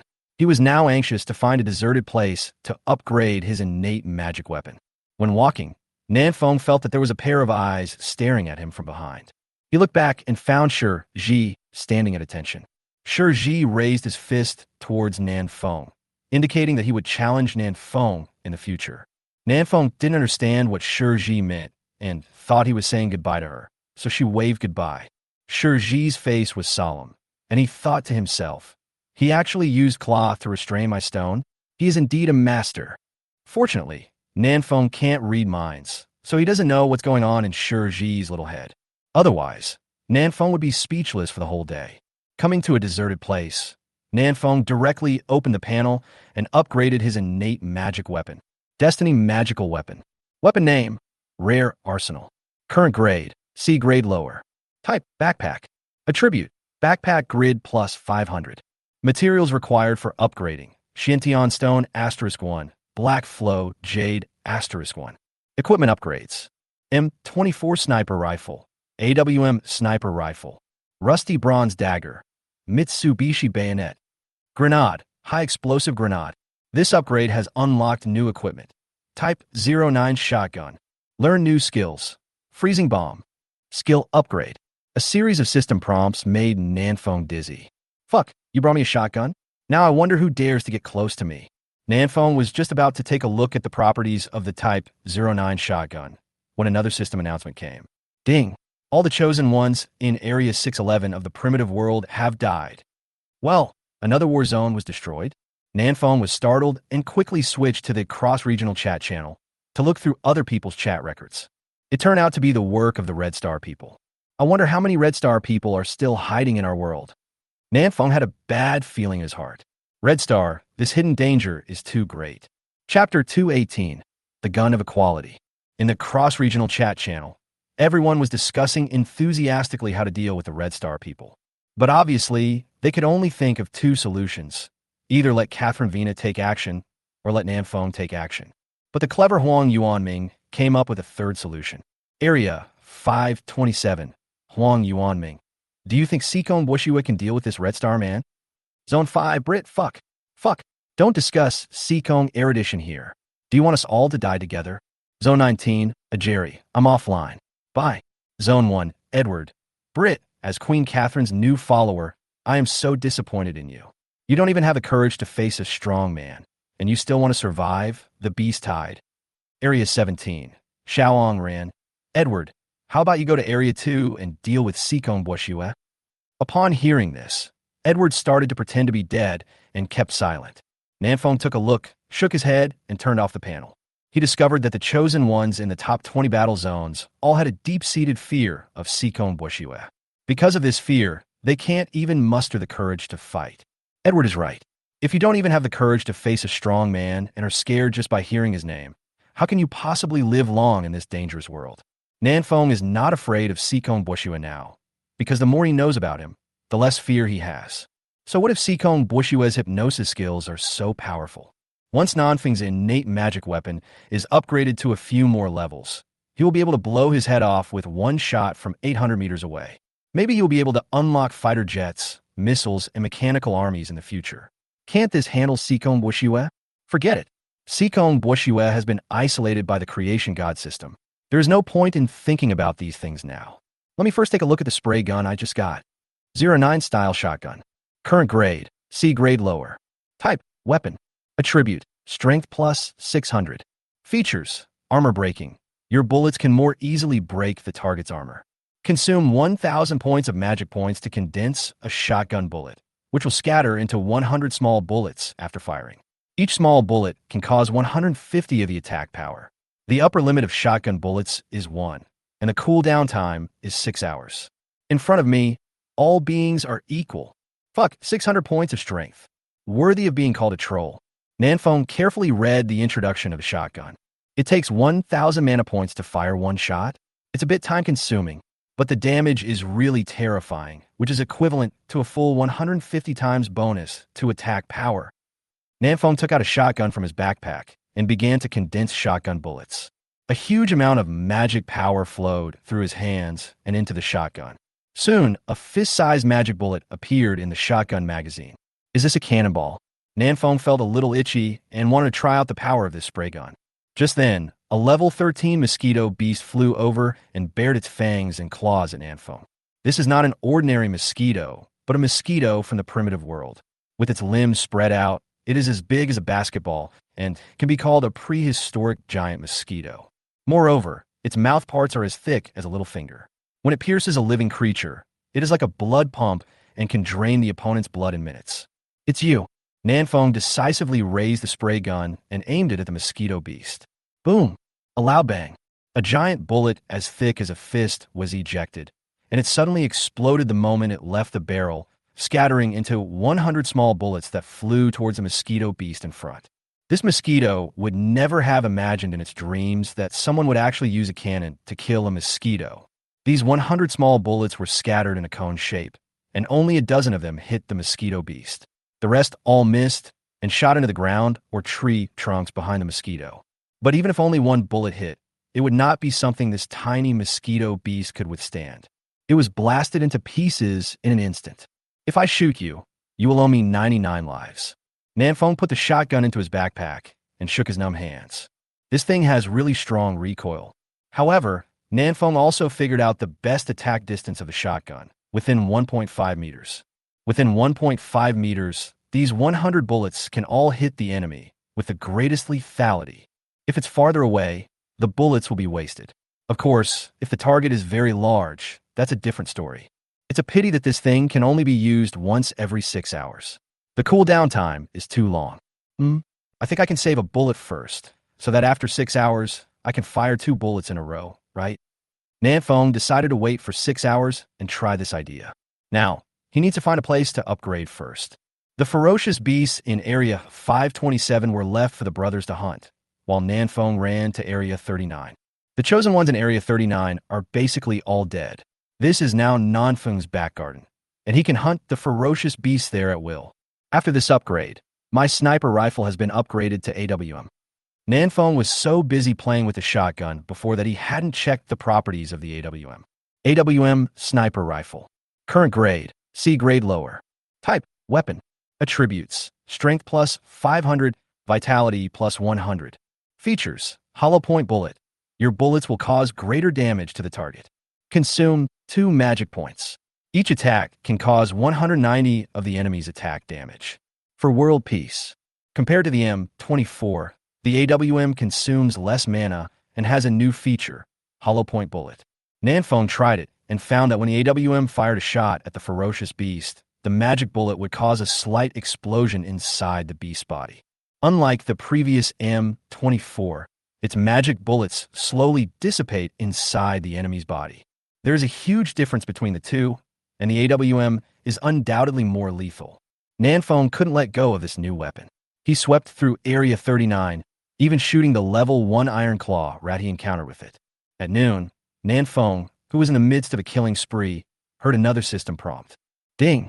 All the chosen ones in Area 593 of the primitive world have died. What?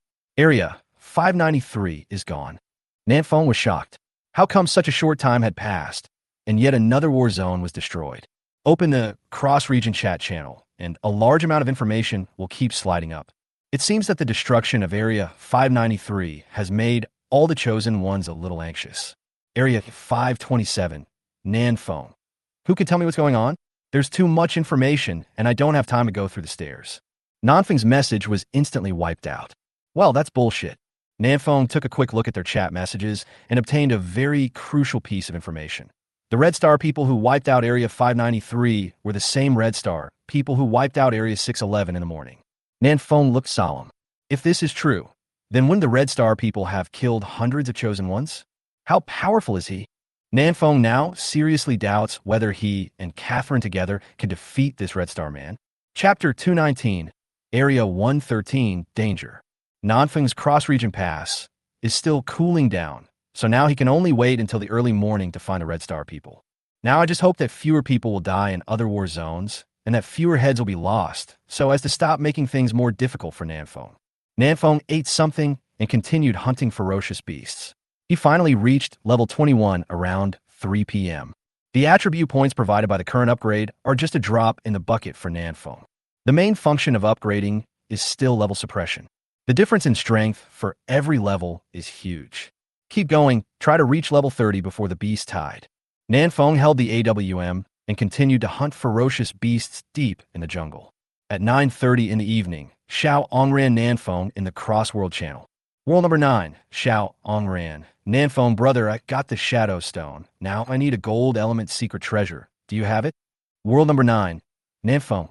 Yes, I'll send it to you later. This was something the two had agreed on before. Nanfeng would use any elemental secret treasure to exchange with Xiao Ongran for a water elemental secret treasure. It just so happens that Nanfeng doesn't have much magic power left, so he can take this opportunity to go back. World number 1, Dragon Invincible, Shadow Stone. There's a cave behind a big waterfall. There are as many Shadow Stones as rice. Nanfeng was stunned. A cave behind the waterfall? Which waterfall? The waterfall where the immortal serpent is? World number 2, Archie. What about the Holy Light Stone? World number 1, Dragon Invincible. As for the Holy Light Stone, go to the highest mountain in your war zone and look for it. It's everywhere. World number 1, Lin Mimi. Long Woody. Look carefully before you speak. The person above is not from Long Country. World number 1, Dragon Invincible. It doesn't matter. I'll tell the Dragon Country people anyway, and they'll be able to see it too. Everyone is in the same chat channel, and it is not realistic to avoid the chosen ones from other countries to pass on messages. World number 9, Nanfeng. Thank you, Brother Woody. I'll treat you to a meal next time we meet. Nanfeng turned off the panel and prepared to invite Long Woody to taste the porridge cooked by Ningwu next time. Very delicious.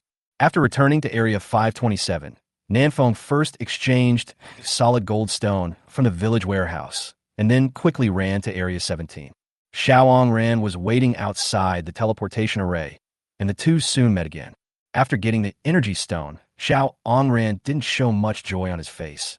Did you watch the cross-region channel tonight? Nan Feng frowned. I didn't notice what happened again. Xiao Ran said in a deep voice. After destroying District 593, the Red Star Man went to District 406, District 451, and District 193, killing more than 20 Chosen Ones in total. Some people estimate that his current strength should be around level 24. This should be the last Red Star Man in our world, but it is difficult to kill this last one. Level 24. Nan Feng frowned and thought silently. He had just reached level 21, a full 3 levels behind the Red Star Man, and could only cause a quarter of the damage.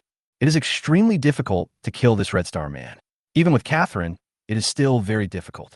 But if we continue to drag on, the strength of the Red Star people will only increase faster. Tonight might be the last chance to kill him. Xiao Ran continued. The Red Star Man has extremely high defense and is very durable. But his weakness is also obvious, which is that he has almost no means of long-range attack. Nanfeng, if we can hold off the Red Star Man, are you sure you can kill him? Nanfeng raised his eyebrows and looked at Xiao Ran. Delay? How can you delay? The attack power of the Red Star people is not low either. You're dragging your life. Xiao Angren's face was calm. I have discussed with the strong men in other war zones in the cross-zone channel. We will use our lives to delay the Red Star people and create space for you to attack. Maybe we will have a chance to kill the Red Star people. Strong men from other war zones? Are you kidding me? Nanfeng asked in surprise. This is basically sending people to their deaths. Who has the spirit of self-sacrifice? Xiao Gran, Andre from District 3, Ajeri from District 19, Chung Mo from District 68, Yi Piaoling from District 113, and Amelia from District 288. They're all willing to participate in the plan to kill the Red Star people tonight.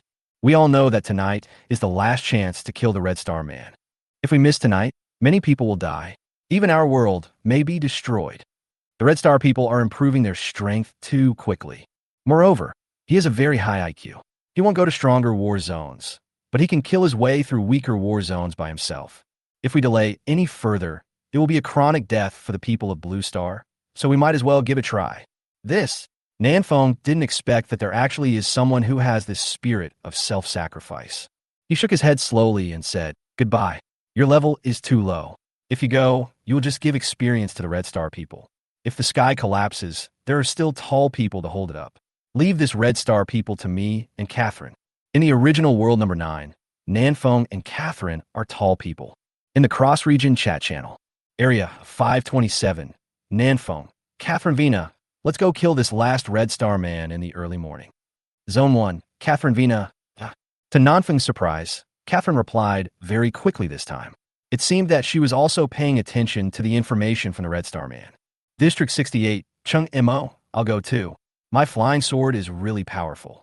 Area 113, Yi Piaoling, I can help control it. Area 288, Amelia, I can resist and fight, and I also have a blood replenishing skill, which is super powerful. Area 527, Nanfeng, your level is too low, so don't come and cause trouble. Andre, please come with us. At night, Nanfeng had already seen Andre enter the cross-world chat channel, which meant that he had reached level 20 and should be able to withstand a few slaps from the Red Star people. Zone 3, Andre. Okay, this is the first time that the strong men from the 3 countries have cooperated, and perhaps it will also be the last time. Nanfeng turned off the panel and looked at Xiao Ran. Don't go either. Your defense is not good enough. You can't withstand a few hits. Xiao Angren's equipment was not good enough, and he knew this shortcoming, so he didn't show off, but just said 2 words silently. Come on. The two said goodbye, and Nanfeng returned to Area 527 and ran quickly towards South City. Halfway through, he heard a system prompt. Ding. The Chosen One Xiao Luo successfully killed the level 19 Lord, Mysterious Water Serpent. Reward. Xiao Luo is really good. He even killed the Mysterious Water Flood Snake. Before Nanfeng had time to think about it, he found that someone in the Handsome Guys group was ING him. Xiao Luo. Nanfeng, do you want the Jiaolong combat boots? Huang Yuanming. Fuck, this snake is really fierce. It took more than 40 minutes to kill it. Su Ming, to be honest, you guys are really bad. The output of all of you combined is not as high as Nanfeng alone. Luckily, I'm tough enough, otherwise I would have been a snack for the big snake tonight. It turned out that they had gone together to kill the mysterious water snake. Nanfeng nodded. Nanfeng, Xiao Luo, give me the Jiaolong combat boots first. I will give you a pair another day. Xiao Luo, do I need you to pay me back? I'll go kill another one tomorrow. Who are you looking down on here? Xiao Luo directly traded the Jiaolong combat boots over. Dragon boots. Grade, sea-level peak. Type shoes. Attributes, all attributes plus 50. Dodge rate plus 10. Set effect May 5th. 2-piece set. Restore 30 health points / minute. Restore 30 mana points / minute. 3-piece set. Gain 10 damage reduction. 5-piece set.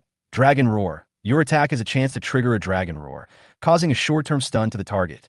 The 5-piece Dragon set. The attributes of this Jiaolong combat boots are also very good.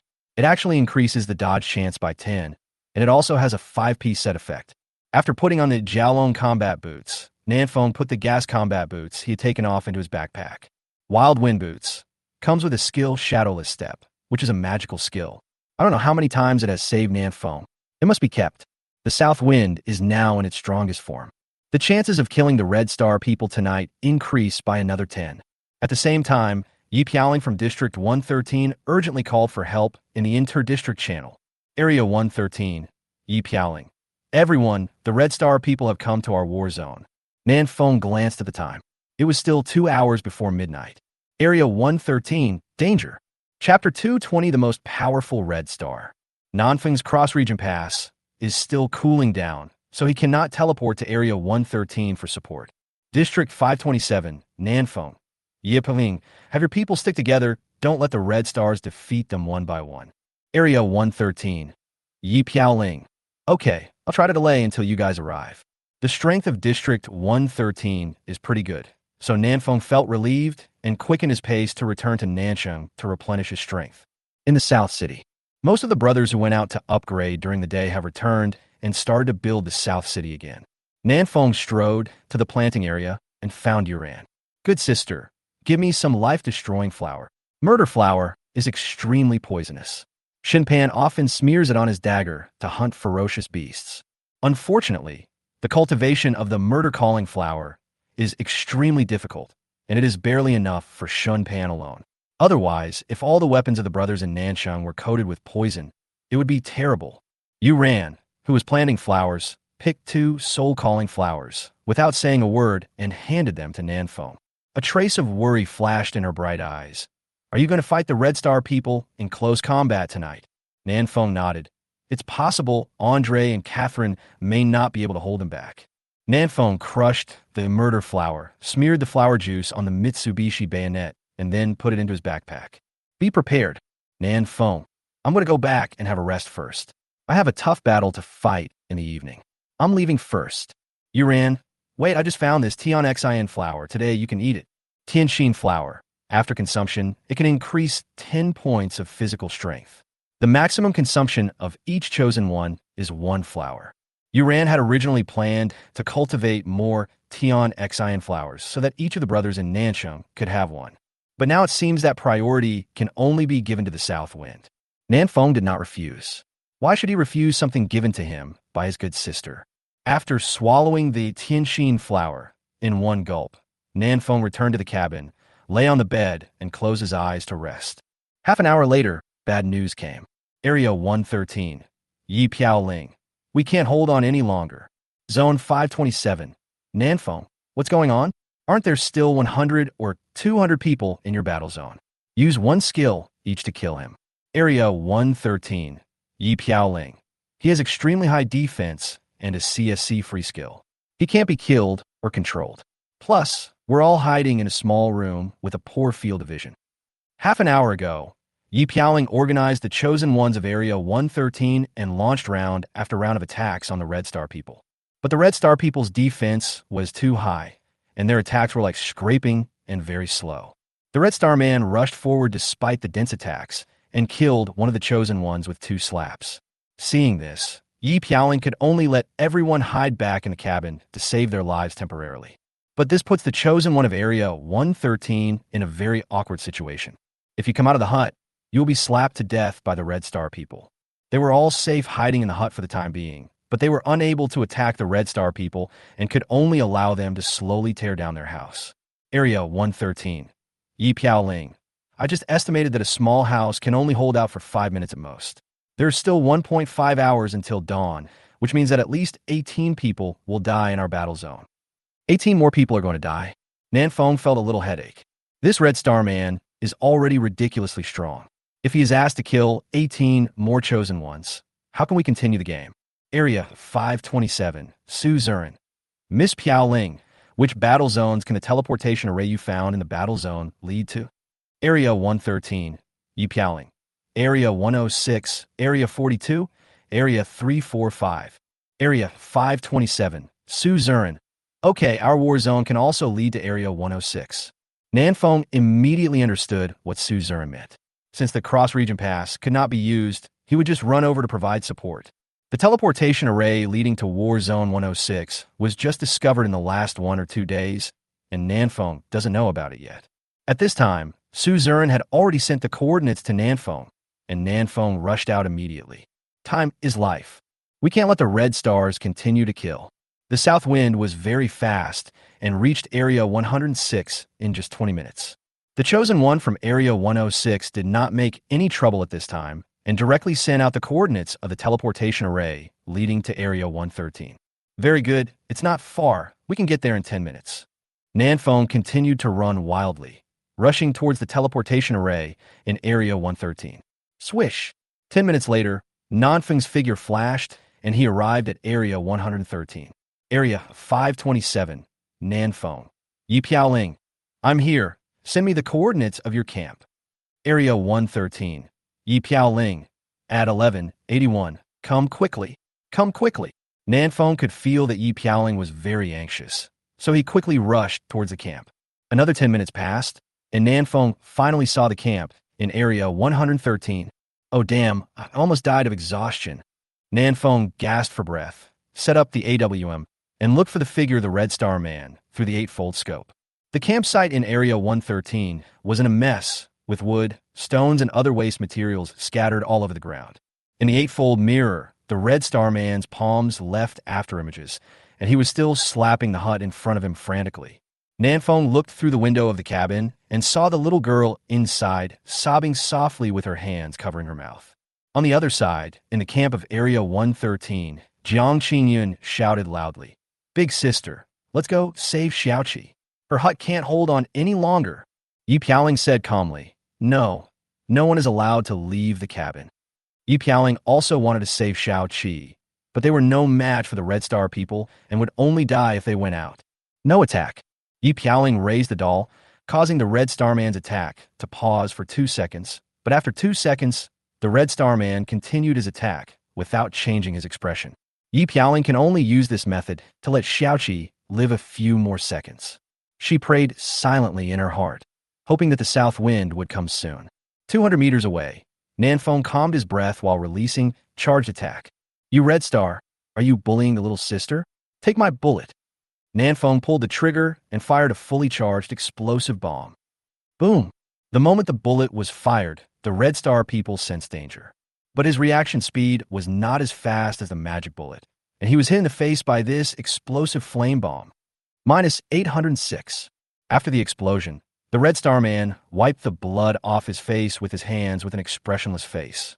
The shot only caused him some superficial injuries, which didn't hurt at all. Fuck so hard.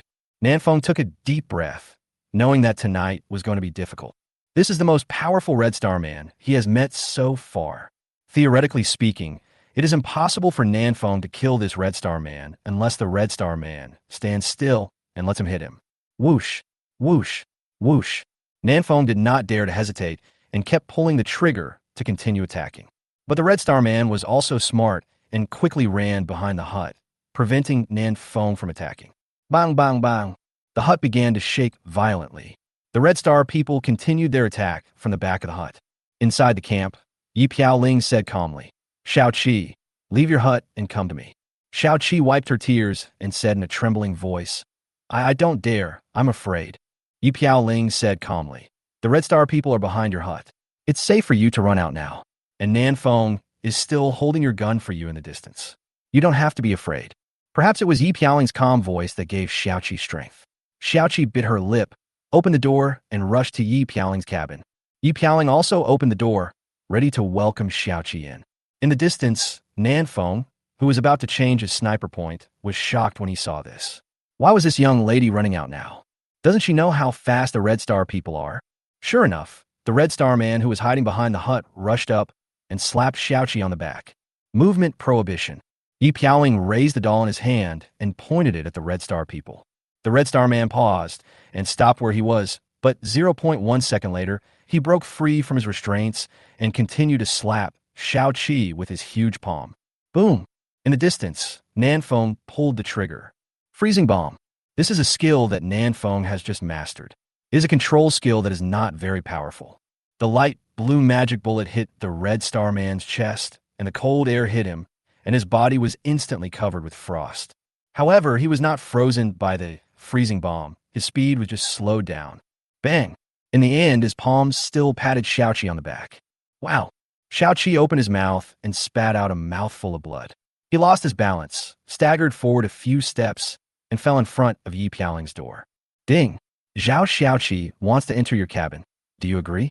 The emotionless system prompt sounded in Yi Piaoling's ears. Her mind went blank, and she stared blankly at the lifeless Xiaoqi. Xiaoqi is dead. Chapter 221.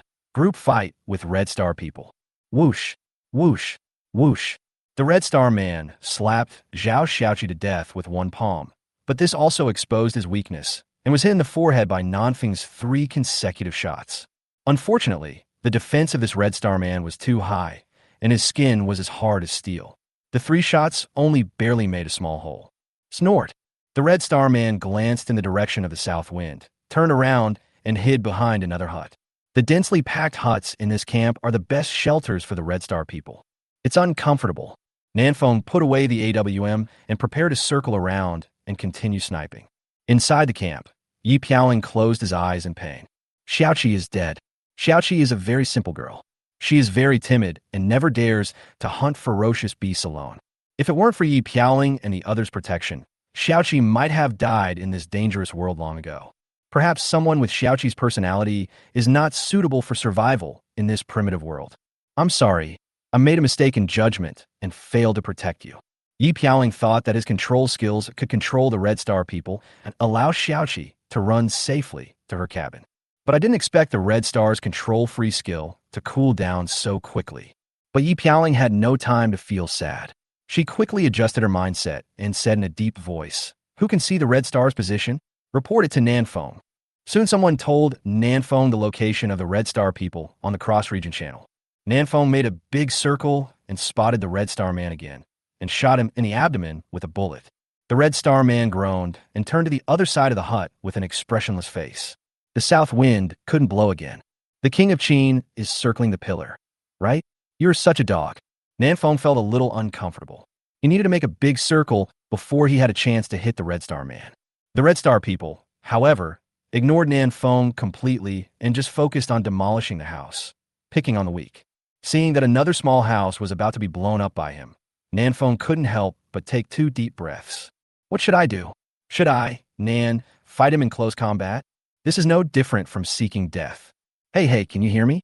Suddenly, Xiao Luo's voice came from Nanfeng's tactical headset. Nanfeng was startled. Xiao Luo? Why are you here? Xiao Luo, I heard that you didn't even touch a hair of the Red Star people, so we came here specially to help you.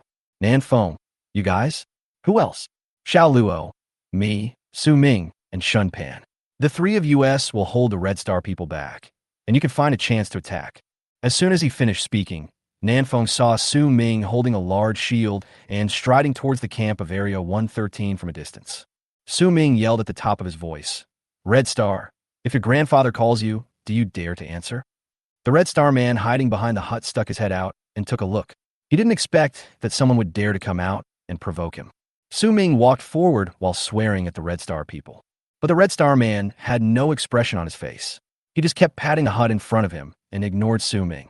The already shaky hut collapsed directly after the Red Star man slapped it with his last palm. Inside the cabin, the slightly thin young lady covered her mouth and trembled as she looked at the Red Star people. She originally wanted to escape the moment the hut collapsed, but the moment she saw the Red Star people, she was so scared that her mind went blank, and she completely forgot to escape. A bullet came at him, but the Red Star man ignored it, took the bullet head on, and then slapped the young lady in front of him. Only 3 more to go before you can level up again. As soon as this thought flashed through the Red Star man's mind, a dark golden short blade appeared out of nowhere and slashed towards his neck. Xiao Luo emerged from stealth mode and shouted, "Hun Yuan one sword slash." The knife hit the Red Star man's neck. Clang! Xiao Luo's eyes focused. This Red Star man's body was harder than steel. After this cut, Xiao Luo's knuckles were numb from the shock. However, the purple gold short blade ignored the 25 defense and still successfully cut a small cut on his neck. Snort! The Red Star man changed his tactics temporarily and slapped Xiao Luo's chest with his backhand. Xiao Luo took several steps back to avoid the palm strike, distanced himself from the Red Star man, and looked at him cautiously. The Red Star man ignored Xiao Luo and prepared to kill the young lady next to him first. But where was the young lady next to him? In the few seconds that he and Xiao Luo were struggling, Shun Pan had already run away with the young lady in his arms. Court death. The Red Star man's face darkened. He had finally managed to blow up a small house. It seems that the only option is to kill the one holding the knife. The Red Star man rushed toward Xiao Luo, who turned around and ran out of the camp. He wanted to lure the Red Star people out of the camp so that Nanfeng would have a chance to attack. Brutal charge. Outside the camp, Su Ming, who had been prepared for battle, rushed over and knocked the Red Star man unconscious for a short time. Xiao Luo immediately turned around and slashed the Red Star man on the shoulder. Shun Pan came running from a distance, leaving a series of afterimages with his right hand, and instantly slashed the Red Star man's neck 5 times. Call out.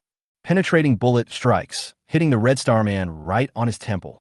This series of attacks stunned the Red Star people for several seconds. But he quickly came to his senses, gathered his energy in his dantian, and slapped out with both palms. Stand behind me. Su Ming shouted loudly and held the big shield in front of the Red Star man to withstand the attack. Boom! The palm and the big shield collided with a loud noise.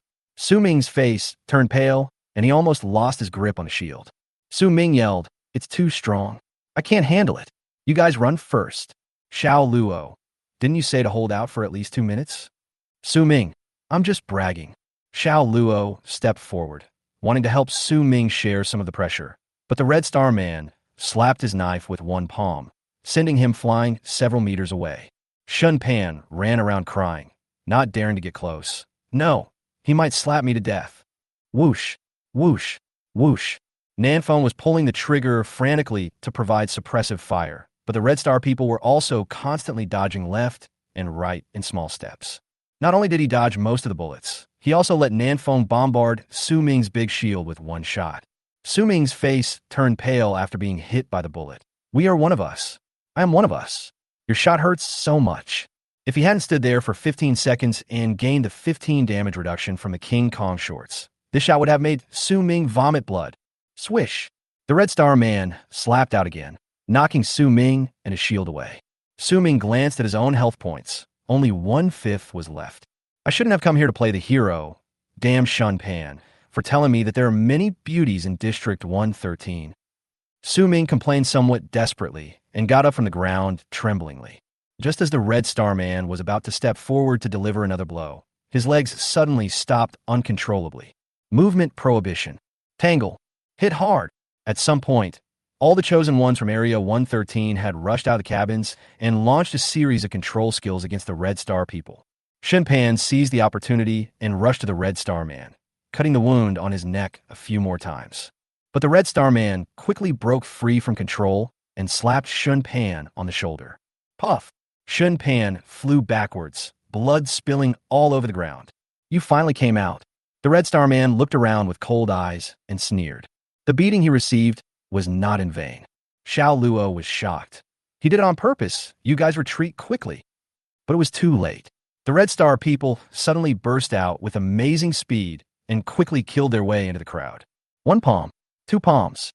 2 more chosen ones were beaten to death by the Red Star people. Kill 1 more, and you can level up. The Red Star man was about to make another palm strike, but a sharp sword light suddenly attacked. What a powerful sword. The Red Star man's face turned stern, and he quickly retracted his hand, but his little finger was still cut by the sword and blood flowed out. You guys go away. Among the crowd, Catherine Vina, wearing tight armor, walked slowly. She looked at the Red Star Man in front of her, and a glimmer of light appeared in her empty eyes. Chapter 222 My Shot Makes All Equal. Catherine Vina, with short hair, looks heroic and more like a Valkyrie. Her eyes were focused on the Red Star Man's face, and her fighting spirit was surging. You all go away. The sword flashed. Catherine turned into a shadow and killed the Red Star people with sword. She was extremely fast, and her sword was pointing directly at the Red Star Man's eyes. Swish! The Red Star Man's reaction was not slow either. He clasped his palms together and held the sword between his hands. Catch the blade with bare hands. Shock sword. Catherine shook the sword rapidly, broke free from the Red Star Man's hand in an instant, and stabbed him in the center of his eyebrows with the sword. The sword only penetrated the Red Star Man's skin 2 or 3 millimeters, causing little damage, but at least it broke his defense. Swoosh! A magic bullet came from the side and hit the Red Star's temple again. Roar! The domineering dragon roar rang in the Red Star Man's ears. His mind went blank, and it took him 2 seconds to come back to his senses. The passive effect of the Jiaolong 5-piece suit, Dragon Roar. Dragon suit. The Red Star Man's face darkened. In his previous life, he also owned a Jiaolong suit, so he naturally knew how powerful it was. However, the Red Star Man was not afraid because he also had 3 pieces of dragon equipment on him: clothes, pants, and shoes.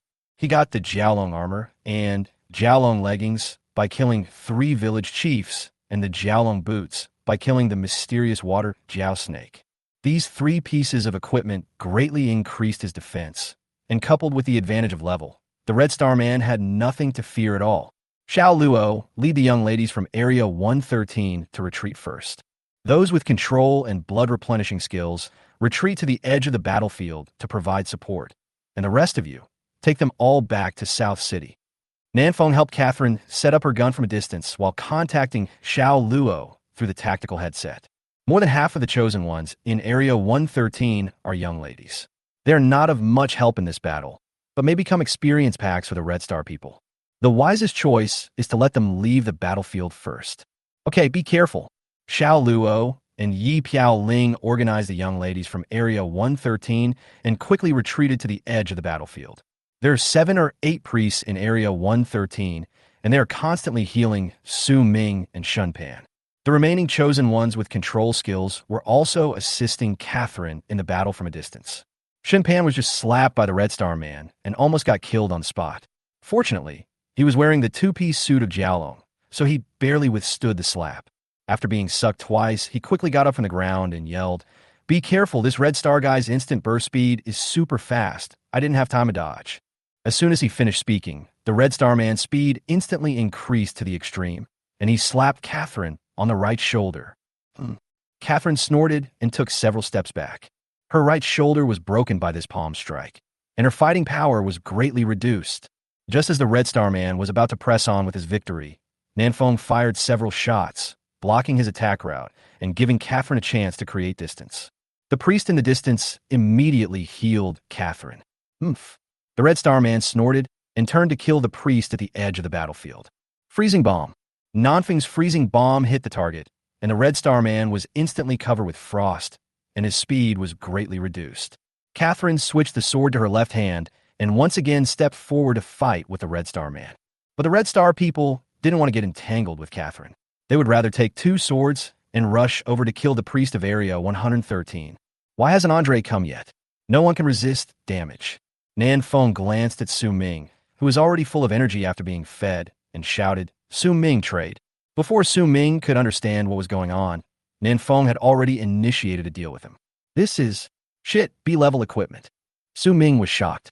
It turned out that Nanfeng traded the Watcher armor to him. Nanfeng asked, "Brother, can you still resist?" Su Ming gritted his teeth and said, "Damn it, you even gave me B-level equipment, so I have to bear it even if I can't bear it." Su Ming quickly put on the Watcher armor. Wearing the heavy armor, Su Ming looked 10 times more powerful and majestic if you only looked at his upper body. He was still wearing King Kong shorts on his lower body, revealing his leg hair, which was really embarrassing. Brutal charge. Wearing new equipment, Su Ming was full of energy and charged towards the Red Star people with a large shield in hand. Duong. The Red Star man's eyes went dark after being hit. When he came to his senses, he saw a burly, strong man like a polar bear rushing towards him from the crowd and colliding with the Red Star man again. Another brutal charge. Andre from Zone 3 is here too. After being hit twice by the hard shield, the Red Star man saw stars and almost lost his balance. Su Ming and Andre were in front and behind, sandwiching the Red Star people in middle. At the same time, Catherine, holding a long sword, also came from the left. Explosive bomb.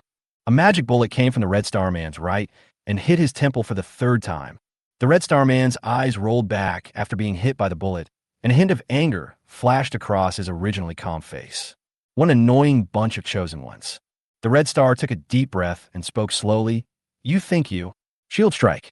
The Red Star man was about to say something harsh, but the unsportsmanlike Su Ming swung his shield and hit him on the forehead. Duong. Although this attack only caused single-digit damage, and Su Ming's arm was numb from the recoil, he still said cheerfully, "Does it sound good? If it sounds good, it's a good start." Andre laughed. "I'll come too." As he said that, Andre did the same thing and swung his shield to hit the Red Star man on the head. But this time the Red Star man did not give any chance. A cold light flashed in his eyes, and he pushed his palms horizontally, with dark power surging, and hit the shield heavily. Boom! A dull sound. Andre's face changed, and he took several steps back after being hit by the palm. His strong arms began to tremble slightly. This Red Star person has such great power. I'll take the lead. Catherine used a Z-shaped flash to come to the Red Star man and fought with him again. Andre and Su Ming assisted Catherine from the side, rushing forward from time to time to help her block the damage. Nanfeng in the distance was also constantly providing fire support, with every shot aimed directly at the vital points, making it impossible for the Red Star people to fight freely. There's also a large group of chosen ones from Area 113 around, who release a control skill from time to time to discuss the Red Star people. Group fight. The Red Star people are now like the world boss in an online game and are being besieged by a group of players. I have to kill one more. The Red Star man glanced around with a cold gaze. As long as he kills one more chosen one and reaches the next level, he will be invincible tonight. No matter whether it is the woman with a sword in front of him, or the despicable villain hiding in the distance with hidden weapons, or these two human sandbags holding up big shields and swearing all the time, none of them can pose any threat to him anymore. Just one last one. The Red Star man's speed exploded again, and he instantly got rid of Catherine's entanglement and rushed directly towards the people in Area 113. Catherine, Andre, and Su Ming are three people that it is difficult for the Red Star people to kill in a short period of time. So he must pick a weak one first. But before he ran 2 meters, his vision suddenly went dark, and he stumbled and fell to the ground. Poisoned. Blood was flowing out of the Red Star man's 7 orifices, and he felt his breathing was a little difficult. In fact, he had been poisoned a long time ago. Shun Pan's dagger was covered with the venom of the murder-calling flower, which had now flowed throughout the body along the Red Star man's blood. As the chosen one of the previous session, the Red Star people quickly determined that they had been poisoned by the life-taking flower. The toxins in the body are not too much, and they are not fatal. But this poison will make my hands and feet weak, and enter a period of weakness for a long time. The Red Star man looked back at Catherine, who was coming towards him with a sword. The poison is not fatal, but this period of weakness is very deadly. Holy Light Cross. Catherine rushed forward and used a big move, leaving 2 deep sword marks, one horizontal and one vertical, on the Red Star man's body. Penetrating bullet. Nanfeng in the distance was not idle either. A penetrating bullet directly pierced the Red Star man's waist. The Red Star people's health points dropped sharply, but he was not panicked at all. His face returned to expressionless again, only there was madness flashing in his eyes. The surface of his skin began to turn red, his body began to become congested, and his whole body began to swell. Burning blood. The Red Star people burned the blood in their bodies and began to fight desperately. He must end the battle before his blood runs out. Fighting with their lives, fighting with their backs against the wall, the Red Star people now have no way out. The corner of his mouth slightly raised, and he crashed into Catherine like a cannonball, knocking her more than 10 meters away and breaking several ribs. Su Ming and Andre hurried forward to try to stop the Red Star man, but the Red Star man used a series of palm strikes to cripple the 2 men. It's impossible to stop it. Fuck, this guy suddenly becomes so fierce. Su Ming had several bones broken and was grimacing in pain, and the same was true for Andre. No one can last more than 10 seconds in front of the Red Star Man in the burning blood state. Except the South Wind. You bastard, take my bullet. In the distance, Nan Feng was running towards them with a shotgun, his entire body full of flaws. The Red Star Man turned to look at Nan Feng, a hint of disgust flashing in his eyes. This is the despicable guy who has been placing hidden weapons from a distance. All the Red Star people have no means of long-range attack. They take pride in close combat and advocate hand-to-hand combat with their opponents, using real swords and guns. Standing far away and firing hidden weapons? That's something only a small person can do. Seeing Nan Feng at this time, the Red Star people immediately gave up their plan to kill Andre and Su Ming and turn around to kill Nan Feng. Kill the villain first. Nan Feng was delighted and immediately activated Shadowless Step. To meet him, he had already changed into Wild Wind Boots before rushing over. In the Shadowless Step state, Nan Feng was like turning on a script, and the Red Star people were completely unable to hit him. Nan Feng found the right moment and directed the spray gun directly at the Red Star Man. Zero distance attack. Boom. With this shot of mine, all beings are equal. Chapter 223, Level 30, New Life Form. There's nothing a troll can't solve. Nan Feng put the shotgun against the Red Star Man's abdomen and pulled the trigger. Boom. A deafening roar sounded. The giant magic bullet exploded the moment it was fired, and all 100 small bullets hit the Red Star people. The Jiaolong armor on his body was directly blown into a hornet's nest, but the bullet's residual power continued to penetrate into the body of the Red Star Man. The Red Star people, who had little sense of pain, also screamed in pain from the shot. He gritted his teeth and slapped Nan Feng with two palms, but Nan Feng was still in the Shadowless Step state, and the Red Star Man couldn't hit him at all. Why? The Red Star people couldn't figure it out. This despicable guy has flaws all over his body, but why can't I hit him? Is he pretending to be a pig to eat the tiger? Did he reveal these flaws on purpose? Are you still in a daze? Seeing that the Red Star Man was a little confused, Nan Feng immediately poured magic power into the shotgun. The bullet just now was condensed by Nan Feng in the afternoon. The South Wind can have another go now. If one shot doesn't solve it, then shoot again. The second spray. This time, without the protection of the Jiaolong armor, the Red Star people could not hold on, and their bodies were directly blown to pieces. 100 small bullets left dense bullet holes on his body, and blood gushed out like a shower. The Red Star Man's legs went weak, and he fell to his knees, looking at Nan Feng in disbelief. This despicable guy is also very good in close combat. One more blow. Nan Feng did not relax his vigilance. He quickly switched out the Mitsubishi bayonet and stabbed into the Red Star Man's abdomen, then twisted it twice. His Mitsubishi military dagger was also coated with the poison of the death-taking flower, double insurance. After doing all this, Nan Feng stepped back a few meters and hid behind Su Ming. It's so stable. Cough, cough. The Red Star Man coughed violently a few times. He knew that he was doomed, and the ferocity in his eyes slowly disappeared, leaving only a look of relief. You probably have a lot of questions, right? I'll give you 3 minutes to ask your questions. The Red Star Man sat cross-legged on the ground with a calm expression. Nan Feng and the others looked at each other in surprise. They didn't expect that the Red Star people who were so ferocious just now would suddenly become so amiable. Just like a learned old man, waiting for students to ask questions. Everyone was silent for a while, not knowing what to ask. Seeing this, Su Ming spoke first. Let me ask first, buddy, what's your name? Get out of the way. Nan Feng pulled Su Ming away. She's almost dead, and you're still asking her name? You are really amazing, Su Ming. Nan Feng pondered and said, Are there other Red Star people in this world? The Red Star Man shook his head slowly. I don't know, maybe not. Well, it's useless to ask. Nan Feng asked again. Level 30 is a new beginning. What does this sentence mean? The Red Star Man looked at Nan Feng calmly. Level 30 and below are 2 different life forms. Different life forms? Nan Feng was slightly stunned. What does that mean? Could it be possible to evolve at level 30? Catherine walked over from a distance and asked, What level were you in your previous life? Did you survive the beast tide? Red Star, I was exactly level 30 in my last life, and I didn't survive the beast tide. Can't survive the beast tide at level 30? Everyone looked at each other with some worry in their eyes. Is this beast tide really so terrifying? Don't be too nervous. The Red Star Man coughed twice and continued. In fact, as long as you reach level 30, you'll have a great chance of leading your companions to survive the beast tide. I just had bad luck. At this point, the Red Star Man sighed softly. What a pity I didn't get to see the world after the beast tide. In his previous life, this Red Star Man had a very good chance of surviving. But in order to save his companions, he chose to burn his blood and fight desperately with the final boss, but ended up dying at the hands of the boss. Nan Feng thought about it and asked another question. Do you know how to control the Earth Dragon? Earth Walking Dragon. The Red Star Man looked up at Nan Feng and said, there are only 10 Earth Dragons in each primitive world. The method of controlling them is very complicated. It was told to us by the Chosen, one of the previous generation. As he spoke, the Red Star Man spat out another mouthful of blood. What a pity! You should have asked this question first.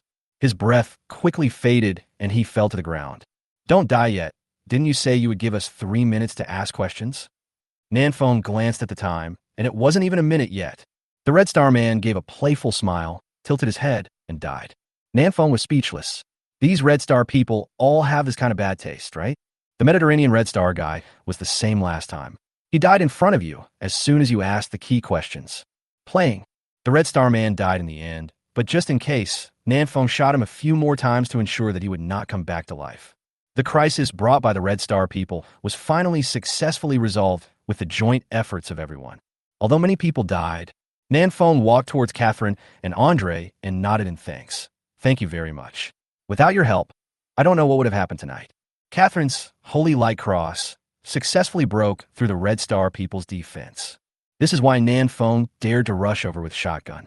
Catherine hummed, turned around, and left, probably looking for another place to upgrade. What a cold woman. Andre said in a muffled voice. No need to thank me. If we don't help you today, the Red Star people will come to kill us tomorrow. At least in this matter, we are all on the same side. There is no need to be polite. Now that the matter has been resolved, I won't stay any longer. I'll find a place to upgrade. Andre was teleported here using the Interregion Pass and needs to stay in Area 113 for 8 hours before he can go back. I'm just sitting around anyway, so I might as well find a place to upgrade. After watching Andre leave, Nan Feng turned around and came to Yi Piao Ling. Beauty, what do you say? Do you want to take your people to our 527th area? There are only young ladies in your war zone. It's too unsafe to stay here. Yi Piao Ling smiled softly. It's not safe to go to your south village, right? The boys over there are very flirtatious. Nan Feng turned around and saw that Shun Pan was chatting enthusiastically with a young lady, and they were almost getting started. It's too shameful to look at it. It's really too shameful to look at it. Of course, having said that, Yi Piaoling still decided to take everyone to Area 527. The strength of District 113 is not strong. If you want to live longer, joining District 527 is definitely the right choice. Yi Piaoling disbanded his own village and asked everyone to join South Village. Nansuan, the current upper limit for the number of villagers that can be accommodated is 1,500. It would be a mistake to recruit this group of young ladies. Yes, our South Village is growing stronger and stronger. Nan Feng sighed and took the lead to lead more than 100 people back to Area 527. At the end of the team, Shun Pan and Wang Mumu walked side by side, talking and laughing. Shun Pan, do you know how high our South City wall is? A full 20 meters. I built it all by myself. Wang Mumu, wow, it's so high, it must feel very safe, right? Shun Pan, of course, we have a moat in South City. Guess who dug it? I dug it. Wang Mumu, oh my god, that must be very hard for you. Shun Pan, it's okay. Actually, I'm planning to catch several 100 kilograms of level 20 beast fish and throw them into the moat to raise them. Wang Mumu, you can also fish, that's great. Su Ming on the side simply rolled his eyes. It's so awkward, it's really so awkward. These two people are just having an awkward chat. If these two can succeed, I will just eat the shield. Area 113 wild. Andre swung his shield and smashed the head of a ferocious beast. Even though Andre is a meat shield, his attack power is actually not low, otherwise he wouldn't have reached level 20 so quickly. The ferocious beasts around him were quickly killed by him. Andre shook his neck and prepared to move to another place to continue upgrading. Just then, there were slight footsteps coming from behind. Andre's expression was tense. He immediately turned around, raised a shield, and took a defensive posture. Is that you? Andre saw clearly that the person coming was Catherine Vina, with whom he had just fought side by side. Catherine Vina looked indifferent. She slowly raised her left hand and pointed the knight's sword in her hand at Andre. You have two choices now. A. Die here. B. B. B. Andre didn't even finish listening to the second option and shouted directly, I choose B. Chapter 224, The Highest Mountain. Area 527 of the original world. When Nanfeng returned to Nansheng with a large group of young ladies, the whole Nansheng was boiling. Welcome, welcome. Warm welcome. Hiss, there are so many beautiful ladies. My great South City has achieved the yin-yang balance. This girl is so pretty. Damn, that one is prettier. More than 300 people from South City stood by and watched, commenting and talking, treating the girls from District 113 like monkeys. Many young ladies frowned slightly, with a strange emotion flashing in their eyes, and they looked a little unhappy. Why are these chosen ones in Nansheng acting like they have never seen a woman before? Su Zurin shouted. What are you doing here? You all have nothing to do, right? If you have nothing to do, go dig a tunnel for me. That's right, a bunch of ordinary men, really despicable. Yuran waved at everyone, signaling them to get out quickly, go back to sleep quickly, don't scare the ladies away. Everyone felt that it was a bit impolite to watch like this, so they dispersed and went home. Yuran came to Yi Piaoling with a smile and said, Calm down, sisters. Although we are all a bunch of rough men in Nansheng, we don't have any bad intentions. Just scold us a few times. If the sisters still feel unsatisfied, I will make them all sleep on the street tonight. What Yuran meant was that the rough guys in our South City are just like this. I've already scolded them for you. If you're still not happy, then don't come and go back to sleep on the street. Too pretentious, not suitable to join us, South City. Yi Piaoling smiled slightly. Sister, you are joking. It is us who suddenly joined South City and troubled everyone. Please bear with us, sister. Yi Piaoling instantly judged that Yuran had a special status in South City, and he kept calling her sister to get closer to her. District 113 has not yet fully integrated into the big family of South City. Now, they're living under someone else's roof, so it will definitely do them good to be a little more humble. The two of them tested each other a few more times, calling each other sister and sister, one after another, with ulterior motives hidden in their words. Nanfeng and Su Zurin looked at each other and shuddered at the same time. Are all women's words so scary? It's like a palace drama. Ahem, that. Su Zurin coughed twice and said, It's already very late, Miss Piaoling. Why don't you move your cabin here first? I have reserved an area for you. Yi Piaoling nodded lightly in thanks. Okay. When the cabin is upgraded to Class C, the interior space is 100 square meters, but from the outside, it occupies less than 5 square meters. This should involve some space technology. There are still more than 100 chosen ones left in Area 113. Even if space is reserved for Isles, 1,000 square meters is enough to accommodate them. For Nansheng, with an area of 9,000 square meters, this is not a big problem. More than half an hour later, everyone in District 113 had moved all their huts here and officially joined South City. Su Zurin, it seems that South City is a bit small now. If a few more war zones join us, there won't be enough space for us to live in. Lin Tianqi was also planning to bring the chosen ones from District 381 to join South City, and Su Zurin had to plan out an area for them. Nanfeng, it's not that bad actually. At worst we could just squeeze in and wait until this wave of beasts gets through. After thinking for a while, Nanfeng said, besides, the planting area and animal husbandry area in the city can be moved outside the city. I think it won't be a problem to house another 300 or 400 people. Nanfeng plans to move Districts 17 and 68 to Nansheng and gather all the chosen ones of the Dragon Nation, except District 2. As the saying goes, there's strength in numbers, so the probability of surviving the beast tide is higher. By the time everyone in Area 113 was settled, it was already past 3 a.m. Nanfeng yawned, returned to his hut, and fell asleep. 6 o'clock in the morning. Nanfeng, who had already formed a biological clock, sat up from the bed. There are 9 days left before the great beast tide arrives. Nanfeng washed up and heard a lot of chatter outside the camp.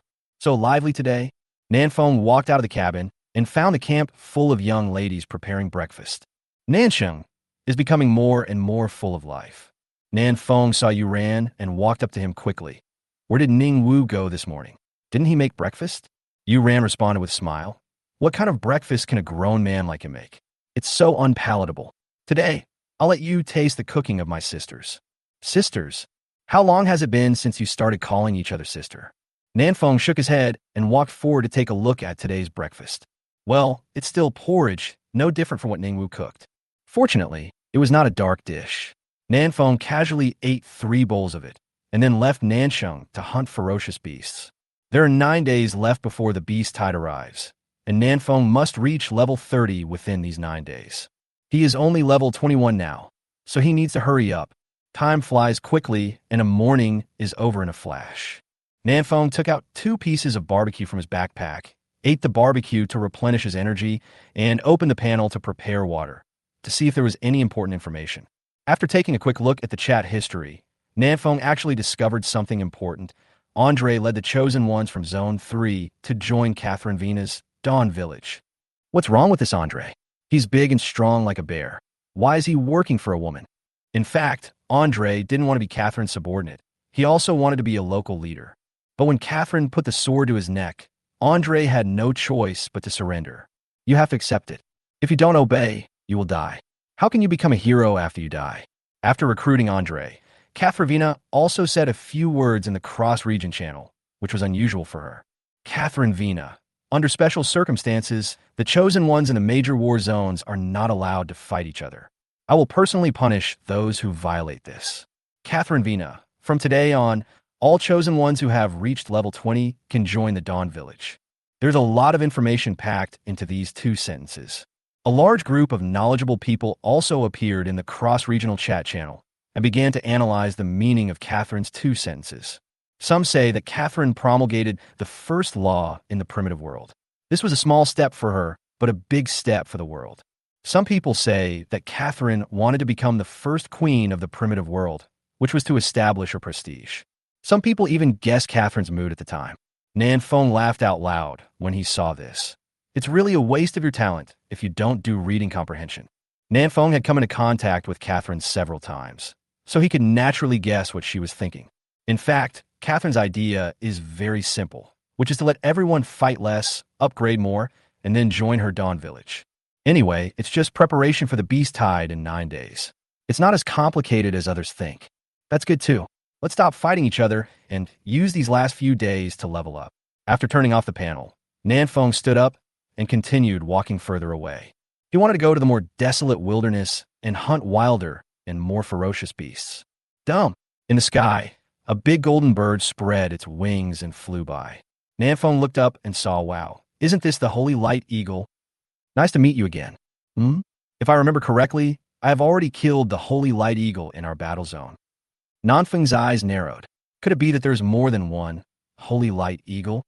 He quickened his pace and followed, and found that the Holy Light Eagle flew into a towering mountain and disappeared. Oh right, the Holy Light Stone.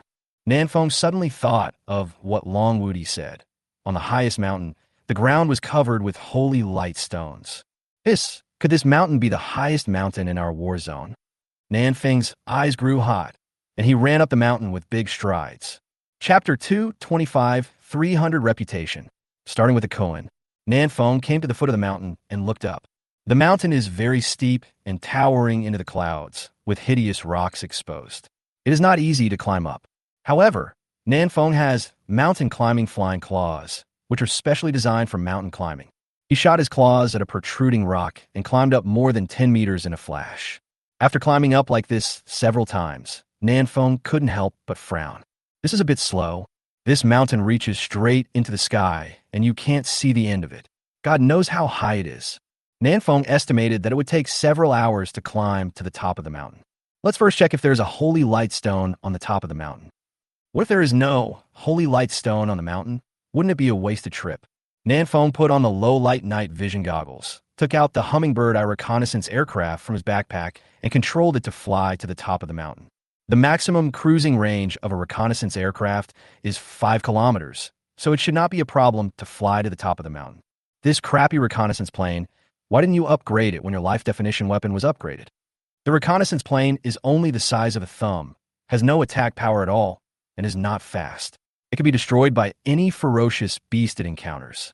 Nanfeng feels that the name T-Chicken is more suitable for it.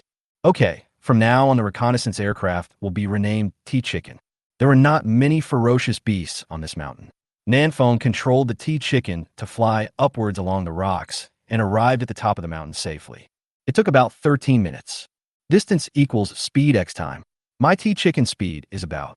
Nanfeng made a rough estimate that the mountain should be about 4 to 4.5 kilometers high. This is already a very high mountain. Let me see if there's any holy light stone. Nanfeng continued to control the T-chicken and search on the top of the mountain. In fact, there was no need to search at all. Nanfeng soon found a holy light stone, but it looked a little small.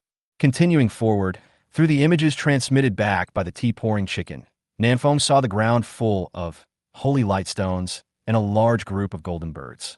This is a group of holy light eagles, and they're eating the holy light stones on the ground. No wonder they exploded holy light stones. It turns out that they feed on holy light stones. Reasonable. That's very reasonable. Long Wudi never lied to me. Nanfeng was just about to control the tea chicken to return, but the scene in front of him suddenly went black. Very good. The tea chicken was eaten by an eagle. True eagle eats chicks. How dare you eat my chicken? Wait till I show you how I'm going to deal with you. The south wind began to climb again. This mountain is too steep, and there are no roads to walk on in many places. If it weren't for the help of the mountain climbing flying claws, Nanfeng would not know how long he would have to finish climbing. Even with the mountain climbing flying claws, it took Nanfeng nearly an hour to reach the top of the mountain. Mute! Mute! The little eagles perched on the top of the mountain discovered the uninvited guest, Nanfeng, and they flew up chirping and attacked Nanfeng. Huh, these guys are a bit small. Nanfeng threw out an eye of insight and discovered that these ferocious beasts were not holy light flying eagles, but holy light young eagles. Its strength is far inferior to that of holy light eagle, and its skills have no effect on Nanfeng. This group of young holy light eagles flapped their little wings and chirped, looking a little cute. So cute, I want to sit on it and die. Nanfeng was not one to show sympathy. He set up his AWM and started firing. One shot won. There were no more than 100 or 80 young eagles of holy light on the top of the mountain, and Nanfeng killed them all quickly.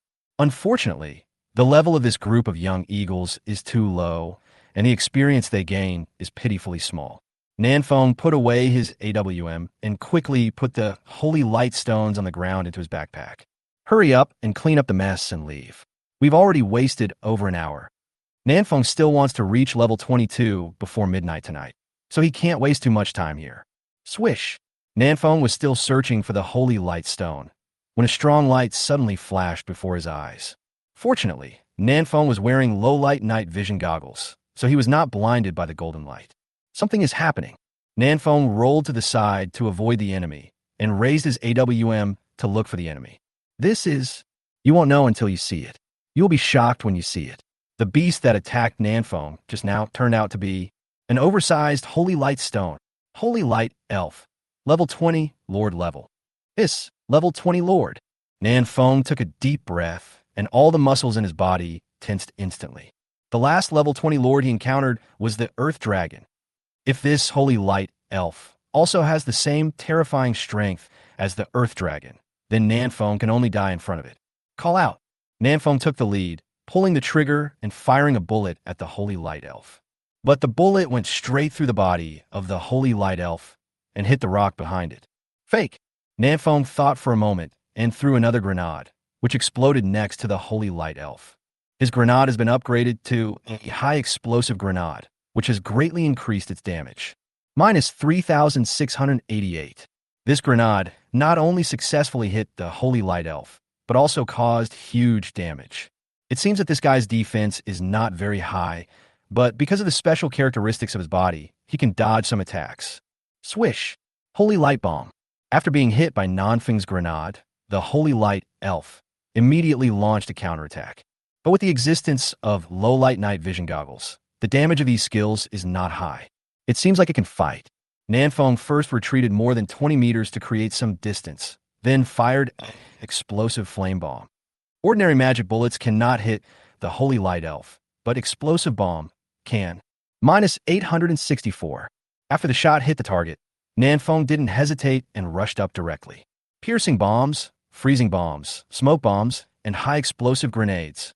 Nanfeng used various skills in turn, constantly consuming the health of the holy light elf. However, the holy light elf just stood there and glowed, looking stupid. It moved very slowly, and the golden light it emitted posed no threat to Nanfeng. It was completely defeated by Nanfeng. However, its ability to become virtual is really strong, which directly makes Nanfeng's normal attacks ineffective. It took Nanfeng more than 2 hours to slowly grind it to death. Ding! The Chosen One Nanfeng successfully killed the level 20 Lord level ferocious beast, Holy Light Elf. Reward: Reputation +4, Strength +40. Simple. Is this all a level 20 Lord can do? You are far inferior to the Earth Dragon.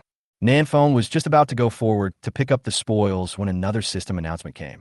World announcement. The Chosen One Nanfeng's reputation has reached 300 points, and the pet panel has been opened. What a new feature. Nanfeng quickly opened the panel and entered the pet column. Pet panel. Current pet. None. What a neat feature. Nanfeng was speechless. You are such a great creator system, but you don't even give me an instruction manual? How do I get pet? Where can I get one? How many can I get? You didn't say a word. You really save yourself a lot of trouble. Beep beep beep. Nanfeng was still complaining about the creation god system, and someone Nanfeng in the cross-regional chat channel. District 68, Chung Mo, Nanfeng, good brother, what's in the pet panel? Area 381, Lin Tianchi. I caught a really nice looking flame chicken last time, but I never wanted to stew it. Now I can keep it as my pet. Zone 5, Brit. Don't dream, my friend. You need to reach 300 reputation to open the pet panel. Do you think this is easy? Zone 1, Edward, why? Queen Catherine doesn't even have 300 reputation, so why is Nanfeng's reputation so high? District 527, Huang Yuanming. Nanfeng, what pet did you catch? Bring it back quickly and show it to the brothers. What do I have any pets? Nanfeng also wanted to catch a pet to play with, but he didn't know where to get one. Just as he was about to turn off the panel, Nanfeng suddenly smiled wickedly and decided to play a trick on them. Area 527, Nanfeng. As the first chosen one to open the pet panel, the creator system gave me a pet. Area 17, Xiao Ongran, what pet? District 527, Nanfeng. You start with a Kuan, and you have to swallow it to upgrade. You know what I mean? Kung. Xiao Ongran burst out laughing, knowing that Nanfeng was joking. But the brothers in District 527 immediately understood Nanfeng's meaning and started to brag along with him. Area 527, Huang Yuanming, fuck, divine beast. The creation god system gave you a divine beast. Area 527, Shun Pan, you actually got a divine beast. You really deserve to die. I am so envious that my teeth are broken. District 527, Su Ming. I suggest you evolve towards Bone Kuan. It's quite powerful. Area 527, Wu Yuansheng. No, I think Corpse Kuan is stronger. The chosen ones from other countries were instantly stunned. They were talking so seriously. But, cool win. What the hell is this? Chapter 2, 26 The Good Show is about to begin. When the chosen ones from other countries began to study what Kuan was, Nanfeng had already turned off the panel and started to go down the mountain. This trip up the mountain took him most of the afternoon, which was really a waste of time. However, Nanfeng harvested a large amount of holy light stones, enough for all the brothers in Nansheng to upgrade their innate magic weapons. It's worth it. By the way, let Xiao Luo go to the waterfall of the immortal giant snake and take a look. Maybe he can find a shadow stone. This is also the information provided by Long Wudi, so Nanfeng will not go to look for it in person. Otherwise, a lot of time will be wasted. After going down the mountain, the south wind took the opportunity to continue to intensify. Guns and cannons roared, and countless ferocious beasts fell to the ground, which became Nanfeng's experience. At around 11 o'clock in the evening, Nanfeng finished a daze upgrade and returned to South City. His magic power had already reached the bottom in the evening. In the last few hours, Nanfeng had been using the Mitsubishi military dagger to hunt down ferocious beasts. Although the efficiency of the upgrade has been reduced, Nanfeng's melee ability has been improved. Of course, he has also been drinking mineral water to restore his magic power. When he has a little magic power left, he will take out the Gatling gun and fire a wave. In fact, the speed of hunting ferocious beasts has not decreased much. South City inside. Today there are nearly 500 chosen ones in South City, and it is very lively. Late in the evening, some people gathered together to chat and gossip. Some are fighting in martial arts duels, and some were flirting with girls. Nanfeng also found 2 people squatting on the ground doing math problems. So he's an engineering guy, that's fine. Nanfeng originally wanted to find something to eat to fill his stomach, but when he saw the formulas all over the floor, he couldn't hold back his curiosity and walked over quickly. Nanfeng asked in confusion, "Brothers, what are you calculating?" Lu Wenhua raised his head and said excitedly, "After a day of testing, I already know the damage calculation formula of this world." Wow. Nanfeng was in awe. "Look, what is professionalism?" "This is professionalism." Xian Yongchang pointed to a long list of formulas on the ground and said, "Look, village chief, this is the damage calculation formula." Nanfeng quickly took a look at the formula on the ground. When attacker level, attack level. Damage equals attack power, asterisk skill damage, increase, asterisk weakness, attack, asterisk. 1 plus, level difference, asterisk 0.1. Asterisk damage reduction, asterisk, defense power / defense power plus 1000, asterisk part damage. When attacker level, attack level. Damage equals attack power, asterisk skill damage, increase, asterisk weakness, attack, asterisk. 1/1 plus level difference. Asterisk damage reduction, asterisk, defense power / defense power plus 1000, asterisk part damage. Damn, it's too long. I didn't read it. Nanfeng almost suffocated after reading such a long and dense list of formulas.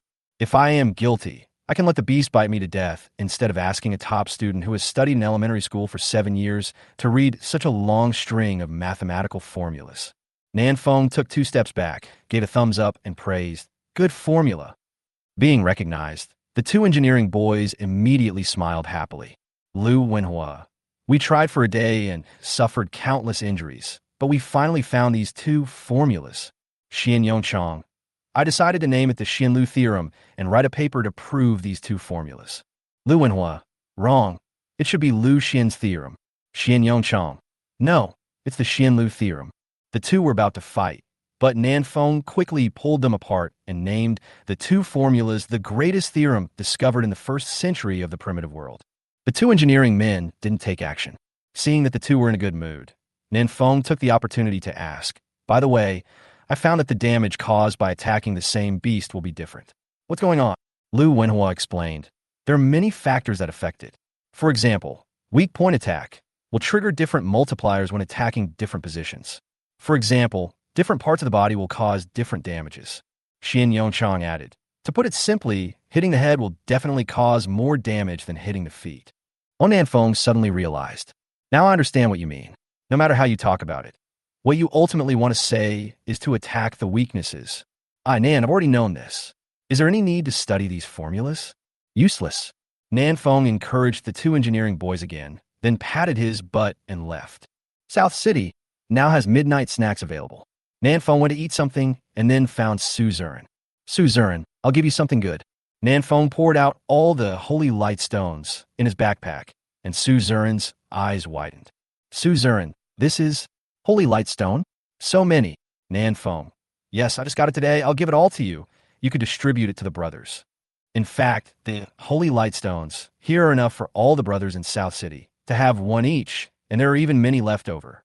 But Nanfeng was not going to give it to them directly. Nanfeng said, "The friends from District 113 have just come to South City. If we give them the holy light stone directly, I'm afraid the original brothers in South City will have objections. After all, they had just arrived and had not made any contribution to South City. Why should they get a holy light stone for free?" Suzerain understood what Nanfeng meant. "I see. Then let's distribute according to work. It just so happens that friends in District 113 can also participate in the construction of South City, so that they can have a sense of participation and belonging. Anyone who contributes to the construction of South City can obtain a holy light stone. This will also give everyone some motivation. Recently, many brothers have started to slack off." Nanfeng nodded. "That's what I mean. Of course, don't set the threshold too high. After all, it's also good for Nansheng if the brothers upgrade their own divine weapons." Suzerain nodded. "Don't worry, I can still handle this little thing." With Suzerain around, Nanfeng doesn't need to interfere in Nansheng's affairs. Nanfeng was also happy to have some free time, as he could use this time to upgrade. After explaining the matter of the holy light stone, Nanfeng returned to the cabin and prepared to count today's spoils. At the end of that day, Nanfeng obtained a total of 137 gray treasure chests, 41 white treasure chests, 15 green treasure chests, 1 blue treasure chest, and 1 purple treasure chest. This purple treasure chest was dropped by the holy light elf. Unboxing, unboxing. Except for the blue treasure chest and the purple treasure chest, Nanfeng opened all the other treasure chests in one go. A bunch of spicy chicken was served. Nanfeng threw it directly into the village warehouse without even looking at it. Next up is the blue treasure chest. Ding! You get Wisteria armor, *1. The lower grade C level Wisteria armor. This thing is pretty good. I think some brothers will want it. Nanfeng threw it into the village warehouse as well, and then opened the last purple treasure chest. Ding! You get Holy Light Bracelet, *1. Holy Light Bracelet? The name sounds a bit impressive. Nanfeng hurriedly threw out an Eye of Insight. Holy Light Bracelet. Grade, B grade lower. Attributes, energy plus 300, stamina plus 200. Features, your treatment effect is increased by 30. My goodness, am I giving my little nanny a piece of divine equipment? This feature directly increases Su Yihan's milk intake to the maximum. Nanfeng was about to chat with Su Yihan privately when Xiao Luo suddenly ran to Nanfeng's window with great interest and shouted, "Look at the Crossworld channel. There's a good show going on." Crossworld chat channel? Nanfeng raised an eyebrow, and then he realized that Xiao Luo had also reached level 20. Nanfeng, what happened to the Crossworld chat channel? Chapter 227, The Cave Behind the Waterfall. Xiao Luo had just reached level 20 tonight.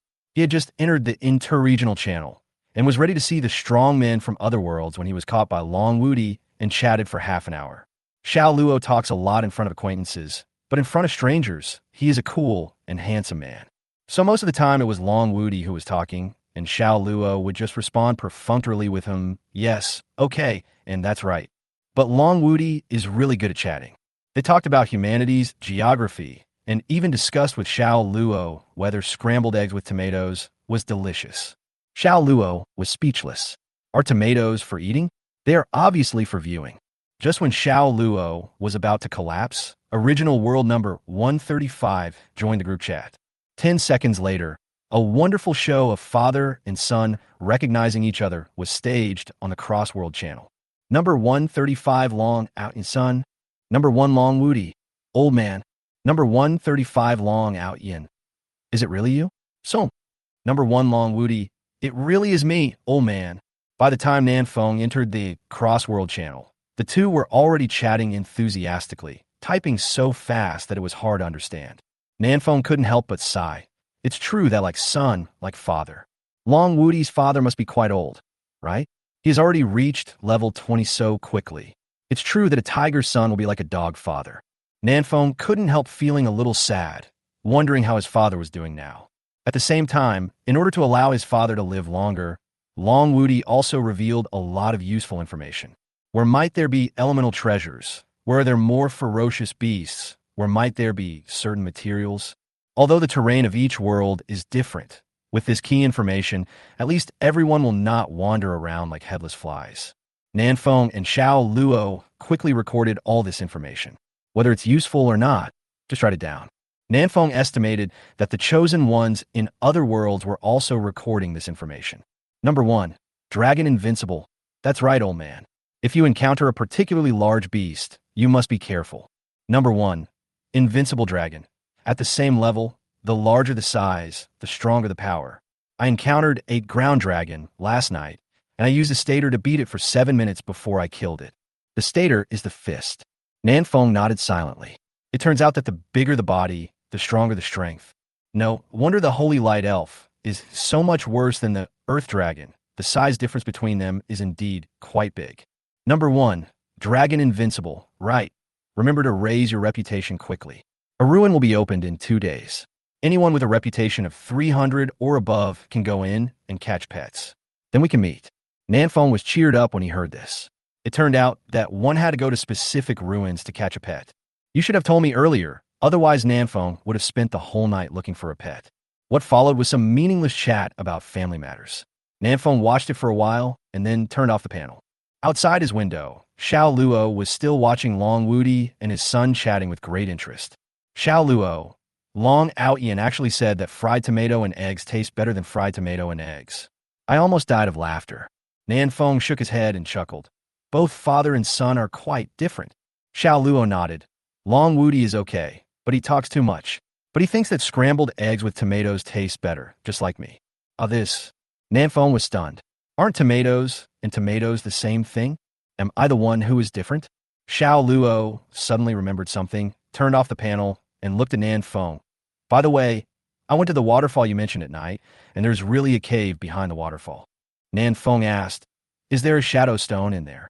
Xiao Luo spread his hands. My intuition told me that the cave was very dangerous, so I didn't dare to go in. Hiss. You are the second best fighter in South City. How come you don't even dare to enter a cave? Nanfeng sighed, opened the door, and walked out. Come on, I'll go with you to take a look. The two left South City side by side and soon arrived at the waterfall. The pool under the waterfall was shimmering with ripples and looked a little cold under the moonlight. Follow me, this cave is not easy to find. After Xiao Luo finished speaking, he jumped into the water first, and Nanfeng quickly followed. The two of them dived in the water for a while and finally arrived at the cave Xiao Luo mentioned. The cave was extremely dark, with pitch-black eyes, giving people a very depressing feeling. No wonder Xiao Luo didn't dare to go in. It was so dark. Who knew what dangers were inside? Light a torch, and let's go in and take a look. Nanfeng took out a piece of wood from his backpack, lit it, and used it as a torch. But this cave seemed a little special, as if it could absorb light, and the light from the torch could only illuminate an area of less than half a meter. At a further distance, it was still pitch black and nothing could be seen clearly. Xiao Luo licked his lips. Damn, this place is a bit spooky. I always feel like someone is watching us. Don't scare yourself. Nanfeng thought for a moment and said, close your eyes. I'll throw a flash bomb in and take a look. Xiao Luo turned his head. Okay.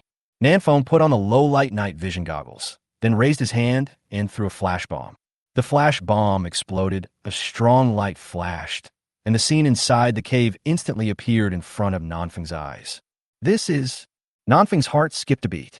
More than 10 meters in front of him, a man standing upright was looking at him. Nanfeng was about to launch an attack when he suddenly discovered that the opponent was not a living person, but a stone sculpture. Are you sick? Are you trying to scare someone by putting up a statue here?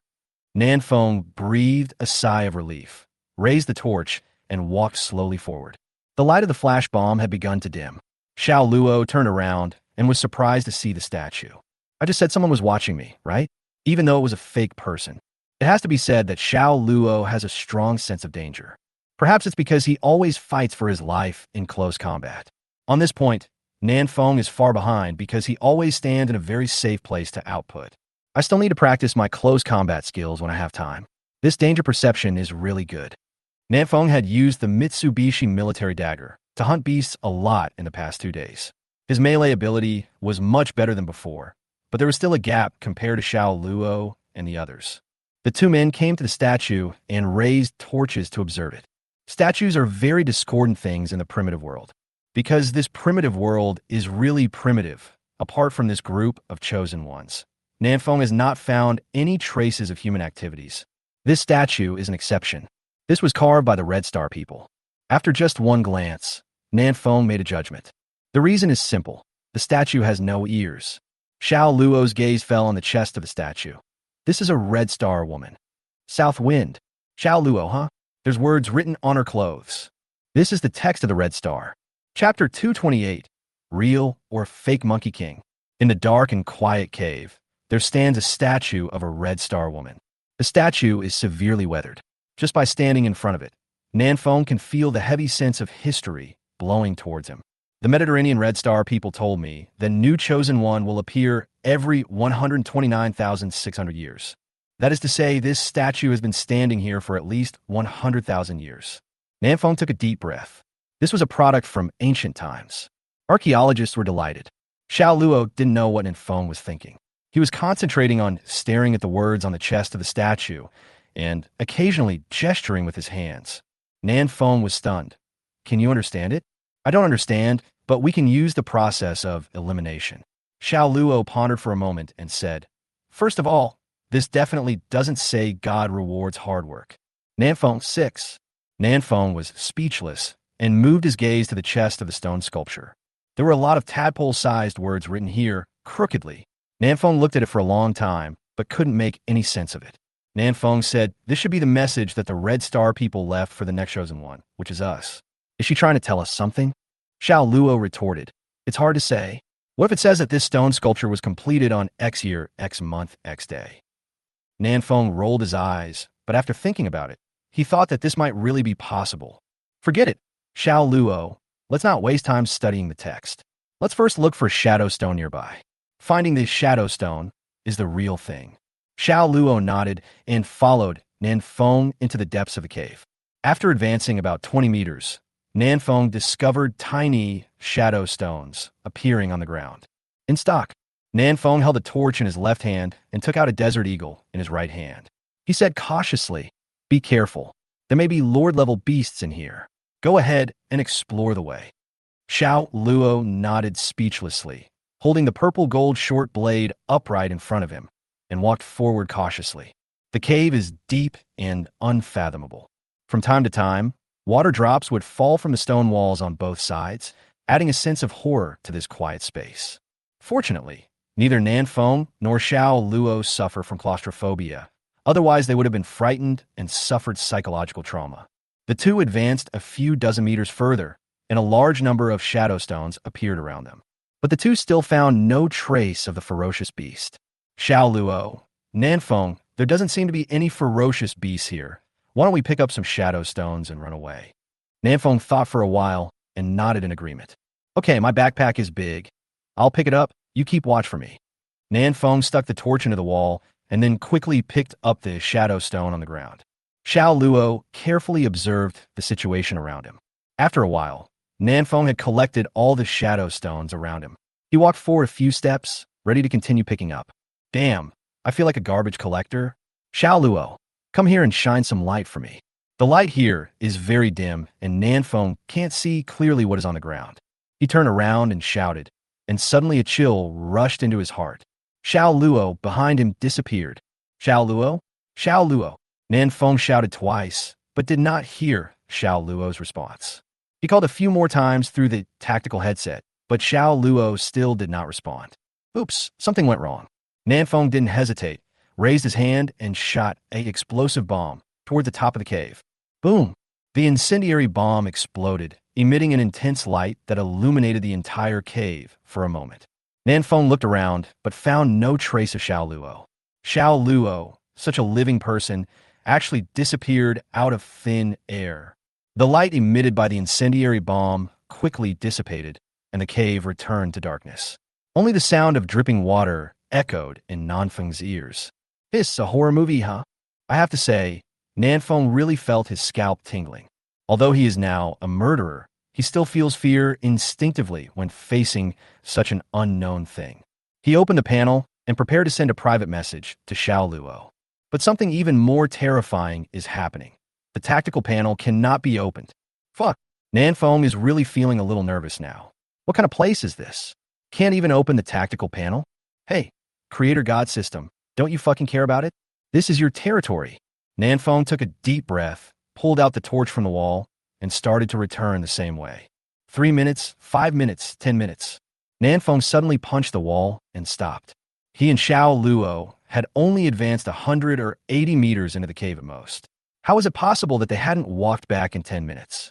This is like hitting a wall of ghosts. Nanfeng tried hard to empty his mind, calm himself down, and began to think of countermeasures.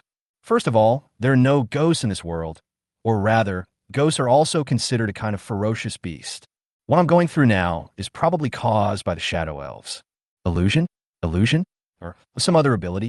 There are holy light elves on the highest mountain, and there are shadow elves in the darkest cave. Doesn't this make sense? Shadow elf is a ferocious beast. Since it is a ferocious beast, Nanfeng can kill it. Nanfeng no longer hesitated and decided to break all the barriers with one force. He wanted to use a grenade to blast a way out. Blast you to death, you mysterious guy. Nanfeng had just taken out the grenade when footsteps suddenly sounded behind him. Who? Nanfeng turned his head suddenly and found a swaying light about 7 or 8 meters away, which seemed to be a torch. The cave absorbs light, so the torches glow very dimly. Xiao Luo, South Wind. 2 voices sounded at the same time. Nanfeng couldn't help but heaved a sigh of relief when he heard Xiao Luo's voice. Good news, this guy's not dead yet. Xiao Luo ran over quickly holding a torch, his face still a little frightened. You left without telling me? You scared me to death. Nan Feng frowned slightly. You are the one who disappeared suddenly, right? I just looked for you for a long time. Xiao Luo was stunned. I was standing there without moving. It was you who disappeared while picking up the shadow stones. The two looked at each other, and both saw a hint of doubt in each other's eyes.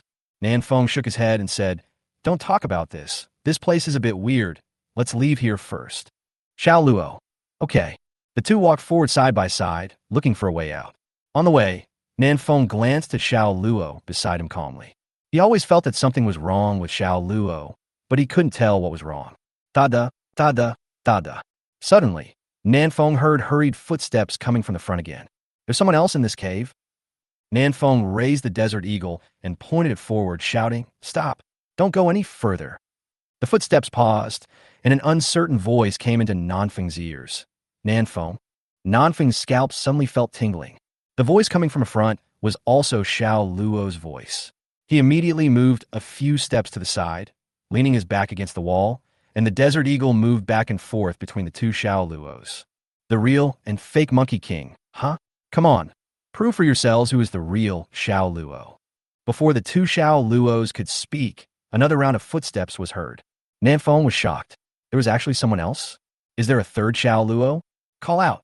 Nanfeng fired another explosive bomb at the top of the cave. A strong light flashed, and the cave was illuminated. Nanfeng looked at the last person and immediately gasped, with his hair standing on end. That person looks exactly like Nanfeng. This is clearly the second Nanfeng. Chapter 229, Who is Real and Who is Fake? In a dark and quiet cave. The two Nanfengs and the two Xiao Luos all looked cautious, their eyes scanning back and forth among the others. Who is real and who is fake? They are unable to make a judgment yet. The light from the explosion of incendiary bomb quickly dimmed, and the entire cave became dark again. Only 4 torches were left, still emitting faint light. Nanfeng stuck the torch into the wall, then hid his left hand behind his back, made a grenade, and prepared to kill the fake Nanfeng first. There are 2 Xiao Luos, one real and one fake. Nanfeng can't tell which one is real and which one is fake for the time being. But the other south wind, that must be fake. Before Nanfeng could make a move, the fake Nanfeng suddenly shouted, Gaia! Then a flash bomb was thrown out. A strong light flashed, illuminating the entire cave again. Nanfeng was wearing low-light night vision goggles and was not afraid of the strong light from the flash bomb, so he could see the current situation clearly. Both Xiao Luo were prepared. They had already closed their eyes when the fake Nanfeng shouted Gaia and were not hit by the flash bomb. Nanfeng turned his gaze to the fake Nanfeng. The fake Nanfeng was also wearing night vision goggles on his head, so the flash bomb was equally ineffective against him. At this time, the fake Nanfeng was looking at Nanfeng cautiously, and the desert eagle in his hand was ready to attack at any time. It feels like the person opposite is the real Nanfeng. This fake Nanfeng is quite realistic. Not only does he have flash bombs, but he also has a desert eagle. Even his facial expressions are imitated to the essence. It feels like he is looking in a mirror. This made Nanfeng lose confidence. Me? Is it really me? But Nanfeng quickly came to his senses, shook his tongue gently, and regained his composure. At that moment, just now, Nanfeng felt that something had invaded his consciousness, making his thinking a little confused. This feeling is just like the one when I was hypnotized by Sikong Boshue. But you are far less knowledgeable than Sikong. After experiencing Sikong Boshue's terrible hypnosis, Nanfeng's willpower is now much stronger, and he is not confused at all.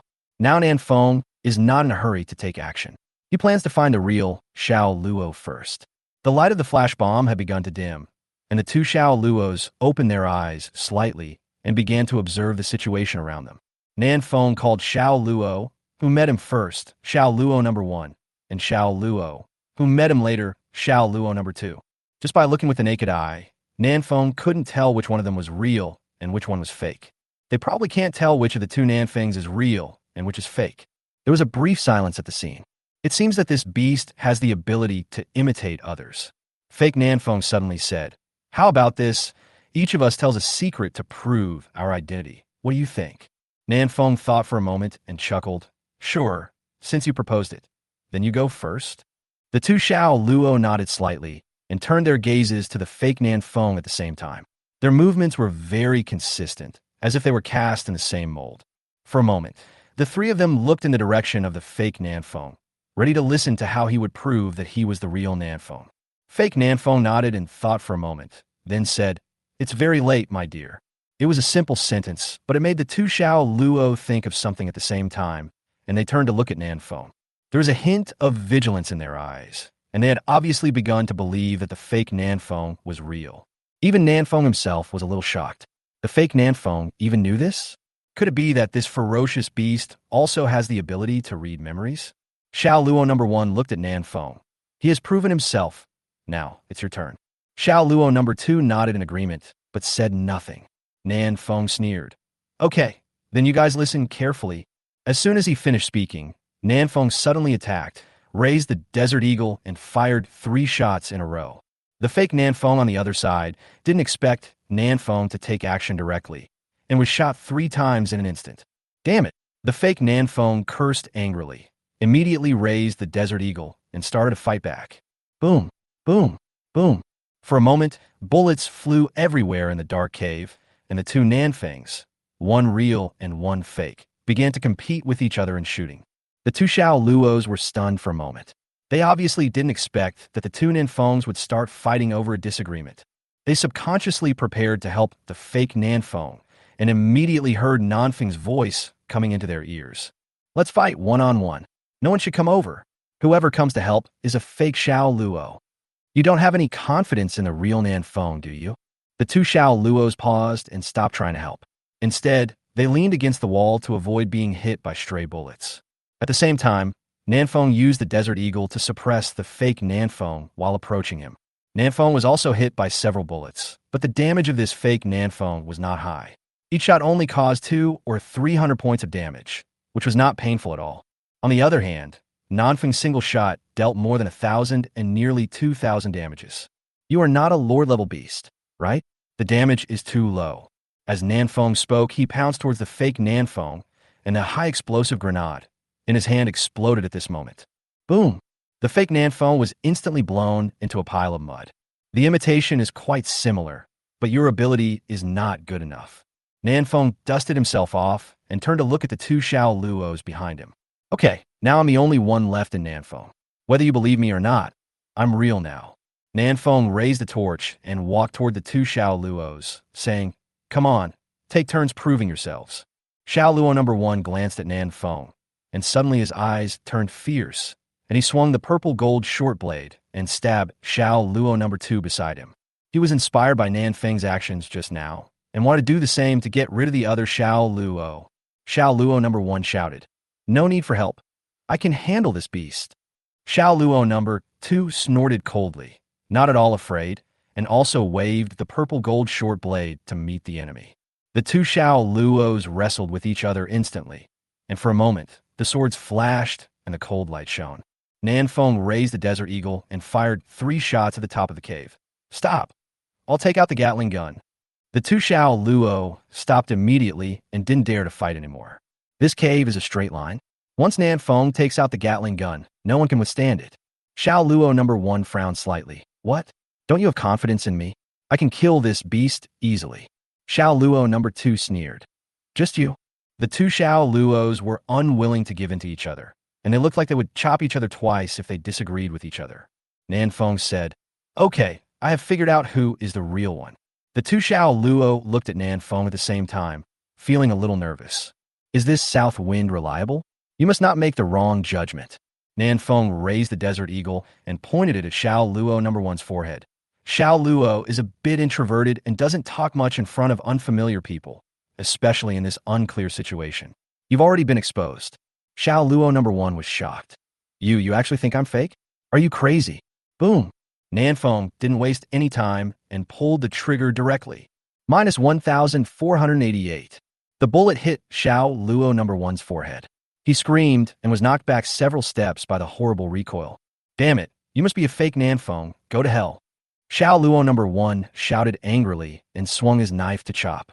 But Xiao Luo number 2 had already stepped forward to stop Xiao Luo number 1, and the two wrestled again.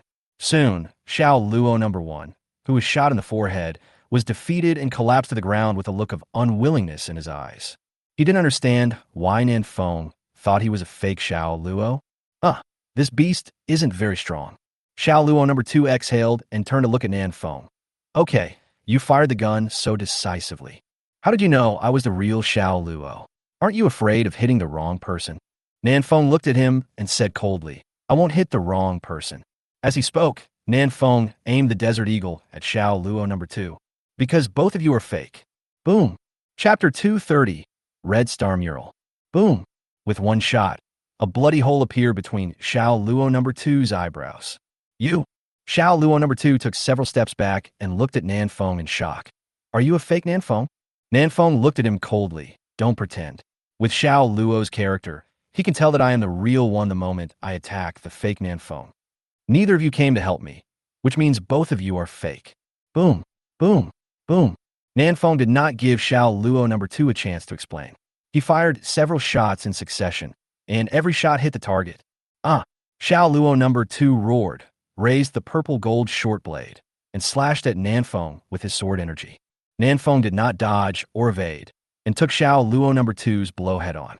Minus 249. Really? The damage caused by this knife also indirectly confirmed that Xiao Luo number 2 was a fake. Xiao Luo's purple gold short blade has a 25 defense-ignoring attribute. Add to that his attack power of about 5,000. How is it possible that one strike only causes more than 200 damage? So your name is Xiao Luo? You, Xiao Luo, are too fake. Nan Feng was completely sure that Xiao Luo number 2 was also fake, so he threw a grenade directly, blowing Xiao Luo number 2 into pieces. Done. The health of these 3 dummies was not high, and Nan Feng easily took care of them all.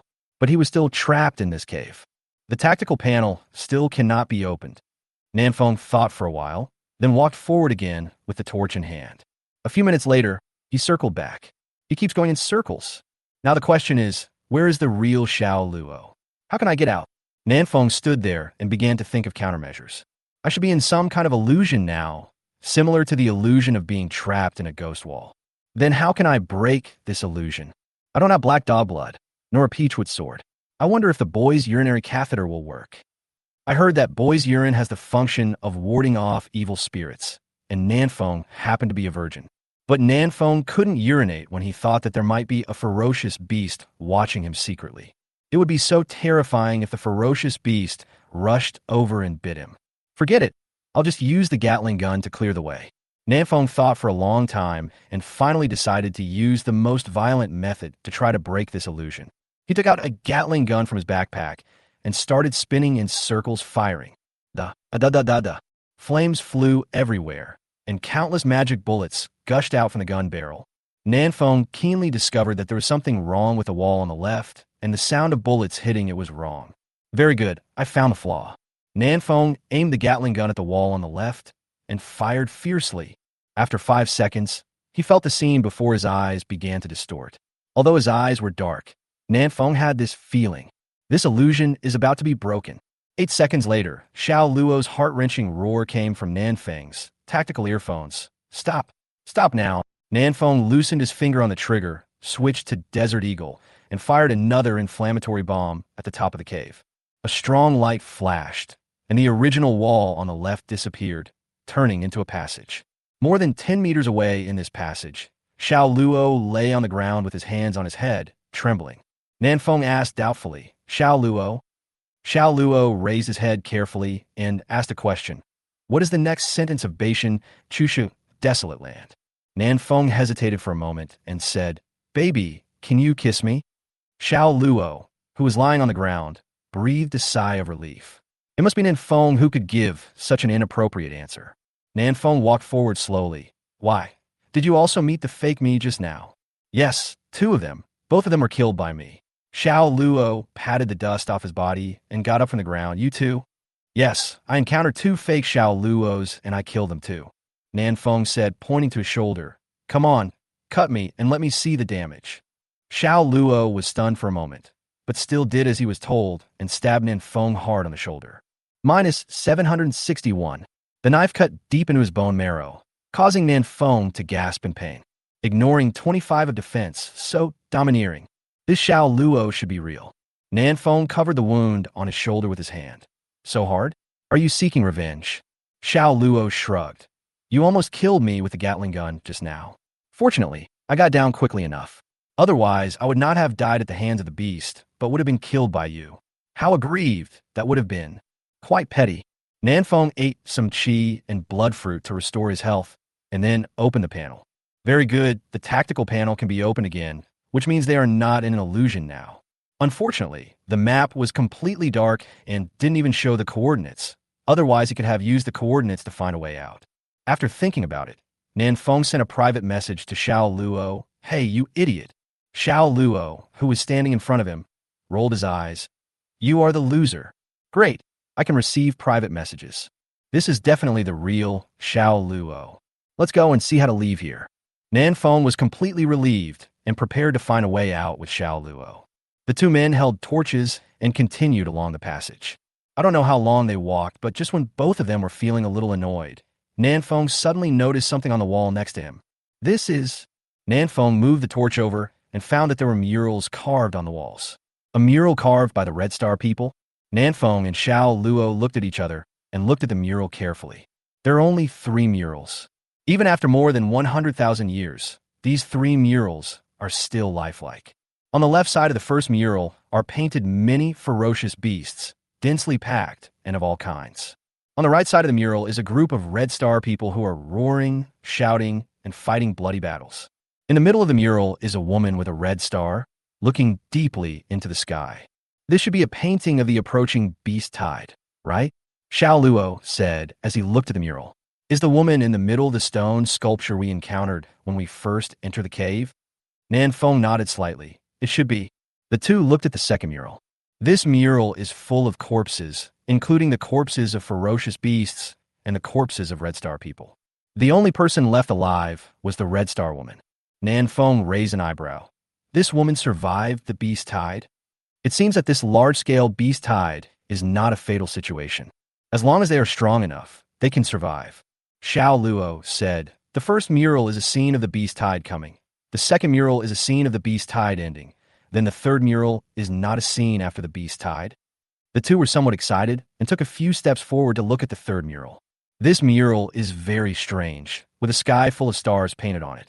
Xiao Luo, is this a painting of the universe? What does it mean? Does it mean that after the beast tide is over, we will start an interstellar war? This span is too big. Nanfeng didn't say anything. He narrowed his eyes slightly and stared at the third mural for a long time. Then, cold sweat began to appear on Nanfeng's forehead. In this universe, there is a human face. He is. Look at us. Chapter 231, Strange Fish in the Water. The human face hidden in the third mural really scared Nanfeng. At this time of night, doing this kind of thing would really scare people to death. Nanfeng shook his head and looked away, and his wildly beating heart slowly calmed down. Damn, you scare me. Xiao Luo, who was standing beside him, also saw the face at this moment. He was so scared that he took a half step back, his face turning pale. What kind of face is this? His eyes are 2 galaxies, his nostrils are a collapsing black hole, and his mouth is a huge nebula. He is perfectly integrated with the stars in the universe in the mural. He is like a god. Nanfeng asked in confusion. Whose face is this? The Red Star woman. Xiao Luo murmured. What does this mural want to express? Is that Red Star woman always watching us? Neither of them could understand the meaning of this third mural. Nanfeng looked at the 3 murals carefully several times and memorized all the details in his mind. Okay, there's nothing to see here. Let's go. Nanfeng patted Xiao Luo on the shoulder and signaled him to leave. Xiao Luo nodded, and the two of them took a few steps with torches in hand when they looked back at the same time. The face in the third mural was silently watching them leave. It's a bit creepy. Retreat quickly. The two quickened their pace and continued along the passage. Along the way, Nanfeng would open the panel from time to time to make sure that he was not dragged into the illusion. According to Nanfeng's guess, there should be a Lord-level ferocious beast in this cave. That is the Shadow Elf. But Nanfeng and Xiao Luo never encountered it. An unknown amount of time had passed, but just when the two were becoming increasingly frustrated and tortured by the endless darkness, a ray of light finally appeared in front of them. Look, it's the exit. Nanfeng was delighted and ran out with big strides. Outside the cave was a dense forest. The soft sunlight shone through the gaps between the leaves, dispelling the coldness from the two people. It's past 7 in the morning. The two of them walked in this cave all night. Nanfeng took a look at the map and found that this place was very far away from the waterfall leading into the cave, and he couldn't even see the location of South City on the map. It's far. It will take at least half a day to get back. Nanfeng felt a bit of headache. There were still 8 days before the large beast tide arrived, and he didn't want to waste time on the road. Xiao Luo looked around. We haven't explored this area yet. There should be a lot of ferocious beasts around. Nanfeng nodded. In order to level up quickly, the chosen ones hunted ferocious beasts almost without restraint. Nansheng, the ferocious beasts in the vicinity have been killed to the point of being almost extinct. Nanfeng has to walk for more than half an hour every time before he can find the gathering place of the ferocious beasts. Nanfeng said, "Let's go back to South City first." The two men identified the direction and headed towards the South City. There were many ferocious beasts on the road that they had never seen before, but their levels were not high and they posed no threat. They all became experienced and were provided to the two. Near noon, a river about 40 to 50 meters wide blocked the two men's way. Nanfeng glanced at the other side of the river and his expression changed. It's over. Nansheng is on the other side of the river. Nanfeng was very familiar with the scene on the other side of the river. There was a period of time before when he often fried fish across the street. How could he not be familiar with it? Xiao Luo frowned. "What should we do now?" "Swim over." Nanfeng. "Don't. This is no different from seeking death. This river is about 40 to 50 meters wide and unfathomable. No one knows how many ferocious beasts are hiding in the water. It is extremely dangerous." Nanfeng had seen a huge black shadow swimming in the water before, so he didn't dare to go into the water casually. This river is like a natural moat that divides the entire map into two. Nanfeng said, "If we want to go back, we can either build a boat or return through the original cave." The cave before? When talking about this cave, Nanfeng and Xiao Luo shuddered unconsciously. "That cave is so creepy." Xiao Luo shook his head. "Forget it. There are no ferocious beasts in the cave, and it would be a waste of time to return the same way." Nanfeng nodded. "You are right, I think so too. Since we are not planning to return the same way, we can only build a boat." The two looked at each other and immediately started chopping down trees. "It is impossible to build a boat, so we can only build a small raft to test the waters first." Xiao Luo cut down the trees, while Nanfeng found a bunch of tough vines and tied the tree trunks together. Soon a small, unreliable raft took shape. Although it doesn't look very sturdy, it's still okay to use for a while. Xiao Luo pushed the raft into the water and shouted, "Follow me on board." The current was very fast and swept the raft downstream. Nanfeng hurriedly jumped on it. Xiao Luo used a piece of wood as a paddle and rowed hard, while Nanfeng was on guard with a gun to prevent sudden attacks for ferocious beasts in the water. After the raft drifted out for more than 10 meters, Nanfeng discovered that a large group of ferocious fish had gathered around the raft. Iron-toothed fish, blue shark, grunt fish. Nanfeng pulled the trigger and killed a few ferocious beasts to gain experience. But there were more and more fish in the water, and soon they surrounded the entire raft. Xiao Luo's expression changed slightly. "Damn, they're chewing the raft. These ferocious fish even chew wood." Nanfeng's eyes rolled. He took out a few pieces of raw meat from his backpack and threw them far away. This trick was indeed effective. The bloody smell emitted by the raw meat attracted a large number of ferocious fish. "Go!" Nanfeng also took out a piece of wood and was about to row away with Xiao Luo when a huge shadow appeared under their feet. Nanfeng's face darkened. "A big guy is coming. Be careful." Crash! The giant beast under the water rushed over suddenly and knocked the small raft over. Fortunately, both of them reacted quickly and took a deep breath before falling into the water. Nanfeng just opened his eyes in the water and saw a huge fishtail coming towards him. A sneak attack. Nanfeng dived fiercely, but was still hit on the calf by the fish's tail, and he turned twice in the water. Minus 1,201. Such a high attack power. Nanfeng's heart skipped a beat, and he quickly threw an Eye of Insight at the giant fish. Phantom shark? Wow, this ferocious beast is full of question marks. This guy is at least level 25. Nanfeng was almost frightened to death. Just as he was about to dive back to the shore, he turned around and saw Xiao Luo being targeted by the phantom sea shark. In the water, the phantom sea shark is the absolute overlord. How can Xiao Luo be its opponent? Phantom sea shark spit out a water tornado and directly sucked Xiao Luo in, spinning in circles inside. It seemed to be teasing Xiao Luo as a toy. Nanfeng quickly switched to the shotgun and swam towards the phantom sea shark with his legs. Compared with the phantom sea shark, Nanfeng's body shape is like a small fish. He held the scales of the phantom sea shark with his hands and slowly approached the gills. You dare to play tricks on my brother? Then I'll shoot you. Nanfeng poked the shotgun into the fish's gills and pulled the trigger. Boom! Nice! My weapon is not afraid of being soaked in water. Nanfeng was delighted. This shot seriously injured the phantom sea shark.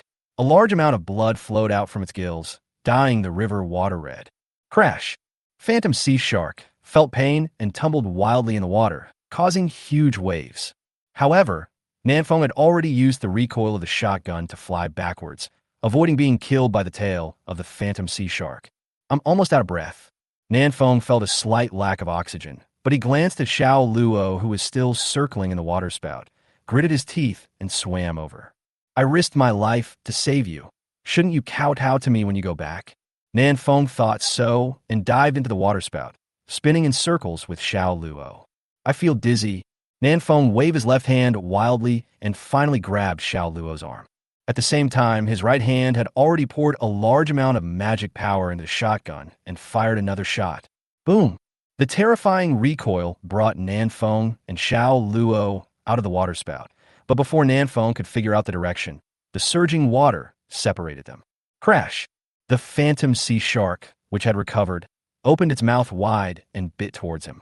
Nanfeng had no time to care about Xiao Luo, so he kicked his legs and swam towards the shore. The phantom shark is too big to get close to the shore, otherwise it will be stranded. This also allowed Nanfeng to escape successfully. Fuck, I almost suffocated to death. After getting ashore, Nanfeng opened his mouth and took a few deep breaths of fresh air, then quickly took out his Gatling gun and fired at the black shadow in the water. We can't let Phantom Sea Shark attack Xiao Luo. After the magic bullet passed through the water, its speed decreased slightly, but it still accurately hit the body of the Phantom Sea Shark. Phantom Sea Shark rolled around in the water helplessly and furiously for several times, and finally had no choice but to leave. Xiao Luo! Xiao Luo! Nanfeng stood on the shore and shouted Xiao Luo's name loudly, but there was no response. Xiao Luo hasn't come out of the water yet. Chapter 232, The Disappearance of Xiao Luo. Xiao Luo, come out and make a sound. The south wind on the shore howled for a long time, but there was no response from Xiao Luo. This guy wouldn't die in the river. Nanfeng gritted his teeth, took a deep breath, and jumped into the water again. The phantom sea shark had disappeared. Nanfeng slowly swam deeper into the river, but he never saw Xiao Luo. Click, click. The fish in the water have surrounded Nanfeng, ready to enjoy the feast prepared by Nanfeng. But before they could open their mouths, the grenade in Nanfeng's hand exploded. Crash! The river water sprayed several meters high, and a large number of ferocious beasts and fish were killed. Nanfeng took advantage of this gap and swam back to the shore.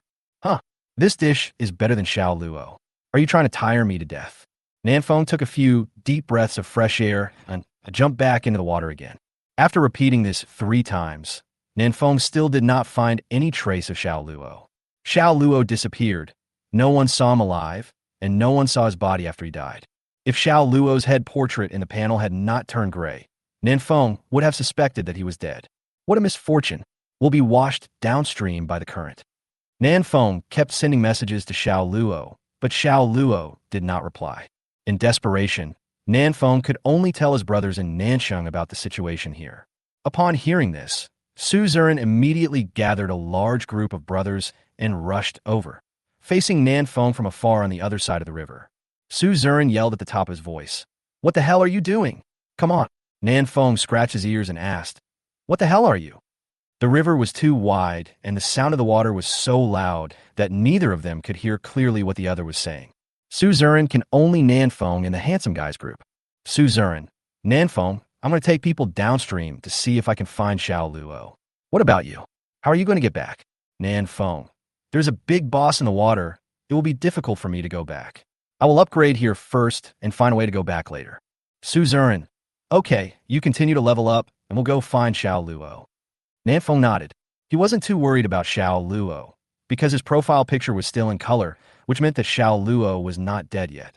In this semi-digital world, as long as you are not dead, everything will be fine. Even if the injuries are very serious, such as broken limbs or penises, they can be saved. The reason why Xiao Luo didn't reply to the message was probably because he fainted. I'll go downstream too and look for people while I level up. Nanfeng walked downstream along the riverbank, killing any ferocious beasts he encountered along the way. Ding! Congratulations on reaching level 22. Rewards. All attributes +5, free attribute points +5. After more than half an hour, the level of the south wind successfully rose to level 22. He was almost reaching level 22 last night. Nanfeng had expected to be able to upgrade early this morning, but he didn't expect it to be delayed until now. Xiao Luo, this little idiot, is just wasting my time. Nanfeng frowned slightly. They had been searching for more than half an hour, but still hadn't found Xiao Luo. Where the hell is this guy?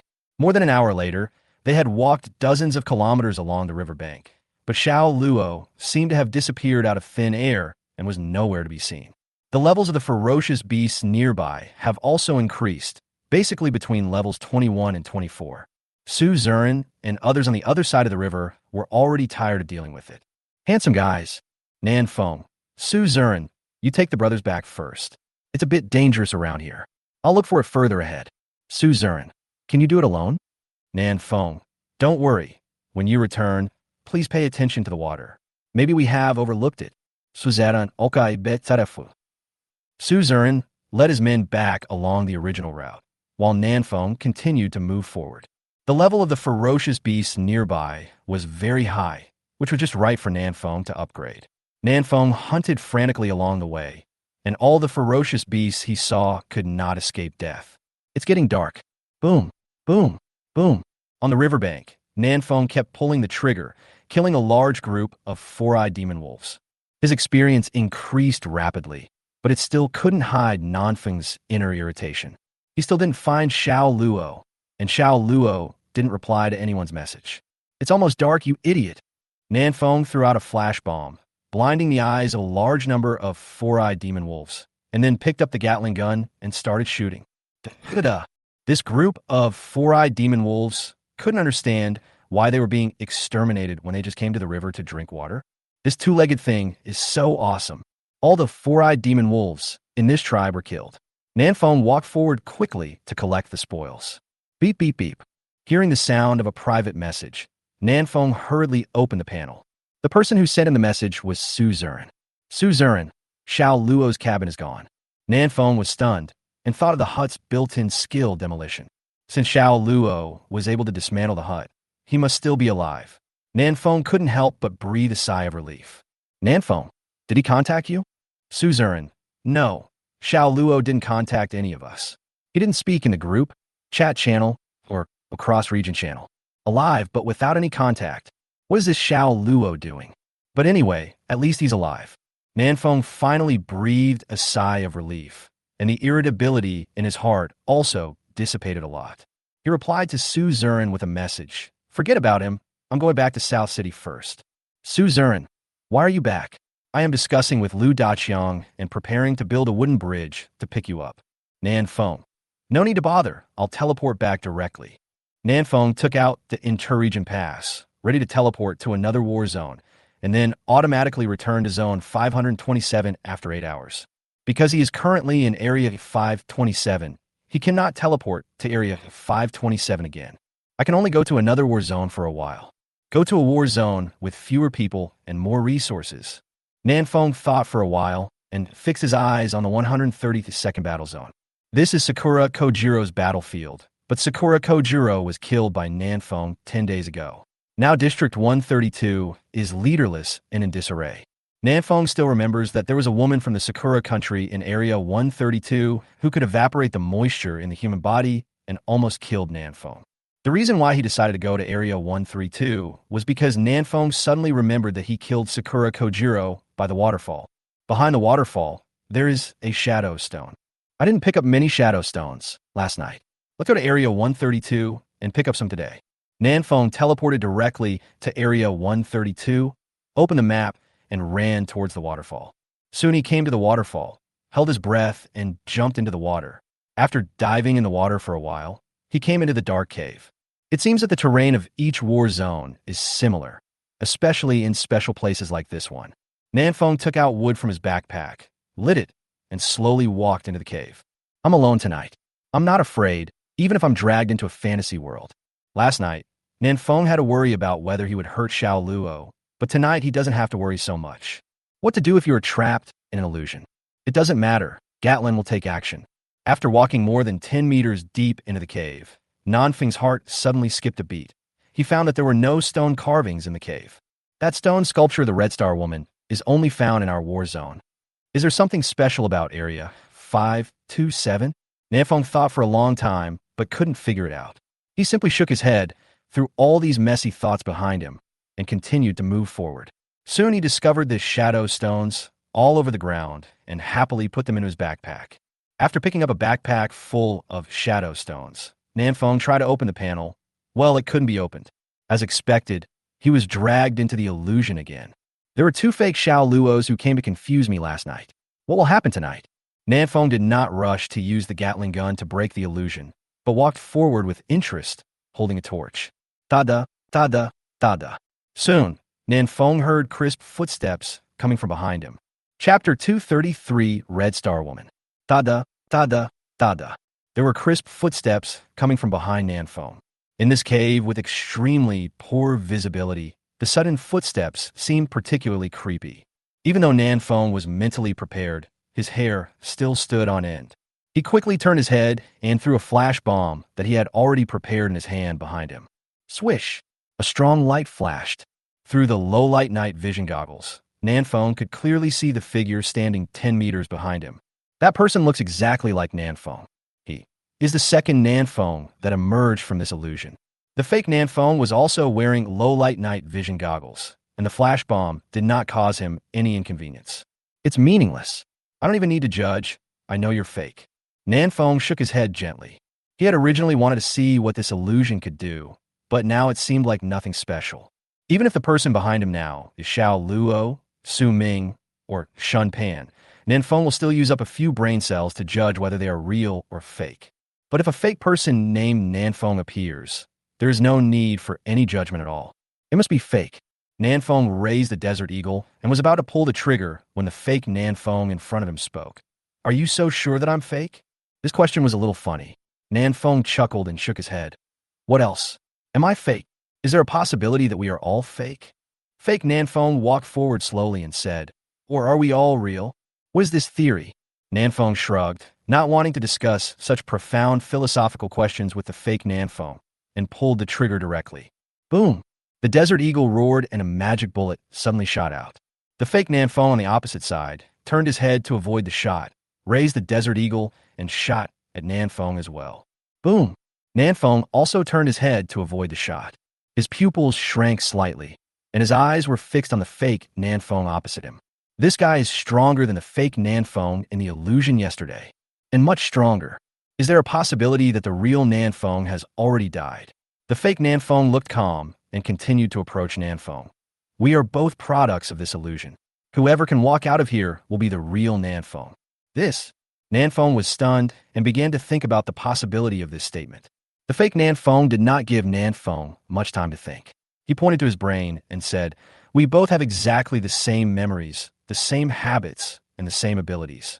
The people I know too, and the equipment you have, I also have. What makes you think you're real and I'm fake? Nanfeng was suddenly stunned. There is some truth in what this guy said. 2 people who look exactly the same have exactly the same memories and even the same behavioral habits. So who is the real one? Or are both of them real? Nanfeng looked at the fake Nanfeng and pondered, what was the name of the girl I had a crush on in elementary school? This is Nanfeng's memory before he traveled through time. He was testing what the fake Nanfeng said. If the fake Nanfeng cannot tell the name of his female classmate, it means that his memory is incomplete. Fake Nanfeng answered without hesitation. Zuowei, she's the girl sitting in front of you. You like to pull her pigtails to try to get her attention. She's the team leader, and you always don't hand in your homework just to get her to urge you, so that you can say a few more words to her. Stop, stop, stop. Nanfeng stopped quickly. These were all the stupid things Nanfeng did when he was a child. When he thought about them now, he felt so embarrassed that he picked his feet. This is really weird.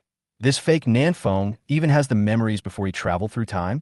As if guessing Nanfeng's doubts, the fake Nanfeng explained, I told you, our memories are the same. We're both the real Nanfeng. The reason I explained so much to you is mainly because I don't want to kill each other again. I want to cooperate with you. Together we can find a way to break this illusion and leave here. With the two of us joining forces, is there anything in this world that we can't get? The fake Nanfeng stopped 5 steps away from Nanfeng and did not move forward, quietly waiting for Nanfeng's answer. Two south winds joined forces. Nanfeng's heart moved. He knew very well how strong he was. If there is another person who helps himself, wouldn't he be invincible?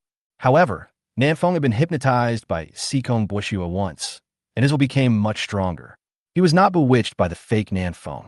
He shook his head, his brain working rapidly, and soon found a loophole in the fake Nanfeng's words. You just said, Zhuowei, the person sitting in front of you. Your words are wrong. There is no sense of substitution. If you really think you are Nanfeng, then you should say Zhuowei, you're the one sitting in front of me. Nanfeng once again raised the Desert Eagle and aimed it at the fake Nanfeng in front of him. You just have my memories. In fact, deep down in your heart, you don't think you are me at all. Fake Nanfeng was silent for a moment, then suddenly laughed. That makes sense. I will pay attention to this detail next time. As soon as he finished speaking, both of them pulled the trigger at the same time. Boom, boom.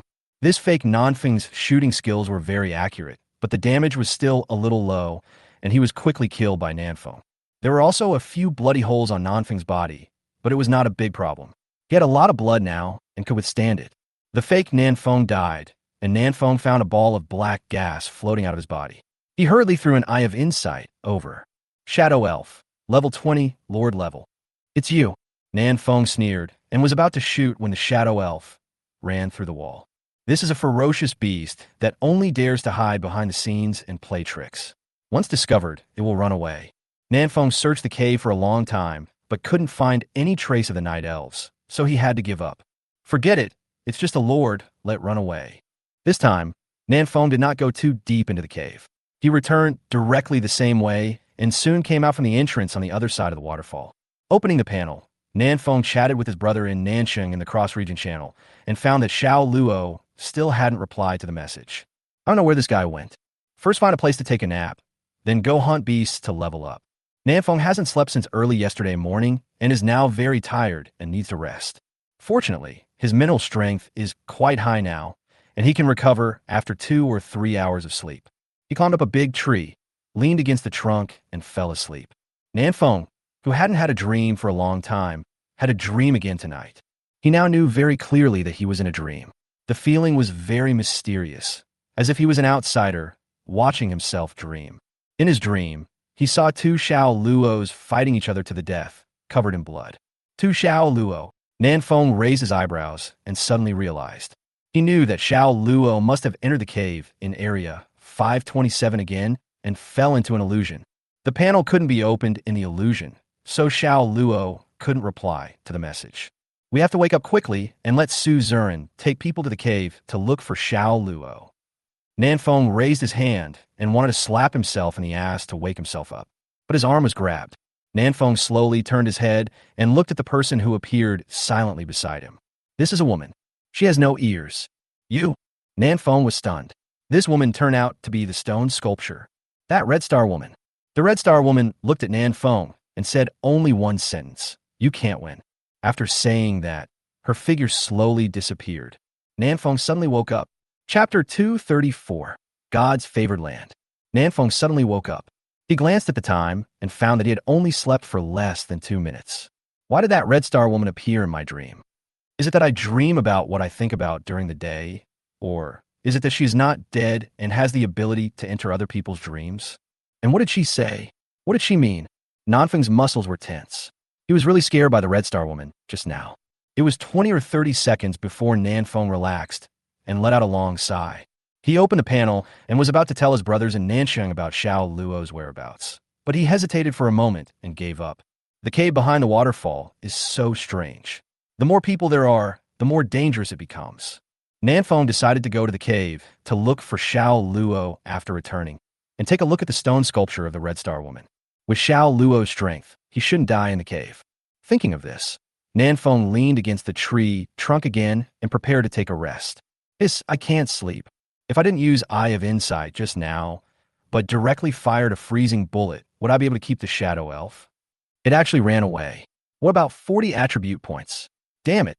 Nanfeng simulated 20 ways of killing the shadow elf in his mind, but unfortunately, he could only simulate them now.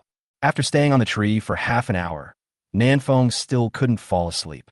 He could only continue hunting ferocious beasts with two big dark circles under his eyes.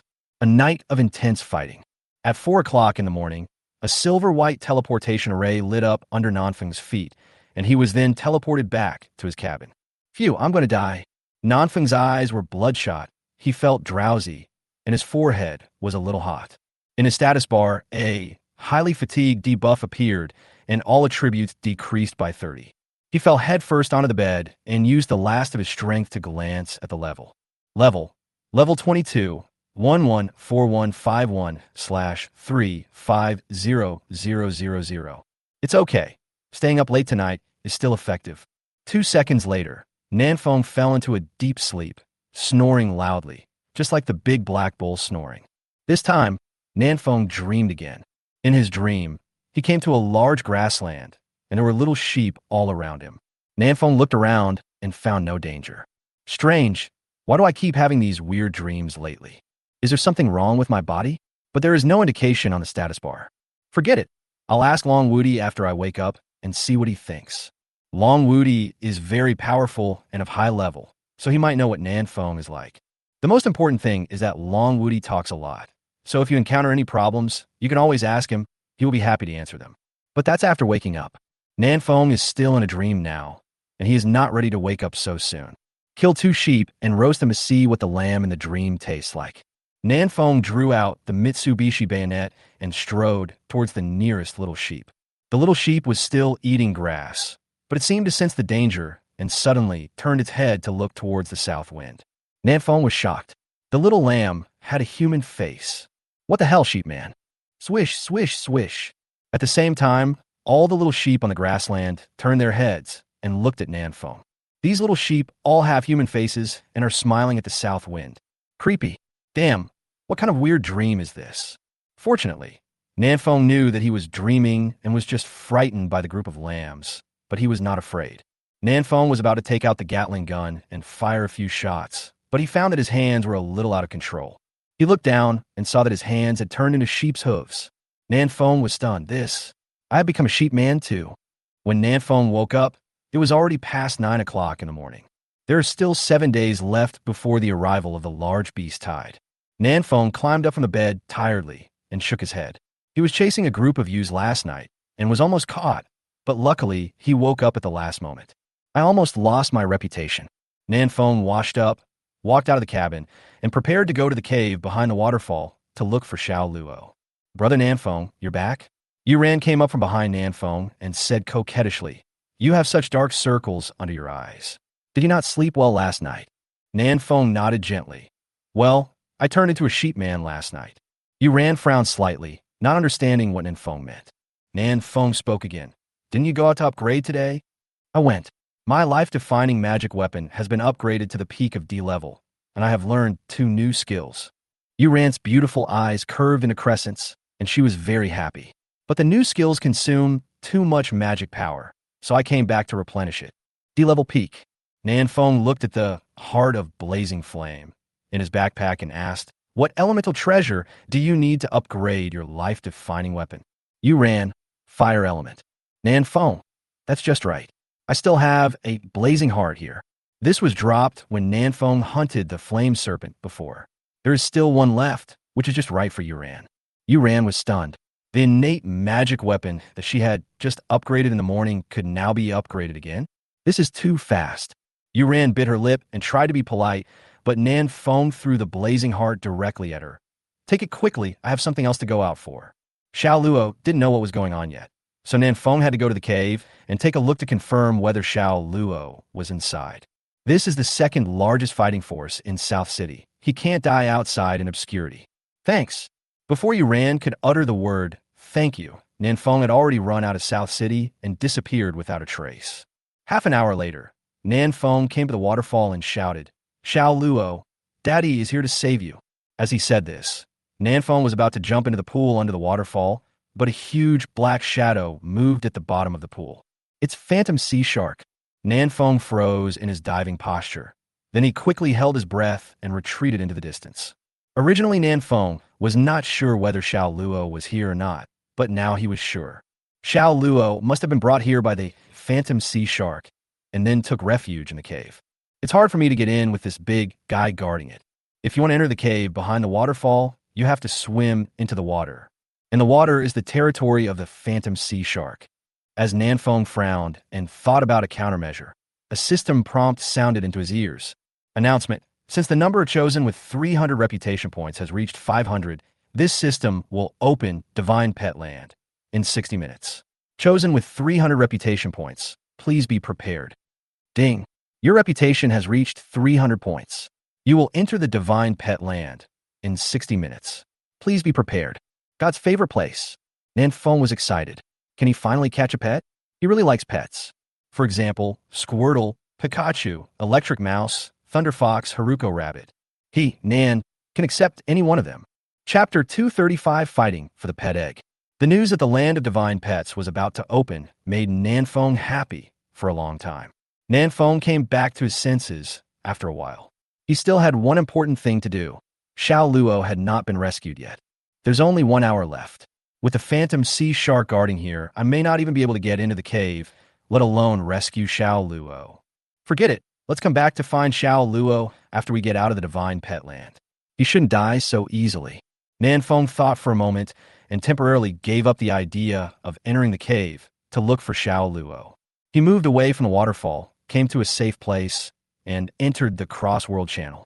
It has been a long time since Nanfeng last entered the Crossworld Channel. Only then did he discover that there were already 961 original worlds in this channel, and the number of chosen ones had reached more than 5,000.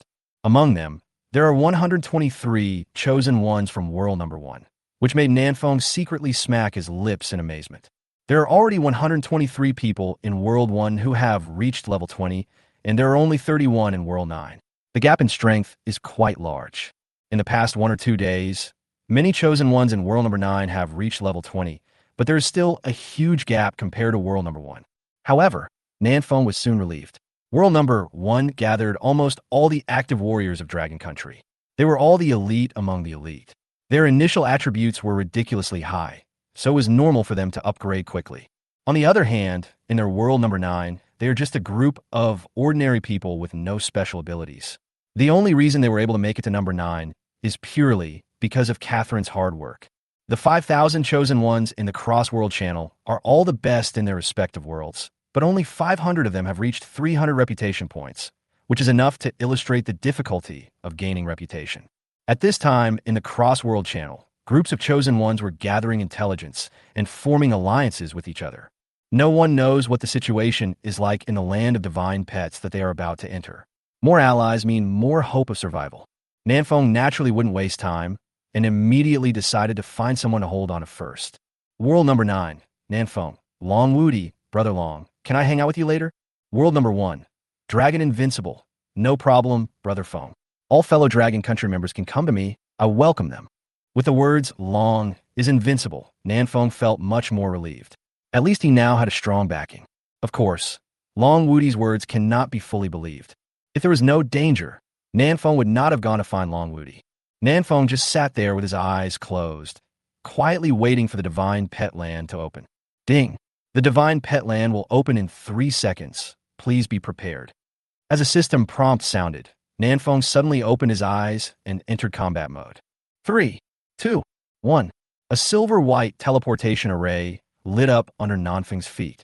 The next second, the scene in front of Nanfeng had changed, and he came to the grove. Ding!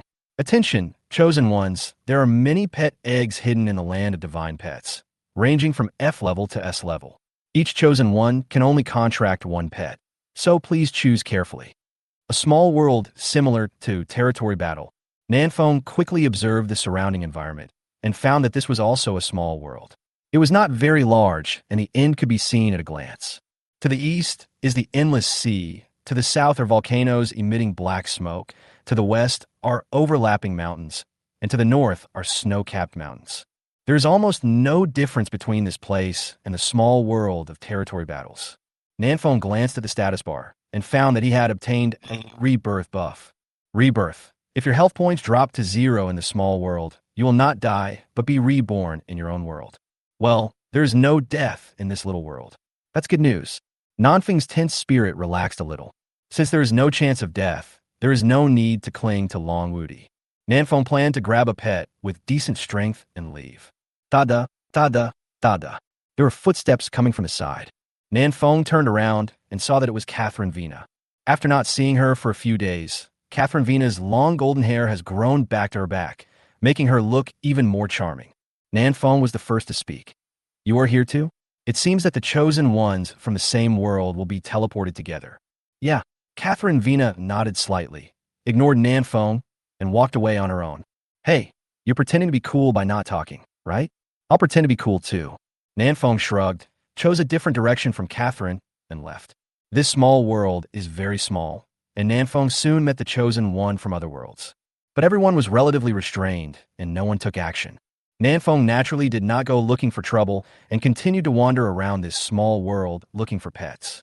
Are there any furry pet eggs? I searched for a long time, but couldn't find any. More than 10 minutes later, Nanfeng still didn't find the egg, but encountered a ferocious beast, Carrot Rabbit. Carrot Rabbit, F-grade quality. This is a little white rabbit holding a carrot, the lowest quality pet. It was only the size of Nanfeng's palm, and at this moment it was baring its teeth at Nanfeng, looking very ferocious. Carrot Rabbit, F-grade quality, only level 2? These puny arms and legs. Nanfeng grabbed the carrot rabbit by the back of its neck and carefully lifted it up, fearing that he would kill it by accident. This little guy is pretty cute. I think some girls will like him. Not far from this carrot rabbit, Nanfeng also saw some scattered eggshells, telling Nanfeng that this little rabbit had just hatched not long ago. That's outrageous. Rabbits come out of eggs? Don't think I haven't been to school. Nanfeng shook his head, released Carrot Rabbit, and continued to look for pet eggs. Take my balls? Hit him. Hurry up and pack him up. Don't let him get away. The sounds of fighting and killing came from Nanfeng's tactical earphones, which cheered Nanfeng up. Are there any chosen ones fighting? Let's go and see what's going on. Nanfeng rushed towards the direction where the sound came from, holding the desert eagle tightly in his right hand, ready to fight at any time. In the distance, 3 chosen ones, each over 1.8 meters tall, with curly hair and hooked noses, surrounded a chosen one from the Sakura country. Nanfeng looked towards the hands of the chosen one of Sakura country. He was holding a pet egg the size of a watermelon. Baga, 3 against 1. Do you still have the samurai spirit? The chosen one of the Sakura country snorted coldly. You stole my pet egg, and you still say we have no samurai spirit. One of them with a hooked nose cursed angrily and was about to give the chosen one of Sakura country a big slap in the face. The chosen one from Sakura country relied on his small and flexible body to slip out from the gap between the 3 people and ran away holding the egg. Nanfeng raised his eyebrows. You don't want me to watch the fun? Look, I'll trip you up. Call out. Nanfeng shot out the mountain climbing flying claw, which just happened to block the way of the chosen one of Sakura country, tripping him to pieces. The pet egg in the hand of the chosen one of Sakura country flew out and rolled several times on the ground. Baga, which bastard plotted against me? The chosen one of the Sakura country got up from the ground, spitting out the fallen leaves in his mouth and cursing. Nanfeng didn't have time to pay attention to this little Sakura. He rushed out, picked up the pet egg on the ground, turned around, and ran away. Fuck, hurry up and chase him. The pet egg is on the boy in front. The 3 hook-nosed chosen ones ignored Xiaoing Hua and strode after Nanfeng. To them, pet eggs are the most important thing. While running, Nanfeng used Eye of Insight to take a look at the pet egg in his hand. Pet egg, B grade. Only B rank? I thought it was S rank. Never mind, let's keep it for now. The pet egg cannot be put in the backpack, so Nanfeng can only run with it in his arms. Fortunately, the people behind him were not as fast as Nanfeng, and Nanfeng expected to get rid of them within 2 minutes. Swish! At this moment, a chosen one suddenly rushed out from behind the huge rock next to him, and with a sliding tackle, he knocked Nanfeng to the ground. Boil! The pet egg in Nanfeng's hand slipped out of his hand and was snatched away by the sliding chosen one. Here's a nest for you too. The chosen one with the slide looked at Nanfeng triumphantly, then ran away with the pet egg. Nanfeng got up while cursing, damn it, just wait for me. Just as he was about to chase after him, he saw Catherine Vina rushing out from the side, knocking down the sliding chosen one with a sword, then snatching the pet egg and running away. Nanfeng exclaimed, "What a great guy. Put the nesting dolls here, right?" Chapter 236, Giant Ape. Catherine snatched the pet egg, but couldn't run far before she was stopped by another group of people. Nanfeng had never expected that this tiny, B-level pet egg would become the target of competition among the top chosen ones. It seems that there are not enough pet eggs in this small world. Nanfeng smacked his lips, stood aside, and watched the fun, and did not continue to fight for it. After all, it's just a B-level pet egg. There's no need. Nanfeng's target is at least A level. Catherine Vina used her eye of insight to take a look at the pet egg in her hand, and when she found out it was a B-level one, she decisively lost interest in it and threw it directly into the sky for other chosen ones to fight for it. She then stepped back and continued to look for other pet eggs. Rumble. Nanfeng was just about to watch the excitement for a while when there was a sudden violent vibration in the distance, accompanied by bursts of roars, as if some powerful and ferocious beast had been born. If something happens, go to another place to watch the fun. Nanfeng quickly ran towards the direction where the sound came from. The chosen ones from other worlds had the same idea and followed closely. No one knows who finally got the B-level pet egg. From a distance, Nanfeng saw a gorilla more than 10 meters tall, waving its iron fists and smashing around. The surrounding mud was flying and leaves were falling. Many chosen ones did not dare to get close, for fear of being smashed into meat patties by a punch. A yellow-haired chosen one suddenly shouted, "Kill it and you'll get pet eggs. At least A-grade ones." A-grade pet egg? Nanfeng's eyes narrowed, and he threw out an eye of insight. Giant ape, level 25, Lord level. After killing it, AS-level pet eggs may randomly drop. It seems that pet eggs above A level will only drop after hunting down a boss. But this guy is too strong. He is actually a level 25 Lord. Nanfeng secretly clicked his tongue. If it was a one-on-one fight, Nanfeng estimated that few people present could hunt down this giant earth ape. But if it's a group fight, there won't be any problem. After all, the top chosen ones from all the worlds gather here. It won't be a big problem to kill a level 25 lord together. The only question is how to get everyone to join forces. A short chosen one from the Sakura country said, "This beast is very powerful. Why don't we work together to kill it first? Whoever gets the pet egg will get it. What do you think?"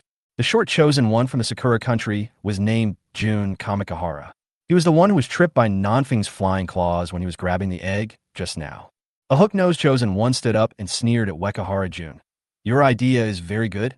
Why don't you take the lead?" Wekahara Jun crossed his arms over his chest and pretended not to hear. "Lead the charge? Who dares to lead the charge?" The iron fist of this giant earth ape is no joke. For a moment, everyone was in a stalemate, and no one wanted to be the first to take action. More and more chosen ones were attracted by the commotion caused by the giant earth ape. In just a few minutes, more than 100 chosen ones gathered in this grove. "Do you want to fight? Beat. Who goes first? You first." Everyone was shouting and clamoring at the same time. The noise was very loud, but no one took any action. Giant Ape was surrounded by so many two-legged beasts and became furious. He rushed over with his iron fist in hand, ready to smash all of these two-legged beasts into hard cakes. Swish! Everyone scattered in all directions when they saw this, and no one was able to touch the giant earth ape. The chosen ones who can come to this small world all have first-class ability to preserve their lives. The speed of giant earth ape is a bit slow, so it is not easy to hit them. These guys are too steady. I have to add fuel to the fire. Nanfeng calmly took out a flash bomb, counted a few seconds in his mind, and threw it hard at the giant earth ape. Swish! A bright light flashed. The flash bomb flew in the air and exploded right in front of the giant earth ape. Giant earth ape covered his eyes and roared, then went straight into rampage mode, charging through the forest. I'm blind. Fuck, who's cutting me? There were also a few chosen ones who were relatively close. When they saw something flying towards the giant earth ape, they stared with wide eyes, but were also blinded by the flash. Big flame explosion. Boom! One of the chosen ones waved his staff, and a raging fire ignited around him, instantly blowing away the surrounding chosen ones. Fuck, draw your sword and slash. Luyan Thorn. Great swamp technique. For a moment, the chosen ones whose eyes were blinded by the light threw their skills randomly, not caring whether they hit anyone or not. Just throwing their skills was enough. The scene fell into chaos. In the chaos, a fireball hit the vitals of the giant earth ape, which made it extremely angry. It rushed into the battlefield roaring, ready to kill everyone. Everyone, please stop fighting. The chosen one with the injured, I should leave the battlefield first. Everyone else, follow me and kill the giant ape first. A handsome Western man with golden hair and an angular face stepped out from the crowd, raised his knight's sword, and charged towards the giant ape. Nanfeng found that he looked familiar, and after thinking for a while he remembered. This blonde handsome guy is called Archie, from the original World Number 2. He had asked Long Woody questions in the Crossworld channel before, and Nanfeng had seen his avatar. Archie is very powerful, especially his agile skills. He shuttled back and forth around the giant earth ape, and soon inflicted several wounds on the giant earth ape. Seeing someone taking the lead, the other chosen ones stopped watching and rushed forward with their weapons raised. Nanfeng took out the Mitsubishi bayonet and rushed to the front line, ready to wait for the giant earth ape to die, snatch the pet egg, and run away. Look at the thorns. Nanfeng seized the opportunity and jumped high, stabbed into the thigh of the giant earth ape, and then pulled out fiercely. A bloody hole appeared on the leg of giant earth ape, and blood was pouring out, and there was no way to stop it. My friend, your weapon is quite powerful. Archie came to Nanfeng at some point and spoke in praise. Nanfeng nodded. It's okay. Archie, you're a Nanfeng from World 9, right? I see you often chatting with Long Woody. Yeah. Nanfeng responded, frowning slightly. It seemed that this guy was not just chatting, but was deliberately trying to get close to Nanfeng. It seems that Long Woody is very famous in your dragon country. What did he do before he traveled through time? Archie asked casually, while swinging his golden sword and slashing the little toe of the giant earth ape.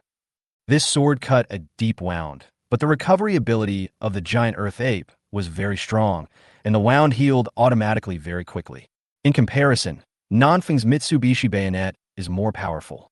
It will leave a bloody hole with a rub, and it is difficult to heal in a short time. It turned out that he wanted to find out information about Long Woody. Nanfeng understood it instantly. Nanfeng approached Archie and said seriously, I know a big secret about Long Woody, but don't be afraid when I tell you. Archie raised his eyebrows. There's something going on. This chosen one named Nanfeng indeed knew some secrets about Long Woody. Archie's face remained expressionless, and he said casually, How could I be afraid? Of course, if this secret is very confidential, then you'd better not tell it. I'm afraid Long Woody will cause trouble for you. Oh, are you still playing hard to get with me? Nanfeng sneered and said in a deep voice, It doesn't matter. If you don't tell me and I don't tell you, how would Long Woody know that I told you? By the way, you won't tell the secret, right? Archie immediately said seriously, Of course not, my friend. You can completely trust my character. That's good. Nanfeng put his head next to Archie and whispered, Superman, you know, right? In fact, Long Woody is not a blue star at all. He is from Krypton. Archie. Chapter 237, The King of the Divine Land. Archie looked at Nanfeng in front of him and was speechless. How can this idiot tell lies with his eyes open? You think I'm stupid, right? Nanfeng ignored Archie's expression and continued seriously. I'll tell you another big secret. In fact, Long Woody eats people. He eats children. You have to be careful when you meet him. Sometimes he also eats adults, especially handsome guys like you. Archie's mouth twitched twice, revealing a forced smile. This guy deserves a beating. I really want to beat him up, but he said I'm a handsome guy. Archie laughed twice and decided to stay away from Nanfeng, the dragon countryman who is full of nonsense. Thank you for your kind reminder, my friend. I will pay attention to it. After saying that, Archie dodged to the side and continued to attack the giant earth ape. Nanfeng was still brewing a lot of nonsense that he hadn't said out loud, but Archie had already run far away. He had no choice but to keep it in his mouth and stab the giant ape with his Mitsubishi bayonet. This giant earth ape is really pitiful. It is obviously at a very high level, and its attributes are far superior to those of this group of bipeds. But now it is facing the top group of chosen ones from various worlds who have extremely rich combat experience and many skills. They are overwhelmed by various control skills, and the giant earth ape, under its control, cannot move at all and can only stand where it is and take the beating. This is also the main reason why Nanfeng and Archie can fight and chat at its feet. Fuck, this lord has too much health. It took us a long time to reduce even 1/10 of his health. Everyone stop slacking off. I know you haven't used your full strength yet. Hurry up and kill this giant ape. Then we will go hunt other beasts together and try to get an S-level pet egg each. When everyone heard this, they thought, wow, this guy has some sense. If 100 people compete for one pet egg, there's only a 1 chance of getting it. But if they hunt another ferocious beast, that means 100 people are fighting for 2 pet eggs, and the probability doubles. With this thought in mind, everyone used half of their strength, and the scraping speed increased a lot. Giant Earth Ape screamed continuously, and his health points dropped rapidly. Crash! At this moment, a loud noise was heard again in the distance. The ground cracked, and a thick vine stretched out from the ground.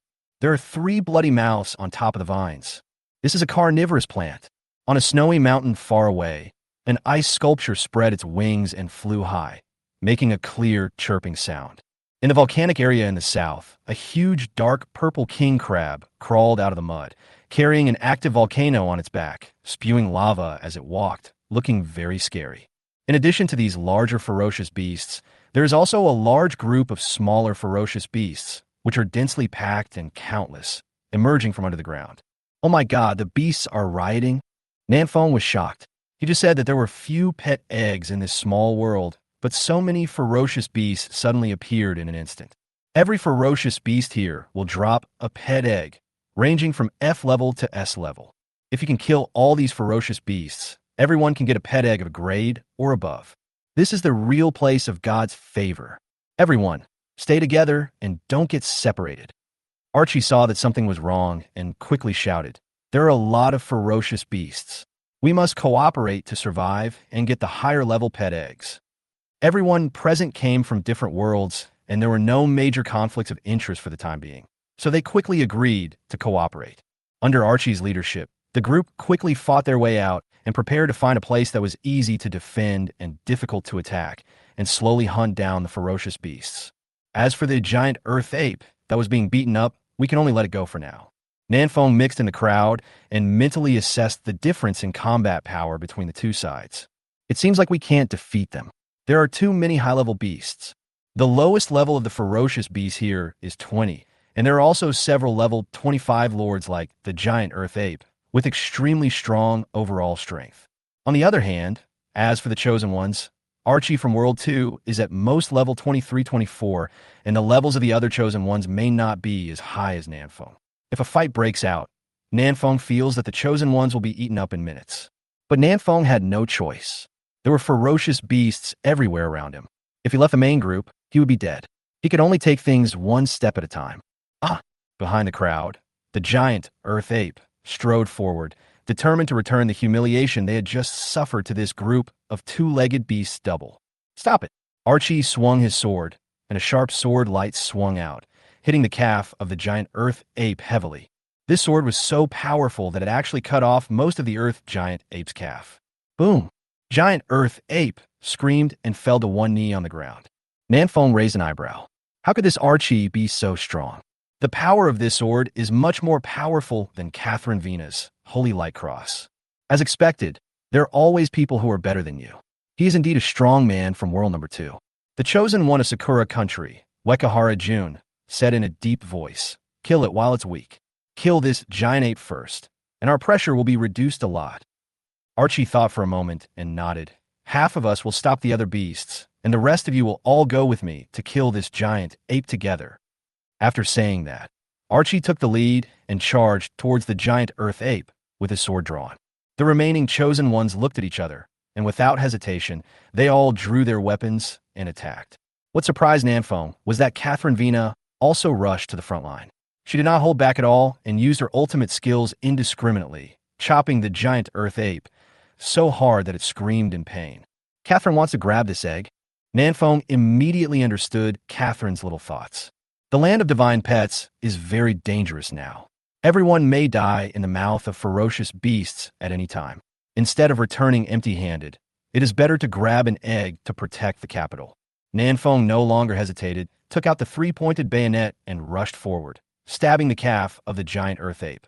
This time, everyone attacked with all their strength, and giant Earth Ape instantly felt the pressure doubled, and his health points dropped very quickly.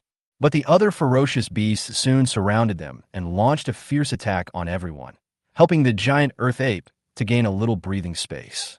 Roar! Giant Earth Ape suddenly let out a roar that resounded through the sky. and smashed down with a pair of iron fists, smashing the two chosen ones into meat patties. Flash sale. The level 25 Lord level beast is indeed a ferocious beast.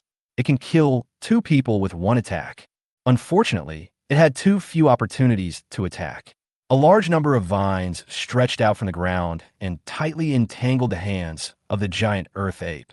Good opportunity, Archie shouted, jumped high, and slashed the earth giant ape's neck with his sword. Catherine Vina followed closely behind, and a holy light cross slashed towards the monkey face of the giant earth ape. Swish, swish, swish. Fireball, ice arrow, wind blade, ground spike. Various skills appeared and were used on the giant earth ape. Nanfone took advantage of the chaos, took out two grenades, and stuffed them into the bloody holes that had just been poked, blowing the calf of the giant earth ape to pieces. With the combined efforts of everyone, the terrifying health of this giant earth ape was completely reduced to 0, and it fell in a pool of blood. Bite! A pet egg shining with red light floated out from the body of the giant earth ape and hovered in the air. Z-shaped flesh. Catherine Vina turned into a shadow and rushed towards the pet egg. But someone is faster than her. Archie grabbed the pet egg in his arms before Catherine could. But how could the other chosen ones let him get the pet egg so easily? Before Archie had time to be happy, a large number of skills were directed at him. This round of volleys would have taken half the life out of the giant earth ape. Archie was so scared that he broke out in a cold sweat and ran away desperately. Stop! We can still join forces to hunt other ferocious beasts. There is no need to fight among ourselves. Archie yelled at the top of his voice. Wekahara June sneered. Sure, then you let me keep this egg. Of course, Archie was unwilling to hand over the pet egg, so he rushed directly into the pile of ferocious beasts, ready to escape. But among the group of ferocious beasts, a sharp claw suddenly attacked and tore a big hole in Archie's back. Archie looked back and was shocked. The one who attacked him was a humanoid beast. Shadow of the Night. Level 25, Emperor level. Level 25, Emperor. A level 25 Imperial beast, the king of the land of divine pets. Chapter 238. Killing indiscriminately. The powerful Shadow of the Night. Behind Archie is a ferocious humanoid beast. It was shrouded in darkness, and its features could not be seen clearly. Only a rough outline of a human figure could be seen. Swish! Shadow of the Night swung out a claw. He had 3 extremely long claws on each hand, as sharp as Wolverine's. The sharp claw hit Archie directly at lightning speed, and Archie was knocked to the ground before he could react. At the critical moment, a golden light flashed on Archie's body, blocking most of the damage from Shadow of the Night, and he managed to save his life. Even so, Archie's health was less than 1/10 left, and he let out a heart-wrenching scream. The boss is coming. Everyone come together. Someone in the crowd howled, and immediately a chosen one attacked Shadow of the Night, preparing to find out the details of this boss. Shadow of the Night let out a sharp, sinister laugh, turned around and charged in the crowd, his sharp claws flying up and down, instantly killing several chosen ones. Ridiculously strong. If you can't beat them, run. A little yellow-haired chosen one yelled and ran away as fast as he could. The remaining chosen ones realized that they were no match for the Shadow of Night and did not dare to stay any longer, so they turned around and ran away. This newly organized alliance of chosen ones disbanded in an instant. My goodness, they are running away really fast. In just a few seconds, these nearly 100 chosen ones had already run several hundred meters away, and the ferocious beasts along the way could not stop them. Nanfone exclaimed it was awesome. As expected of one of the top chosen ones from all the major worlds, he is also one of the best at escaping. I have to run away quickly too. Nanfone glanced at Shadow of the Night, and seeing that he didn't notice him, he hurriedly ran away. Catherine Vina followed with a pet egg in her arms, walking side by side with Nanfone. It was too chaotic just now, and I don't know where this girl stole an egg from. You go find a commanding position, I'll cover you, and we'll kill him together. Catherine Vina said softly. Nanfone raised his eyebrows. This girl really dared to think so. The level of Shadow of Night is as high as level 25. The damage caused by Nanfone is like scraping.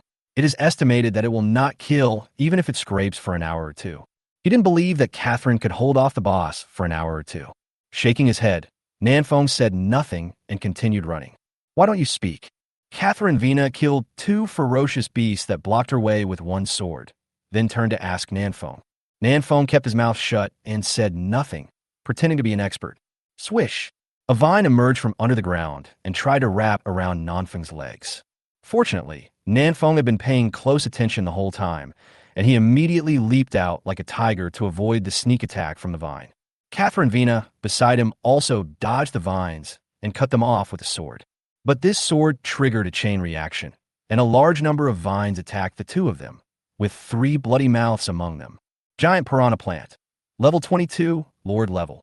A level 22, Lord level beast. Nanfeng's expression remained unchanged. He was also level 22 and was not afraid of this giant piranha plant at all. Soon, Nanfeng was surrounded by vines, which formed a fortress and wrapped Nanfeng and Catherine inside. Swish! A huge mouth of a catkin fell from the sky, trying to swallow Nanfeng alive. Nanfeng sneered, immediately switched to a shotgun, and fired a shot at the piranha plant's big mouth. Your tonsils will burst. Nanfeng didn't know whether the piranha plant had tonsils, but he knew that the power of this shot was extremely amazing. Boom! The giant bullet exploded and split into 100 small bullets, all of which were sprayed into the mouth of the piranha plant. The entire mouth of the piranha plant was beaten into a sieve. Catherine flew over and added another strike of the sword, completely cutting the big mouth in half. With one attack from each person, the piranha plant's health points dropped by half in an instant. But the piranha plant still has 2 bloody mouths. It has no intention of letting Nanfeng and the other person go, so it opens its mouth and attacks again. Isn't this just putting your weakness in my hands? The mouth of the piranha plant is very fragile. Just touching it will be a weak point attack. Nanfeng seriously doubts whether this piranha plant can eat anything. Da-da! Nanfeng took out the Gatling gun and tore the bloody mouth of the piranha plant into pieces in a few seconds. On the other side, the knight's sword in Catherine's hand flashed with light and soon chopped the last mouth of the carnivorous plant into pieces. This level 22 lord didn't even last a minute before being killed by Nanfeng and Catherine. Bite! A pet egg emitting a purple halo exploded. Just as Nanfeng was about to grab it, Catherine had already taken it and held the pet egg in her arms. There was no way. The pet egg exploded right at Catherine's feet, and Nanfeng had no time to shoot. You already have a pet egg. Give me this one. Nanfeng's face was grim. He raised the Gatling gun slightly and aimed it at Catherine Vina. As long as this girl dares to say no, Nanfeng will pull the trigger and fight her to the death. So you can talk. Catherine glanced at the 2 pet eggs in her hand and threw the one that exploded from the piranha plant to Nanfeng. Nanfeng used Eye of Insight and discovered that this was also a B-level pet egg. Something is better than nothing. Nanfeng put the Gatling gun into his backpack, took the pet egg in his left hand, took out the Desert Eagle with his right hand, and looked around. Go to the left and kill. There are the fewest vines on the left, which is best for fighting your way out. Nanfeng and Catherine worked together and quickly cut off the vines, allowing the sun to shine again. But before the two had time to be happy, their faces changed. About 50 meters in front of them, Shadow of the Night was looking at the two of them with his hands behind his back. Catherine's lips moved slightly. What do you think about what I just said? Nanfeng said, What? What did you say? Catherine whispered, Let's join forces and kill him. Nanfeng's mouth twitched twice. Are you serious?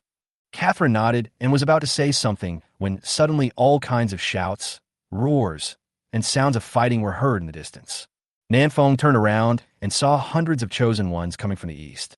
All the ferocious beasts along the way were easily killed by them. The leader of this group of chosen ones is Archie. This guy was lucky enough not to die just now.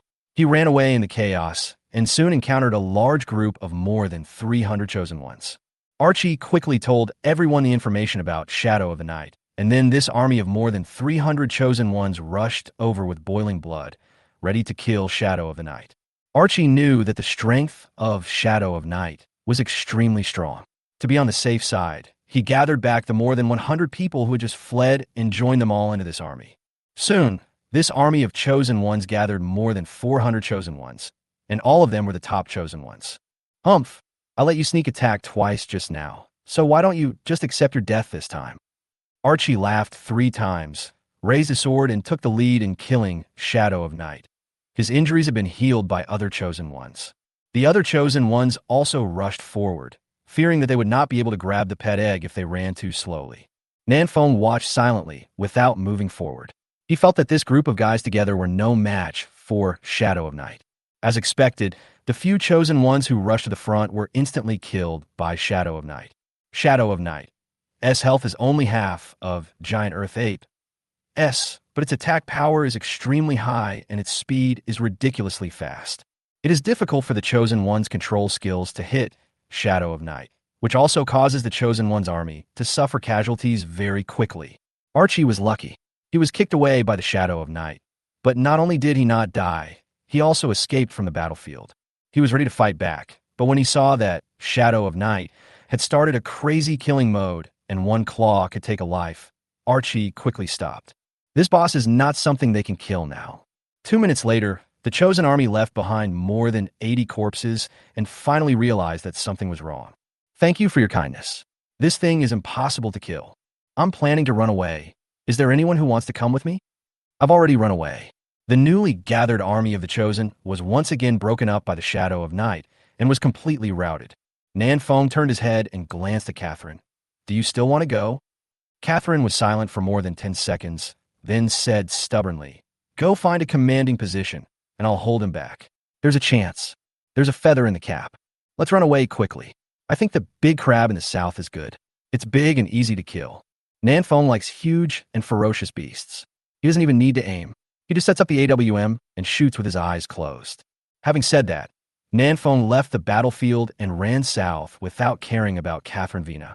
On the other side, Shadow of Night had gone crazy and was chasing the Chosen Ones and killing them indiscriminately. He is extremely fast, and basically, once the Chosen One is targeted by him, there is no chance of escape. Archie, who was running away, looked back and found that the Shadow of Night was rushing towards him with a hideous smile on his face. It's over. Archie felt a chill in his heart, knowing that he was doomed. He felt a little regretful. If it weren't for the pet egg that exploded from the giant Earth ape and was picked up by that bastard, he would not have come back. Seeing the Shadow of Night getting closer and closer, when Archie was about to despair, a figure stood between him and the Shadow of Night. Archie was shocked. Who was this warrior? How dare he face the Shadow of Night? Swish! Shadow of the Night didn't care about that and just raised his hand to claw. It's over. The warrior is dead, and I haven't even seen his face clearly. Archie was thinking this when he saw the warrior behind him stretched out 2 fingers and clamped the claws of Shadow of Night tightly. Chapter 239 beat up the Shadow of Night. Shadow of the Night. An extremely powerful claw was actually caught by someone with just 2 fingers. Archie was shocked. Whose general was this, and why was he so brave? At this moment, Archie only felt that the back figure was extremely tall. Shadow of the Night was also stunned. A look of surprise appeared on his originally grinning face. It was obvious that he did not expect that someone could take his attack so easily. The person who came was none other than the strongest person in the original world number 1, Long Woody. Long Woody held a piece of dogtail grass in his mouth and raised the corners of his mouth with a playful smile. Not that great. As soon as he finished speaking, Long Woody pushed up his right hand and struck the jaw with his palm, hitting the chin of Shadow of Night. Snap! There's a crisp sound. Shadow of the Night. S jaw was shattered, and the whole person was knocked back by the terrifying impact force. But Long Woody's left index finger and middle finger were still tightly holding the claws of Shadow of Night, preventing Shadow of Night from leaving his attack range. Lower kick, middle interception kick, high whip kick. Long Woody roared and used his left hand to grab the wrist of Shadow of the Night and hold it tightly. His right leg kicked out with lightning-fast force, hitting Shadow of the Night, knee, waist, and head respectively. These 3 whip kicks were so powerful that each one produced a sonic boom, making Shadow of Night dizzy and unable to stand steadily. Leap and kick. Long Woody loosened his left hand and threw out a standard straight kick, hitting Shadow of the Night right in the chest and sending him flying more than 10 meters away. Taking advantage of this opportunity, Long Woody opened the panel, entered the cross-world channel, and quickly sent a message. World number 1. Dragon Invincible. Long out, yen, old man. Come here quickly. There are a lot of eggs here. Just now, the army of the Chosen Ones came and killed a large number of ferocious beasts along the way, which caused many pet eggs to explode. They were scattered all over the ground and could not be picked up all. However, the quality of these pet eggs was very low.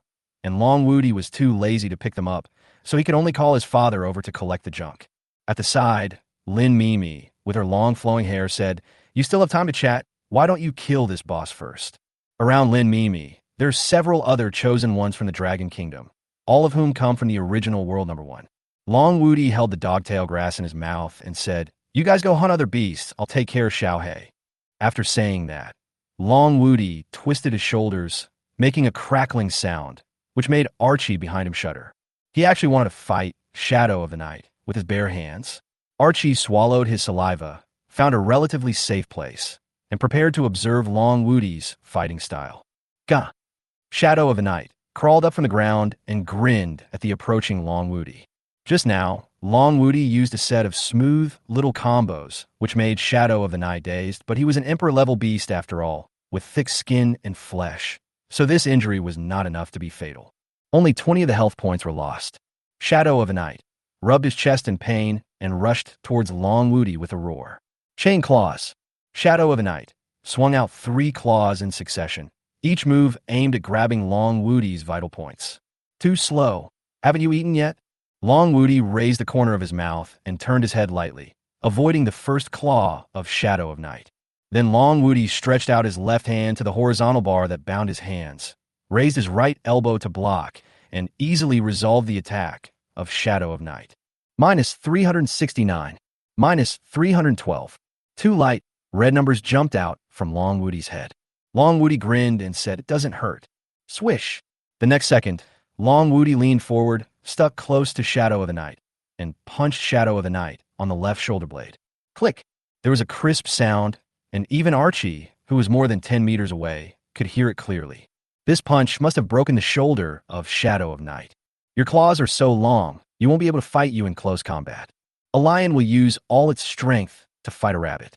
Even if Long Woody is already able to crush Shadow of the Night, in terms of hard power, he will still choose the most stable way of fighting. Close combat. Shadow of the Night. The slender and sharp claws can't bring out the advantage at all. Boom, boom, boom. Long Woody clenched his hands and threw out a series of sun-shaped punches. Each punch was powerful and hit the injured chest of Shadow of the Night. The so-called Japanese punch is the same set of punches that Master Yip used when he said, "I'm going to hit 10 in Wing Chun." Long Woody's set of sun-shaped punches was fast and fierce, making Shadow of Night retreat repeatedly, and his brain went blank. After being hit by more than 10 punches, Shadow of the Night finally reacted, roared, and rammed into Long Woody's forehead. Duong. Minus 2081. With this collision, Shadow of the Night used all his strength. He wanted to kill Long Woody with a head-on collision. But Long Woody shook his head lightly as if nothing had happened, and smiled contemptuously. "I've been practicing Iron Head Kung Fu since I was 3 years old. You want to collide with me?" Duong. Long Woody roared and charged back, causing Shadow of Night to see stars. So awesome. Archie's face turned pale. This invincible dragon could actually go head-on with a level 25 Emperor-level beast. And it seems that he won the collision? This scene seems familiar. A movie plot flashed through Archie's mind. Before traveling through time, Archie had seen a movie in which Superman and Wonder Woman had collided like this. At this time, Archie suddenly remembered what Nan Feng had just said. Long Woody is not from the Blue Star. He is from Krypton. Could it be that this guy is really Superman? On the other side, Lin Mimi opened the feather fan in her hand, fanning out 2 golden streaks of light. Golden light surrounded Long Woody, instantly replenishing his health. This was not over yet. Lin Mimi waved her feather fan twice, and 2 streams of light, one red and one blue, flew out. Red streams of light increase attack. Blue streams of light increase defense. With the addition of the buff, Long Woody's strength increased again, and he chased after Shadow of the Night and gave him a beating. "Look at me, Luoan," hitting the bell. "Come again, turn over and chop, then kick with your left." "Huh." Wild Horse splits its mane. Bow step and push palm. Long Woody was mumbling something, but his hands did not stop at all. He punched, palmed, elbowed, and kicked continuously. In just a few tens of seconds, most of the bones in Shadow of the Night were broken, and his health dropped to 20. It was at this moment that Shadow of the Night let out a sharp scream, and the whole person merged into the shadow, escaping from Long Woody's relentless pursuit. What kind of metaphysical trick is this? Long Woody clenched his fists, making crackling sounds, and watched the black shadow on the ground regroup in a shape 10 meters away. Gaga, shadow of the night, became even darker, so dark that even its outline was barely visible. He imitated Long Woody and clenched his fists, making crackling sounds. Then, Shadow of Night rushed over and kicked forward with a standard leap. Long Woody had used this move before and kicked Shadow of Night more than 10 meters away. At this time, Shadow of the Night used this move exactly as it was, with great force and power. Learn from me, Long Woody sneered, and at the moment the kick came, he turned sideways and raised his knee to strike the crotch. Broken egg. It's a pity that Shadow of the Night is not a real person, but just a humanoid beast. Otherwise, this crotch-breaking, egg-breaking blow would directly destroy half of Shadow of the Night's life. Even so, Shadow of the Night still fell to the ground and screamed. You can't initiate a high kick. There are a lot of loopholes. Long Woody preached while throwing punches to end the fight. But Shadow of Night suddenly merged into the shadows again, then jumped out from Long Woody's shadow, recondensed its body shape, and performed a beautiful 3-section whip kick. Sneak attack. Bang! The lower kick hit Long Woody's knee. Long Woody lowered his legs and bent his knees, using soft power to neutralize the kick. A mid-range kick was sent towards Long Woody's waist, and Long Woody blocked it with a low elbow. A high whip kick was launched towards Long Woody's head, but Long Woody had already guessed the move of Shadow of Night and crossed his legs with his hands to block it. I only learned the form, but I didn't understand the spirit. Long Woody sneered and used Tai Chi sticky hands with his left hand to entangle the right leg of Shadow of the Night and hit Shadow of the Night hard with his right elbow, instantly shattering the knee of Shadow of the Night, and finally ended with a beautiful Iron Mountain leaning, knocking Shadow of the Night several meters away. This set of combos combines Tai Chi, Bajikwan, and Muay Thai, and the 3 styles can be switched freely. It is truly a perfect combination of traditional martial arts and modern martial arts. Shadow of the Night. S health points were already low, and after being hit by a series of attacks from Long Woody, he could only fall to the ground and wait to die. Ahem, Shadow of the Night looked at Long Woody fearfully and said with trembling mouth, "What is this?" Long Woody was stunned. Huh? You can talk? If you had said it earlier, I wouldn't have been so cruel. Shadow of the Night stared at Long Woody. Most of his bones were broken. He was weak and could no longer speak. Seeing this, Long Woody performed his standard Tai Chi opening move. Do you want to learn? If you want to learn, I'll teach you. Upon hearing this, Shadow of the Night nodded, spat out a mouthful of blood, and died. Bite! A pet egg emitting an orange halo fell from Shadow of the Night. The king of the land of divine pets was beaten to death by Long Woody punch by punch. Chapter 240 Volcanic Lava Crab. Ding! The chosen dragon Invincible successfully killed Shadow of the Night and was rewarded with reputation plus 100 and strength plus 50. A system prompt came into his ears, and Nanfeng, who was walking on the road, was stunned on the spot. What thing? A few minutes ago, he witnessed Shadow of Night, killing crazily, chasing and killing hundreds of chosen ones. In the blink of an eye, Shadow of Night was dead. Isn't this a bit outrageous? Unfortunately, Nanfeng just missed Long Woody and did not see the battle between Long Woody and Shadow of Night with his own eyes. Fortunately, he did not see this battle. Otherwise, Nanfeng's self-confidence might have been greatly affected. This was the case with Archie at this moment. His confidence was completely shattered by Long Woody's punches. In Archie's opinion, as the strongest person in World Number 2, even if he is not as strong as Long Woody in World Number 1, at least he is not much different, right? Archie's goal has always been to surpass Long Woody, but the reality was completely different from what he had imagined. Long Woody was too strong, so strong that he was hardly a human. He is Superman. He is Supplemon. At this time, Archie suddenly realized that Long Woody had not even used his innate magical weapon. He killed Shadow of Night with just his fists.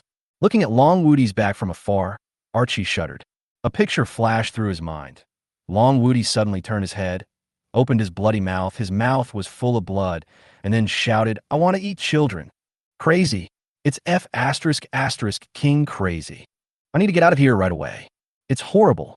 Archie shook himself off, turned around, and ran away. But seeing the pet eggs all over the ground, Archie suddenly hesitated. He didn't have a single egg in his hand. Nanfeng said that Long Wudi doesn't eat handsome guys, so I should be safe. With this thought in mind, Archie quickly threw out the Eye of Insight and searched the ground for high-quality pet eggs. Sea level, D level, sea level, A level. Yo-ho, there's an A-grade pet egg. Archie showed a hint of joy, quickly held the A-level pet egg in his arms, and prepared to leave. But at this moment, Long Wudi's voice came from behind. Shuaigua, have you seen the chosen one of Dragon Country just now? Archie's whole body froze, and he turned his head numbly to look at Long Wudi. Long Wudi showed a sunny and kind smile. But in Archie's eyes, this smile was extremely weird. The corners of his mouth were cracked to his ears. His mouth was full of blood, and he had a hideous grin on his face. Eat people, eat children. Archie threw away the A-level pet egg and ran away howling. Long Wudi scratched his head, not understanding what was going on. What is he talking about? He said you eat children. Lin Mimi covered her mouth with one hand and chuckled. With the other hand, she dragged a sack of pet eggs over and walked over. These are all pet eggs above sea level. There are more than 50 of them, enough for all the chosen ones of Dragon Country to have one each. Long Wudi curled his lips and said, sea level eggs? Even dogs don't want them. Throw away all the sea level ones and only keep those above B level. Lin Mimi frowned slightly. There are only 7 B-level pet eggs, and even fewer A-level ones. Only 2. Long Wudi yawned indifferently. Don't worry, I will continue to kill and strive to get a B-level pet egg for every Dragon Country chosen one. Long Wudi threw the S-level pet egg in his hand to Lin Mimi, turned around, and rushed into the group of ferocious beasts, starting a new round of killing. The south wind left the grove and headed south, heading towards the southernmost direction of the small world. In the south, there is a king crab with an active volcano on its back. It is very huge, but its size is still a little different from that of the earth dragon. If this king crab is a mountain, then the earth dragon is a mountain range. Nanfeng jogged all the way, and it took him more than half an hour to reach the volcanic area.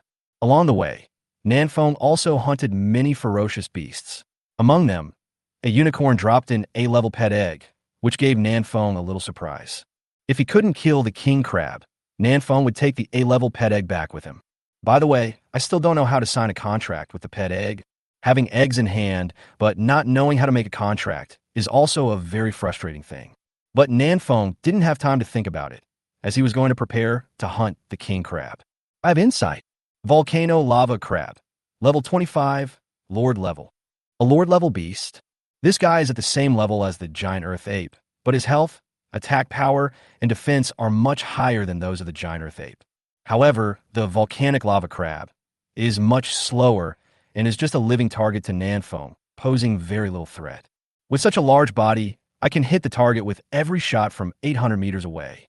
Nanfeng came to a small hill, set up the AWM, pulled the trigger, and fired the first magic bullet. Call out. Penetrating bullet cut through the sky, leaving a black shadow in the air, as if tearing apart space. This attack hit the big faceplate of the volcanic lava crab, causing a whopping 807 points of damage. The health value of volcanic lava crab is as high as 500,000 points. Nanfeng pondered for a moment and thought to himself, if I sharpen it, I should be able to kill it. Volcanic lava crab is different from Shadow of the Night. It basically does not move, and Nanfeng can use the advantage of range to slowly wear it down. But Shadow of Night is agile and extremely fast. It can rush to Nanfeng's face in minutes and restrain Nanfeng very well. Similarly, the volcanic lava crab is also very effective against melee fighters like Long Wudi. The magma constantly gushing out of its back is enough to make Long Wudi feel extremely difficult to deal with. Shooting range has always been Nanfeng's biggest advantage, so he would rather travel a long distance to hunt the volcano king crab than fight with the Shadow of the Night. It is wise to use your strengths to attack the opponent's weaknesses. While thinking, Nanfeng did not stop. He directly picked up the Gatling gun and started to attack violently. Volcanic lava crab. The big, bumpy face was blown into a bloody mess, and its 2 claws danced wildly, raising a cloud of dust. Boom! Volcano lava crab. The volcano behind it erupted, and magma rushed straight into the sky and scattered everywhere. Nanfeng was so frightened when he saw this that he ran away and quickly looked for shelter to hide. The chosen ones of the entire small world turned their eyes to the south. The horrific scene of the volcanic eruption made everyone look solemn. Long Woody smashed the back of a beast's head with his elbow. Then he turned his head to the south and said with a click of the tongue, "My son, this crab armor is much more ferocious than Shadow of the Night." Punkai means crab. Lin Mimi tucked her long hair behind her ears and whispered, "It seems like someone has made a move on this big guy." Long Woody shrugged. "Don't worry about him. He's looking for death." Nanfeng, who was far away in the volcanic area, was almost killed by the lava. "Oh my god, I almost got scalded to death." Nanfeng stood on a protruding boulder and watched the lava flow slowly on both sides. Just now, some lava splashed and landed on Nanfeng's head, leaving a big scar on his little head, and his health points dropped by more than 2,000 in an instant. Even a lot of Nanfeng's hair was burned. "I'm getting balder, but I'm not getting stronger, damn." Nanfeng touched the top of his head, set up the AWM, and continued shooting. Volcanic lava crab. The volcanic eruption just now spewed out all the magma in the volcano on its back. Now it is without a drop of magma left and poses no threat to Nanfeng. Nanfeng can output with confidence. 3 minutes, 5 minutes, 10 minutes. The health of volcanic lava crab is steadily decreasing, and soon will be only 5 left. With victory in sight, Nanfeng suddenly spotted the figure of the Chosen One through the 8x scope. A large group of Chosen Ones are coming here. Chapter 241. Grab my balls? Then I'll hit your balls. Just when Nanfeng was about to kill the volcanic lava crab, a large group of Chosen Ones suddenly came over from a distance. Nanfeng had seen the leader before. He was the Chosen One from the Sakura country, Jun Kamikahara, whose egg Nanfeng had snatched away before. Wekahara Jun was excited. "This volcanic lava crab has little health left. Go ahead. Kill it." Behind him, a Chosen One frowned and said, "Who beat it into this state? Who has such strength?" Wekahara Jun. "Who cares? There might be other ferocious beasts nearby." They killed each other, so both sides were hurt. Jun Wekahara didn't care about that. Seeing that the health of the volcanic lava crab was about to reach the bottom, who could resist such temptation? He drew his katana and rushed towards the volcanic lava crab. Around the volcanic lava crab, magma is everywhere, flowing slowly. With extremely agile movements, Jun Kamikahara jumped back and forth on the protruding rocks, avoiding all the lava, and soon arrived at the feet of the volcanic lava crab. Kill the god with one strike. Wekahara Jun jumped high into the air, and the samurai sword in his hand released a blade energy, slashing through the air and hitting the joint of the claws of the volcanic lava crab. This joint had just been strafed by Nanfeng's Gatling gun for more than 10 seconds and was already shaky. Now, it was hit by Muyuin Jun's full-strength sword and was directly cut off. A look of joy appeared on Kamikahara Jun's face. "I am a true warrior." Volcanic lava crab made a sharp cry, as if saying, "Crab, crab, I have no claws left." Just as Jun Wekahara was preparing to take advantage of the situation and kill the volcanic lava crab, in one breath, a magic bullet shot out and hit Jun Wekahara's left shoulder. Nanfeng in the distance sighed softly. The distance is still a bit far. He was more than 1,000 meters away from the volcanic lava crab just now. At this distance, it was easy to hit the huge volcanic lava crab, but it would be a bit difficult to hit a Chosen One, especially a petite Chosen One like Atsushi Kamikahara. Nanfeng had not fired a shot before, but was quietly closing the distance, preparing to give Kamikahara Jun a big surprise. Unfortunately, the distance was still a bit far, and the shot only hit Jun Kamikahara's shoulder. Even so, Jun Kamikahara was still shocked. What the hell? Just now, Jun Wekahara's attention was all on the volcanic lava crab, and he didn't notice Nanfeng's shot at all. At this time, he looked around for a long time and finally saw a small black dot in the distance. Is it him? Kamikahara Jun was a little shocked. The distance between him and the black spot was as much as 700 or 800 meters. What kind of Chosen One could have such a long range? Bow, an arrow, crossbow, hidden weapon? While Wekahara Jun was still in shock, Nanfeng's second shot arrived as expected. Call out. -1907. This shot directly broke Jun Kamikahara's left ear. Wekahara Jun screamed and quickly retreated away, shouting at the top of his lungs. He has a gun. This guy has a gun. Behind him, a large group of Chosen Ones rushed over, but they ignored the injured Kamikahara Jun and rushed directly towards the volcanic lava crab. Go! This big crab is out of blood. How about giving me some face? everyone, and giving me the pet egg. For your mother. Give it to my mother, too. In the distance, Nanfeng's face changed slightly. What a bunch of bitches.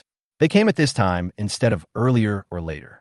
This group of chosen ones are very close to the volcanic lava crab. Even if Nanfeng rushes over now, he will not be able to grab this pet egg. You want eggs? Then I'll treat you to bullets. Nanfeng ran towards the volcanic lava crab, while holding up the AWM and pulling the trigger continuously. Move and shoot. The magic bullet shot out and flew toward the crowd. Soon a large number of chosen ones were injured, and one of them was shot in the head by a penetrating bullet and died on the spot. Zabani, what is this? A sniper rifle. What a gift. There's a gun. That kid over there has a gun. A divine weapon. I think it's a divine weapon. Go over there and shoot. Someone shouted to snatch Nanfeng's sniper rifle, but he didn't do it himself. Instead, he rushed towards the volcanic lava crab. Sniper rifle? Can you eat that? This king crab is the real deal, edible. The volcano king crab was already covered in scars, especially its big face, which was blasted into a bloody mess by the south wind and was in a terrible state. At this time, it tried its best to spray out the last bit of magma in its body. As the lava flowed, the chosen ones below quickly climbed onto the protruding rocks to avoid being roasted. Good opportunity. Upon seeing this, Nanfeng quickly turned the gun around and aimed at the volcanic lava crab. It doesn't matter if he can't grab the pet egg, at least this boss can't be snatched away by these guys. Call out. Freezing bomb. The freezing bullet is very effective against the volcanic lava crab, and this shot can also knock out its last bit of health. Boom. Volcanic lava crab. The huge body collapsed with a loud bang, splashing the magma under its feet 7 or 8 meters high. The chosen ones near him dodged quickly, fearing that they would be splashed by the lava. Ding! The chosen one Nanfeng successfully killed the volcano lava crab and was rewarded with reputation plus 50, strength plus 50. Only 50 reputation points? Too stingy. Killing Shadow of Night adds 100 points. Nanfeng switched out of the Desert Eagle and strode towards the corpse of the volcanic lava crab. On top of the volcano on its back, there's a pet egg emitting an orange halo. This is an S-level pet egg. When the other chosen ones saw the pet egg, their eyes turned red and they wanted to rush forward to snatch it. But the volcano was full of magma, there was no place to step, and no one could climb up. Kill first. Seeing this, Nanfeng immediately gave up the idea of stealing the egg, took out his AWM, and started attacking other chosen ones. Wekahara Jun roared, "Kill this guy quickly, or we will all die." That's right, kill him and take the 98K from him. What 98K? It's clearly an anti-tank gun. He blew John's head off with one shot. The pet egg could not be obtained for the time being, so everyone rushed towards Nanfeng, ready to solve this big problem first. There was no way. Nanfeng posed too great a threat. If they couldn't kill him, they would all be killed by Nanfeng. Swish, swish, swish. This group of chosen ones are truly the elite among the elites. They are incredibly fast and rush to within 100 meters of Nanfeng in an instant. This distance is already within the attack range of some of the chosen ones. Nanfeng's face changed slightly. Without the distance, his advantage instantly dropped to the bottom. It's a pity that the Gatling gun is still cooling down, otherwise you would all be killed by it. Nanfeng looked at the pet egg on the volcano unwillingly, then turned and left. He has no chance to fight for this egg. The other chosen ones chased for a while, but found that they could not catch up with Nanfeng, so they stopped chasing and turned to rush toward the volcano to grab the eggs. This group of chosen ones seemed to have formed an alliance, but in fact they all have their own ulterior motives and are ready to stab the people around them at any time. The reason why they haven't taken action yet is because no one has got this S-level pet egg. If anyone dares to touch an S-level pet egg, he will be poked into a hornet's nest in seconds. As time passed, the magma from the volcano slowly flowed to the ground.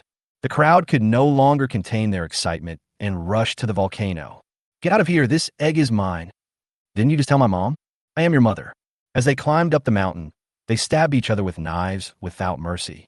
They didn't notice that Nanfeng had sneaked back and was aiming at them with the AWM. Steal my balls? Then I'll hit your balls. Let's see who's crueler. Volcano Lava Crab. Chapter 242, I am disfigured, but I have to become stronger. The small world of God's pet land, the volcanic zone. Nanfeng picked up the AWM and aimed at the crotch of one of the chosen ones. Sniper Chicken is online. Call out. The magic bullet whizzed out and hit a testicle accurately. Ah, the chosen one let out a shrill scream, with a hint of sadness in his voice. Kamikahara Jun happened to be next to him. When he saw this scene, he felt a chill in his crotch and immediately clamped his thighs together. Chicken Sniper no martiale fix.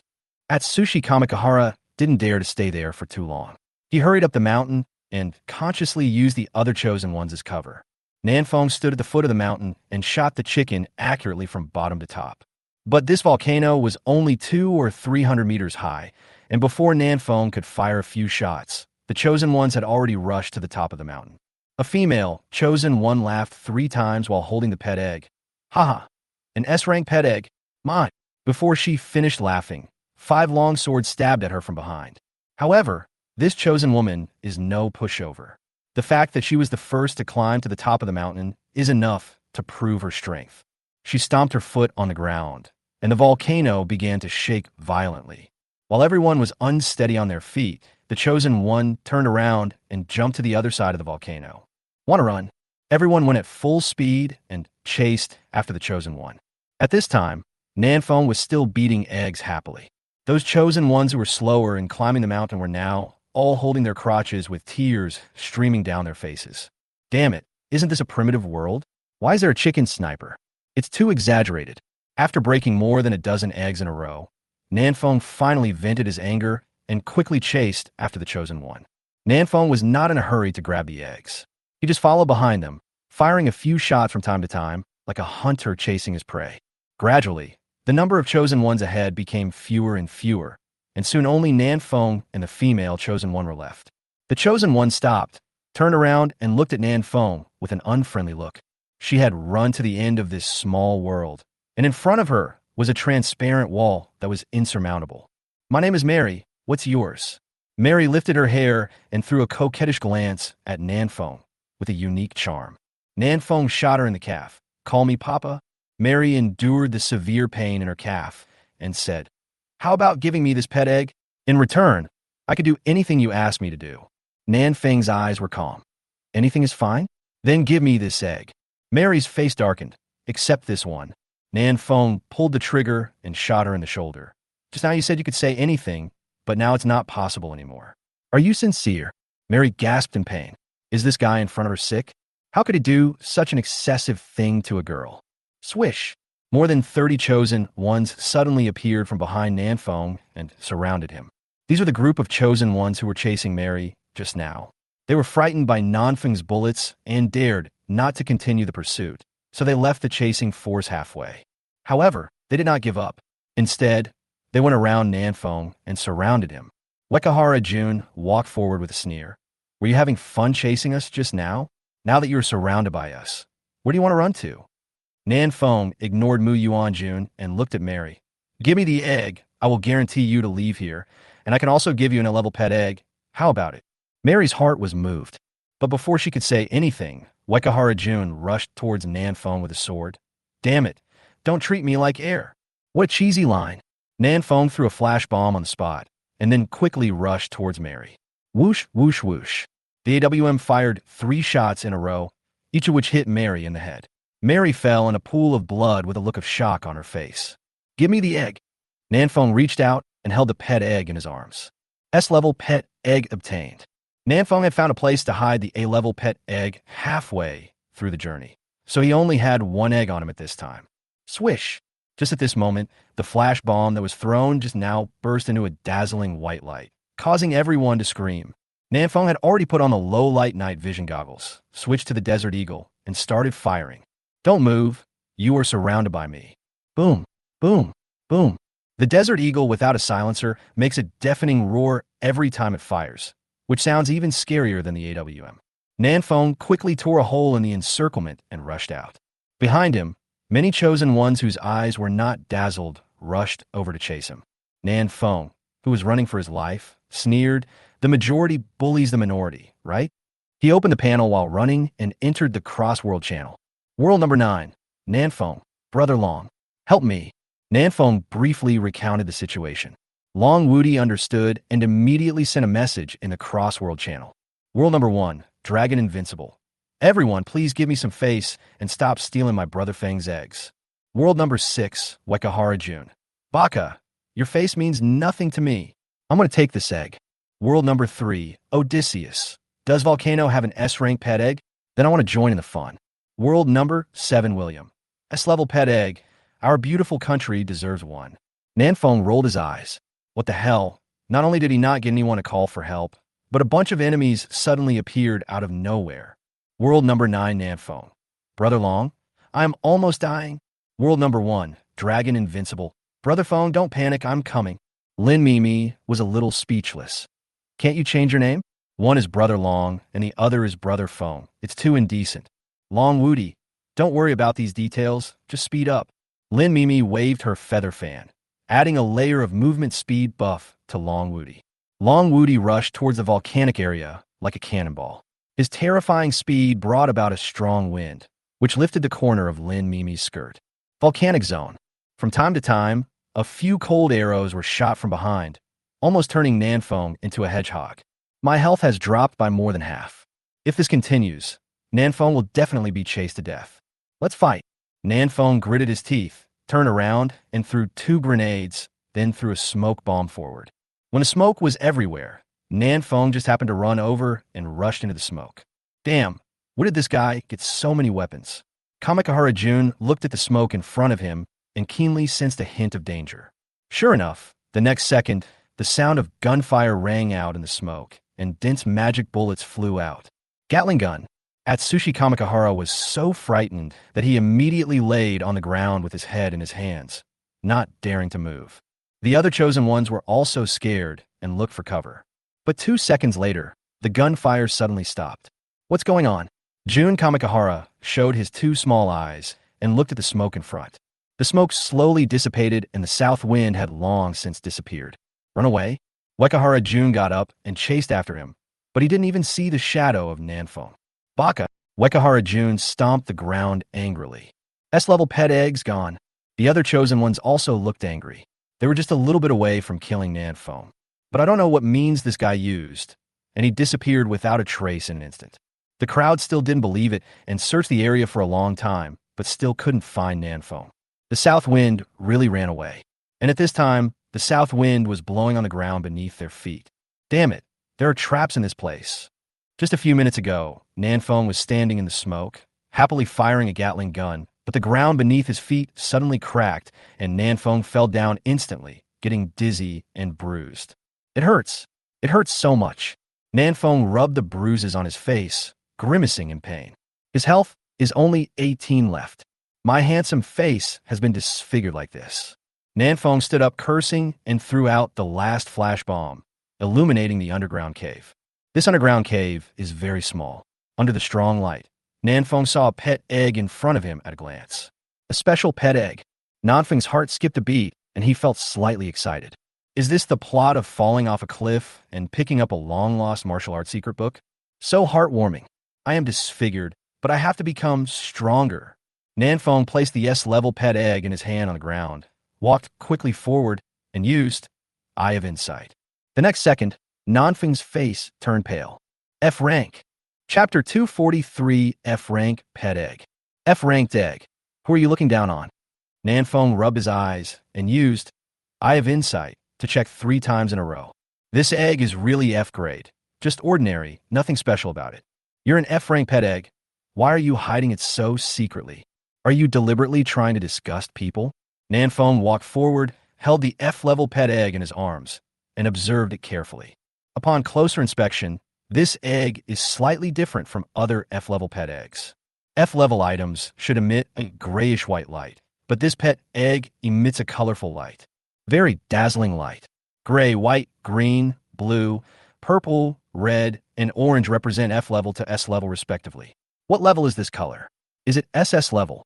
In any case, this egg is definitely not F-grade. Otherwise, it wouldn't be hidden so deeply. If my guess is correct, this should be an Easter egg. Oh my god, the Creator God system actually has hidden Easter eggs. Nanfeng held the Easter egg in his arms, turned around, and walked back to where it fell.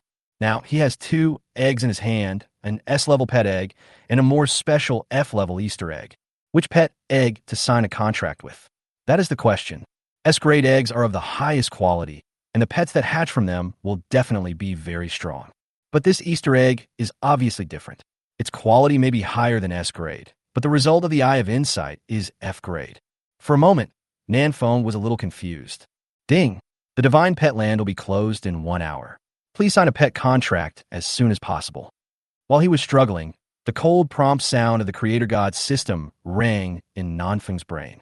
Nanfeng was shocked. He didn't know how to contract a pet.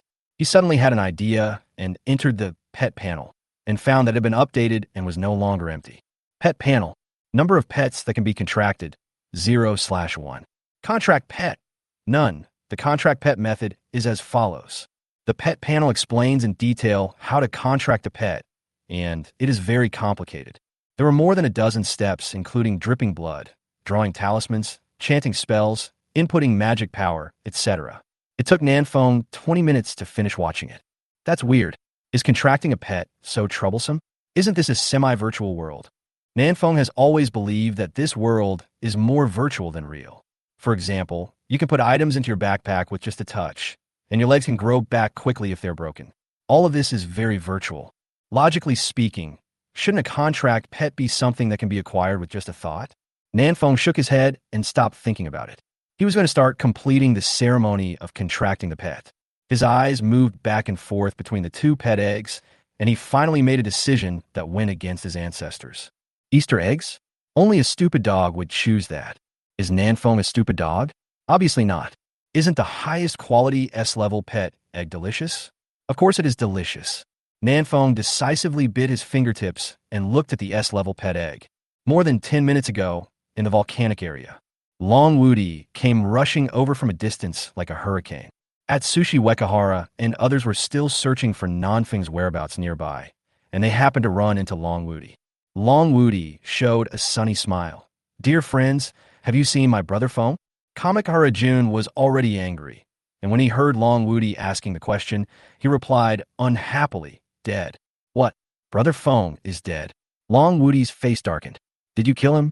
Wekahara Jun felt as if he was being stared at by a wild beast, with the hair on his body standing on end. But there are so many chosen ones around him, and Kamikahara Jun cannot show weakness. Otherwise, how can he survive in the future? So, Wekahara Jun said stubbornly, I killed him. So what? Brother Feng and I are sworn brothers online. And you actually killed him? Long Wudi walked up to Kamikahara Jun in 2 or 3 steps, grabbed his head with both hands, and twisted hard. Click! A crisp sound was heard, and Wekahara Jun's head was twisted off. Kill instantly. Kill with 1 strike. Before Jun Kamikahara could even react, he received his lunchbox. Long Wudi spit out the dogtail grass in his mouth and said, What bad luck. He turned to look at the other chosen ones around him and asked, Where's the S-rank pet egg? A little yellow-haired boy said, tremblingly, Nanfeng ran away with the S-level pet egg. Long Wudi raised an eyebrow. Oh? Nanfeng is not dead. The little yellow-haired boy nodded quickly. Yes, he disappeared suddenly, and we are still looking for him everywhere. Hiss, I actually killed innocent people. Long Wudi glanced at the corpse on the ground and said thoughtfully, I hate it most in my life when others lie to me. His death is not unjust. Everyone nodded in agreement, and no one dared to refute. Long Wudi entered the Crossworld channel and sent a message. World number 1. Dragon Invincible. Nanfeng, Brother Feng, how are you? Are you still alive? Nanfeng didn't reply, but Lin Mimi did. World number 1. Lin Mimi, I have gathered all the chosen ones of the Dragon Nation in the Divine Pet Land. Please come over and distribute the pet eggs. World number 1. Dragon Invincible. You decide how to distribute it. Oh, and leave the S-level one to me, old man. World number 1. Lin Mimi. Huh? You don't want an S-level pet. World number 1. Dragon Invincible. A real man never relies on external forces. Long Wudi put his hands in his pockets and looked at the sky with a deep expression. World number 135. Long Outyin, why are you pretending? You son of a bitch. Come here and sign a contract with me. World number 1. Dragon Invincible. Yes, I want it.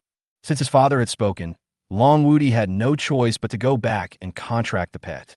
At the same time, beneath the earth, Nanfeng finally couldn't resist the temptation in his heart and turned around to sign the contract for the Easter egg. Bite your fingertips to drip blood to recognize the master. Carve talismans with blood. recite the clumsy spells, and infuse magic power. After a series of tedious contract ceremonies, Nanfeng successfully contracted the Easter egg. Pet panel. Number of pets that can be contracted, 1/1. Contract pet. Pet egg, F grade, hatching. F grade, really F grade. Looking at the S-level pet egg thrown aside, Nanfeng felt like he had a myocardial infarction and almost couldn't breathe. I'm such a stupid dog. Chapter 244, the pet has hatched. At this moment, Nanfeng really wanted to slap himself in the face. But he held back. Don't worry, this egg hasn't hatched yet. Who knows what kind of beast might hatch from it? How could I be a stupid dog? All the decisions I made were carefully considered. Nanfeng comforted himself with a few words and prepared to leave the land of divine favor. What a pity for this S-rank pet egg. I can only contract one pet. It would be a waste to leave it here. Nanfeng glanced at the time. The divine pet land would be closed in 10 minutes, and he had no time to climb out of this underground cave. But if I hold on to this egg tightly, will it be teleported back with me? The pet egg cannot be put into the backpack. Nanfeng can only hold it. To be on the safe side, he curled up into a ball, holding the pet egg in the middle, waiting for the divine pet land to close. The place of God's favor in the grove. This is the burial place of Shadow of Night, and dozens of Dragon Nation's chosen ones have gathered here to contract pets. Only Long Woody has the ability to give everyone a pet egg of level B or above. Yo-ho, my contract was successful. My pet is a leopard. MMP, why is my pet a puppy? Wahaha, my pet is a dragon. It's a dragon. Shabi, look carefully, this is a snake. Grass. Long Woody chanted the spell and completed the last step of the contract. There was a flash of light, and he felt a vague connection between himself and his pet, as if the pet was a part of his body. What is my pet?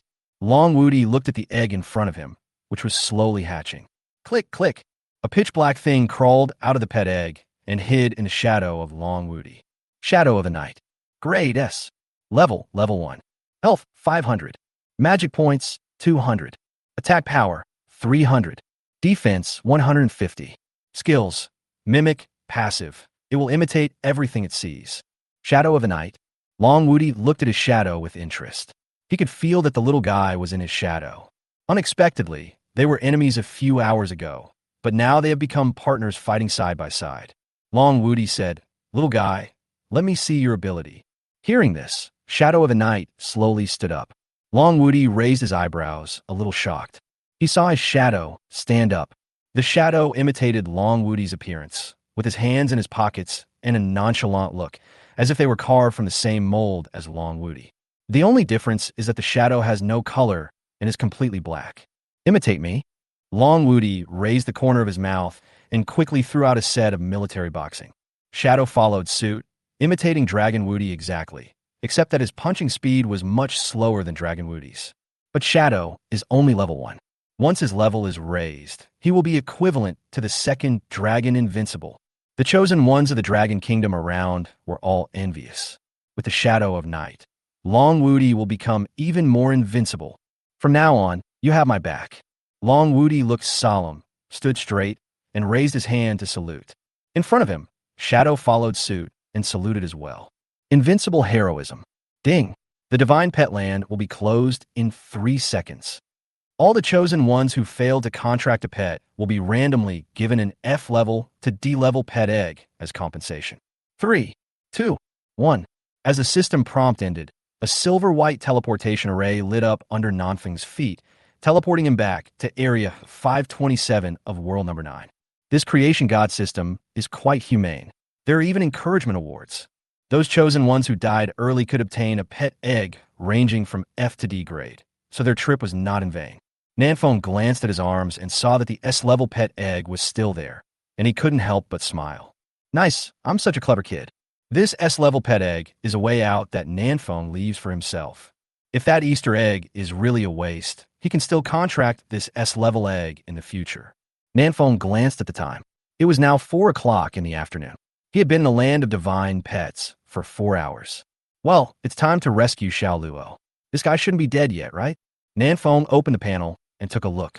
It was very good. The avatar was still in color. Xiao Luo is still alive. However, Nanfeng is in a very bad condition now. He needs to rest first to recover his health and magic points. Taking advantage of the break, Nanfeng entered the cross-world channel to chat in the group. But when he looked at the chat messages of other people in the channel, he immediately frowned. What? Their pet eggs have all hatched. Why hasn't mine hatched yet? Nanfeng opened the pet panel and confirmed again it really had not hatched. It seems that this Easter egg is indeed a bit special. The later you hatch, the stronger it is, that's for sure. Nanfeng comforted himself, not thinking about the water group, ate a handful of chi and blood fruit, and walked towards the waterfall. Phantom Sea Shark is still in the water, which makes Nanfeng a little worried. If you were on land, I would have killed you long ago. The resistance of the river water will greatly reduce the damage, making it difficult for Nanfeng to kill this water overlord. In desperation, Nanfeng could only go to the handsome guys group to ask Su Zurin to bring a group of brothers over. Su Zurin quickly brought his men to the foot of the waterfall. Huang Yuanming looked at Nanfeng and was slightly stunned. Ugly freak, who are you? Nanfeng touched his half-bald head and his handsome face, which was covered with bruises and swellings, and said with a sad face, Little Nanny, save me. Su Yihan suppressed his smile and waved his staff to give Nanfeng 2 sips of milk. His health points were restored. The wounds on Nanfeng's face slowly healed, and even his hair began to grow. The little nanny is still the best. Nanfeng clapped his hands, and without wasting any time, he directly explained his plan. The plan was simple and could be explained in one sentence. Nanxing's brothers would lure the Phantom Sea Shark away, and Nanfeng would take the opportunity to swim to the cave behind the waterfall to rescue Xiao Luo. Nanfeng, I call this plan Cave Rescue. What do you think? Huang Yuanming gasped. You're using our lives as bait. But in order to save Xiao Luo, everyone had no choice but to take a risk and give it a try. The plan was much easier to implement than imagined. Huang Yuanming and Shun Pan ran 50 meters away and jumped into the water to play in the water. The Phantom Sea Shark was soon attracted over. Seeing this, the two of them swam to the shore quickly. At the same time, the brother 100 meters away jumped into the water. With this simple tactic of luring the tiger away from the mountain, the brainless Phantom Sea Shark was easily lured away. Okay, I'll go. Seeing that the Phantom Sea Shark was swimming away, Nanfeng dived into the water and swam quickly towards the cave behind the waterfall. In the dark cave, Nanfeng shook off the water on his body, took out a torch from his backpack, and walked forward slowly. Directly in front of him was a dark figure, the statue of the woman with the red star. This woman has appeared in my dreams before. She's a little weird. Nanfeng didn't look at the stone sculpture for long. He walked around it and prepared to go deep into the cave to look for Xiao Luo. But at the moment when Nanfeng passed by the stone sculpture, his mind moved and he suddenly felt something. My pet hatched. Chapter 245, Immortal Zombie Doll. After Nanfeng contracted the pet egg, the egg disappeared directly, as if it had merged into Nanfeng's brain. Nanfeng didn't care about it before and thought everyone was like this. But in fact, everyone else signed the contract and hatched it on the spot. Only Nanfeng's Easter egg was special, hiding in his brain without making a sound. Strange, the eggs would break open as soon as I passed by the statue. Is there any connection between them? Nanfeng took 2 glances at the statue, but couldn't make any sense of it. He could only immerse himself in it and focus all his attention deep in his mind. Call! Nanfeng's mind moved, and the Easter egg appeared in his hand with a whoosh, shaking it gently. Nanfeng could feel that there was a little guy trying hard to get out. Bring me a divine beast, preferably one that can play basketball. Nanfeng silently repeated Azure Dragon, White Tiger, Black Tortoise, and Vermilion Bird 10 times in his mind, and finally a crack appeared on the Easter egg. Click! A tender little hand stretched out from the Easter egg. Huh, a humanoid pet. Click, click. The cracks on the eggs became more and more, and the eggshells shattered all over the floor. After a moment, a little head lifted up the eggshell, and her 2 round little eyes blinked at Nanfeng. This is a little girl with pale skin, a yellow talisman paper stuck on her forehead, and she is wearing an ancient official robe. This shape looks exactly like a little zombie. A female zombie. Z-zombie. Nanfeng's face froze.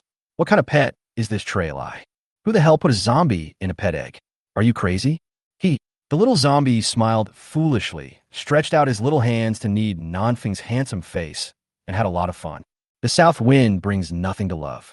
He opened the pet panel and took a look at the little zombie's attributes. Zombie doll. Grade F. Level 1. HP 10. Magic points 10. Attack power 5. Defense 3. Strength 1. Agility 1. Physical strength 1. Energy 1. Skills. Immortality. This is the immortal zombie king. Zombie doll. What the hell? This skill is pretty cool. When Nan Feng saw the attributes of the zombie doll, he wanted to die. The 4 basic attributes of this little zombie were all one. It could be called the iron waste among wastes. But fortunately, this little zombie's skills are quite powerful. Immortality. Doesn't it sound awesome? What does it matter if the attribute is low? Can't this be upgraded? As long as you live long enough, attributes and other things are nothing but clouds. I knew this Easter egg would bring out something good. Nan Feng happily pinched the zombie doll's little face. Critical hit, -10. The zombie doll's head tilted and it died. Dead. Nan Feng crushed his own pet to death with his own hands. Nan Feng was dumbfounded. Where was the immortality you promised me? Are you kidding me? 2 seconds later, a green number, +1, appeared above the zombie doll's head. The zombie doll opened its round little eyes and let out a silly laugh. Hee hee. Then it continued to knead Nan Feng's face. It's a bit stupid. Nan Feng shook his head and put the zombie doll on the ground. It turns out that he is immortal and can come back to life even when his health points are reduced to 0. He is quite something. The zombie doll stared with her big round eyes, looking at the dark cave curiously. When she saw the stone sculpture beside her, her eyes suddenly sparkled. She stretched out her chubby little hands and hopped towards the statue like a zombie in the movies. Click! The zombie doll kicked a protruding stone and fell to the ground with a thud. -10. She fell to death, and her little head was smashed. Nan Feng felt dizzy. What kind of rubbish pet is this? No wonder her skill is immortality. This thing is just garbage. She can fall to death while walking. If she didn't have this skill, she wouldn't survive half an episode. This time, it took a full 30 seconds before the light green number, +1, popped up on the zombie doll's head. She died, and then she came back to life. She was like nothing had happened, jumping around to find a statue. Nan Feng said, "Come here, little guy, we should go." But the zombie doll ignored Nan Feng, hugged the stone sculpture's thighs, rubbed its little face against them, and was extremely happy. Nan Feng wanted to take her back, but found that he couldn't. What a naughty kid. Nan Feng rubbed his temples, simply ignored the zombie doll, and turned to walk deeper into the cave. It's more important to find Xiao Luo first. Anyway, this zombie doll is immortal, so it's okay to leave her here and come back to pick her up later. Nan Feng held the torch and strode deeper into the cave. Every 10 or so seconds, he would open the panel to take a look to make sure whether he had been dragged into the illusion. After walking for more than 10 minutes, Nan Feng suddenly saw a ray of light ahead. We've reached the end? So soon? Nan Feng frowned, realizing that things were not that simple, and quickly tried to open the panel. As expected, the panel could not be opened, and he was now in an illusion. Xiao Luo should be here, right? Nan Feng quickened his pace and walked towards the light, and soon walked out of the cave. This is... Nan Feng looked at the scenery outside the cave and took a breath. Outside the cave was a large grassland, and the grassland was full of Xiao Luo, densely packed, and countless Xiao Luo. These Xiao Luos all have the same goal, which is to break into the small house in the center of the grassland. That's the real Xiao Luo's cabin. In front of the hut, the real Xiao Luo slashed with his sword and killed all the fake Xiao Luos who dared to come forward. But he was alone after all and could only defend the front. On the side and back of the hut, there were also countless fake Xiao Luos constantly attacking the hut. The hut was shaking and almost collapsing. The night elves are so powerful, they can actually create so many fake Xiao Luo. Nan Feng did not dare to hesitate and immediately threw a grenade into the crowd. Boom! The grenade exploded, directly killing dozens of fake Xiao Luos. Nan Feng suddenly realized, so that's how it is. Although there are many fake Xiao Luos, their attack, defense, and health are very low. I can kill 2 with 1 punch. No wonder Xiao Luo can kill so many. The energy of the night elves is conserved. The more dummies it creates, the weaker its strength will be, and vice versa. But numbers have their advantages. As the saying goes, many ants can kill an elephant. No matter how powerful Xiao Luo is, he can't stop the attacks from all directions and will eventually get hurt. That's why he moved the cabin here to recover. But Xiao Luo didn't expect that he would never be able to kill all these dummies, and even his little house was about to be blown up. Hearing the explosion, Xiao Luo raised his head tiredly and looked at Nan Feng. You are finally here? Chapter 246 Rescue, Xiao Luo. Xiao Luo always believed that Nan Feng would come to save him. He persisted from yesterday afternoon until this afternoon, and finally the south wind came. You bastard, if you come any later, you'll be waiting for me to collect your body.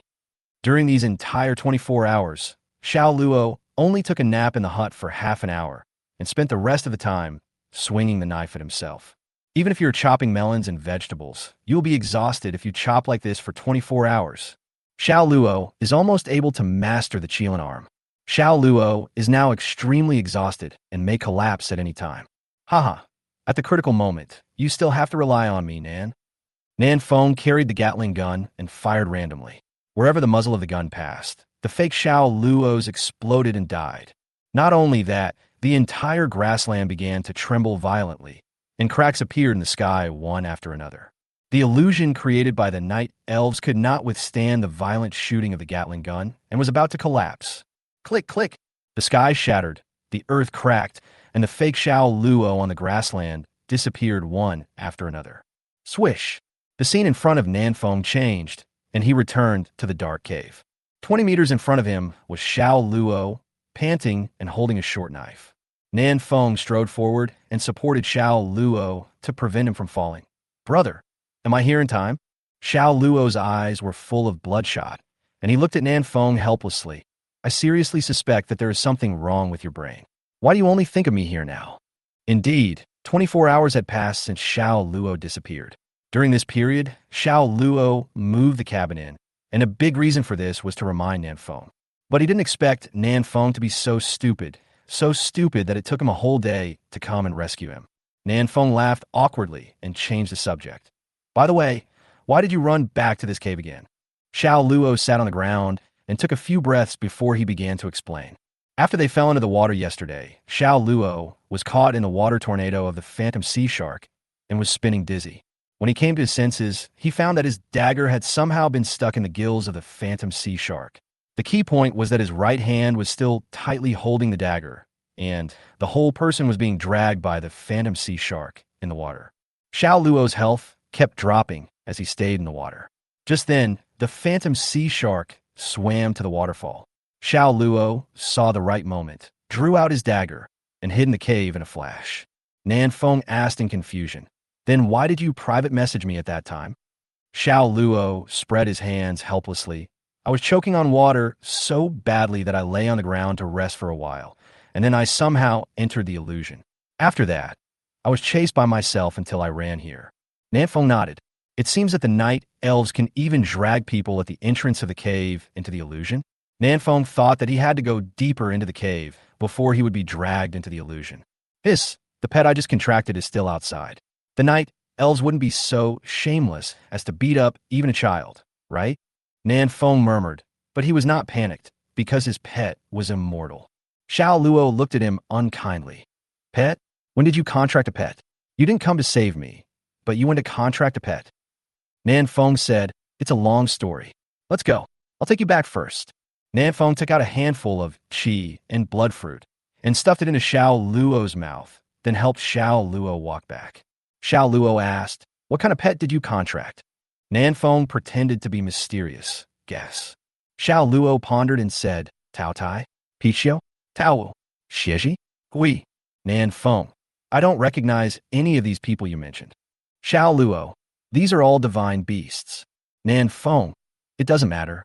My pet will be 10,000 times more powerful than them in the future.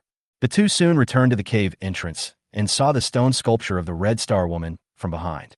But what made Nan Feng uneasy was that he didn't see the zombie doll. Xiao Luo asked, where's your pet? Where is it? Nan Feng frowned and walked to the front of the stone sculpture and found a meat pie on the ground. Damn, who the hell did this? Nan Feng picked up the zombie doll from the ground and looked around angrily. Xiao Luo was stunned. Is this the pet you mentioned that is 10,000 times stronger than the divine beast? You know nothing. Nan Feng picked up the zombie doll angrily. What a cute little baby. And yet it was crushed like that. It's really too much. Needless to say, this was definitely done by the night elves.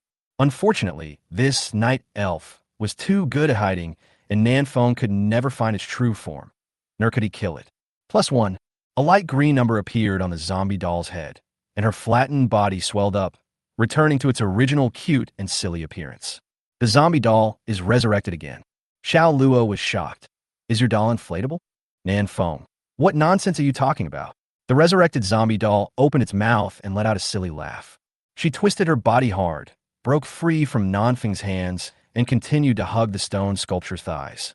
What are you doing? Oh, you are such an unlucky child. Nanfeng felt a little troubled when looking at this silly little zombie. Other people's pets are good helpers to their owners, but Nanfeng's pet is a burden.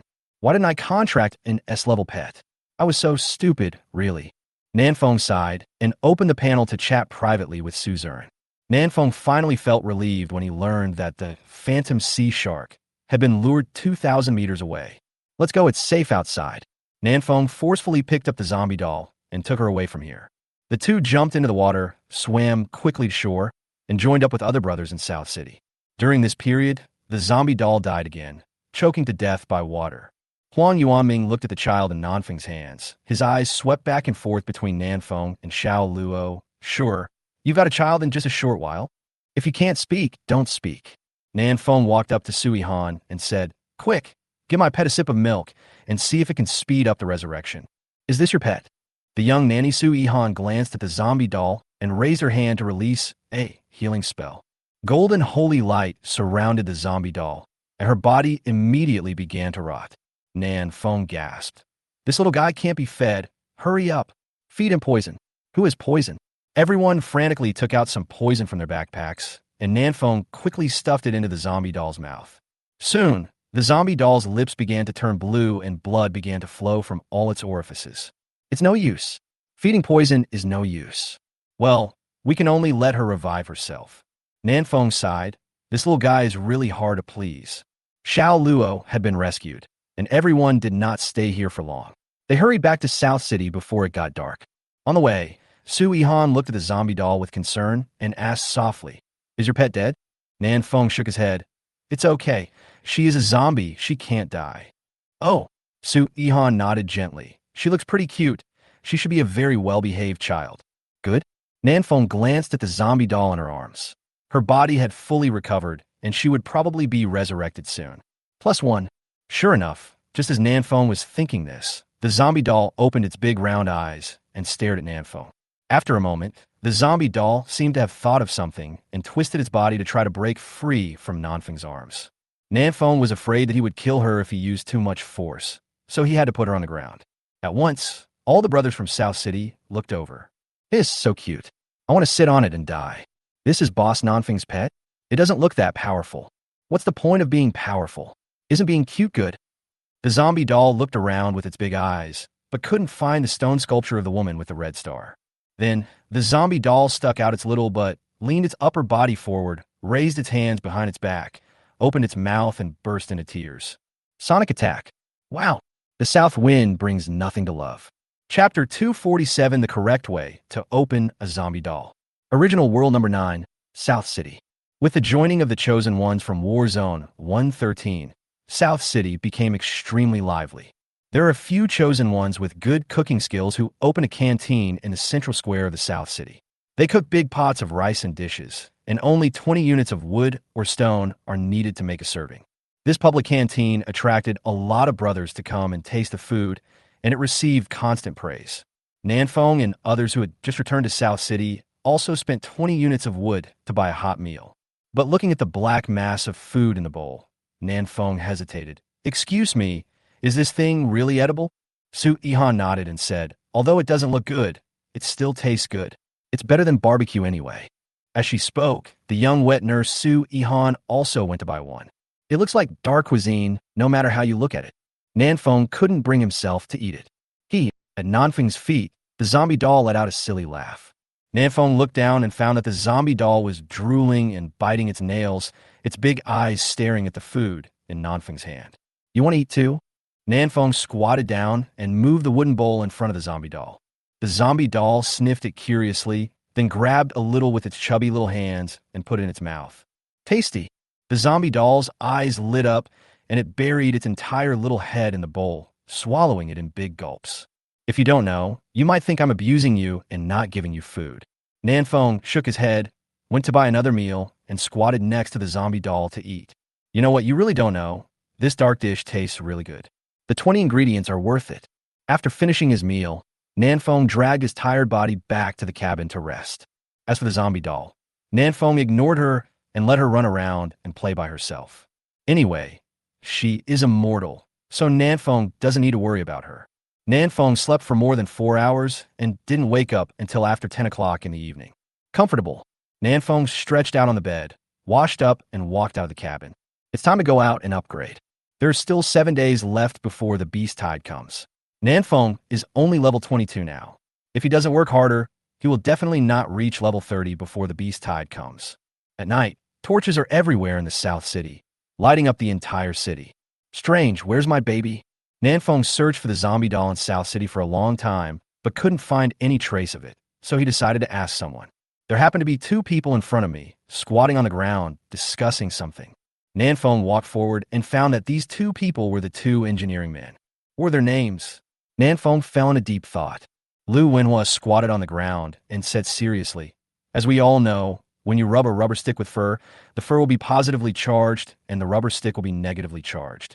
We just need to store this electrical energy to bring Nansheng into the electric energy age. Xian Yongchang nodded in agreement. You are right. The question now is how to store electrical energy? What do you think of making a Leyden jar? Lu Wenhua said excitedly. It's a great idea, but the Leyden jar is just our starting point. The battery is our goal. Xian Yongchang was equally excited. Brother, what are you waiting for? The lighting effect of these damn torches is too poor. Let's install electric lights in South City. Lu Wenhua. We will be the drivers of the gears of history. Our small step is a big step for South City.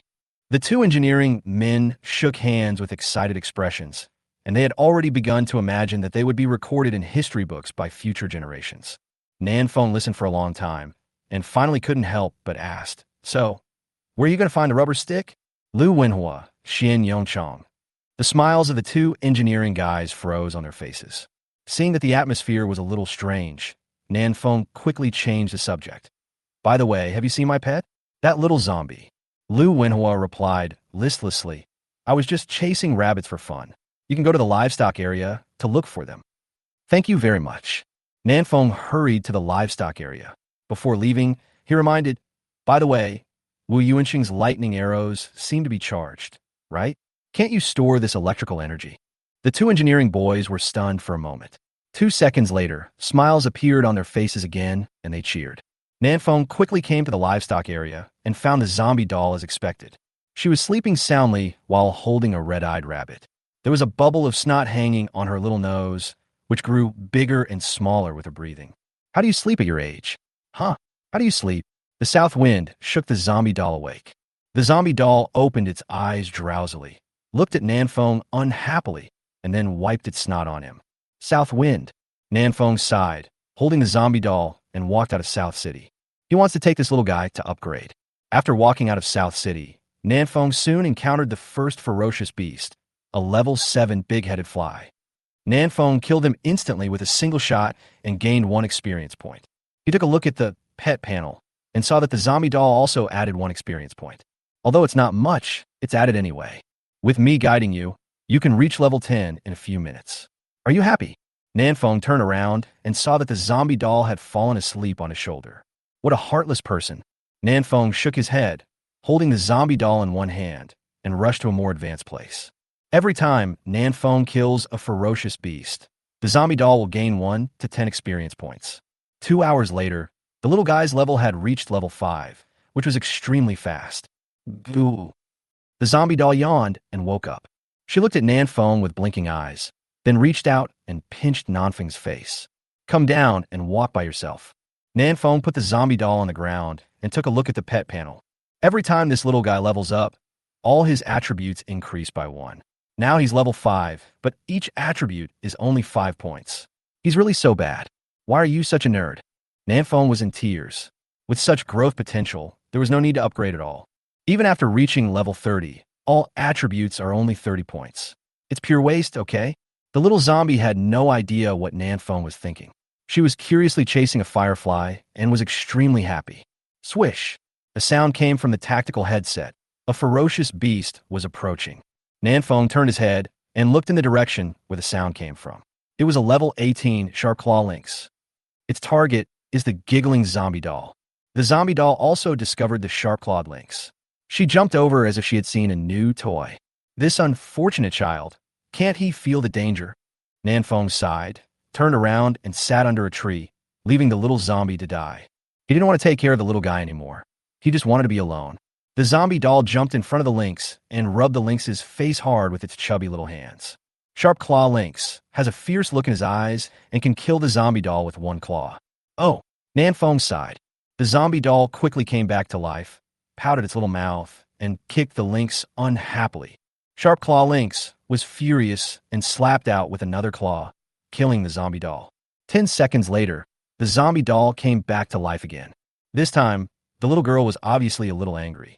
She clenched her fists and wanted to punch him. But Sharp Claw Lynx is a level 18 ferocious beast. How can this little guy deal with it? She was once again beaten to death by the Sharp Claw Lynx. Nanfeng shook his head, took out his Desert Eagle, and prepared to shoot the lynx. But deep down in his heart, he felt the wrath of the zombie doll. The zombie doll is angry. 10 seconds later, the zombie doll resurrected for the third time. Sharp-clawed lynx was also a little confused. Is this little thing immortal? Just when it was confused, the zombie doll tore off the talisman paper on its forehead and stuck it on the body of Sharp Claw Lynx. Sharp Claw Lynx, don't move. Oh, Nanfeng perked up and stood up quickly. Look, this little girl is something. She is not a waste. On the other side, the zombie doll stretched out its chubby little hands. Its nails grew 10 centimeters and immediately inserted them into the lynx's body. Ding! The zombie doll has absorbed the life essence of Sharp Claw Lynx. Strength +1. Stamina +1.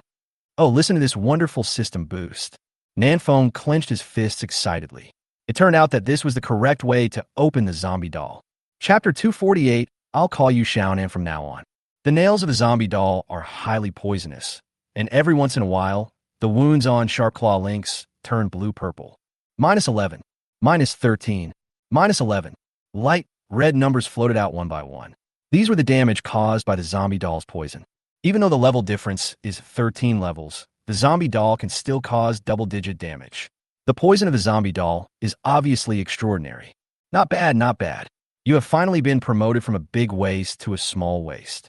Nanfeng expressed his satisfaction. The main thing is that his ability to absorb the life essence of ferocious beasts is quite powerful. If it absorbs hundreds or thousands of ferocious beasts, the attributes of a zombie doll will become extremely exaggerated. Take off directly. I wonder how much you can grow when the beast tide comes. Nanfeng has already begun to imagine the zombie doll using its nails to poke the beast tide boss to death. Swish! There was another sound coming from the tactical headset. Nanfeng turned his head and looked to the west, only to see thick vines moving slowly. It's the spiritual wood snake. I didn't expect to meet a lord here. I'm lucky. Nanfeng took out a flash bomb and turned to look at the zombie doll. I'll call you Xiaonan from now on. Just stay here and don't move. I'll go find you something to eat. As a person who is not good at naming, Nanfeng only took 2 seconds to name the zombie doll Xiaonan. Then he threw a flash bomb to the west, picked up the Gatling gun, and rushed over. Nanfeng's current strength has completely crushed the spirit wood snake. He doesn't need to keep any distance. He could just put the gun into the spirit wood, snake's mouth, and be done with it. Seeing this, the zombie doll Xiaonan also wanted to come up to help, so he raised his chubby little fist and rushed over babbling. Click! She tripped over a vine and fell to the ground, crying loudly. This forest is still too dangerous for Xiaonan. The road is not flat at all, and he can't have fun playing there at all. Xiaonan cried for a while, but seeing that no one paid attention to her, she could only pout and get up from the ground, brushing the dirt off her clothes. Then she turned around, climbed onto the back of the Sharp Claw Lynx, tore off the talisman paper on its body, and put it back on her forehead. Beep! The corpse poison in Sharp Claw Lynx. His body has spread throughout its body, and its eyes have turned purple. At this moment, it seemed to sense Xiaonan's inner thoughts.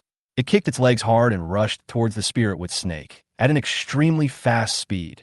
Xiaonan hugged the lynx's neck tightly with his chubby little hands and laughed happily. It was controlled by Xiaonan. On the other side, Nanfeng had already climbed onto the head of the spiritwood snake, and the thick and big Gatling gun barrel was pointing at the head of the spiritwood snake and attacking crazily. Da-da-da. Machine guns roared, and the spirit wood snake twisted its body in pain, crushing the giant trees one by one. In just 30 to 50 seconds, this spirit wood snake was already dying, falling to the ground and starting to twitch. Xiaonan, come over and eat.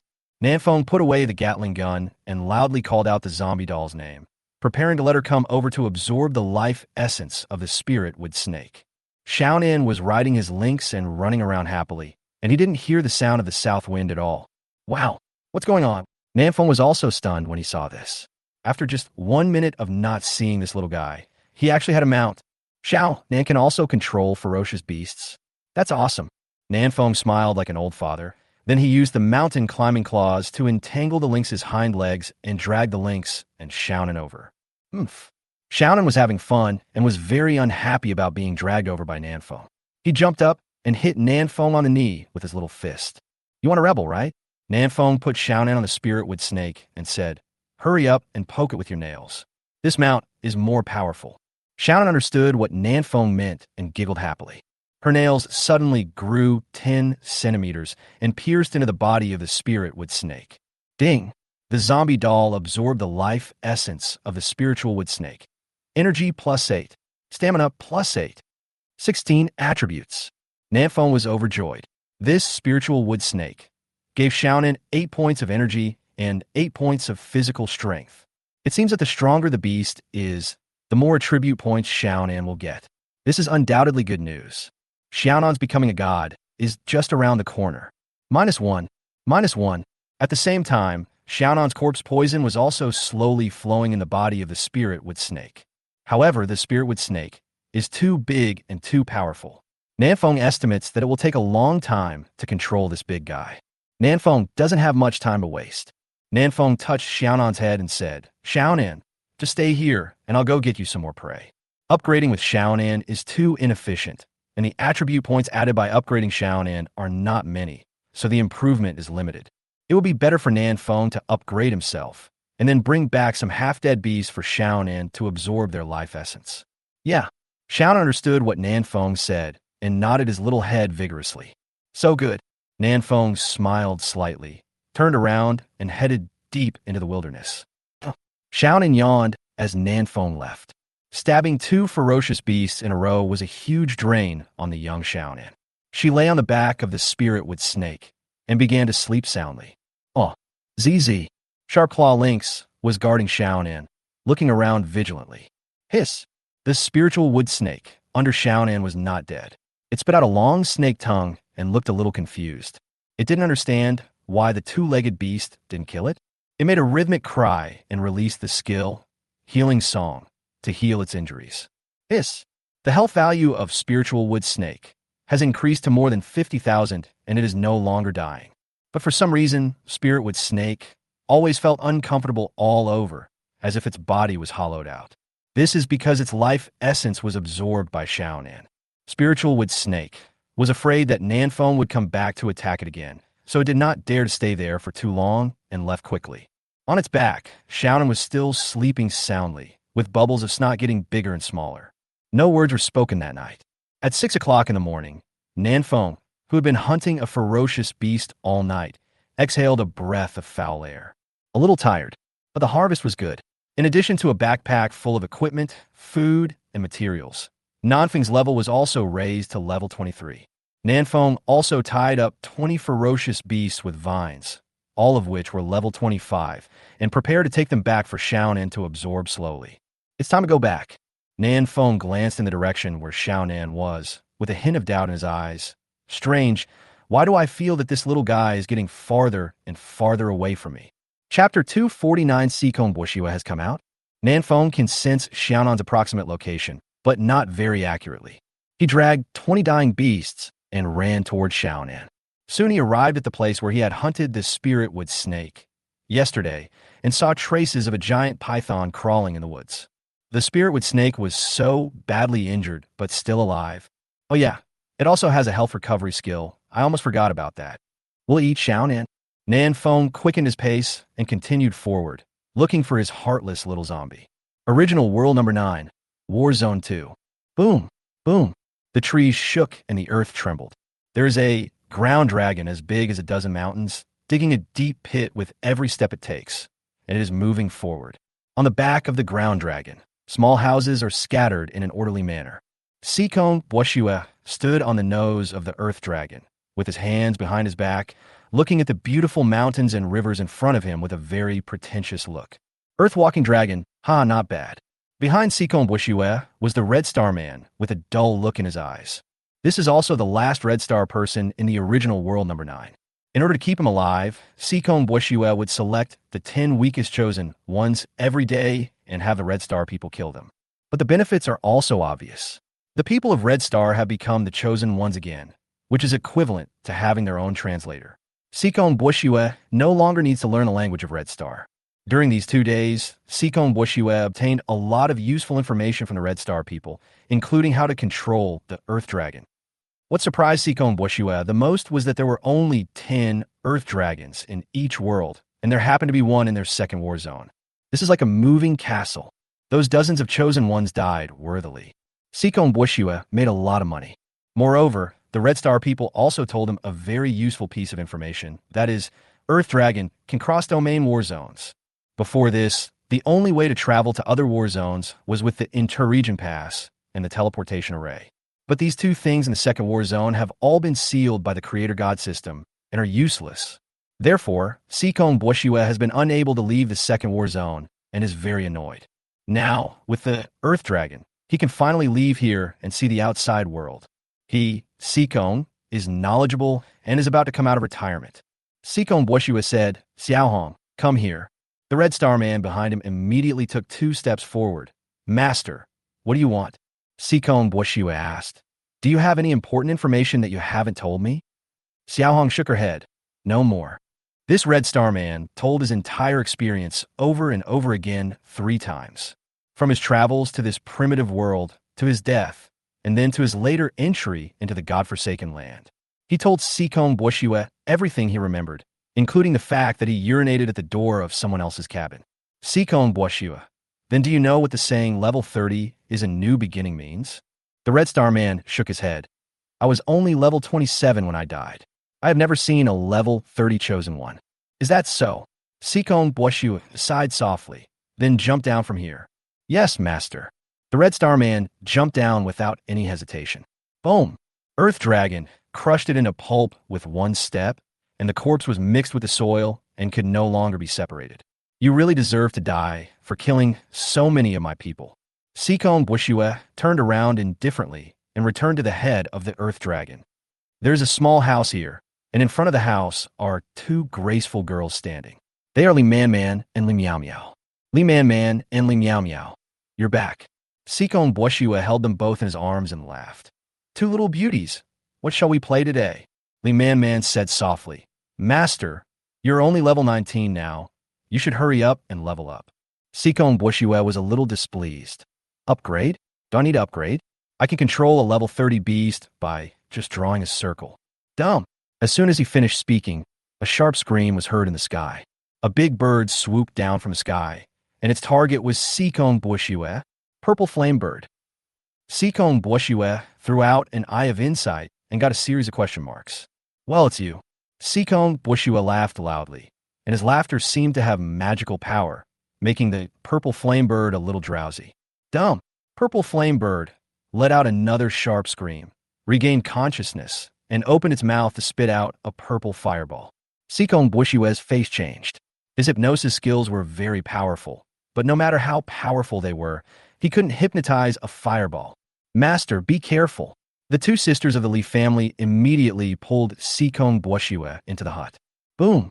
The fireball hit the hut, and the hut instantly caught fire, and the health points dropped rapidly. Minus 2,291. Minus 1971. Minus 2,138. 1 or 2,000 damage per second. Sikon Boshue's face changed. He was helpless. The damage was so high. This can't be a level 30 ferocious beast. Earth Dragon has been walking in the wilderness for a day or 2, and the levels of the ferocious beasts around it are getting higher and higher. It is really possible that a level 30 ferocious beast will appear. As soon as he thought of this, Sikon Boshue immediately took out his pocket watch. Although I disdain using pocket watches, they are really useful. He walked out of the hut and clicked open his pocket watch. Purple Flame Bird just glanced at his pocket watch and instantly felt dizzy and almost fell from the air. But it swayed in the air and finally stabilized its body. Your will is quite strong. Sikong Bushue frowned slightly and poured magic power into the pocket watch frantically. Tick tick. The sound of the pocket watch became louder and louder. Purple Flamebird sensed something was wrong and immediately spread its wings and flew high above the clouds. Tick tick. The sound of the pocket watch still echoed in its ears.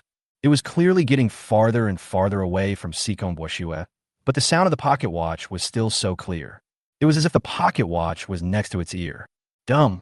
The purple flame bird finally couldn't hold on any longer and fell head first, with its sharp beak piercing the earth dragon's head. Hypnosis successful. Sikong Bushue sneered. Level 30 beast? That's it. He had consumed less than half of his magic power. Take it easy. Original World Number 9, War Zone 527. At 8 o'clock in the morning, there are still 6 days before the arrival of the large-scale beast tide. Nanfeng dragged 20 ferocious beasts and ran through the jungle. Ding! You killed a level 25 purple flamebird and gained 300 experience points. Nanfeng turned around and found that a ferocious beast had died from excessive bleeding. Oh, it took me 5 or 6 minutes to shoot down this big bird. I wanted to give Xiaonan a change of taste, so why did it die? He captured 20 ferocious beasts, 19 of which ran on the ground, and only the purple flamebird flew in the sky. I didn't expect it to be so useless. It broke down before it even reached the destination. What a rookie! Nanfeng took the bird meat and continued to run wildly, dragging the remaining 19 ferocious beasts. He felt that Xiaonan was very close to him. Conan, it's time to eat. The south wind called out at the top of his voice. After running forward for a distance, Nanfeng heard a roar coming from the tactical headset. Are there ferocious beasts fighting? Judging from a noise, these 2 ferocious beasts are quite large. About 2 kilometers away, Nanfeng quickly ran towards the direction where the sound came from. As the distance got closer, the sounds of fighting became louder. From a distance, Nanfeng saw the spirit wood snake entangled with a giant lizard. What's that on the snake's head? Nanfeng took out an 8x telescope and took a look. Oh, it turned out to be his heartless little zombie. Standing on the head of the spiritual wood snake is the sharp claw lynx, and on the back of the sharp claw lynx is Conan, who is babbling and waving his fist with a serious look on his face. This little loser is actually commanding the spirit wood snake to fight. Chapter 250. Ferocious beasts attacking the city? Xiaonan babbled and waved his fists, trying to command the spirit wood snake to fight. But she's just a newborn kid. What does she know about fighting? Under her command, the spirit wood snake moved clumsily and was seriously injured by a bite from the giant lizard. It's better not to command. Roar. The monitor lizard is not as big as the spirit wood snake, but it is extremely aggressive and bites the spirit wood snake tightly and does not let go. Spiritual wood snake had its life essence sucked away by Xiaonan, and its strength was greatly reduced. Coupled with Xiaonan's reckless command, it is now at a disadvantage and is only 1 step away from death. Hey! Xiaonan raised his mouth, very dissatisfied with the big snake under his feet. Xiaonan's inner thoughts. Snake. Vegetable. I have insight. In the distance, Nanfeng threw out an eye of insight and acquired the attributes of the monitor lizard. Wild giant lizard. Level 20, elite level. Attributes omitted. Elite level ferocious beasts are between ordinary ferocious beasts and Lord ferocious beasts. They are relatively common, and Nanfeng hunts many of them every day. A level 20 Lord can't beat a level 20 elite? I'd feel ashamed for you if you told me that. Nanfeng picked up the AWM and joined the battle. Spiritual Wood Snake is now controlled by Xiaonan and can be considered as half of Xiaonan's pet. How could Nanfeng let it die so easily? Call out. Minus 5,861. The magic bullet hit the chin of the wild lizard and only caused nearly 6,000 points of damage. Nanfeng smacked his lips and said, "This guy is pretty tough." Theoretically, a level 20 beast Nanfeng can cause 10,000 to 20,000 damage with one shot. But the scales of this wild monitor lizard have high defensive power, and a lot of Nanfeng's damage was blocked. But it doesn't matter. Nanfeng had never intended to kill the giant lizard. Whoosh, whoosh, whoosh. Nanfeng specifically shot at the parts of the monitor lizard's thick scales, slowly reducing the health of the wild monitor lizard. The wild monitor lizard was still biting the spiritual wood snake tightly, but as its health points dropped rapidly, it became a little panicked. Which bastard is attacking me? Seeing the scales on its body being shattered into pieces, the wild monitor lizard felt that the shadow of death was looming over it. Run! Wild monitor lizard opened its mouth, dug around with its four short and sturdy claws, and quickly fled into the distance. Hiss! As soon as the giant lizard ran away, the spiritwood snake was able to catch its breath and immediately made a rhythmic sound, and its health points were restored to 50,000 points in a flash. Then, a fierce light flashed in the eyes of the spiritwood snake, and it twisted its body and swam forward, soon catching up with the monitor lizard. Death coil. The spiritual wood snake used its huge body to tightly wrap around the wild monitor lizard. In order to prevent being bitten, the spiritual wood snake also deliberately wrapped around the upper and lower jaws of the monitor lizard, preventing it from opening its mouth. Without Xiaonan's blind command, spiritual wood snake gained the upper hand in just one round. This is what a lord should look like. Nanfeng put away his AWM and rushed forward quickly. Xiaonan, go and poke the third sister-in-law. Xiaonan pouted and scratched his head, not quite understanding what the word third sister-in-law meant. This should be the big monster, Xiaonan thought, riding on the sharp claw lynx and jumping onto the monitor lizard. His nails instantly grew 10 centimeters and pierced into the body of the wild monitor lizard. Wow, Nanfeng was a little shocked. The scales of this monitor lizard were so hard that Nanfeng had to use 2 shots to break a scale. He didn't expect Xiaonan to poke it in so easily. The little loser, Xiaonan, finally looks like a strong man. Ding! The zombie doll absorbed the life essence of the wild monitor lizard and gained strength +4, agility +4. Not bad, not bad. 8 more attribute points added. As his attributes increased, Xiaonan's size also changed, and he now grew to be as tall as Nanfeng's knees. Now, Xiaonan doesn't need to jump up. He can hit Nanfeng's knee with his little fist. Nanfeng nodded in satisfaction, and then through the 19 beasts he had dragged in front of Xiaonan. Be good, Xiaonan. Kill them quickly. Xiaonan's eyes lit up as if he saw delicious food, and he jumped over. I poked and I poked again. Xiaonan's pitch-black nails kept poking into the beast's body. A few minutes later, Xiaonan had poked all the ferocious beasts and gained a total of 76 attribute bonuses, including 28 points of strength, 16 points of agility, 12 points of physical strength, and 20 points of energy. Each beast provides 4 attributes. Nanfeng murmured. It seems that Lord-level and Elite-level beasts provide more attribute points. If he encounters an Elite beast next time, Nanfeng will keep it for Xiaonan to absorb. As for the Lord-level beast, why does he need a Lord-level beast at such a young age? Nanfeng wants to kill it by himself, because it will have attribute point rewards. After absorbing a large amount of life essence, Xiaonan felt a little full and began to doze off while standing. The little head is moving little by little. You sleep after eating, you are so heartless. Nanfeng pinched Xiaonan's cheek. You little idiot, let this big snake take us back to South City and go home to sleep. 0. Xiaonan yawned, then commanded Sharp Claw Lynx to jump onto the top of the dragon snake. Swish, swish, swish. Spiritual Wood Snake twisted its huge body and swam towards the South City. What the hell? You're leaving without waiting for me.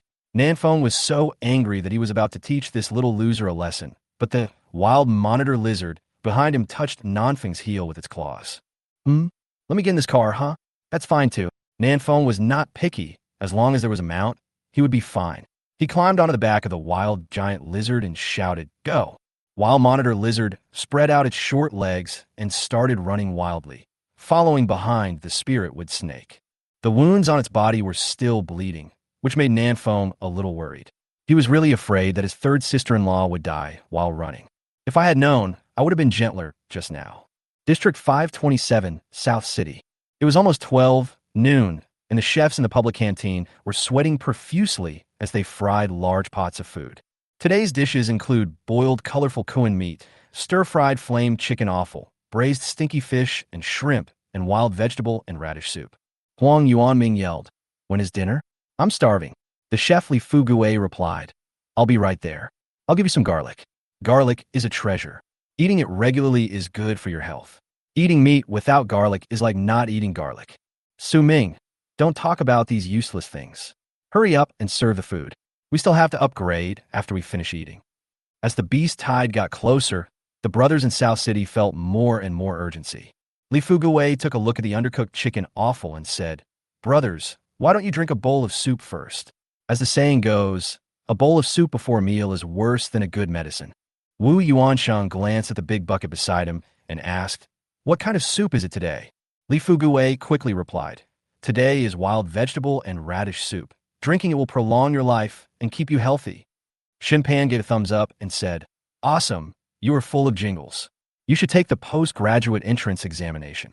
Boom, boom. At this moment, a loud noise suddenly sounded outside South City. Ferocious beasts are attacking the city. Ferocious beasts are attacking the city.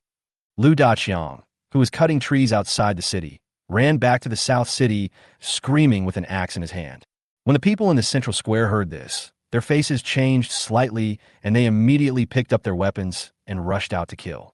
Everyone came to the city gate and looked up into the distance. A huge dragon snake nearly 100 meters long, plus a sturdy monitor lizard covered in blood, were walking towards the South City. Su Zurin stood on the city wall with a calm expression. The long-range chosen ones go up to the city wall and attack freely. Huang Yuanming and Su Ming, you lead the first assault team and prepare to launch a charge to intercept the ferocious beast. These two beasts arrived at the right time. They can be used as training for us. Wait! Wu Yuansheng climbed up the city wall and immediately noticed something was wrong. What's on the head of this giant snake? What the hell? What the hell? What the hell? Chapter 251 Goodbye, South City. What the hell? What the hell? What the hell? Why does this sultry guy with his hands in his pockets look a bit like Nan Feng? Wu Yuansheng narrowed his eyes slightly so that he could see farther. On the back of the giant lizard that was running and spurting blood stood a young man in black armor. He clearly had no pockets, but he pretended to put his hands in his pockets. His eyes were deep, revealing a hint of sadness. If this isn't Nan Feng, then who is it? Wu Yuansheng turned his head and looked at the head of the spirit with snake again. Well, there is a scratching lynx and a sleeping little zombie. It was definitely the big loser that Nan Feng had just contracted yesterday. Wu Yuansheng waved his hand towards the city wall and said, "The crisis is over. Our village chief is back." Everyone was curious when they heard this. After not seeing each other for one night, Nan Feng actually brought back two giant ferocious beasts. What kind of trick is this? Everyone walked out of the city gate and went outside the moat to watch the excitement. Rumble, spiritual wood snake, and wild giant lizard stopped 20 meters away from the moat and did not move forward. Nan Feng jumped off the monitor lizard's back and did a superhero landing. Nan Feng. There was a loud bang in the sky, and a handsome guy made a brilliant appearance. Why don't you applaud? But everyone's eyes were on the two ferocious beasts, and no one paid any attention to Nan Feng. This made Nan Feng very embarrassed, and he stood there in an awkward position. Fortunately, the girl Yuran was very considerate. She clapped her hands, smiled, and said, "Nan Feng Gij is so awesome." Well, although it's a bit tight, at least it gives me a way out. Nan Feng stood up straight and patted the dirt off his body. "Sister Yuran is still the best. I will give you an S-level pet egg later." Nan Feng still has that S-level pet egg in the cabin. "Brother, dear brother, Brother Feng." Huang Yuanming hurried forward to support Nan Feng. "Nan Feng Gij, you are so awesome." "Who are you? Go away." Nan Feng put his hands on his hips and ignored Huang Yuanming. "Haha, you ignored me just now, but now I've made you out of reach." Su Zurin stepped forward and asked, "Nan Feng, what's going on with these two beasts? Will they attack our brothers?" "Nan Feng, don't worry, they won't. I have already controlled them, and they obey my orders. You can treat these two big guys as the guardian beasts of South City." South City's guardian beast? After hearing what Nan Feng said, the chosen ones, who were originally a little nervous, relaxed and surrounded the two ferocious beasts, pointing and talking as if they were looking at monkeys.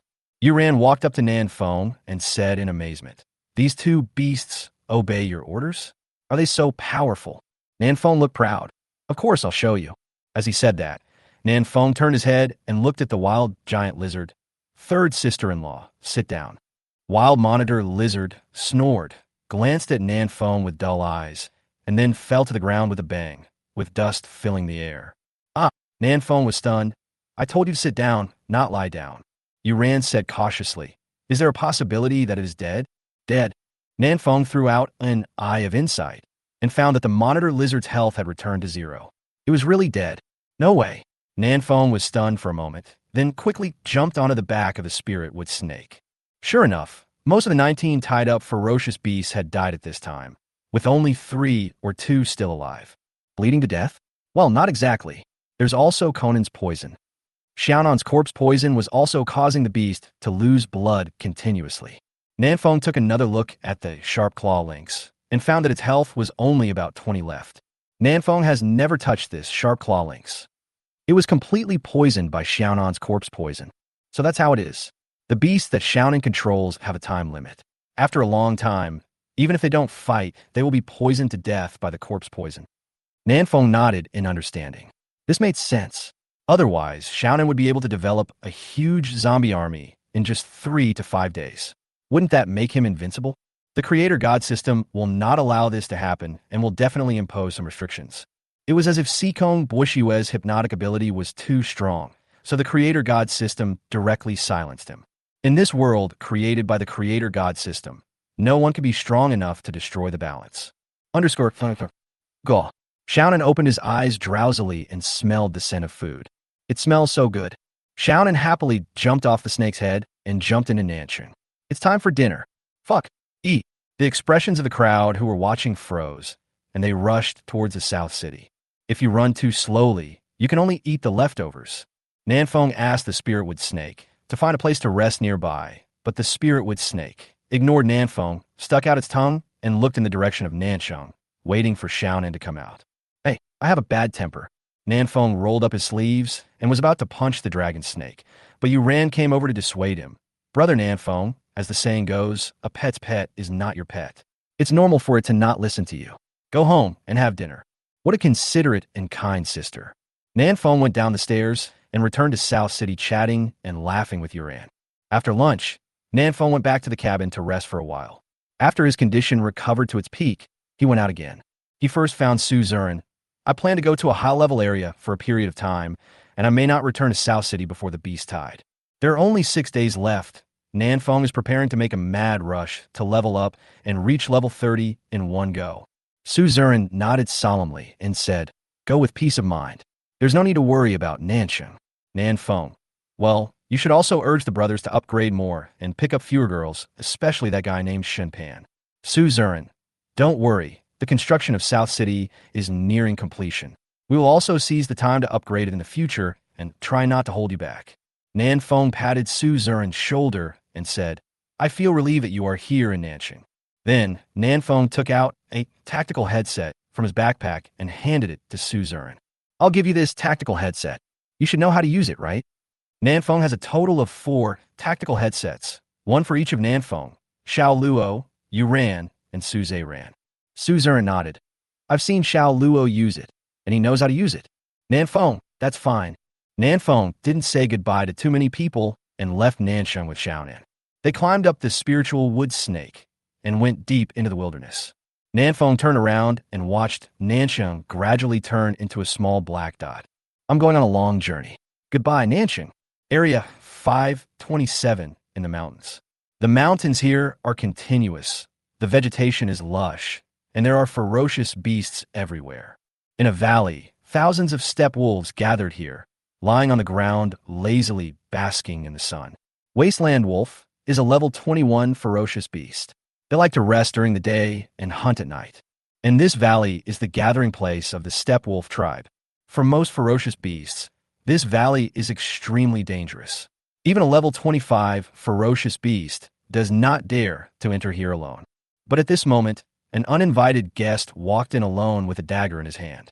Facing the gazes of thousands of steppe wolves, the uninvited guest remained calm and showed no fear at all. "I have killed thousands of eyes, so why should I be afraid of thousands of wolves?"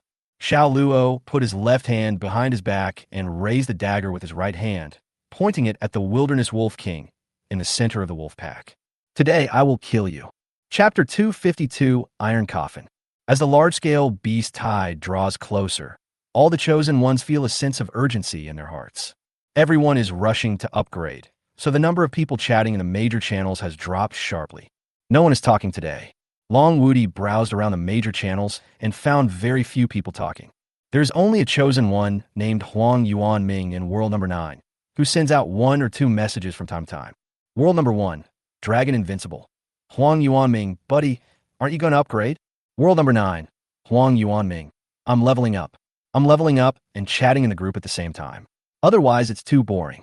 Long Wudi's eyes lit up. Isn't this another me in the world? The two of them started chatting immediately, and the conversation was so enthusiastic that the cross-world channel was flooded with messages. Before Long Wudi could finish his chat, he sensed that his pet, Shadow of Night, was in danger. World number 1, Dragon Invincible. Brother, I'm in some trouble here. I'll go and solve it first. World number 9, Huang Yuanming. Okay, let's talk again when we have time. Next time I'll tell you about the weird experiences I encountered during my years as a porn appraiser. Hiss. Long Wudi took a breath of cold air. The experience of being a porn appraiser? This sounds very interesting. World number 1, Long Wudi. Okay, next time I'll tell you about my experience as a security guard in a mental hospital. The two agreed on the content of their next chat, and then reluctantly closed the panel. Who dares to touch my shadow? After turning off the panel, Long Wudi's face darkened, and he punched the storm tiger in front of him, sending it flying. There were corpses of ferocious beasts all around him. Even while chatting with Huang Yuanming, Long Wudi was still hunting ferocious beasts. He walked with the gait of a dragon and a tiger, rushing out violently like an ancient ferocious beast. Soon, he saw Shadow of Night being beaten up by a dark blue bear. Purple Lightning Bear King, level 27, Lord level. It turned out to be a level 27 Lord. No wonder Shadow of Night couldn't defeat it. The sharp claws of the Purple Lightning Bear King flashed with arcs of electricity, and it launched a fierce attack at the Shadow of the Night. Long Wudi rushed forward quickly, blocked with his arms, and kicked with his knee. This kick made the Purple Lightning Bear King retreat repeatedly. Shadow of the Night took this opportunity to quickly dive into Long Wudi's shadow to recover from his injuries. Long Wudi looked at the Purple Lightning Bear King, his lips curled up, level 27, barely a bit challenging. He stood in the posture of a sheep-horse clamp and hooked his finger at the Purple Lightning Bear King. Come here. Primitive World, Area 527. Spiritual Wood Snake carried Nanfeng and Shaonin across the mountains and seas, and also through the Beast Mountains and Beast Seas. The surrounding environment is becoming more and more dangerous, and the level of the ferocious beasts is getting higher and higher. Suddenly, the Spiritual Wood Snake stopped, raised its head high, and looked ahead cautiously. A black wild wolf licked its paws gently and blocked the path of the Spirit Wood Snake. A good dog doesn't get in the way. Nanfeng threw out the Eye of Insight and obtained the attributes of the black wolf. Black Flow Demon Wolf, level 25. An ordinary level 25 beast, not a big threat. Nanfeng raised his AWM and shot it through the throat with one shot. Woo-woo! The demon wolf screamed, but did not run away. Instead, it rushed forward and tried to fight with the Spirit Wood Snake. Although the level of Spirit Wood Snake is a bit low, it is still a Lord-level ferocious beast, and its strength is not weak. It summoned a large number of vines to block the magic wolf's advance, and with the help of Nanfeng's precise magic bullets, it quickly killed the magic wolf. This level 25 demon wolf is still no match for Nanfeng. His attributes are already far beyond those of the same level ferocious beasts, so it would be no problem for him to hunt ferocious beasts that are 2 or 3 levels higher. Take it easy. There are more and more demon wolves around here. I think there is a group living here. The south wind drove the Spirit Wood Snake forward for more than half an hour, and it hunted more than 20 black flow demon wolves on the way. As it continued to move forward, the speed of the Spiritual Wood Snake slowed down, as if it was a little afraid of what was ahead. There's probably a large group of ferocious beasts ahead. Nanfeng jumped off the snake's head, groped forward alone, and soon found a large group of scorpions. Poisonous Scorpion, level 24. A swarm of poisonous scorpions? They seem to have crawled out a hole in the ground. Nanfeng discovered a dark cave in front of him, from which 1 or 2 scorpions crawled out from time to time. It looked like a scorpion cave.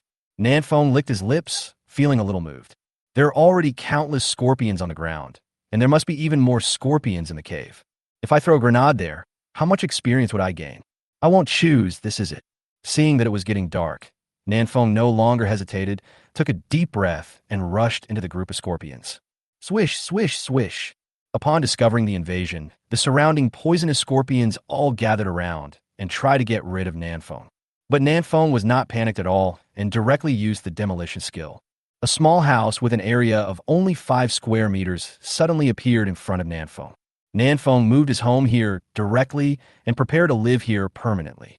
He stood at the door of the hut, set up the AWM, and started firing bursts of shots. The magic bullet flew out of the gun steadily, hitting one poisonous scorpion after another with great accuracy. Ding! You successfully killed the venomous, stinging scorpion and gained 264 experience points. Ding! The cold system prompts continue to sound, and Nanfeng's experience points were also steadily increasing. On the other side, Xiaonan also joined the battle riding on the spiritual wood snake. Although the spirit wood snake is huge in size, it is no match for these poisonous scorpions. One reason is that the level is too low, and the other is that there are too many poisonous scorpions. The health of the spiritual wood snake quickly dropped below half.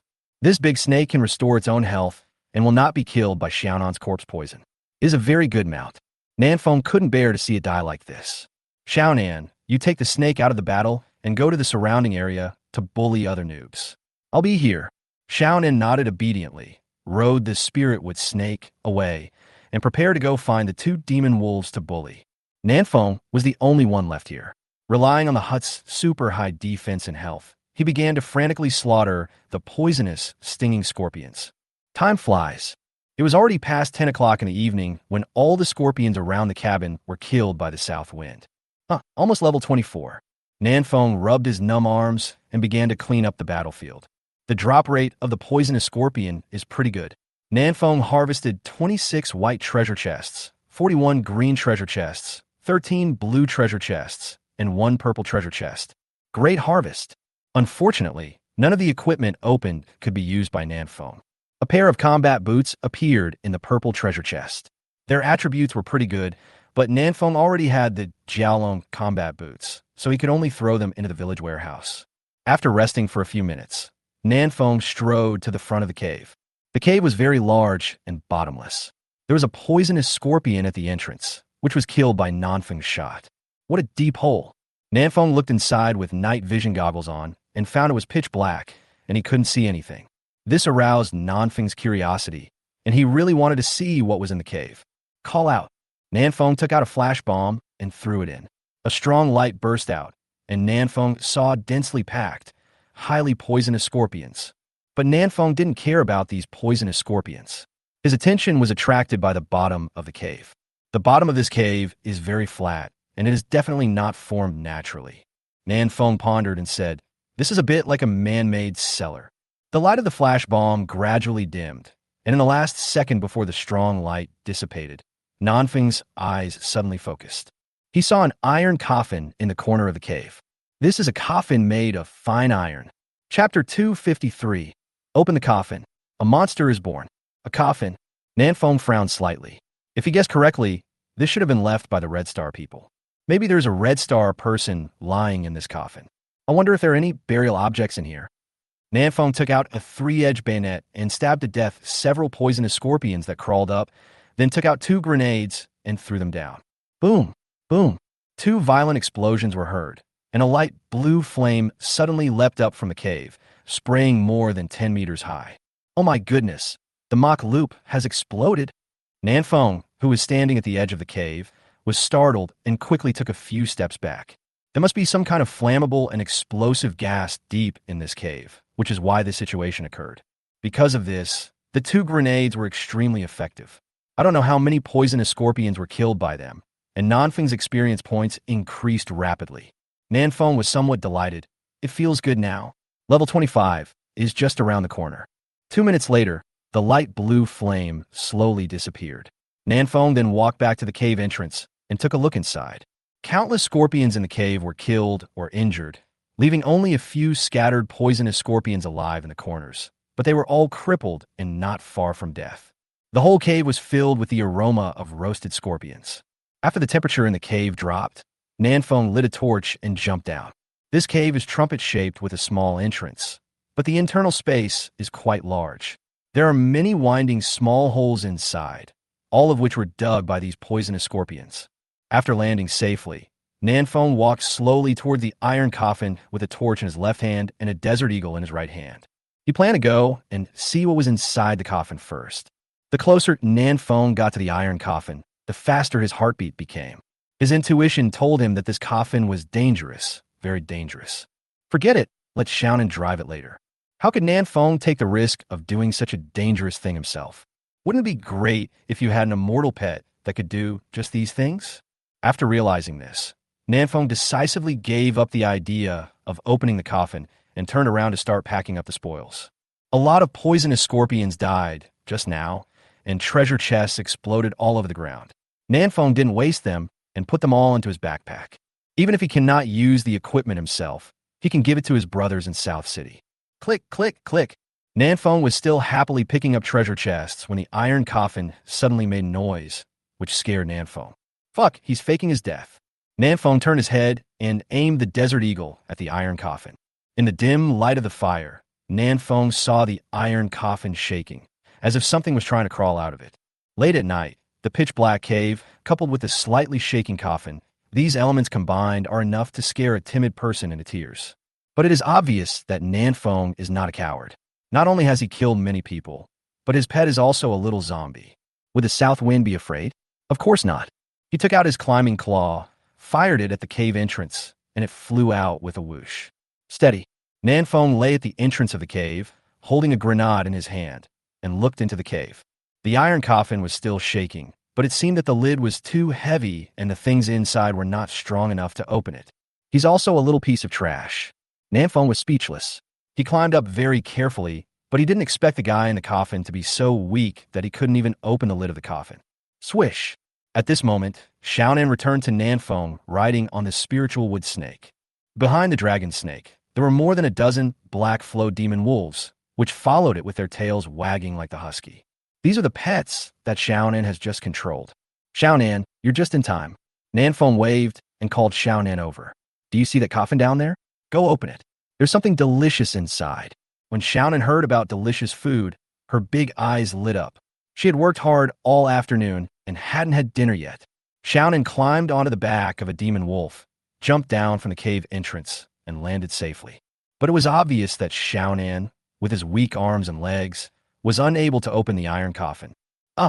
Xiaonan angrily punched the iron coffin with her little fist, and her eyes were filled with tears because of the pain. She called down all the remaining magic wolves, and a group of them howled and tried together to push open the coffin. Click, click. With the cooperation of this group of level 25 era, the coffin lid slowly opened, revealing a tiny gap. Swish! A hand suddenly stretched out from the gap, grabbed the neck of a demon wolf, and dragged it into the coffin with all its might. Fuck, he's really dead. Nan Feng was shocked and shouted, Xiaonan, come up quickly. But Xiaonan didn't want to go up. She wanted to save her friends. Xiaonan is very loyal, but the demon wolf's neck had been broken and it died on the spot. How could it be saved? Instantly kill level 25? What's the strength of this guy? Nan Feng was secretly shocked. He could kill a demon wolf easily, but he couldn't kill it instantly with one strike. The thing in this coffin is much stronger than Nan Feng. Seeing that his friend's neck was broken, Xiaonan became very angry and stretched out his long nails to poke that hand. But that hand seemed to have eyes. It twisted its wrist and grabbed Xiaonan's neck, crushing it. As easy as pinching a chicken. You fucking bastard.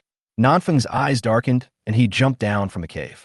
Although he knew that Xiaonan could be resurrected infinitely, Nanfeng still felt uncomfortable watching her die in front of him.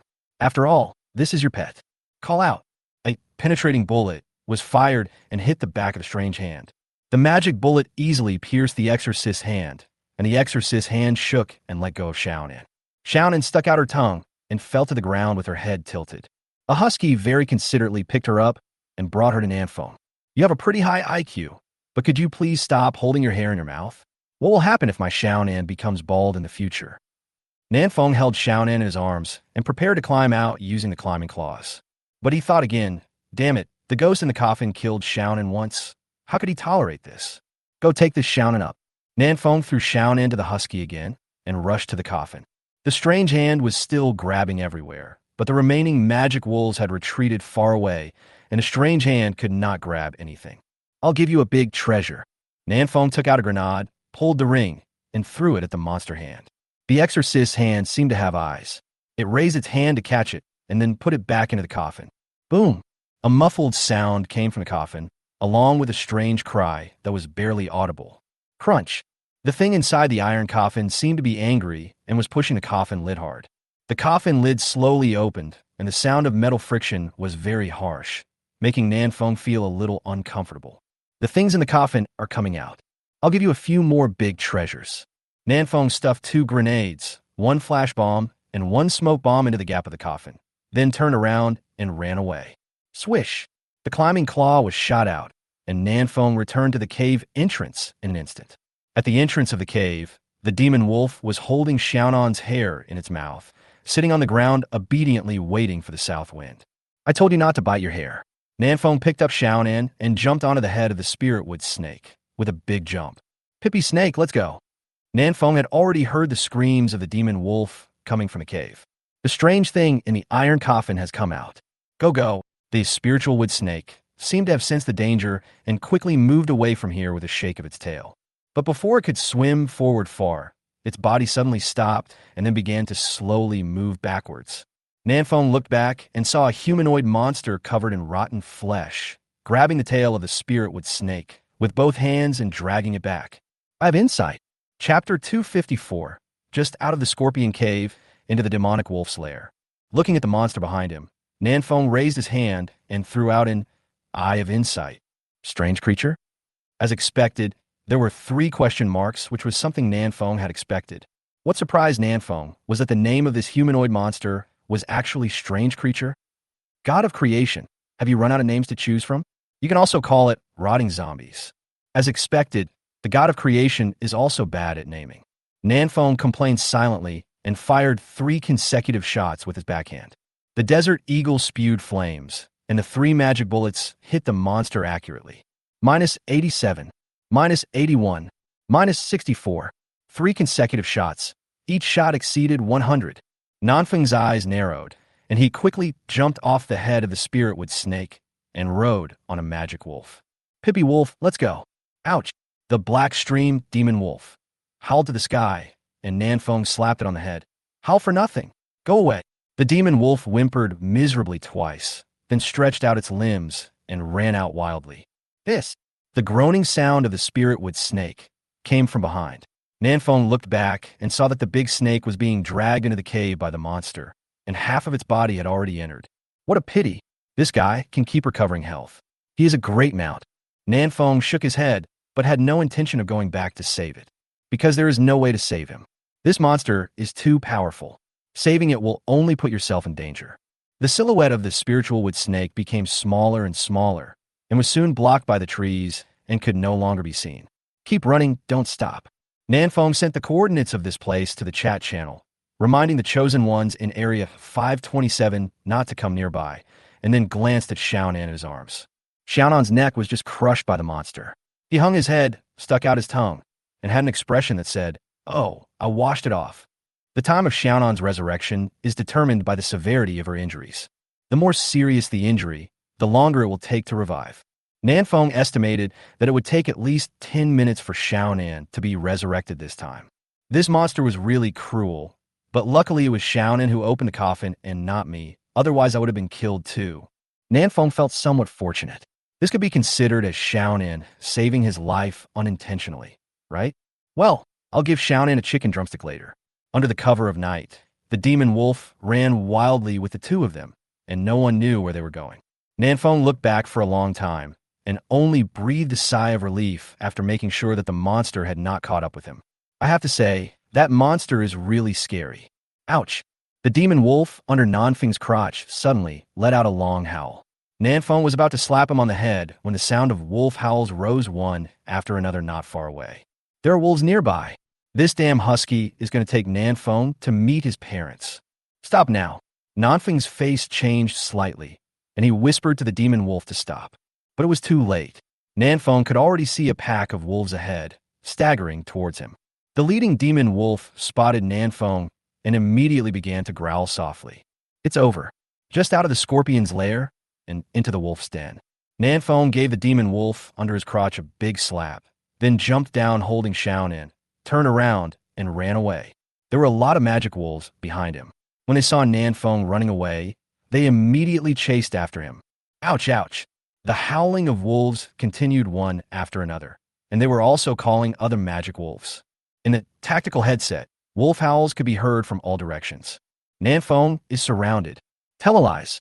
Nanfeng hesitated for a moment and used the climbing claws to climb up a big tree. This is obviously the lair of the Black Flow demon wolf, and there are wolves everywhere. It would be difficult for Nanfeng to escape, so he might as well fight them. Roar! Ouch! Soon a demon wolf came under the tree and let out a low growl from its throat. There was a hot-tempered demon wolf. It roared and began to climb up the tree. Its sharp claws dug into the trunk, and it climbed very quickly. Call out! The magic bullet hit the magic wolf's forehead, leaving a bloody hole. This demon wolf lost its grip and fell, hitting another demon wolf. I want to see who can come up. Nanfeng sneered and began to shoot madly at the wolves below. This group of demon wolves had no idea what fear was. They scrambled to climb up just to kill Nanfeng.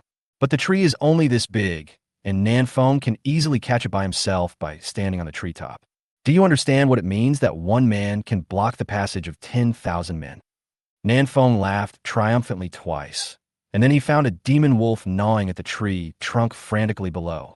These magic wolves are all level 25 ferocious beasts with extremely high strength. They could chew a big hole in the tree trunk in just a few bites. Mad, you don't follow the ethics of martial arts. Nanfeng put away the AWM and took out the Gatling gun. Since you don't follow the ethics of martial arts, then I won't follow the ethics of martial arts either. The Gatling gun fired violently, and in a matter of minutes, the demon wolf under the tree was shot into a pulp. But in the distance, there were still a large number of demon wolves that were not afraid of death and rushed forward one after another.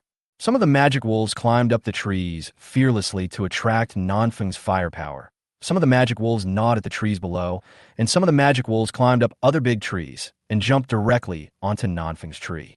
Nanfeng soon became flustered and was bitten several times by the magic wolf, with blood gushing out. Get out of here! Nanfeng pinched a handheld thunder and blew away all the demon wolves on the tree. But the big tree couldn't withstand the power of the grenade and was almost blown apart. Ding! Your cabin is under attack. Health value minus 18,236. At this stressful moment, the sudden system prompt made Nanfeng even more annoyed. Which bastard demolished my house? Nanfeng's face was solemn. His little house lost more than 18,000 health points in an instant. Needless to say, it must have been done by the monster. This little house can no longer be saved. Oh, a long wolf howl sounded, and Nanfeng looked carefully. In front of him was a huge demon wolf, which was the Black Flow demon wolf king. Its hair fluttered in the wind, and it stared at the south wind with its cold eyes. Forget about the cabin for now. Let's deal with this big dog first. The big tree under his feet was already shaking. Nanfeng pondered for a moment, took off his Jiaolong combat boots, put on Quanfeng combat boots, and then jumped down from the tree. Shadowless Step. Wild Wind Boots has its own magical skills.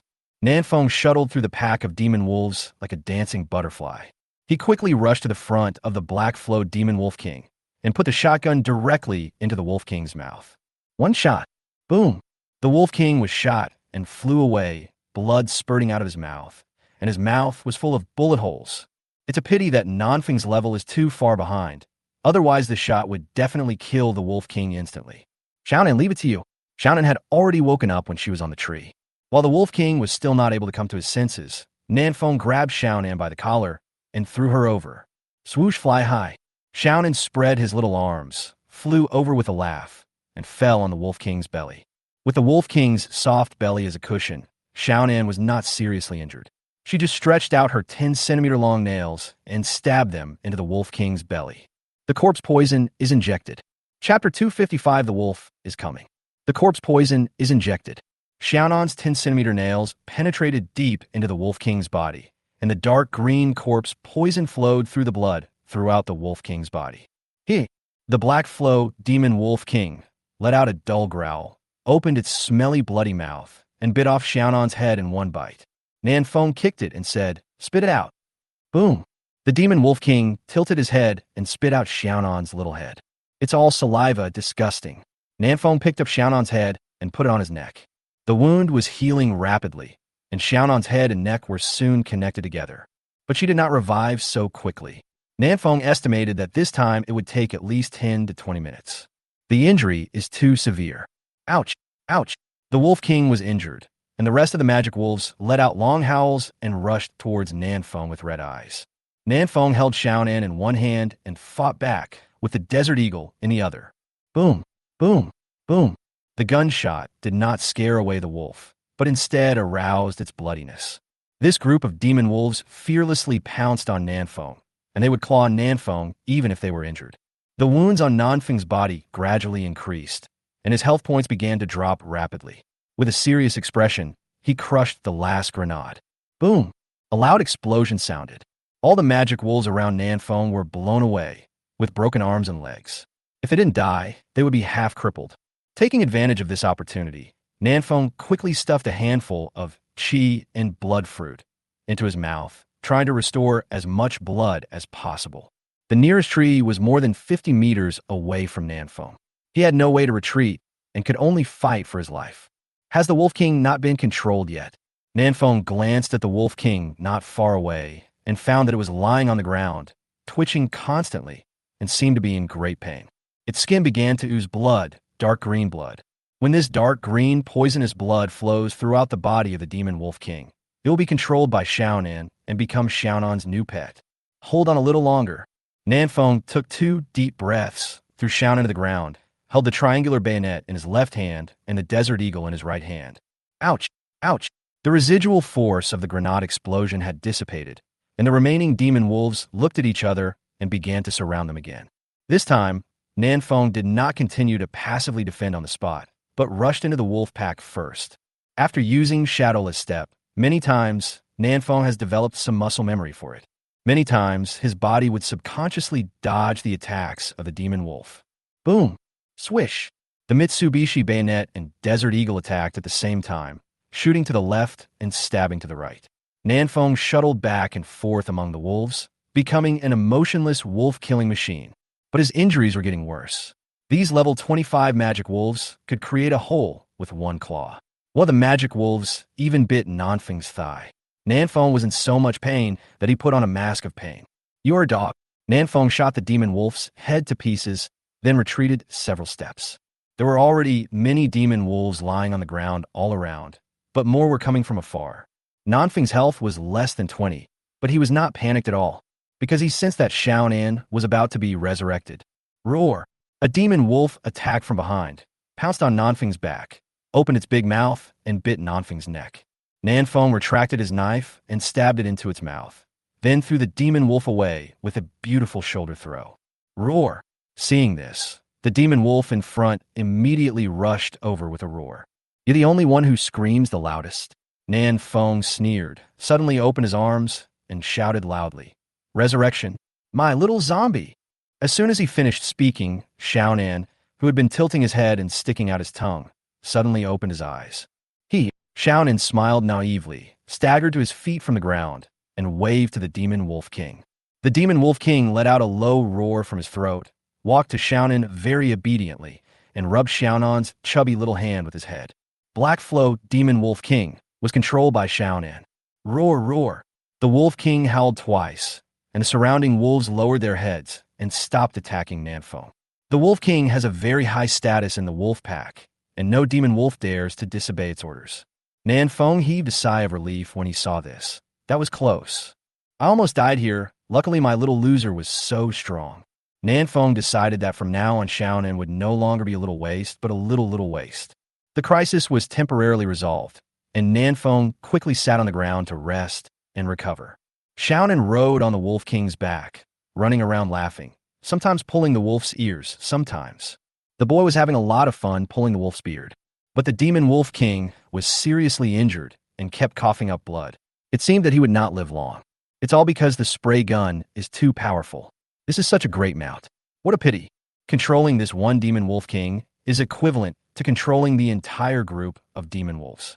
Why not just take off? Nanfeng suddenly thought of something and said hurriedly, "Xiaonan, quickly stab a few more demon wolves and absorb their life essence. If you miss this village, you will miss this store." Once the Demon Wolf King dies, won't these demon wolves fight to the death with Nanfeng? Ding! Your cabin has 30 health left. Please pay attention. Another system prompt came, and Nanfeng's face darkened. That damn monster is still destroying the house. Is he crazy? There was nothing in Nanfeng's cabin. Why did he tear it down? Huh. Wait. Oh shit, my S-rank pet egg is still in the hut. After returning from the divine pet land, Nanfeng had kept the S-level pet egg in the cabin. At noon today, Nanfeng originally wanted to give it to Yuran, but Yuran said that her reputation had not reached 300 points, so it was useless to take the pet egg, so she did not accept it. Now, our house is going to be stolen by that monster. Yeah. Xiaonan could also sense what Nanfeng was thinking, and immediately ran over babbling, waving his two chubby little fists around to express his great anger. Nanfeng raised an eyebrow. You mean we fight back? Xiaonan nodded his head heavily and said seriously, hit him. Wow, look how angry this little guy is. He's even talking. Nanfeng pointed at himself and said, Xiaonan, call me daddy. Xiaonan rolled his eyes and said with disgust, two-way. But the little guy didn't spit out the saliva, which flowed down the corners of his mouth. She quickly rubbed Nanfeng's clothes twice to wipe off the saliva. South wind. I don't know who this little guy learned this from. Get on the horses, let's go together. Xiaonan held Nanfeng's hand and pulled him in front of the demon Wolf King. Nanfeng rode on the Wolf King and picked up Xiaonan. Even though the Wolf King was seriously injured, it was a ferocious beast with strong vitality after all. It had no problem carrying the south wind for 100 or 80 kilometers. The Wolf King howled and ran out wildly, heading straight towards the direction of Nanfeng Cottage. Behind it, countless demonic wolves raised their heads and howled at the same time, then followed. Tens of thousands of demon wolves are running wildly, and the earth is shaking. The strong wind blew across his cheeks, and Nanfeng on the Wolf King's back laughed. Awooh, the wolf is coming. Chapter 256, The Duck Flies. Original World Number 9, War Zone 527. Late at night, primitive forest. Tens of thousands of black-flowed demon wolves were running wildly, and the howling of wolves could be heard one after another. If any of the chosen ones saw this scene, they would definitely turn pale and yell, Yale! The beast tide is coming. Unfortunately, the level of the ferocious beasts in this area is too high, and currently there are few chosen ones who can come here. The leading demon wolf had already approached the scorpion's burrow, and Nanfeng's hut was just a little bit in front of the burrow. Ouch! The demon wolf in the front howled. It had already seen the figure next to the hut. It was the monster covered in rotten flesh. According to the Wolf King, their target this time is this smelly, two-legged beast. Evil wolf raid. The demon wolf charged forward, not caring whether the rotten flesh on the monster was expired or not. It just rushed forward and took a bite. But this monster's defense is no joke. A level 25 little magic wolf can't break his defense at all. Gaga. The monster gave an evil smile, stretched out his hands to grab the wolf's neck, and then bit him back. Dog bites dog, both get a mouthful of fur. Nanfeng rode the demon Wolf King to a small hill 100 meters away and looked at the scene with a gloomy face. His hut still had 3 health left and should have been torn down by the monsters long ago, but he had been hesitant to do it. This monster is using the low health hut to lure Nanfeng over. This thing is intelligent, and it knows how important the hut is to the chosen one. A powerful humanoid beast with extremely high intelligence makes Nanfeng feel extremely difficult to deal with. Fortunately, Xiaonan controlled the Wolf King and brought nearly 10,000 minions to besiege the monster. Otherwise, Nanfeng would have turned around and left without staying for even a second. In the distance, the monster easily killed the first demon wolf and drained its blood. Click! The demon wolf was thrown aside by the monster and died with a kick of its legs. Gaga! The monster licked his lips, revealing an expression of great enjoyment. Then he looked at the wolves that were getting closer and closer, with a creepy smile on his face. The monster did not choose to escape, but went straight to face the wolf. He ignored the wolf's ferocious attack, grabbed a magic wolf, and started sucking its blood. 1, 2, 3. As it absorbed more and more wolf blood, the red light emitted from the monster's eyes became brighter and brighter. Even the rotten flesh on his body began to heal slowly. Can you become stronger by sucking the blood of ferocious beasts? Nanfeng glanced at Xiaonan in his arms and lowered his head in thought. This monster crawled out of a coffin and can barely be considered a zombie. Could he have any relationship with Xiaonan? Nanfeng said softly. Xiaonan, do you know him? Xiaonan's cheeks puffed up and he spat angrily. 2A.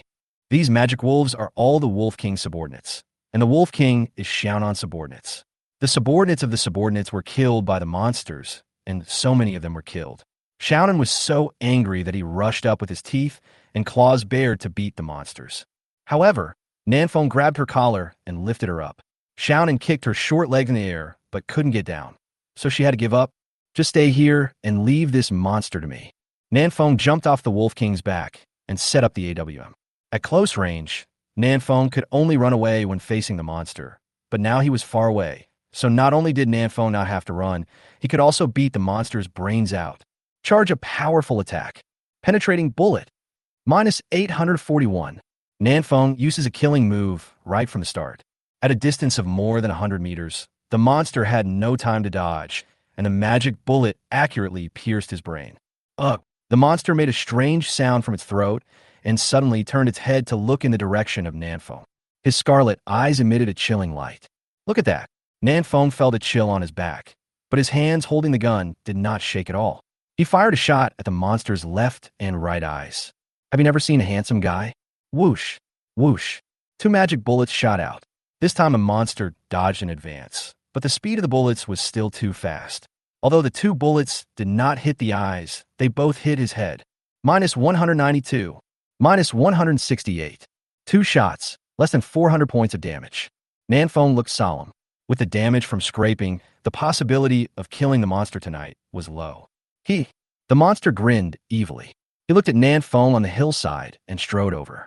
The surrounding demon wolves fought back one after another, but none of them could stop the monster's determined steps. He walked closer and closer to Nanfeng. Death is coming. No, the gap in strength is too big. Nanfeng gave up the idea of continuing to attack, turned over, and rode on the Wolf King. Let's go around and steal the pet eggs from home. Nanfeng had given up on the hut. The demolition skill was still on cooldown, and he had no way to save the hut. But Nanfeng must take the pet egg away. It is the most valuable thing in his house. Woo-woo. The Wolf King under his crotch made a low, whimpering sound, and its limbs kept shaking, and it seemed that it could not carry Nanfeng anymore. The demon Wolf King is seriously injured and is about to die. Xiaonan, let's abandon the car and run away. Nanfeng decisively gave up the Wolf King and strode away with Xiaonan in his arms. After running a few steps, Nanfeng suddenly remembered something and turned back to shoot the demon Wolf King. Ding! The chosen one Nanfeng killed the level 25 Lord Black Flow Demon Wolf King and was rewarded with reputation +4, agility +50. Nanfeng said to Xiaonan solemnly, "It is in so much pain, I am helping it to get relief." Xiaonan nodded, not quite understanding. Yeah. High emotional intelligence. It's in so much pain, I'm helping it get relief. Low EQ. Attribute points cannot be wasted, and every last bit of value must be squeezed out of the Demon Wolf King. Bite! The Demon Wolf King died, and a purple treasure chest appeared next to its body. Nanfeng, who had been familiar with the 8 honors and 8 shames since childhood, immediately ran back and put the treasure chest into his backpack. Waste is shameful. Ga. At this moment, a creepy laugh suddenly sounded in Nanfeng's ears. The monster had climbed up the hill at some point. He stared at Xiaonan in Nanfeng's arms with a hint of greed in his eyes. Freezing bomb. Nanfeng fired a freezing bullet and then quickly retreated into the distance. The freezing bullet slowed down the monster's movement speed a little, but it was useless. The monster sneered, grabbed the corpse of the Demon Wolf King on the ground, and smashed it towards Nanfeng. Boom! Nanfeng was knocked to the ground by the Wolf King's body and rolled several times. After standing up, Nanfeng didn't hesitate and threw Xiaonan down the hillside. The area down there, take Xiaonan home. At the foot of the hill, there was a husky controlled by Xiaonan's corpse poison, the one that brought Nanfeng to the wolf's den. Although this husky is not very smart, it is still very obedient. It picked up Xiaonan's hair and ran away. I don't know if this husky knows where Nansheng is. Nanfeng exhaled and turned to look at the monster. Nanfeng, you are very intelligent. If I am not mistaken, you should be the chosen one the last session, right? Wrong. The monster said in a hoarse voice and slowly walked towards Nanfeng. In his opinion, Nanfeng was already a duck in his mouth and could not fly away. He enjoyed the feeling of slowly hunting his prey. Wrong? Aren't you a Red Star person? Nanfeng frowned slightly. Is he a native of this world? The monster did not answer. He had already walked within 10 meters of Nanfeng and was ready to kill Nanfeng at any time. Nan Feng put his hands behind his back and said calmly, I'm the anchor. Can you let me go? The monster was stunned for a moment. What did the anchor mean? I have never heard of it. Just as he was distracted, a silver-white teleportation array appeared under Nanfeng's feet. Cross-region pass. Ah! The monster let out a sharp cry, making Nanfeng dizzy. He pounced forward fiercely, trying to grab Nanfeng out of the teleportation array, but unfortunately, he was still a step too slow. Nanfeng's figure flashed and disappeared on the spot. The duck in the mouth flew away. Chapter 257. The Monster Who Guards the Corpse. Boom, boom, boom. On the hillside, the monster was furious and could only punch the ground twice to vent his anger. But after just a few seconds, the monster calmed down its anger and a wicked smile appeared on the corner of its mouth. The cross-regional certificate will be back. He murmured, turned around and jumped down the hillside, walking towards Nanfeng's cabin. The characteristic of cross-region pass is that you will be forced to return to the cabin after 8 hours. The monster just needs to wait where it is. The Demon Wolf King was dead, and the remaining group of Black Flow Demon Wolves were leaderless. They howled a few times, then ran away in shame with their tails between their legs. The monster walked slowly to the front of the hut, and suddenly his eyes fixed as he looked inside through the window. You little brat. Before, Nanfeng asked Era to take Xiaonan home, and Era took Xiaonan to the cabin. But to be honest, this is really Xiaonan's home. At this time, Xiaonan was standing in the hut, sticking out his tongue at the monster outside the window with an expression that said, "Come and hit me, idiot." The monster gave a wicked smile and was about to kick over the ramshackle hut, but he held back. It cannot be demolished. If this hut is demolished, he will not be able to wait for the south wind. With this thought in mind, the monster sat down at the door of the hut, closed his eyes, and dozed off. He wants the S-level pet egg, he wants the little zombie, and he still wants the chosen one, Nanfeng. Only children make choices. The big monster wants them all. Original World Number 9, Warzone 1. Nanfeng's heart was beating fast. The monster's hand was only 0.1 centimeters away from his eyes and almost dug out his eyeballs. Luckily, he ran away. Nanfeng took 2 deep breaths and calmed his nervous mood. What kind of monster is that? It can even talk? It's definitely not a ferocious beast. My cabin hasn't exploded yet? Could he be waiting for me to come back? Does this guy know that I will return to the cabin? I don't know if Xiaonan ran away, but she is immortal, so I don't need to worry about her. Nanfeng frowned, wondering what to do next. After 8 hours, he will be forced to return to the cabin. If the monster is lurking at the door, wouldn't this be like a sheep walking into a tiger's mouth? No, I have to find a way. Call the brothers from South City to beat him up? That won't work. That monster is extremely powerful. Many people will surely die. Why don't we ask Catherine for help? This girl is a battle fanatic. Whenever she sees a strong man, her eyes light up.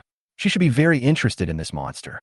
One of the main reasons why Nanfeng chose to teleport to the first war zone was that he wanted to ask Catherine for help. Otherwise, Nanfeng alone would be no match for the monster. After thinking of a countermeasure, Nanfeng first ed Catherine in the cross-zone channel. Zone 1, Catherine Vina. District 527, Nanfeng. I found a big boss, the kind that drops god-level equipment. Do you want to take action? Zone 1, Catherine Vina. Coordinates. Area 527, Nanfeng. I'm in Area 1 now. Give me your coordinates first so we can discuss tactics. District 527, Huang Yuanming. Nanfeng, aren't you in seclusion practicing? Why are you in District 1 picking up girls? Zone 527, you ran, Area 527, Nanfeng. I'll explain it to you when I have time. Nanfeng got Catherine's coordinates and rushed over immediately. About half an hour later, Nanfeng saw Catherine Vina with long golden hair on the bank of a big river. Nanfeng walked forward and said, "Long time no see." Catherine's face was cold. "I saw him yesterday. How could I not know that we met yesterday? I was just saying hello to you." Nanfeng secretly complained. Knowing that Catherine was not good at chatting, Nanfeng didn't waste time and went straight to telling her about the monster. After listening to this, Catherine said, "Are you here to ask me for help?" Nanfeng's face changed. "What are you talking about? I can kill that monster, even without you." Catherine shrugged. "I can help you, but you have to help me too." Nanfeng, help you? Help you with what? Catherine whispered, "There is a level 25 beast. I can't do it alone. Come with me to deal with it." Nanfeng raised an eyebrow. "You can't even defeat a level 25 lord? I didn't expect you to be like this. Catherine, you're such a loser." Nanfeng just killed a level 25 Black Flow Demon Wolf King. It was easy. After a moment's silence, Nanfeng agreed. Okay, I'll help you then.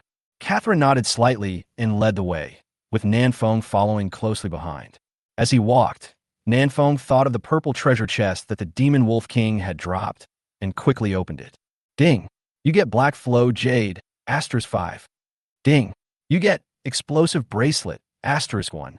Wow! A purple treasure chest actually opened up so many things. Nanfeng was delighted. This Black Flow Jade was the material needed to upgrade his own magical weapon. It was definitely a good thing. And there is this explosive bracelet. Nanfeng hurriedly threw out Eye of Insight to check its attributes. Exploding Bracelet. Grade, B-level medium. Attributes, Strength plus 400, Agility plus 100. Features, all your attacks have explosion effects and can cause higher damage. Nanfeng sucked in a breath of cold air, B-level equipment, so terrifying. It actually directly added 400 points of strength. What the hell is this? Nanfeng hurriedly put on the bracelet, and his strength instantly soared to 1787 points. Awesome. So awesome. With this bracelet, shouldn't I smash the monster's head? Nanfeng stretched out his hand to show off and waved it in front of Catherine. B-level equipment. Isn't it amazing?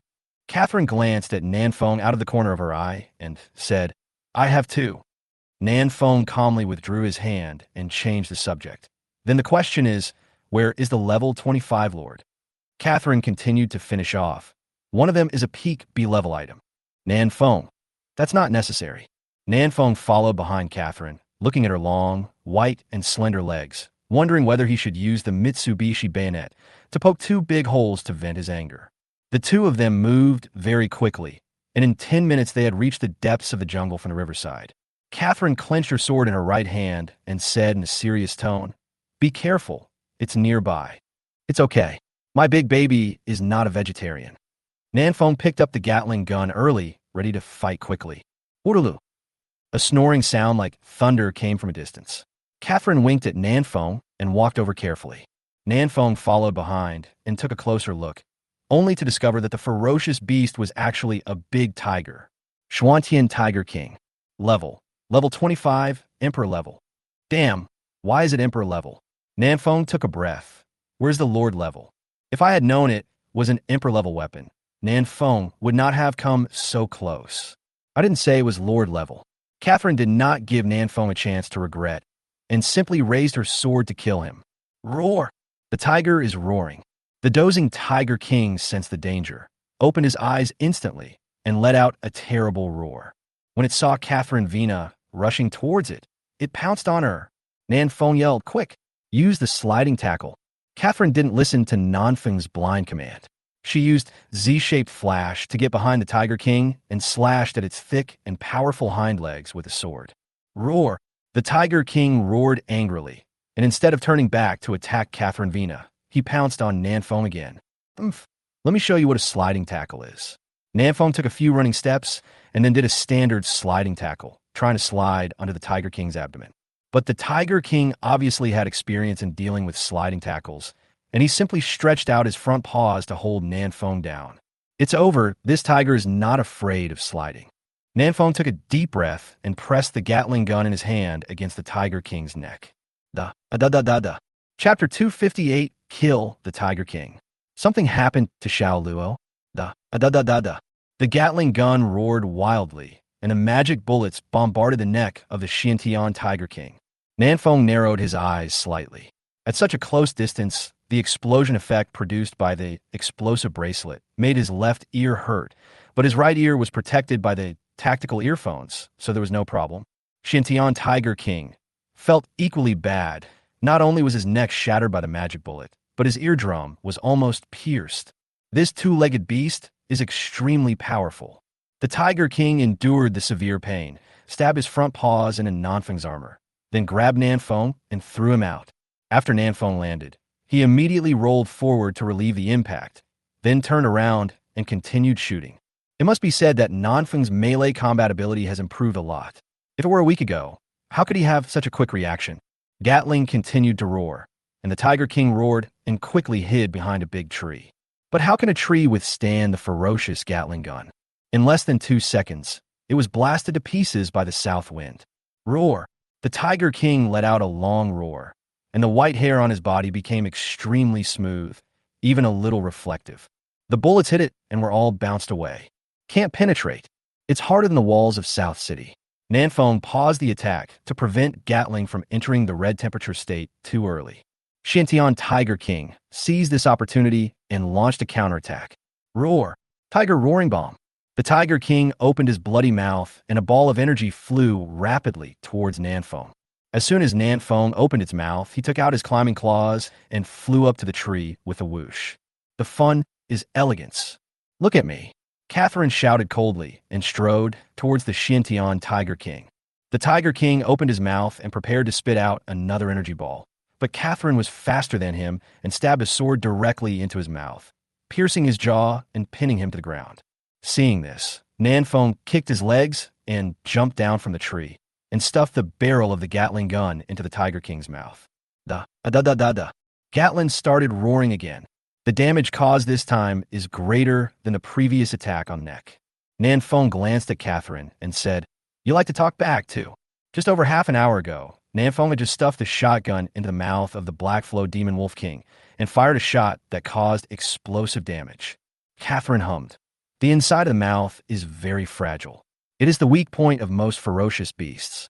With the joint efforts of the two, it only took a minute for Xintian Tiger King to be seriously injured. But it is still an emperor-level beast with very high health points, and this amount of damage is not enough to kill it. However, it is no longer a threat to Nanfeng and the others. All they have to do next is to slowly kill it. At the same time, in the original World Number 9, the 527th War Zone, Xiao Luo, who was constantly hunting ferocious beasts outside, unknowingly came to the vicinity of Nanfeng Cottage. This place. Xiao Luo glanced at the coordinates and became cautious. This place is very close to the coordinates that Nanfeng mentioned. Nanfeng had already posted the location of the monster in the chat channel and warned the brothers in Nanqing not to come nearby. Unexpectedly, Xiao Luo came here chasing a group of ferocious beasts. He said that place was dangerous. Should I go over and take a look? Xiao Luo is not afraid of danger. His strength is not weak and is enough to deal with most dangers. In order to satisfy his curiosity, Xiao Luo walked cautiously towards the coordinates. Along the way, he carefully observed the surrounding situation. As long as there was something wrong, Xiao Luo would immediately disappear and run away. But there doesn't seem to be any danger nearby. Apart from 1 or 2 Blackstream demon wolves, out hunting, there is nothing else. Xiao Luo was wondering when he suddenly saw a small house in the distance. This should be Nanfeng's cabin, right? Is there a person sitting in front of the cabin? Xiao Luo's face changed slightly. Didn't Nanfeng go to Area 1? Who was that person at the door? He crouched down and tiptoed forward, slowly approaching the hut, hiding behind a tree and secretly sticking his head out to look. A man covered in rotten flesh was sitting cross-legged at the door of the hut, with his hands clasped together and raised above his head, as if performing some kind of ritual. This body of rotten flesh, is it a ferocious beast? Xiao Luo threw out an Eye of Insight and got strange creature plus 3 question marks. It is indeed a ferocious beast, and it looks like it should be quite powerful. Xiao Luo is not stubborn, and the fact that Nanfeng can say the word dangerous is enough to prove the value of this humanoid beast. He tiptoed back, ready to leave. Crunch!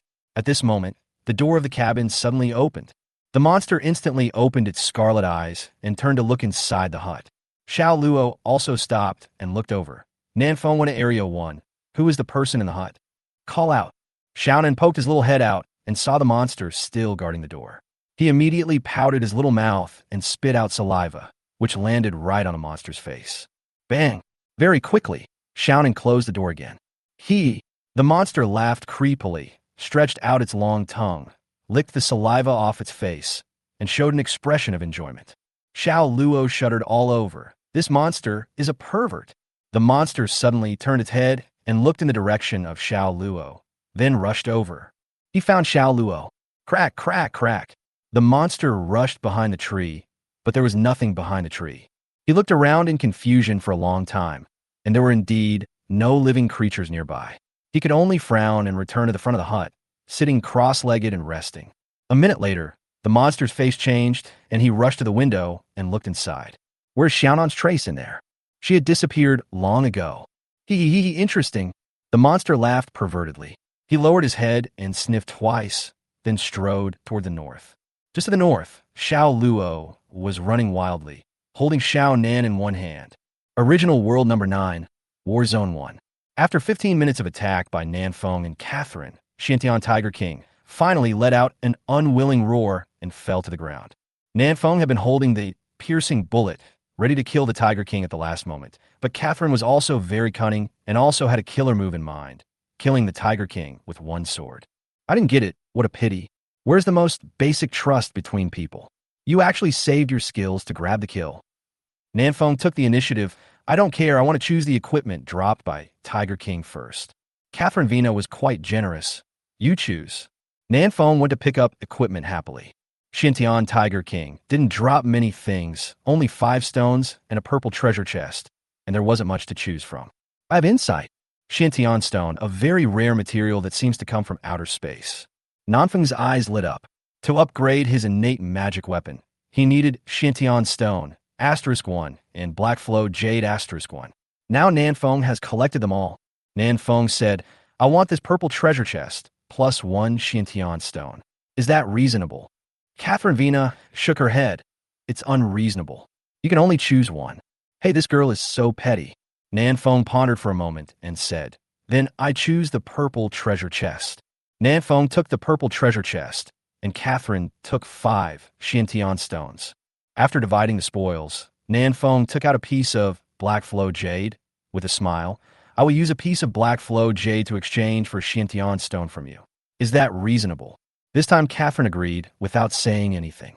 Her innate magic weapon also needs to be upgraded, and she is missing the Black Flow Jade. Nanfeng was very happy with the fruitful harvest and was ready to find a deserted place to upgrade his own magic weapon.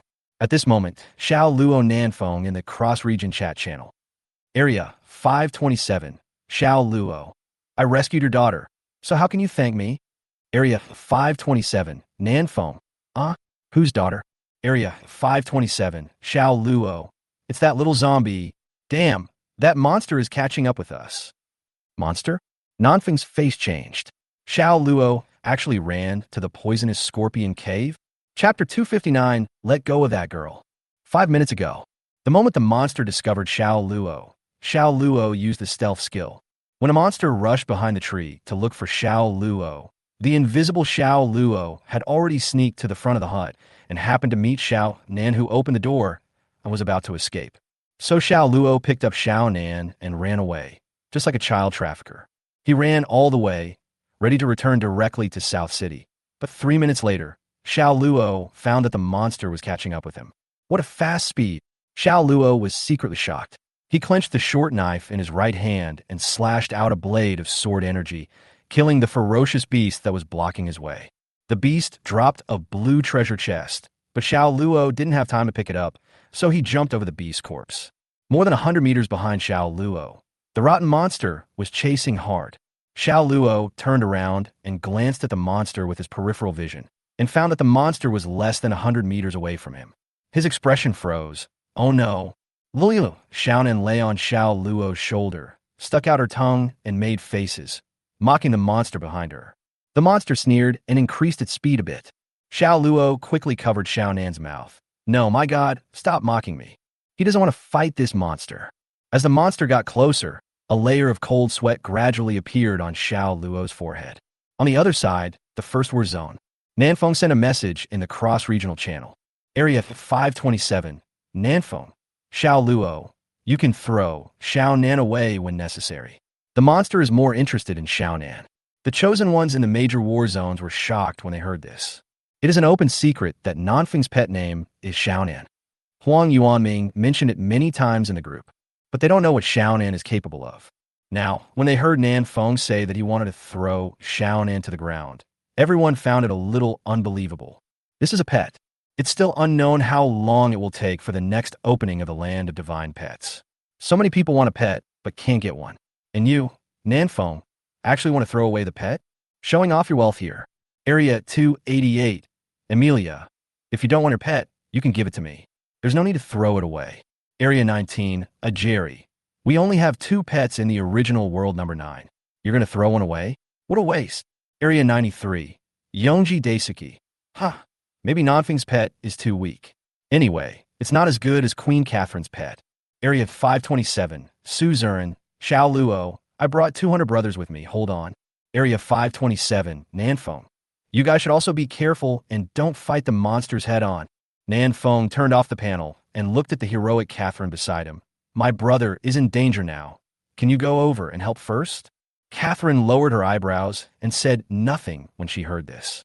According to the previous discussion between the two, Catherine would teleport over half an hour in advance and then ambush near Nanfeng's cabin. After Nanfeng returned, they would immediately attack from the front and back and work together to kill the monster or be killed by the monster. But plans cannot keep up with changes. Now Xiao Luo is in danger, and Nanfeng can only ask Catherine to teleport over to support Xiao Luo first. For Catherine, the stakes were high. As Nanfeng's level caught up, the two strengths were almost the same, except that one was good at close combat and the other was good at medium and long-range combat. If the monster can bully Nanfeng, it can naturally bully Catherine. It's normal for Catherine to disagree with letting her deal with the monster alone. This made Nanfeng a little anxious. Catherine could still fight the monster for a few moves, but Xiao Luo might not be able to withstand even one move. Once caught up by the monster, what awaits Xiao Luo is death. It's okay for me to go first. Catherine, who had been silent for a long time, suddenly spoke. Nanfeng's face lit up. Really? Well, but you have to promise me one more thing. Catherine said softly. I haven't thought about it yet. Let's talk about it later. Oh, isn't it just about adding money? I didn't expect you to be like this, Catherine. Nanfeng didn't even think about it and immediately agreed. Okay. As we all know, favors are the hardest thing to repay, but Nanfeng is not afraid. Anyway, the final right of interpretation lies in Nanfeng's hands. If Catherine's request is too excessive, he can just go back on his word. There is nothing special about Nan, except that he is thick-skinned. Catherine didn't waste any time and directly took out the interregional pass. The teleportation array at coordinates 291, 583 can lead to Area 39. After leaving these words, Catherine immediately teleported to Area 527. Area 39. Nanfeng's face lit up with joy. Area 39 was Sakura Icon's battle zone, and almost all the chosen ones inside were dead. But this is not the point. The point is that there is a teleportation array in Area 39 leading to Area 527. Nanfeng can run back. Xiao Luo is such a trouble. He asked me to save you every day. It's really worrying. Nanfeng took a look at the map and immediately ran towards the coordinates Catherine mentioned. On the way, Nanfeng was still a little worried, so he entered the cross-regional chat channel and sent another message. District 527, Nanfeng. Chengmo, Xiao Ongran, buddy, can you come and help me? The two men already knew what had happened and immediately said they would be there right away. With 2 more helpers, Nanfeng felt much more at ease. Now I just hope Xiao Luo can hold on a little longer and wait for reinforcements to arrive. That humanoid monster is of a very high level. We may not be able to kill him. Nanfeng looked at the Black Flow Jade and Shintian Stone in his backpack and placed his hope on his innate magic weapon. Upgrade your innate magic weapon. Original World Number 9, War Zone 527. Xiao Luo rolled twice on the ground, then immediately stood up and slashed backwards with a blade. Behind him, the monster crushed the sword energy with its bare hands. Minus 18. The gap is so huge.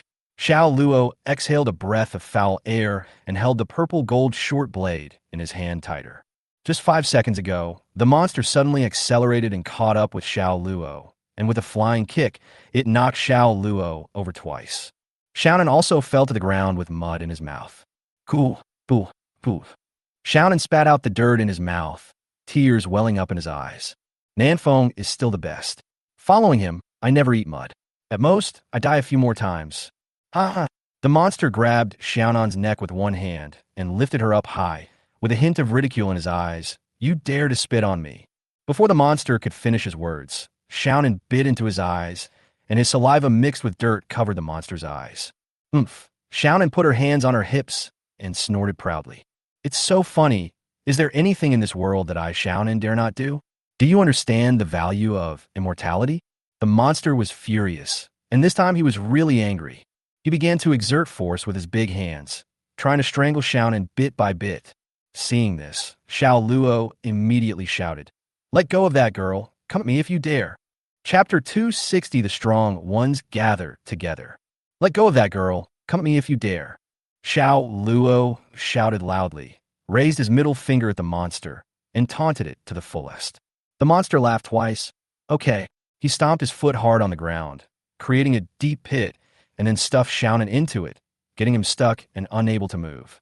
Then the monster raised its head and was about to kill Xiao Luo, but found that Xiao Luo had already run away. It would have been fine if he just ran away, but Xiao Luo had to raise his hands high, put up two middle fingers, and ran while mocking. Are you kidding? Xiao Luo has seen Xiaonan's immortality. He will not fight a monster to save Xiaonan. Let's slip away first as a sign of respect. The monster put away his smile. His face gradually became gloomy, and he was a little annoyed now. What's wrong with this year's chosen ones? He has no real ability, but he's just disgusting. It's like the keyboard warriors on the internet, who keep jumping around in front of you to disgust you, but you can't hit them. Very annoying. Unfortunately, this is not the internet, and Xiao Luo is not a keyboard warrior. The monster only needs to chase him and slap the disgusting Xiao Luo to death with 2 slaps. Go and die. The monster looked ferocious and ran out wildly. His speed was much faster than Xiao Luo's, and he caught up with Xiao Luo in less than 20 seconds. One palm. The monster's rotten hand slammed towards Xiao Luo's back. Xiao Luo was prepared and immediately turned around and stabbed him. Huan Yuan sword cut. This is Xiao Luo's strongest sword. A large amount of magic power poured into the purple gold dagger, which emitted a sharp blade energy and slashed heavily on the monster's big hand. Clang! The purple gold short blade cut through the rotten flesh on the monster's hand, but could not cut through his hand bones. Xiao Luo felt as if the knife was slashing at a fine iron wall, which was ridiculously hard. His palms were numb, and so was his body. Ho ho! A low sound came from the monster's throat, and his eyes were full of disdain. That's it. This knife is all. That's all. The monster grabbed the purple gold short blade with its bare hands, took it away, then raised its leg and kicked it out. Didn't kick. Xiao Luo dodged the kick easily by moving sideways and punched the monster on the knee. This. Xiao Luo shook his hands and grimaced in pain. This monster's bones are too hard. Huh. The monster sneered, as if mocking Xiao Luo's overestimation of his own abilities.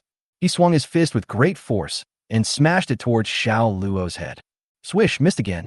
Xiao Luo simply squatted down, not only dodging the punch, but also elbowing the monster in the waist. Explosive elbow, but the elbow only caused 3 points of damage. Without the purple gold short blade, Xiao Luo's damage was too low. But Xiao Luo also found the monster's shortcomings. It was too open and too flexible. Although the monster is very fast, its body is stiff and lacks flexibility. Xiao Luo only needs to be careful to avoid most of the monster's attacks and hold on until reinforcements arrive. Avoiding attacks is Xiao Luo's strong point. In that cave, the night elves created countless fake Xiao Luo to encircle and suppress him. At the beginning, Xiao Luo would get injured every few minutes and could only hide in the hut to recover. Later, Xiao Luo's dodging ability became stronger and stronger. Even when besieged by a group of fake Xiao Luos, he could kill the most dummies with the least injuries. It's simply a low-profile version of Shadowless Step. Now facing a monster that was not very flexible, Xiao Luo seemed to be able to handle it with ease. After 7 or 8 consecutive punches failed to hit Xiao Luo, the monster also discovered the problem. This Xiao Luo was circling around him, as annoying as a fly. You must create some distance first. The monster also has rich combat experience, but this rotten body limits him. He immediately rushed forward to distance himself from Xiao Luo, and then rushed back with another fierce charge. Although his body is not flexible enough, he is very fast. Xiao Luo's face was solemn. If a person is standing right next to a car, it is difficult for the car to hit that person. But if a car is 100 meters away and hits people at a speed of 120 miles per hour, how many people can dodge it? This is the situation Xiao Luo is facing now. He jumped sideways repeatedly, and at the moment the monster was about to charge at him, he lunged to the left and avoided the monster's charge. But the monster reached out and grabbed Xiao Luo's leg, spun him around, and threw him out. Boom! Xiao Luo's lower back hit the tree, and he was in so much pain that he couldn't speak. Seeing the monster charging again, Xiao Luo's pupils shrank sharply. Thunder element arrow. A magic arrow shot out and pierced the monster's thigh. Lightning flashes. The monster stood there and started dancing disco. Brothers from South City are here. 100 meters away, Wu Yuansheng, with a blank expression on his face, bent his bow, drew his arrow, and shot another arrow. Ice element arrow. The monster's body was instantly covered with frost, and its speed was greatly reduced. At the same time, Shun Pan rushed to the monster like a little whirlwind and stabbed him with a dagger. Then he pulled out the purple-gold short blade from the monster's hand and came to Xiao Luo. Brother Luo, here's the knife. Kill him. What are you going to chop? Run. Xiao Luo tightly grasped the purple-gold short blade and used an instant slash to slide out 10 meters away. Run. Run. Everyone run. Xiao Luo shouted at the chosen ones who came to support him. Xiao Luo knew the strength of this monster best. Their damage could not break its defense at all. Don't be afraid. We have reinforcements. Suzerain said calmly. Everyone, keep a safe distance and keep using control skills. Catherine will be here soon. Is Catherine here? Xiao Luo breathed a sigh of relief. With Catherine leading the attack and the assistance of more than 200 brothers from Nancheng, it seemed that there was really a chance to kill this monster. Ah! The monster roared, his eyes flashing red, extremely greedy. He wants to kill these chosen ones and return to his peak strength. Suzerain said in a deep voice, control him. A vine rose from the ground and wrapped around the monster's ankle. The monster bent down, stretched out his hand to tear the vines apart, and then ran towards the people in South City. Keep going. Keep holding him. Wave after wave of control skills were sent out, but the monsters were too high level and these control skills couldn't hold the monsters for long. Brutal collision. Brutal collision. Suddenly, two big men holding shields rushed out from both sides of the monster, one on the left and one on the right, and hit the monster with their shields. It's Su Ming and Andre. Boom boom. The terrifying impact made the monster dizzy for a moment. Brother, we have a great understanding of each other. Su Ming laughed. By the way, why are you here? Andre said in a muffled voice. Catherine asked me to come here. To be on the safe side, Catherine called Andre from District 3 over as well. Andre was lucky. When he was teleported here, he was closest to the battlefield and arrived faster than Catherine. The monster shook its head and swung out 2 punches, hitting the 2 large shields. Su Ming and Andre were both knocked flying. Holy Light Cross. At this moment, Lord Catherine finally arrived at the battlefield. She got behind the monster, drew a cross in the air with the holy sword in her hand, and slashed the monster's back. The rotten meat was all over the floor. The little flying sword is coming. A flying sword came from midair and poked the monster's forehead, but unfortunately it failed to penetrate. Chung Mo raised his eyebrows. Only 15 drops of blood? You have the Iron Head skill, right? 1 shot to the throat. Xiaoong ran, and Chung Mo arrived at the same time. He rushed to the monster and shot his gun like a dragon, aiming straight at the monster's throat. Unfortunately, it didn't penetrate. The strongest men from all major war zones have arrived at the battlefield. At this time, Nanfeng was still on his way on horseback. Chapter 261, the innate magic weapon, is upgraded. Original World Number 9, Warzone 1. Upgrade your natal magic weapon. Nanfeng took out the Black Flow Jade and Shintian Stone and upgraded his innate magic weapon directly on the spot. Destiny Magical Weapon. Weapon name, Excellent Arsenal. Current grade, C-level medium. Type, Backpack. Attribute, Backpack Grid plus 600. Materials required for upgrading, Shinin Stone *1, Magic Stone *1. Gatling Gun upgrade, Golden Gatling Gun. Smoke Bomb upgrade, Highly Toxic Smoke Bomb. Eagle Eye Intermediate upgrade, Eagle Eye Advanced. The number of tactical headsets has been increased to 8. Type 09 Shotgun Enhancement. The maximum bullet storage limit is 2 rounds. Hummingbird Eye Reconnaissance Aircraft upgrade. Hummingbird 2 Reconnaissance Aircraft. Unlock new weapon. Incendiary Bomb. Unlock new accessories. Gas Mask, Tracker. A series of system prompts appeared, and Nanfeng was dazzled. Nanfeng took about 10 seconds to read it through. Gatling Gun Enhancement, Smoke Bomb Enhancement, Eagle Eye Enhancement, Incendiary Bombs, Gas Masks, and Trackers have also been unlocked. Overall, this upgrade is pretty satisfactory. The only thing that caught Nanfeng's attention was that the number of reconnaissance aircraft had also been strengthened. Hummingbird 2 reconnaissance aircraft. The flight speed is slightly increased. The maximum cruising distance is increased by 20, and ammunition can be mounted. Can carry ammunition. This simple sentence directly made the reconnaissance aircraft get rid of the title of T-Chicken. Nanfeng didn't have time to look at the remaining things carefully. He had to hurry back to Area 527. Nanfeng switched out the three-edged military dagger, maxed out his agility, and then strode towards the teleportation array in Area 39. Wee. On the road, a snow-white, bad-tempered wild horse ran out and blocked Nanfeng's way. White Jade Horse King, level 23, Lord level. This is a Lord level ferocious beast. Normally, Nanfeng would have to search for half a day to find a Lord level ferocious beast. Today, he was rushing home and unexpectedly met one on the road. Nanfeng waved his hand impatiently. Go away, I don't have time to kill you today. E. When King Colt saw that Nanfeng didn't take him seriously, he blew out a puff of hot air from his nose, swung his tail, and charged towards him. Time flies. The King of Horses increased his speed to the limit in an instant and knocked Nanfeng out headfirst, causing him to fall flat on his face. But it doesn't matter. Zhu Wang's level is one level lower than Nanfeng, so his damage is too low. Cool. Nanfeng got up from the ground and brushed the dirt off his body. He frowned and found that this colt was not simple. It was very fast. I just need a means of transportation. Nanfeng took out the Gatling gun and fired at the big rock next to Zhu Wang for 2 seconds. The rock shattered and was turned into debris by the magic bullet. After the upgrade, the Golden Gatling fires bigger bullets at a faster speed. It looks extremely scary. White Jade Colt King was stunned. How could this two-legged beast be so powerful? A tough one. Nanfeng pointed the gun at King Zhu and said in a deep voice, either die or send me to a place, your choice. Horses have high IQs, no worse than dogs. White Jade Colt King. As a Lord-level ferocious beast, its IQ is much higher than that of ordinary ferocious beasts. Although it couldn't understand what Nanfeng was babble about, it could understand why Nanfeng didn't kill it. Only the King Colt called out and bent down obediently. Seeing this, Nanfeng hurried forward, turned over, and climbed up. Good horse, charge.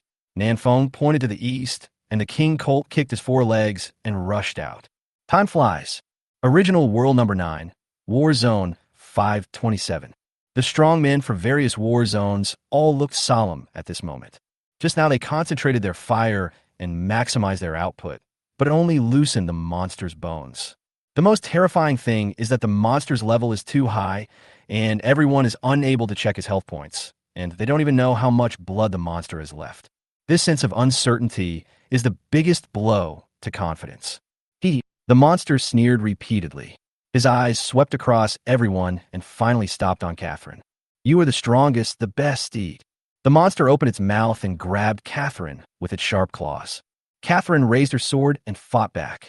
After 3 moves, Catherine was already at a disadvantage and was being suppressed by the monster. Go. Help Catherine share the pressure. Kick the crotch. Have you never fought before? Can you hit the vital parts? Nanny. Help Nanny. The actions of nearly 200 chosen ones greatly restricted the monster's movements. Otherwise, he would have stuffed Catherine into his mouth long ago. Catherine fought and plotted, shouting, "Return to your territory." The chosen one will receive a large amount of attribute bonuses and damage reduction within the village's territory.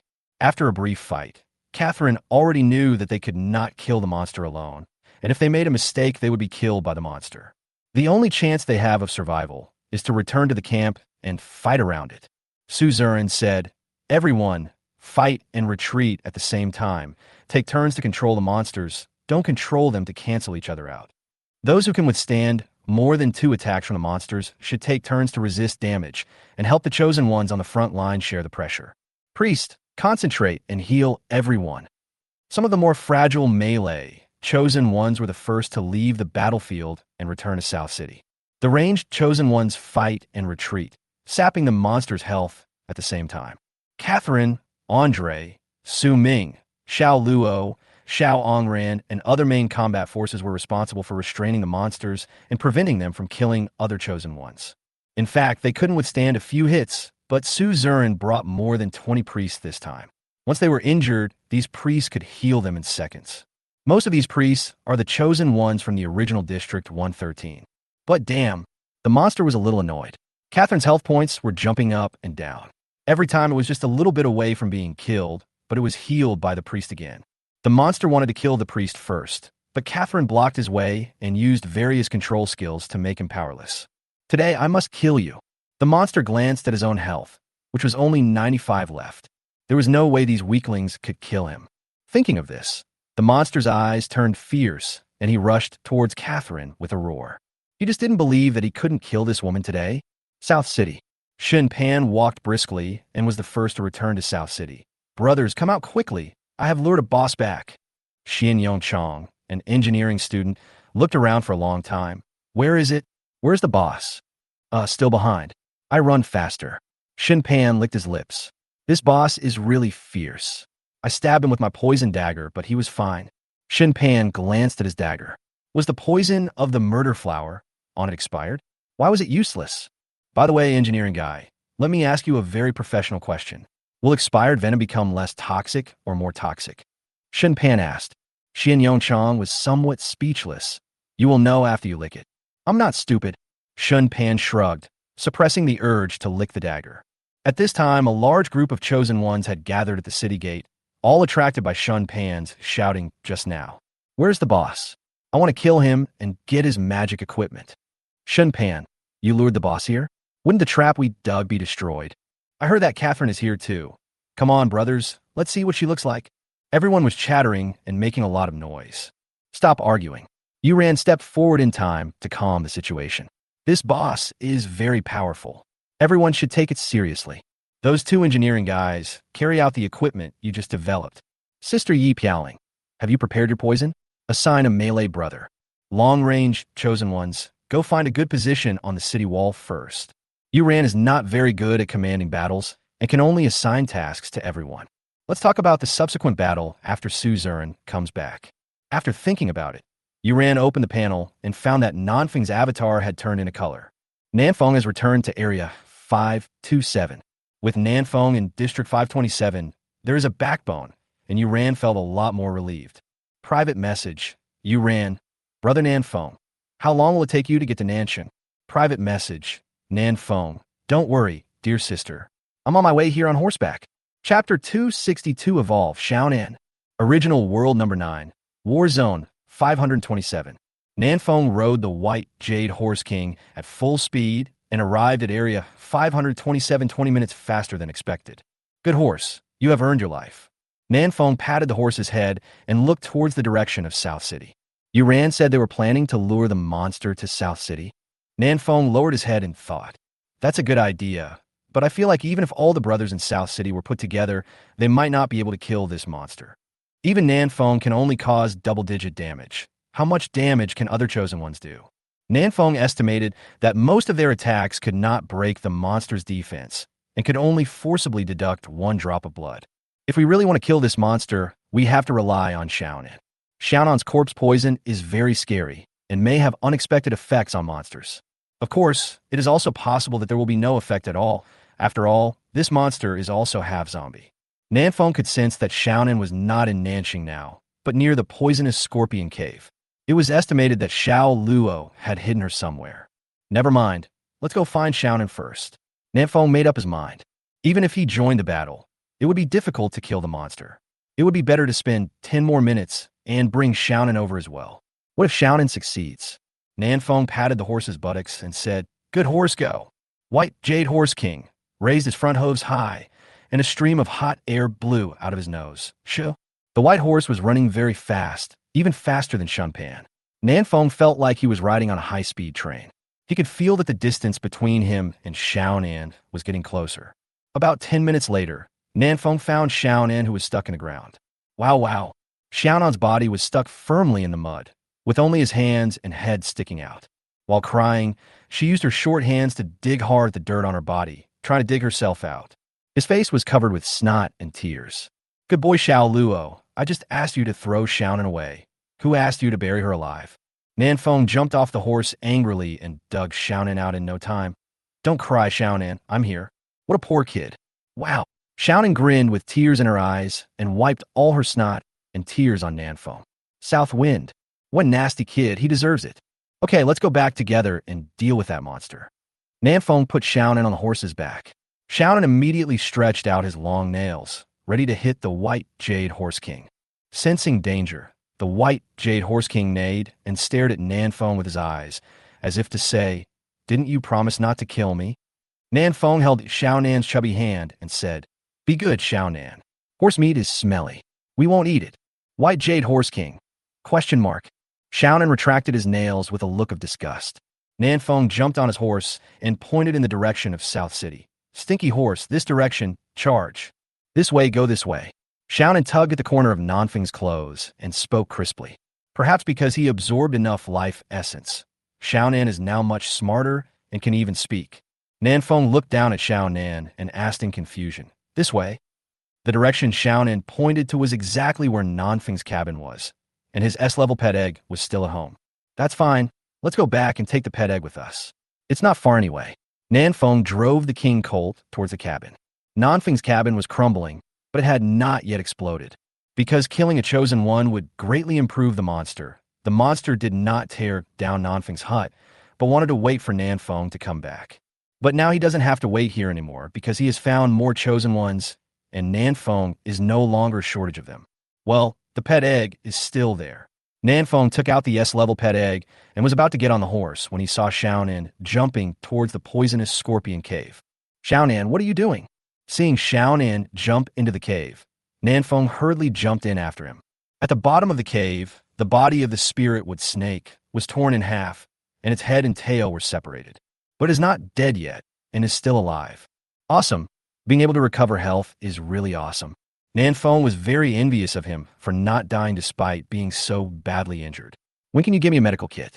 Then I won't need a nanny." Xiaonan came to the snake's head and stretched out his little hand to touch it. Nanfeng was dejected. This big snake had been with Xiaonan for more than a day.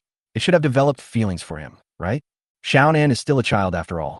"Come and get rid of it," Xiaonan said in a baby voice, his little hands still pushing the snake's head hard. "It's blocking me." Nanfeng walked forward and kicked the snake's head away, revealing the fine iron coffin behind it. "This is..." Nanfeng looked inside cautiously and found that it was filled with all kinds of equipment. Blue light and purple light intertwine. These are all C-level and B-level equipment. Holy shit. So this is what Xiaonan wanted. "You are worthy of being my Nan's pet." It's really exciting. I'll write a book later and name it. Notes on the Southern School of Tomb Robbers. Nanfeng didn't hesitate at all. He waved his hand and began to loot the monster's burial objects. Xiaonan also jumped into the coffin and buried his head in the pile of equipment, looking for something. After a moment, Xiaonan laughed innocently, her little hand tightly grasping a colorful stone. "What is this?"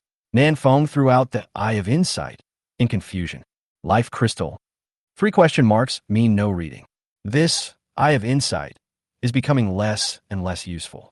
But Xiaonan seemed to know what this thing was, and he opened his mouth and swallowed the essence of life into his mouth. "Don't eat random things." Nanfeng was about to stop him when he saw Xiaonan's body emitting colorful light. He stroked his low-light night vision goggles, his eyes wide open like copper bells. Xiaonan seems to be evolving. Late night, South City. The boss is coming. The boss is coming. First combat team, get ready. Technical department. Have you completed the installation of the city defense artifact? Report. The first combat team is on standby. The city defense artifact has been installed and can be put into battle at any time. The chosen ones in and outside the South City were coming in and out, and there was a feeling of blood boiling. They usually hunt ferocious beasts together with Huang Yuanming, Su Ming, Wu Yuansheng, and others. With these masters around, it is unlikely that they will encounter any danger. Today, a powerful boss finally arrived. How could they not be excited? In the south of South City, the monster was chasing Catherine, roaring all the way towards her. D. The monster was really pissed off. Why were those priests so annoying? Don't you have unlimited mana? Su Zurin saw that the monster had entered the ambush area and said decisively, "First combat team, shoot." Yes. For a moment, arrows rained down.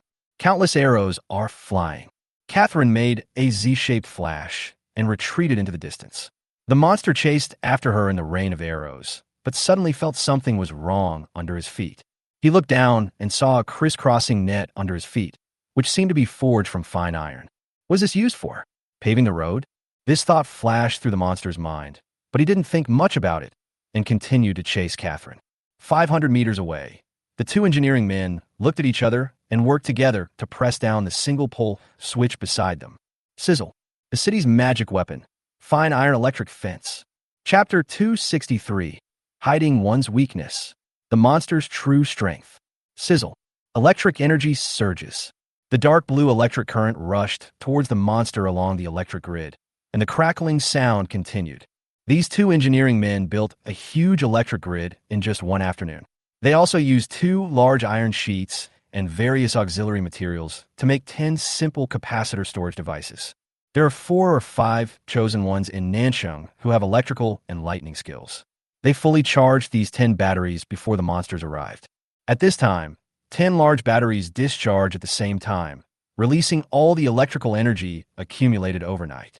The strong electric current visible to the naked eye directly electrified the monster to a crisp.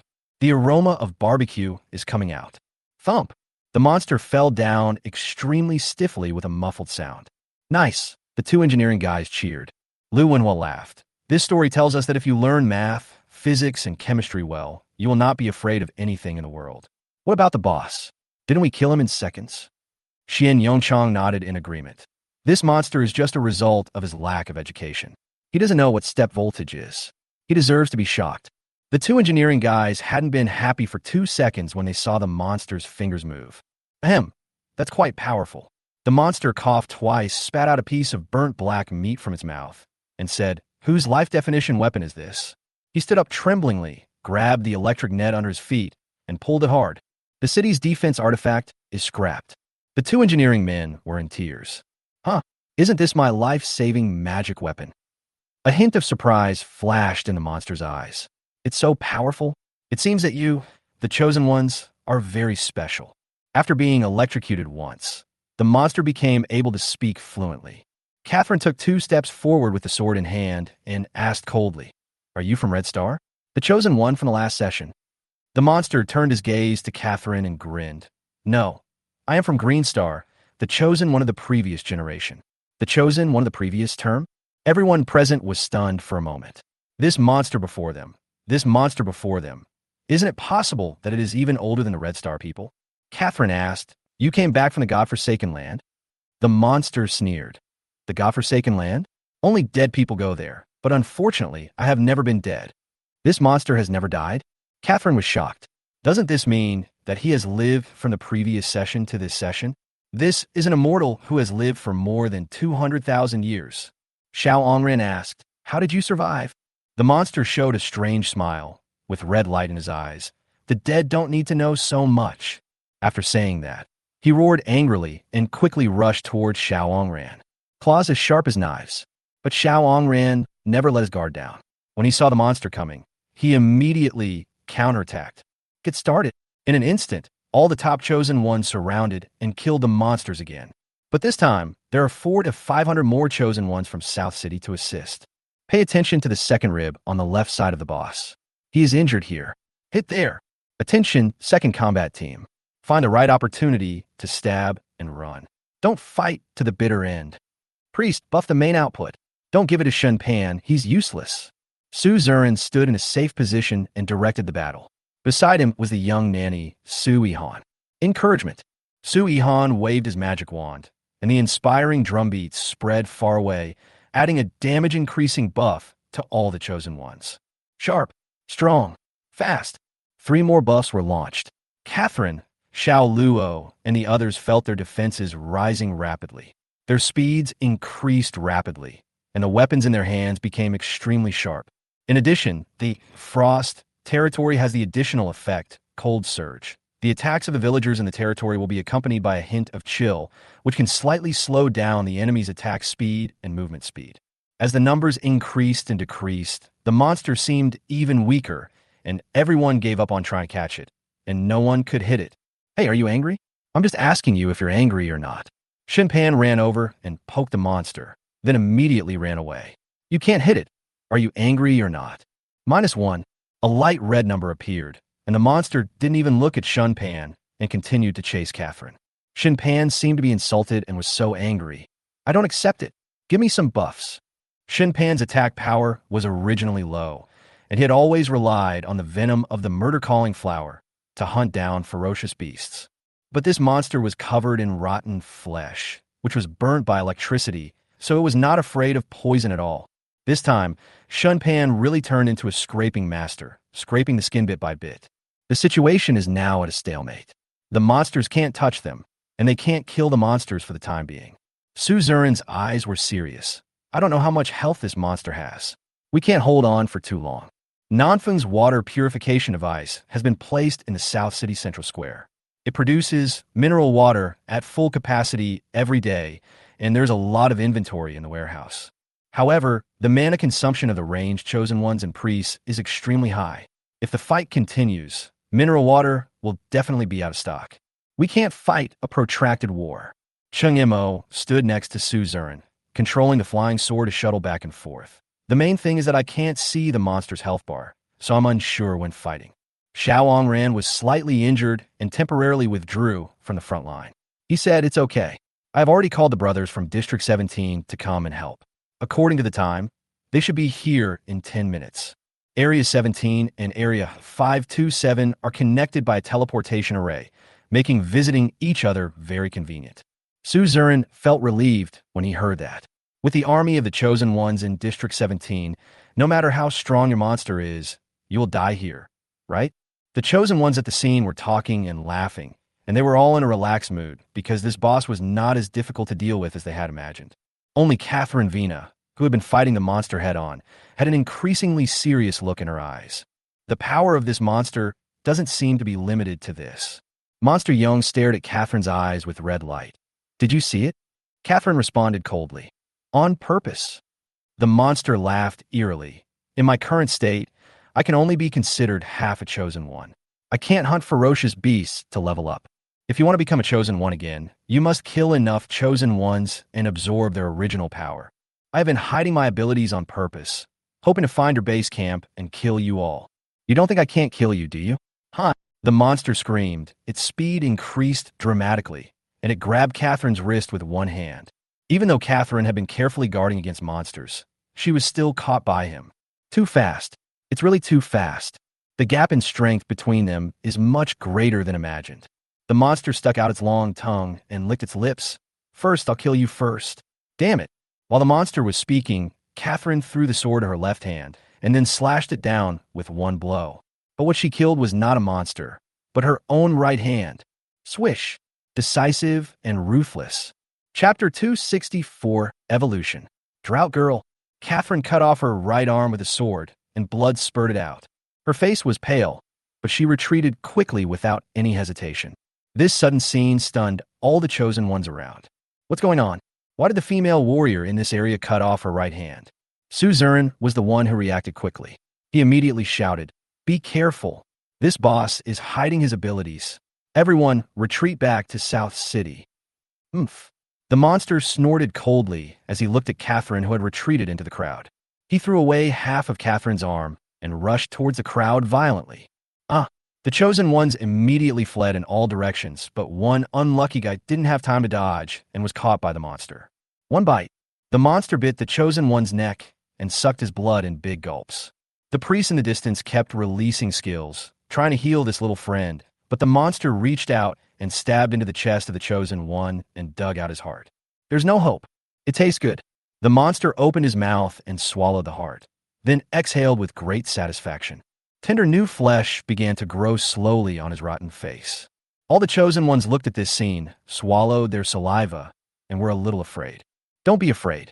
You are all going to die." The monster glanced at everyone coldly and rushed to the next target again. Brutal collision. Su Ming bravely launched a charge. The monster sneered. "Do you really think you can knock me out?" The monster charged in the opposite direction and collided with Su Ming, knocking Su Ming more than 10 meters away. "Damn it. I'm a car, and he's a tank." Su Ming cursed as he got up, his legs weak. "Sufferangel. Retreat. Retreat quickly." Catherine lost half of her right hand, and her fighting power was greatly reduced.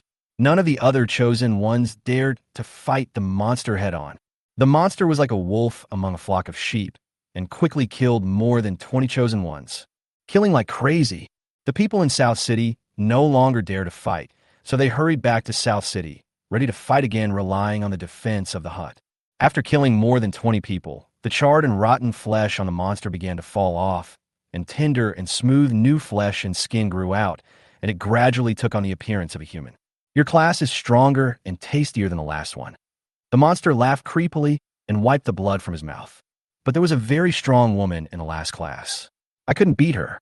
Otherwise, I wouldn't have slept for another 100,000 years. He said, his eyes locked on his next target. The turbulent little nanny, Su Ihan. Su Zurin was directing everyone to retreat and didn't pay attention to his sister for a while. While running away, Su Ihan felt a chill on her back.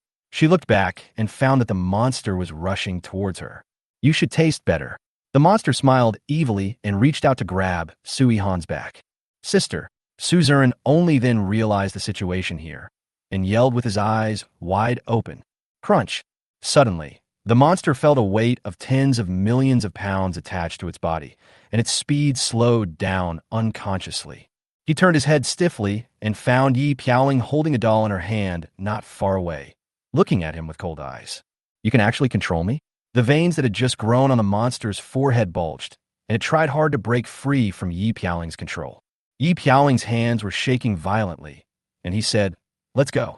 Let's go." Su Zurin took his sister Su Ihan's hand, looked at Yi Piaoling deeply, and strode towards South City.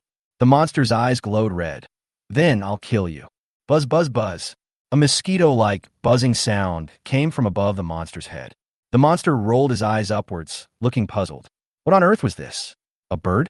But why does it have so many balls?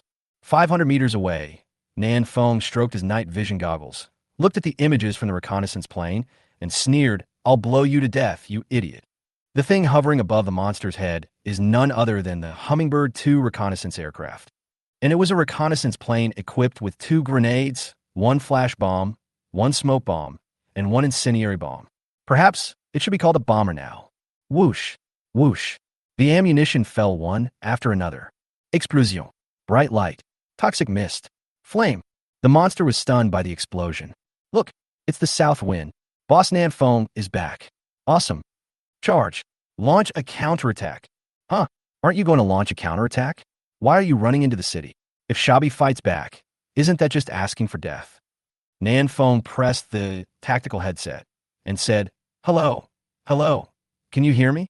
Tell all the brothers to go back to South City and hide, and only leave the long-range chosen ones on the city wall to support me." Su Zurin quickly replied, "Understood. Xiao Luo, you're always so slow. Can you be faster next time?" You ran. "I know, brother Nan Feng. Keep going." Nan Feng smiled slightly and turned to look at a little girl of about 7 or 8 years old beside him. "Xiao Nan, are you sure you can hold the monster back? This is the evolved Conan. She is no longer the chubby and silly girl she used to be. She is over 1.4 meters tall, with 2 big braids tied up in her hair, looking playful and cute. Drought Girl Conan. But these are not the key points. The key point is Xiaonan's grade, which was directly upgraded from F grade to a grade.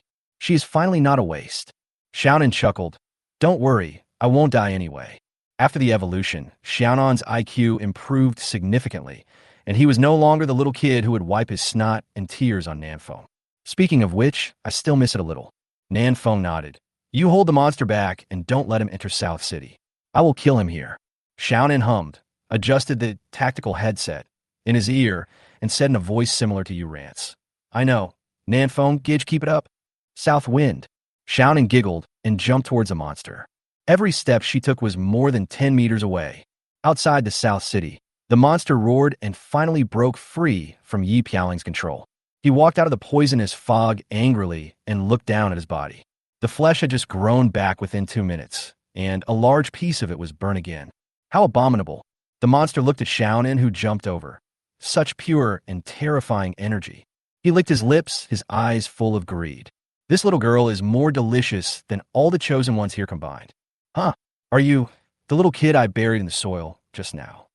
The monster took a few more glances and recognized Xiaonan. At this time, Xiaonan had already jumped in front of the monster and snorted proudly. I was not grown up just now and couldn't beat you. Now you try again. Just you. The monster rushed toward Xiaonan with a creepy smile. Call out. Penetrating bullet. The magic bullet streaked through the sky, leaving a dark straight line and piercing the monster's head. Minus 1032. After upgrading his innate magic weapon, Nanfeng's full-strength attack damage finally broke through 4 digits. The monster's face darkened, and he looked in the direction of Nanfeng. This coward is back too? It's a good opportunity to eat him together. But before eating Nanfeng, he has to eat Xiaonan first. If I eat you, I might be able to return to my peak. The monster chuckled, do you know? My peak period was level 33. He quickly stepped forward, grabbed Xiaonan by the neck, and lifted her up. Xiaonan's petite body looked like a doll in front of him. But Xiaonan was not panicked. She slowly dug her nails into the monster's flesh and blood. Level 33? Is that powerful? Yeah. Do you know what the world is like above level 30? The monster ignored Xiaonan's nails and sneered, as if he was looking at a country bumpkin. Whoosh, whoosh, whoosh. Nanfeng's bullets continued to hit the monster, but the monster ignored his physics, and now he only had Xiaonan in his eyes. He wants to eat Xiaonan. Wait, this. The monster with his mouth wide open was suddenly stunned, because he felt a familiar breath from Xiaonan. Such a familiar smell. The monster looked at Xiaonan's innocent face and suddenly felt a chill. His thoughts wandered, and long-lost memories from more than 200,000 years ago resurfaced.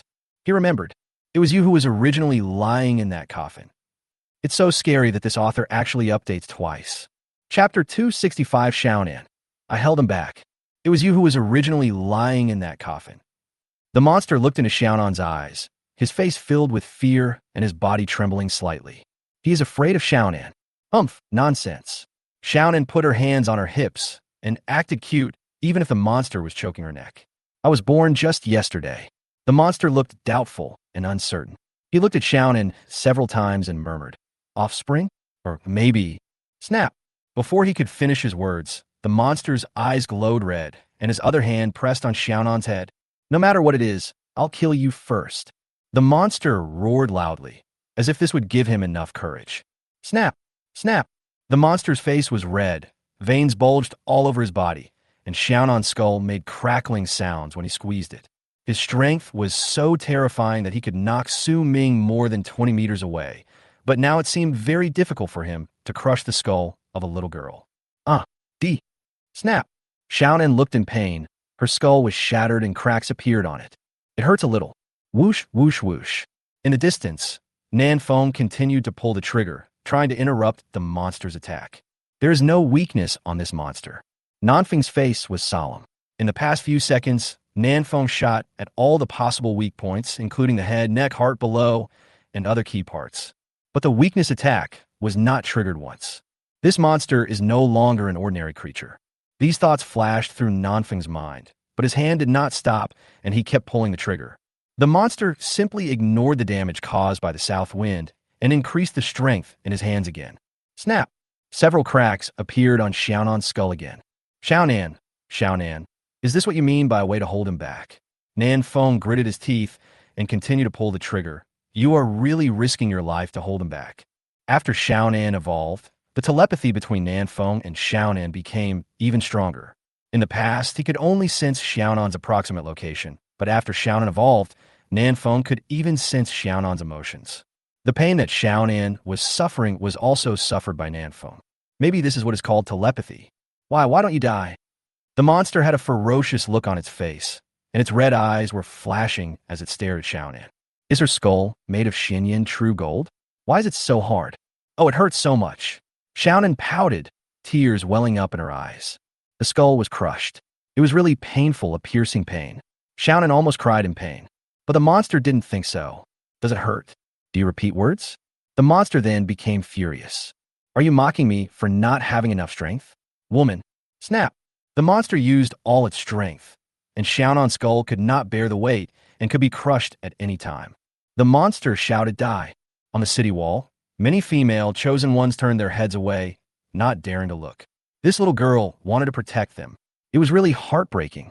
The male chosen one's eyes were filled with anger, and he wanted to tear the monster into pieces. And what about Xiaonan? She reached out her hand tremblingly to wipe away her tears and took off the yellow talisman paper on her forehead. Bang! Very quickly, Xiaonan stuck the talisman directly on the monster's hand. The monster felt his body stiffen, like a deflated ball, and his strength dissipated instantly. He can't move. Yeah. Xiaonan happily pressed the tactical headset. Nanfeng Gidge, I held him back. Isn't that awesome? Nanfeng was speechless. I thought you'd already held him back. Call out. While pulling the trigger, Nanfeng informed Suzerain and others through the tactical headset. The monster has been controlled. Brothers, let's go all out. Sufiran, full output? What about your pet? She's too close to the monster and may get hurt accidentally.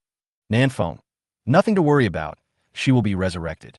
Xiaonan, oh, you ran. Why don't we find someone to bring Xiaonan back? Shenpan, where's Shunpan? Nanfeng, no time. Through the 8x scope, Nanfeng clearly saw the monster shaking slightly. He was trying to break free from the control of the yellow talisman. Explosive bomb. Nanfeng shot the monster in the left eye, burning the newly grown tender flesh nearby into charcoal. But such an attack is too weak and cannot kill the monster. Suzerain, tell the brothers to stop attacking first, lest they hurt me. Nanfeng gritted his teeth, turned around and rode on the white jade horse king. Let's go kill them. What? You said sniper rifles are too scratchy. It doesn't matter, I still have a spray gun and a Gatling gun. A distance of 500 meters only takes 5 seconds for the king of horses. When Nanfeng arrived in front of the monster, he found that the monster was looking at Nanfeng with a fierce look. Now only his eyeballs could move. Nanfeng turned over and got off the horse. He ignored the monster's cannibalistic gaze and looked at Xiaonan. Don't be afraid, Xiaonan. I'm here to save you. Xiaonan pouted and looked aggrieved. That's not what you said just now. Nanfeng laughed awkwardly twice and tried to pry open the monster's hands to rescue Xiaonan. But something even more embarrassing happened. He couldn't pry them open. Seeing the monster's little finger begin to tremble slightly, Nanfeng's face darkened. It's too late, Xiaonan. I have to take action. Xiaonan sighed sadly. Okay, see you in the next life. God, see you in the next life. Nanfeng picked up the Gatling gun and pressed it against the monster's forehead. Do you believe me? I will let you see your own brains. The monster sneered and said, I don't believe it. Da. Gatling starts roaring. The effects of exploding bracelet were triggered continuously, as if firecrackers were being set off on the monster's face. After the upgrade, the Gatling gun has larger and more bullets, each of which can blast a big hole in the monster's face. The flesh that had just grown on the monster's face was shattered into pieces, revealing the skull inside. An extremely strong skull.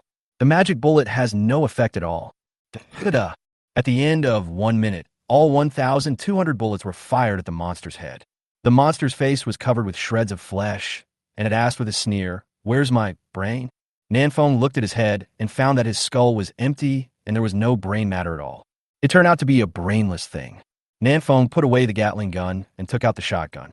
Hold on to your heart and deal maximum damage. Boom! The shotgun made a loud roar and smashed the monster's chest. Nanfeng reached out and touched his chest, preparing to shoot again, but the monster had already forcibly broken free from the control of the talisman paper, and with a flick of its arm, it knocked Nanfeng away. Crystal Shield. Minus 1991. Nanfeng released his life-saving skill in time, and coupled with the village chief's 50 damage reduction in the territory, helped him block most of the damage. But even so, Nanfeng still lost nearly 2,000 health points. The monster snorted coldly. You are quite powerful and have many tricks.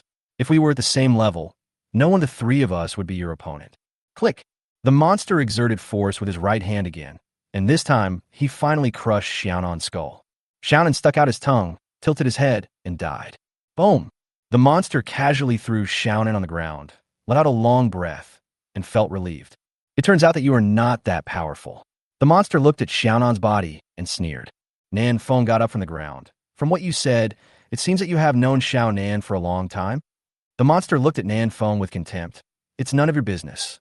The monster knew the famous saying, the villain dies because of his talkativeness, which was full of life philosophy. He stopped talking nonsense and decided to kill everyone present. No one except him can know the secret of the coffin. Chapter 266. Who is Xiaonan? Except for me, no one can know the secret of the coffin. The monster's eyes were full of ferocity, and it rushed towards Nanfeng. Holy Light Cross. Catherine Vina, who had one hand broken, came behind the monster at some point, slashed out a cross of sword energy, then turned around and ran, looking for death.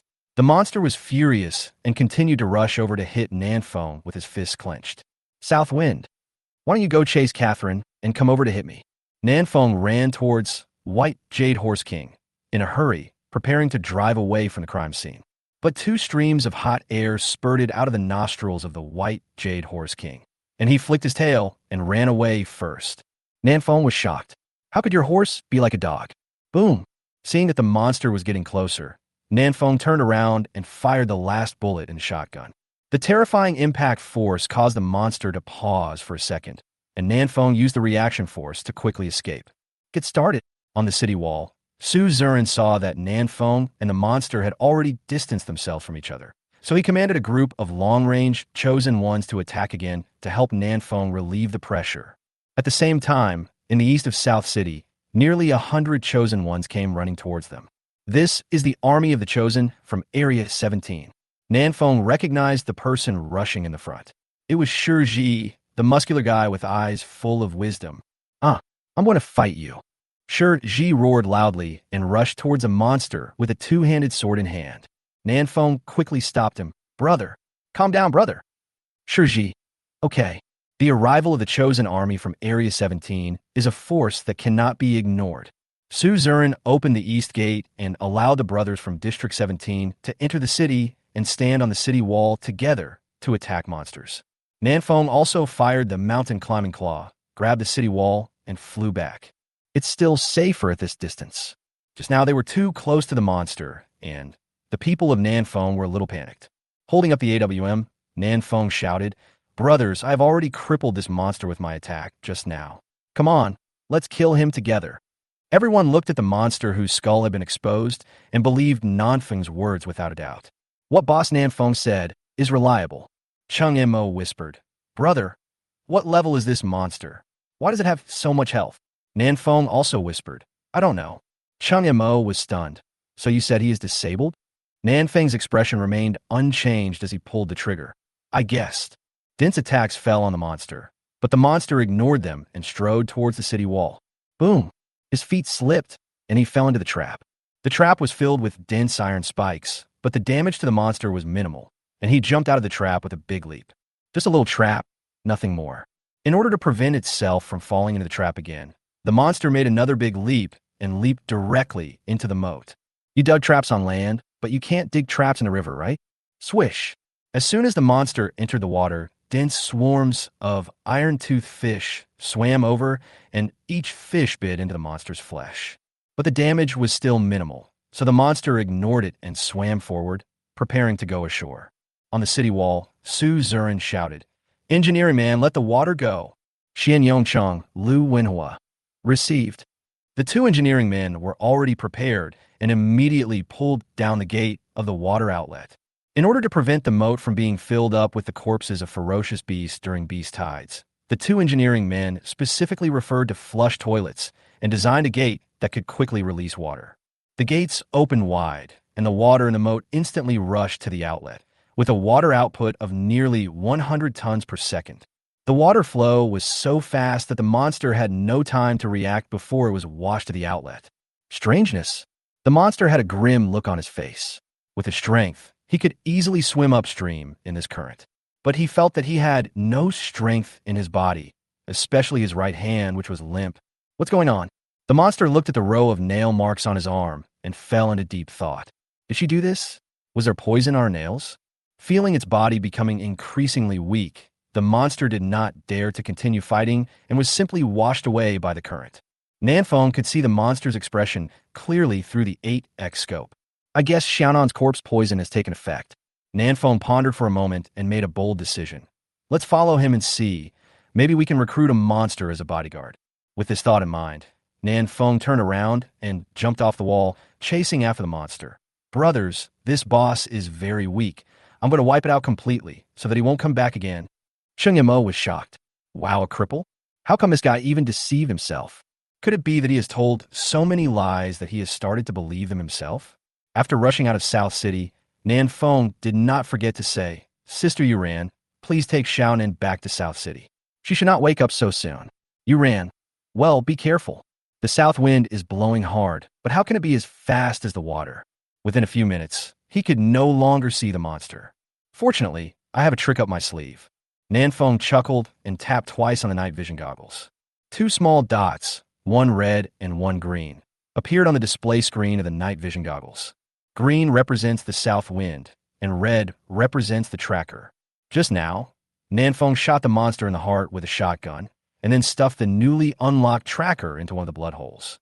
Now we can use the tracker to determine the monster's location. To be safe, I'd better use a reconnaissance plane to take a look first. You must be humble in life so that you can live long.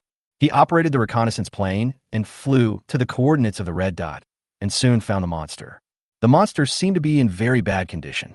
It walked unsteadily and almost tripped over a rock. From a wound on his arm, streams of dark green, poisonous blood flowed out. This monster is also a ruthless character. Knowing that this poison is extraordinary, he directly starts tearing his own flesh. Ugh! The monster roared and screamed, tearing off the newly grown flesh. Nanfeng felt his scalp tingling even through the screen. This is really cruel. Soon, the monster tore off all the flesh on its upper body, turning it into half a skeleton, with only a few pieces of rotten flesh hanging on its body. It looked even more miserable than when it had just come out of the coffin. I originally thought that this would be able to eliminate the corpse poison, but the monster soon discovered something was wrong. Because the dark green corpse poison had penetrated into his bone marrow and emerged from the joints between his bones. No! The monster cried out in despair. He is no longer a human being now. His flesh and blood are only his clothes, and his bones are his real body. He could tear off his clothes, but he dared not break his bones. Then he would really die, although he won't live long like this. The monster sat on the ground in despair, staring blankly at the sky, and then he spotted a reconnaissance plane hovering in the air. The monster smiled miserably and waved at the reconnaissance plane. Nanfeng hesitated for a moment, but still chose to go over. He stopped 30 meters away from the monster, holding a grenade in each hand, and asked, "Any last words you have left?" "Ha!" The monster laughed miserably and said unceremoniously, "You will die at her hands, too." "She?" Nanfeng pondered and said, "Are you talking about Xiaonan? Do you know her? Who is she?" The monster lowered his head and thought for a long time before he slowly said, "She's a coffin. South wind." Monster. True master. Chapter 267 Monster Story. Is Xiaonan the real owner of the coffin? Nanfeng was a little surprised. This was different from the answer he had guessed. When Xiaonan was born, he was very attached to the statue of the Red Star Woman, which made Nanfeng suspect that Xiaonan was once the Red Star Woman's pet. But now it seems that Xiaonan's identity is not that simple. Nanfeng said, "Can you tell me in detail?" "Sure." The monster laughed strangely. "Let me tell you my story." He lowered his head and thought for a long time. Memories that had been buried for more than 200,000 years gradually emerged in his mind. "That day, I was level 29. The monster spoke slowly in a low voice. "That was the day before the beast tide arrived. I found a cave deep in the mountains and the coffin inside. I tried my best to open the coffin lid and saw the woman lying inside. The one you mentioned, Xiaonan."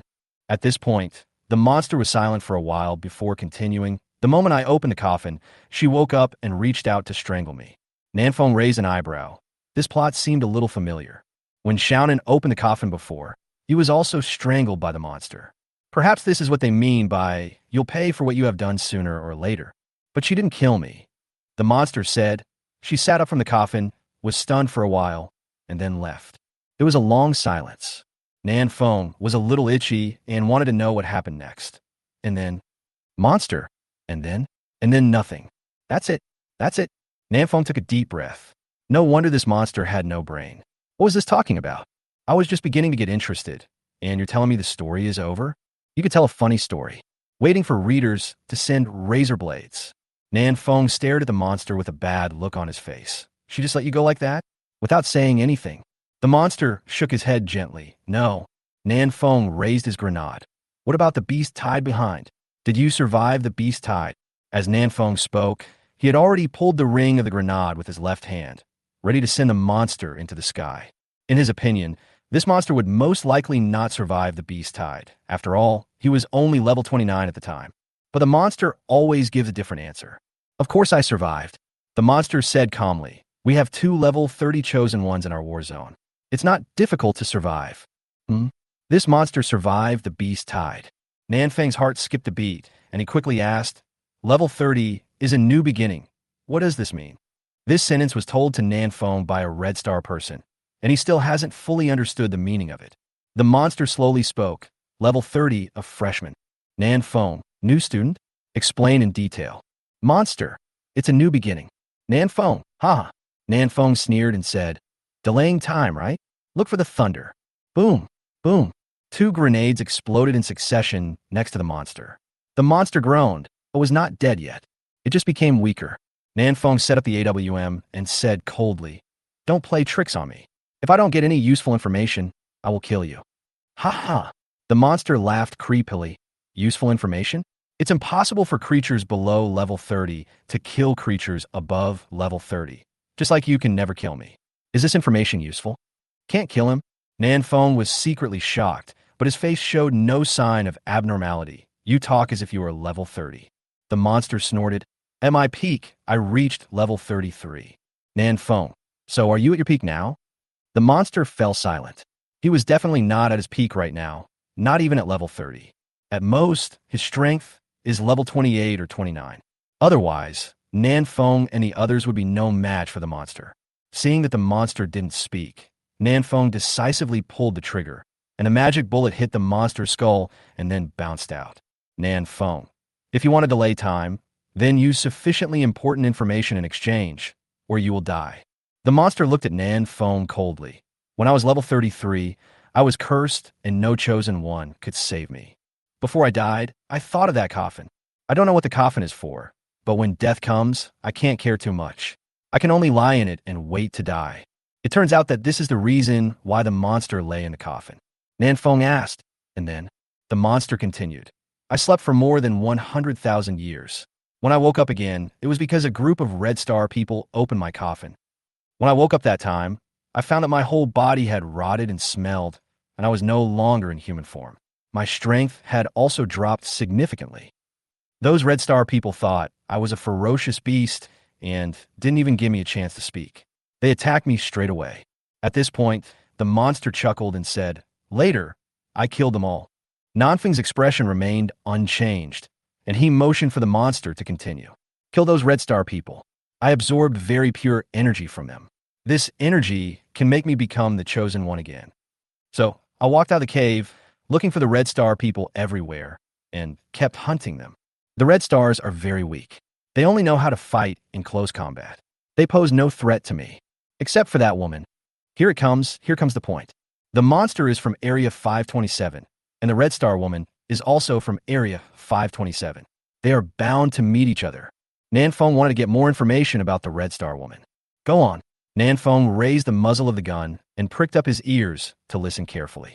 A fierce light flashed in the monster's eyes, and he lowered his head and continued. She is very powerful. She is only level 25, but she can defeat me very easily. She is the most powerful person among all the chosen ones I have ever seen. Her name is Suena. Suena. Nanfang was secretly surprised. Could Suena, who was at level 25, defeat monsters so easily? Although I don't know how powerful the monster was at that time, it should be at least about the same as it is now, right? As if guessing what Nanfang was thinking, the monster sneered and said, at that time, I had killed 28 chosen ones. I am much stronger than I am now. Hiss. Nanfang took a breath of cold air. This means that Siana's strength needs to be improved to a higher level. Nanfang estimated that among people of the same level, only Long Woody on Blue Star could fight against him. This Siana is the female version of Long Woody. The monster continued, I was seriously injured again. I had no choice but to return to the coffin and continue sleeping. When I woke up again, seeing that the monster always stopped at the critical moment, Nanfang felt helpless. Can you finish the story first? Swish! The monster sitting on the ground suddenly stood up and rushed towards Nanfang with a roar. That's when you opened my coffin. The monster told a story for a long time, some of which was true and some was false, just to make Nanfang relax his vigilance. Now, he has finally been waiting for this opportunity. Most of his bones were dyed light green, and the color was gradually deepening. He would probably die from the poison soon. As a ruthless person, how could the monster be willing to die in such a miserable way? He wants to drag Nanfang to the underworld with him. Nanfang smiled helplessly. As expected, you still want to kill me, but you are too impatient. You don't really think I'm an idiot, do you? I just exposed a flaw on purpose. Chapter 268, The Second God of Creation. The monster roared and rushed towards the south wind. But he was so badly injured that he didn't notice that there was a long rope tied around Nanfeng's waist. This is Nanfeng's mountain climbing flying claw. Swish! Nanfeng lightly tapped the claw handle hidden in his sleeve, and the whole person flew backwards. Whoosh! Whoosh! Whoosh! While retreating, Nanfeng did not forget to shoot the monster twice in the head. The monster was already at the end of its strength and was determined to die together with Nanfeng on its last breath. Seeing Nanfeng retreat more than 20 meters, its legs went weak and it collapsed to the ground. Whoosh, whoosh, whoosh, whoosh. This time, Nanfeng didn't give the monster a chance to speak. He kept pulling the trigger and used the AWM as an automatic rifle. The magic bullets hit the monster one after another, and the monster curled up into a ball, trying to take as little damage as possible. You can't kill me, but I will. Whoosh, whoosh, whoosh.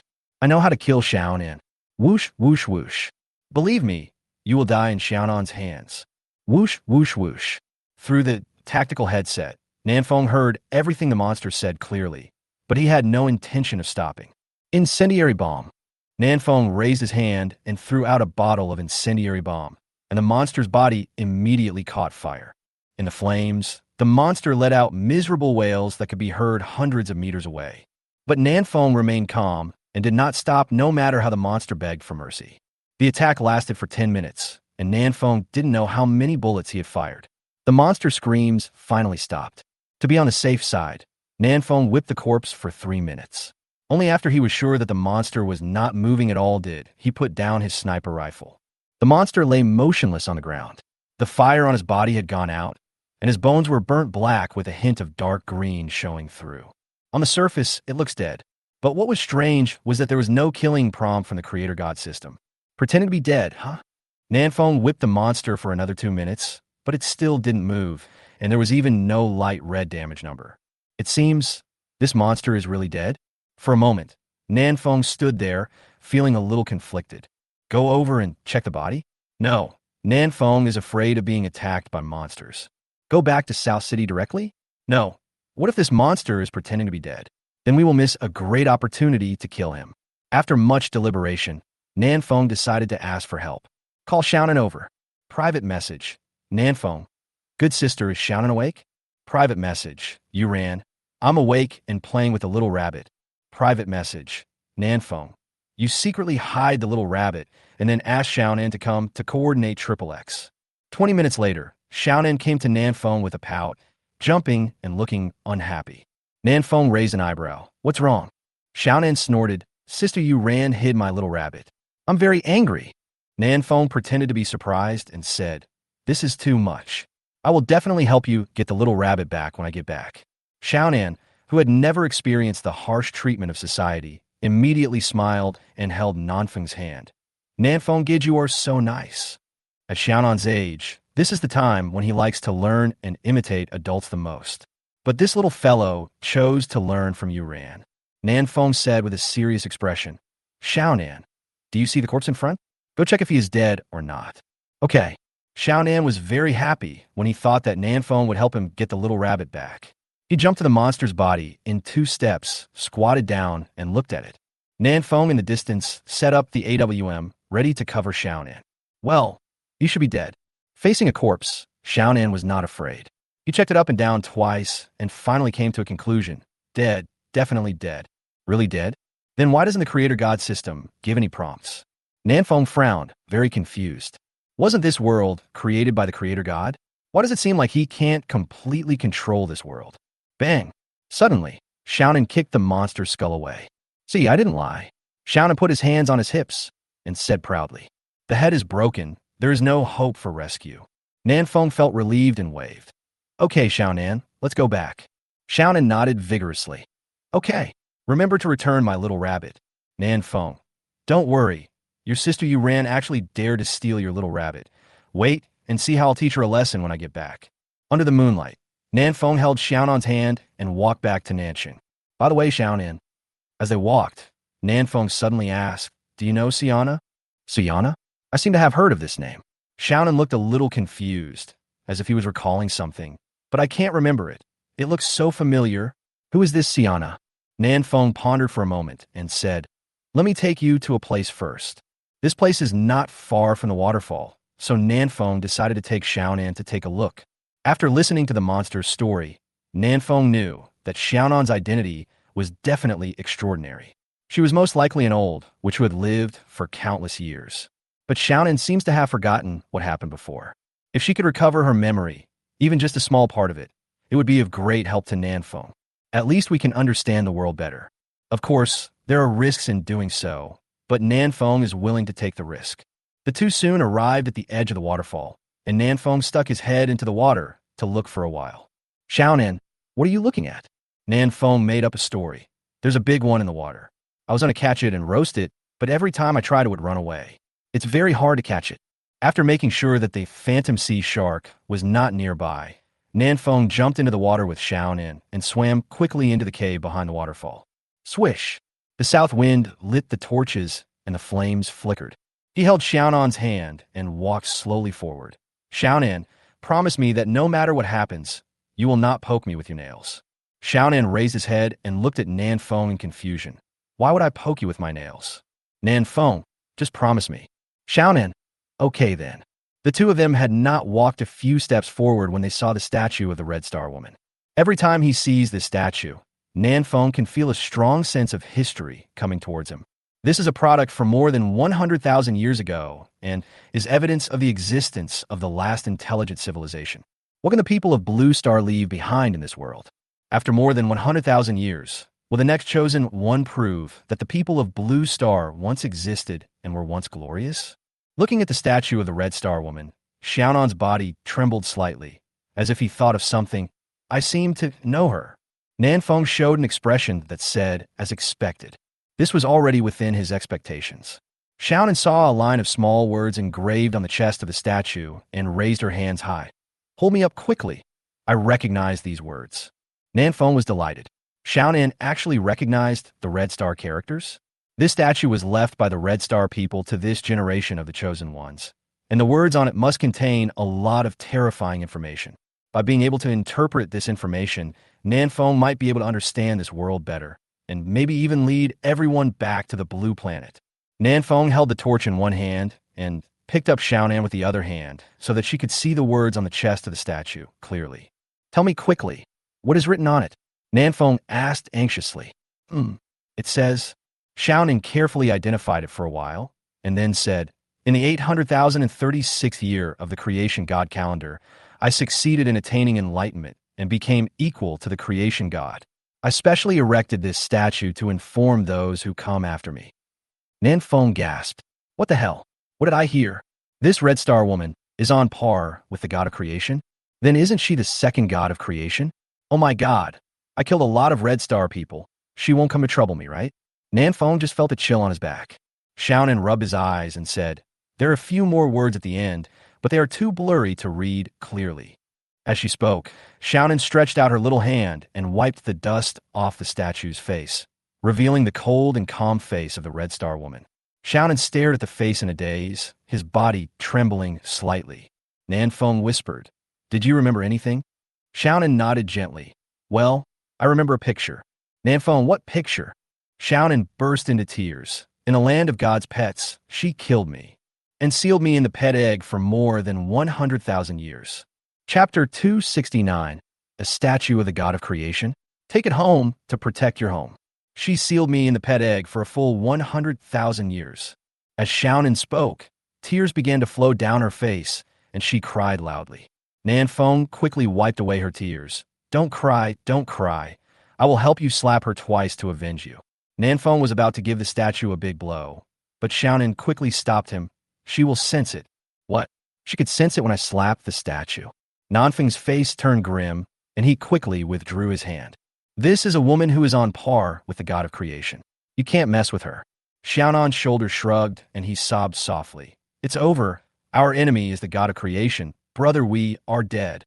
Nanfeng put Xiaonan on the ground, his expression serious. Don't shout. Who is your brother? I don't know you well. Wow.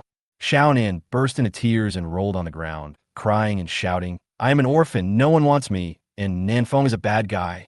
It is so sad to hear it and shed tears to see it. But Nanfeng ignored everything and walked around the statue of the Red Star Woman before making a bold decision. He put his arms around the statue's slender waist and put it into his backpack in a flash. Wow, a statue takes up 400 slots in my backpack. Nanfeng's backpack originally had a lot of free slots, but now they're almost filled up by the statues. Fortunately, Nanfeng's life-blooded weapon is a backpack, otherwise it really wouldn't be able to hold all the things. This woman possesses the power of a creator god. I will move her statue back to South City and place it at the city gate. I wonder which ferocious beast dares to come. Nanfeng chuckled a few times and gave himself a thumbs up for his cleverness. Xiaonan at the side was dumbfounded. She is our enemy, and you want to take her statue away? Aren't you afraid that she will come and kill us after sensing it? Nanfeng said seriously. To be precise, she is not our enemy, but yours. Xiaonan was stunned for 2 seconds, then continued to cry loudly and rolled on the ground. What a crybaby little girl. Nanfeng shook his head helplessly, reached out to pick up Xiaonan, and turned back to Nanxing. Okay, Xiaonan. She is a big shot who is on par with the god of creation. She has no time to care about a little brat like you.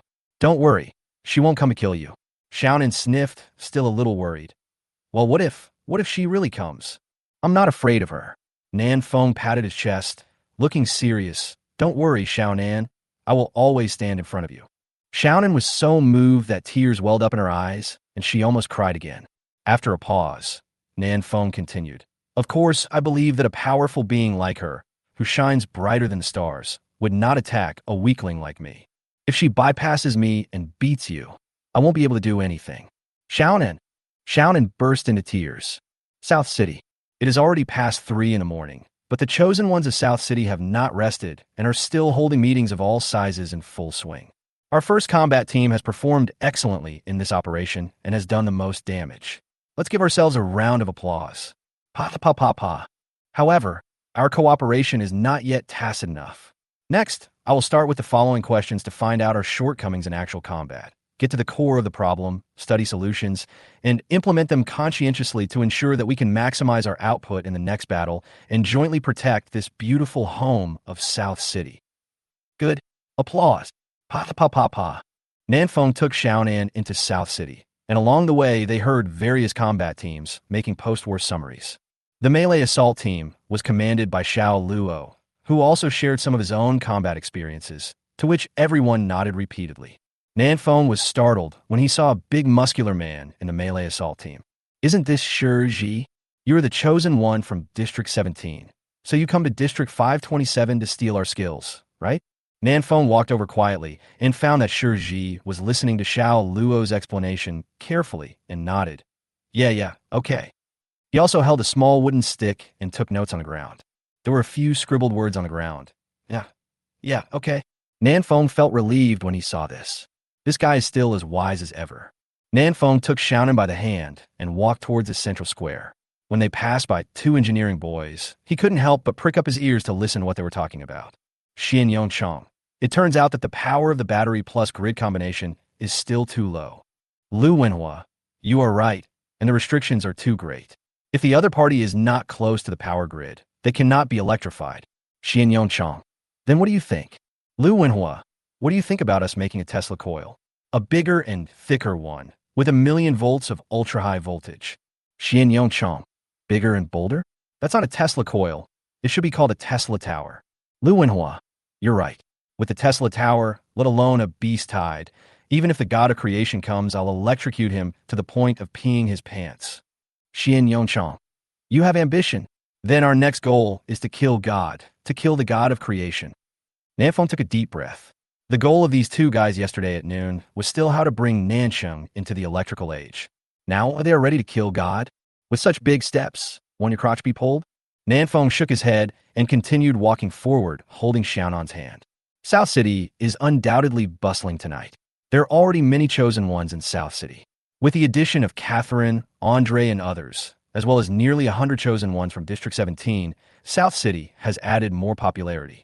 At this time in the central square, a group of strong men were discussing the beast tide. Cheng Mo, no more talking.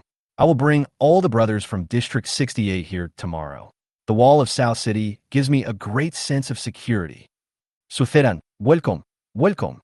We in Nanxing welcome every fellow Dragon Country member to join us. Cheng Mo looked at Xiao Ongran and said, Brother Xiao, do you want to move District 17 here as well? If we fight against the beast tied together, our chances of winning will be higher. Xiao Ongran hesitated for a moment. Isn't this a bit bad? Hearing this, Nan Feng said, It's nothing bad. You've seen the strength of that monster just now. He's only level 29 at most. If he's so difficult to deal with, then the beast-tied boss won't be even more difficult to deal with. If we're all together, we can take care of each other. Hearing the sound of the south wind, everyone turned their heads. Yu Ran's eyes were full of smiles. Brother Nan Feng, you're back? Shun Pan, you've been out for so long I thought you wouldn't come back. Cheng Mo, brother, did you get rid of that monster? Is he really disabled? Nan Feng answered everyone's questions one by one, and then said, Everyone, the beast tide is coming. I don't need to say how dangerous it is. I hope everyone can join Nanxing and fight against the beast tide together. If all the chosen ones of the Dragon Kingdom could be gathered together, they would definitely be a strong fighting force. Xiao Ongran thought for a moment and said, Okay, I'll go back and ask other people for their opinions. There's another question.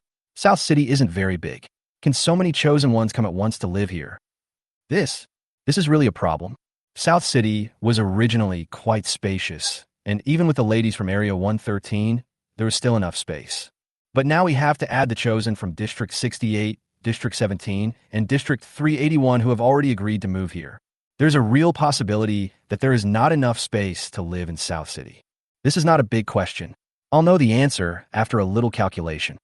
Behind Xiao Ongran, a man in his 40s walked out with an abacus in his hand. My last name is Ji. My given name is Suen. I was a financial officer before I traveled through time, and my natal magic weapon is an abacus. Ji Suen introduced himself briefly, then fiddled with the abacus and began to calculate. The area of South City is... The current number of chosen ones is... The number of chosen ones in District 68 is... Nan Feng seemed to be listening very seriously, but in fact he was very speechless. Do we need to calculate this for Trail Eye? Or should we use an abacus? Are you financially sound? Su Zurin and the others had the same expression, but because the other party was from District 17, they didn't say anything to avoid hurting the relationship. However, the two engineering men came behind Nan Feng at some point. Xian Yongchong. What is he calculating? Lu Wenhua. Calculate how many people can live in South City. Xian Yongchong. My suggestion is, just let everyone move here. When there is no more room, you will know how many people Nansheng can accommodate. Nan Feng nodded silently. He had to be an engineering man to fully understand the principle that practice makes perfect. Lu Wenhua, alas, he is an old man. Please be considerate of him. Xian Yongchong. Old man? He is at most 45 years old. Lu Wenhua. Are you so sure? Xian Yongchong. Of course, I have investigated on the Transworld channel, and the ages of all the chosen ones are between 15 and 45 years old. In other words, people under 15 and over 45 either didn't make it through or are already dead. When Nan Feng heard this, his face suddenly darkened. No wonder. Chapter 270, The Boundary Line of the War Zone. Nan Feng lowered his eyebrows and looked gloomy. What the engineering guy said just now made Nan Feng suddenly feel a little overwhelmed. His parents are already 48 years old. No wonder Nan Feng has never heard from them. If they hadn't traveled through time, it would be better, at least the blue planet would be relatively safer. If they also traveled through time, then the result would be... Nan Feng didn't dare to think about it any further. Huh? Wait, Long Woody's father is not even 45 years old. Nan Feng walked up to Xiao Ongran and asked in a low voice, Do you know how old Long Woody is this year? Xiao Ongran looked at Nan Feng in confusion, as if wondering why he asked this question. 22 years old. What's wrong? Only 22? Younger than me. Nan Feng's brows were furrowed into a Chan shape. Didn't you say he was the top soldier for 12 consecutive years? He started boxing when he was 10 years old. Xiao Ongran answered. That thing is held once every 3 months. South wind. Okay, that's a rough explanation. Nan Feng suddenly felt a little discouraged. In this case, the engineering guy's guess might be true. People over 45 years old either didn't cross over or are already dead. Nan Feng suddenly felt extremely tired. He quietly left the crowd and prepared to go back to the cabin to rest. Damn, my cabin is not home yet. Nanfeng's hut is near the Scorpion Cave. The relocation skill is still on cooldown, so there is no way to move the hut back. It's over. I have to sleep on the streets tonight. I'm ahead of South Village.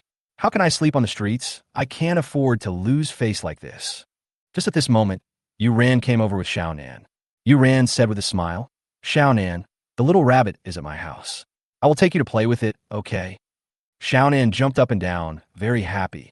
Okay, I want to sleep with the little bunny in my arms. The two looked up and saw Nanfeng standing there. Xiaonan immediately clenched her fists and rushed over. You big bad guy, you lied to me.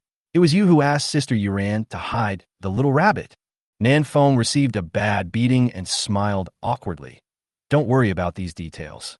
I will catch a few more red-eyed rabbits tomorrow to play with you. Xiaonan put his hands on his hips and snorted. That's more like it.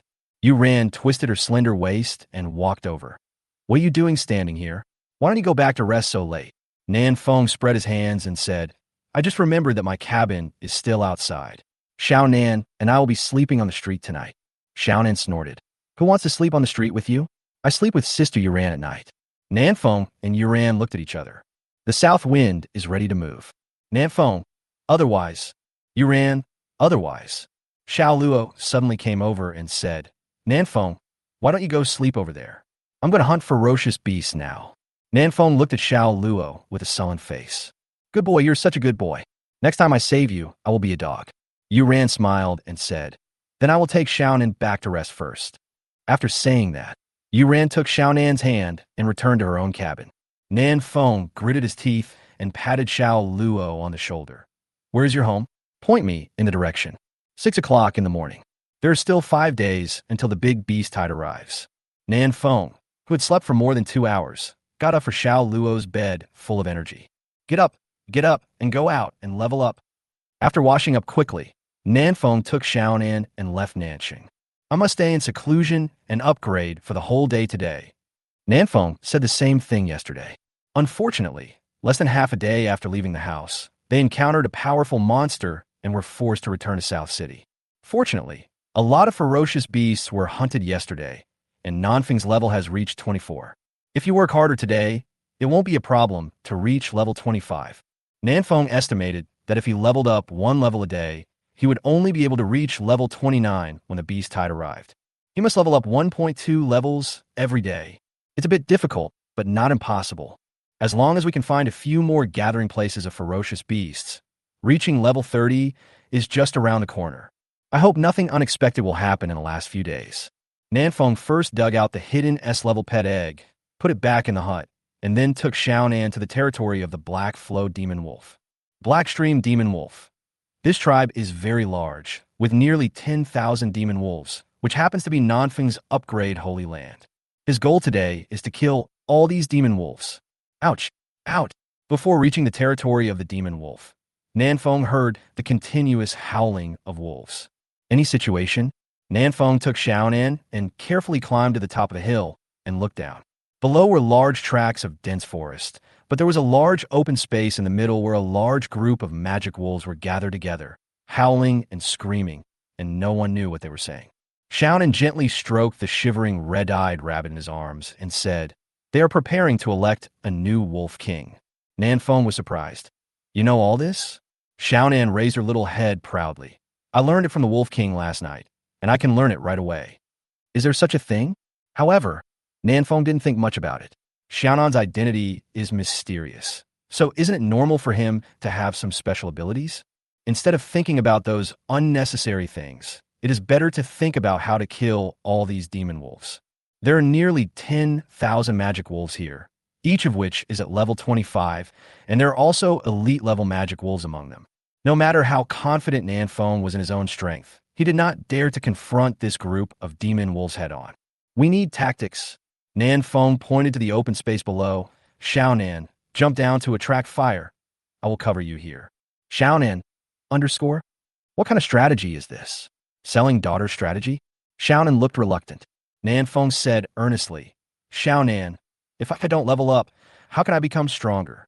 If I don't become stronger, how can I defeat Suayana? I do all this to protect you. Xiaonan's eyes reddened, and he was very moved. It turns out that brother Nanfeng still cares about me very much. Then help me keep an eye on the little rabbit and don't let it run away. Xiaonan held the red-eyed rabbit and handed it to Nanfeng. Then he jumped down with a fearless attitude. Nan Feng quickly reminded. Remember to poke a few more with your fingernails. Ouch! Ouch! When the demon wolves who were in a meeting saw Xiaonan, they immediately showed their sharp teeth and walked towards him viciously. Xiaonan put one hand on her waist and pointed at the wolf with the other hand. She pouted her mouth and howled like a wolf. Oh, whoa, whoa. What I mean is, the last Wolf King has just passed away, and you guys are electing a new Wolf King so soon, and you want to divide up his wolf consorts. This is really frustrating for the wolves. I want to clean up the mess for the last Wolf King. The group of Black Flow demon wolves looked at each other and howled in unison. What they mean is, mind your own business. Ouch! An elite magic wolf roared and pounced toward Xiaonan. But while it was still in midair, a magic bullet pierced its body. It's time to hunt. Original World Number 9, War Zone 2. On the back of the Earth Dragon, Seacombe Bushua looked at the huge translucent mask in front of him with a smile on his face. Is this the border of the war zone? I heard that only ground dragons can cross the border, but I don't know if it's true. Seacombe Bushua stamped his foot on the ground and said softly, "Let's go and take a look." Under his feet is the big head of the Earth Dragon.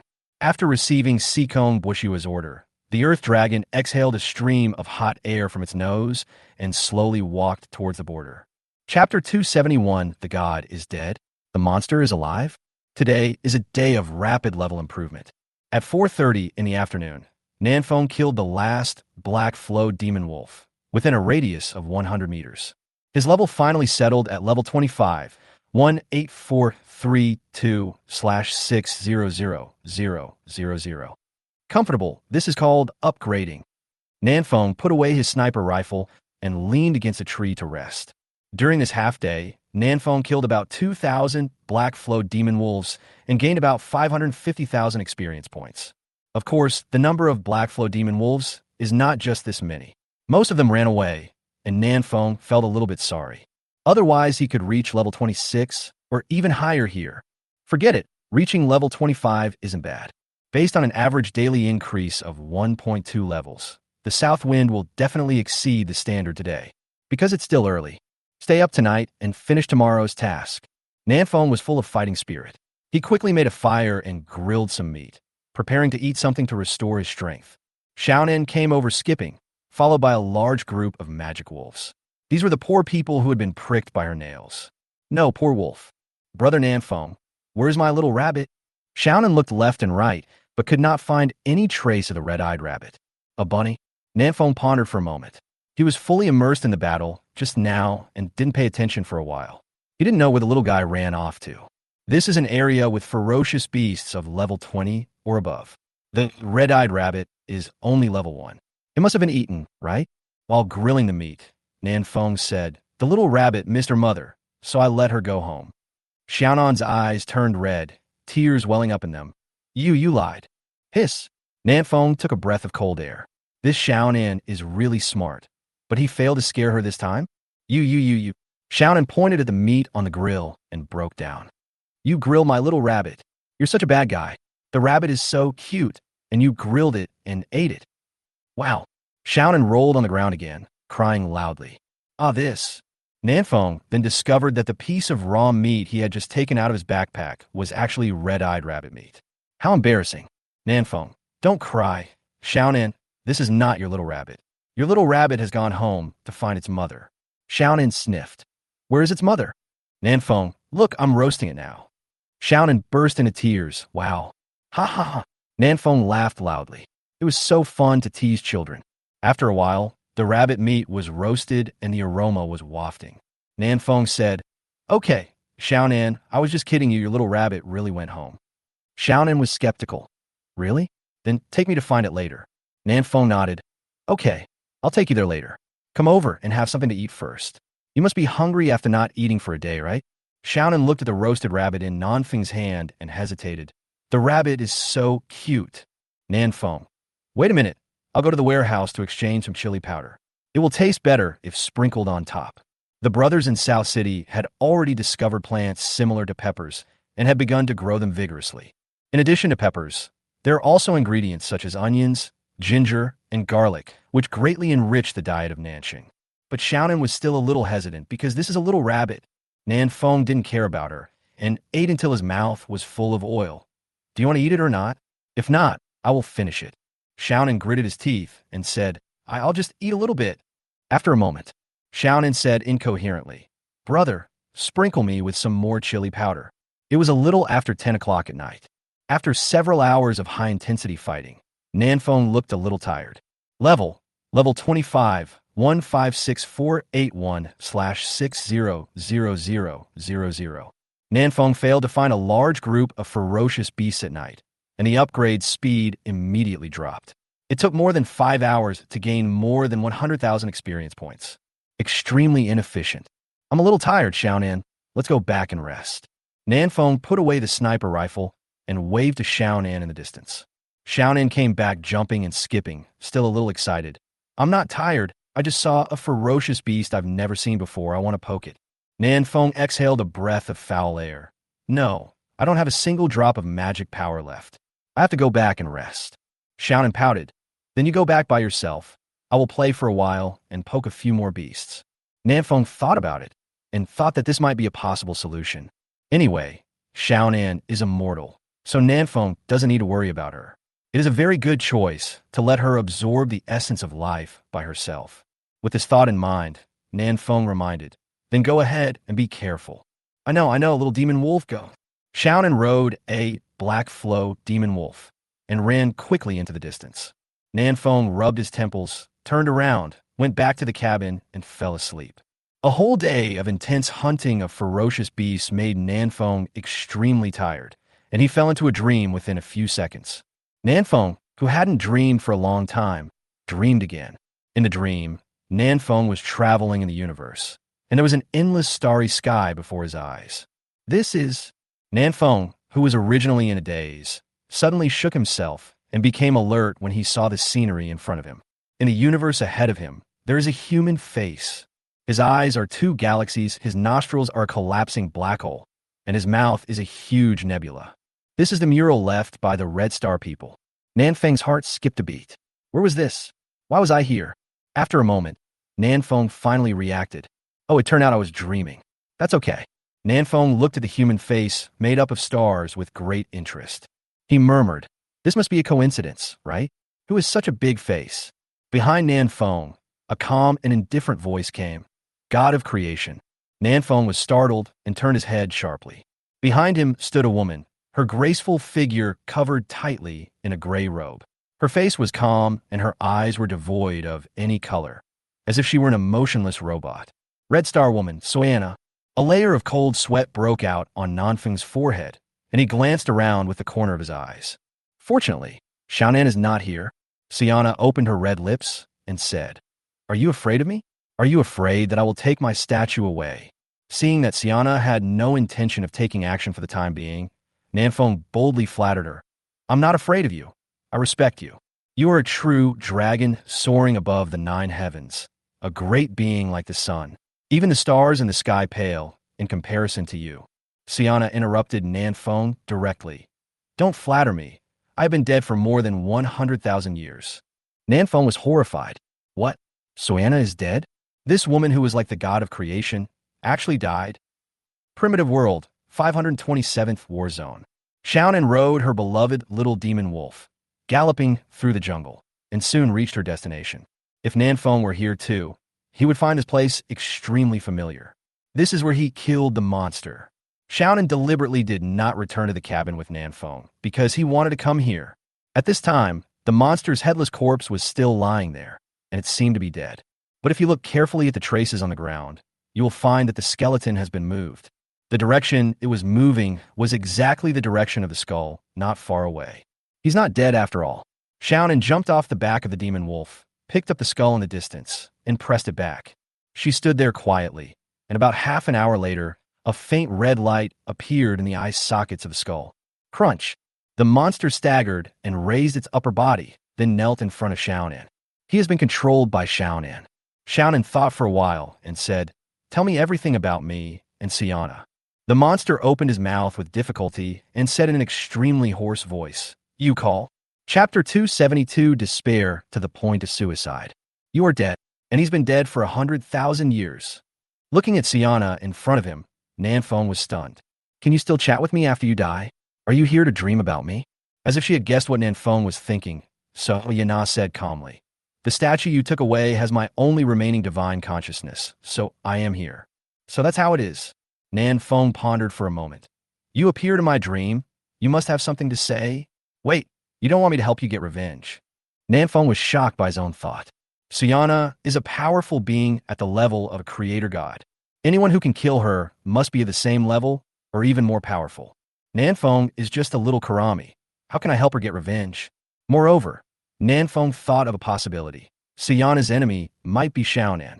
If this is the case, then it would be even more impossible for Nanfeng to help Suyana get revenge. Suyana shook her head gently. "I committed suicide. I have no enemies." Suicide? Nanfeng's jaw almost dropped to the ground. Oh my god, a powerful man at the level of a creator god actually committed suicide. How depressed is she? Nanfeng asked cautiously. "Excuse me, why do you want to commit suicide?" "Because of despair," Suyana said calmly. "It's a despair you can't imagine. Desperate to the point of committing suicide. The south wind is indeed unimaginable. He is a very optimistic person and will face whatever happens positively. He really couldn't imagine how desperate a god would have to be to choose to commit suicide. Everything we've experienced is under his control. No living being can escape it." Suyana's body began to become transparent. She whispered, "We can't win. I can't win, and neither can you. The next one, the one after that, and every chosen one after that won't be able to win. Remember what I said? Suicide is the best choice." At this point, Suyana had become completely transparent and disappeared into the starry sky. Nanfeng stood there for a long time. Is all this under his control?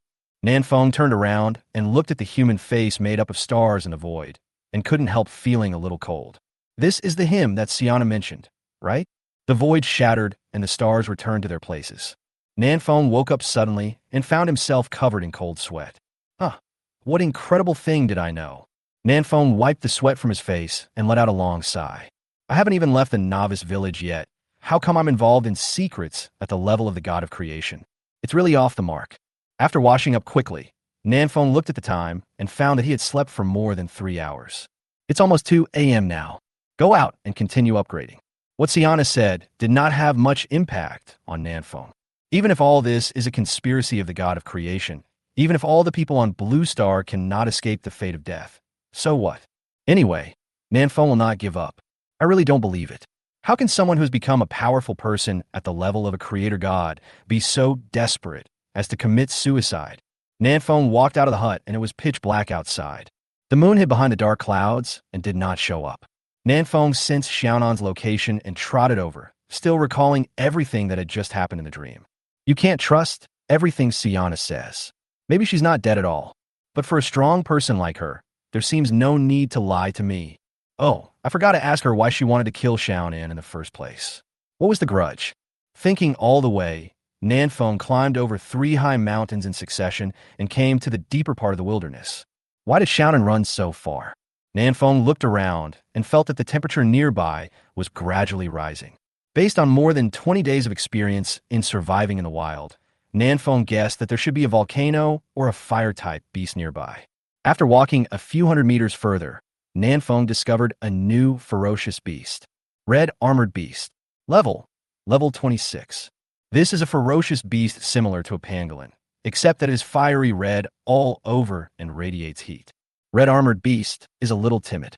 When encountering danger, it will curl up into a ball and protect itself with its strong scales. At this moment, the red armored beast in front of Nanfeng curled itself up into a ball, protecting its soft belly tightly.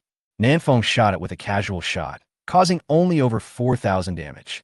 For Nanfeng, whose attack power is about to break 10,000, this damage is a bit low. However, Nanfeng's attack speed was fast enough, and he killed the red armored beast in less than 30 seconds. The red armored beast exploded with a fiery red stone, and Nanfeng walked forward and picked it up. Ding! You get Flame Stone *1. Flame Stone. A relatively low-level secret treasure of the fire element that can be used to upgrade one's own magical weapon. The secret treasure of the fire element. Nanfeng raised his eyebrows. The secret treasure of fire element was a material that might be used to upgrade the innate magic weapon from upper grade D to lower grade C. Previously, Nanfeng upgraded using Heart of Blazing Flame, but Heart of Blazing Flame, is extremely difficult to obtain and can only be obtained by killing the level 20 Lord, Flame Serpent. There's still many brothers in Nansheng whose innate magic weapons have not been upgraded to sea level. Now, with the Flame Stone, Nansheng's combat effectiveness can be greatly improved. Since the Red Armored Beast can drop a fire elemental secret treasure, there must be other fierce beasts that can drop gold, wood, water, and earth elemental secret treasures. Let Suzerain lead the brothers to look for it later. Nanfeng continued to move forward, hunting and killing 7 or 8 red armored beasts along the way, and finally found Xiaonan. You little girl, you ran so far by yourself? What if you meet a bad guy? Nanfeng walked up and found Xiaonan squatting on the ground playing with mud. She made 2 little figures out of mud, one of which was lifelike and the other one served as a support for the defense. Xiaonan pointed at the lifelike clay figurine and said, "Look, this is me. Does it look like me?" "It's okay." Nanfeng took a glance and found that the clay figure really looked a bit like Xiaonan.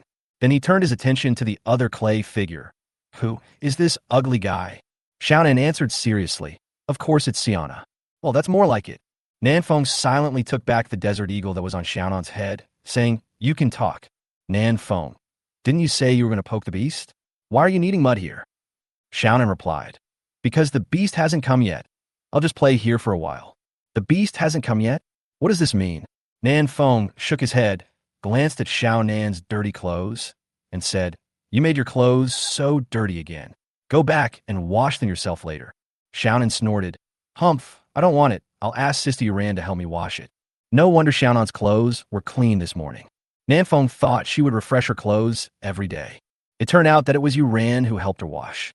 What a considerate and kind sister she is. Love it. Boom, boom, boom. There was a violent vibration in the distance, as if an army of 100,000 was charging towards them. Nanfeng looked in the direction where the sound came from and quickly set up the AWM to prepare for battle. It's a group of red-armored beasts.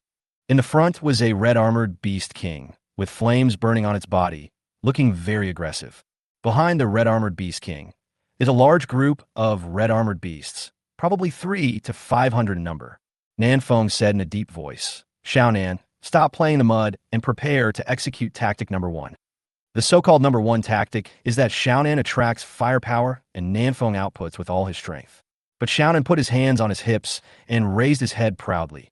"You don't need to do anything. The red-armored beast king has already been controlled by me." Sure enough, the red-armored beast king stopped in front of Xiaonan, lowered his body obediently, and waited for orders. The remaining red-armored beasts came to Xiaonan one after another, queuing up and waiting for Xiaonan to absorb their life essence. Nanfeng was stunned. Is this a fucking assembly line operation? With these hundreds of ferocious beasts poking at him, wouldn't Xiaonan just ascend to heaven on the spot? Nanfeng said enviously, "Xiaonan, why are these red-armored beasts so obedient?" Xiaonan poked and answered, "Because they are timid. They obey the orders of the red-armored beast king and dare not resist." Is that so? So as long as you control the red-armored beast king, it is equivalent to controlling the entire red-armored beast clan? Nanfeng hurriedly reminded, "Xiaonan, leave some of the red-armored beasts and let them continue to reproduce. In the future, there will be a constant supply of red-armored beasts for you to absorb the essence of life." This wave is called scientific pig farming. Chapter 273 Sikong Bushiwa comes out. 209 War Zone Falls. Nanfeng's idea of scientific pig farming was ruthlessly rejected by Xiaonan before it was implemented. Xiaonan, no. The more life essences of the same beast you absorb, the worse the effect will be. I reached the limit after absorbing about 30 to 50 beasts. Is this true? Nanfeng smacked his lips. This was an epic nerf for Xiaonan. But it's reasonable. If you can develop resistance to medicine, how can the essence of life be absorbed infinitely? Nanfeng opened the pet panel and found that Xiaonan's 4 attributes of strength, agility, stamina, and energy had all reached more than 300 points. It is roughly equivalent to the properties of a south wind of level 15. You have to know that Xiaonan was only born a few days ago, so this improvement is quite fast.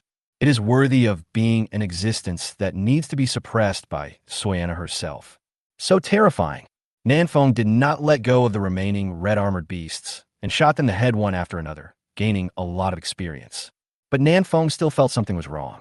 No matter how timid these red-armored beasts were and how much they obeyed the orders of the Beast King, they shouldn't be standing there waiting to die, right?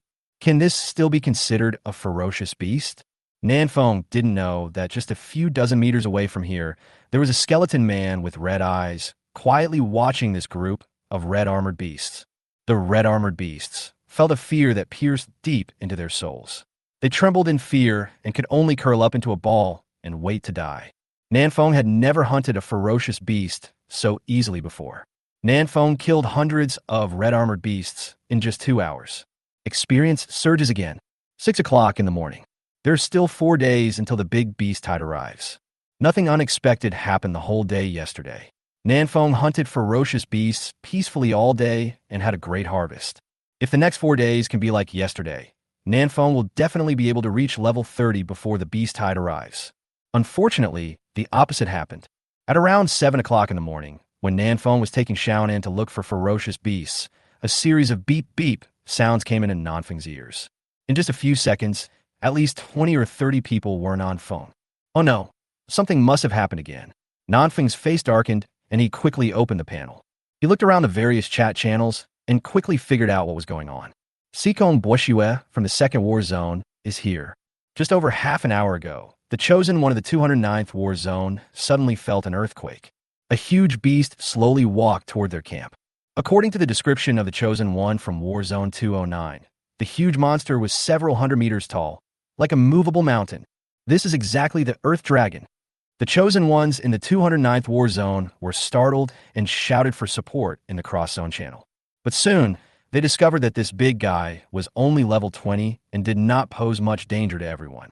Now most of the Chosen Ones are above level 20. To deal with a level 20 Lord, all you need is your hands, right?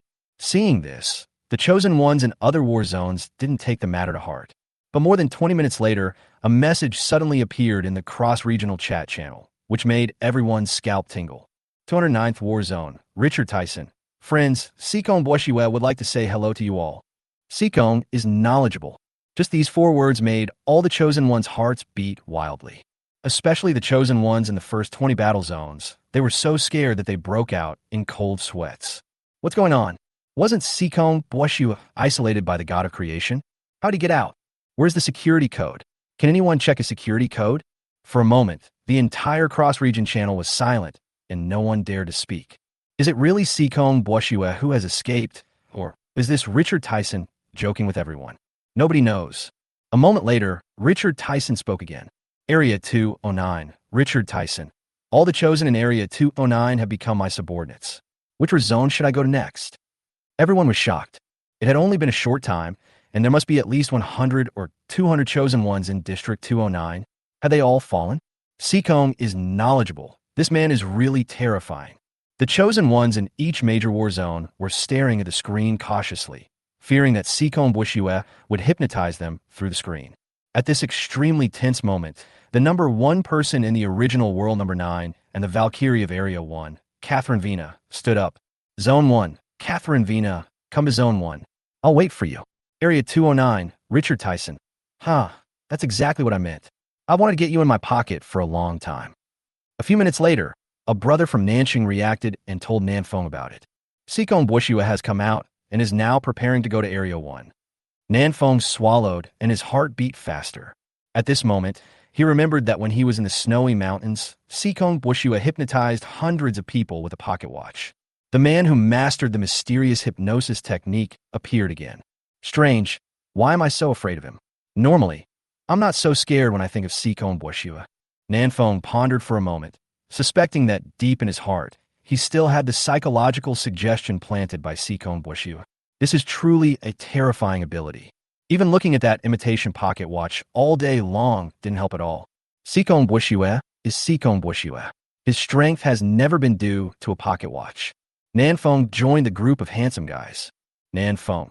Everyone, Sikong Boshue has appeared. Is everyone okay? You ran. I feel a little flustered and a little scared. I don't know why.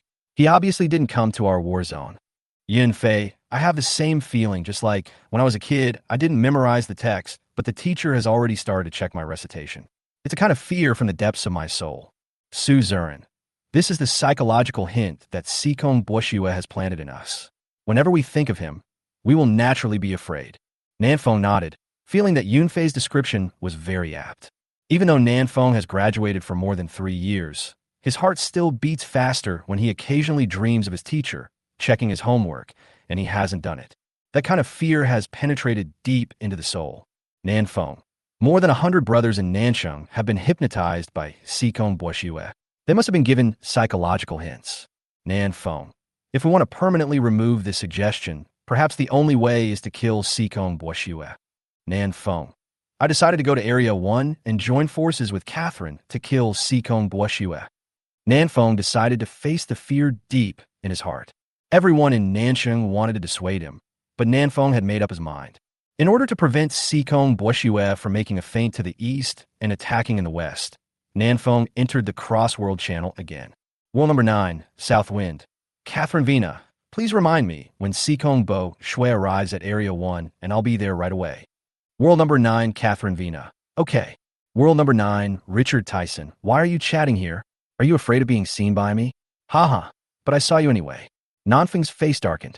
He almost forgot that Richard Tyson could also enter the cross-world channel. Now that he was discovered, Nanfeng no longer hid his intention and challenged the opponent directly. World number 9, Nanfeng. Sikong Boshue, if you have the guts, just come to Area 1. I'll see if I can kill you or not. World number 9, Richard Tyson. I'm already on my way to the teleportation array in Area 1. Come over here quickly.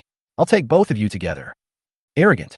Sikong Boshue actually wanted to recruit the 2 strongest people in the original World number 9 under his command at once. Just then, the talkative god of war Long Wudi suddenly came out and interrupted. World number 1, Dragon Invincible. Sikong Boshue? Is he the Sikong Boshue from the Abnormal Human Research Institute in Shihong City? World number 1, Dragon Invincible. I am Dragon Invincible. Do you still remember me? World number 9, Richard Tyson. On the back of the Earth Dragon, Sikong Boshue's face turned green. Dragon is invincible. It's you again. Chapter 274, The Origin of Sikong Boshue. Nanfeng didn't expect that Long Wudi actually knew Sikong Boshue. It seems that before traveling through time, Sikong Boshue was not an unknown person. Otherwise, he would not have been able to come into contact with a soldier king of Long Wudi's level. World number 9, Nanfeng. Brother Long, what did Sikong Boshue do before he traveled through time? His hypnosis is so powerful. Is there any way to restrain him? World number 1, Dragon Invincible. Sikong Boshue. He was originally a psychologist, specializing in providing psychological counseling for the soldiers of our Dragon Group Special Forces. World number 9, Richard Tyson. Long Wudi, I advise you not to talk too much. Sikong Boshue warned him, but Long Wudi ignored him and talked about the past with great interest. World number 1, Dragon Invincible. Later, he developed some mental problems and always tried to hypnotize others through psychological suggestion. Believe it or not, he actually did it. Nanfeng secretly clicked his tongue. That was before the time travel. Sikong Boshue could hypnotize others before he traveled through time, and after traveling through time, he obtained his own magical weapon, which greatly increased his hypnotic ability. No wonder he is so powerful. World number 1, Dragon Invincible. After the higher-ups discovered this, they locked Sikong Boshue up in the Shihong City Abnormal Human Research Institute. The institute's public name is the Little Tomato Mental Hospital, where all kinds of weirdos with antisocial personalities are locked up. I'll talk about this later when I have time. World number 1, Dragon Invincible. Sikong Boshue is a very dishonest guy. Whenever he gets a chance, he hypnotizes the doctors, nurses, and cleaning ladies in the hospital, causing chaos in the entire mental hospital. No one can live in peace. World number 1, Dragon Invincible. Later, the organization sent me to the mental hospital as a security guard. On the surface, I was a security guard, but in fact, I was sent to teach Sikong Boshue a lesson. Later, he was scared of my beatings and no longer dared to hypnotize others casually. World number 9, Richard Tyson. Nonsense. Nonsense. Do you have any evidence? On the back of Earth Dragon, Sikong Boshue was furious. You are so good. Long Wudi, can you just talk about such dark history casually? Nanfeng suddenly realized. He was wondering why Long Wudi, such a good soldier, would go to a mental hospital to work as a security guard. It turns out that it was to suppress Sikong Boshue. But Nanfeng still had some doubts. World number 9. Nanfeng. You beat up Sikon Wishua? Didn't he hypnotize you? World number 1. Dragon Invincible. Brother Feng, do you know why the machine keeps beeping when I go through security? Because my will is as firm as steel. World number 1. Dragon Invincible. No one can hypnotize me, except mathematics. Strong will. Nanfeng nodded slightly. It seemed that this was the method to restrain Sikon Wishua, which was similar to Nanfeng's previous guess. But it is not easy to keep your original intention and never waver. Nanfeng felt that it was difficult for him to do this, at least not now. World number 9. Richard Tyson. Long Woody. Things are different now. If we meet again now, I can hypnotize you in 3 seconds. World number 1. Dragon Invincible. So powerful? Then why do you hide it and don't talk on your main account? World number 9. Richard Tyson. My big size was sealed by the god of creation. In the primitive world number 1, Long Woody, who was fighting a lord alone, suddenly saw a bright light in front of his eyes. World number 1. Dragon Invincible. The god of creation is targeting you? It seems that you do have something. I'm looking forward to seeing you again. World number 9. Richard Tyson. Before we meet, I have a surprise for you. World number 9. Richard Tyson. I really couldn't hypnotize you at the beginning, but those people around you, After sending this message, Sikon Wishua said no more and drove the Earth Dragon at full speed to the teleportation array leading to Area 1. Sikon Wishua is a man of his words. If he says he'll go to District 1, then he will definitely go to District 1. He is not afraid of how many powerful people come to surround and suppress him. Whoever comes will die. At the same time, in the original world number 1, the first war zone, Long Woody frowned slightly as he looked at Sikon Wushua's last few words. What does that mean? Were there other soldiers in the dragon group who were secretly hypnotized by him? Long Woody recalled the behavior of every one of his comrades, but did not notice anything unusual. Beep, beep, beep. Private messages rang out. Lin Mimi, come back quickly. The Flying Eagle and the Mad Wolf are fighting. Long Woody frowned. Flying Eagle and Mad Wolf are both code names. These two men were once elite warriors of the dragon group of Longwa. They followed Long Woody for many years. They were close friends who had fought together and gone to school together. Why did they suddenly start fighting? Sikon Wusha, Long Woody murmured. You can sow discord even through the screen? It seems that you have a deeper understanding of human nature. Long Woody punched out, severely injuring the Lord-level beast in front of him. Then he stopped looking and turned to run towards the camp, leaving Shadow of the Night to continue hunting the beast. Original world number 9, Area 527. Nanfeng sat cross-legged, drinking the drink that his brother from Nansheng had just prepared, quietly waiting for the next battle. This so-called drink is actually made of mineral water plus any fruit juice. The taste is average, but it is better than plain water. Nanfeng was not in a hurry to teleport to the first war zone. He had to make sure that Sikon Wushuo had gone there before he would go there, so as not to be mistaken for a dog. Seeing Nanfeng's serious expression, Xiaonan asked softly, Brother, what are you thinking about? Nanfeng pondered for a moment and said, Xiaonan, do you know what hypnosis is? Hypnosis? Xiaonan held his chin with one hand, tilted his head, and thought for a long time. I think I know a little bit. That is how to make others fall asleep. Well, that's about right. Nanfeng touched Xiaonan's head. I don't know if you can be hypnotized by him. If so, I wouldn't dare to take you there. It would be terrifying if Sikon Wushuo hypnotized Xiaonan, a mysterious and powerful hypnotist plus an immortal zombie, and give them a little time to develop. Isn't this invincible?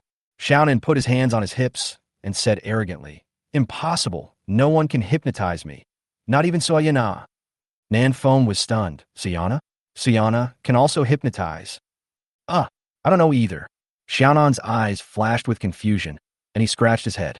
I just said it casually, but I feel that Siana should know it. Nanfeng nodded slightly. It was probably because Xiaonan had recovered a little memory and remembered some things related to Siana. But Siana can also hypnotize? Could she have any relationship with Sikon Wushuo? This woman who is as powerful as the god of creation still has too many secrets that have not been uncovered. Nanfeng's thoughts were in a mess, as he was thinking about all kinds of things when suddenly a beeping sound was heard. In cross-regional channels. Zone 1, Catherine Vina, South Wind, here he comes. Area 527, Nanfeng, wait for me. Chapter 275, The agreement between Catherine and Sikon Bushiwa. Original World Number 9, War Zone 1. Earth Dragon took heavy steps, digging a deep pit with each step, and slowly moved forward. So this is what it feels like to ride in a teleportation array. Sikon Bushiwa stood on the head of the Earth Dragon and looked ahead with a smile on his face. The teleportation arrays in the Second War Zone were all blocked by the Creator God system, and Sikon Bushiwa had never used them once. This was his first time experiencing a teleportation array. This small teleportation array can even teleport an Earth Dragon. Is this the power of the Creator God? Sikon Bushiwa raised his head and looked towards the sky with deep eyes, and no one knew what he was thinking. After a long while, he turned around and ordered, "Go, have them find the Chosen One camp in Area 1. Behind him, the tall man bowed slightly yes. Swish, swish, swish. At that moment, more than 100 Chosen Ones from the 209th War Zone jumped off the back of the Earth Dragon at the same time. They scattered in search for the camp of Dawn Village separately. And on the top of a distant mountain, a Chosen One from Area 1 silently sent the news here to Catherine Vina. War Zone 1, Dawn Village. Catherine Vina looked at the message she had just received with a calm expression, as if she did not take Sikon Bushiwa seriously. Edward said, "Dear Queen Catherine, Sikon Bushiwa will find this place soon. What can we do for you?" Catherine whispered, "Stay home." Shining. The long sword hums. Catherine held the sword in one hand and strode out of the camp towards Sikon Bushiwa. Facing Sikon Bushiwa, who is a hypnotist, no matter how many people there are, it will be useless. On the contrary, they may be instigated by Sikon Bushiwa to rebel. Catherine doesn't need so many helpers. She only needs one. Half an hour later, outside the wilderness, Catherine rubbed her ears subconsciously. There was an itchy feeling in her ears, which made her feel a little uncomfortable. Suddenly, Catherine stopped and looked forward. The huge Earth Dragon was walking slowly towards her. On top of the Earth Dragon stood a young man in white with his hands behind his back and a proud look on his face. The Earth Dragon got closer and closer and finally stopped 100 meters away from Catherine and lay on the ground. Catherine Vina raised her head slightly and looked at the oppressive mountain in front of her, her expression unchanged. This is just a level 20 Lord-class beast. Catherine Vina can kill it in minutes. Above the Earth Dragon, Sikon Bushiwa said in a clear voice, "It's our first meeting. You are more stunning than I thought." Sikon Bushiwa's voice seemed to have a kind of magic. Although it was clearly 100 meters away, Catherine felt that his voice was right next to her ear. This made Catherine dazed for a moment, but she immediately bit the tip of her tongue, and the slight stinging sensation made her regain clarity. Z-shaped flesh. Catherine didn't dare to give Sikon Bushiwa another chance to speak, as she drew her sword and killed him. She drew a perfect Z shape, came to the bottom of the Earth Dragon, and climbed up along its uneven body. She completely ignored the Earth Dragon and prepared to go straight up and kill Sikon Bushiwa. It only took Catherine a few seconds to climb onto the head of the Earth Dragon, but her expression changed slightly. In front of her were more than 100 Chosen Ones with dull eyes. And what about Sikon Bushiwa? He has hidden in the small house right in the middle of the crowd. Haha, I just said one sentence and you want to kill me. Your temper is too bad, isn't it? Sikon Bushiwa stood in the hut with a smile on his face. But I like people like you. It's fun to conquer you. Catherine glanced at the Chosen One in front of her, silently calculating the probability of taking the enemy general's head in the midst of a huge army. The probability is a bit low, so let's just delay and wait for the south wind to come. With this thought, Catherine gave up the idea of attacking and said in a cold tone, "You are a waste." Sikon Bushiwa smiled lightly and did not take Catherine's words to heart. Although he had not been a psychologist for many years, he could still see through Catherine's little thoughts at a glance. "Aren't you just waiting for Nanfeng's remote support?" Sikon Bushiwa chuckled and said, "You did a great job on this matter." Catherine was slightly stunned. Catherine really didn't understand this incoherent sentence. Seeing that Catherine was a little confused, Sikon Bushiwa said, "Why? You seem to have forgotten the agreement between us." "Agreement?" Catherine frowned slightly. What did this sentence mean? This was her first contact with Sikon Bushiwa. How did they come up with this agreement? It seems like you don't remember.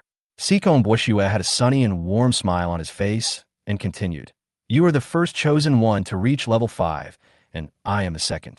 At that time, there were only 2 of us in the cross-zone channel. Do you remember?"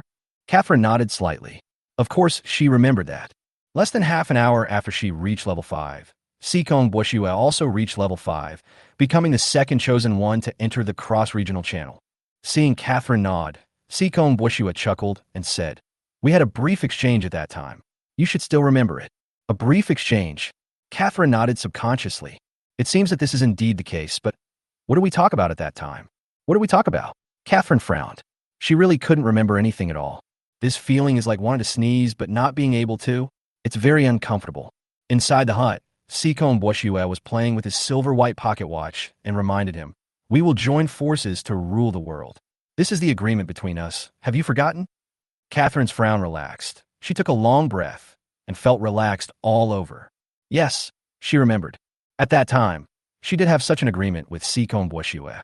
Catherine represented the first war zone and Sikong Boshue represented the second war zone. They only talked for 36 seconds before forming an alliance. The two war zones have joined forces to rule the world. Catherine opened her red lips and asked, "Why didn't I remember this before?" Sikong Boshue smiled slightly. "Because I used some tricks to make you forget about it." Catherine was a little confused. "Why do you do this?" Sikong Boshue raised the corner of his mouth and walked out of the hut slowly. "This is not important. What is important is that we should now hold hands, connect hearts, and rule the world together. Come on, come here, give me your hand, and we will become the masters of this world." Sikong Boshue stood at the door of the cottage, stretched out his hand confidently, and motioned Catherine to come over. "Oh." Catherine lifted her hair and tapped her ear. "Why don't you do it?" Chapter 276. Catherine was hit. Catherine lifted her hair and tapped her ear. "Why don't you do it? Call out." Almost at the moment when Catherine uttered the first word, a black line pierced through Sikong Boshue's temple. Charge a power shot, plus piercing bullet. On the mountaintop, 800 meters away, Nanfeng looked calm. He opened one eye and closed the other, and saw through the eightfold mirror that Sikong Boshue fell to the ground with a look of shock on his face. Sikong Boshue's temple was pierced, blood flowed out, and a light red number appeared on his head. Weakness attack, minus 13,088. After the shot, Sikong Boshue still owed Nanfeng several thousand blood. But Nanfeng did not stop there. Instead, he aimed at the fallen Sikong Boshue and shot him again in the heart. No light, red numbers popped up. Sikong was knowledgeable and died. So simple. Nanfeng frowned slightly, feeling that something was wrong. Isn't this a bit too easy? Killed in one shot? Nanfeng estimated that Sikong Boshue was less than level 20. Nanfeng tapped the headset and said, "Catherine, go check it out. I'll help you set up the gun." Catherine nodded slightly on the head of the Earth Dragon, then walked towards Sikong Boshue's body with a sword in hand. The more than 100 chosen ones standing in front of her all had empty eyes and stood there with confused expressions, like a group of fools.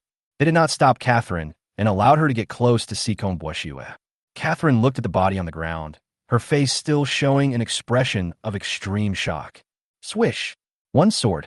Sikong Boshue's head was cut off by the sword, rolled to the side twice, and rolled till he man's feet.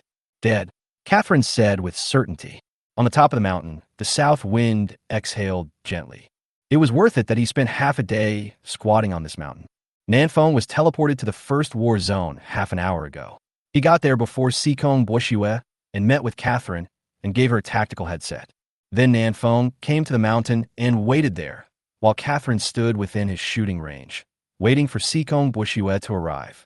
When Sikong Boshue first appeared, Nanfeng did not rush to shoot because he had never seen Sikong Boshue before and did not know what he looked like.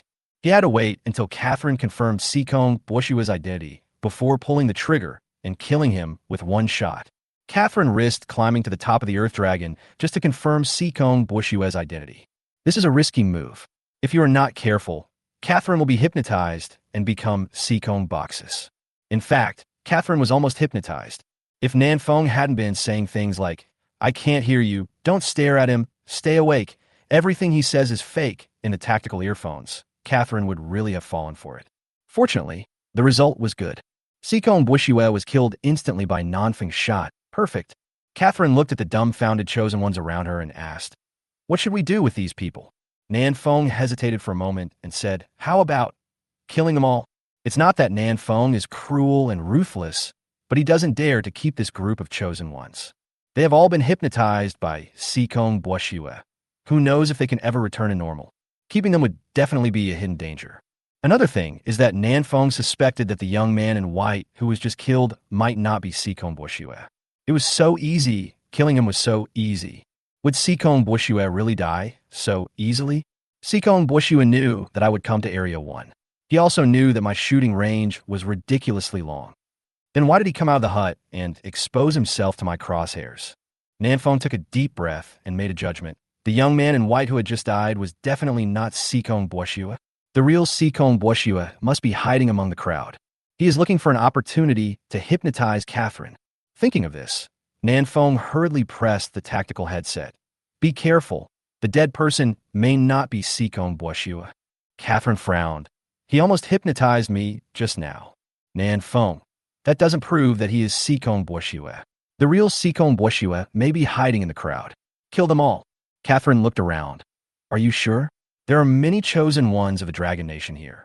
Yes, there are 20 or 30 dragon people around Catherine, and they were all the chosen ones from the original Second War Zone. The chosen ones of the dragon nation. Wait, more than 100 people. Nanfeng felt a chill all over his body and muttered, the number of people is wrong. Nanfeng finally realized what was wrong. Wrong number of people. The chosen ones in Zone 2, plus the chosen ones in War Zone 209, total at least more than 200 people. But there were only about 100 of them on the head of the Earth Dragon. Where did the rest go? It's because of that pocket watch. The silver pocket watch attracted most of Nanfeng's attention, so much so that he did not pay much attention to the remaining chosen ones. In other words, even at a distance of 800 meters, Sikong Boshue still influenced Nanfeng. Is this also a kind of psychological suggestion? Is this also within your expectations? Nanfeng murmured. He felt that Sikong Boshue had completely understood his psychology. So, where's the real Sikong erudite? Where are the rest of the chosen ones? What's the point of Sikong Boshue finding a scapegoat? Nanfeng felt his brain was in a mess. Just like he was doing the last question on a math test, he had no idea what to do. What exactly does Sikong Boshue want to do? Mad. If you can't figure it out, forget it. Kill all of them first. Nanfeng gritted his teeth and decided not to think too much. As long as all of Sikong Boshue's minions are cut off, what can he, the lonely man, accomplish? Moreover, Nanfeng had a hunch that Sikong Boshue was most likely hiding among the remaining chosen ones. Catherine, go ahead and kill the men first. Why kill the male first? Because Sikong Boshue is a male. Call out. A male chosen one was shot in the head and died. Catherine no longer hesitated and turned around to kill one of the chosen ones with one sword. 1, 2, 3. The eyes of these chosen ones were lifeless, and they did not resist, just letting the two men slaughter them. Suddenly, Catherine's face changed slightly, and she said, Sikong Boshue led his men to attack Liming Village. Break into Dawn Village. Nanfeng suddenly realized. He knew it would be difficult to hypnotize the two of us, so he lured the tiger away from the mountain and went to steal your house first. So that's it. This is Sikong Boshue's real purpose. Catherine said anxiously. Half of the people are hypnotized. I need to go back quickly. It was the first time that Nanfeng saw Catherine so anxious. Come on, I'll go with you. Nanfeng put away the AWM and slid down a steep slope quickly. Dozens of seconds later, Nanfeng landed safely and waved to a boulder. Xiaonan, follow me. Xiaonan was squatting behind a huge rock and playing in the mud. When he heard Nanfeng's call, he immediately ran over. In order to prevent being surrounded and ambushed, Nanfeng specially arranged Xiaonan to guard the foot of the mountain and keep watch for Nanfeng. Xiaonan touched Nanfeng's leg armor and rubbed the mud on it. Brother, no one was close to here just now. Okay. Nanfeng nodded, picked up Xiaonan, and ran quickly towards Catherine. Catherine had also jumped down from the head of the Earth Dragon and was rushing towards the Dawn Village. The two quickly reunited. Catherine raised her head slightly, revealing her fair neck, and whistled. Swoosh. A moment later, a large blue and white bird appeared in the sky and flew towards Catherine rapidly. Nanfeng raised an eyebrow. Your pet. Catherine, yeah, I sculptures. I sculpture? Nanfeng had some impression of him. He was the lord of the extreme north of the land of divine pets, and his strength was comparable to that of the volcanic lava crab. He should also be an S-level pet. Nanfeng had not seen this pet when fighting the monster before. It was probably because it had not grown up yet and Catherine did not want it to participate in the battle. Not as good as my Xiaonan. Nanfeng thought so, looked up at the ice sculpture that was getting closer and closer, and suddenly his face changed drastically. This ice sculpture is coming towards the south wind. Catherine, you. Nanfeng turned to look at Catherine, his face full of disbelief. Chapter 277. I can't beat you, so I'm going to overturn the table. Catherine, you. Nanfeng turned his head with difficulty and found that Catherine's sword was pointing at his neck. She was hypnotized? When? Nanfeng asked in a deep voice. Why? Catherine said in a cold voice. I remember that I did have an agreement with Sikong Boshue to rule the world together. Nanfeng was heartbroken. How foolish. Have you ever suspected that it was Sikong Boshue who tampered with your memory? Tampering with memory? There was a trace of confusion on Catherine's cold face. Is Sikong Boshue so powerful that he can even tamper with other people's memories? Boom, boom. Nanfeng seized the moment when Catherine was distracted, took out his Desert Eagle, and fired 2 shots. One shot was fired at Catherine, and the other shot was fired at the ice sculpture in midair. Then Nanfeng retreated quickly without caring about the effects of the 2 shots. The ice sculpture was hit on the wings, screamed, and flapped its wings and landed on Catherine's shoulders. Catherine took a step to the side and dodged the shot. She did not chase after Nanfeng, but stood there quietly. Swish, swish, swish. Above the earth dragon in the distance, more than 100 chosen ones jumped down in unison, surrounding Nanfeng. Nanfeng's expression froze, and he was about to flee in another direction, but he discovered that a large number of chosen ones were also rushing out from this direction.